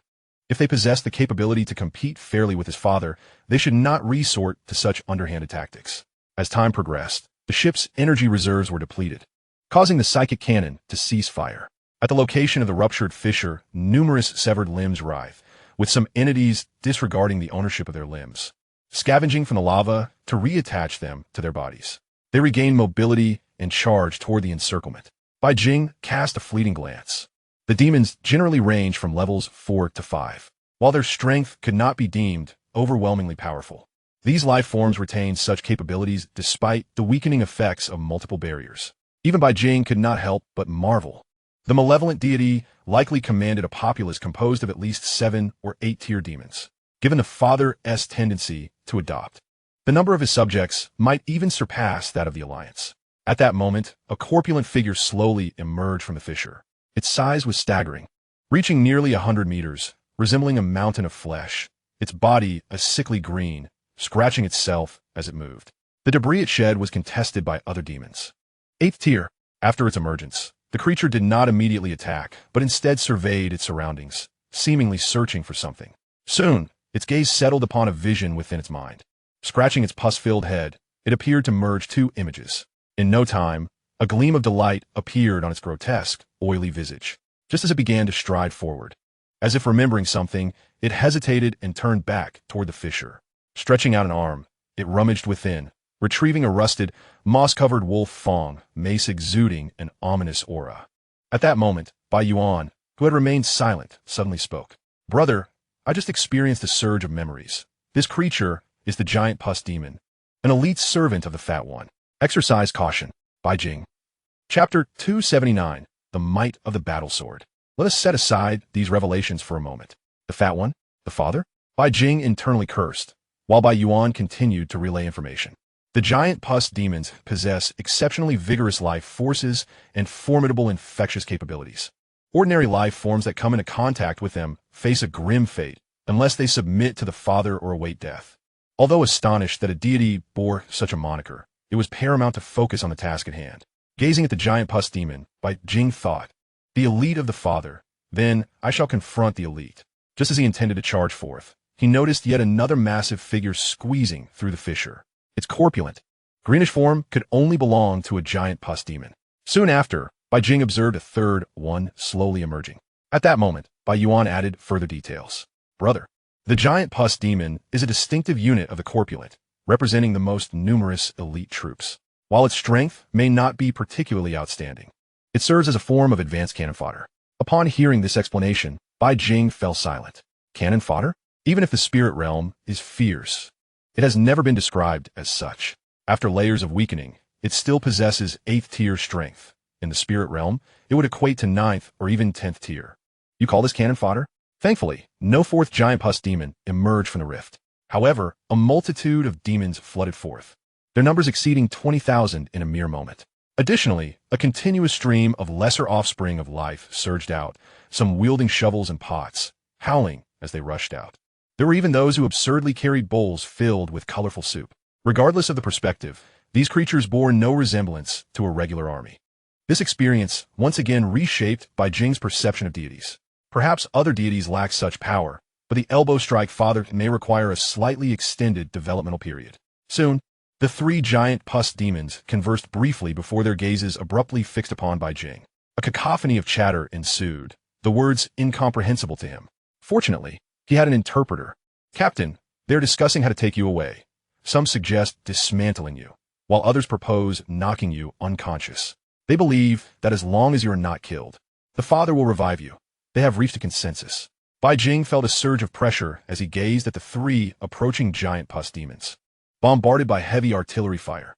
3 8th tier beings, all subordinates of a deity, skilled in close combat. Yuaner, where's my father's sword? It just shattered the barrier. Surely, it can assist in slaying 3 elite monsters, can it not? The moment the words left his lips, he noticed an unfamiliar sword materializing on his shoulder, trembling slightly. It deemed the task beneath its dignity. Bai Yuan conveyed this sentiment. Bai Jing was at a loss for words. A sword with a sense of cleanliness?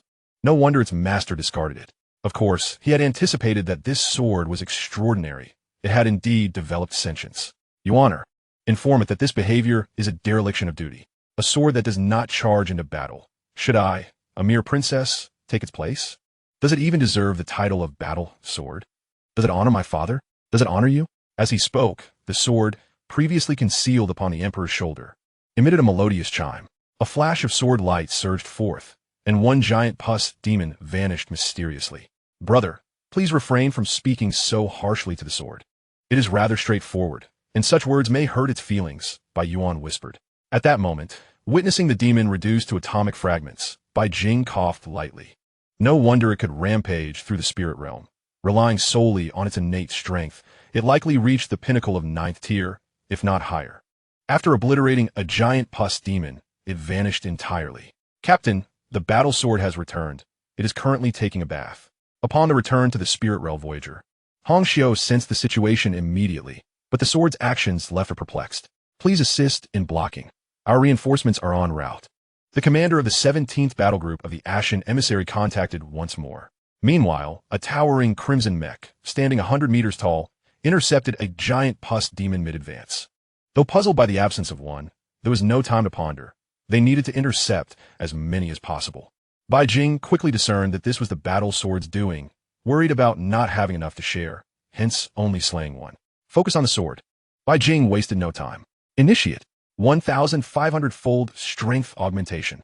The golden spear descended with ferocity, witnessing the giant pus demon attempt to defend itself, only to have its weapon crushed along with its body. A deluge of green blood gushed forth, and its form caved in significantly. Howl, perhaps due to the agony. It emitted cries of distress. Truly elite. Bai Jing scoffed. Initiate 1,500-fold strength. Once more. Again. Boom, boom, boom. Each strike was a burdensome assault. The giant pus demon's flesh shattered and mended repeatedly, embodying the title of offspring of life. Yet, under Bai Jing's overwhelming 8th tier power, every defense and attack merely turned into a barrage of blows. With each instance of its body being destroyed, Bai Jing silently began utilizing the recharge function. After another obliteration of its form, he recharged. The opponent's physique shrank by a fifth. Recharging minor divine energy, acquired 13 million essence. Staring at the prompt, Bai Jing's eyes sparkled. Over 10 million? In one go? This one yielded so much essence. Without a moment's hesitation, he unleashed his full strength. Yura Yura! The spear whirled like a tempest. Under such relentless assault, the giant pus demon was utterly unable to restore its form, leading to its direct annihilation. Coupled with Bai Jing's incessant mental attacks, the giant pus demon shrank further, until it was even smaller than those lesser offspring of life. Meanwhile, Bai Jing's balance swelled to nearly 70 million. Father, what a splendid deity! His gaze shifted to another area where both sides, equipped with methods to counter the demons of the spirit realm, found themselves at a stalemate. Just as the commander of the Ashen Emissary prepared for another offensive with his solar particle blade, the giant pus demon before him suddenly exploded. A strange mech approached. Leave this one to me. The others are struggling to hold their ground. Observing the rapidly regenerating giant pus demon, Bai Jing declared. The commander of the 17th Battle Group of the Ashen Emissary was momentarily taken aback, prompting the mech's AI to search for the other giant pus demon. The conclusion, it had already perished. Black Iron Executor? Truly blind. People like this should be given a silver insignia as a courtesy, even with the esteemed title of Executor. One must compare to others. Among the 9 ruling stars, there are only 9 commanders per planet, even with other Executor stars included. Such beings number but a few hundred. In a second, dozens of recruitment schemes sprang to mind. Were it not for the urgency of the situation, he would have directly sought to recruit. As the enemy's reinforcements approached the defense line, the giant pus demon began to speak. The Father admires you. Join us. Achieve immortality and revel in bliss. Chapter 280. The Great Demon. Bai Jing was rendered speechless. What was this absurdity? What do you even like about me? Am I not allowed to change? Must you cling to me so desperately? I'm not a woman. If there was mere speculation before, it was now evident that these demons had likely come for him. Sending such a multitude of demons through the barrier at once must have cost them significantly. Good news. he now had his own sycophants. Bad news. They were merely coveting his form. As he watched the creature's mouth move, poised to utter something astonishing, Bai Jing swiftly employed the dragon-piercing spear, driving it mercilessly through its skull, followed by an explosive expansion of his mental energy. Though he had barely attained 8th tier standards, his recovery rate of 20 per second compensated for the lack of quality with quantity. The battle did not last long. Bai Jing's balance nearly doubled, reaching an astonishing 9 figures. Only when checking his balance could he feel a modicum of warmth. With the addition of a king-class mech to the encirclement, the pressure significantly eased, barely staving off all the offspring of life. They began a systematic clearing. As for the rift, the emergence of demons had noticeably slowed. Even so, the numbers remained staggering. Currently, the count of living, combat-ready demons had surpassed 30,000. Had it not been for the Ashen Emissary's equipment countering them. If a force like the Dragon Fist Iron Wall had been deployed, the defense line would have crumbled long ago. As time flowed on, the emergence of demons from the fissure has dwindled significantly, their size shrinking considerably as well, suggesting an impending conclusion. Suddenly, a message from Hong Xiu interrupts. Captain, energy radiation is surging. A formidable entity is approaching. Almost simultaneously, a green, webbed claw protrudes from the crack, followed by a figure that steps forth with deliberate slowness. Curiously, it surveys its surroundings, inhaling deeply, its face reflecting a rapturous expression. Is this another world? Quite agreeable, it muses. The figure stands merely 3 meters tall, yet its aura surpasses that of the colossal pus demon. As it moves, lesser demons scatter and retreat, some even kneeling in submission. Before Bai Jing can inquire further, Bai Yuan begins her introduction. Brother, this is a greater demon, one of the subordinates of the Fat One. Upon hearing this, Bai Jing's heart sinks. Although his knowledge of the spirit realm is limited, he is well acquainted with the term. Greater demon, literally translated as demon among demons, the leaders of the demonic hierarchy. According to the Alliance's classification, at the very least, it corresponds to the rank of a legion commander. Furthermore, the Alliance's investigations reveal that the mightiest deities often have weaker deities in their retinue. At this moment, the greater demon also seems to have detected Bai Jing's presence, its gaze tinged with curiosity. Unlike the lesser demons, it has genuinely encountered the Father and even dined alongside him. It is acutely aware that while he appears to accept all, his discerning eye is exceptionally critical. In the divine realm, beings are distinctly categorized into 2 tiers, the core and the fodder. Coincidentally, it belongs to the core cadre, judging by its father's intentions. This individual before it possesses the qualifications to enter the core, to become one of their own. As the greater demon appraises Bai Jing, he too scrutinizes the entity before him. Its power evidently does not exceed the 9th tier. In fact, suppressed, it likely hovers around the initial stage of the 9th tier. Yet sometimes, one must not merely consider the realm. To be recognized as a true son of the Father among countless beings, one must possess genuine talent. Indeed, after a meticulous examination, the greater demon speaks, conceding to Bai Jing's potential. I am called Lin Yi, and you are worthy of knowing my name. As the words leave its lips, a figure materializes abruptly. Following that, a surge of solar particle blades erupts with blistering radiance. However, before the attack can land, the 3-meter-tall greater demon glances upward. The impending strike halts midair as Lin Yi extends a hand, which touches the royal mech, a layer of green, reminiscent of algal life, swiftly enveloping one of its legs. The covered area dissolves at a visible pace, as if being rapidly devoured. Begone, insignificant insect. With a gentle leap, it sends the commander of the 17th Regiment, the Ashen Brigade, flying. Having completed these actions, Lin Yi's attention shifts back, playfully beckoning with a finger. Though my father has acknowledged you, you must still undergo trials. Today, I shall test you on his behalf. Observing the other's lofty demeanor, Bai Jing clenches his fists. Damn it, what arrogance! I've never been this pretentious. You honor. It's time to strike. Regardless of whether it's a greater demon or a lesser demon, in the spirit realm, I may yield in the material universe. Be it dragon or tiger, they must bow before me. Thus, he calls forth the gourd. In the next moment, the fully transformed bloodblade gourd materializes. Once blood-red, it has now transmuted into a resplendent golden hue, infused with potent imperial power. This attack, inherently designed to target various life forms, is now maximally condensed, ensuring its formidable might. Let's proceed, he urges, as the spirit of the gourd, nurtured over time, begins to manifest its sentient essence, facilitating clear communication of intentions. As it emerges, the gourd radiates a golden brilliance, akin to a new sun appearing in the sky. In this moment, both demons and humans are drawn to its light. Yet their feelings diverge. Humans feel warmth and comfort, as if basking in the sun on a winter's day, while demons react with fear and trepidation. Akin to insects exposed to the scorching sun after being unearthed. Some even contemplate retreating. The greater demon Lin squints at this sudden solar apparition, sensing an elusive yet palpable threat. Interesting. No wonder Father holds such esteem for this one. He is indeed extraordinary. This piques Lin Yi's interest in Bai Jing even further. Not to mention, with Bai Jing's current equipment, the Imperial suit, the gourd, and that gun. Upon completing his transformation into a demon, he could stand firm even among the ranks of greater demons. With guidance from the Father, he could even strive for a position among the top 10.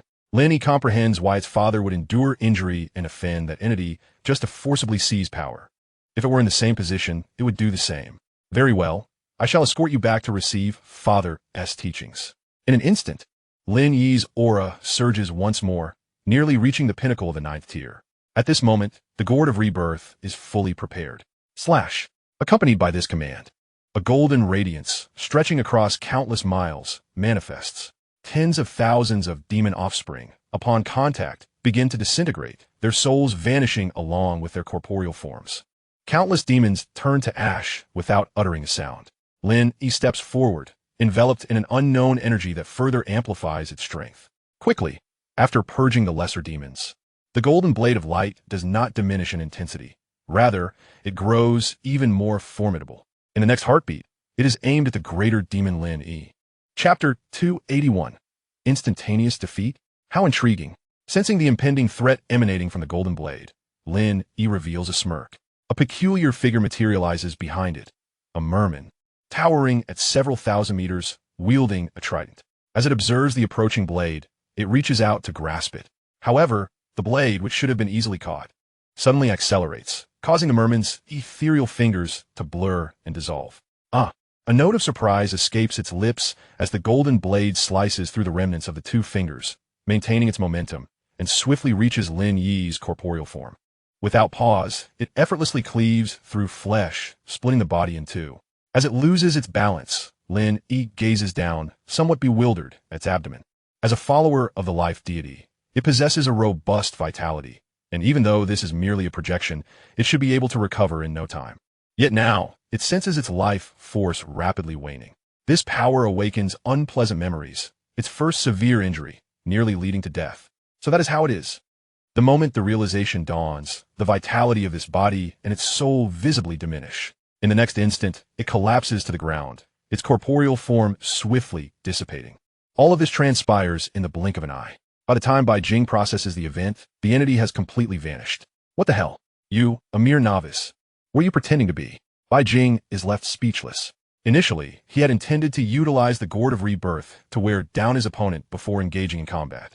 He never anticipated that the foe would fall in an instant without even a single strike. For a moment, Bai Jing struggles to grasp the reality of the situation. Brother, you are increasingly resembling Father, Bai Yuan's voice chimes in. To her, he is the very embodiment of their father. That kind of power originates from the same source. Originally, Bai Jing held a dismissive attitude towards it all, merely treating it as a fleeting farce. Yet now, he found himself beset by doubts. Could it be that he truly is the son of a deity? And this seemingly unremarkable father, could he genuinely be his biological parent? Naturally, such thoughts were fleeting. His current talents and prowess were all painstakingly cultivated through his own efforts. How could he possibly be of noble lineage? Captain, the opponent has truly perished. Following a brief reconnaissance, Hong Xiu reported that the radiation levels here were diminishing at a visible rate. This indicated that the matter was approaching its conclusion. Good treasure. Return and rest. Bai Jing gently patted the gourd before promptly stowing it away. Perhaps due to the rapid decrease in psychic radiation, the battlefield was soon entirely sealed off. As a result of Bai Jing's final act, nearly all soldiers and officers who beheld him offered salutes, signifying their respect. Bai Jing also witnessed firsthand what was meant by the speed of the alliance. A fortress sprawling over dozens of square kilometers was constructed within half an hour, with the deployment of 20,000 extraordinary warriors for its defense. Various unprecedented devices were installed one after another, much to Hong Xiu's astonishment, who was nearly driven to madness by the sheer volume of information to assimilate, eagerly anticipating her return to immerse herself in research. This battle was inexplicably chaotic, yet the death toll soared into the millions. The Leaf family was nearly eradicated, and even those who survived were merely distant branches unworthy of attending the annual summary meeting. Bai Jing initially intended to eliminate the masterminds behind it all, but was taken aback by the Leaf family's reckless desperation, willing to drag their entire lineage into ruin for a fight. Disciple, are you unharmed? A few minutes later, Wang Chong hurriedly sought him out. Upon confirming Bai Jing's well-being, he sighed in relief. He had intended to catch up with Bai Jing, but was waylaid by the Leaf family's elder, forcing him to ally with others to vanquish the foe, which delayed him significantly. Master, I am fine. You yourself aren't injured, are you? Bai Jing inquired. As he spoke, he noticed the old man's lips twitching uncontrollably. I'm perfectly well, just dispatched a 9th-tier adversary on the way here. 9th tier? Bai Jing was momentarily bewildered. He had traversed this path himself, and had not encountered any 9th-tier foes. You have no idea how ferocious that elder of the Leaf family became after ascending to demonhood. A member of an extraordinary combat unit was utterly devastated. Had I not intervened, that fellow would have been literally torn apart. I charged in with my great gun, shattering the demon's dream with 3 shots and its soul with 9, observing the old man's lips struggling to contain a smile. Bai Jing quickly discerned who he was referring to. That elder of the Leaf family was indeed the elite monster who had been left incapacitated. Master, impressive, truly impressive. At that moment, as a disciple, it was only fitting to show enthusiasm. Hearing such praise from his disciple, the old man's smile could no longer be restrained. Stay humble. Stay humble. He raised a hand in a gesture that seemed to say, feel free to speak more. I relish your words. Bai Jing had grown adept at flattering the old man. Master, do share the details of the battle. Truth be told, it was quite simple. I pierced 9 gun holes into him with 3 shots. If it weren't for his tenacious vitality, I could have dispatched him 9 times in a minute. While downplaying the necessity, he spoke animatedly, gesturing as he recounted the tale. Bai Jing was surprised to discover that his master harbored such a penchant for storytelling, further amplified by the occasional exclamations of astonishment. The old man was clearly in high spirits. On the summit of a towering mountain, a figure abruptly opened his eyes. Standing over 10 meters tall, his body was a deep azure, adorned with fish gills and fins, unmistakably a member of the ichthytic race. Interesting. He sensed a fragment of memory transmitted back from one of his avatars. Suddenly, he uttered awe. At that moment, a demon scurried over. Lord Linny, your father summons you. Lin, he waved a hand dismissively. I am aware. Rising to his feet, in the blink of an eye, he vanished from his spot, only to reappear millions of miles away. Upon his arrival, a chorus of wails and cries filled the air. The sorrowful sounds were heart-wrenching, drawing tears from listeners. As they beheld the mourners whose grief towered higher than mountains and spanned wider than ranges, tears cascading down to form lakes, their stillness and motion reminiscent of an earthquake. For a moment, Lin, he felt a piercing pain in his head. He could scarcely recall how long it had been since his father had been so sorrowful. My son, you have finally arrived. Perhaps sensing Lin Yi's approach, the towering figure bent low, his head alone larger than a mountain. Merely speaking was enough to overwhelm an ordinary 8th or 9th tier being. Father, I am aware of the situation. That individual has pledged himself to another, according to the last fragment of memory conveyed to him. Upon hearing this, the figure's weeping intensified. At that moment, dozens of silhouettes arrived, none of which belonged to the same race, some even bearing ancient grudges against each other. Yet upon their arrival, they stood quietly to the side. One cyclopean giant turned to Lin Yi. What transpired? Why has our father been brought to sorrow? Third brother, father has taken a liking to a human, and that individual is a vassal of another. Upon these words, the cyclopean giant paused momentarily. Just then, the massive figure emerged from his sorrow. Bring him here. I shall personally guide him onto the righteous path. At your command. At your command. At your command. As he gazed at his sons, and then contemplated that individual, possessing a life force as boundless as his own, he felt even greater sorrow. Despite having so many sons, not a single one resembled him. Chapter 282. The Fate of the Overlord? As events unfolded, the government of Yushing took action. An operation affecting nearly every family on Yushing commenced. The entire planet was placed under the highest level of lockdown, permitting only entry and forbidding exit. Even Bai Jing was not allowed to leave freely and had to comply with inspections to determine if he had been tainted by the evil gods. However, as Bai Jing's exploits gradually became known, his life improved significantly. He could choose whatever he desired to eat. Some even inquired if he required companionship services, all of which he declined. He also learned from Bai Yuan that Lin Yi's cultivation revolved around a parasitic ability, and what he had vanquished was merely one of the opponent's avatars. Such avatars numbered in the hundreds, if not thousands. This realization underscored the disparity between him and the Father of Compassion. Even a mere lackey possessed such strength. One could only imagine the level of power the true entity must possess. Moreover, following this incident, he came to understand that the barrier between the spiritual realm and the material universe was not as robust as he had assumed. It was possible that one day the true form might descend. This instilled in Bai Jing a sense of urgency. He dedicated each day to refining his magical power and fortifying his primordial spirit. Captain, there is quite a commotion outside. Many have been apprehended on Yujing, including some true followers of the evil gods. As a frontline participant, Hong Xiu shared information daily, often providing her commentary as well. Is there any other news? Bai Jing held little interest in these tidings. Yes, we are currently assessing the assets of the families involved in the crimes. This piqued Bai Jing's interest. Hong Xiu proceeded to divulge her findings. Taking the Li family as an example, they controlled a total of 156 planets, predominantly factory planets, with a few being agricultural ones. As revealed by the Alliance's investigations, I also discovered that their assets extend beyond this. There are numerous illicit businesses on the dark web. Given the nature of this individual's operations, she needed only to open her mouth for Bai Jing to discern her intent. Before she could finish her sentence, he interrupted. How much have you gained from this? Just tell me directly, don't play tricks. Upon hearing this, Hong Xiu merely smiled, unfazed. Immediately, a projection materialized, showcasing the information. 20 mineral planets, 13 factories for illicit goods, and 5 life planets.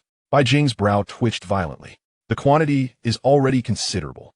The value of a mineral planet, once fully mined, begins at trillions.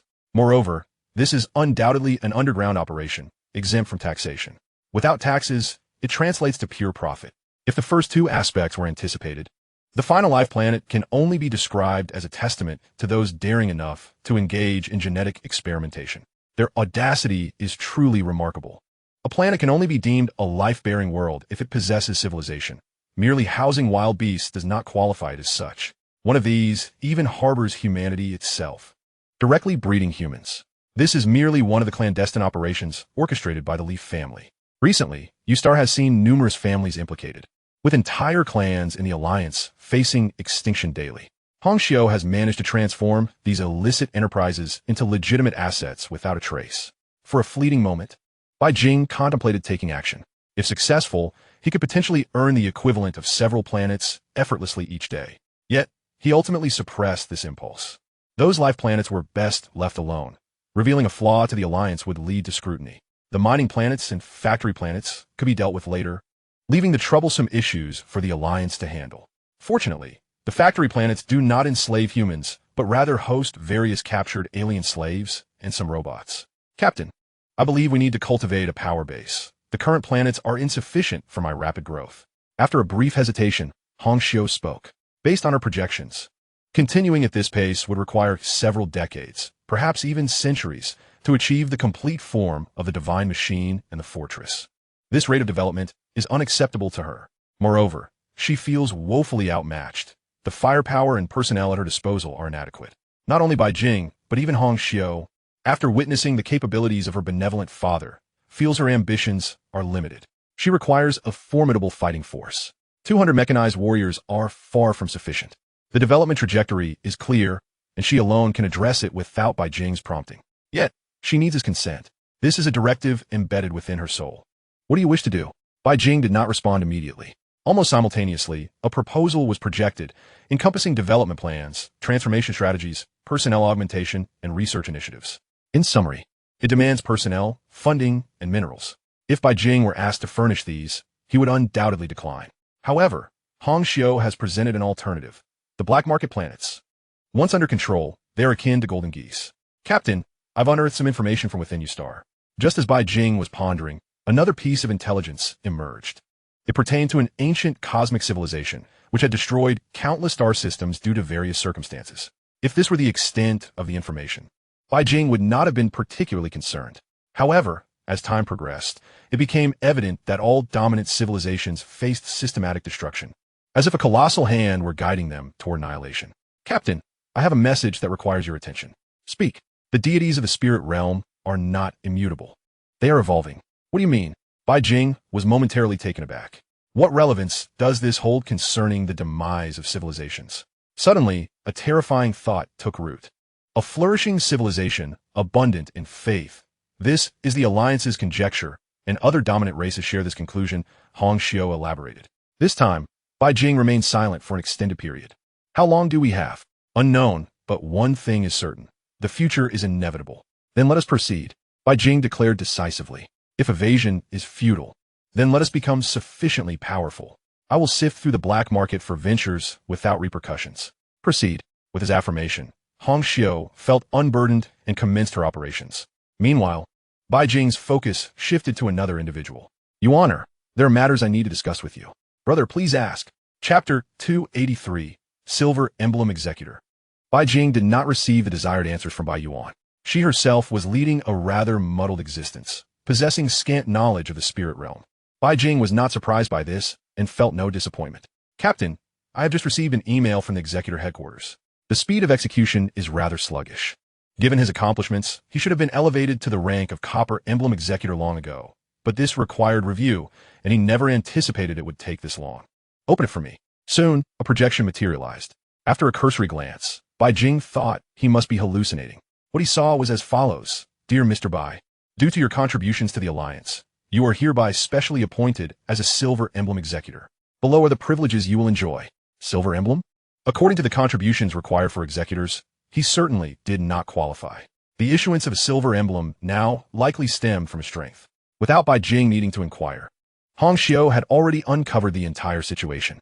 Many high-ranking officials in the Executor headquarters were reluctant to set a precedent, but a being resembling a deity intervened, advocating for opportunities for the youth.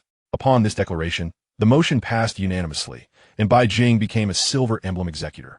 Moreover, the conferrer was en route, and he now enjoyed the privileges of a Silver Emblem Executor. Similar to a post facto approval, the Alliance's special permissions constituted fundamental rights. The two main upgrades involved the number of personal armed forces and unrestricted movement within the Alliance. Now, as long as Bai Jing presented his identity, verification would pose no issue, allowing him to traverse freely within the Alliance. Furthermore, the count of his personal armed forces surged from a mere 200 to an astonishing 8,000. Had he not confirmed this multiple times, Bai Jing would have thought he was seeing things. Primarily, his Master-S combat group consisted of just over 2,000 individuals. His personal armed force had ballooned to a staggering 8,000. Hong Xiu, confess honestly, did you hack the Executor's firewall? Bai Jing felt a twinge of insecurity. Upon hearing this, Hong Xiu cried out in protest. Captain, you are slandering me. I am the epitome of lawfulness. How could I engage in such activities? If it remains undetected, it is lawful. If discovered, they would be executed by electromagnetic firing squad. Of course, Bai Jing had merely asked in jest. 8,000 personal armed forces must indeed be a reality. However, this figure starkly contrasted with his Master-S forces. Furthermore, sustaining these 8,000 individuals would likely require more than a single factory planet. How many planets do we currently control? In total, 159. What? Bai Jing was taken aback. Did the Leaf family not publicly claim to possess just over 100 planets? Where did these nearly 160 planets originate? Hong Xiu questioned, bewildered. Is that a lot, Captain? Not at all. Whereas the excessive part. You have no idea how vile the parasites within the Alliance truly are. I can hardly bear to witness this data. They truly deserve punishment. Bai Jing responded. What remains unclear? It was evident that Hong Xiu had likely employed certain tactics to expose those individuals' nefarious deeds. The Alliance would seize the visible assets, while Hong Xiu clandestinely collected the illicit profits. The 100-plus planets were probably acquired in this manner. Captain, did I make a mistake? Hong Xiu inquired softly. Bai Jing, on the other hand, was somewhat speechless. Those noble families had already been dealt with. Whether it was right or wrong no longer mattered. It is impossible to regurgitate what has been consumed. Regardless of Hong Xiu's willingness, he himself could not accept that. Let us proceed. Consider it a cleansing of the web. Purging this toxic alliance. Understood. I shall not hold back. Upon this declaration, a sense of foreboding surged within him, as if something monumental were about to transpire. Yet, considering this was an assault on evil, an act of righteous justice, why should he feel anxious? Furthermore, once spoken, words cannot be retracted. Much like water that has been spilled, the Alliance has languished in darkness for far too long. It is high time for it to bask in the light once more. With the emergence of a visitation request, Bai Jing found himself unable to pay any heed to Hong Xiu. the envoy from the Jinwu army, a secretary general? Even if the other party did not arrive, one could easily surmise their intentions. They merely sought to draw him into the fray. He would certainly decline. The military, be it a battle group or an army corps, requires a station presence. This, Bai Jing could not accept. As for the person, a meeting was still necessary. It was not long before a knock resounded upon the door. Soon, a woman, approximately 1 meter 90 tall, with a curvaceous figure and striking features, entered the room. Greetings, Mr. Bai. I am Wu Ying, the Secretary General of the Jinwu Army, and I wish to discuss a few matters with you. Ah, Secretary Wu, please take a seat. Bai Jing greeted her warmly as she entered. Once they were seated, her military demeanor emerged with unerring decisiveness. Without any superfluous pleasantries, she plunged directly into the topic at hand. Our army wishes to invite you to join us. As an executive officer, you currently hold the rank of a Black Iron Executive Officer.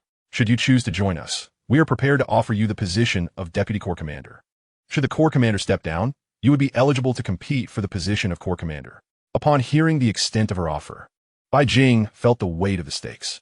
The title of Deputy Corps Commander, while not as lofty as that of the Corps Commander, is still a position of genuine authority, as there are only 2 or 3 such figures within a corps. Accepting the offer would grant him command over thousands of extraordinary warriors. Suddenly, Bai Jing paused, realizing the implications. Had she anticipated this? It was no wonder he had such a large private militia. This was a maneuver to prevent the Army Corps from enticing him.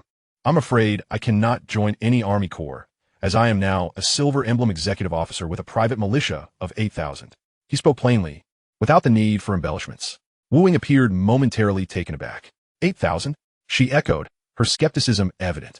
Even for an executive officer, the typical number of private militia is around 5,000 for a top-tier Silver Emblem. Yet Bai Jing boldly claimed 8,000.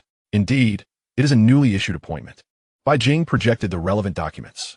Upon confirming the astonishing figure of 8,000 private soldiers, Wu Ying's expression shifted slightly. She rose promptly. I apologize, Executive Officer Bai. Since you are unwilling to join, I shall take my leave. Without delay, she departed, leaving Bai Jing intrigued and prompting him to have Hong Xiu conduct an investigation. Upon inquiry, it was revealed that among all Silver Emblem Executive Officers, the highest number of private militia was a mere 5,500. His 8,000 nearly equated to that of a Gold Emblem Executive Officer. What was the Executive Officer headquarters planning?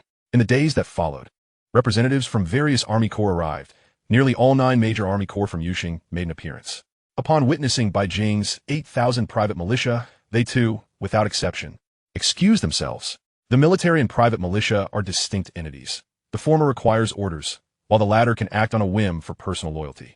If they were to align with the configurations of Chui, whose forces, 8,000 against 80,000 or even 800,000, the advantage lies with me. Putting aside such thoughts, Bai Jing resolved to gather his forces. These 8,000 elite warriors were not easily amassed. A battle group typically comprises only about 2,000 individuals. To reach full capacity would necessitate 2 to 3 battle groups. Fortunately, these matters could be entrusted to Hong Xiu. Chapter 284, The Fire Seed Plan. Mr. Bai, you're free to leave. Confirming that he had not been tainted by the evil god, Bai Jing was soon granted his freedom. However, the entire Yushing remained under lockdown. Preventing his departure, he first sought out his master and senior sister. As it happened, Wang Chong had not encountered any rifts and thus emerged earlier than Bai Jing. Master, I have ascended to Silver Emblem. Upon seeing the two awaiting him, Bai Jing did not conceal his joy. However, as soon as he spoke, Wang Chong appeared momentarily stunned, a flicker of confusion crossing his features. Meanwhile, Ji Shuyao's eyes widened in astonishment, and after a brief pause, she leaped forward to embrace Bai Jing. Junior brother, you must be the fastest to achieve the rank of Silver Emblem Executive Officer. It has barely been a year since you ascended from Black Iron. The speed of his advancement would be met with disbelief were it to be shared. After a moment of astonishment, Wang Chong regained his composure. Given your performance, it is well deserved. Upon returning, he had inquired and learned that Bai Jing's contributions had been pivotal in their success, while he himself had been engaged in a battle against the formidable elder of the Leaf family. His disciple was already contending with a major demon from the spirit realm, and had emerged victorious. That is splendid, junior brother. To celebrate your promotion to Silver Emblem, I propose we host a feast, Ji Shuyao quickly suggested, leaving Bai Jing somewhat speechless. He began to question whether he had made the right choice. Ever since practicing the swallowing heaven technique, his senior sister seemed preoccupied solely with food. Yet her rapid advancement in strength was undeniable, steadily progressing toward the 6th tier. Her mind's apertures nearly fully opened, with only a few remaining in her physical form. Very well, let us have a feast then. Since his senior sister had proposed it, he readily agreed. After all, one meal was inconsequential. Moreover, he had some matters to discuss with his master. As his senior sister went off to urge the cook, Bai Jing seized the opportunity to inquire, "Master, I have been allocated 8,000 slots for my private militia. Is there something amiss?" 8,000 private soldiers are exceedingly rare within the alliance. Wang Chong, who had been walking ahead, halted abruptly, stunned. How many? 8,000. To corroborate his claim, Bai Jing projected the appointment letter from headquarters. 8,000? How could this be? You are but a newcomer. Wang Chong was equally bewildered. However, he quickly recalled the possibility that Bai Jing was not the first. There had been others before him who had surpassed the 5,000 threshold for Silver Emblem executive officers. Yet that individual held a special status, and had not an unforeseen circumstance arisen, they would likely have already attained the rank of Gold Emblem. Considering this, Wang Chong turned his gaze toward his disciple, realizing he had been rather oblivious as a mentor, failing to grasp the magnitude of his disciple's achievements. Perhaps it is a good fortune. Do not overthink it. Bai Jing was undoubtedly preparing for Gold Emblem. As long as his strength or combat prowess reached the 9th tier, he could directly assume the position of Gold Emblem Executive Officer. If his predictions were correct, the arrival of the appointment letter would also usher in a flow of resources from headquarters. At the very least, there would be a dozen or so planets designated as backup resources. These were not mere factories or mining planets, but genuine life-sustaining worlds for humanity. Alternatively, they could even establish several cultivation planets for Bai Jing to select and filter members for his private militia. There were limitations regarding private militias as well. Citizens below level 7 may have a maximum of 500 private soldiers, while level 8 allows for only 1,000. It is solely the unique status of executive officers that permits them to exceed these limits. The greater the number, the more significant ones standing within the alliance. Bai Jing had now fully entered the ranks of the alliance. Currently unannounced, Wang Chong suspected this was due to martial arts reasons. As long as Bai Jing could make another advancement, or if someone else reached the 8th realm, Bai Jing would become one of the seeds of the alliance. What level of status would that entail? It would mean full support from the alliance, receiving whatever was needed. To his knowledge, among the countless billions within the alliance, fewer than 10 individuals had been afforded such recognition. Wang Chong had not anticipated that his disciple would be among them. Disciple, there are 5 planets available here. Use them as you see fit, or sell them for resources to aid your cultivation.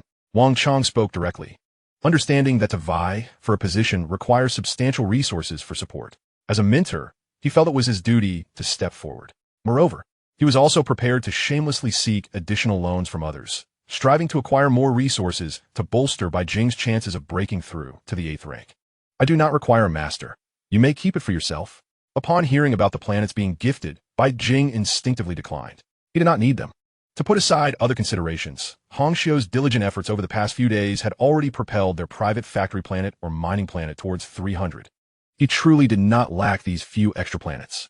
Nonsense. Listen to me. You must accept these planets. In the coming period, you must expedite your cultivation and, if all goes well, become the first martial artist to reach the 8th rank. Wang Chong spoke with a serious demeanor, clearly intent on ensuring that these 5 planets will be transferred regardless of Bai Jing's objections. With a sense of resignation, Bai Jing could only acquiesce. Very well. At that moment, Ji Shuiyao rushed back in a whirlwind. Junior brother? What is the matter, senior sister? Our Jingyao group must expand. That old hag just allocated 30 resource planets to me. You may use them as you wish. Bai Jing responded with a perplexed expression. This was unusual. Knowing that his senior sister had a strained relationship with her mother, he understood precisely who that old hag was. However, the sudden allocation of 30 planets to his senior sister seemed rather suspicious. I've forwarded the information to you. Handle it as you see fit. I must go check on the kitchen. Dinner will be served in 10 minutes. With that, she hurriedly departed. In the following period, Bai Jing suddenly found himself in high demand, becoming an exceedingly sought-after figure. Offers of monetary gifts, extraordinary materials, and resources felt rather pedestrian. Many noble families directly offered mining planets or even shares in their corporations. Some even expressed a desire to marry their daughters to him. Should Bai Jing be inclined, he could instantly become the head of a trillion-dollar conglomerate. There must be something I overlooked. Hong Xiu, please investigate this matter thoroughly. This time be meticulous. Under Hong Xiu's diligent investigation, After scrutinizing the entire network and surveillance information of the Alliance, they finally uncovered some clues. The Alliance's seed plan? Indeed, Captain. You're likely to be selected for this plan, as long as you can ascend to the 8th rank, or if someone else reaches that level. You can directly join the seed plan. Upon reviewing the intelligence, Bai Jing finally comprehended why these corporations were in a frenzy. It was as if the entire Alliance was prepared to elevate a select few individuals. Once selected, one need not worry about materials. The seed plan involves an investment amount calculated using the Alliance's total tax revenue. Even a mere 5 of that would be an astronomical figure. Even though Bai Jing currently wielded control over 500 planets as a black market leader in the context of that total tax revenue investment, he was no different from a pauper. The total tax revenue was exclusively allocated for the seed plan, and even if it were to be shared among a few, its value would still be unfathomable. Chapter 285, Optimizing Martial Arts. Subsequently, Bai Jing chose to shut himself off from visitors, except for his master and senior sister. He uniformly declined others under the pretext of seclusion. Of course, Bai Jing genuinely needed this retreat.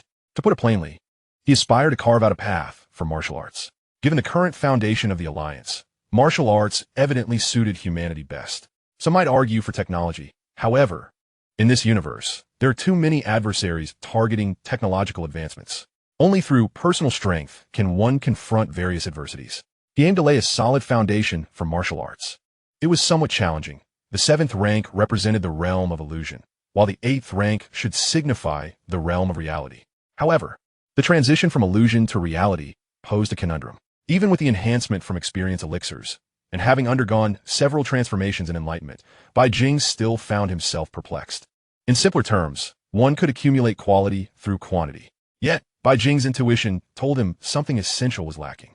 Additionally, lacking any references, he had to rely solely on his own planning for the path of martial arts. For half a month, he remained at an impasse. Fortunately, his primordial spirit acted like an automated training device, able to cultivate autonomously, alleviating concerns over the training process. After all, he was continuously growing stronger. Just as Bai Jing found himself making no progress, Bai Yuan suddenly connected with him. "Brother, Father has someone who wishes to give you something." As she spoke, she projected an image within the secret chamber. What is a deity? The transformation of the soul, the metamorphosis of the flesh, the ultimate truths of the universe. These 12 words struck like a bolt of thunder, dispersing the clouds above and allowing rays of sunlight to filter down.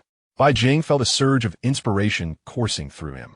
Noticing Bai Jing once again plunged into contemplation, Bai Yuan quietly withdrew. "Father, why didn't you personally deliver this to him? Why must I act as the intermediary?" Her tone carried a hint of reproach, yet no reply came.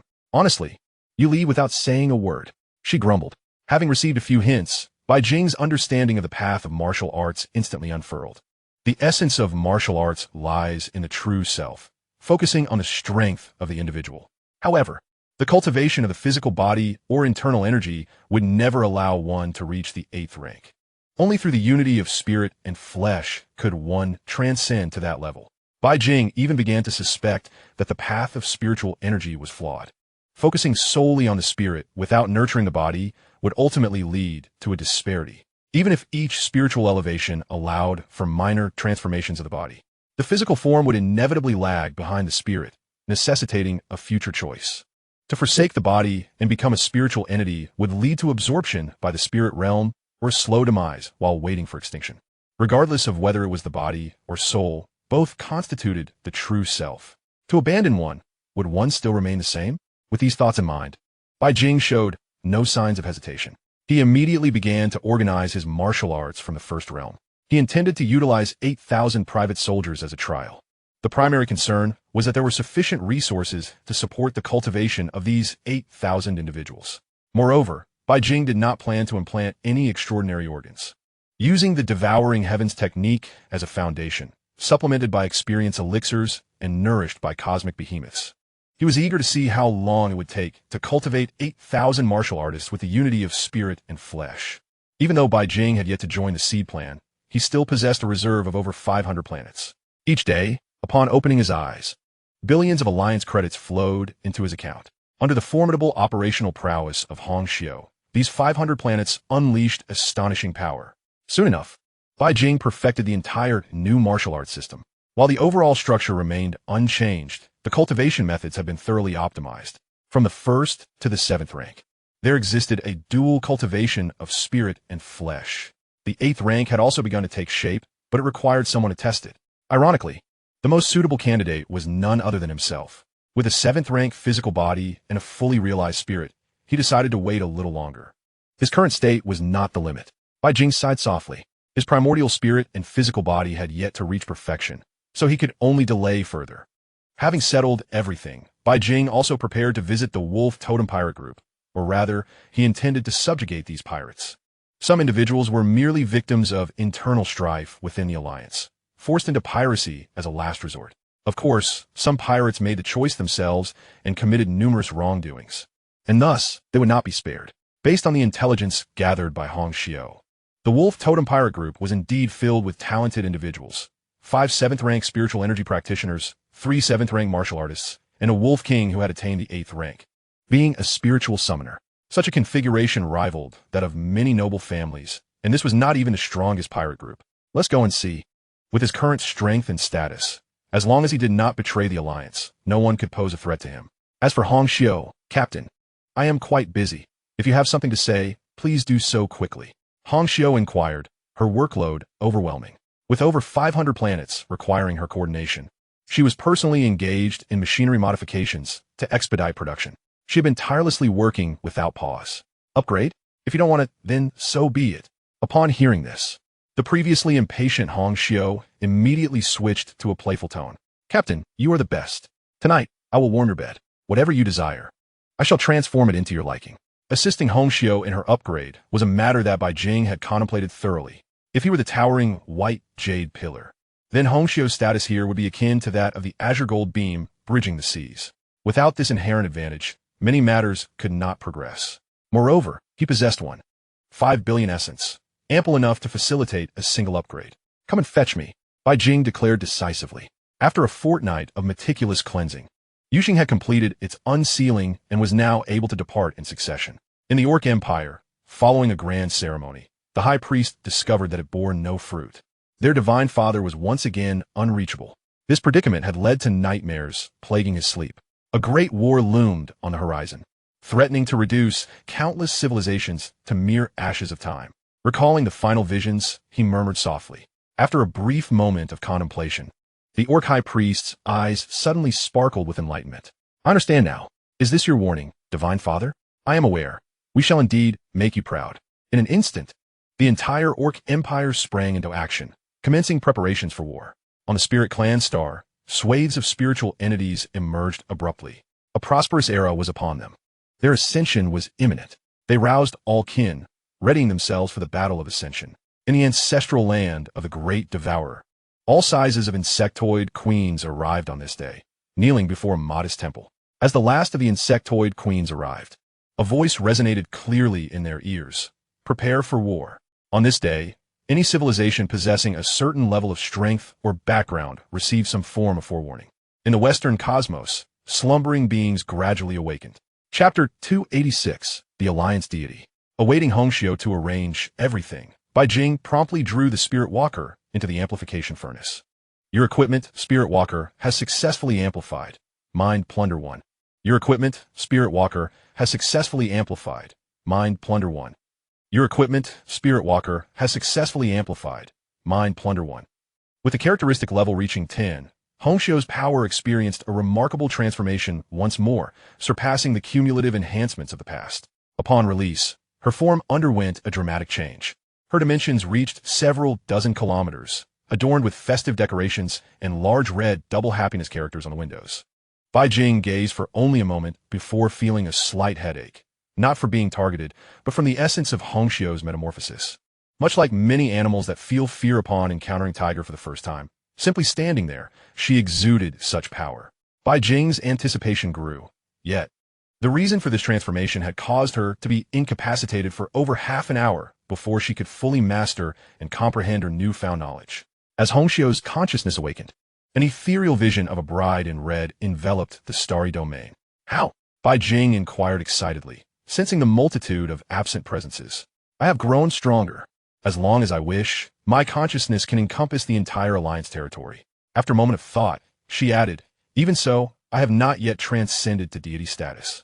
She could distinctly feel the existence of a bottleneck, not due to a lack of mental strength, but rather a fundamental difference.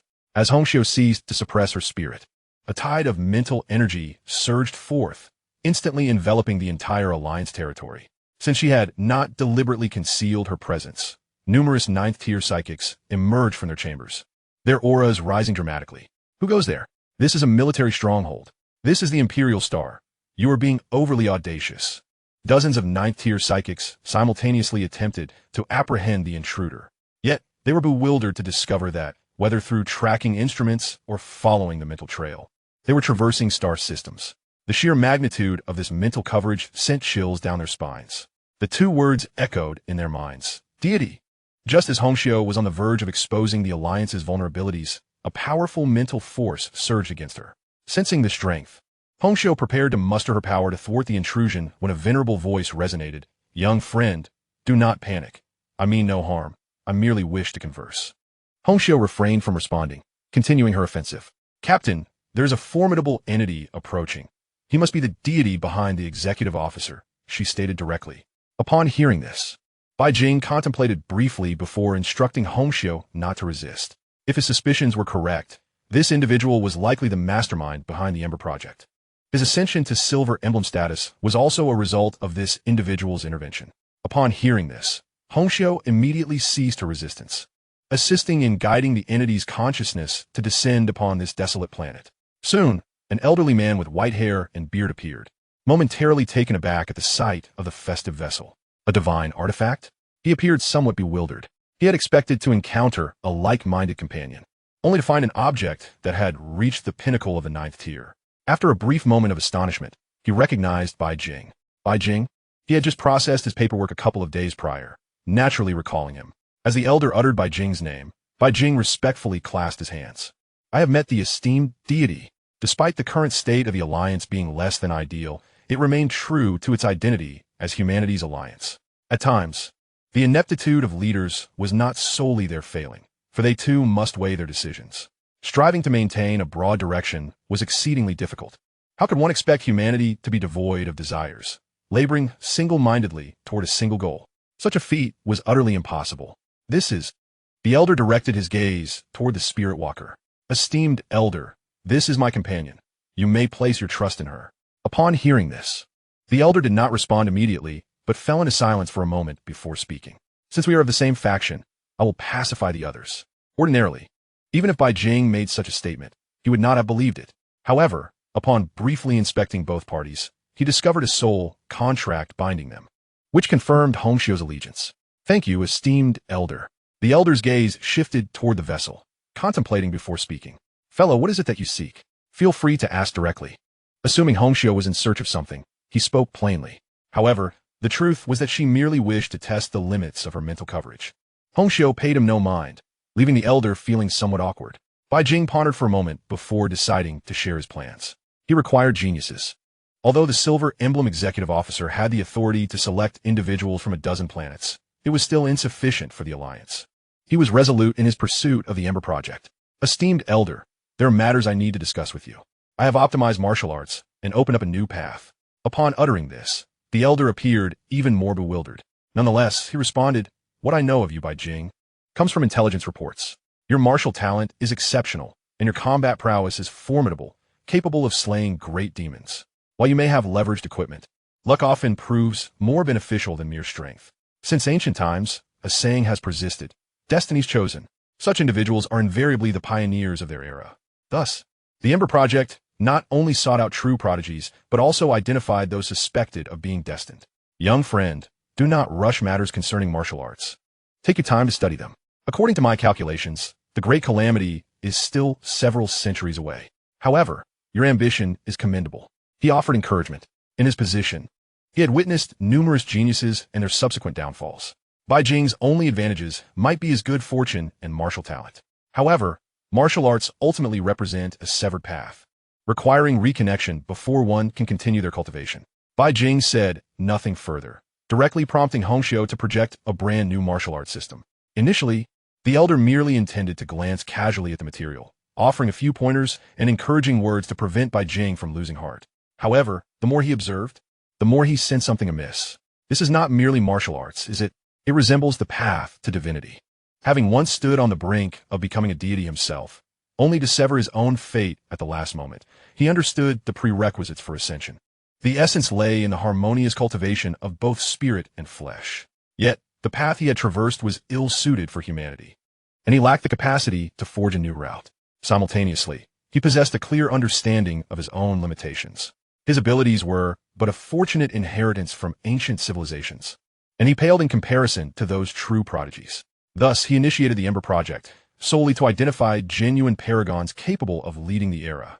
As he noticed the elder's expression grow increasingly serious, Bai Jing remained silent, patiently awaiting his insights. Chapter 287, Becoming the Ember. The elder's astonishment deepened with each glance. It was not the terrifying nature of the techniques that astonished him, but rather the significant reduction in cultivation difficulty and the perfect adaptability of the system.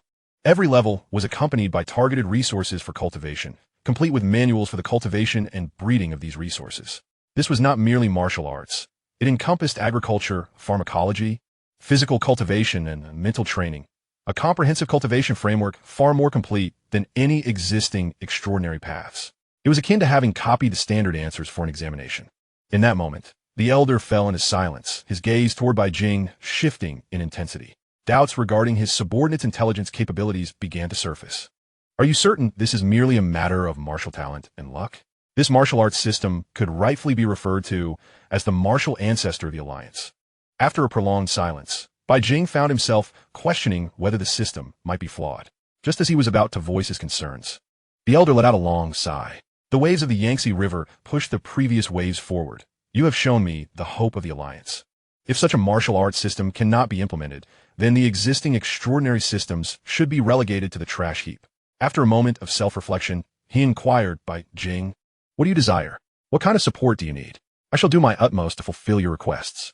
This statement signified the Alliance's full backing, akin to joining the Ember Project. Senior, I wish to have a group of individuals conduct trials and subsequently optimize the system. You can begin preparing various supplementary cultivation materials for planting and breeding. Even after undergoing enhancements through his intervention, Bai Jing hesitated to promote it directly. This was a matter of billions of human lives. Even a slight misstep could lead to the demise of countless souls. The initial group of 8,000 private armed forces would be the first to test this system. They would enjoy the highest privileges. This martial arts framework was sufficiently refined. Sacrifices, albeit regrettable, were an inevitable aspect of civilization's progression. The elder urged him, in my view, this martial arts system should be implemented without delay. The priority is to ensure that the cultivation resources keep pace, especially for the youth, young adults, and middle-aged individuals. According to the current data, they could reach the pinnacle of the third level within 1 to 2 years. With exceptional talent, they could achieve it even faster, even with the mental cultivation added. This time frame would remain around 3 to 4 years. Such a growth rate is of paramount importance to the Alliance. We would be willing to sacrifice a few individuals, even half, to ensure that we do not lack mid to low-tier combat power in the face of billions. Senior, grant me half a year. This was the time frame calculated by Hong Xiu, unrestricted by resources or buffs on his end. The top martial geniuses should be able to reach the pinnacle of the 6th level, with a chance to challenge the 7th. Admittedly, this would require immense resources, but with the backing of 500 planets, it could be sustained. Very well, it is settled. Since you wish to select talent, let us do so comprehensively. Upon my return, I shall issue a command to host the Alliance Stars Cup. After a brief contemplation, the elder readily agreed. If we are to select geniuses, we must not limit ourselves to a mere dozen planets. Let us organize a grand event to truly scout the Alliance's talents, conducting a competition of a significant nature. He had already envisioned a preliminary framework, a youth group and an adult group. The youth would be restricted to those under 18, while the adult category would impose no limitations. Anyone below the 7th level would be eligible to participate. If we were to choose, let us select the most gifted among them to become the pioneers of the new martial arts. Upon hearing this proposition, Bai Jing was momentarily stunned. Wait, are we going this big? I merely intended to conduct a trial. You are proposing 8,000 geniuses. In an instant, the pressure surged. The more he contemplated, the more feasible the elder's idea appeared. He grew increasingly eager to issue the command. My young friend, do you have any other matters to discuss? If not, I must return to initiate the execution of this plan. As he prepared to depart, he inquired, Senior, I have no further issues on my end. All concerns have been addressed. Now, we merely await the arrival of the personnel. The elder, after some reflection, provided additional information. Should you require anything, you may contact her. She will be your dedicated liaison. You are now Ember number 9. If this could not secure a place in the Ember Project, then the endeavor would indeed lose its significance. Thus, he granted this privilege directly. I must attend to these matters now. With that, the elder departed. Once alone, Bai Jing remained rooted in place. What has happened? I have become an Ember. He realized that his 500 worlds had yet to play their role. Reaching this juncture indicated that he would no longer need to fret over the essence. Given the Alliance's tax revenue, even if divided into 9 portions, it would amount to astronomical figures, impossible to exhaust. At that moment, Hong Xiu completed the necessary additions. The application was swiftly approved, and simultaneously, a communication came through. A competent woman with short hair and dressed in professional attire greeted him. Hello, Mr. Bai, I am your liaison. You can reach out to me for any matters. Feel free to call me Xiao AI. Bai Jing was taken aback by the elder's swift actions. He had barely left before everything was arranged. I have some illicit operations that need to be laundered. As one of the emblems, having illicit enterprises could cast a negative light, and given his current situation, he no longer needed to conceal this. Of course, Mr. Bai, provide me with the information, and I will assist you within a day. The woman responded without a flicker of hesitation, even seeming unsurprised. This realization finally elucidated for Bai Jing what it meant to be an Ember. As long as one did not betray the Alliance, one would be a beneficiary of its support. He promptly relayed the details to Hong Xiu. All right, Mr. Bai, I have received the information and will expedite the process. However, upon reviewing the industries needing laundering, a slight twitch in her eye betrayed her astonishment. 597 planets? My goodness, the head of the illicit operations. This subtle shift did not escape Bai Jing's notice. Is there a problem? No, Mr. Bai. It's just that the number of planets is quite substantial. It may take a bit longer, approximately 2 days to complete. She then requested assistance with additional materials. Without hesitation, Bai Jing agreed to the purchases. Very well. In just a few minutes, Bai Jing estimated that he had spent at least tens of trillions of Alliance currency.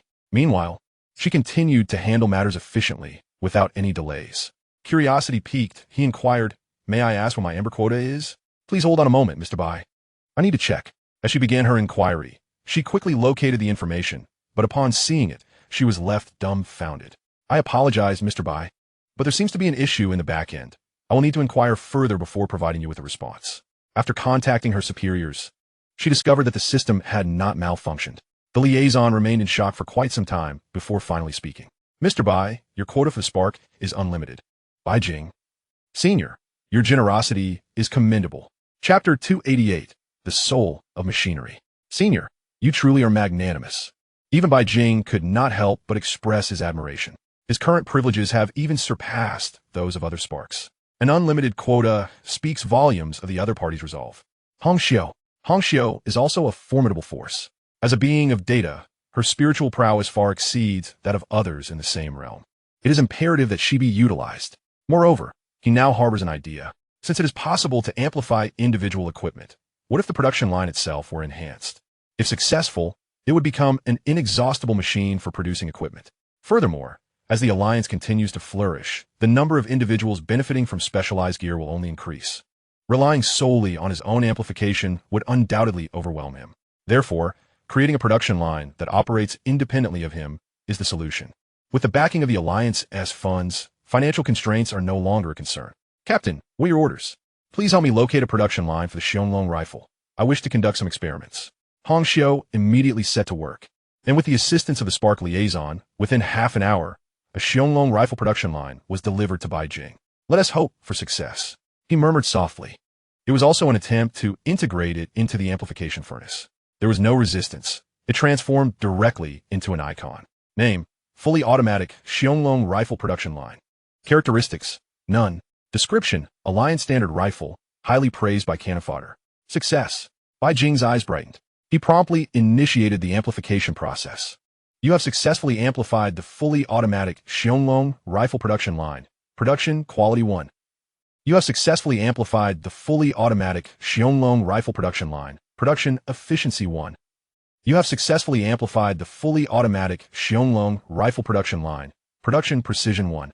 Soon, 3 new characteristics emerged, and 10 was clearly not the limit. Bai Jing noted that there were materials in the warehouse compatible with the Xiongling rifle production line. Name: Soul of Machinery. Quality: Superlative. Description: originating from a certain mechanical life form. Without any hesitation, he chose to amplify it. Soon, a selection appeared before him. 1. Soul of Machinery. This production line produces firearms. With a small probability of generating a machine soul, can trigger buff Machine Soul Delight. Machine Soul Delight greatly enhances power and speed. In this state, there is no need to reload. Bullets are limitless. Good heavens! Hongxiu, where did this soul of machinery come from? Upon seeing the attributes, Bai Jing was momentarily stunned and hurriedly inquired. This entity has been encountered in the spirit realm. It is a corrupted mechanical life form. Seize the opportunity to eliminate a few more.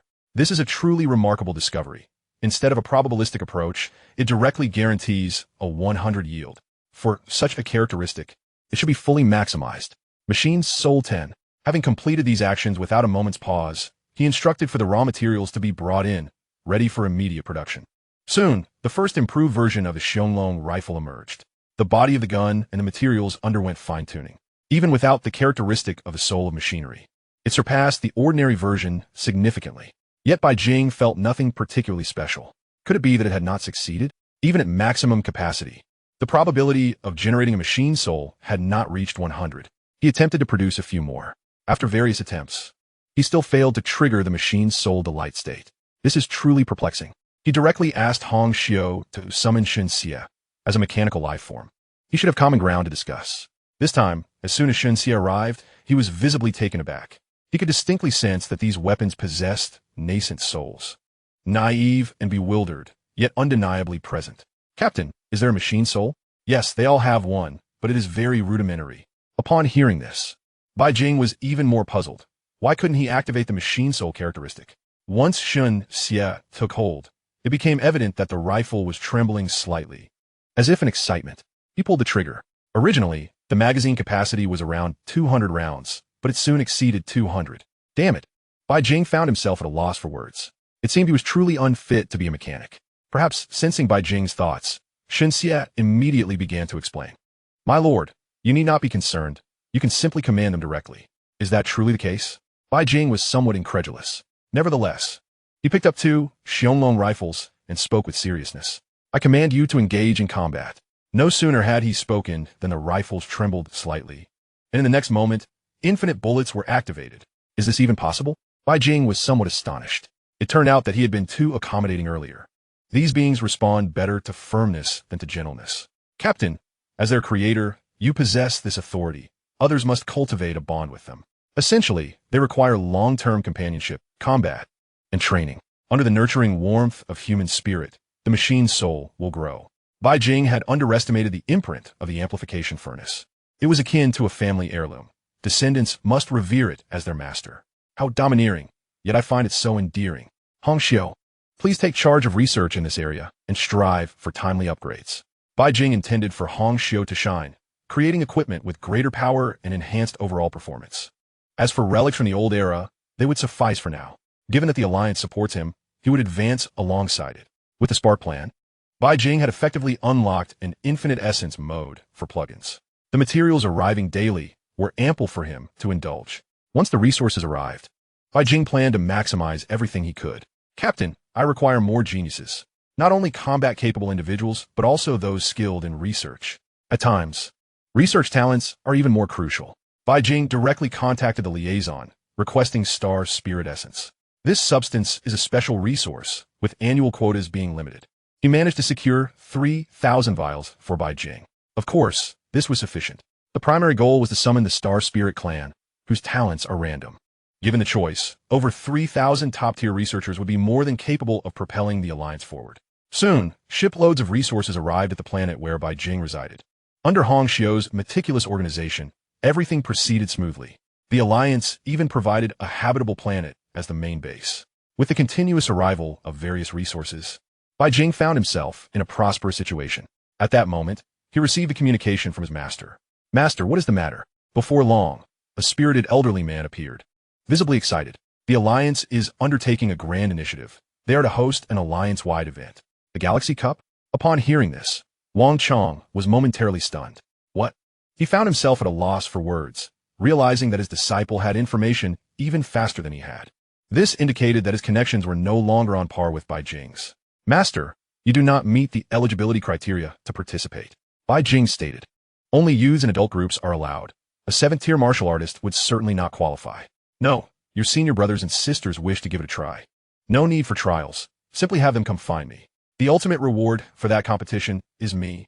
After a moment of thought, he added, it is entirely reasonable for my sect to have certain privileges. Wang Chong. Chapter 289, The Golden Legend. Wang Chong hung up the communication, utterly bewildered. At this moment, he felt his mind was somewhat overwhelmed. What did it mean that the reward was issued by him? The final decision-making authority rests with him? Hadn't he just spent several months at the club? His disciple was beginning to feel like a stranger. The Alliance had rolled out a brand new version. Bewildered as he was, it would be foolish not to take advantage of the connections available. Bai Jing, however, paid little mind to it. He now stood at the pinnacle of the Alliance. Even those lofty council members could do little against him. In fact, they would have to curry favor with him. This time, 2 senior brothers participated, the 3rd and 4th brothers. Ji Xiao harbored no interest. Her sole passion now lay in conquering the kitchen alongside Minna. Captain, the star god essence you requested has arrived. Where shall I place it? Hong Xiu inquired. Just take it down to the underground space. Everything is prepared, came the response. Even if the Star Spirit clan were to be birthed, they would not inherently possess all knowledge. A learning process was essential. Thus, the sooner they were summoned, the more beneficial it would be for the Alliance's advancement. Moreover, with the endorsement of the highest authority within the Alliance, he felt a certain audacity. He could hardly be bothered to put on a show anymore. Soon, Bai Jing arrived at the underground space, which served as a base. A multitude of robots was already present, tasked with transporting the Star God Essence. It is worth mentioning that Bai Jing had established a production line for veteran robots, which had been optimized for significantly enhanced performance. The factory settings now boasted a 10 increase in efficiency. Hong Xiu had already achieved self-sufficiency in production. Just a few days prior, he casually inquired, and the number of robots under their command had surpassed 50,000, with that number steadily increasing. Bai Jing could not help but urge, how is the mechanical soul I asked you to focus on coming along? Having savored the delightful benefits of the machine's soul, Bai Jing found himself unable to forget it. If a mechanical legion could be produced, whether under Hong Xiu's control or Shun Xi's, equipped with the mainstream gear he had established, it would form a true tide of steel capable of overwhelming all known enemy legions. Furthermore, the emergence of the machine soul had altered programming, significantly enhancing resistance to the electronic demon virus. Coupled with the existence of Hong Xiu, the pseudo-mechanical deity, the threat posed by electronic demons had been minimized. Of course, a widespread deployment was not feasible. This could only be regarded as a special operations legion, primarily due to the exorbitant costs. Even with his unlimited quota, he would not squander the Alliance's resources. These were to become bullets aimed at their enemies in the future. Thus, the mechanical legion would serve as a trump card, while the main production would focus on various low-cost equipment, such as the Horizontal Blade and MO Blade series, as well as the Guanyin Bao series. These were already sufficient to elevate the Alliance's overall strength. The immediate task was for Hong Xiu to manufacture the production line and complete the final enhancements. However, there was a critical shortage of mechanical souls. Were it not for the current slow pace, Bai Jing would have eagerly ventured out to hunt for them himself. Captain, even though my mental strength is formidable, I still cannot crush beings from the spirit realm with a mere thought while in the material universe. Hong Xiu protested. Even if I am but a beast of burden, I cannot be subjected to such relentless exploitation. I have been working as if it were 48 hours a day. Then let's wait a moment. While we are at the pirate crew, we can procure some mechanical souls. You should first ascertain their locations, Bai Jing suggested after some contemplation. Originally, he had intended to burden Bai Yuan further. However, it had become evident that the princess had devoted all her skills to the emperor. Having her assist would be less effective than allowing her to indulge in play. This prompted Bai Jing to consider creating another data life form. Hong Xiu was now his primary combat strength and would accompany him in future battles. It was unfeasible for her to remain solely in logistics. Thus, he resolved to craft a genuine logistics assistant. This time, Bai Jing planned to specialize in machinery, coincidentally preparing to hunt mechanical life forms to see if he could acquire something valuable. If successful, he would amplify a super AI in the material universe, assigning it the responsibility of managing everything. Hong Xiu was somewhat underutilized in her logistics role. Captain, everything is ready. You may now showcase your talents, she announced. As the 3,000 jars of star god essence were arranged, Bai Jing snapped back to his plans at her words. With a mere thought, the 3,000 jars of star god essence vanished, and soon, figures resembling humans emerged from the ground. After a brief moment of confusion, they all knelt on one knee, paying homage to Bai Jing. At that moment, Bai Jing was too preoccupied to attend to them, continuing his summoning. Before long, all 3,000 members of the Star Spirit clan were summoned. The fortune was mediocre this time, with nearly 2,000 possessing research, production, and support talents, while around 1,000 exhibited combat capabilities, albeit in a haphazard manner. A casual glance revealed something astonishing. Holy cow, I hit the jackpot. Bai Jing thought he was hallucinating. Name, unnamed. Race, Star Spirit. Talent, the way rewards diligence. A complete version? He recalled having drawn one before, albeit a flawed one. Despite its incompleteness, that individual had been the only one to reach the 6th tier among the Star Spirits, and while initially slow, their cultivation speed had accelerated with time. They possessed an extraordinary ability to master new fields rapidly, akin to having a proficiency panel that allowed them to quickly enhance their skills once they grasped the basics. Yet here stood a complete version of the way rewards diligence. Bai Jing could hardly fathom how formidable this individual might be. He immediately summoned the being over. As he beheld the admiration reflected in the individual's eyes, Bai Jing wasted no time in bestowing a name upon him, planning to cultivate him as a general. A youth, slightly slimmer than the others, knelt before Bai Jing with a bashful, somewhat flustered expression. From now on, you shall remain by my side, and I will personally guide you. You shall be called Cho Chin. Upon hearing this, the youth momentarily froze, but quickly regained his composure. Yes, master. From now on, refer to me as boss or brother. Although these individuals had been summoned by him, they were still flesh and blood, and he would not impose excessive demands upon them. Gazing at the 3,000 star spirits before him, he promptly began issuing orders. Hong Xiu, you shall oversee the research-oriented talents, while those with combat abilities will come with me. Since we have around 1,000 combatants, we shall commence their training immediately. The first step, the initiation of the sky-swallowing art. However, this would inevitably lead to astronomical food consumption. Bai Jing had a particular fondness for cosmic behemoths, primarily because they were enormous and possessed extraordinarily high nutritional value, far surpassing that of ordinary meat. Yet, such creatures were rare in the universe, a treasure that could not be easily obtained. He even contemplated capturing a few, slicing off several thousand tons of meat daily, with their strength ensuring that they would regrow overnight. However, this thought was swiftly suppressed. Such behavior was more demonic than the demons themselves. Since regenerative utilization was not feasible, he had to explore other avenues. Due to the unique nature of the sky-swallowing art, self-training was too slow. Thus, Bai Jing took it upon himself to assist in amplifying the stomach using his magical prowess. With over 1,000 individuals practicing the sky-swallowing art, the first to succumb was Hong Xiu. Captain, I have no issue controlling the avatars to cook, but these fellows eat far too much. While other planets struggled to develop through resource mining, she found herself in a predicament where a delay in food supply would leave over 3,000 people hungry. The daily consumption of the more than 1,000 practitioners of the sky-swallowing art matched that of several legions. Upon hearing this staggering report, Bai Jing was left speechless. The combination of the two had unexpectedly sparked a unique synergy, rivaling only Minna's talent. Naturally, with such an insatiable appetite, their progress was rapid. Those with the blood-chi furnace talent had already reached the 2nd tier within 2 days. At this rate, in 2 or 3 months, they could generally attain a physical prowess of the 5th or 6th tier. I will find a solution. For now, you maintain the status quo. Bai Jing contemplated aloud. Relying solely on various synthetic nutrient pastes or simple foods was no longer suitable for the practitioners of the sky-swallowing art. And this was only with a little over 1,000 individuals. After the conclusion of the Star Cup, 8,000 individuals will be selected, rounding the total to nearly 10,000. The thought of this multitude indulging in feasting and revelry is enough to make one's scalp prickle. I seek your assistance in locating high-nutrition plants and creatures within the cosmos. The universe is vast, brimming with the potential for the emergence of extraordinary life forms. There have even been instances where individuals ingested a singular fruit, propelling their martial prowess to shatter 2 formidable realms. Additionally, there exist beings that confer unique effects upon consumption. By the way, please send me some spatial rings along with a selection of raw materials. Bai Jing has conceived an idea. He possesses a rare, epic material that he previously deemed of little utility, compounded by financial constraints that kept him from utilizing it. Now, however, it presents an opportunity to experiment. Before long, Hong Xiu dispatched a robot to deliver a box. Inside, there lay an ancient ring and several stones, each the size of thumbnail. Spatial ring enhancement successful. Internal space 1. Spatial ring enhancement successful. Internal space 1.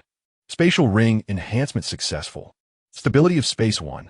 Fortune smiled upon him as he achieved 7 enhancements of internal space, causing the ring's capacity to expand by several hundred times. Yet, Bai Jing remained evidently dissatisfied. With a singular thought, a pottery jar imbued with vibrant life force materialized in his hand. The harvest jar, a gift from a deity, brimming with divine energy. Congratulations, your spatial ring has undergone a metamorphosis. Please select one of the following attributes. Note that once selected, it cannot be altered. 1. Power of abundance. Slightly reduces the growth cycle of all crops. 2. Fertile world. Creates a small world with a minor influence on the evolution of that world. As is customary, the deity's power was quite specialized, and this one was no exception. After a brief moment of hesitation, he chose the second option. Congratulations. The metamorphosis of your spatial ring is complete. You have obtained the Ring of Abundance.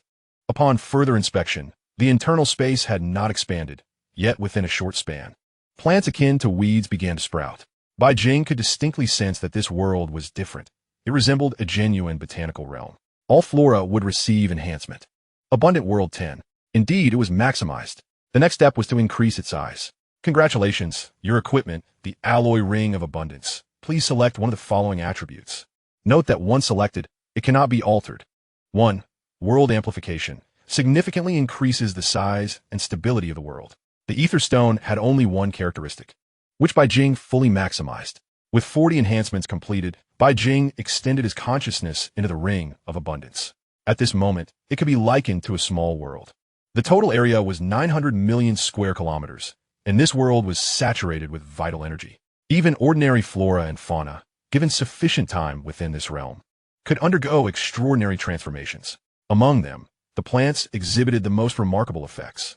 Within just half a day's time, Bai Jing observed the emergence of mutated variants among the weeds. Having completed these tasks, he called out decisively, Hong Xiu, come here. Hong Xiu responded with confusion. What is this Ring of Abundance? Within it lies a small world. You can allow those star spirit beings with agricultural talents to enter this realm for timely cultivation and optimization research, as long as there is a substantial yield, high nutritional value, and, ideally, the ability to subtly alter physical attributes. Listening to Bai Jing's seemingly endless demands, Hong Xiu wondered if this could truly be considered a request. Even the turtles in the wishing pool had never heard such outrageous wishes. An unspoken rule of the universe suggests that the more powerful a being is, the more difficult it is for them to reproduce, including plants. The most premium fruits from the finest plants typically do not exceed 3. Yet now, he demanded both quality and quantity while also seeking to enhance human physiology. Hong Xiu reflected on how foolish he had been in the past, indulging in pointless research. Had he focused on mechanics, he could have become a cybernetic aberration. Now he found himself entangled in agriculture, livestock, industrial transformation, and military production, earning a single salary while performing numerous jobs. Find Xiao AI and coordinate with her to procure as many special flora and fauna as possible. As for the cosmic behemoths, that's a lost cause. We must explore other avenues. Wait, this world can be manually adjusted? Hong Xiu, who had been preparing to leave, was momentarily taken aback upon entering the fertile world. Of course, how else would we study those unique plants? Bai Jing retorted. Many cosmic plants thrive in unique environments, such as magma, thunderstorms, and fierce winds. Without the ability to manually adjust the surroundings, survival would be impossible. With such assistance, I can certainly give it a try. Hong Xiu felt a surge of confidence. Plants are exceedingly delicate.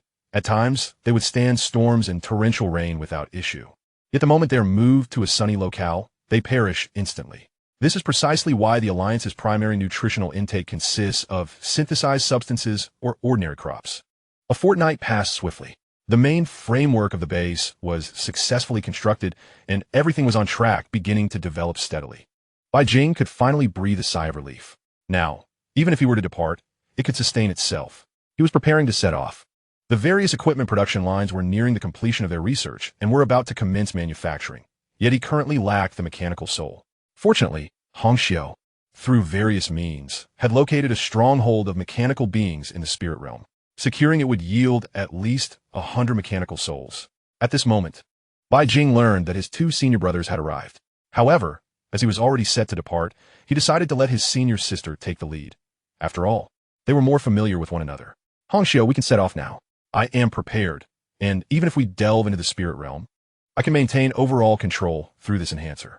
Let us depart and seek out the mechanical life forms, granting them a chance for transformation. Chapter 291, The Great Fishing Operation. They entered the spirit realm with remarkable ease.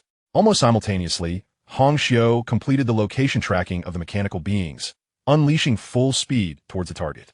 As Bai Jing no longer needed to cultivate, he stepped onto the platform to observe the spirit realm. At his current capacity, it would take a deity's descent to sway him. Moreover, before taking action, he needed to weigh the power of the being on the sword platform. To his surprise, Bai Jing felt a peculiar sense of comfort within the spirit realm. The moment this thought crossed his mind, he was taken aback. What a bizarre notion. What could possibly be pleasant about this desolate place? Observing the silence of the spirit realm, he couldn't help but express his disdain. Just then, several piercing sounds echoed nearby. He witnessed 3 beams of light shoot forth, striking a tentacled creature with precision. Upon feeling the pain, it swung its massive tentacles in an attempt to retaliate. At that moment, Bai Jing focused on the beams of light. They were crafted from special materials, intertwined to form a peculiar device. In an instant, it penetrated the being's form, and in the next moment, an energy field materialized. The creature, which had been thrashing violently, began to struggle far less. It was swiftly dragged alongside the spirit voyager. Observing, Bai Jing noted the creature's head was being mercilessly twisted and altered. With a thud, a sound of internal explosion resonated, and the creature's tentacles fell limp. Simultaneously, dozens of robots advanced, wielding energy blades, and began their dissection. Soon, a pearl infused with psychic energy was extracted, and the tentacled creature was carelessly discarded. What is this? A hunting team, a slaughtering crew. As they spoke, the spirit voyager reverberated with muffled thuds, followed by the anguished cries of monsters. Peering into the psychic realm, Bai Jing exclaimed, "Good heavens!"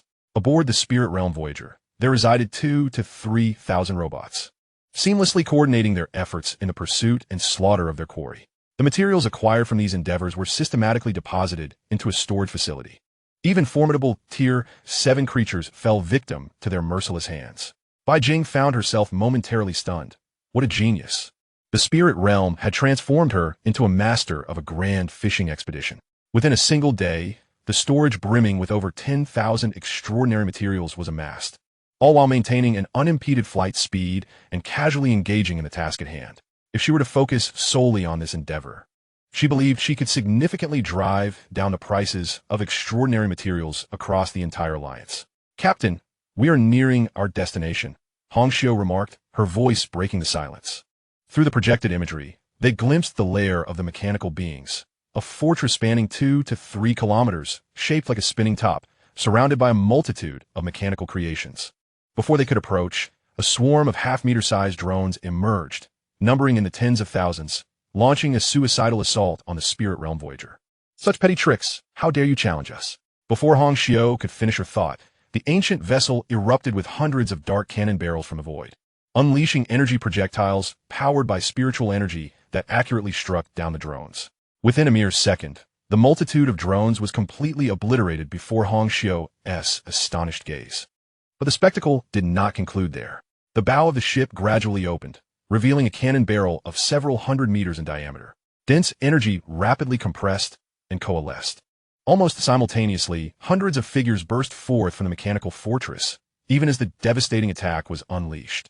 Despite the fortress possessing a spiritual energy shield, it was instantly torn asunder by the onslaught. The entire mechanical stronghold was pierced through, and unfortunate mechanical beings were reduced to ashes. Witnessing such overwhelming firepower, the remaining mechanical beings turned to flee. But could they escape? A cold laugh escaped Hongxiu's lips as she concentrated her thoughts, unleashing a wave of psychic energy. The surviving mechanical beings were left reeling in confusion or met their demise outright. Robots, long prepared for action, revved their engines, casting specialized nets that swiftly ensnared all mechanical life forms, dragging them in with brute force. Just as the slaughter team was about to engage, Bai Jing interjected, "Hold on. Allow me to handle this. I possess an emperor's blessing that will maximize our gains." Once the small fortress was dealt with, Hongxiu continued their flight. While a multitude of robots approached, hauling in the captured mechanical life forms. Truly, these mechanical beings showcased a remarkable diversity. Bai Jing could not help but comment on the bizarre shapes of the creatures. Rhinoceroses and gorillas were one thing, but he also spotted fighter jets, tanks, and automobiles, underscoring the extensive variety among mechanical life. Bang, bang, bang. With a swift motion, he dispatched them. The robots tasked with disassembly promptly sprang into action, efficiently completing the task and extracting 2 mechanical souls from the remains. Among the other 2 corpses, one yielded 2 souls and the other 3. Thus, from 3 corpses, they harvested a total of 7 mechanical souls. Captain, you must confess, are you some sort of dark deity? Even Hong Xiu could not maintain her composure. She had witnessed many corpses that yielded no extraordinary materials, but never one that produced multiple souls. This was indeed bizarre, exceedingly so. Bai Jing chose to disregard her, continuing his work. Evidently, any spirit realm life he felled would yield results without the need for him to dismantle them himself, significantly increasing efficiency. This time, they amassed over 1,200 mechanical souls, despite having only dispatched slightly over 300 mechanical beings. The drop rate was so astonishing that even Hong Xiu began to question the nature of this phenomenon. What's going on? Is this a glitch? Can you share how you achieve this? She inquired, but Bai Jing remained unresponsive. How could he possibly reply to such inquiries? Just use a cheat code, he thought. Fortunately, unable to extract an answer, Hong Xiu quickly settled down, instead assisting Bai Jing in securing a production line dedicated to veteran robots. Now equipped with mechanical souls, they could proceed with upgrades.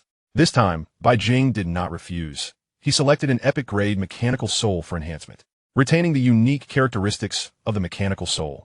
The likelihood of producing additional souls escalated from a mere probability to a certainty of 100%. As the production line came to life, Hong Xiu prepared the materials for production. Soon, the first veteran robot stood upright. Hong Xiu could hardly contain her eagerness as she donned the new enhancements. This time, the differences were stark. While other attributes remained largely unchanged, it could withstand her immense strength, and she could distinctly sense a youthful admiration emanating from it. Subtly altering her own power, Bai Jing then set about testing the robots in a state of ecstatic synergy with their souls. Their speed, strength, and reflexes surged, and they no longer had to concern themselves with energy supply issues. Transforming from mundane warriors into berserkers clad in advanced equipment, they displayed a fearless ferocity in battle. Even without Hong Xiu's control, they could operate as effectively as ordinary humans. Chapter 292, An Unexpected Encounter. With an ample supply of mechanical souls at his disposal, Bai Jing promptly arranged for the production lines he had brought along to undergo upgrades. First on the agenda were the veteran robots, all of which were reconstructed. Before long, over 3,000 robots imbued with mechanical souls populated the ship. Yet, these were merely the appetizers. Bai Jing also upgraded the divine crossbows, the sun-piercer bows, and personal production lines. In the span of a single day, these over 3,000 veteran robots underwent a magnificent transformation. Initially, Bai Jing had intended to storm the pirate group directly, but now his strategy had shifted. Survival was paramount. Only those who remained alive could engage in conversations regarding recruitment. The strength of the Wolf Totem Pirate Group was formidable. According to the intelligence provided by Hong Xiu, their population exceeded 100 million, with nearly 1 million combatants. The majority comprised former Alliance dissidents, with a smaller portion being genuine pirates who had integrated into the group. Additionally, the territory they inhabited was a buffer zone for hegemonic civilizations. Unless conflict erupted between the two sides, they would not typically be attacked. It was precisely this rationale that had allowed them to endure thus far. Aside from the Wolf King, the top-tier combatants numbered 7, each designated with wolf-themed codenames. The woman who had stolen his maid was known as the Red Wolf, a spiritual summoner. Reviewing the information, Bai Jing felt a tinge of disappointment. Had this been in the past, perhaps they would have caught his interest, but now his future subordinates were true geniuses selected from a sea of millions. In contrast, the members of the Wolf Totem appeared rather lackluster. Captain, we're about to leave the spirit realm, Hong Xiu cautioned.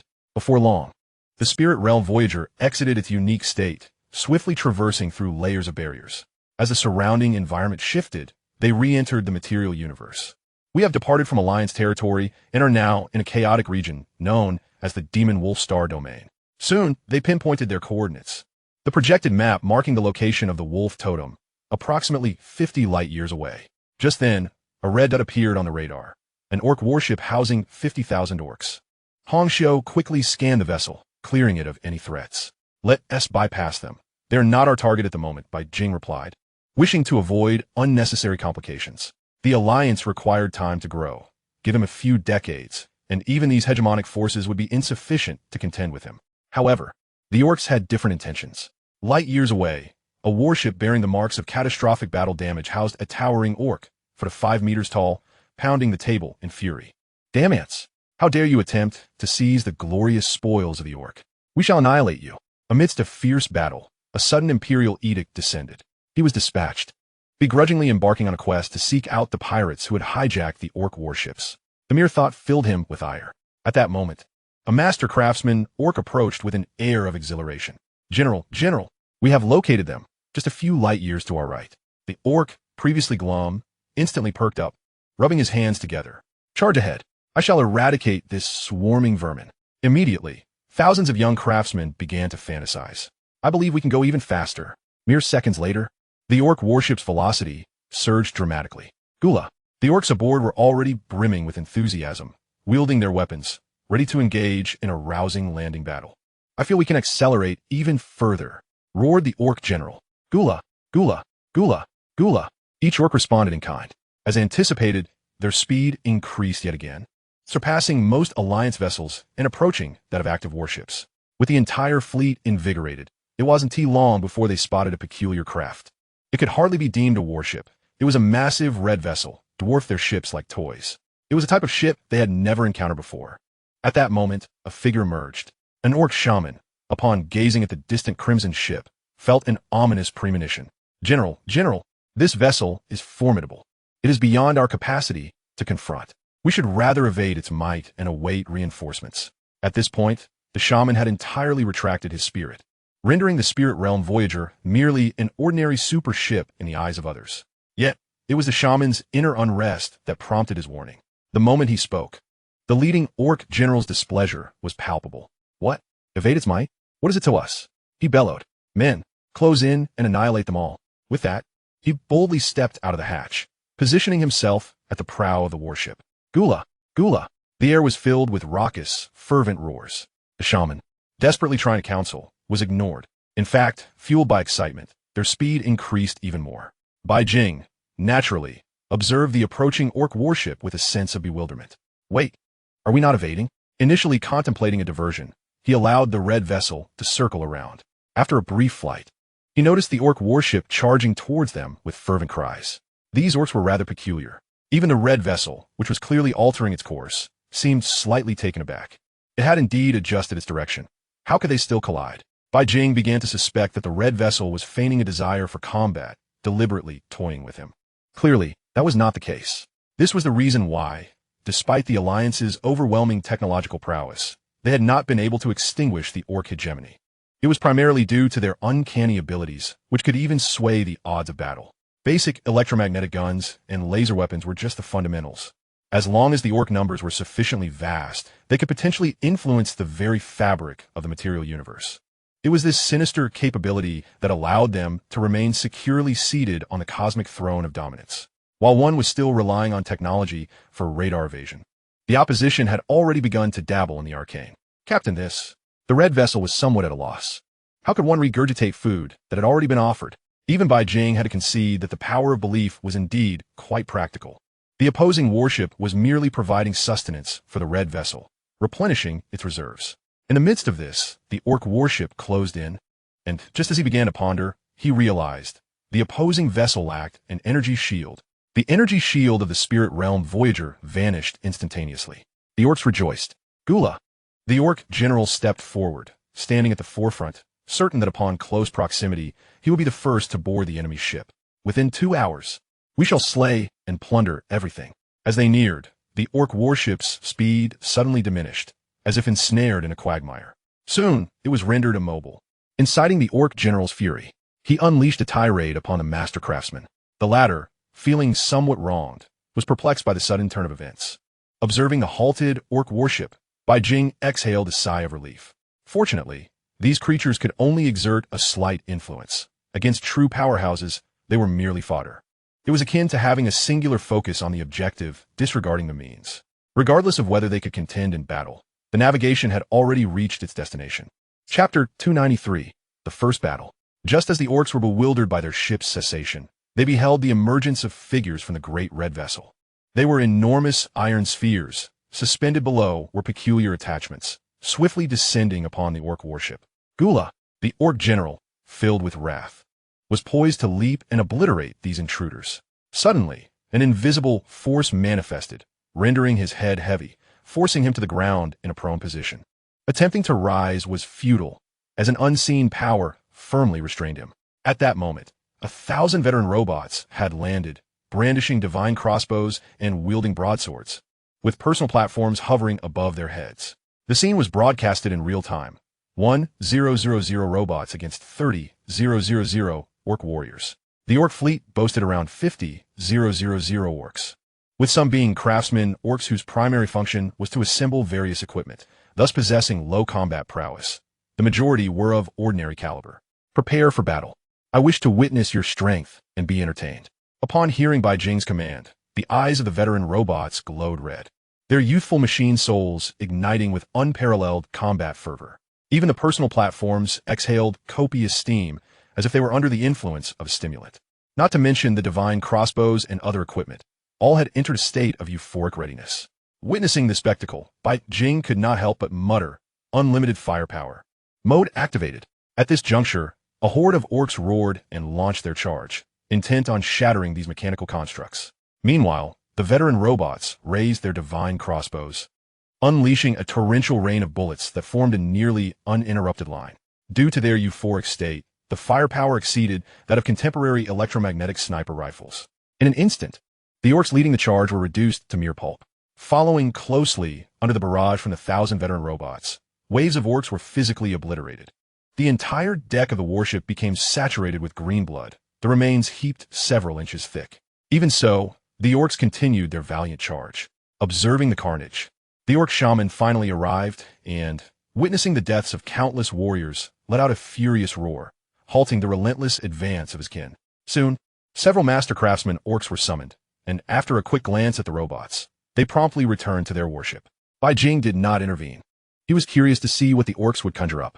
His wait was not prolonged, as he soon witnessed orcs emerging, each wielding hefty shields. One hand gripping the shield, while the other brandished a heavy club. The orc shaman, chanting incantations, summoned a spiritual portal. From it emerged several colossal creatures, resembling living mountains. Towering over 10 meters, their bodies encased in thick, armored hides. They roared fiercely, announcing their arrival. The orc shaman proclaimed, "Help me break through the enemy lines, and I shall grant you what you desire." Upon hearing this, the mountain-like beasts nodded their necklace heads, their gaze fixated on the enemy, stunned, bewildered, and fearful. Without further ado, they plunged into the spiritual portal. As beings of the spirit realm, they understood the enemy's methods clearly. It was all about the malevolent energy. The more of their kind that were slain, the denser the malevolent energy became. Before me lies a vessel, its hue darkened to an alarming shade of crimson. Am I a striker? After indulging in but a few dishes, I find myself inebriated to such an extent. Observing the imminent departure of the ethereal beings from the spirit realm, the orc shaman grows increasingly agitated. They have maintained a long-standing rapport, contributing numerous valuable offerings to secure a fixed summoning position. Witnessing their imminent exodus, the shaman hastily intervenes, accosting one of them. "What do you mean by this? I am not withholding any rewards. You cannot simply depart like this." Soon, a wave of mental energy manifests, and the orc shaman's mind instinctively translates the message. "You are doomed. Take heed in your next life." With that, the being attempts to slip into the passageway of the spirit realm. At that moment, a flash of white light streaks through, striking the retreating behemoth with precision. In the next instant, it is whisked away, accompanied by waves of dread emanating from its psyche. "My lord, I harbor no malice. I merely pass through," it pleads, yet no response comes forth. Before long, the orc shaman is confronted with the sight of a shattered corpse, carelessly discarded. Such is the nature of the beings in the spirit realm. The most valuable remains are the extraordinary crystals, while corpses are disregarded, unworthy even of being fed to dogs or acknowledged by the recharging process. Even the dimmest of orc shamans realizes the gravity of the situation. They have entangled themselves with a formidable terror. Observing his bumbling subordinates preparing to mount an assault, he swiftly steps forward. My lord, We mean no offense. We are willing to present gifts. Please allow us to depart," he proclaims. However, as soon as these words leave his mouth, the eyes of the orcs turn a fiery red. Before Bai Jing has a chance to respond, several peak 6th-tier orcs charge forward, pinning the shaman down. In the next moment, a club comes crashing down with brutal finality. Without a hint of hesitation, the only orc possessing any wit meets his demise on the spot. Bai Jing stands momentarily stunned. These orcs truly are a remarkable breed. It is no wonder they say that even angels must face retribution when encountering orcs. Gula, gula, gula. With the slaying of the orc shaman, their battle fervor surges. And armed with their newly acquired great shield, there is no hesitation in their advance. Charge! The two sides collide once more. This time, fortified by the great shield, the orcs manage to endure a bit longer. Yet, under the unrelenting barrage of infinite firepower, even the great shield proves inadequate. Orcs continue to fall, one after another. After the demise of several thousand orcs, Bai Jing observes the emergence of a few master technicians, brandishing peculiar devices reminiscent of water pipe guns. What manner of contraption is this? Curiosity piqued, he soon discovers their purpose as the pipes unleash a volley of bullets. They strike a few veteran robotic soldiers, creating dents, but failing to pierce through. With their new equipment, the orcs' morale rises once more, and simultaneously, a chorus of gunfire erupts. They seem poised to showcase the potency of their own weaponry. Suddenly, several large iron spheres float into view, activating a gravitational field. A multitude of bullets are intercepted mid-flight, and the cheers abruptly cease. Red embroidery, how formidable are their firearms? Bai Jing inquires, eyeing the pipe guns. Regular electromagnetic rifles pale in comparison to the divine mechanism crossbow. Red embroidery promptly provides accurate data. Their firepower rivals that of the standard version of the Alliance's Falcon rifle. These orcs are truly enigmatic. The Alliance has suffered greatly over the years. Bai Jing mutters under his breath.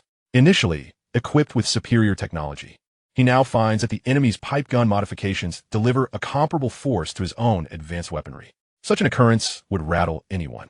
For reasons unknown, these beings have not replicated the divine mechanism crossbow. In the midst of his contemplation, Bai Jing witnesses several pipe guns catastrophically explode, taking out several orcs in the process. It appears that one's willpower must be unwavering. Any hint of doubt can significantly diminish or even obliterate one's capabilities. Bai Jing reflects on this revelation. Chapter 294, Comprehensive Annihilation. The number of orcs dwindles rapidly. Only a few thousand warriors remain, while the rest are mere technician apprentices assisting the orcs. Bai Jing deems it time to conclude this skirmish. He immediately commands the veteran robotic soldiers to cease fire. Engage in close combat mode. Upon uttering these words, 1,000 veteran robotic soldiers draw their swords in unison. In the next instant, their 1-meter-long blades extend into energy blades exceeding 2 meters in length, transforming short weapons into polearms.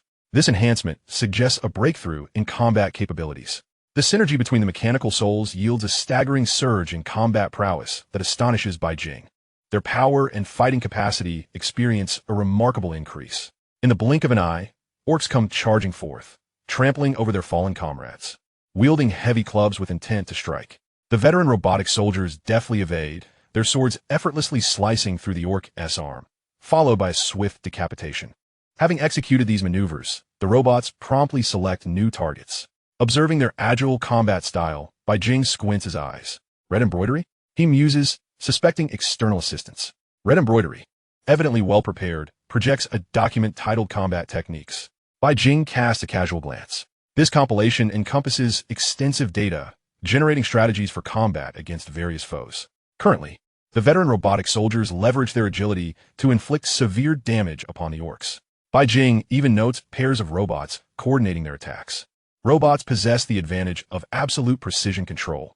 Unlike humans, they can operate with micron-level accuracy. Red embroidery elucidates, coupled with the state of ecstatic mechanical souls. The resultant power should rival that of elite battle regiments, and their individual equipment may even surpass some. What follows is a slaughter. Orc after orc falls beneath their blades. Despite witnessing the deaths of their comrades, the orcs charge fearlessly, howling in defiance. As the combat orcs perish, the technician apprentices, barely over a meter tall, brandish their screwdrivers and wrenches, rushing forth to confront the veteran robotic soldiers in a desperate struggle. In that moment, Bai Jing feels an unsettling sense of villainy. Whether orcs or insects, traitors are a rarity. The fallen princess does not count. She exists on the fringes, insignificant even among the insect swarm. The 12 royal families boast no betrayers, and the orcs are not much different. As for the psionic race, they possess the capacity to form entire fleets. Each individual a mechanical savant. Regarding the last dominant force, it has long been silent. All major factions presume it has perished. Yet, none dare to tread into their territory, which lies desolate and fraught with peril, rumored to be a battleground from ancient divine wars. A seemingly innocuous stone could very well claim a life. All are formidable adversaries. Bai Jing shakes his head, dismissing such thoughts. For now, the focus remains on development. Only by maintaining an uninterrupted lead can one contemplate the future. During this time, the orc warship has become a graveyard devoid of life. Ultimately, even the master technicians take up arms, engaging the veteran robotic soldiers in a fierce contest. The outcome is all but certain.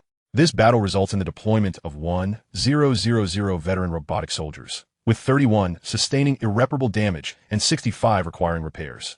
With such a casualty ratio, a warship carrying 50,000 orcs has been secured. Should the human fleet achieve a similar standard, they would be poised to sweep across the cosmos. Red Embroidery, it is your turn. Red Embroidery, unhesitant, utilizes her devouring ability.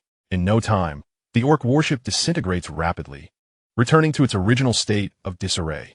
Bai Jing examines the panel. Trait, I believe it can be done. Effect, when you aspire to undertake any endeavor. The stronger your conviction, the higher the probability of success, reaching a certainty of 100. Energy, 200. The upper limit has unexpectedly increased. Bai Jing is taken aback, his mind racing with calculations. If that is the case, it would indeed be wise to pay more attention to the orcs. The power of contemplation is rather sinister. The last time it enabled the capture of Bai Yuan, it was due to this variability. If one could accumulate tens of thousands, or even 100,000, it might be possible to acquire divine-grade items or materials. A surge of desire welled up within me. In the chaotic realm, amidst the Red Wolf Star, in a mist-laden bathhouse, a silver-tailed alien girl inquired, "My lord, is this permissible?" The reclining figure responded with a soft grunt. "I recall you were supposed to be from the Alliance's breeding grounds. Do you harbor any animosity towards the Alliance?" Suddenly, the woman indulging in the service spoke up. At her words, the two alien maidens, who were scrubbing themselves, appeared momentarily taken aback. "My lord, how could we even dare to discuss hatred? Without the Alliance, my kin would have perished long ago," the silver-tailed girl murmured, her hands continuing their work. "Dare not speak of qualifications. Indeed, it is true." Su Jiayin replied with a bittersweet smile. Her inquiry was merely casual. Even she, a direct descendant of a once prominent pioneering family, found herself powerless to resist. Had they prepared in advance, they might have avoided the fate that befell them within their clan. Observing the two maidens, the hidden compassion within her resurfaced once more. Taking a deep breath, she posed a sudden question. "Would you like to learn martial arts?" The unexpected query left the two maidens visibly stunned, unable to anticipate such a question. Before they could respond, Su Jiayin decisively proclaimed, "It is settled then. From this moment forth, you shall begin your martial training, and I shall personally instruct you. Destiny should be seized within one's own grasp, and I hope you will come to embody this as well." Perhaps due to their prolonged companionship and her inclination to confide in them, she wished to extend a hand to the two maidens. The two immediately knelt before her. "Thank you, my lord, for your benevolence. We shall surely strive diligently. Rise, carry on." Su Jiayin dismissed casually, her whimsy guiding her. "Once you have mastered your training, what aspirations might you hold?" she asked idly. Hearing this, the two alien maidens paused for a moment before responding, "To slay the orcs." Upon uttering this, Su Jiayin sat up abruptly, her expression one of surprise as she regarded the two girls. The elven-eared maiden quietly explained, "My lord, prior to your arrival, there was another esteemed individual who treated us well. Had it not been for him, we would have long since become cosmic dust." Su Jiayin recalled a certain figure. Was it that woman? She had only seen him accompanying them at the time of purchase, and had assumed he was their benefactor. The two alien maidens immediately shook their heads. "He is no good man," they stated in unison. "Oh," her interest piqued. "Then am I a good person?" "You are a good person, my lord. Had it not been for you, we would have, as they were called, the frenzied state of those who sought to purchase them." Their bodies trembled slightly. Observing this, Su Jiayin offered a gentle smile, placing her hand on their shoulders. "The past is but a memory. Should you truly wish to slay the orcs, I may grant you your freedom in the future, and even assist you in joining the Alliance's forces." "Thank you, my lord." Chapter 295, Unarmed Dismantling of Mechs. The pirate crew remained rather cautious. Bai Jing observed the distant stronghold of the wolf totem pirates. The journey thus far could aptly be described as having guards every 3 steps and sentinels every 5. They even employed large-scale scanners that conducted extensive sweeps every 30 seconds. However, upon encountering the red embroidery, not only was their mechanical perception altered, but even the pirates stationed as sentinels had their understanding transformed. Thus, the spirit realm Voyager boldly entered the territory of the wolf totem. Bai Jing soon discovered that these ruffians had constructed a sort of spacefaring city, utilizing warships and spacecraft as their foundation for escape. Should they detect an adversary beyond their capacity to confront, they could disassemble and depart within mere minutes. As the spirit realm Voyager sped forth, the distance between both parties dwindled. Moreover, upon reaching this location, the pirates found themselves unable to flee. Red embroidery grew indifferent to concealment. Before long, a ship designated for reconnaissance spotted the suddenly appearing vessel. "Holy hell, is that a ghost ship?" exclaimed a scarred pirate, astonished. His utterance drew the attention of the other pirates aboard, who turned to witness an unforgettable sight. "This can't possibly be a ghost ship. How is it not showing up on radar?" stammered the pirate responsible for the radar. Upon hearing this, the crew gathered around, finding no anomalies on the radar. As they gazed upon the rapidly approaching festive ship, a chill ran down their spines. "Damn it, we've truly seen a ghost. Quickly report this." As he spoke, one pirate attempted to contact the flagship, but before he could act, a message preemptively flashed before him. "Sorry, to pilot the ship, please obtain captain's permission." Staring at the prompt, the scarred pirate initially froze, then erupted in fury. "You useless artificial intelligence. Open your electronic eyes. If I'm not the captain, then who is?" "Sorry, no captain's permission detected. Operation impossible." This scene unfolded across the entire wolf totem pirate crew. Anyone who discovered the spirit realm Voyager found their permissions stripped away. As they neared the floating city region, someone finally spotted the suddenly appearing vessel. A massive man, towering at 3 meters with a fearsome physique, initially stared in disbelief before attempting to contact his comrades. As he retrieved his communicator, the screen went black. "Damn it, a hacker. No wonder we hadn't noticed until now." Cursing under his breath, he wasted no time, sprinting out to don a suit of armor. The first to react was a 7th-tier warrior, and upon observing his armor, it was evident he possessed a suit approaching royal grade. "Captain, I'm hacking their system now," Red Embroidery declared, ready to act. "Hacking? We've come this far. Let us consider it a warm-up," Bai Jing interjected. Before his words had even settled, the hatch opened, and he charged out into the void of space, wielding the Dragonbreaker spear. With Bai Jing's current physique, he was no weaker than a royal-grade mech. The black-skinned man piloting the mech quickly discerned the silhouette emerging from the peculiar ship. No mech? Observing Bai Jing traversing the cosmos with his bare flesh, he was momentarily taken aback, even suspecting the newcomer might be seeking refuge. To be able to navigate space indicated he was at least a 7th-tier warrior.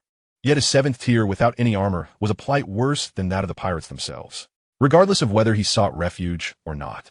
They had to subdue him first before considering anything else. Without uttering a word, the mech's engine surged to full power.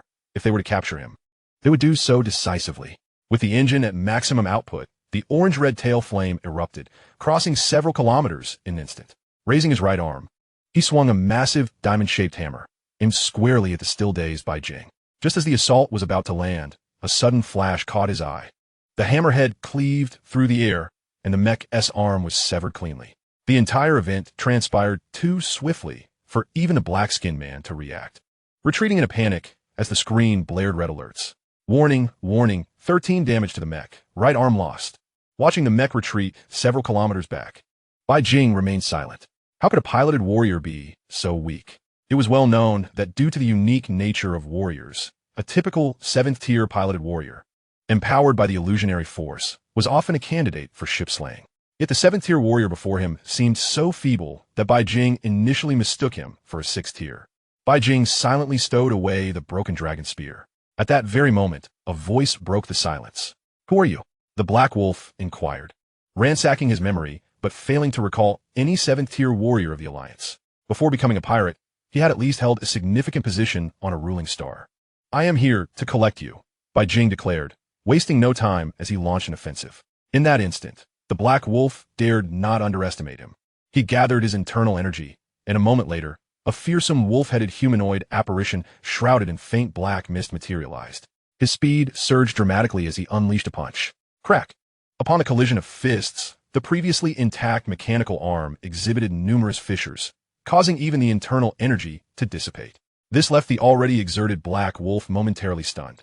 In that fleeting moment of distraction, he felt an overwhelming force. The protective internal energy at his chest collapsed instantly, and the power remained unabated, causing the mech to begin its rapid disintegration from the point of impact. Warning, warning, energy system compromised, 73 damage to the body. A blow to the heart, an elbow left the Black Wolf dazed. Soon after, the special alloy before him was forcibly torn apart, revealing a radiant smile. Before he could react, he was yanked out. From the start of the battle to its conclusion, they had exchanged merely 2 moves. Not only had he lost, but his mech had also been dismantled with bare hands. Where are the others?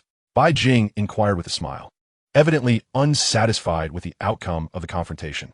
Kill me, you Alliance lackey, he retorted, preparing to speak further, but Bai Jing, with lightning reflexes, delivered a slap that left the Black Wolf seeing stars, causing his apparition to shatter. At that moment, a myriad of auras emerged, revealing several mechs, including a Royal Grade 1. Not bad. Upon counting, he realized there were 6 in total, 4 psychic manipulators and 2 warriors.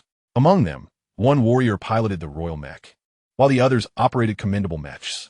This indicated that even after the betrayal of these aristocratic families, they still possessed considerable resources. Almost simultaneously, an aged voice resonated. I wonder, young friend, have we, the Wolf Totem Pirate Group, provoked you in any way? If so, we are willing to make reparations. Please spare our companions. Hearing this, Bai Jing curled his lips. These old fellows were anything but sincere. They were exceedingly cunning. He had just received word from Hong Xiu that they were mobilizing the battleship's main cannon, preparing to annihilate him with it. Enough of the theatrics. I came here to collect you, and your main cannon will not fire. Upon hearing this, the 6 individuals' expressions shifted dramatically. Uyist, milord. We bear no grievances from the past, nor enmities from the present. How can we act thus? The elder spoke again. Bai Jing could hardly be bothered to respond. As long as they were not discovered, it was as if they had done nothing, a hallmark of the old aristocratic style. Do not entertain thoughts of escape. Your battleship is currently incapacitated, and your only salvation lies in your own worth, Bai Jing stated bluntly. Initially, he had considered having the veteran robots eliminate them, but after his encounter with the orcs, he had abandoned that notion. With such firepower, there would be nothing left after 1 round. There was no need to attempt contacting the mothership systems. It would be futile. Bai Jing once again communicated telepathically. This time, the 6 individuals' expressions shifted profoundly. Just as Bai Jing had predicted, aside from their ability to pilot mechs, all other mechanical functions had ceased. Casually, he cast out a capture net, ensnaring the Black Wolf in an instant. Simultaneously, the 6 mechs sprang into action. A fragment of an asteroid, measuring several kilometers, was propelled toward Bai Jing under the influence of psychic energy, only to be pulverized by a single punch. Before the fist could retract, a mech wielding a colossal energy blade struck fiercely. Bai Jing curled his fingers into claws, summoning a magical draconic claw that instantly seized the energy blade. With a surge of force, the energy field collapsed, and even a massive blade was crushed. Their coordination was commendable, but their strength was woefully inadequate.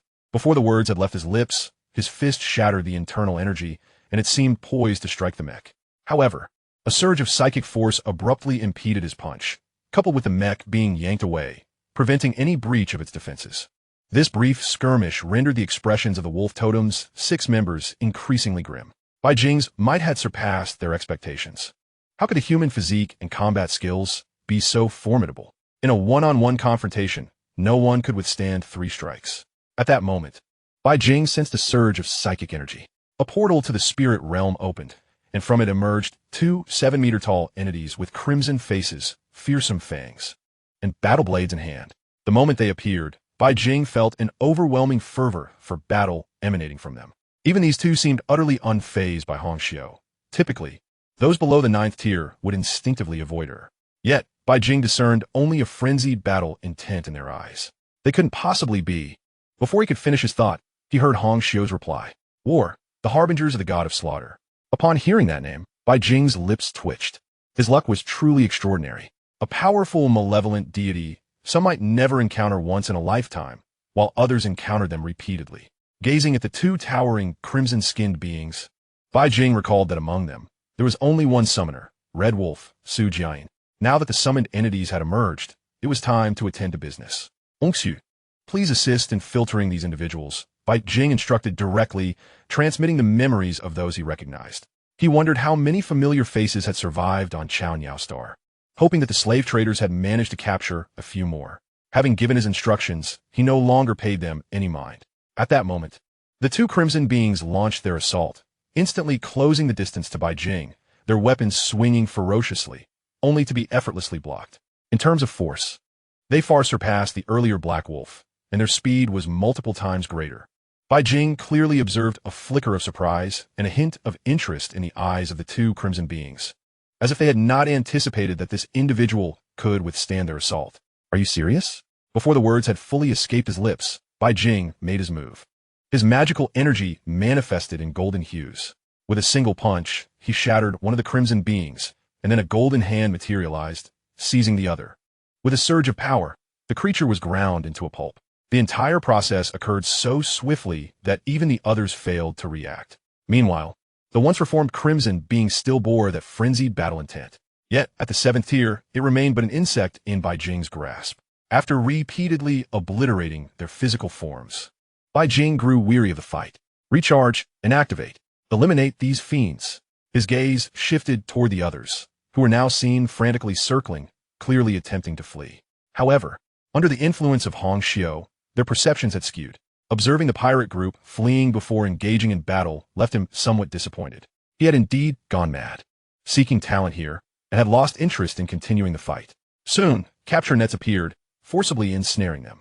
Just then, a mental shockwave reverberated, and the figures snapped back to reality, but it was too late. They had already been caught. At that moment, a flash of dark light sliced through the air, severing a line. Among them, the only warrior in royal-grade mech erupted, managing to break free from the fishing net. We concede. Name your price. A figure suddenly appeared.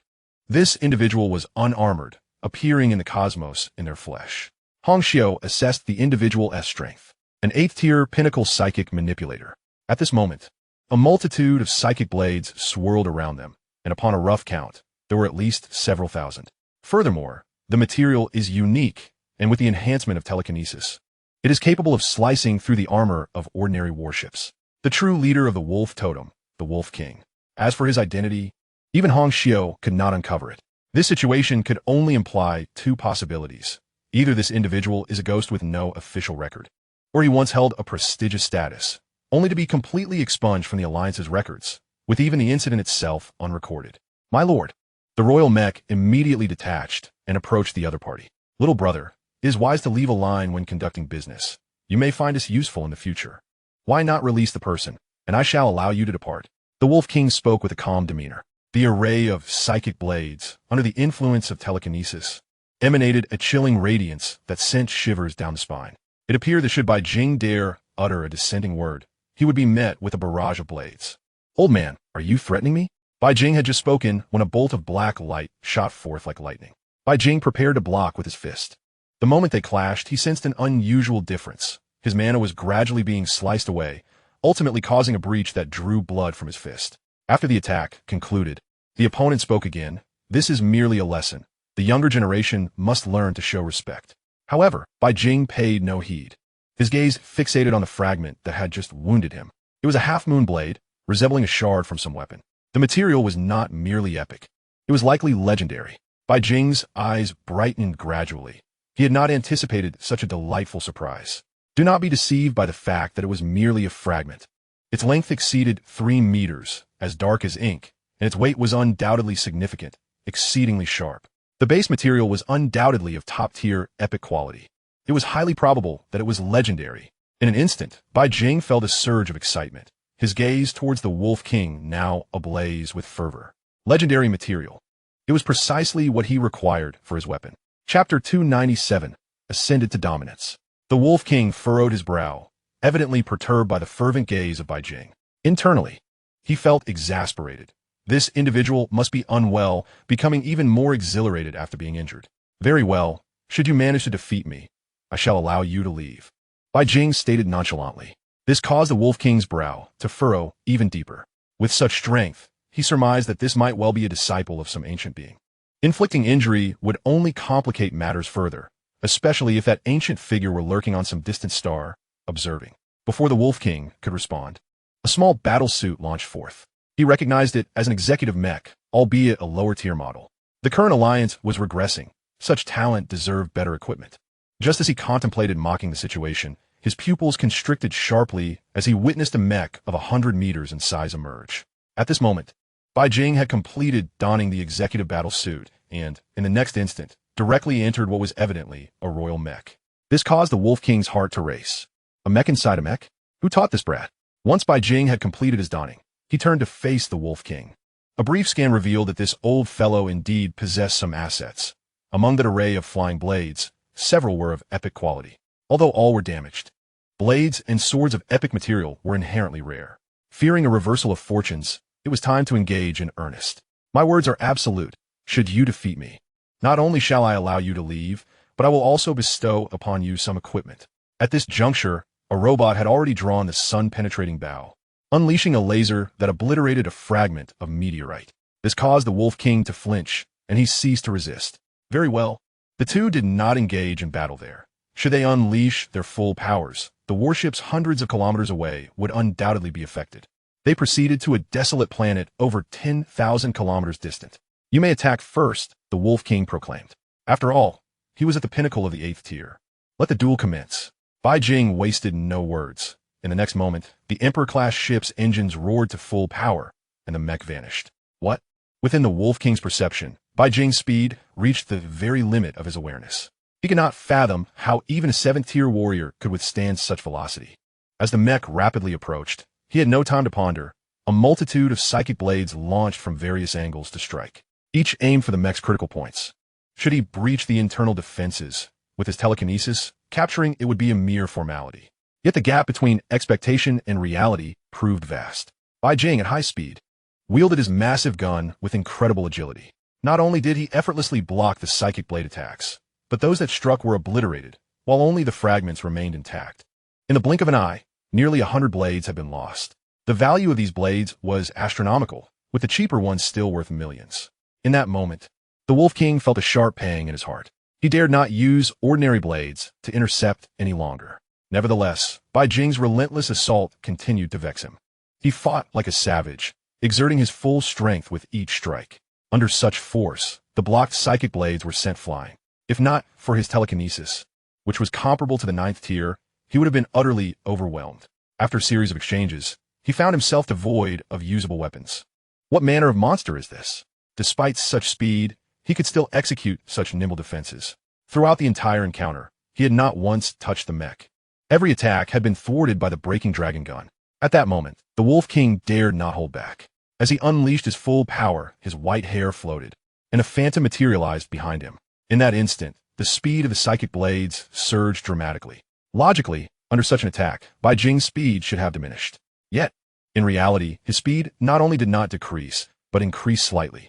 The Wolf King watched as Bai Jing relentlessly closed the distance with his ferocious onslaught. As the proximity between them diminished, his mindset began to unravel. What on earth is this? In that moment, he felt akin to a mage confronting a tank. And this tank not only had maximum defense, but also maximum offense and speed, a veritable hexagonal warrior. Seeing that the situation was becoming precarious, the Wolf King had no choice but to teach Bai Jing a lesson. Brat, you are indeed formidable in close combat, but I am a psychic master. My strength lies in the mind. No sooner had he spoken than a torrent of spiritual energy converged, violently assaulting Bai Jing's spiritual sea. The Wolf King was taken aback to discover that his own spirit had been rendered ineffective, and a current of his own spirit was attempting to rebound against him. Dual cultivation of spirit and flesh? What on earth is this? In a moment of distraction, Bai Jing had already closed the distance between them to several dozen kilometers. Having struck me so many times, it is now my turn. A vast surge of mana flooded into the breaking dragon gun, causing the entire weapon to shimmer with golden light. The Wolf King felt his heart race, a sense of impending doom engulfing him as he gazed upon the blinding strike. His instinct screamed that should he take this head on, he would perish. Even though he currently lacked a physical form, he could forcibly seize the body of another species. Yet his instincts warned him that taking this blow would spell his end. As the attack descended, he could not afford to consider anything else. A wave of spiritual energy surged forth, and in the next instant, Bai Jing's breaking dragon gun struck down. A golden dragon erupted, piercing through the very planet. Meanwhile, the Wolf King was drenched in cold sweat, his face ashen. The ground beneath him began to crack, rapidly collapsing. You say you're an undercover agent? Compared to him, Bai Jing was even more bewildered. Yes, I am indeed an undercover agent, primarily tasked with gathering intelligence and surveilling the movements of the Orc Empire. The recent turmoil in the Orc Empire was also a result of the information I relayed in advance. Perhaps genuinely fearing for his life, the Wolf King hastened to explain, neglecting everything else. However, this left Bai Jing in silence. The leader of the Wolf Totem is an undercover agent and one of their own? Even he found it absurd. Had he known this was one of his own, he would not have come. What a pure waste of time. In a fleeting moment, Bai Jing swiftly realized that something was amiss. Why had Hongxiu failed to ascertain the identity of the other party? Perhaps pondering this. Before Bai Jing could voice his inquiry, the Wolf King began to explain himself. I usually report only to one person, that individual. He hesitated to divulge further details. However, upon hearing this, Bai Jing was already convinced to a significant extent. If it were indeed an esteemed elder, it would be entirely plausible to bypass Hongxiu, naturally leaving no digital trace behind. Bai Jing felt a headache coming on. Since this was an undercover agent, retaining him would undoubtedly prove beneficial. Very well, you may take your people and leave. Ultimately, Bai Jing remained still, while after a brief contemplation, the 3-meter-long remnant blade flew towards him. I found this remnant blade on a desolate planet. Its strength surpasses the strongest alloy in the Alliance, and it is exceptionally sharp. Consider it a gift for you. My young friend, this seems rather inappropriate, Bai Jing replied, feeling somewhat embarrassed. After all, the individual had been struggling beyond the Alliance's borders, and asking for a weapon felt somewhat awkward. Yet, this sense of unease was soon dispelled. It is only proper to reciprocate. Chapter 298, A Gamble. Bai Jing had initially intended to refuse, but the allure of legendary-grade materials was too enticing. Moreover, he was indeed in urgent need of such a resource. His primary equipment consisted solely of a tattered dragon gun that had yet to be enhanced with legendary materials. This material was perfectly suited for that purpose. I will accept the item. Later, you may take 10 of the finest flying blades, and I can upgrade them for you free of charge. If the other party were an enemy, Bai Jing would certainly not hold back, demanding not only materials but also a head. However, given that the individual was a hidden undercover agent, it was prudent to offer some benefits for his safety. Thank you, young friend. Might I inquire if you have come with a new mission? The Wolf King asked. Upon hearing this, Bai Jing felt a twinge of embarrassment. He had initially intended to merely kill, not anticipating such a significant complication. Noticing the subtle shift in Bai Jing's expression, the Wolf King spoke up. Since you are here, I happen to have a request. Do tell, Bai Jing replied. I would like to ask for your assistance in eliminating someone. The Wolf King stated plainly, prompting Bai Jing to furrow his brow. Am I to be your assassin, as a figure of prominence in the Fire Seed level? Before he could voice his thoughts, the Wolf King elaborated on his situation. He had been undercover for over a millennium, and undercover hardly sufficed, for he had founded the very organization in question. Its primary objective was to monitor the Orc Empire. However, in recent decades, he felt his cultivation could advance further, leading to a lack of management that resulted in growing animosity within the organization towards the Alliance. They had reached a point where an Orc ship and an Alliance ship would be robbed without hesitation, regardless of the cargo involved. This displeased the Wolf King. But as a leader, he found it difficult to voice his concerns openly. He had been contemplating whether to seize an opportunity for a purge. Little did he expect that Bai Jing would arrive first, presenting him with an alternative path to cleanse the internal strife. After hearing the Wolf King's predicament, Bai Jing felt a sense of disbelief, but ultimately did not refuse. His admiration for the Wolf King was genuine, for a single cause. He had wandered beyond the Alliance's realm for a millennium. Such a minor task, in his view, was well within reach. I shall assist you. How would you like to proceed? Upon hearing this, the Wolf King visibly relaxed. If he were to resort to bloody methods himself, the remaining members would inevitably become disloyal. However, if an outsider conducted a large-scale slaughter and he facilitated their escape, the organization would become more unified. The two quickly reached an agreement. Hurry, gather your belongings. We must leave this place at once. At that moment, the Wolf Totem base had descended into chaos. Many were packing up, desperate to flee, only to find the ships immobilized and utterly incapable of departure. This incited panic among the populace. Soon, someone employed a few clever tactics to contact the sole 7th-tier individual within the base. Lord Red Wolf, the leaders are absent. We implore you to take charge and devise a means of escape. Upon hearing this, Su Jiayin's mind was in turmoil. The image of Bai Jing tearing apart the demon from the spirit realm lingered, filling her with dread. She understood better than anyone how ferocious demons could be. Prepare yourselves. I will contact Old Ho to restore the main ship's systems post-haste, she reassured them. Fortunately, Bai Jing had been led away by the Wolf King, granting them a sliver of hope. Get ready, she commanded, biting her lip as she flew into space, swiftly approaching a royal mech. Old Ho, the warship is incapacitated. Should we not storm the luxury ship together and wreak some havoc? Gazing at the drifting luxury vessel, a sense of unease filled her heart. Yet there was no time to waste. Should that formidable individual return, it would likely be impossible for anyone to escape. Upon hearing this, the royal mech emitted a sigh. We shall have to give a try. That person, whether not at the 9th tier or at the peak of the 8th tier, poses a significant threat. I hope the Wolf King can delay him for a while. Su Jiayin, no longer hesitating, sought to summon 2 demons once more. However, this time was unlike any before. There was no response whatsoever, leaving her stunned. She could not comprehend why there was silence, as undying demons, even if obliterated in the material universe, they would soon resurrect in the spirit realm. Moreover, the other party was a servant of the evil god. A terrifying thought crossed her mind, causing beads of sweat to form on her forehead. Could it be that the 2 demons were completely slain? Before she could ponder further, a voice resonated within the mech, interrupting her thoughts.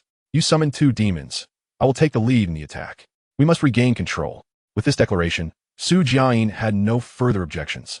As a summoner from the spirit realm, she possessed more than just a few types of summoned creatures. After a brief connection, a ripple of space materialized, and soon 2 figures with dark skin, pointed ears, and hunting bows emerged. What are they doing here? She gazed at the 2 summoned beings. Although they were both mid-tier, 7th grade, the disparity compared to the minions of the war demon was far too vast. Oh ho, those 2 have been slain. Summoning requires time. We can only call upon other beings for assistance. Though somewhat displeased, the death of the red-faced ghost before him left little room for complaint. Then you should hide. We shall proceed immediately. Understood. This was the downside of being a spirit energy summoner. While the powerful were indeed formidable, the weak were genuinely weak. Their means of inflicting harm were entirely derived from life in the spirit realm. At this moment, Hongxiu awaited the enemy's ambush with keen interest. She had just received news from the captain and was aware of the intricacies involved. She understood what needed to be captured, what could be released, and what must be exterminated. When the other party summoned, she had completed her concealment. At this moment, she had transformed into an inconspicuous luxury ship. Suddenly, the royal mech surged forth, charging directly into the luxury vessel without a hint of hesitation, unleashing its full might. A barrage of attacks erupted within the ship. The 2 dark elves appeared like phantoms, arriving a moment late. Having received the command to destroy, they drew their bows, preparing to obliterate the ship before them. Outside, the Red Wolf and Su Jiayin witnessed the luxury vessel engulfed in flames, and they could even faintly hear the sounds of screams. Success. The panic in Su Jiayin's heart lessened somewhat. She promptly turned back, awaiting the restoration of the main program to swiftly distance themselves from the area. Just then, she noticed figures emerging, exuding a murderous aura and moving faster than she could. Almost simultaneously, they reached the entrance. As she attempted to intervene, Su Jiayin felt a sharp pain in her head. A voice whispered in her ear, "Young summoner, you cannot control this. It is best for you to sleep." With those words, the 7th-tier summoner fell into a deep slumber. Within the vessel of the spirit walker, 3 figures stood as if ensnared in slumber, motionless in their positions. The notion of the great catastrophe was nothing but a farce. Upon their entrance, they were swiftly subdued by Hongxiu. Even the initiative to strike was but a provocation orchestrated by her. In Chapter 299, as the scene unfolded, tears flowed. The remaining 2 were also restrained. And with the executioner squad having boarded, Hongxiu began her process of discernment. The first subject, the Black Wolf, remained unconscious, dragged over like a lifeless carcass. At that moment, a list was received, evidently detailing the individuals targeted for extermination by the Wolf King. The first name was that of the Black Wolf. Without a moment's pause, he was promptly detained, locked away for the time being. There was no possibility of retreat. Survival would hinge on the captain's return. Hongxiu's intention was to confine him, extracting blood for research on a daily basis. Those with a Tier 7 combat strength were regarded as upper echelons in any organization. Capturing a few for study proved to be quite the challenge. Next on the list, those who were not included continued to be scrutinized. Soon, several Tier 7 individuals had been identified. Among 8, 3 were marked for death. They could certainly not be released. Thus, immediate confinement was warranted until the captain returned to issue his decree. As for the remainder, one individual was also deemed unfit for release. This was the Red Wolf, characterized by a slender waist and ample posterior, a being capable of reproduction. Furthermore, Hongxiu sensed a peculiar bloodline within her, seemingly advantageous to her captain. Hence, she too was detained. From the original 8, only 4 remained. Hongxiu did not release them immediately. Instead, she awaited the completion of her synchronizations with the automatons. Having scanned the entirety of the Wolf Totem stronghold, the current automatons, armed with the list, navigated to carry out executions. Chaos ensued throughout the spacecraft. During this tumult, Hongxiu continually modified perceptions, ensuring that, in the aftermath, survivors would reflect with trepidation upon their encounters with the machines, grateful to have emerged alive. In truth, the casualties were relatively few. Only a handful of significant figures and their loyal followers had perished, totaling perhaps 70 or 80,000. Beyond the slaughter, Hongxiu did not neglect to assist her master in achieving his objectives. Amidst the chaos, she apprehended 2 fleeing maids and incapacitated a fleeing mind mage, successfully bringing them back aboard. The carnage persisted for half an hour, much of which was squandered in transit. The entirety of the Wolf Totem stronghold was thoroughly purged, leaving behind only a few contemptible remnants of the Alliance, mere trifles that posed no threat to internal decision-making. It's about time. The performance must continue, Hongxiu murmured. At that moment, those who had been unconscious began to awaken. Damn it, we capsized in a gutter. An elderly man felt a splitting headache, yet bore the pain, swiftly extricating himself from the fishing nets with ease. Observing others around him, he began to call out, and soon, one by one, they regained consciousness, their expressions shifting as they recognized their surroundings. I concur with Tian Lang. Given our circumstances, returning is a dead end. We might as well fight with all we have. With our 7 combined, we could even slay an 8th tier, spoke a bald elder. This proposition was met with tacit approval. In the next moment, they unleashed their powers. Just then, a cadre of robots arrived, intent on intercepting them, but the disparity in realms rendered even superior equipment insufficient. They surged through, cutting a path. Ultimately, after navigating through perilous challenges, several individuals burst forth from the dread vessel. Upon emerging, they soared towards the flagship without a backward glance. This script seems adequate. Hongxiu contemplated the preceding events, glancing at the remaining 4 still in slumber, feeling it was nearly time. All observers of the Spirit Walker were now privy to the fact that the towering vessel had been shattered, with countless high-end automatons annihilated. The Wolf Totem pirate crew had suffered the loss of 4 leaders. Having ensured that no vulnerabilities remained and the narrative was well prepared, she promptly dispatched a message. The Wolf King, sensing the newly acquired blade, was taken aback. Within mere seconds, the weapon underwent a qualitative transformation. With its current potency, it could withstand even a 9th-tier combatant. Should he break through to that realm, his might would soar. This is only fitting. The Alliance owes you this, he mused. Bai Jing, however, felt little concern.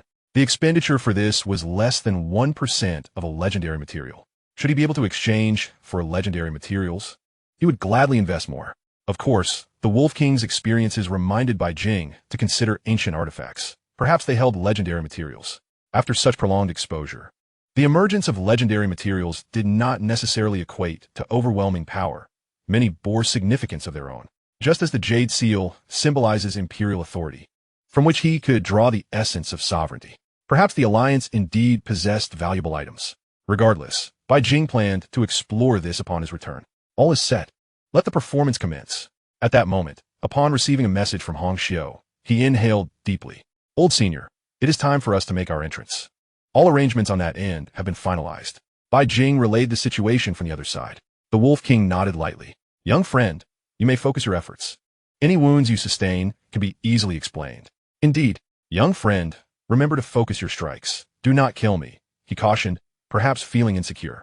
This elicited a vein of annoyance on Bai Jing's forehead. Was he the type to strike without restraint? He prided himself on respect for the elderly and care for the young. Rest assured, my control over my own power is quite assured. I will ensure the strikes are sufficiently devastating without harming my essence. Excellent. With that declaration, Bai Jing moved first, unleashing a forceful strike. The sheer ferocity of his power caused the very stars beneath him to collapse and annihilate. The Wolf King, before he could even react, a massive spear loomed larger before him, striking him fiercely. In that instant, he felt a tearing sensation throughout his body, prompting him to act swiftly in defense. As he entered a state of combat, Bai Jing unleashed his full might, ensuring that the spectacle was sufficiently grand to highlight the elder's struggles. In a matter of minutes, stars were felled. Bai Jing had already severed several. The few who had recently escaped were left agape, hastily retreating to their warships. After exchanging dozens of blows, the elder coughed up blood, his appearance disheveled, thoroughly battered. Yet at that moment, he felt a sense of satisfaction. Setting aside the fact that he had avoided a direct hit from a star-splitting strike, he felt profoundly relieved. Sensing the time was ripe, Bai Jing transmitted a mental message. Planning to escape? Do you truly believe you can? As he spoke, the Wolf King began to flee through the void.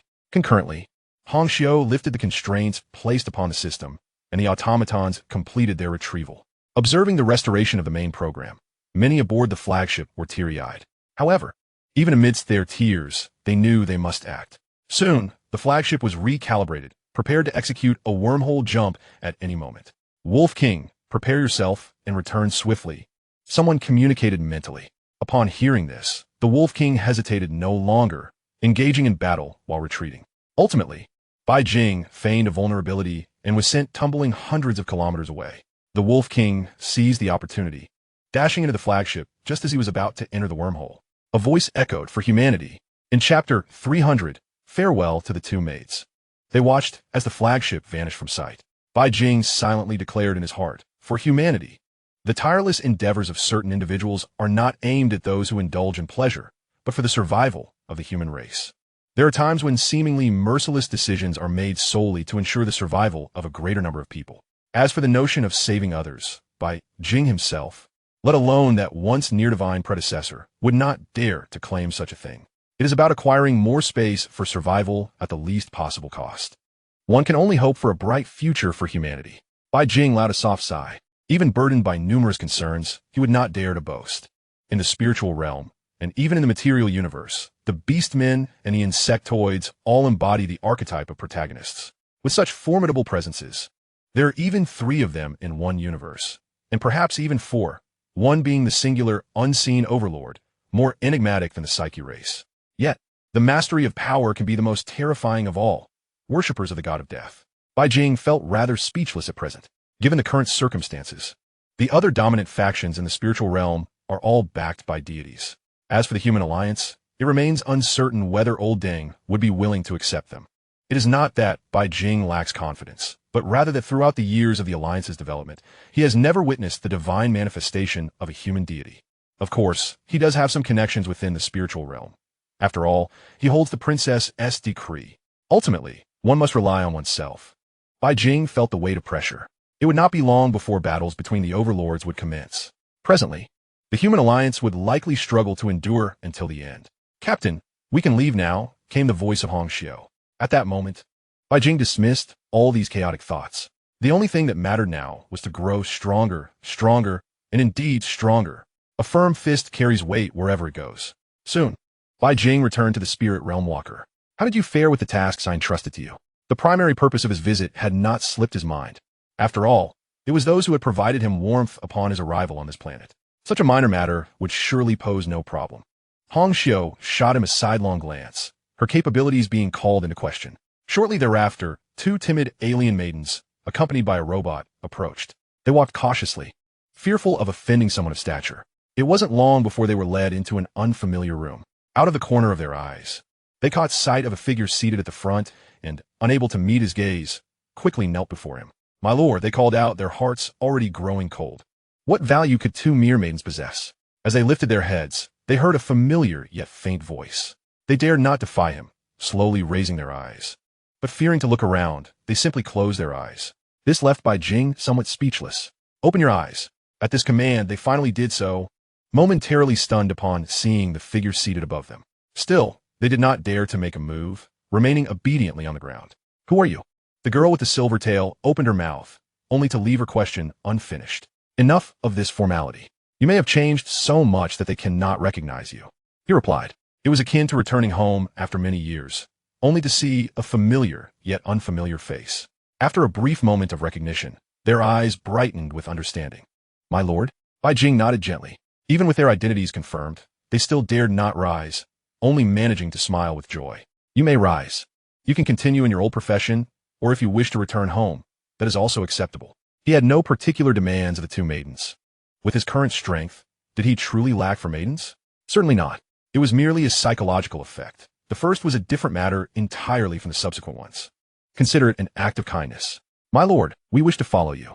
The two figures exclaimed in unison. At that moment, Hong Xiu's voice rang out again. Captain, there is someone who is captured and wishes to see you. Bai Jing had initially intended to ignore this, as he had legendary materials awaiting use. But the next words changed his mind. She claimed to possess a secret that could lead one to divinity. The prospect of becoming a deity piqued his interest. Then bring her in to see. Soon, a figure entered the room. Upon seeing the two individuals beside Bai Jing, the newcomer visibly paused, followed by a fleeting glimmer of disappointment in her eyes. Yet, she maintained a facade of composure. My lord, I am willing to offer an ancient relic. Please grant me a chance at life. She knelt down immediately. Perhaps feeling her bargaining chip insufficient, she tore open her loose clothing, gritting her teeth as she spoke. I am willing to give everything in exchange for my life. Bai Jing did not respond immediately, his fingers lightly tapping, producing a resonating sound that struck deep within the soul. This is still insufficient. Female companionship? I have little interest in that. He was indeed a man standing at the pinnacle of the alliance, and it was no exaggeration. If he desired female company, he need only spread the word. There were countless talented women from various sects and noble families available. This statement caused Su Jian's complexion to drain of color as she cast a pleading glance at the two maidens. However, before they could speak, Bai Jing interjected first. These two maidens owe their lives to you. Therefore, I can offer you an opportunity. Su Jian, whose face had previously been pale, regained a hint of color and quickly replied, I am willing to follow my lord. Please grant me a chance. You are quite decisive. Bai Jing remarked with a gentle shake of his head, fully aware of her identity and the enemy she possessed. It was not a matter of seeking beauty, but certain actions would be taken regardless of her presence. There's an ancient saying in Dongwang, to repel external threats, one must first stabilize internal affairs. The alliance, though seemingly vast, is riddled with too many personal interests and heavy burdens. If they were to confront any of the overlords, they would likely be devoured by them. This conclusion was reached in consultation with his predecessors. Before the war, a well-functioning alliance machine was needed, not one infested with parasites. Thank you, my lord. Thank you, she exclaimed. I am a 7th-tier summoner and can serve in combat roles. She eagerly recommended herself. However, Bai Jing had a different perspective. Spirit realm summoners? Such individuals should be discarded into the trash heap. Even if contracts can be formed during summoning, who can guarantee there are no risks involved?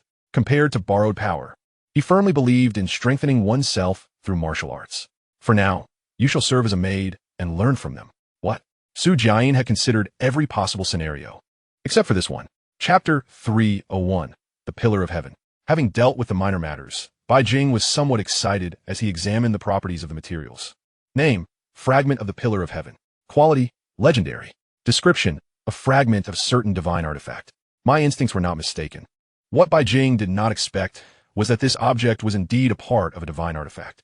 However, perhaps due to the passage of time or its excessive fragmentation, its properties have been significantly diminished.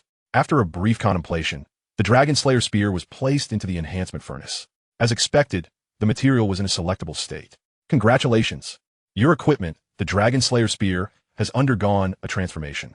Please choose one of the following attributes. A friendly reminder. Once chosen, it cannot be changed. 1. Enhancement. All paths under heaven shatter with force. Like other divine items, there was only one choice. However, this option piqued Bai Jing's interest. Enhancement? As he began to investigate, a wealth of explanations flooded his mind. The enhancement attribute only possesses one effect: power amplification. As for how many times it could be amplified, it would depend on one's potential. This attribute might not be significant for other warriors or extraordinary professions. However, for him, a mere 10 increase signifies a monumental leap. The legendary quality is unlikely to disappoint. As the selection succeeded, a notification flashed before his eyes. To Bai Jing's astonishment, this transformation altered not only the weapon's attributes, but its very design. Congratulations on your successful selection. Your dragon-breaking spear has undergone a metamorphosis influenced by unique power. The icon no longer depicted a long spear, but rather transformed into a pitch-black halberd, emanating a chilling radiance. A spear has become a halberd? Bai Jing couldn't help but scoff, yet still summoned it forth. Upon grasping it, he immediately sensed the disparity. Heavy, exceedingly heavy, even with Bai Jing's current strength. He could feel its oppressive weight, likely exceeding 1,000,000 tons. The change in quality simultaneously indicated an elevation in its stats. It appeared that not only was the attack power augmented, but its inherent characteristics had also been enhanced. A serendipitous delight, indeed. Suppressing the urge to experiment with the halberd, he returned it to the enhancement furnace to maximize its traits. This enhancement consumed over 100 million essence, akin to that of Hong Xiu. Naturally, this also altered the hue of the enhancement traits, rendering them similar to the legendary characteristics of Hong Xiu and the Emperor's title. This alone attests to the caliber of the enhancement traits, placing them among the pinnacle even within the legendary category. Upon acquisition, the halberd felt markedly more substantial. As Bai Jing infused it with his mana, it evoked a sensation akin to a cow sinking into the sea. My goodness, what an extravagant drain on mana. After accumulating for such a prolonged period, Bai Jing's mana had reached a terrifying level. Yet even so, it remained insatiable for the halberd. At that moment, a faint wave of joy coursed through him. As Bai Jing had anticipated, after undergoing a legendary material enhancement, it had gained sentience, stepping into the realm of quasi-artifacts. I love to eat. It's delicious, bring more. Sensing the vague desire emanating from the halberd, Bai Jing naturally would not neglect his weapon. He promptly nourished it with mana, vitality, and spirit. From now on, you shall be called Qing Tian. As for the full name, it shall be the demon-subduing Qing Tian halberd. Name has been changed. With the announcement, waves of happiness and affection flooded his senses, providing a brief respite for Bai Jing's anxious heart. His equipment configuration was now nearly complete, sufficient for his current needs. In the future, he would not settle for materials below legendary quality for enhancements. He was paving the way for a divine weapon. Moreover, the limits of the material universe had been reached. At the very least, the current enhancements had rendered it impossible to utilize on Hong Xiu. Upon placing it in the enhancement furnace, he was informed that he had reached the limit and should seek to break through before returning. Fortunately, the Emperor's title was still eligible for another enhancement. The materials were now prepared, with an estimated completion within 2 to 3 years. The next step was steady development. By the time the Emperor's title upgrade was finished, the first batch of armed personnel would likely be ready as well. Just then, Hong Xiu arrived. Captain, have you found that ancient relic? Bai Jing immediately perked up. The primary reason for not departing yet was the presence of an ancient relic in this vicinity, prompting Hong Xiu to search for it. However, for reasons unknown, the ancient relic seemed to evade them. They had flown back and forth in the chaotic zone multiple times without sighting the relic. This led Bai Jing to suspect that they were being deceived. However, after signing a contract with the lender, it was confirmed that the ancient relic did indeed exist. It simply moved on its own. But I found something interesting. Hong Xiu, brimming with excitement, waved her hand, and a projection materialized. It was a spaceship, and its design and insignia quickly revealed the identity of its occupants. A psionic tribe, spaceship? What are they doing here?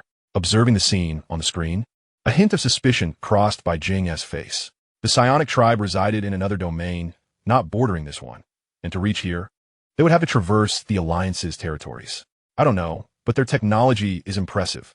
Let us seize it, Hong Xiu suggested directly. In light of Bai Jing's circumstances, her status had risen significantly, allowing her to gather nearly all the data on the Alliance's active equipment. If humanity were to face extinction, the Torch of Legacy would undoubtedly belong to Hong Xiu. Not only had she collected equipment, but she had also backed up various Alliance data, effectively becoming a walking repository of Alliance information. She was clearly eyeing the psionic tribe's technology. Their technology indeed holds merit. Those experimental subjects from before were already damaged. If I could study them, I might be able to develop soul preservation technology. Hong Xiu explained. This piqued Bai Jing's interest. However, he quickly suppressed that thought. Once a person dies, even if a body is cloned and memories replicated, can they still be considered the same individual? Yet, this attack was deemed necessary. It wasn't merely Bai Jing's itch to strike. He could not abide the psionic tribe's audacity. They should remain within their own territory, not roam freely. Let us eavesdrop and see what they are discussing. Without Bai Jing's prompting, the eavesdropping had already commenced, albeit without focus. Hence nothing had been released. Now, it began to relay the chat messages from within the enemy warship. Haven't found it yet? No, I suspect it to be a legend, not to be taken seriously. Even if it's false, we must continue searching. Our tribe can no longer wait for the next era. ISNT, their suspected ascendant data life form? That is someone else's task. Our job is to locate that relic. Chapter 302, Encounter with the Psionic Tribe. Captain, I now have a legitimate reason to confront them. Hong Xiu exclaimed angrily. She had long sensed the covetous eyes upon them, and now that they had been found, she was determined to take decisive action. Previously, she had been weak and timid, but now she was ready to strike hard. She even wished to personally engage the psionic tribe. Let me handle this. I've made some progress in my training recently, and it will serve as practice while you bolster the data repository. Without waiting for Hong Xiu to respond, Bai Jing uttered a swift remark and hurriedly departed. He had just acquired the demon-subduing Qing Tian halberd and deemed it time to test its edge. Before long, Bai Jing had donned his mech and entered the void of space. It wasn't due to caution. Rather, this was a psionic tribe warship. Even if it wasn't the strongest, it remained a formidable force. As a fellow technologically advanced civilization, their offensive capabilities were undoubtedly overwhelming. Thus, he needed to exercise caution. Once everything was prepared, Bai Jing departed from the Lingjia Walker. Almost simultaneously, a massive red dot appeared on the distant psionic tribe warship. Goodness, their radar is impressive. The moment I left Hong Xiu's coverage, I was immediately detected. Bai Jing scoffed. Brother, their technology is formidable. They are likely the best in this universe. Bai Yuan explained. As a race that once stood at the pinnacle of technology and has now acquired psionic attributes, their difficulty level is comparable to that of the orcs and the swarm. Brother, incoming attack, brace yourself. Just as the warning concluded, a barrage of laser beams descended, raining down like there was no tomorrow. In that moment, Bai Jing maximized his speed, barely managing to evade the onslaught. This was largely due to his instincts, which had nearly attained the ability to foresee the future. Had it been any other 7th or even 8th tier, under such a dense barrage of laser fire, being struck would mean certain doom. Yuaner, activate the psionic shield. After evading for a brief moment, Bai Jing ultimately decided to abandon the approach. The next second, a hazy shield manifested, blocking all incoming laser beams. He pressed forward through the relentless assault, rapidly closing in on the enemy warship. Soon, he beheld a colossal warship, measuring 5 to 6 kilometers in length. At this moment, a multitude of laser cannons unleashed beams of light. Perhaps it was due to the impending arrival of the White Scene that the assault soon ceased. What trickery is this? At this juncture, Bai Jing yearned to tear apart the adversary's energy shield and obliterate the warship's core. For such an endeavor, the involvement of Hong Xiu was essential. Brother, the opponent possesses means of cloaking. I cannot discern their intentions, Bai Jing expressed, somewhat exasperated. Bai Yuan was undeniably a specialist in combat. Such an incursion seemed beyond her capabilities. It might be that the frequency of amplifications had diminished. Perhaps after another attempt, things would improve. Without the need for probing, Bai Jing could already perceive the intentions of the psionic race as robots emerged. Unlike the products of the Alliance, these automatons were derived from various extraterrestrial races, including orcs, insectoids, and even cosmic behemoths. What new ploy is the psionic race concocting? Bai Jing pondered in astonishment. Soon, as hundreds of figures surged forth from the energy shield, the absence of the warships, cloaking allowed Bai Yuan to conduct her analysis swiftly. These were mechanical creations, yet they were infused with the power of psionics, granting them nearly the strength of their mechanical prototypes. Moreover, these entities were under a willful control. Upon hearing this explanation, Bai Jing could not help but exclaim internally, realizing that it was not just Hong Xiu who indulged in creating doppelgangers. Even the psionic race engaged in similar practices. Before long, a juvenile cosmic behemoth glided to the forefront. Humans depart now, and the great quantum may yet allow your escape. A cold, synthetic voice resonated. Just then, Hong Xiu's voice interjected. Captain, these puppets possess immense research value. Proceed with caution. To Bai Jing and the others, they appeared to be mere mechanical products. However, in the eyes of Hong Xiu, a prodigy in both psionics and technology, they were the apex of psionic and mechanical innovation, capable of unleashing forces far beyond their original capabilities. If one were to draw a parallel, they resembled psionic life, awakening with exuberance, perhaps due to Bai Jing's silence. Dozens of flame-imbued machines advanced a step forward. Their chests glowed increasingly bright red, and in the next moment, torrents of crimson fire erupted forth. These assaults effortlessly melted massive boulders of meteorite, incinerating everything in their path. Psionic attack, Hong Xiu cautioned. Do they truly consider me a soft target? Bai Jing retorted with a cold smile. An immense surge of magical energy flowed into the demon-suppressing sky spear, which he then swung forward with fervor. All compressed energy was torn asunder and surged forth, retaining its might as it obliterated dozens of robots before striking the energy shield behind them. With a standard tripled amplification, The limit had exceeded tenfold, and the characteristic effects had also intensified. In that single strike, the exact number of robots destroyed remained unknown. But Bai Jing was acutely aware that he had truly taken flight now. The amplification trait had successfully elevated him to the ranks of the top-tier combatants in the material universe. At this moment, the mechanical constructs commenced their assault, unleashing a barrage of energy attacks.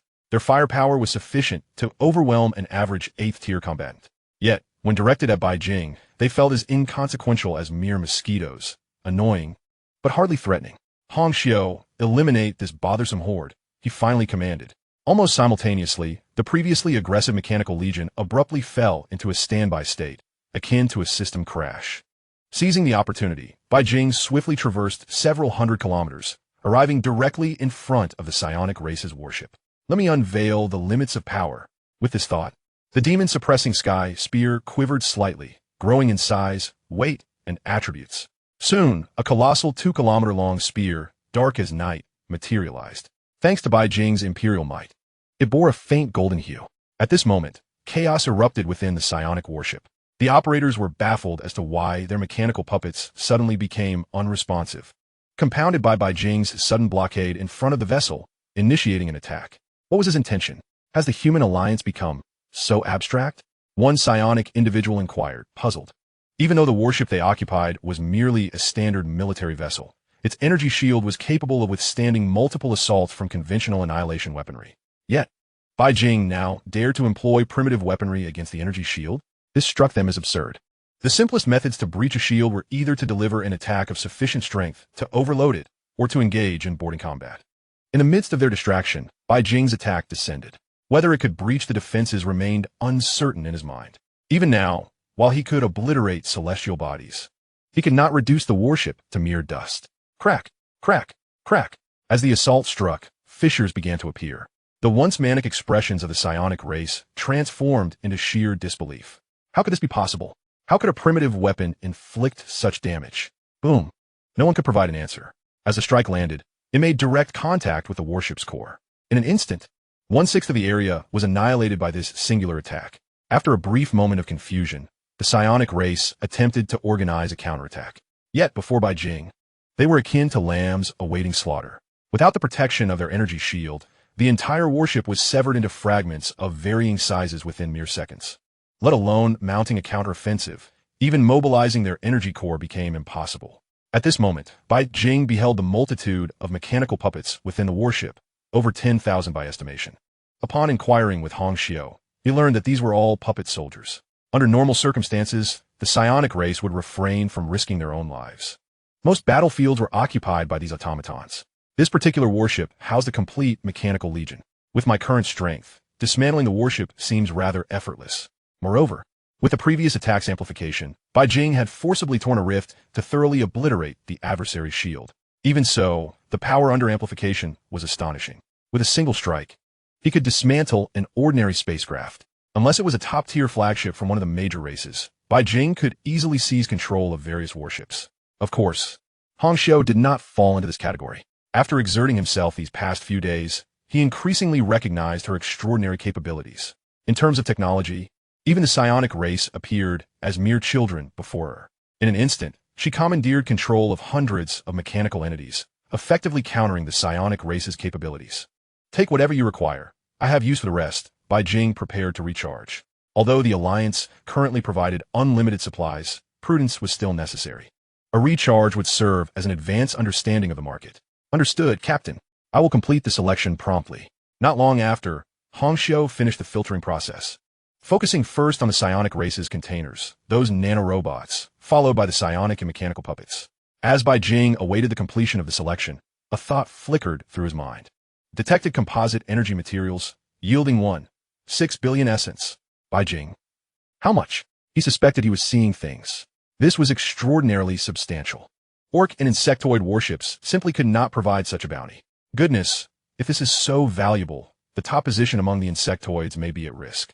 It soon dawned on Bai Jing why such an abundance of essence existed. High-tier energy. Regardless of whether it was the warship or the robots, they required energy to operate. This led to a significant surplus of energy within them. Calculating thus, engaging the psionic race, those ancient tomb enthusiasts might yield even greater rewards than the insectoids. Yet, one could not overlook the terrifying aspect of the psionic race, their capacity for mechanical calamity, based on the intelligence currently held by the Alliance. This race's factories were engaged in planetary transformation, producing autonomously. Their technological sophistication far surpassed that of the Alliance. It could be said that if it came to overwhelming forces, the most numerous forces may not necessarily be the swarm. In the case of the psionic race, their puppet soldiers often triumph through sheer numbers. This is precisely why the Alliance has chosen the path of cloning. The other overlords boast overwhelming quantities, even achieving a state where every citizen can become a soldier. If war were to erupt, the hundreds of incubation starships would appear as nothing but a jest. After concluding his tasks, Bai Jing returned to the Spirit Walker. At that moment, Hongxiu was conducting an interrogation, seeking information regarding the ancient relics from the psionic race. Unfortunately, the adversaries possessed scant knowledge, having only spent a year or two in pursuit of it. They had merely heard tales without ever encountering the relics, let alone accessing them.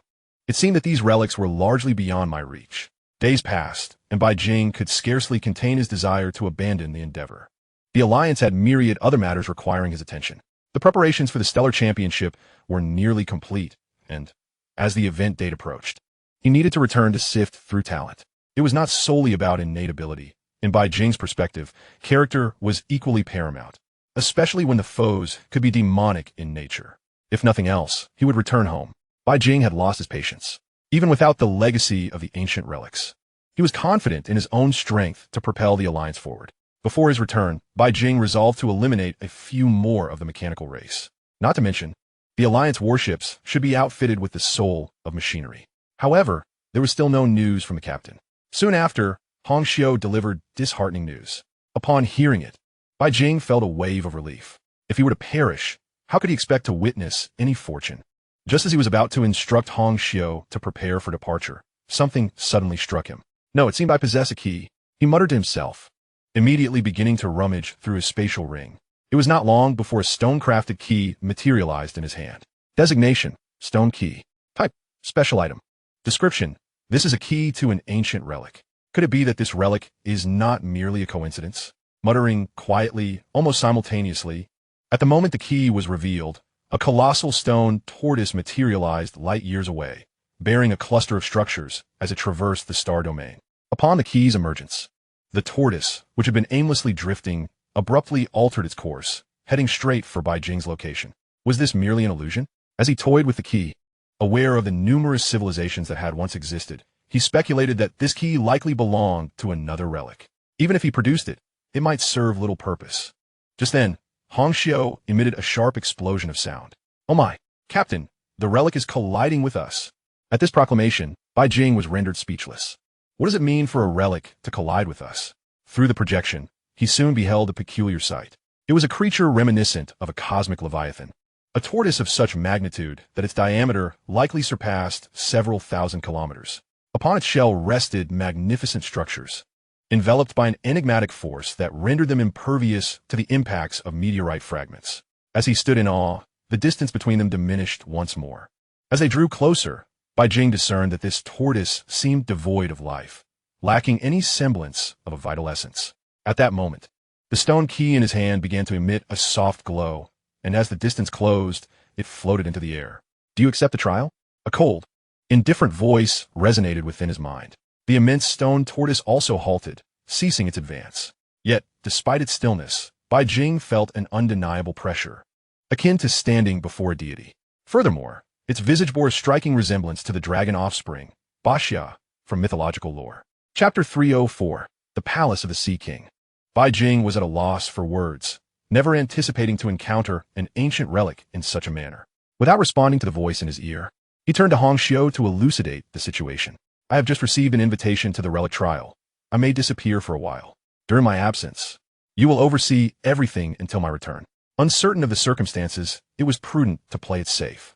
"No problem, Captain," Hongxiu replied, initially probing the distant cluster of relics, only to find her attempts thwarted by a nebulous protective shield. This indicated that the power of the stone tortoise was not inferior to her own.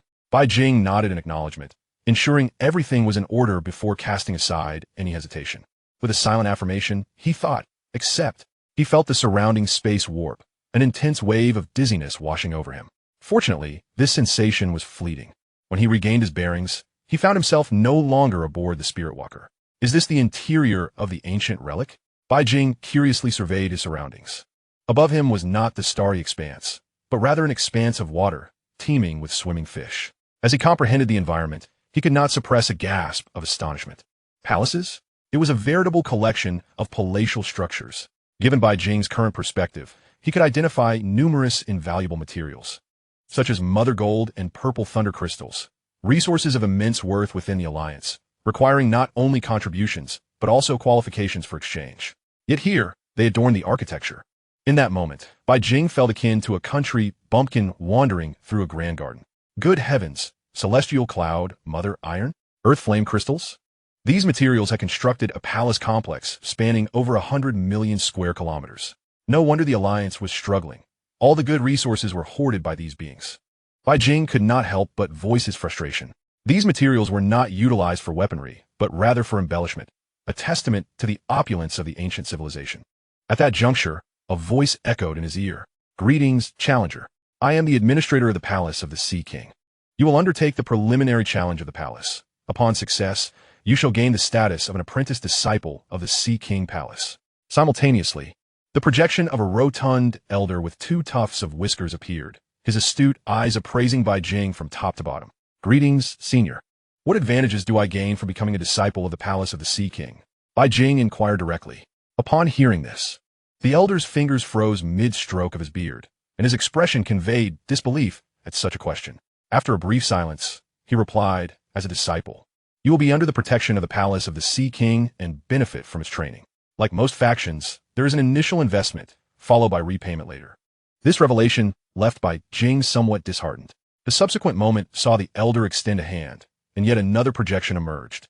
It displayed a vast array of materials, equipment, high-grade resources, and companion beasts. The most notable items were legendary materials, with the majority being epic in quality. Bai Jing's eyes sparkled with excitement at the sight. Had I seen this list sooner, I would have understood. However, after perusing the offerings, a question arose in his mind. Excuse me, Senior, what does the 1-star designation signify? At this inquiry, the elder's eyes flickered with evident impatience, clearly bemused by the ignorance of this provincial youth. 1 star is a unit of weight, typically denoting 10 quintillion tons. How much? Bai Jing exclaimed in shock. 10 quintillion tons. He repeated incredulously. His mind briefly faltered at the enormity of the figure. 10 quintillion tons? A star? This was his first encounter with such a measure of wealth from that era. Well, you country bumpkin, quickly decide if you wish to accept the trial. If not, I shall send you on your way. The elder spoke with a hint of impatience. In his eyes, this country bumpkin had fortuitously acquired the trial key, and his mere presence was a waste of time. Were it not for the regulations of the Sea King Palace, he would have been inclined to expel the lad outright.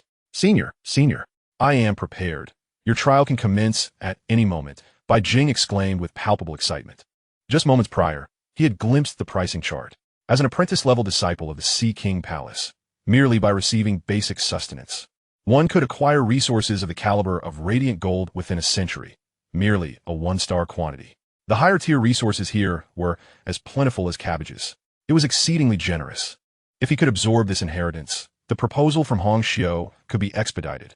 Furthermore, the materials for the Imperial ship's enhancements could be of superior quality. Let's begin, the elder stated coolly, stroking his beard. In the next instant, the surroundings shifted dramatically, transporting them to an island that could only be described as colossal, spanning over 1 million square kilometers.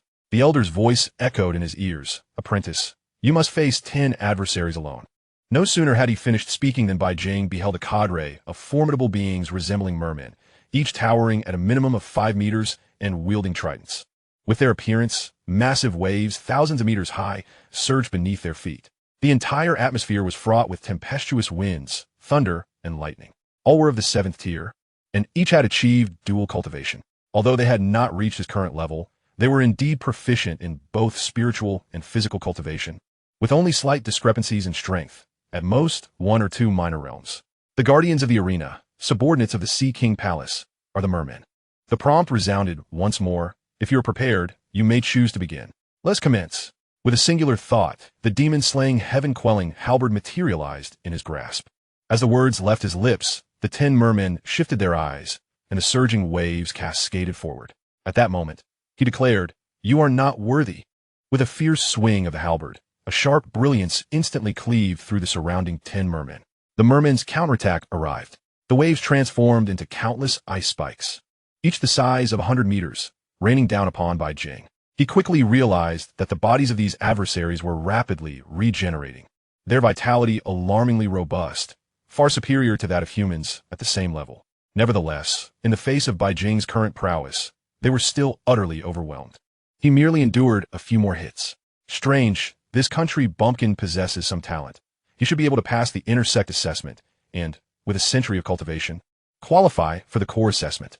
The elder observed everything intently, noting Bai Jing's performance with some surprise, though he felt it was still insufficient to capture his interest. Based on his recollections, even core disciples were not a rarity within the Sea King Palace, with their numbers exceeding 3 figures. At this level, it was barely worth a glance. The battle concluded swiftly, the mermen utterly annihilated. In a blink, Bai Jing found himself back in the previous location. Not bad, the elder remarked as he lifted his hand slightly, causing 3 fist-sized red fruits to float into Bai Jing's grasp. You have passed the apprentice-disciple assessment. Here are 3 marrow-cleansing fruits. Marrow-cleansing fruits? Bai Jing mused, having never heard of such a thing. Perceiving the rural nature of the young man before him, the elder explained nonchalantly, these fruits refine one's essence and marrow, significantly enhancing one's aptitude. If all goes well, they can elevate one to the 8th tier of physical cultivation. Bai Jing's eyes sparkled with excitement. Was this not exactly what he had been searching for? If these could be mass-produced, they would undoubtedly provide a tremendous boon to the Alliance. In an instant, his eyes glistened with greed. If possible, he would seize the entirety of the Sea King Palace. Wealth, utterly abundant. Just a glimpse of these fruits could elevate an ordinary person's strength to higher tiers. As an apprentice disciple of the Sea King Palace, these privileges are yours to enjoy. Glancing at the newly projected information, Bai Jing casually scanned it. Essentially, it indicated that each year he would receive sustenance, gain entry to the scripture repository to select a cultivation technique, and be provided with materials to forge a piece of equipment free of charge. He dismissed these details, eager to inquire, "Senior, are there assessments for the intersect or core? I wish to challenge them directly." A force so affluent, it would be a disservice to himself not to seize the opportunity to acquire more.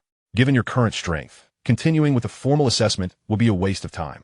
I can directly facilitate your entry into the intersect assessment. Should you succeed, you will become an intersect disciple. Should you fail, you must wait a year before attempting again, the elder replied coolly. I accept. Bai Jing responded almost instinctively. You possess quite the confidence. But I must caution you, the intersect assessment is 1,000-fold more challenging than the apprentices. Are you certain you wish to proceed? Bring it on. After reaffirming his resolve, the elder smiled. As you wish. With that, the space around them transformed once more. This time, they found themselves in the vastness of outer space. Bai Jing beheld the adversaries he was to confront. 3 beings from an unknown race, likely long extinct. Each emitted an aura indicative of the pinnacle of the 7th tier. Yet, without exception, they had achieved the unity of spirit and flesh, mutually reinforcing one another to unleash even greater power. His gaze fell upon the 3 figures in the distance. One, barrel-shaped and clad in black scales, stood with closed hands and a benevolent expression. Another, exceedingly rotund with numerous layers of blubber, brandished 2 circular hammers.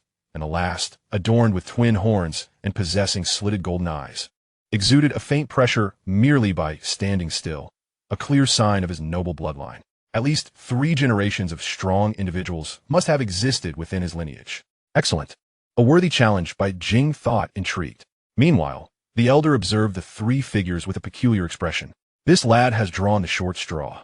He has encountered the intersect assessment of this generation.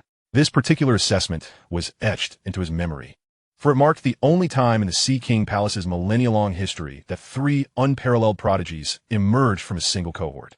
The Sea King Palace's criteria for genius were straightforward, the rarest of the rare, unmatched throughout history, and demigods. Due to the stringent nature of the intersect assessments, only one individual could ascend each generation, leading to a fierce competition among the 3, culminating in a brutal battle that lasted half a month to determine the victor, dubbed the First Battle of the Intersect. This lad's luck is truly unfortunate. Had it been any other generation's assessment, he might have succeeded. This time, the elder shook his head gently. One could only say that his luck is abysmal. Throughout the thousands of intersect assessments, he had drawn the most challenging one. At that moment, the three figures stirred as if awakening from slumber, not immediately attacking like the merman, but rather surveying their surroundings. Upon noticing Bai Jing, their expressions turned contemplative, and they eventually fixed their gazes upon him. "Kid, your luck is atrocious. You've run into us," the rotund being chuckled, hefting his dual hammers. Bai Jing was momentarily taken aback by the taunt. Could their powers extend to mimicking personalities as well? "Those two are quite ruthless. Let me return you to where you belong," the jovial creature continued, slowly advancing. Halfway through, as if recalling something, he added, "Oh, I forgot to introduce myself, lest you return with psychological scars. I am Lin Tianzuan, and that horned golden dragon prince is the one over there, while the benevolent monk is Shiwu Bei. When you return, do some research. It should help you overcome your inner demons." Listening to the exchange, Bai Jing furrowed his brow. From their words, it was clear they were formidable. Even within the Sea King Palace, they likely left a lasting legacy. "I'm Bai Jing." Though the current state of the other party remained uncertain, he still spoke up. "Young lad, return and practice diligently. You shall pass the inner door assessment next year," Lin Tianzuan remarked with a faint tone. He had already raised a hand, preparing to send Bai Jing away from this place. "Exert yourself a bit, return to consolidate your knowledge, and then come back," he said with a chuckle. In the next moment, everything blurred and reappeared as he stood before Bai Jing once more, the heavy hammer in his hand swinging down fiercely. Bai Jing had been prepared and raised his great halberd, resolutely blocking the attack. This time, whether it was Lin Tianzuan or the other two, their gazes were evidently drawn towards him. "Oh, you're not so bad after all. You managed to withstand my strike," Lin Tianzuan commented. Bai Jing did not respond. His brow furrowed. It didn't seem as heavy as he had imagined. "No, this race is unfamiliar to me. Has the Sea King Palace discovered a new civilization?" Lin Tianzuan observed Bai Jing with some astonishment. "You possess considerable potential. Would your kin be willing to join my Lizardman clan? I could allocate you a star domain for development." He directly extended the invitation. Bai Jing was unaware of the value of such an offer. But given the Sea King Palace's capabilities, the resources of a star domain would far surpass the precious resources of the entire Alliance territory. Regrettably, the other party clearly remained oblivious to the fact that the Sea King Palace had become a thing of the past.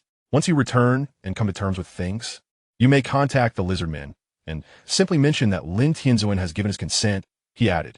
Before the words had even left his mouth, the opponent's twin hammers surged with speed, and their power skyrocketed. Yet, with each strike, Bai Jing was able to predict the moves in advance and respond with precise counterattacks. As the battle unfolded, the playful smile on Lin Tianzuan's face gradually faded, his gaze toward Bai Jing becoming increasingly solemn. After a series of exchanges, they parted ways. Lin Tianzuan's expression had lost all semblance of amusement. "There's no need for further testing. With your strength, you are qualified to engage me in a serious battle."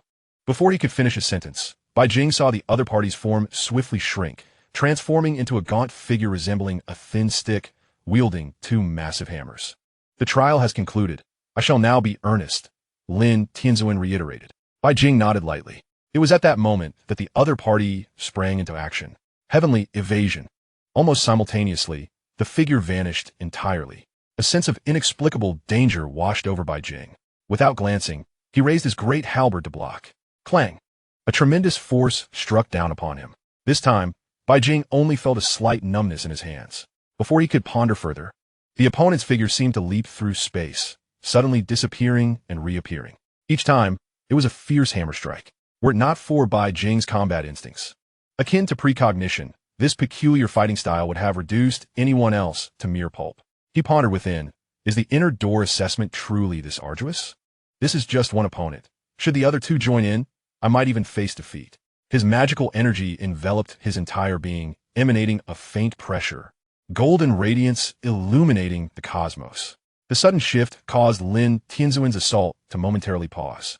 In the next second, the formidable Fumo Qing Tian halberd swung down with tremendous force. Boom!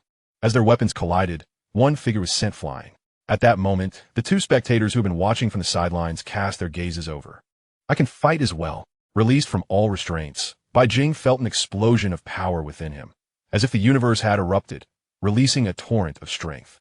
At that instant, Lin Tianzuan returned, one of his arms trembling slightly. "Damn it, this kid is playing possum. Watch my hammer," he bellowed, charging forward once more. "You should also return and consolidate." A glint of brilliance flashed in Bai Jing's eyes, followed by a dazzling golden light that flickered and vanished.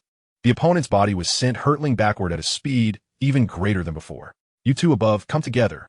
Bai Jing felt invigorated in this moment. Damn it, kid. You forced my hand. Before the two above could react, Lin Tianzuan returned once again. This time, his aura underwent a sudden transformation. The dark green scales on his body shifted colors rapidly, and his once emaciated physique quickly filled out, becoming robust and towering. Most importantly, there was a subtle change in his essence. Observing the now 50-meter-tall Lin Tianzuan, who wielded two heavy hammers, a glimmer of brilliance sparkled in Bai Jing's eyes. The Sea King Palace evidently possessed a wealth of techniques and martial arts. For instance, the heavenly evasion just now. Bai Jing could clearly see that the opponent was leveraging spatial power to conduct attacks across dimensions. Now, this body stood at the intersection of energy and matter, imbued with some unique force. Bai Jing had only witnessed a similar essence in a former alliance elder who nearly ascended to divinity. In that moment, his objectives shifted slightly. Beyond emptying the armory, material reserves, and resource vaults, he added one more goal: to clear the scripture hall. He had indeed created a dual cultivation pathway for humanity. But that was merely a product of limited vision. If he could integrate the Sea King's techniques and martial arts, he would undoubtedly elevate humanity's martial path to new heights. Having completed his transformation, Lin Tianzuan stood silently at a distance, raising a hammer and speaking coldly. Kid, reveal your divine body. We shall engage in a full-scale battle. Divine body? A term he had never heard before. I do not possess one, Bai Jing replied candidly. Upon hearing this, Lin Tianzuan was clearly taken aback. Impossible. You are already a fusion of spirit and flesh. How could you not have condensed a divine body? As he spoke, it seemed a realization dawned upon him, and his gaze towards Bai Jing shifted. Was a divine body? He inquired. This question rendered Lin Tianzuan momentarily speechless. Not having a divine body, yet achieving a stalemate with him, such aptitude was remarkable. Perhaps sensing Bai Jing's thirst for knowledge, the kindly figure of Shi Wubei spoke up. Esteemed practitioner, the body embodies the yang, while the soul embodies the yin. Through their union, one can refine a divine body. Of course, divine bodies come in various forms, and their refinement differs accordingly. For instance, I practice the Ba Tian Ju, which allows me to condense the Ba Tian divine body, significantly enhancing my explosive power and destructive capability upon release. Feeling that this might not suffice, he transformed into a benevolent figure resembling a Buddha, complete with 6 arms. Seated in meditation, I cultivate the Great Buddha Sutra, condensing the Buddha statue body. He gestured towards a distant star, delivering a palm strike. A faint golden palm imprint, spanning several dozen kilometers, instantly struck the star, piercing through it. We have merely begun our refinement. Should we attain divinity, we could use the power of the laws to refine our bodies. After saying this, upon witnessing Bai Jing's astonished expression, the three fell silent. If there had been doubts earlier, they were now confirmed. Bai Jing truly lacked knowledge of the divine body. At this moment, Bai Jing was attempting to fuse his primordial spirit with his physical self, yet he found himself unsuccessful. His instincts told him that his strength was insufficient to take this step. With your current strength, if you visit the scripture hall and select a divine body cultivation method, you should be able to complete the refinement within a year, Shi Wubei advised. Thank you. Bai Jing felt a bit embarrassed after receiving so much guidance. The other party merely nodded lightly, refraining from further words. Meanwhile, Lin Tianzuan wore a face reminiscent of someone constipated, now finding himself somewhat cornered. Fortunately, this was merely a trial space, and all that transpired remained unknown to outsiders. After a brief moment of mental preparation, he took a deep breath. Kid, this cannot be considered bullying you. As he spoke, he found it difficult to continue, eager to resolve this battle swiftly. It was at that moment Bai Jing endeavored to establish contact with the administrator of the Sea King Palace. Senior, I possess a suit of battle armor yet to be donned. May I wear it? Indeed, the permission granted, his worries dissipated. Although he lacked a divine body, he was endowed with a mech. With a single thought, the Emperor-class mech materialized abruptly, halting the advance of the would-be assailant, Lin Tianzuan, who stared in astonishment at the mech beside Bai Jing. Ignoring the astonished gaze, Bai Jing swiftly donned the armor. My divine body is complete. Let the battle commence, he declared.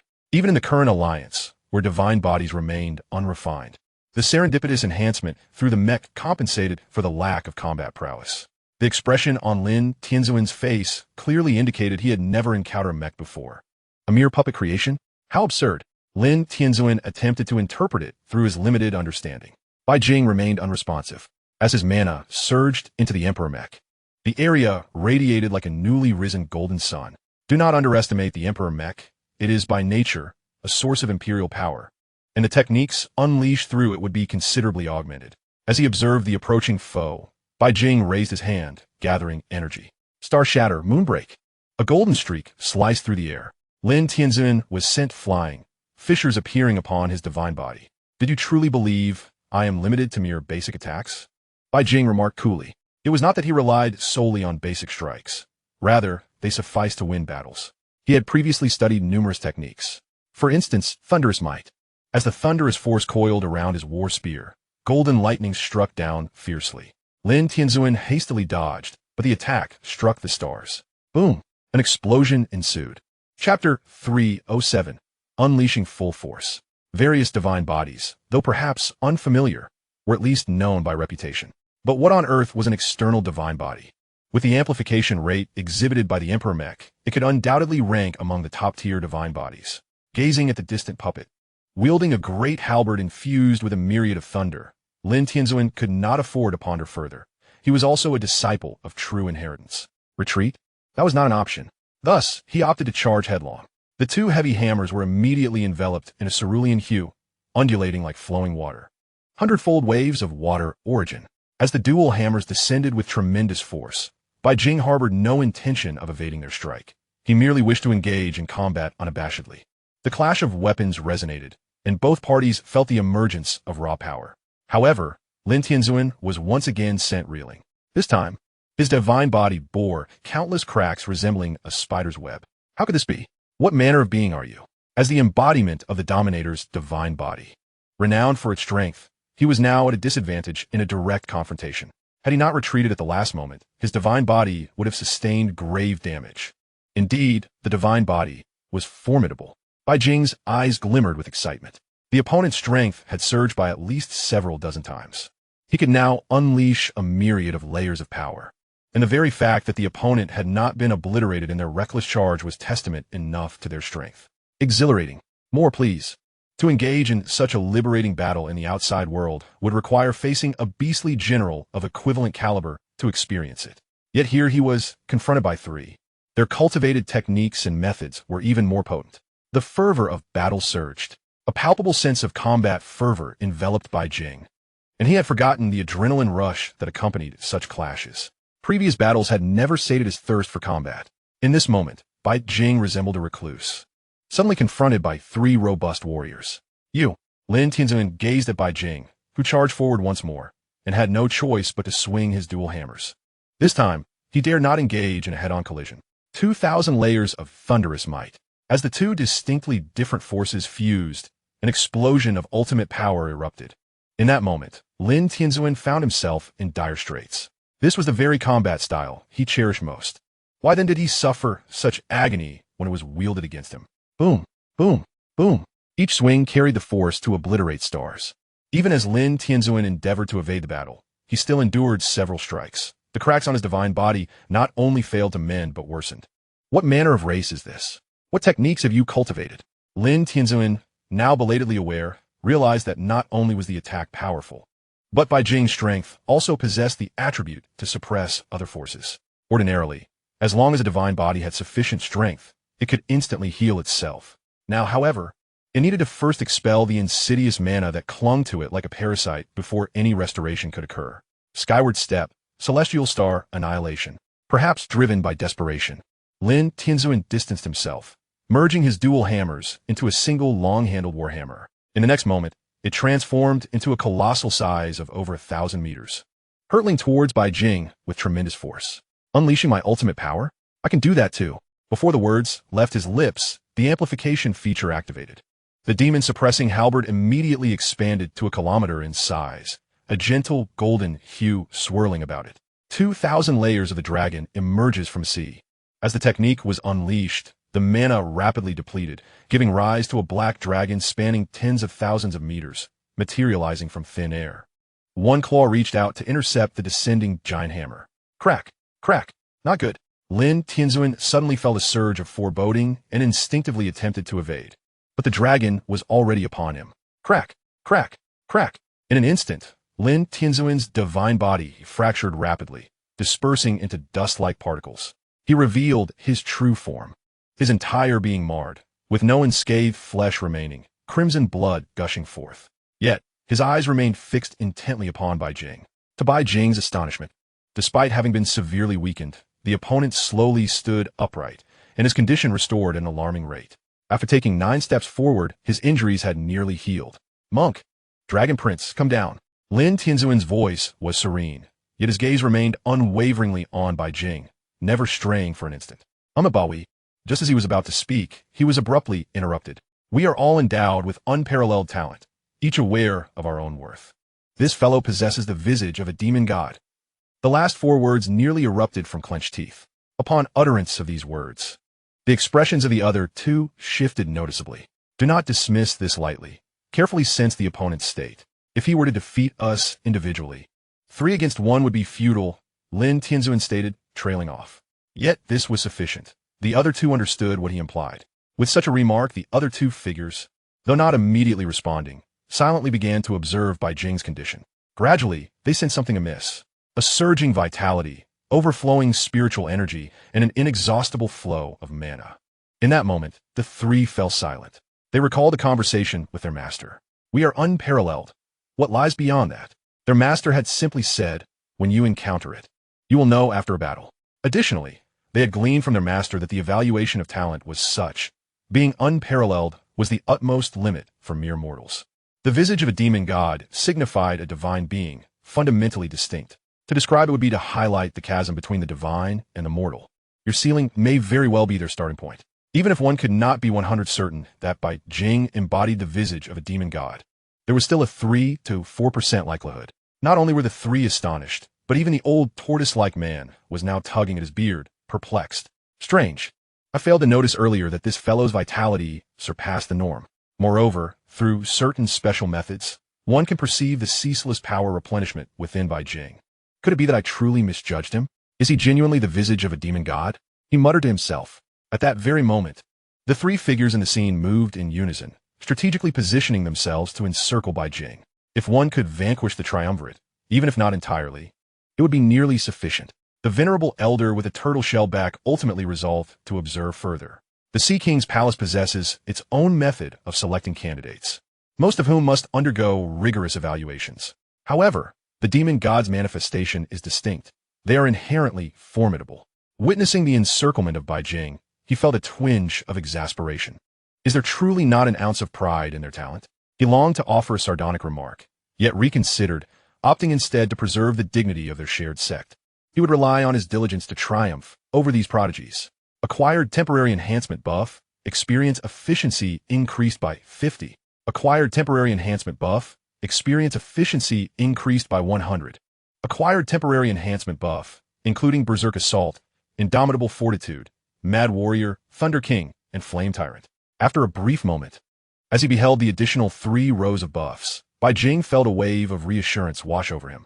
Let the battle commence. Chapter 308, The Demon God's Manifestation. Just now, Bai Jing was rather intrigued by the technique employed by Lin Tianzuan. The ability to recover in such a short span of time, if wielded adeptly, could signify the depth of the Alliance's foundation. The reverse scripture is indeed housed within the scripture repository. Lin Tianzuan did not conceal this fact, as Bai Jing was destined to become a core disciple. Revealing it now might even earn him favor. Thank you. Bai Jing expressed his gratitude. At that moment, he felt as if his entire being, from corporeal form to soul, had become weightless. The elevation in comprehension from the experience elixir left him somewhat disoriented, akin to an unremarkable fool suddenly transformed into an unparalleled genius. The world he perceived had altered profoundly. My dear brother, this is not something we can be blamed for.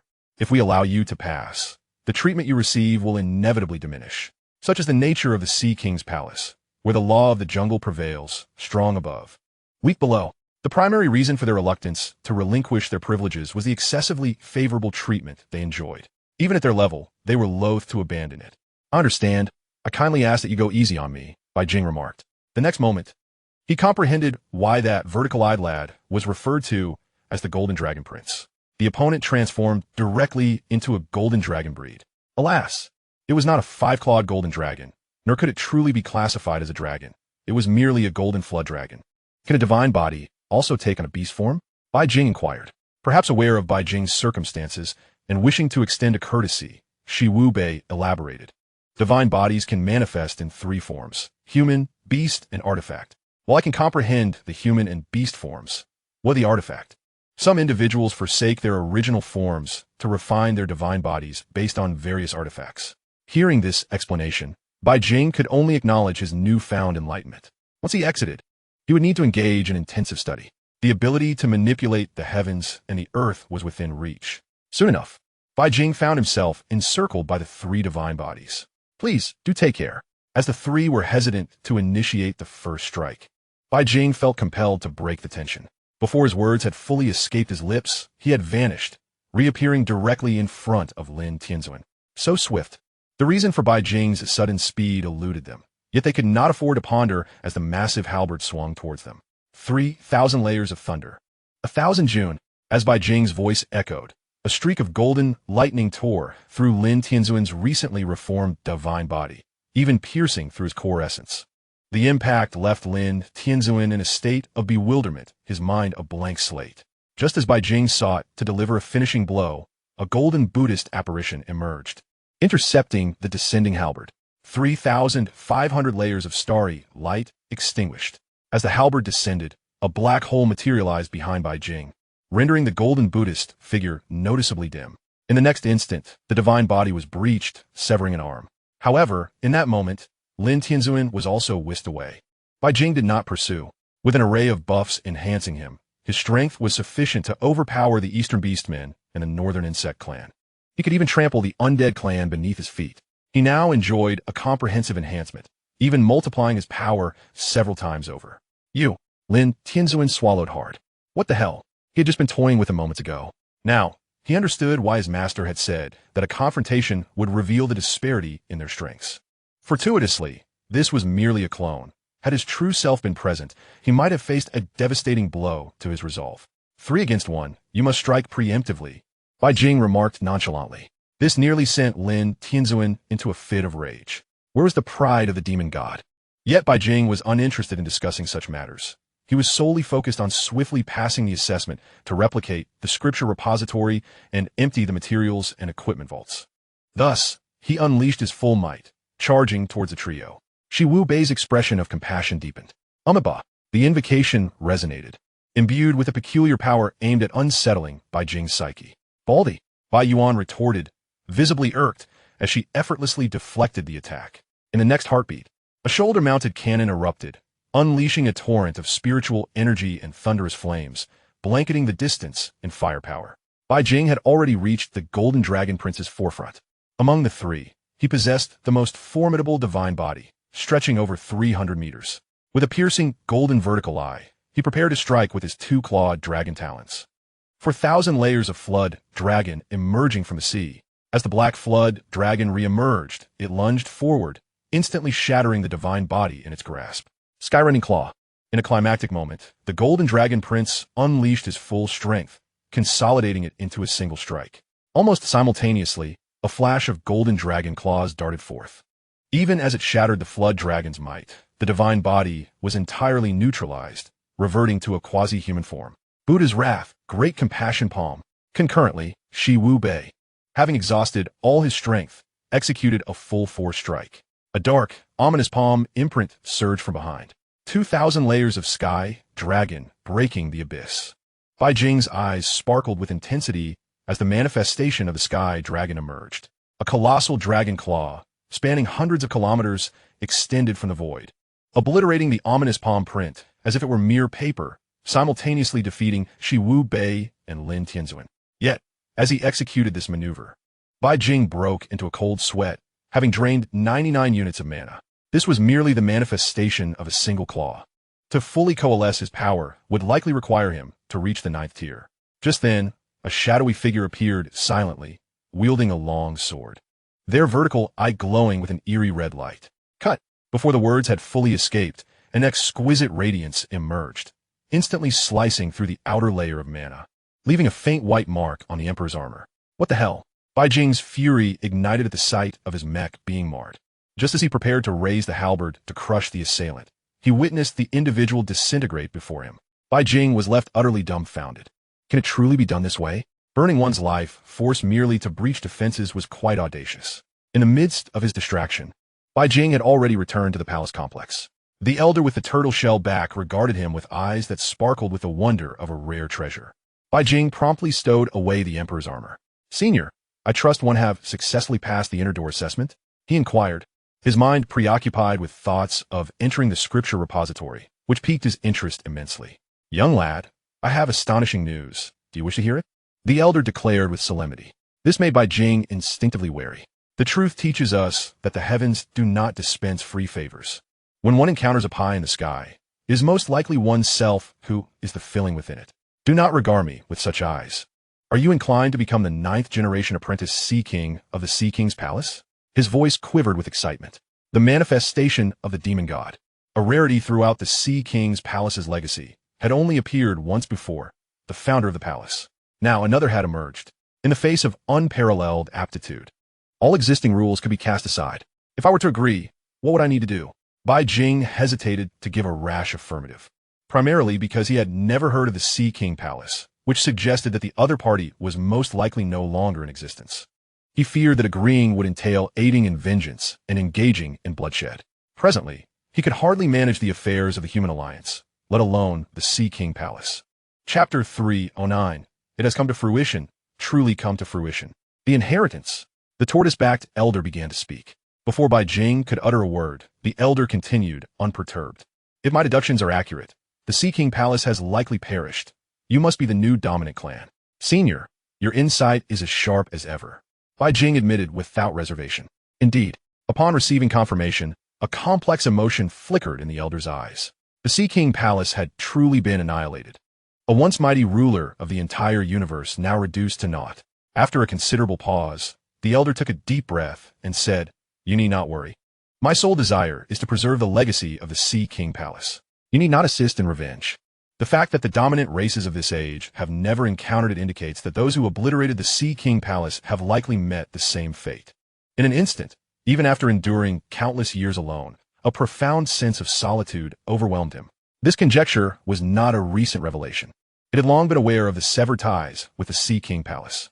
Due to its unique nature, it could not return to investigate, but could only wander endlessly through the cosmos, seeking a worthy individual. Senior, I can grant you complete mastery of the place of inheritance, provided you agree to preserve a lineage for the Sea King Palace.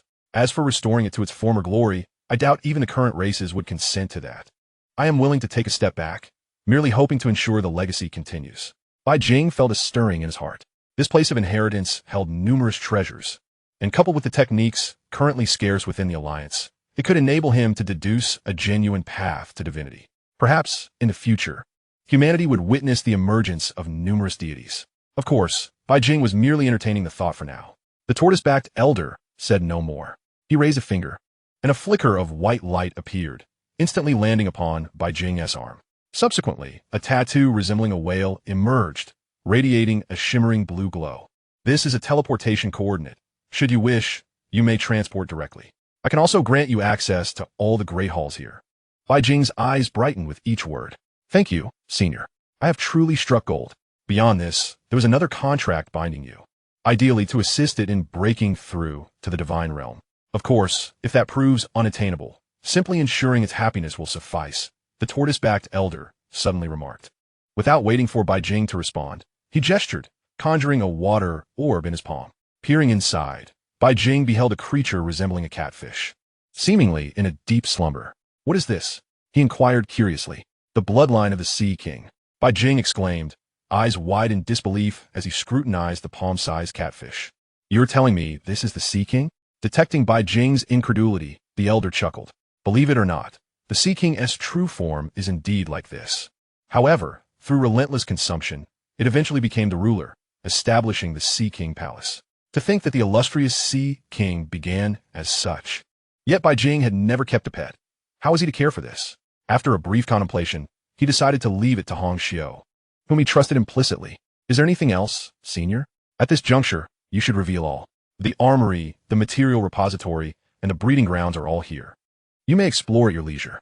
Of course, over the years, there has been considerable depletion, so the resources may not be abundant. Upon hearing this, Bai Jing's heart sank. Would he be at a loss? Dismissing other thoughts, he hurried towards the nearest armory. Upon opening the door and stepping inside, he sensed an immediate alteration in the surrounding space. Contrary to his fears, the armory was not empty. Instead, it was filled with row upon row of weapon racks, extending beyond sight.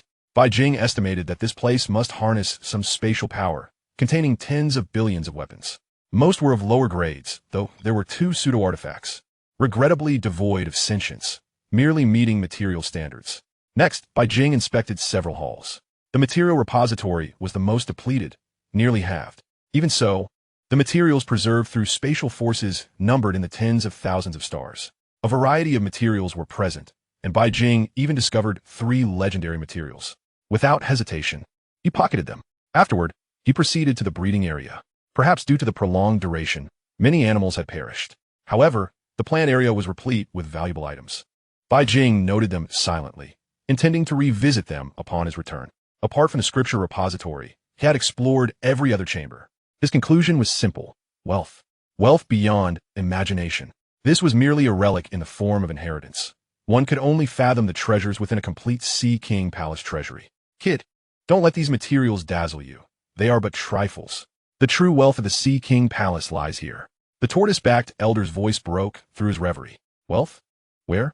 Bai Jing reacted as if he had caught a hint of something sensitive, raising his head abruptly. He saw the elder, brimming with pride, puffing out his chest. After a significant pause, Bai Jing grew impatient, having yet to hear a compliment. You young lad are truly blind.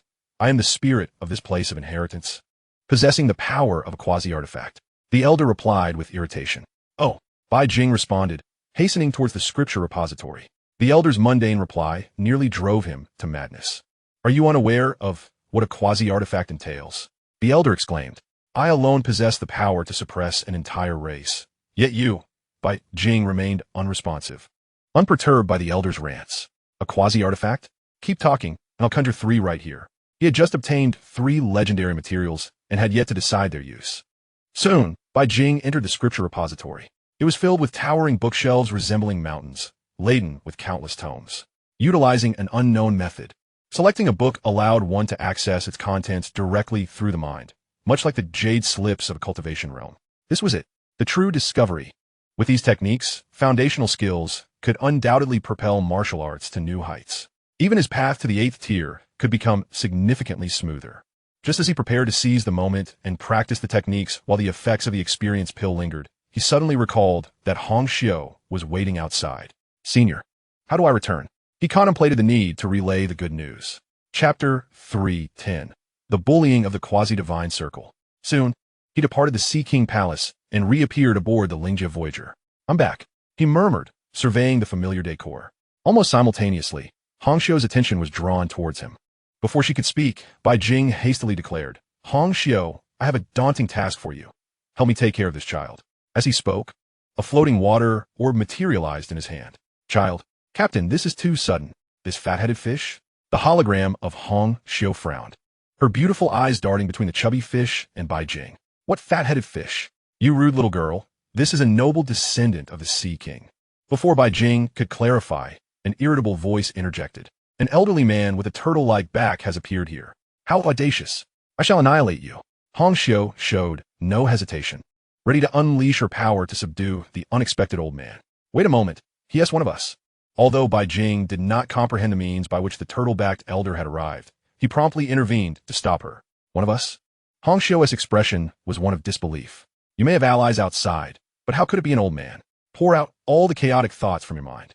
This esteemed individual is the spirit of the relic. Bai Jing explained, simultaneously addressing the others. This is my partner, Hong Xiu, the spirit of this vessel. Before his words could fully settle, the turtle-backed elder appeared to recollect something, his face transforming into one of astonishment as he gazed at Hong Xiu. No, this cannot be right. How could you be a quasi-artifact? Just now, in his fury, he had failed to react, but now, feeling the surging power of Hong Xiu, it was evident. She was indeed a quasi-artifact, perhaps even not inferior to him. What does he mean by quasi-artifact? Hong Xiu questioned, a hint of skepticism in her voice. It refers to an object that has attained self-awareness, Bai Jing explained casually. Upon hearing this, Hong Xiu paused momentarily, then a contemptuous expression graced her lovely face. Old man, your knowledge is rather limited. You have wasted so many years. Perhaps it was the nature of competition that made Hong Xiu regard the elder with disdain. As a spirit of the Sea King Palace, how could she tolerate such insolence? Wasted years? You little girl, do you comprehend the value of a quasi-artifact? He retorted indignantly. The Sea God Palace has existed for many years, and only Lord Sea King possesses two quasi-artifacts, one in weaponry and the other being himself. Huh, a man of such little knowledge. Captain, allow me to enlighten him, Hong Xiu sneered, directing her words at Bai Jing. This prompted the turtle-backed elder to gaze at her with curiosity, nearly asking whether Bai Jing possessed additional quasi-artifacts. At this point, Bai Jing pondered for a moment and decided to instill a sense of urgency among his subordinates, clarifying their standing. With a mere thought, the Imperial ship, the returning Yuan gourd, and the demon-suppressing spear were summoned. Hong Xiu then remarked loudly, Old man, open your eyes and broaden your horizons. The turtle-backed elder first looked at the Imperial ship, the one he was most familiar with. This time, perhaps sensing the probing gaze, a somewhat indifferent voice emerged. Senior, please maintain your dignity. Quasi-artifact. The elder's lips trembled, his gaze shifting to the other two. From within the gourd, a crisp, youthful voice rang out. Old man, how many lives do you have to offend my elder sister and his second sister? At this moment, the turtle-backed elder entirely disregarded it, focusing instead on the final weapon. This time, no voice emerged, but upon closer inspection, he could sense a wave of resistance, indicating it had recently come into existence. How can this be possible? The elder swayed slightly, nearly collapsing onto the ground, his mind buzzing. How long has it been? Has the era changed? Or is this an age rich in resources where quasi-artifacts can be freely created? Feeling it was time, he declared, all right, we shall be one family from now on. Before his words could conclude, a mutter was heard. Where did this wild old man come from? Does he even deserve it? Bai Jing. Have I neglected the education of the artifact spirits? How has the returning Yuan gourd become like this? Just as he was about to reprimand them, he noticed the spear of heaven had already taken flight, seemingly ready to bestow a red buff upon the turtle-backed elder. Fortunately, Bai Jing was quick and grasped it immediately, but sensed the conveyed emotion. Bully the elder sister and second sister. Eliminate him. Bai Jing thought, this isn't right. No one told him that the spirits of divine weapons also required prenatal education. As his thought crossed his mind, he recalled some matters. When Hong Xiu first encountered the internet, she was undeniably a little delinquent, a keyboard warrior. Bai Jing was somewhat speechless. It seems even divine artifacts require prenatal education. As for Bai Yuan, she was originally a princess. Even after the fall of her nation, she remains a princess, well-versed in etiquette. This aspect of prenatal education must be enforced. Yet it seems a bit late now. Enough. You must respect your elders. Otherwise, when you grow old, do not worry, master. We are not like this old fool. We grow stronger with age. Before he could finish, a youthful voice, brimming with arrogance, interjected. Bai Jing, bullying. This is bullying in the realm of divine artifacts. Enough. Did you not hear what I said? He is a quasi-artifact. In relation to him, there exists a significant alliance. Perhaps sensing that mere intimidation was insufficient, Bai Jing silently sent the list of gifts brought by the old turtle to Hong Xiu via his terminal. Almost simultaneously, a stern reprimand echoed. Little 3 and Little 4, you two have truly gone too far. He is, after all, a senior. Master often teaches us to treat others with respect, to honor our elders, and cherish the young. Just look at your current demeanor. That severe expression resembled that of a matriarch, exuding authority. This statement immediately silenced the two divine weapons. Apologize. Offer your apologies to the esteemed elder. Hong Xiu was not finished, her tone still strict. Eldest sister, the youthful voice began to protest. Apologize. You are making it seem as though Master has not educated us properly. With another stern rebuke, this time, the returning Yuan gourd ceased its resistance. I am sorry, esteemed elder. I am young. Please do not take offense. As the apologies rang out, the turtle-backed elder emerged from his shock. Gazing at the 4 quasi-artifacts before him, his eyes twitching slightly. There is no need for such formality. As fellow quasi-artifacts, we are of the same generation. Where is the need for seniority? He said, a bitter smile gracing his face. What is this? Having been lost for so long and returning to find this universe so foreign. Yet, within his heart, his conviction grew stronger. This step he had taken was indeed the right one. The acknowledgement of 5 quasi-artifacts was sufficient to illustrate Bai Jing's potential.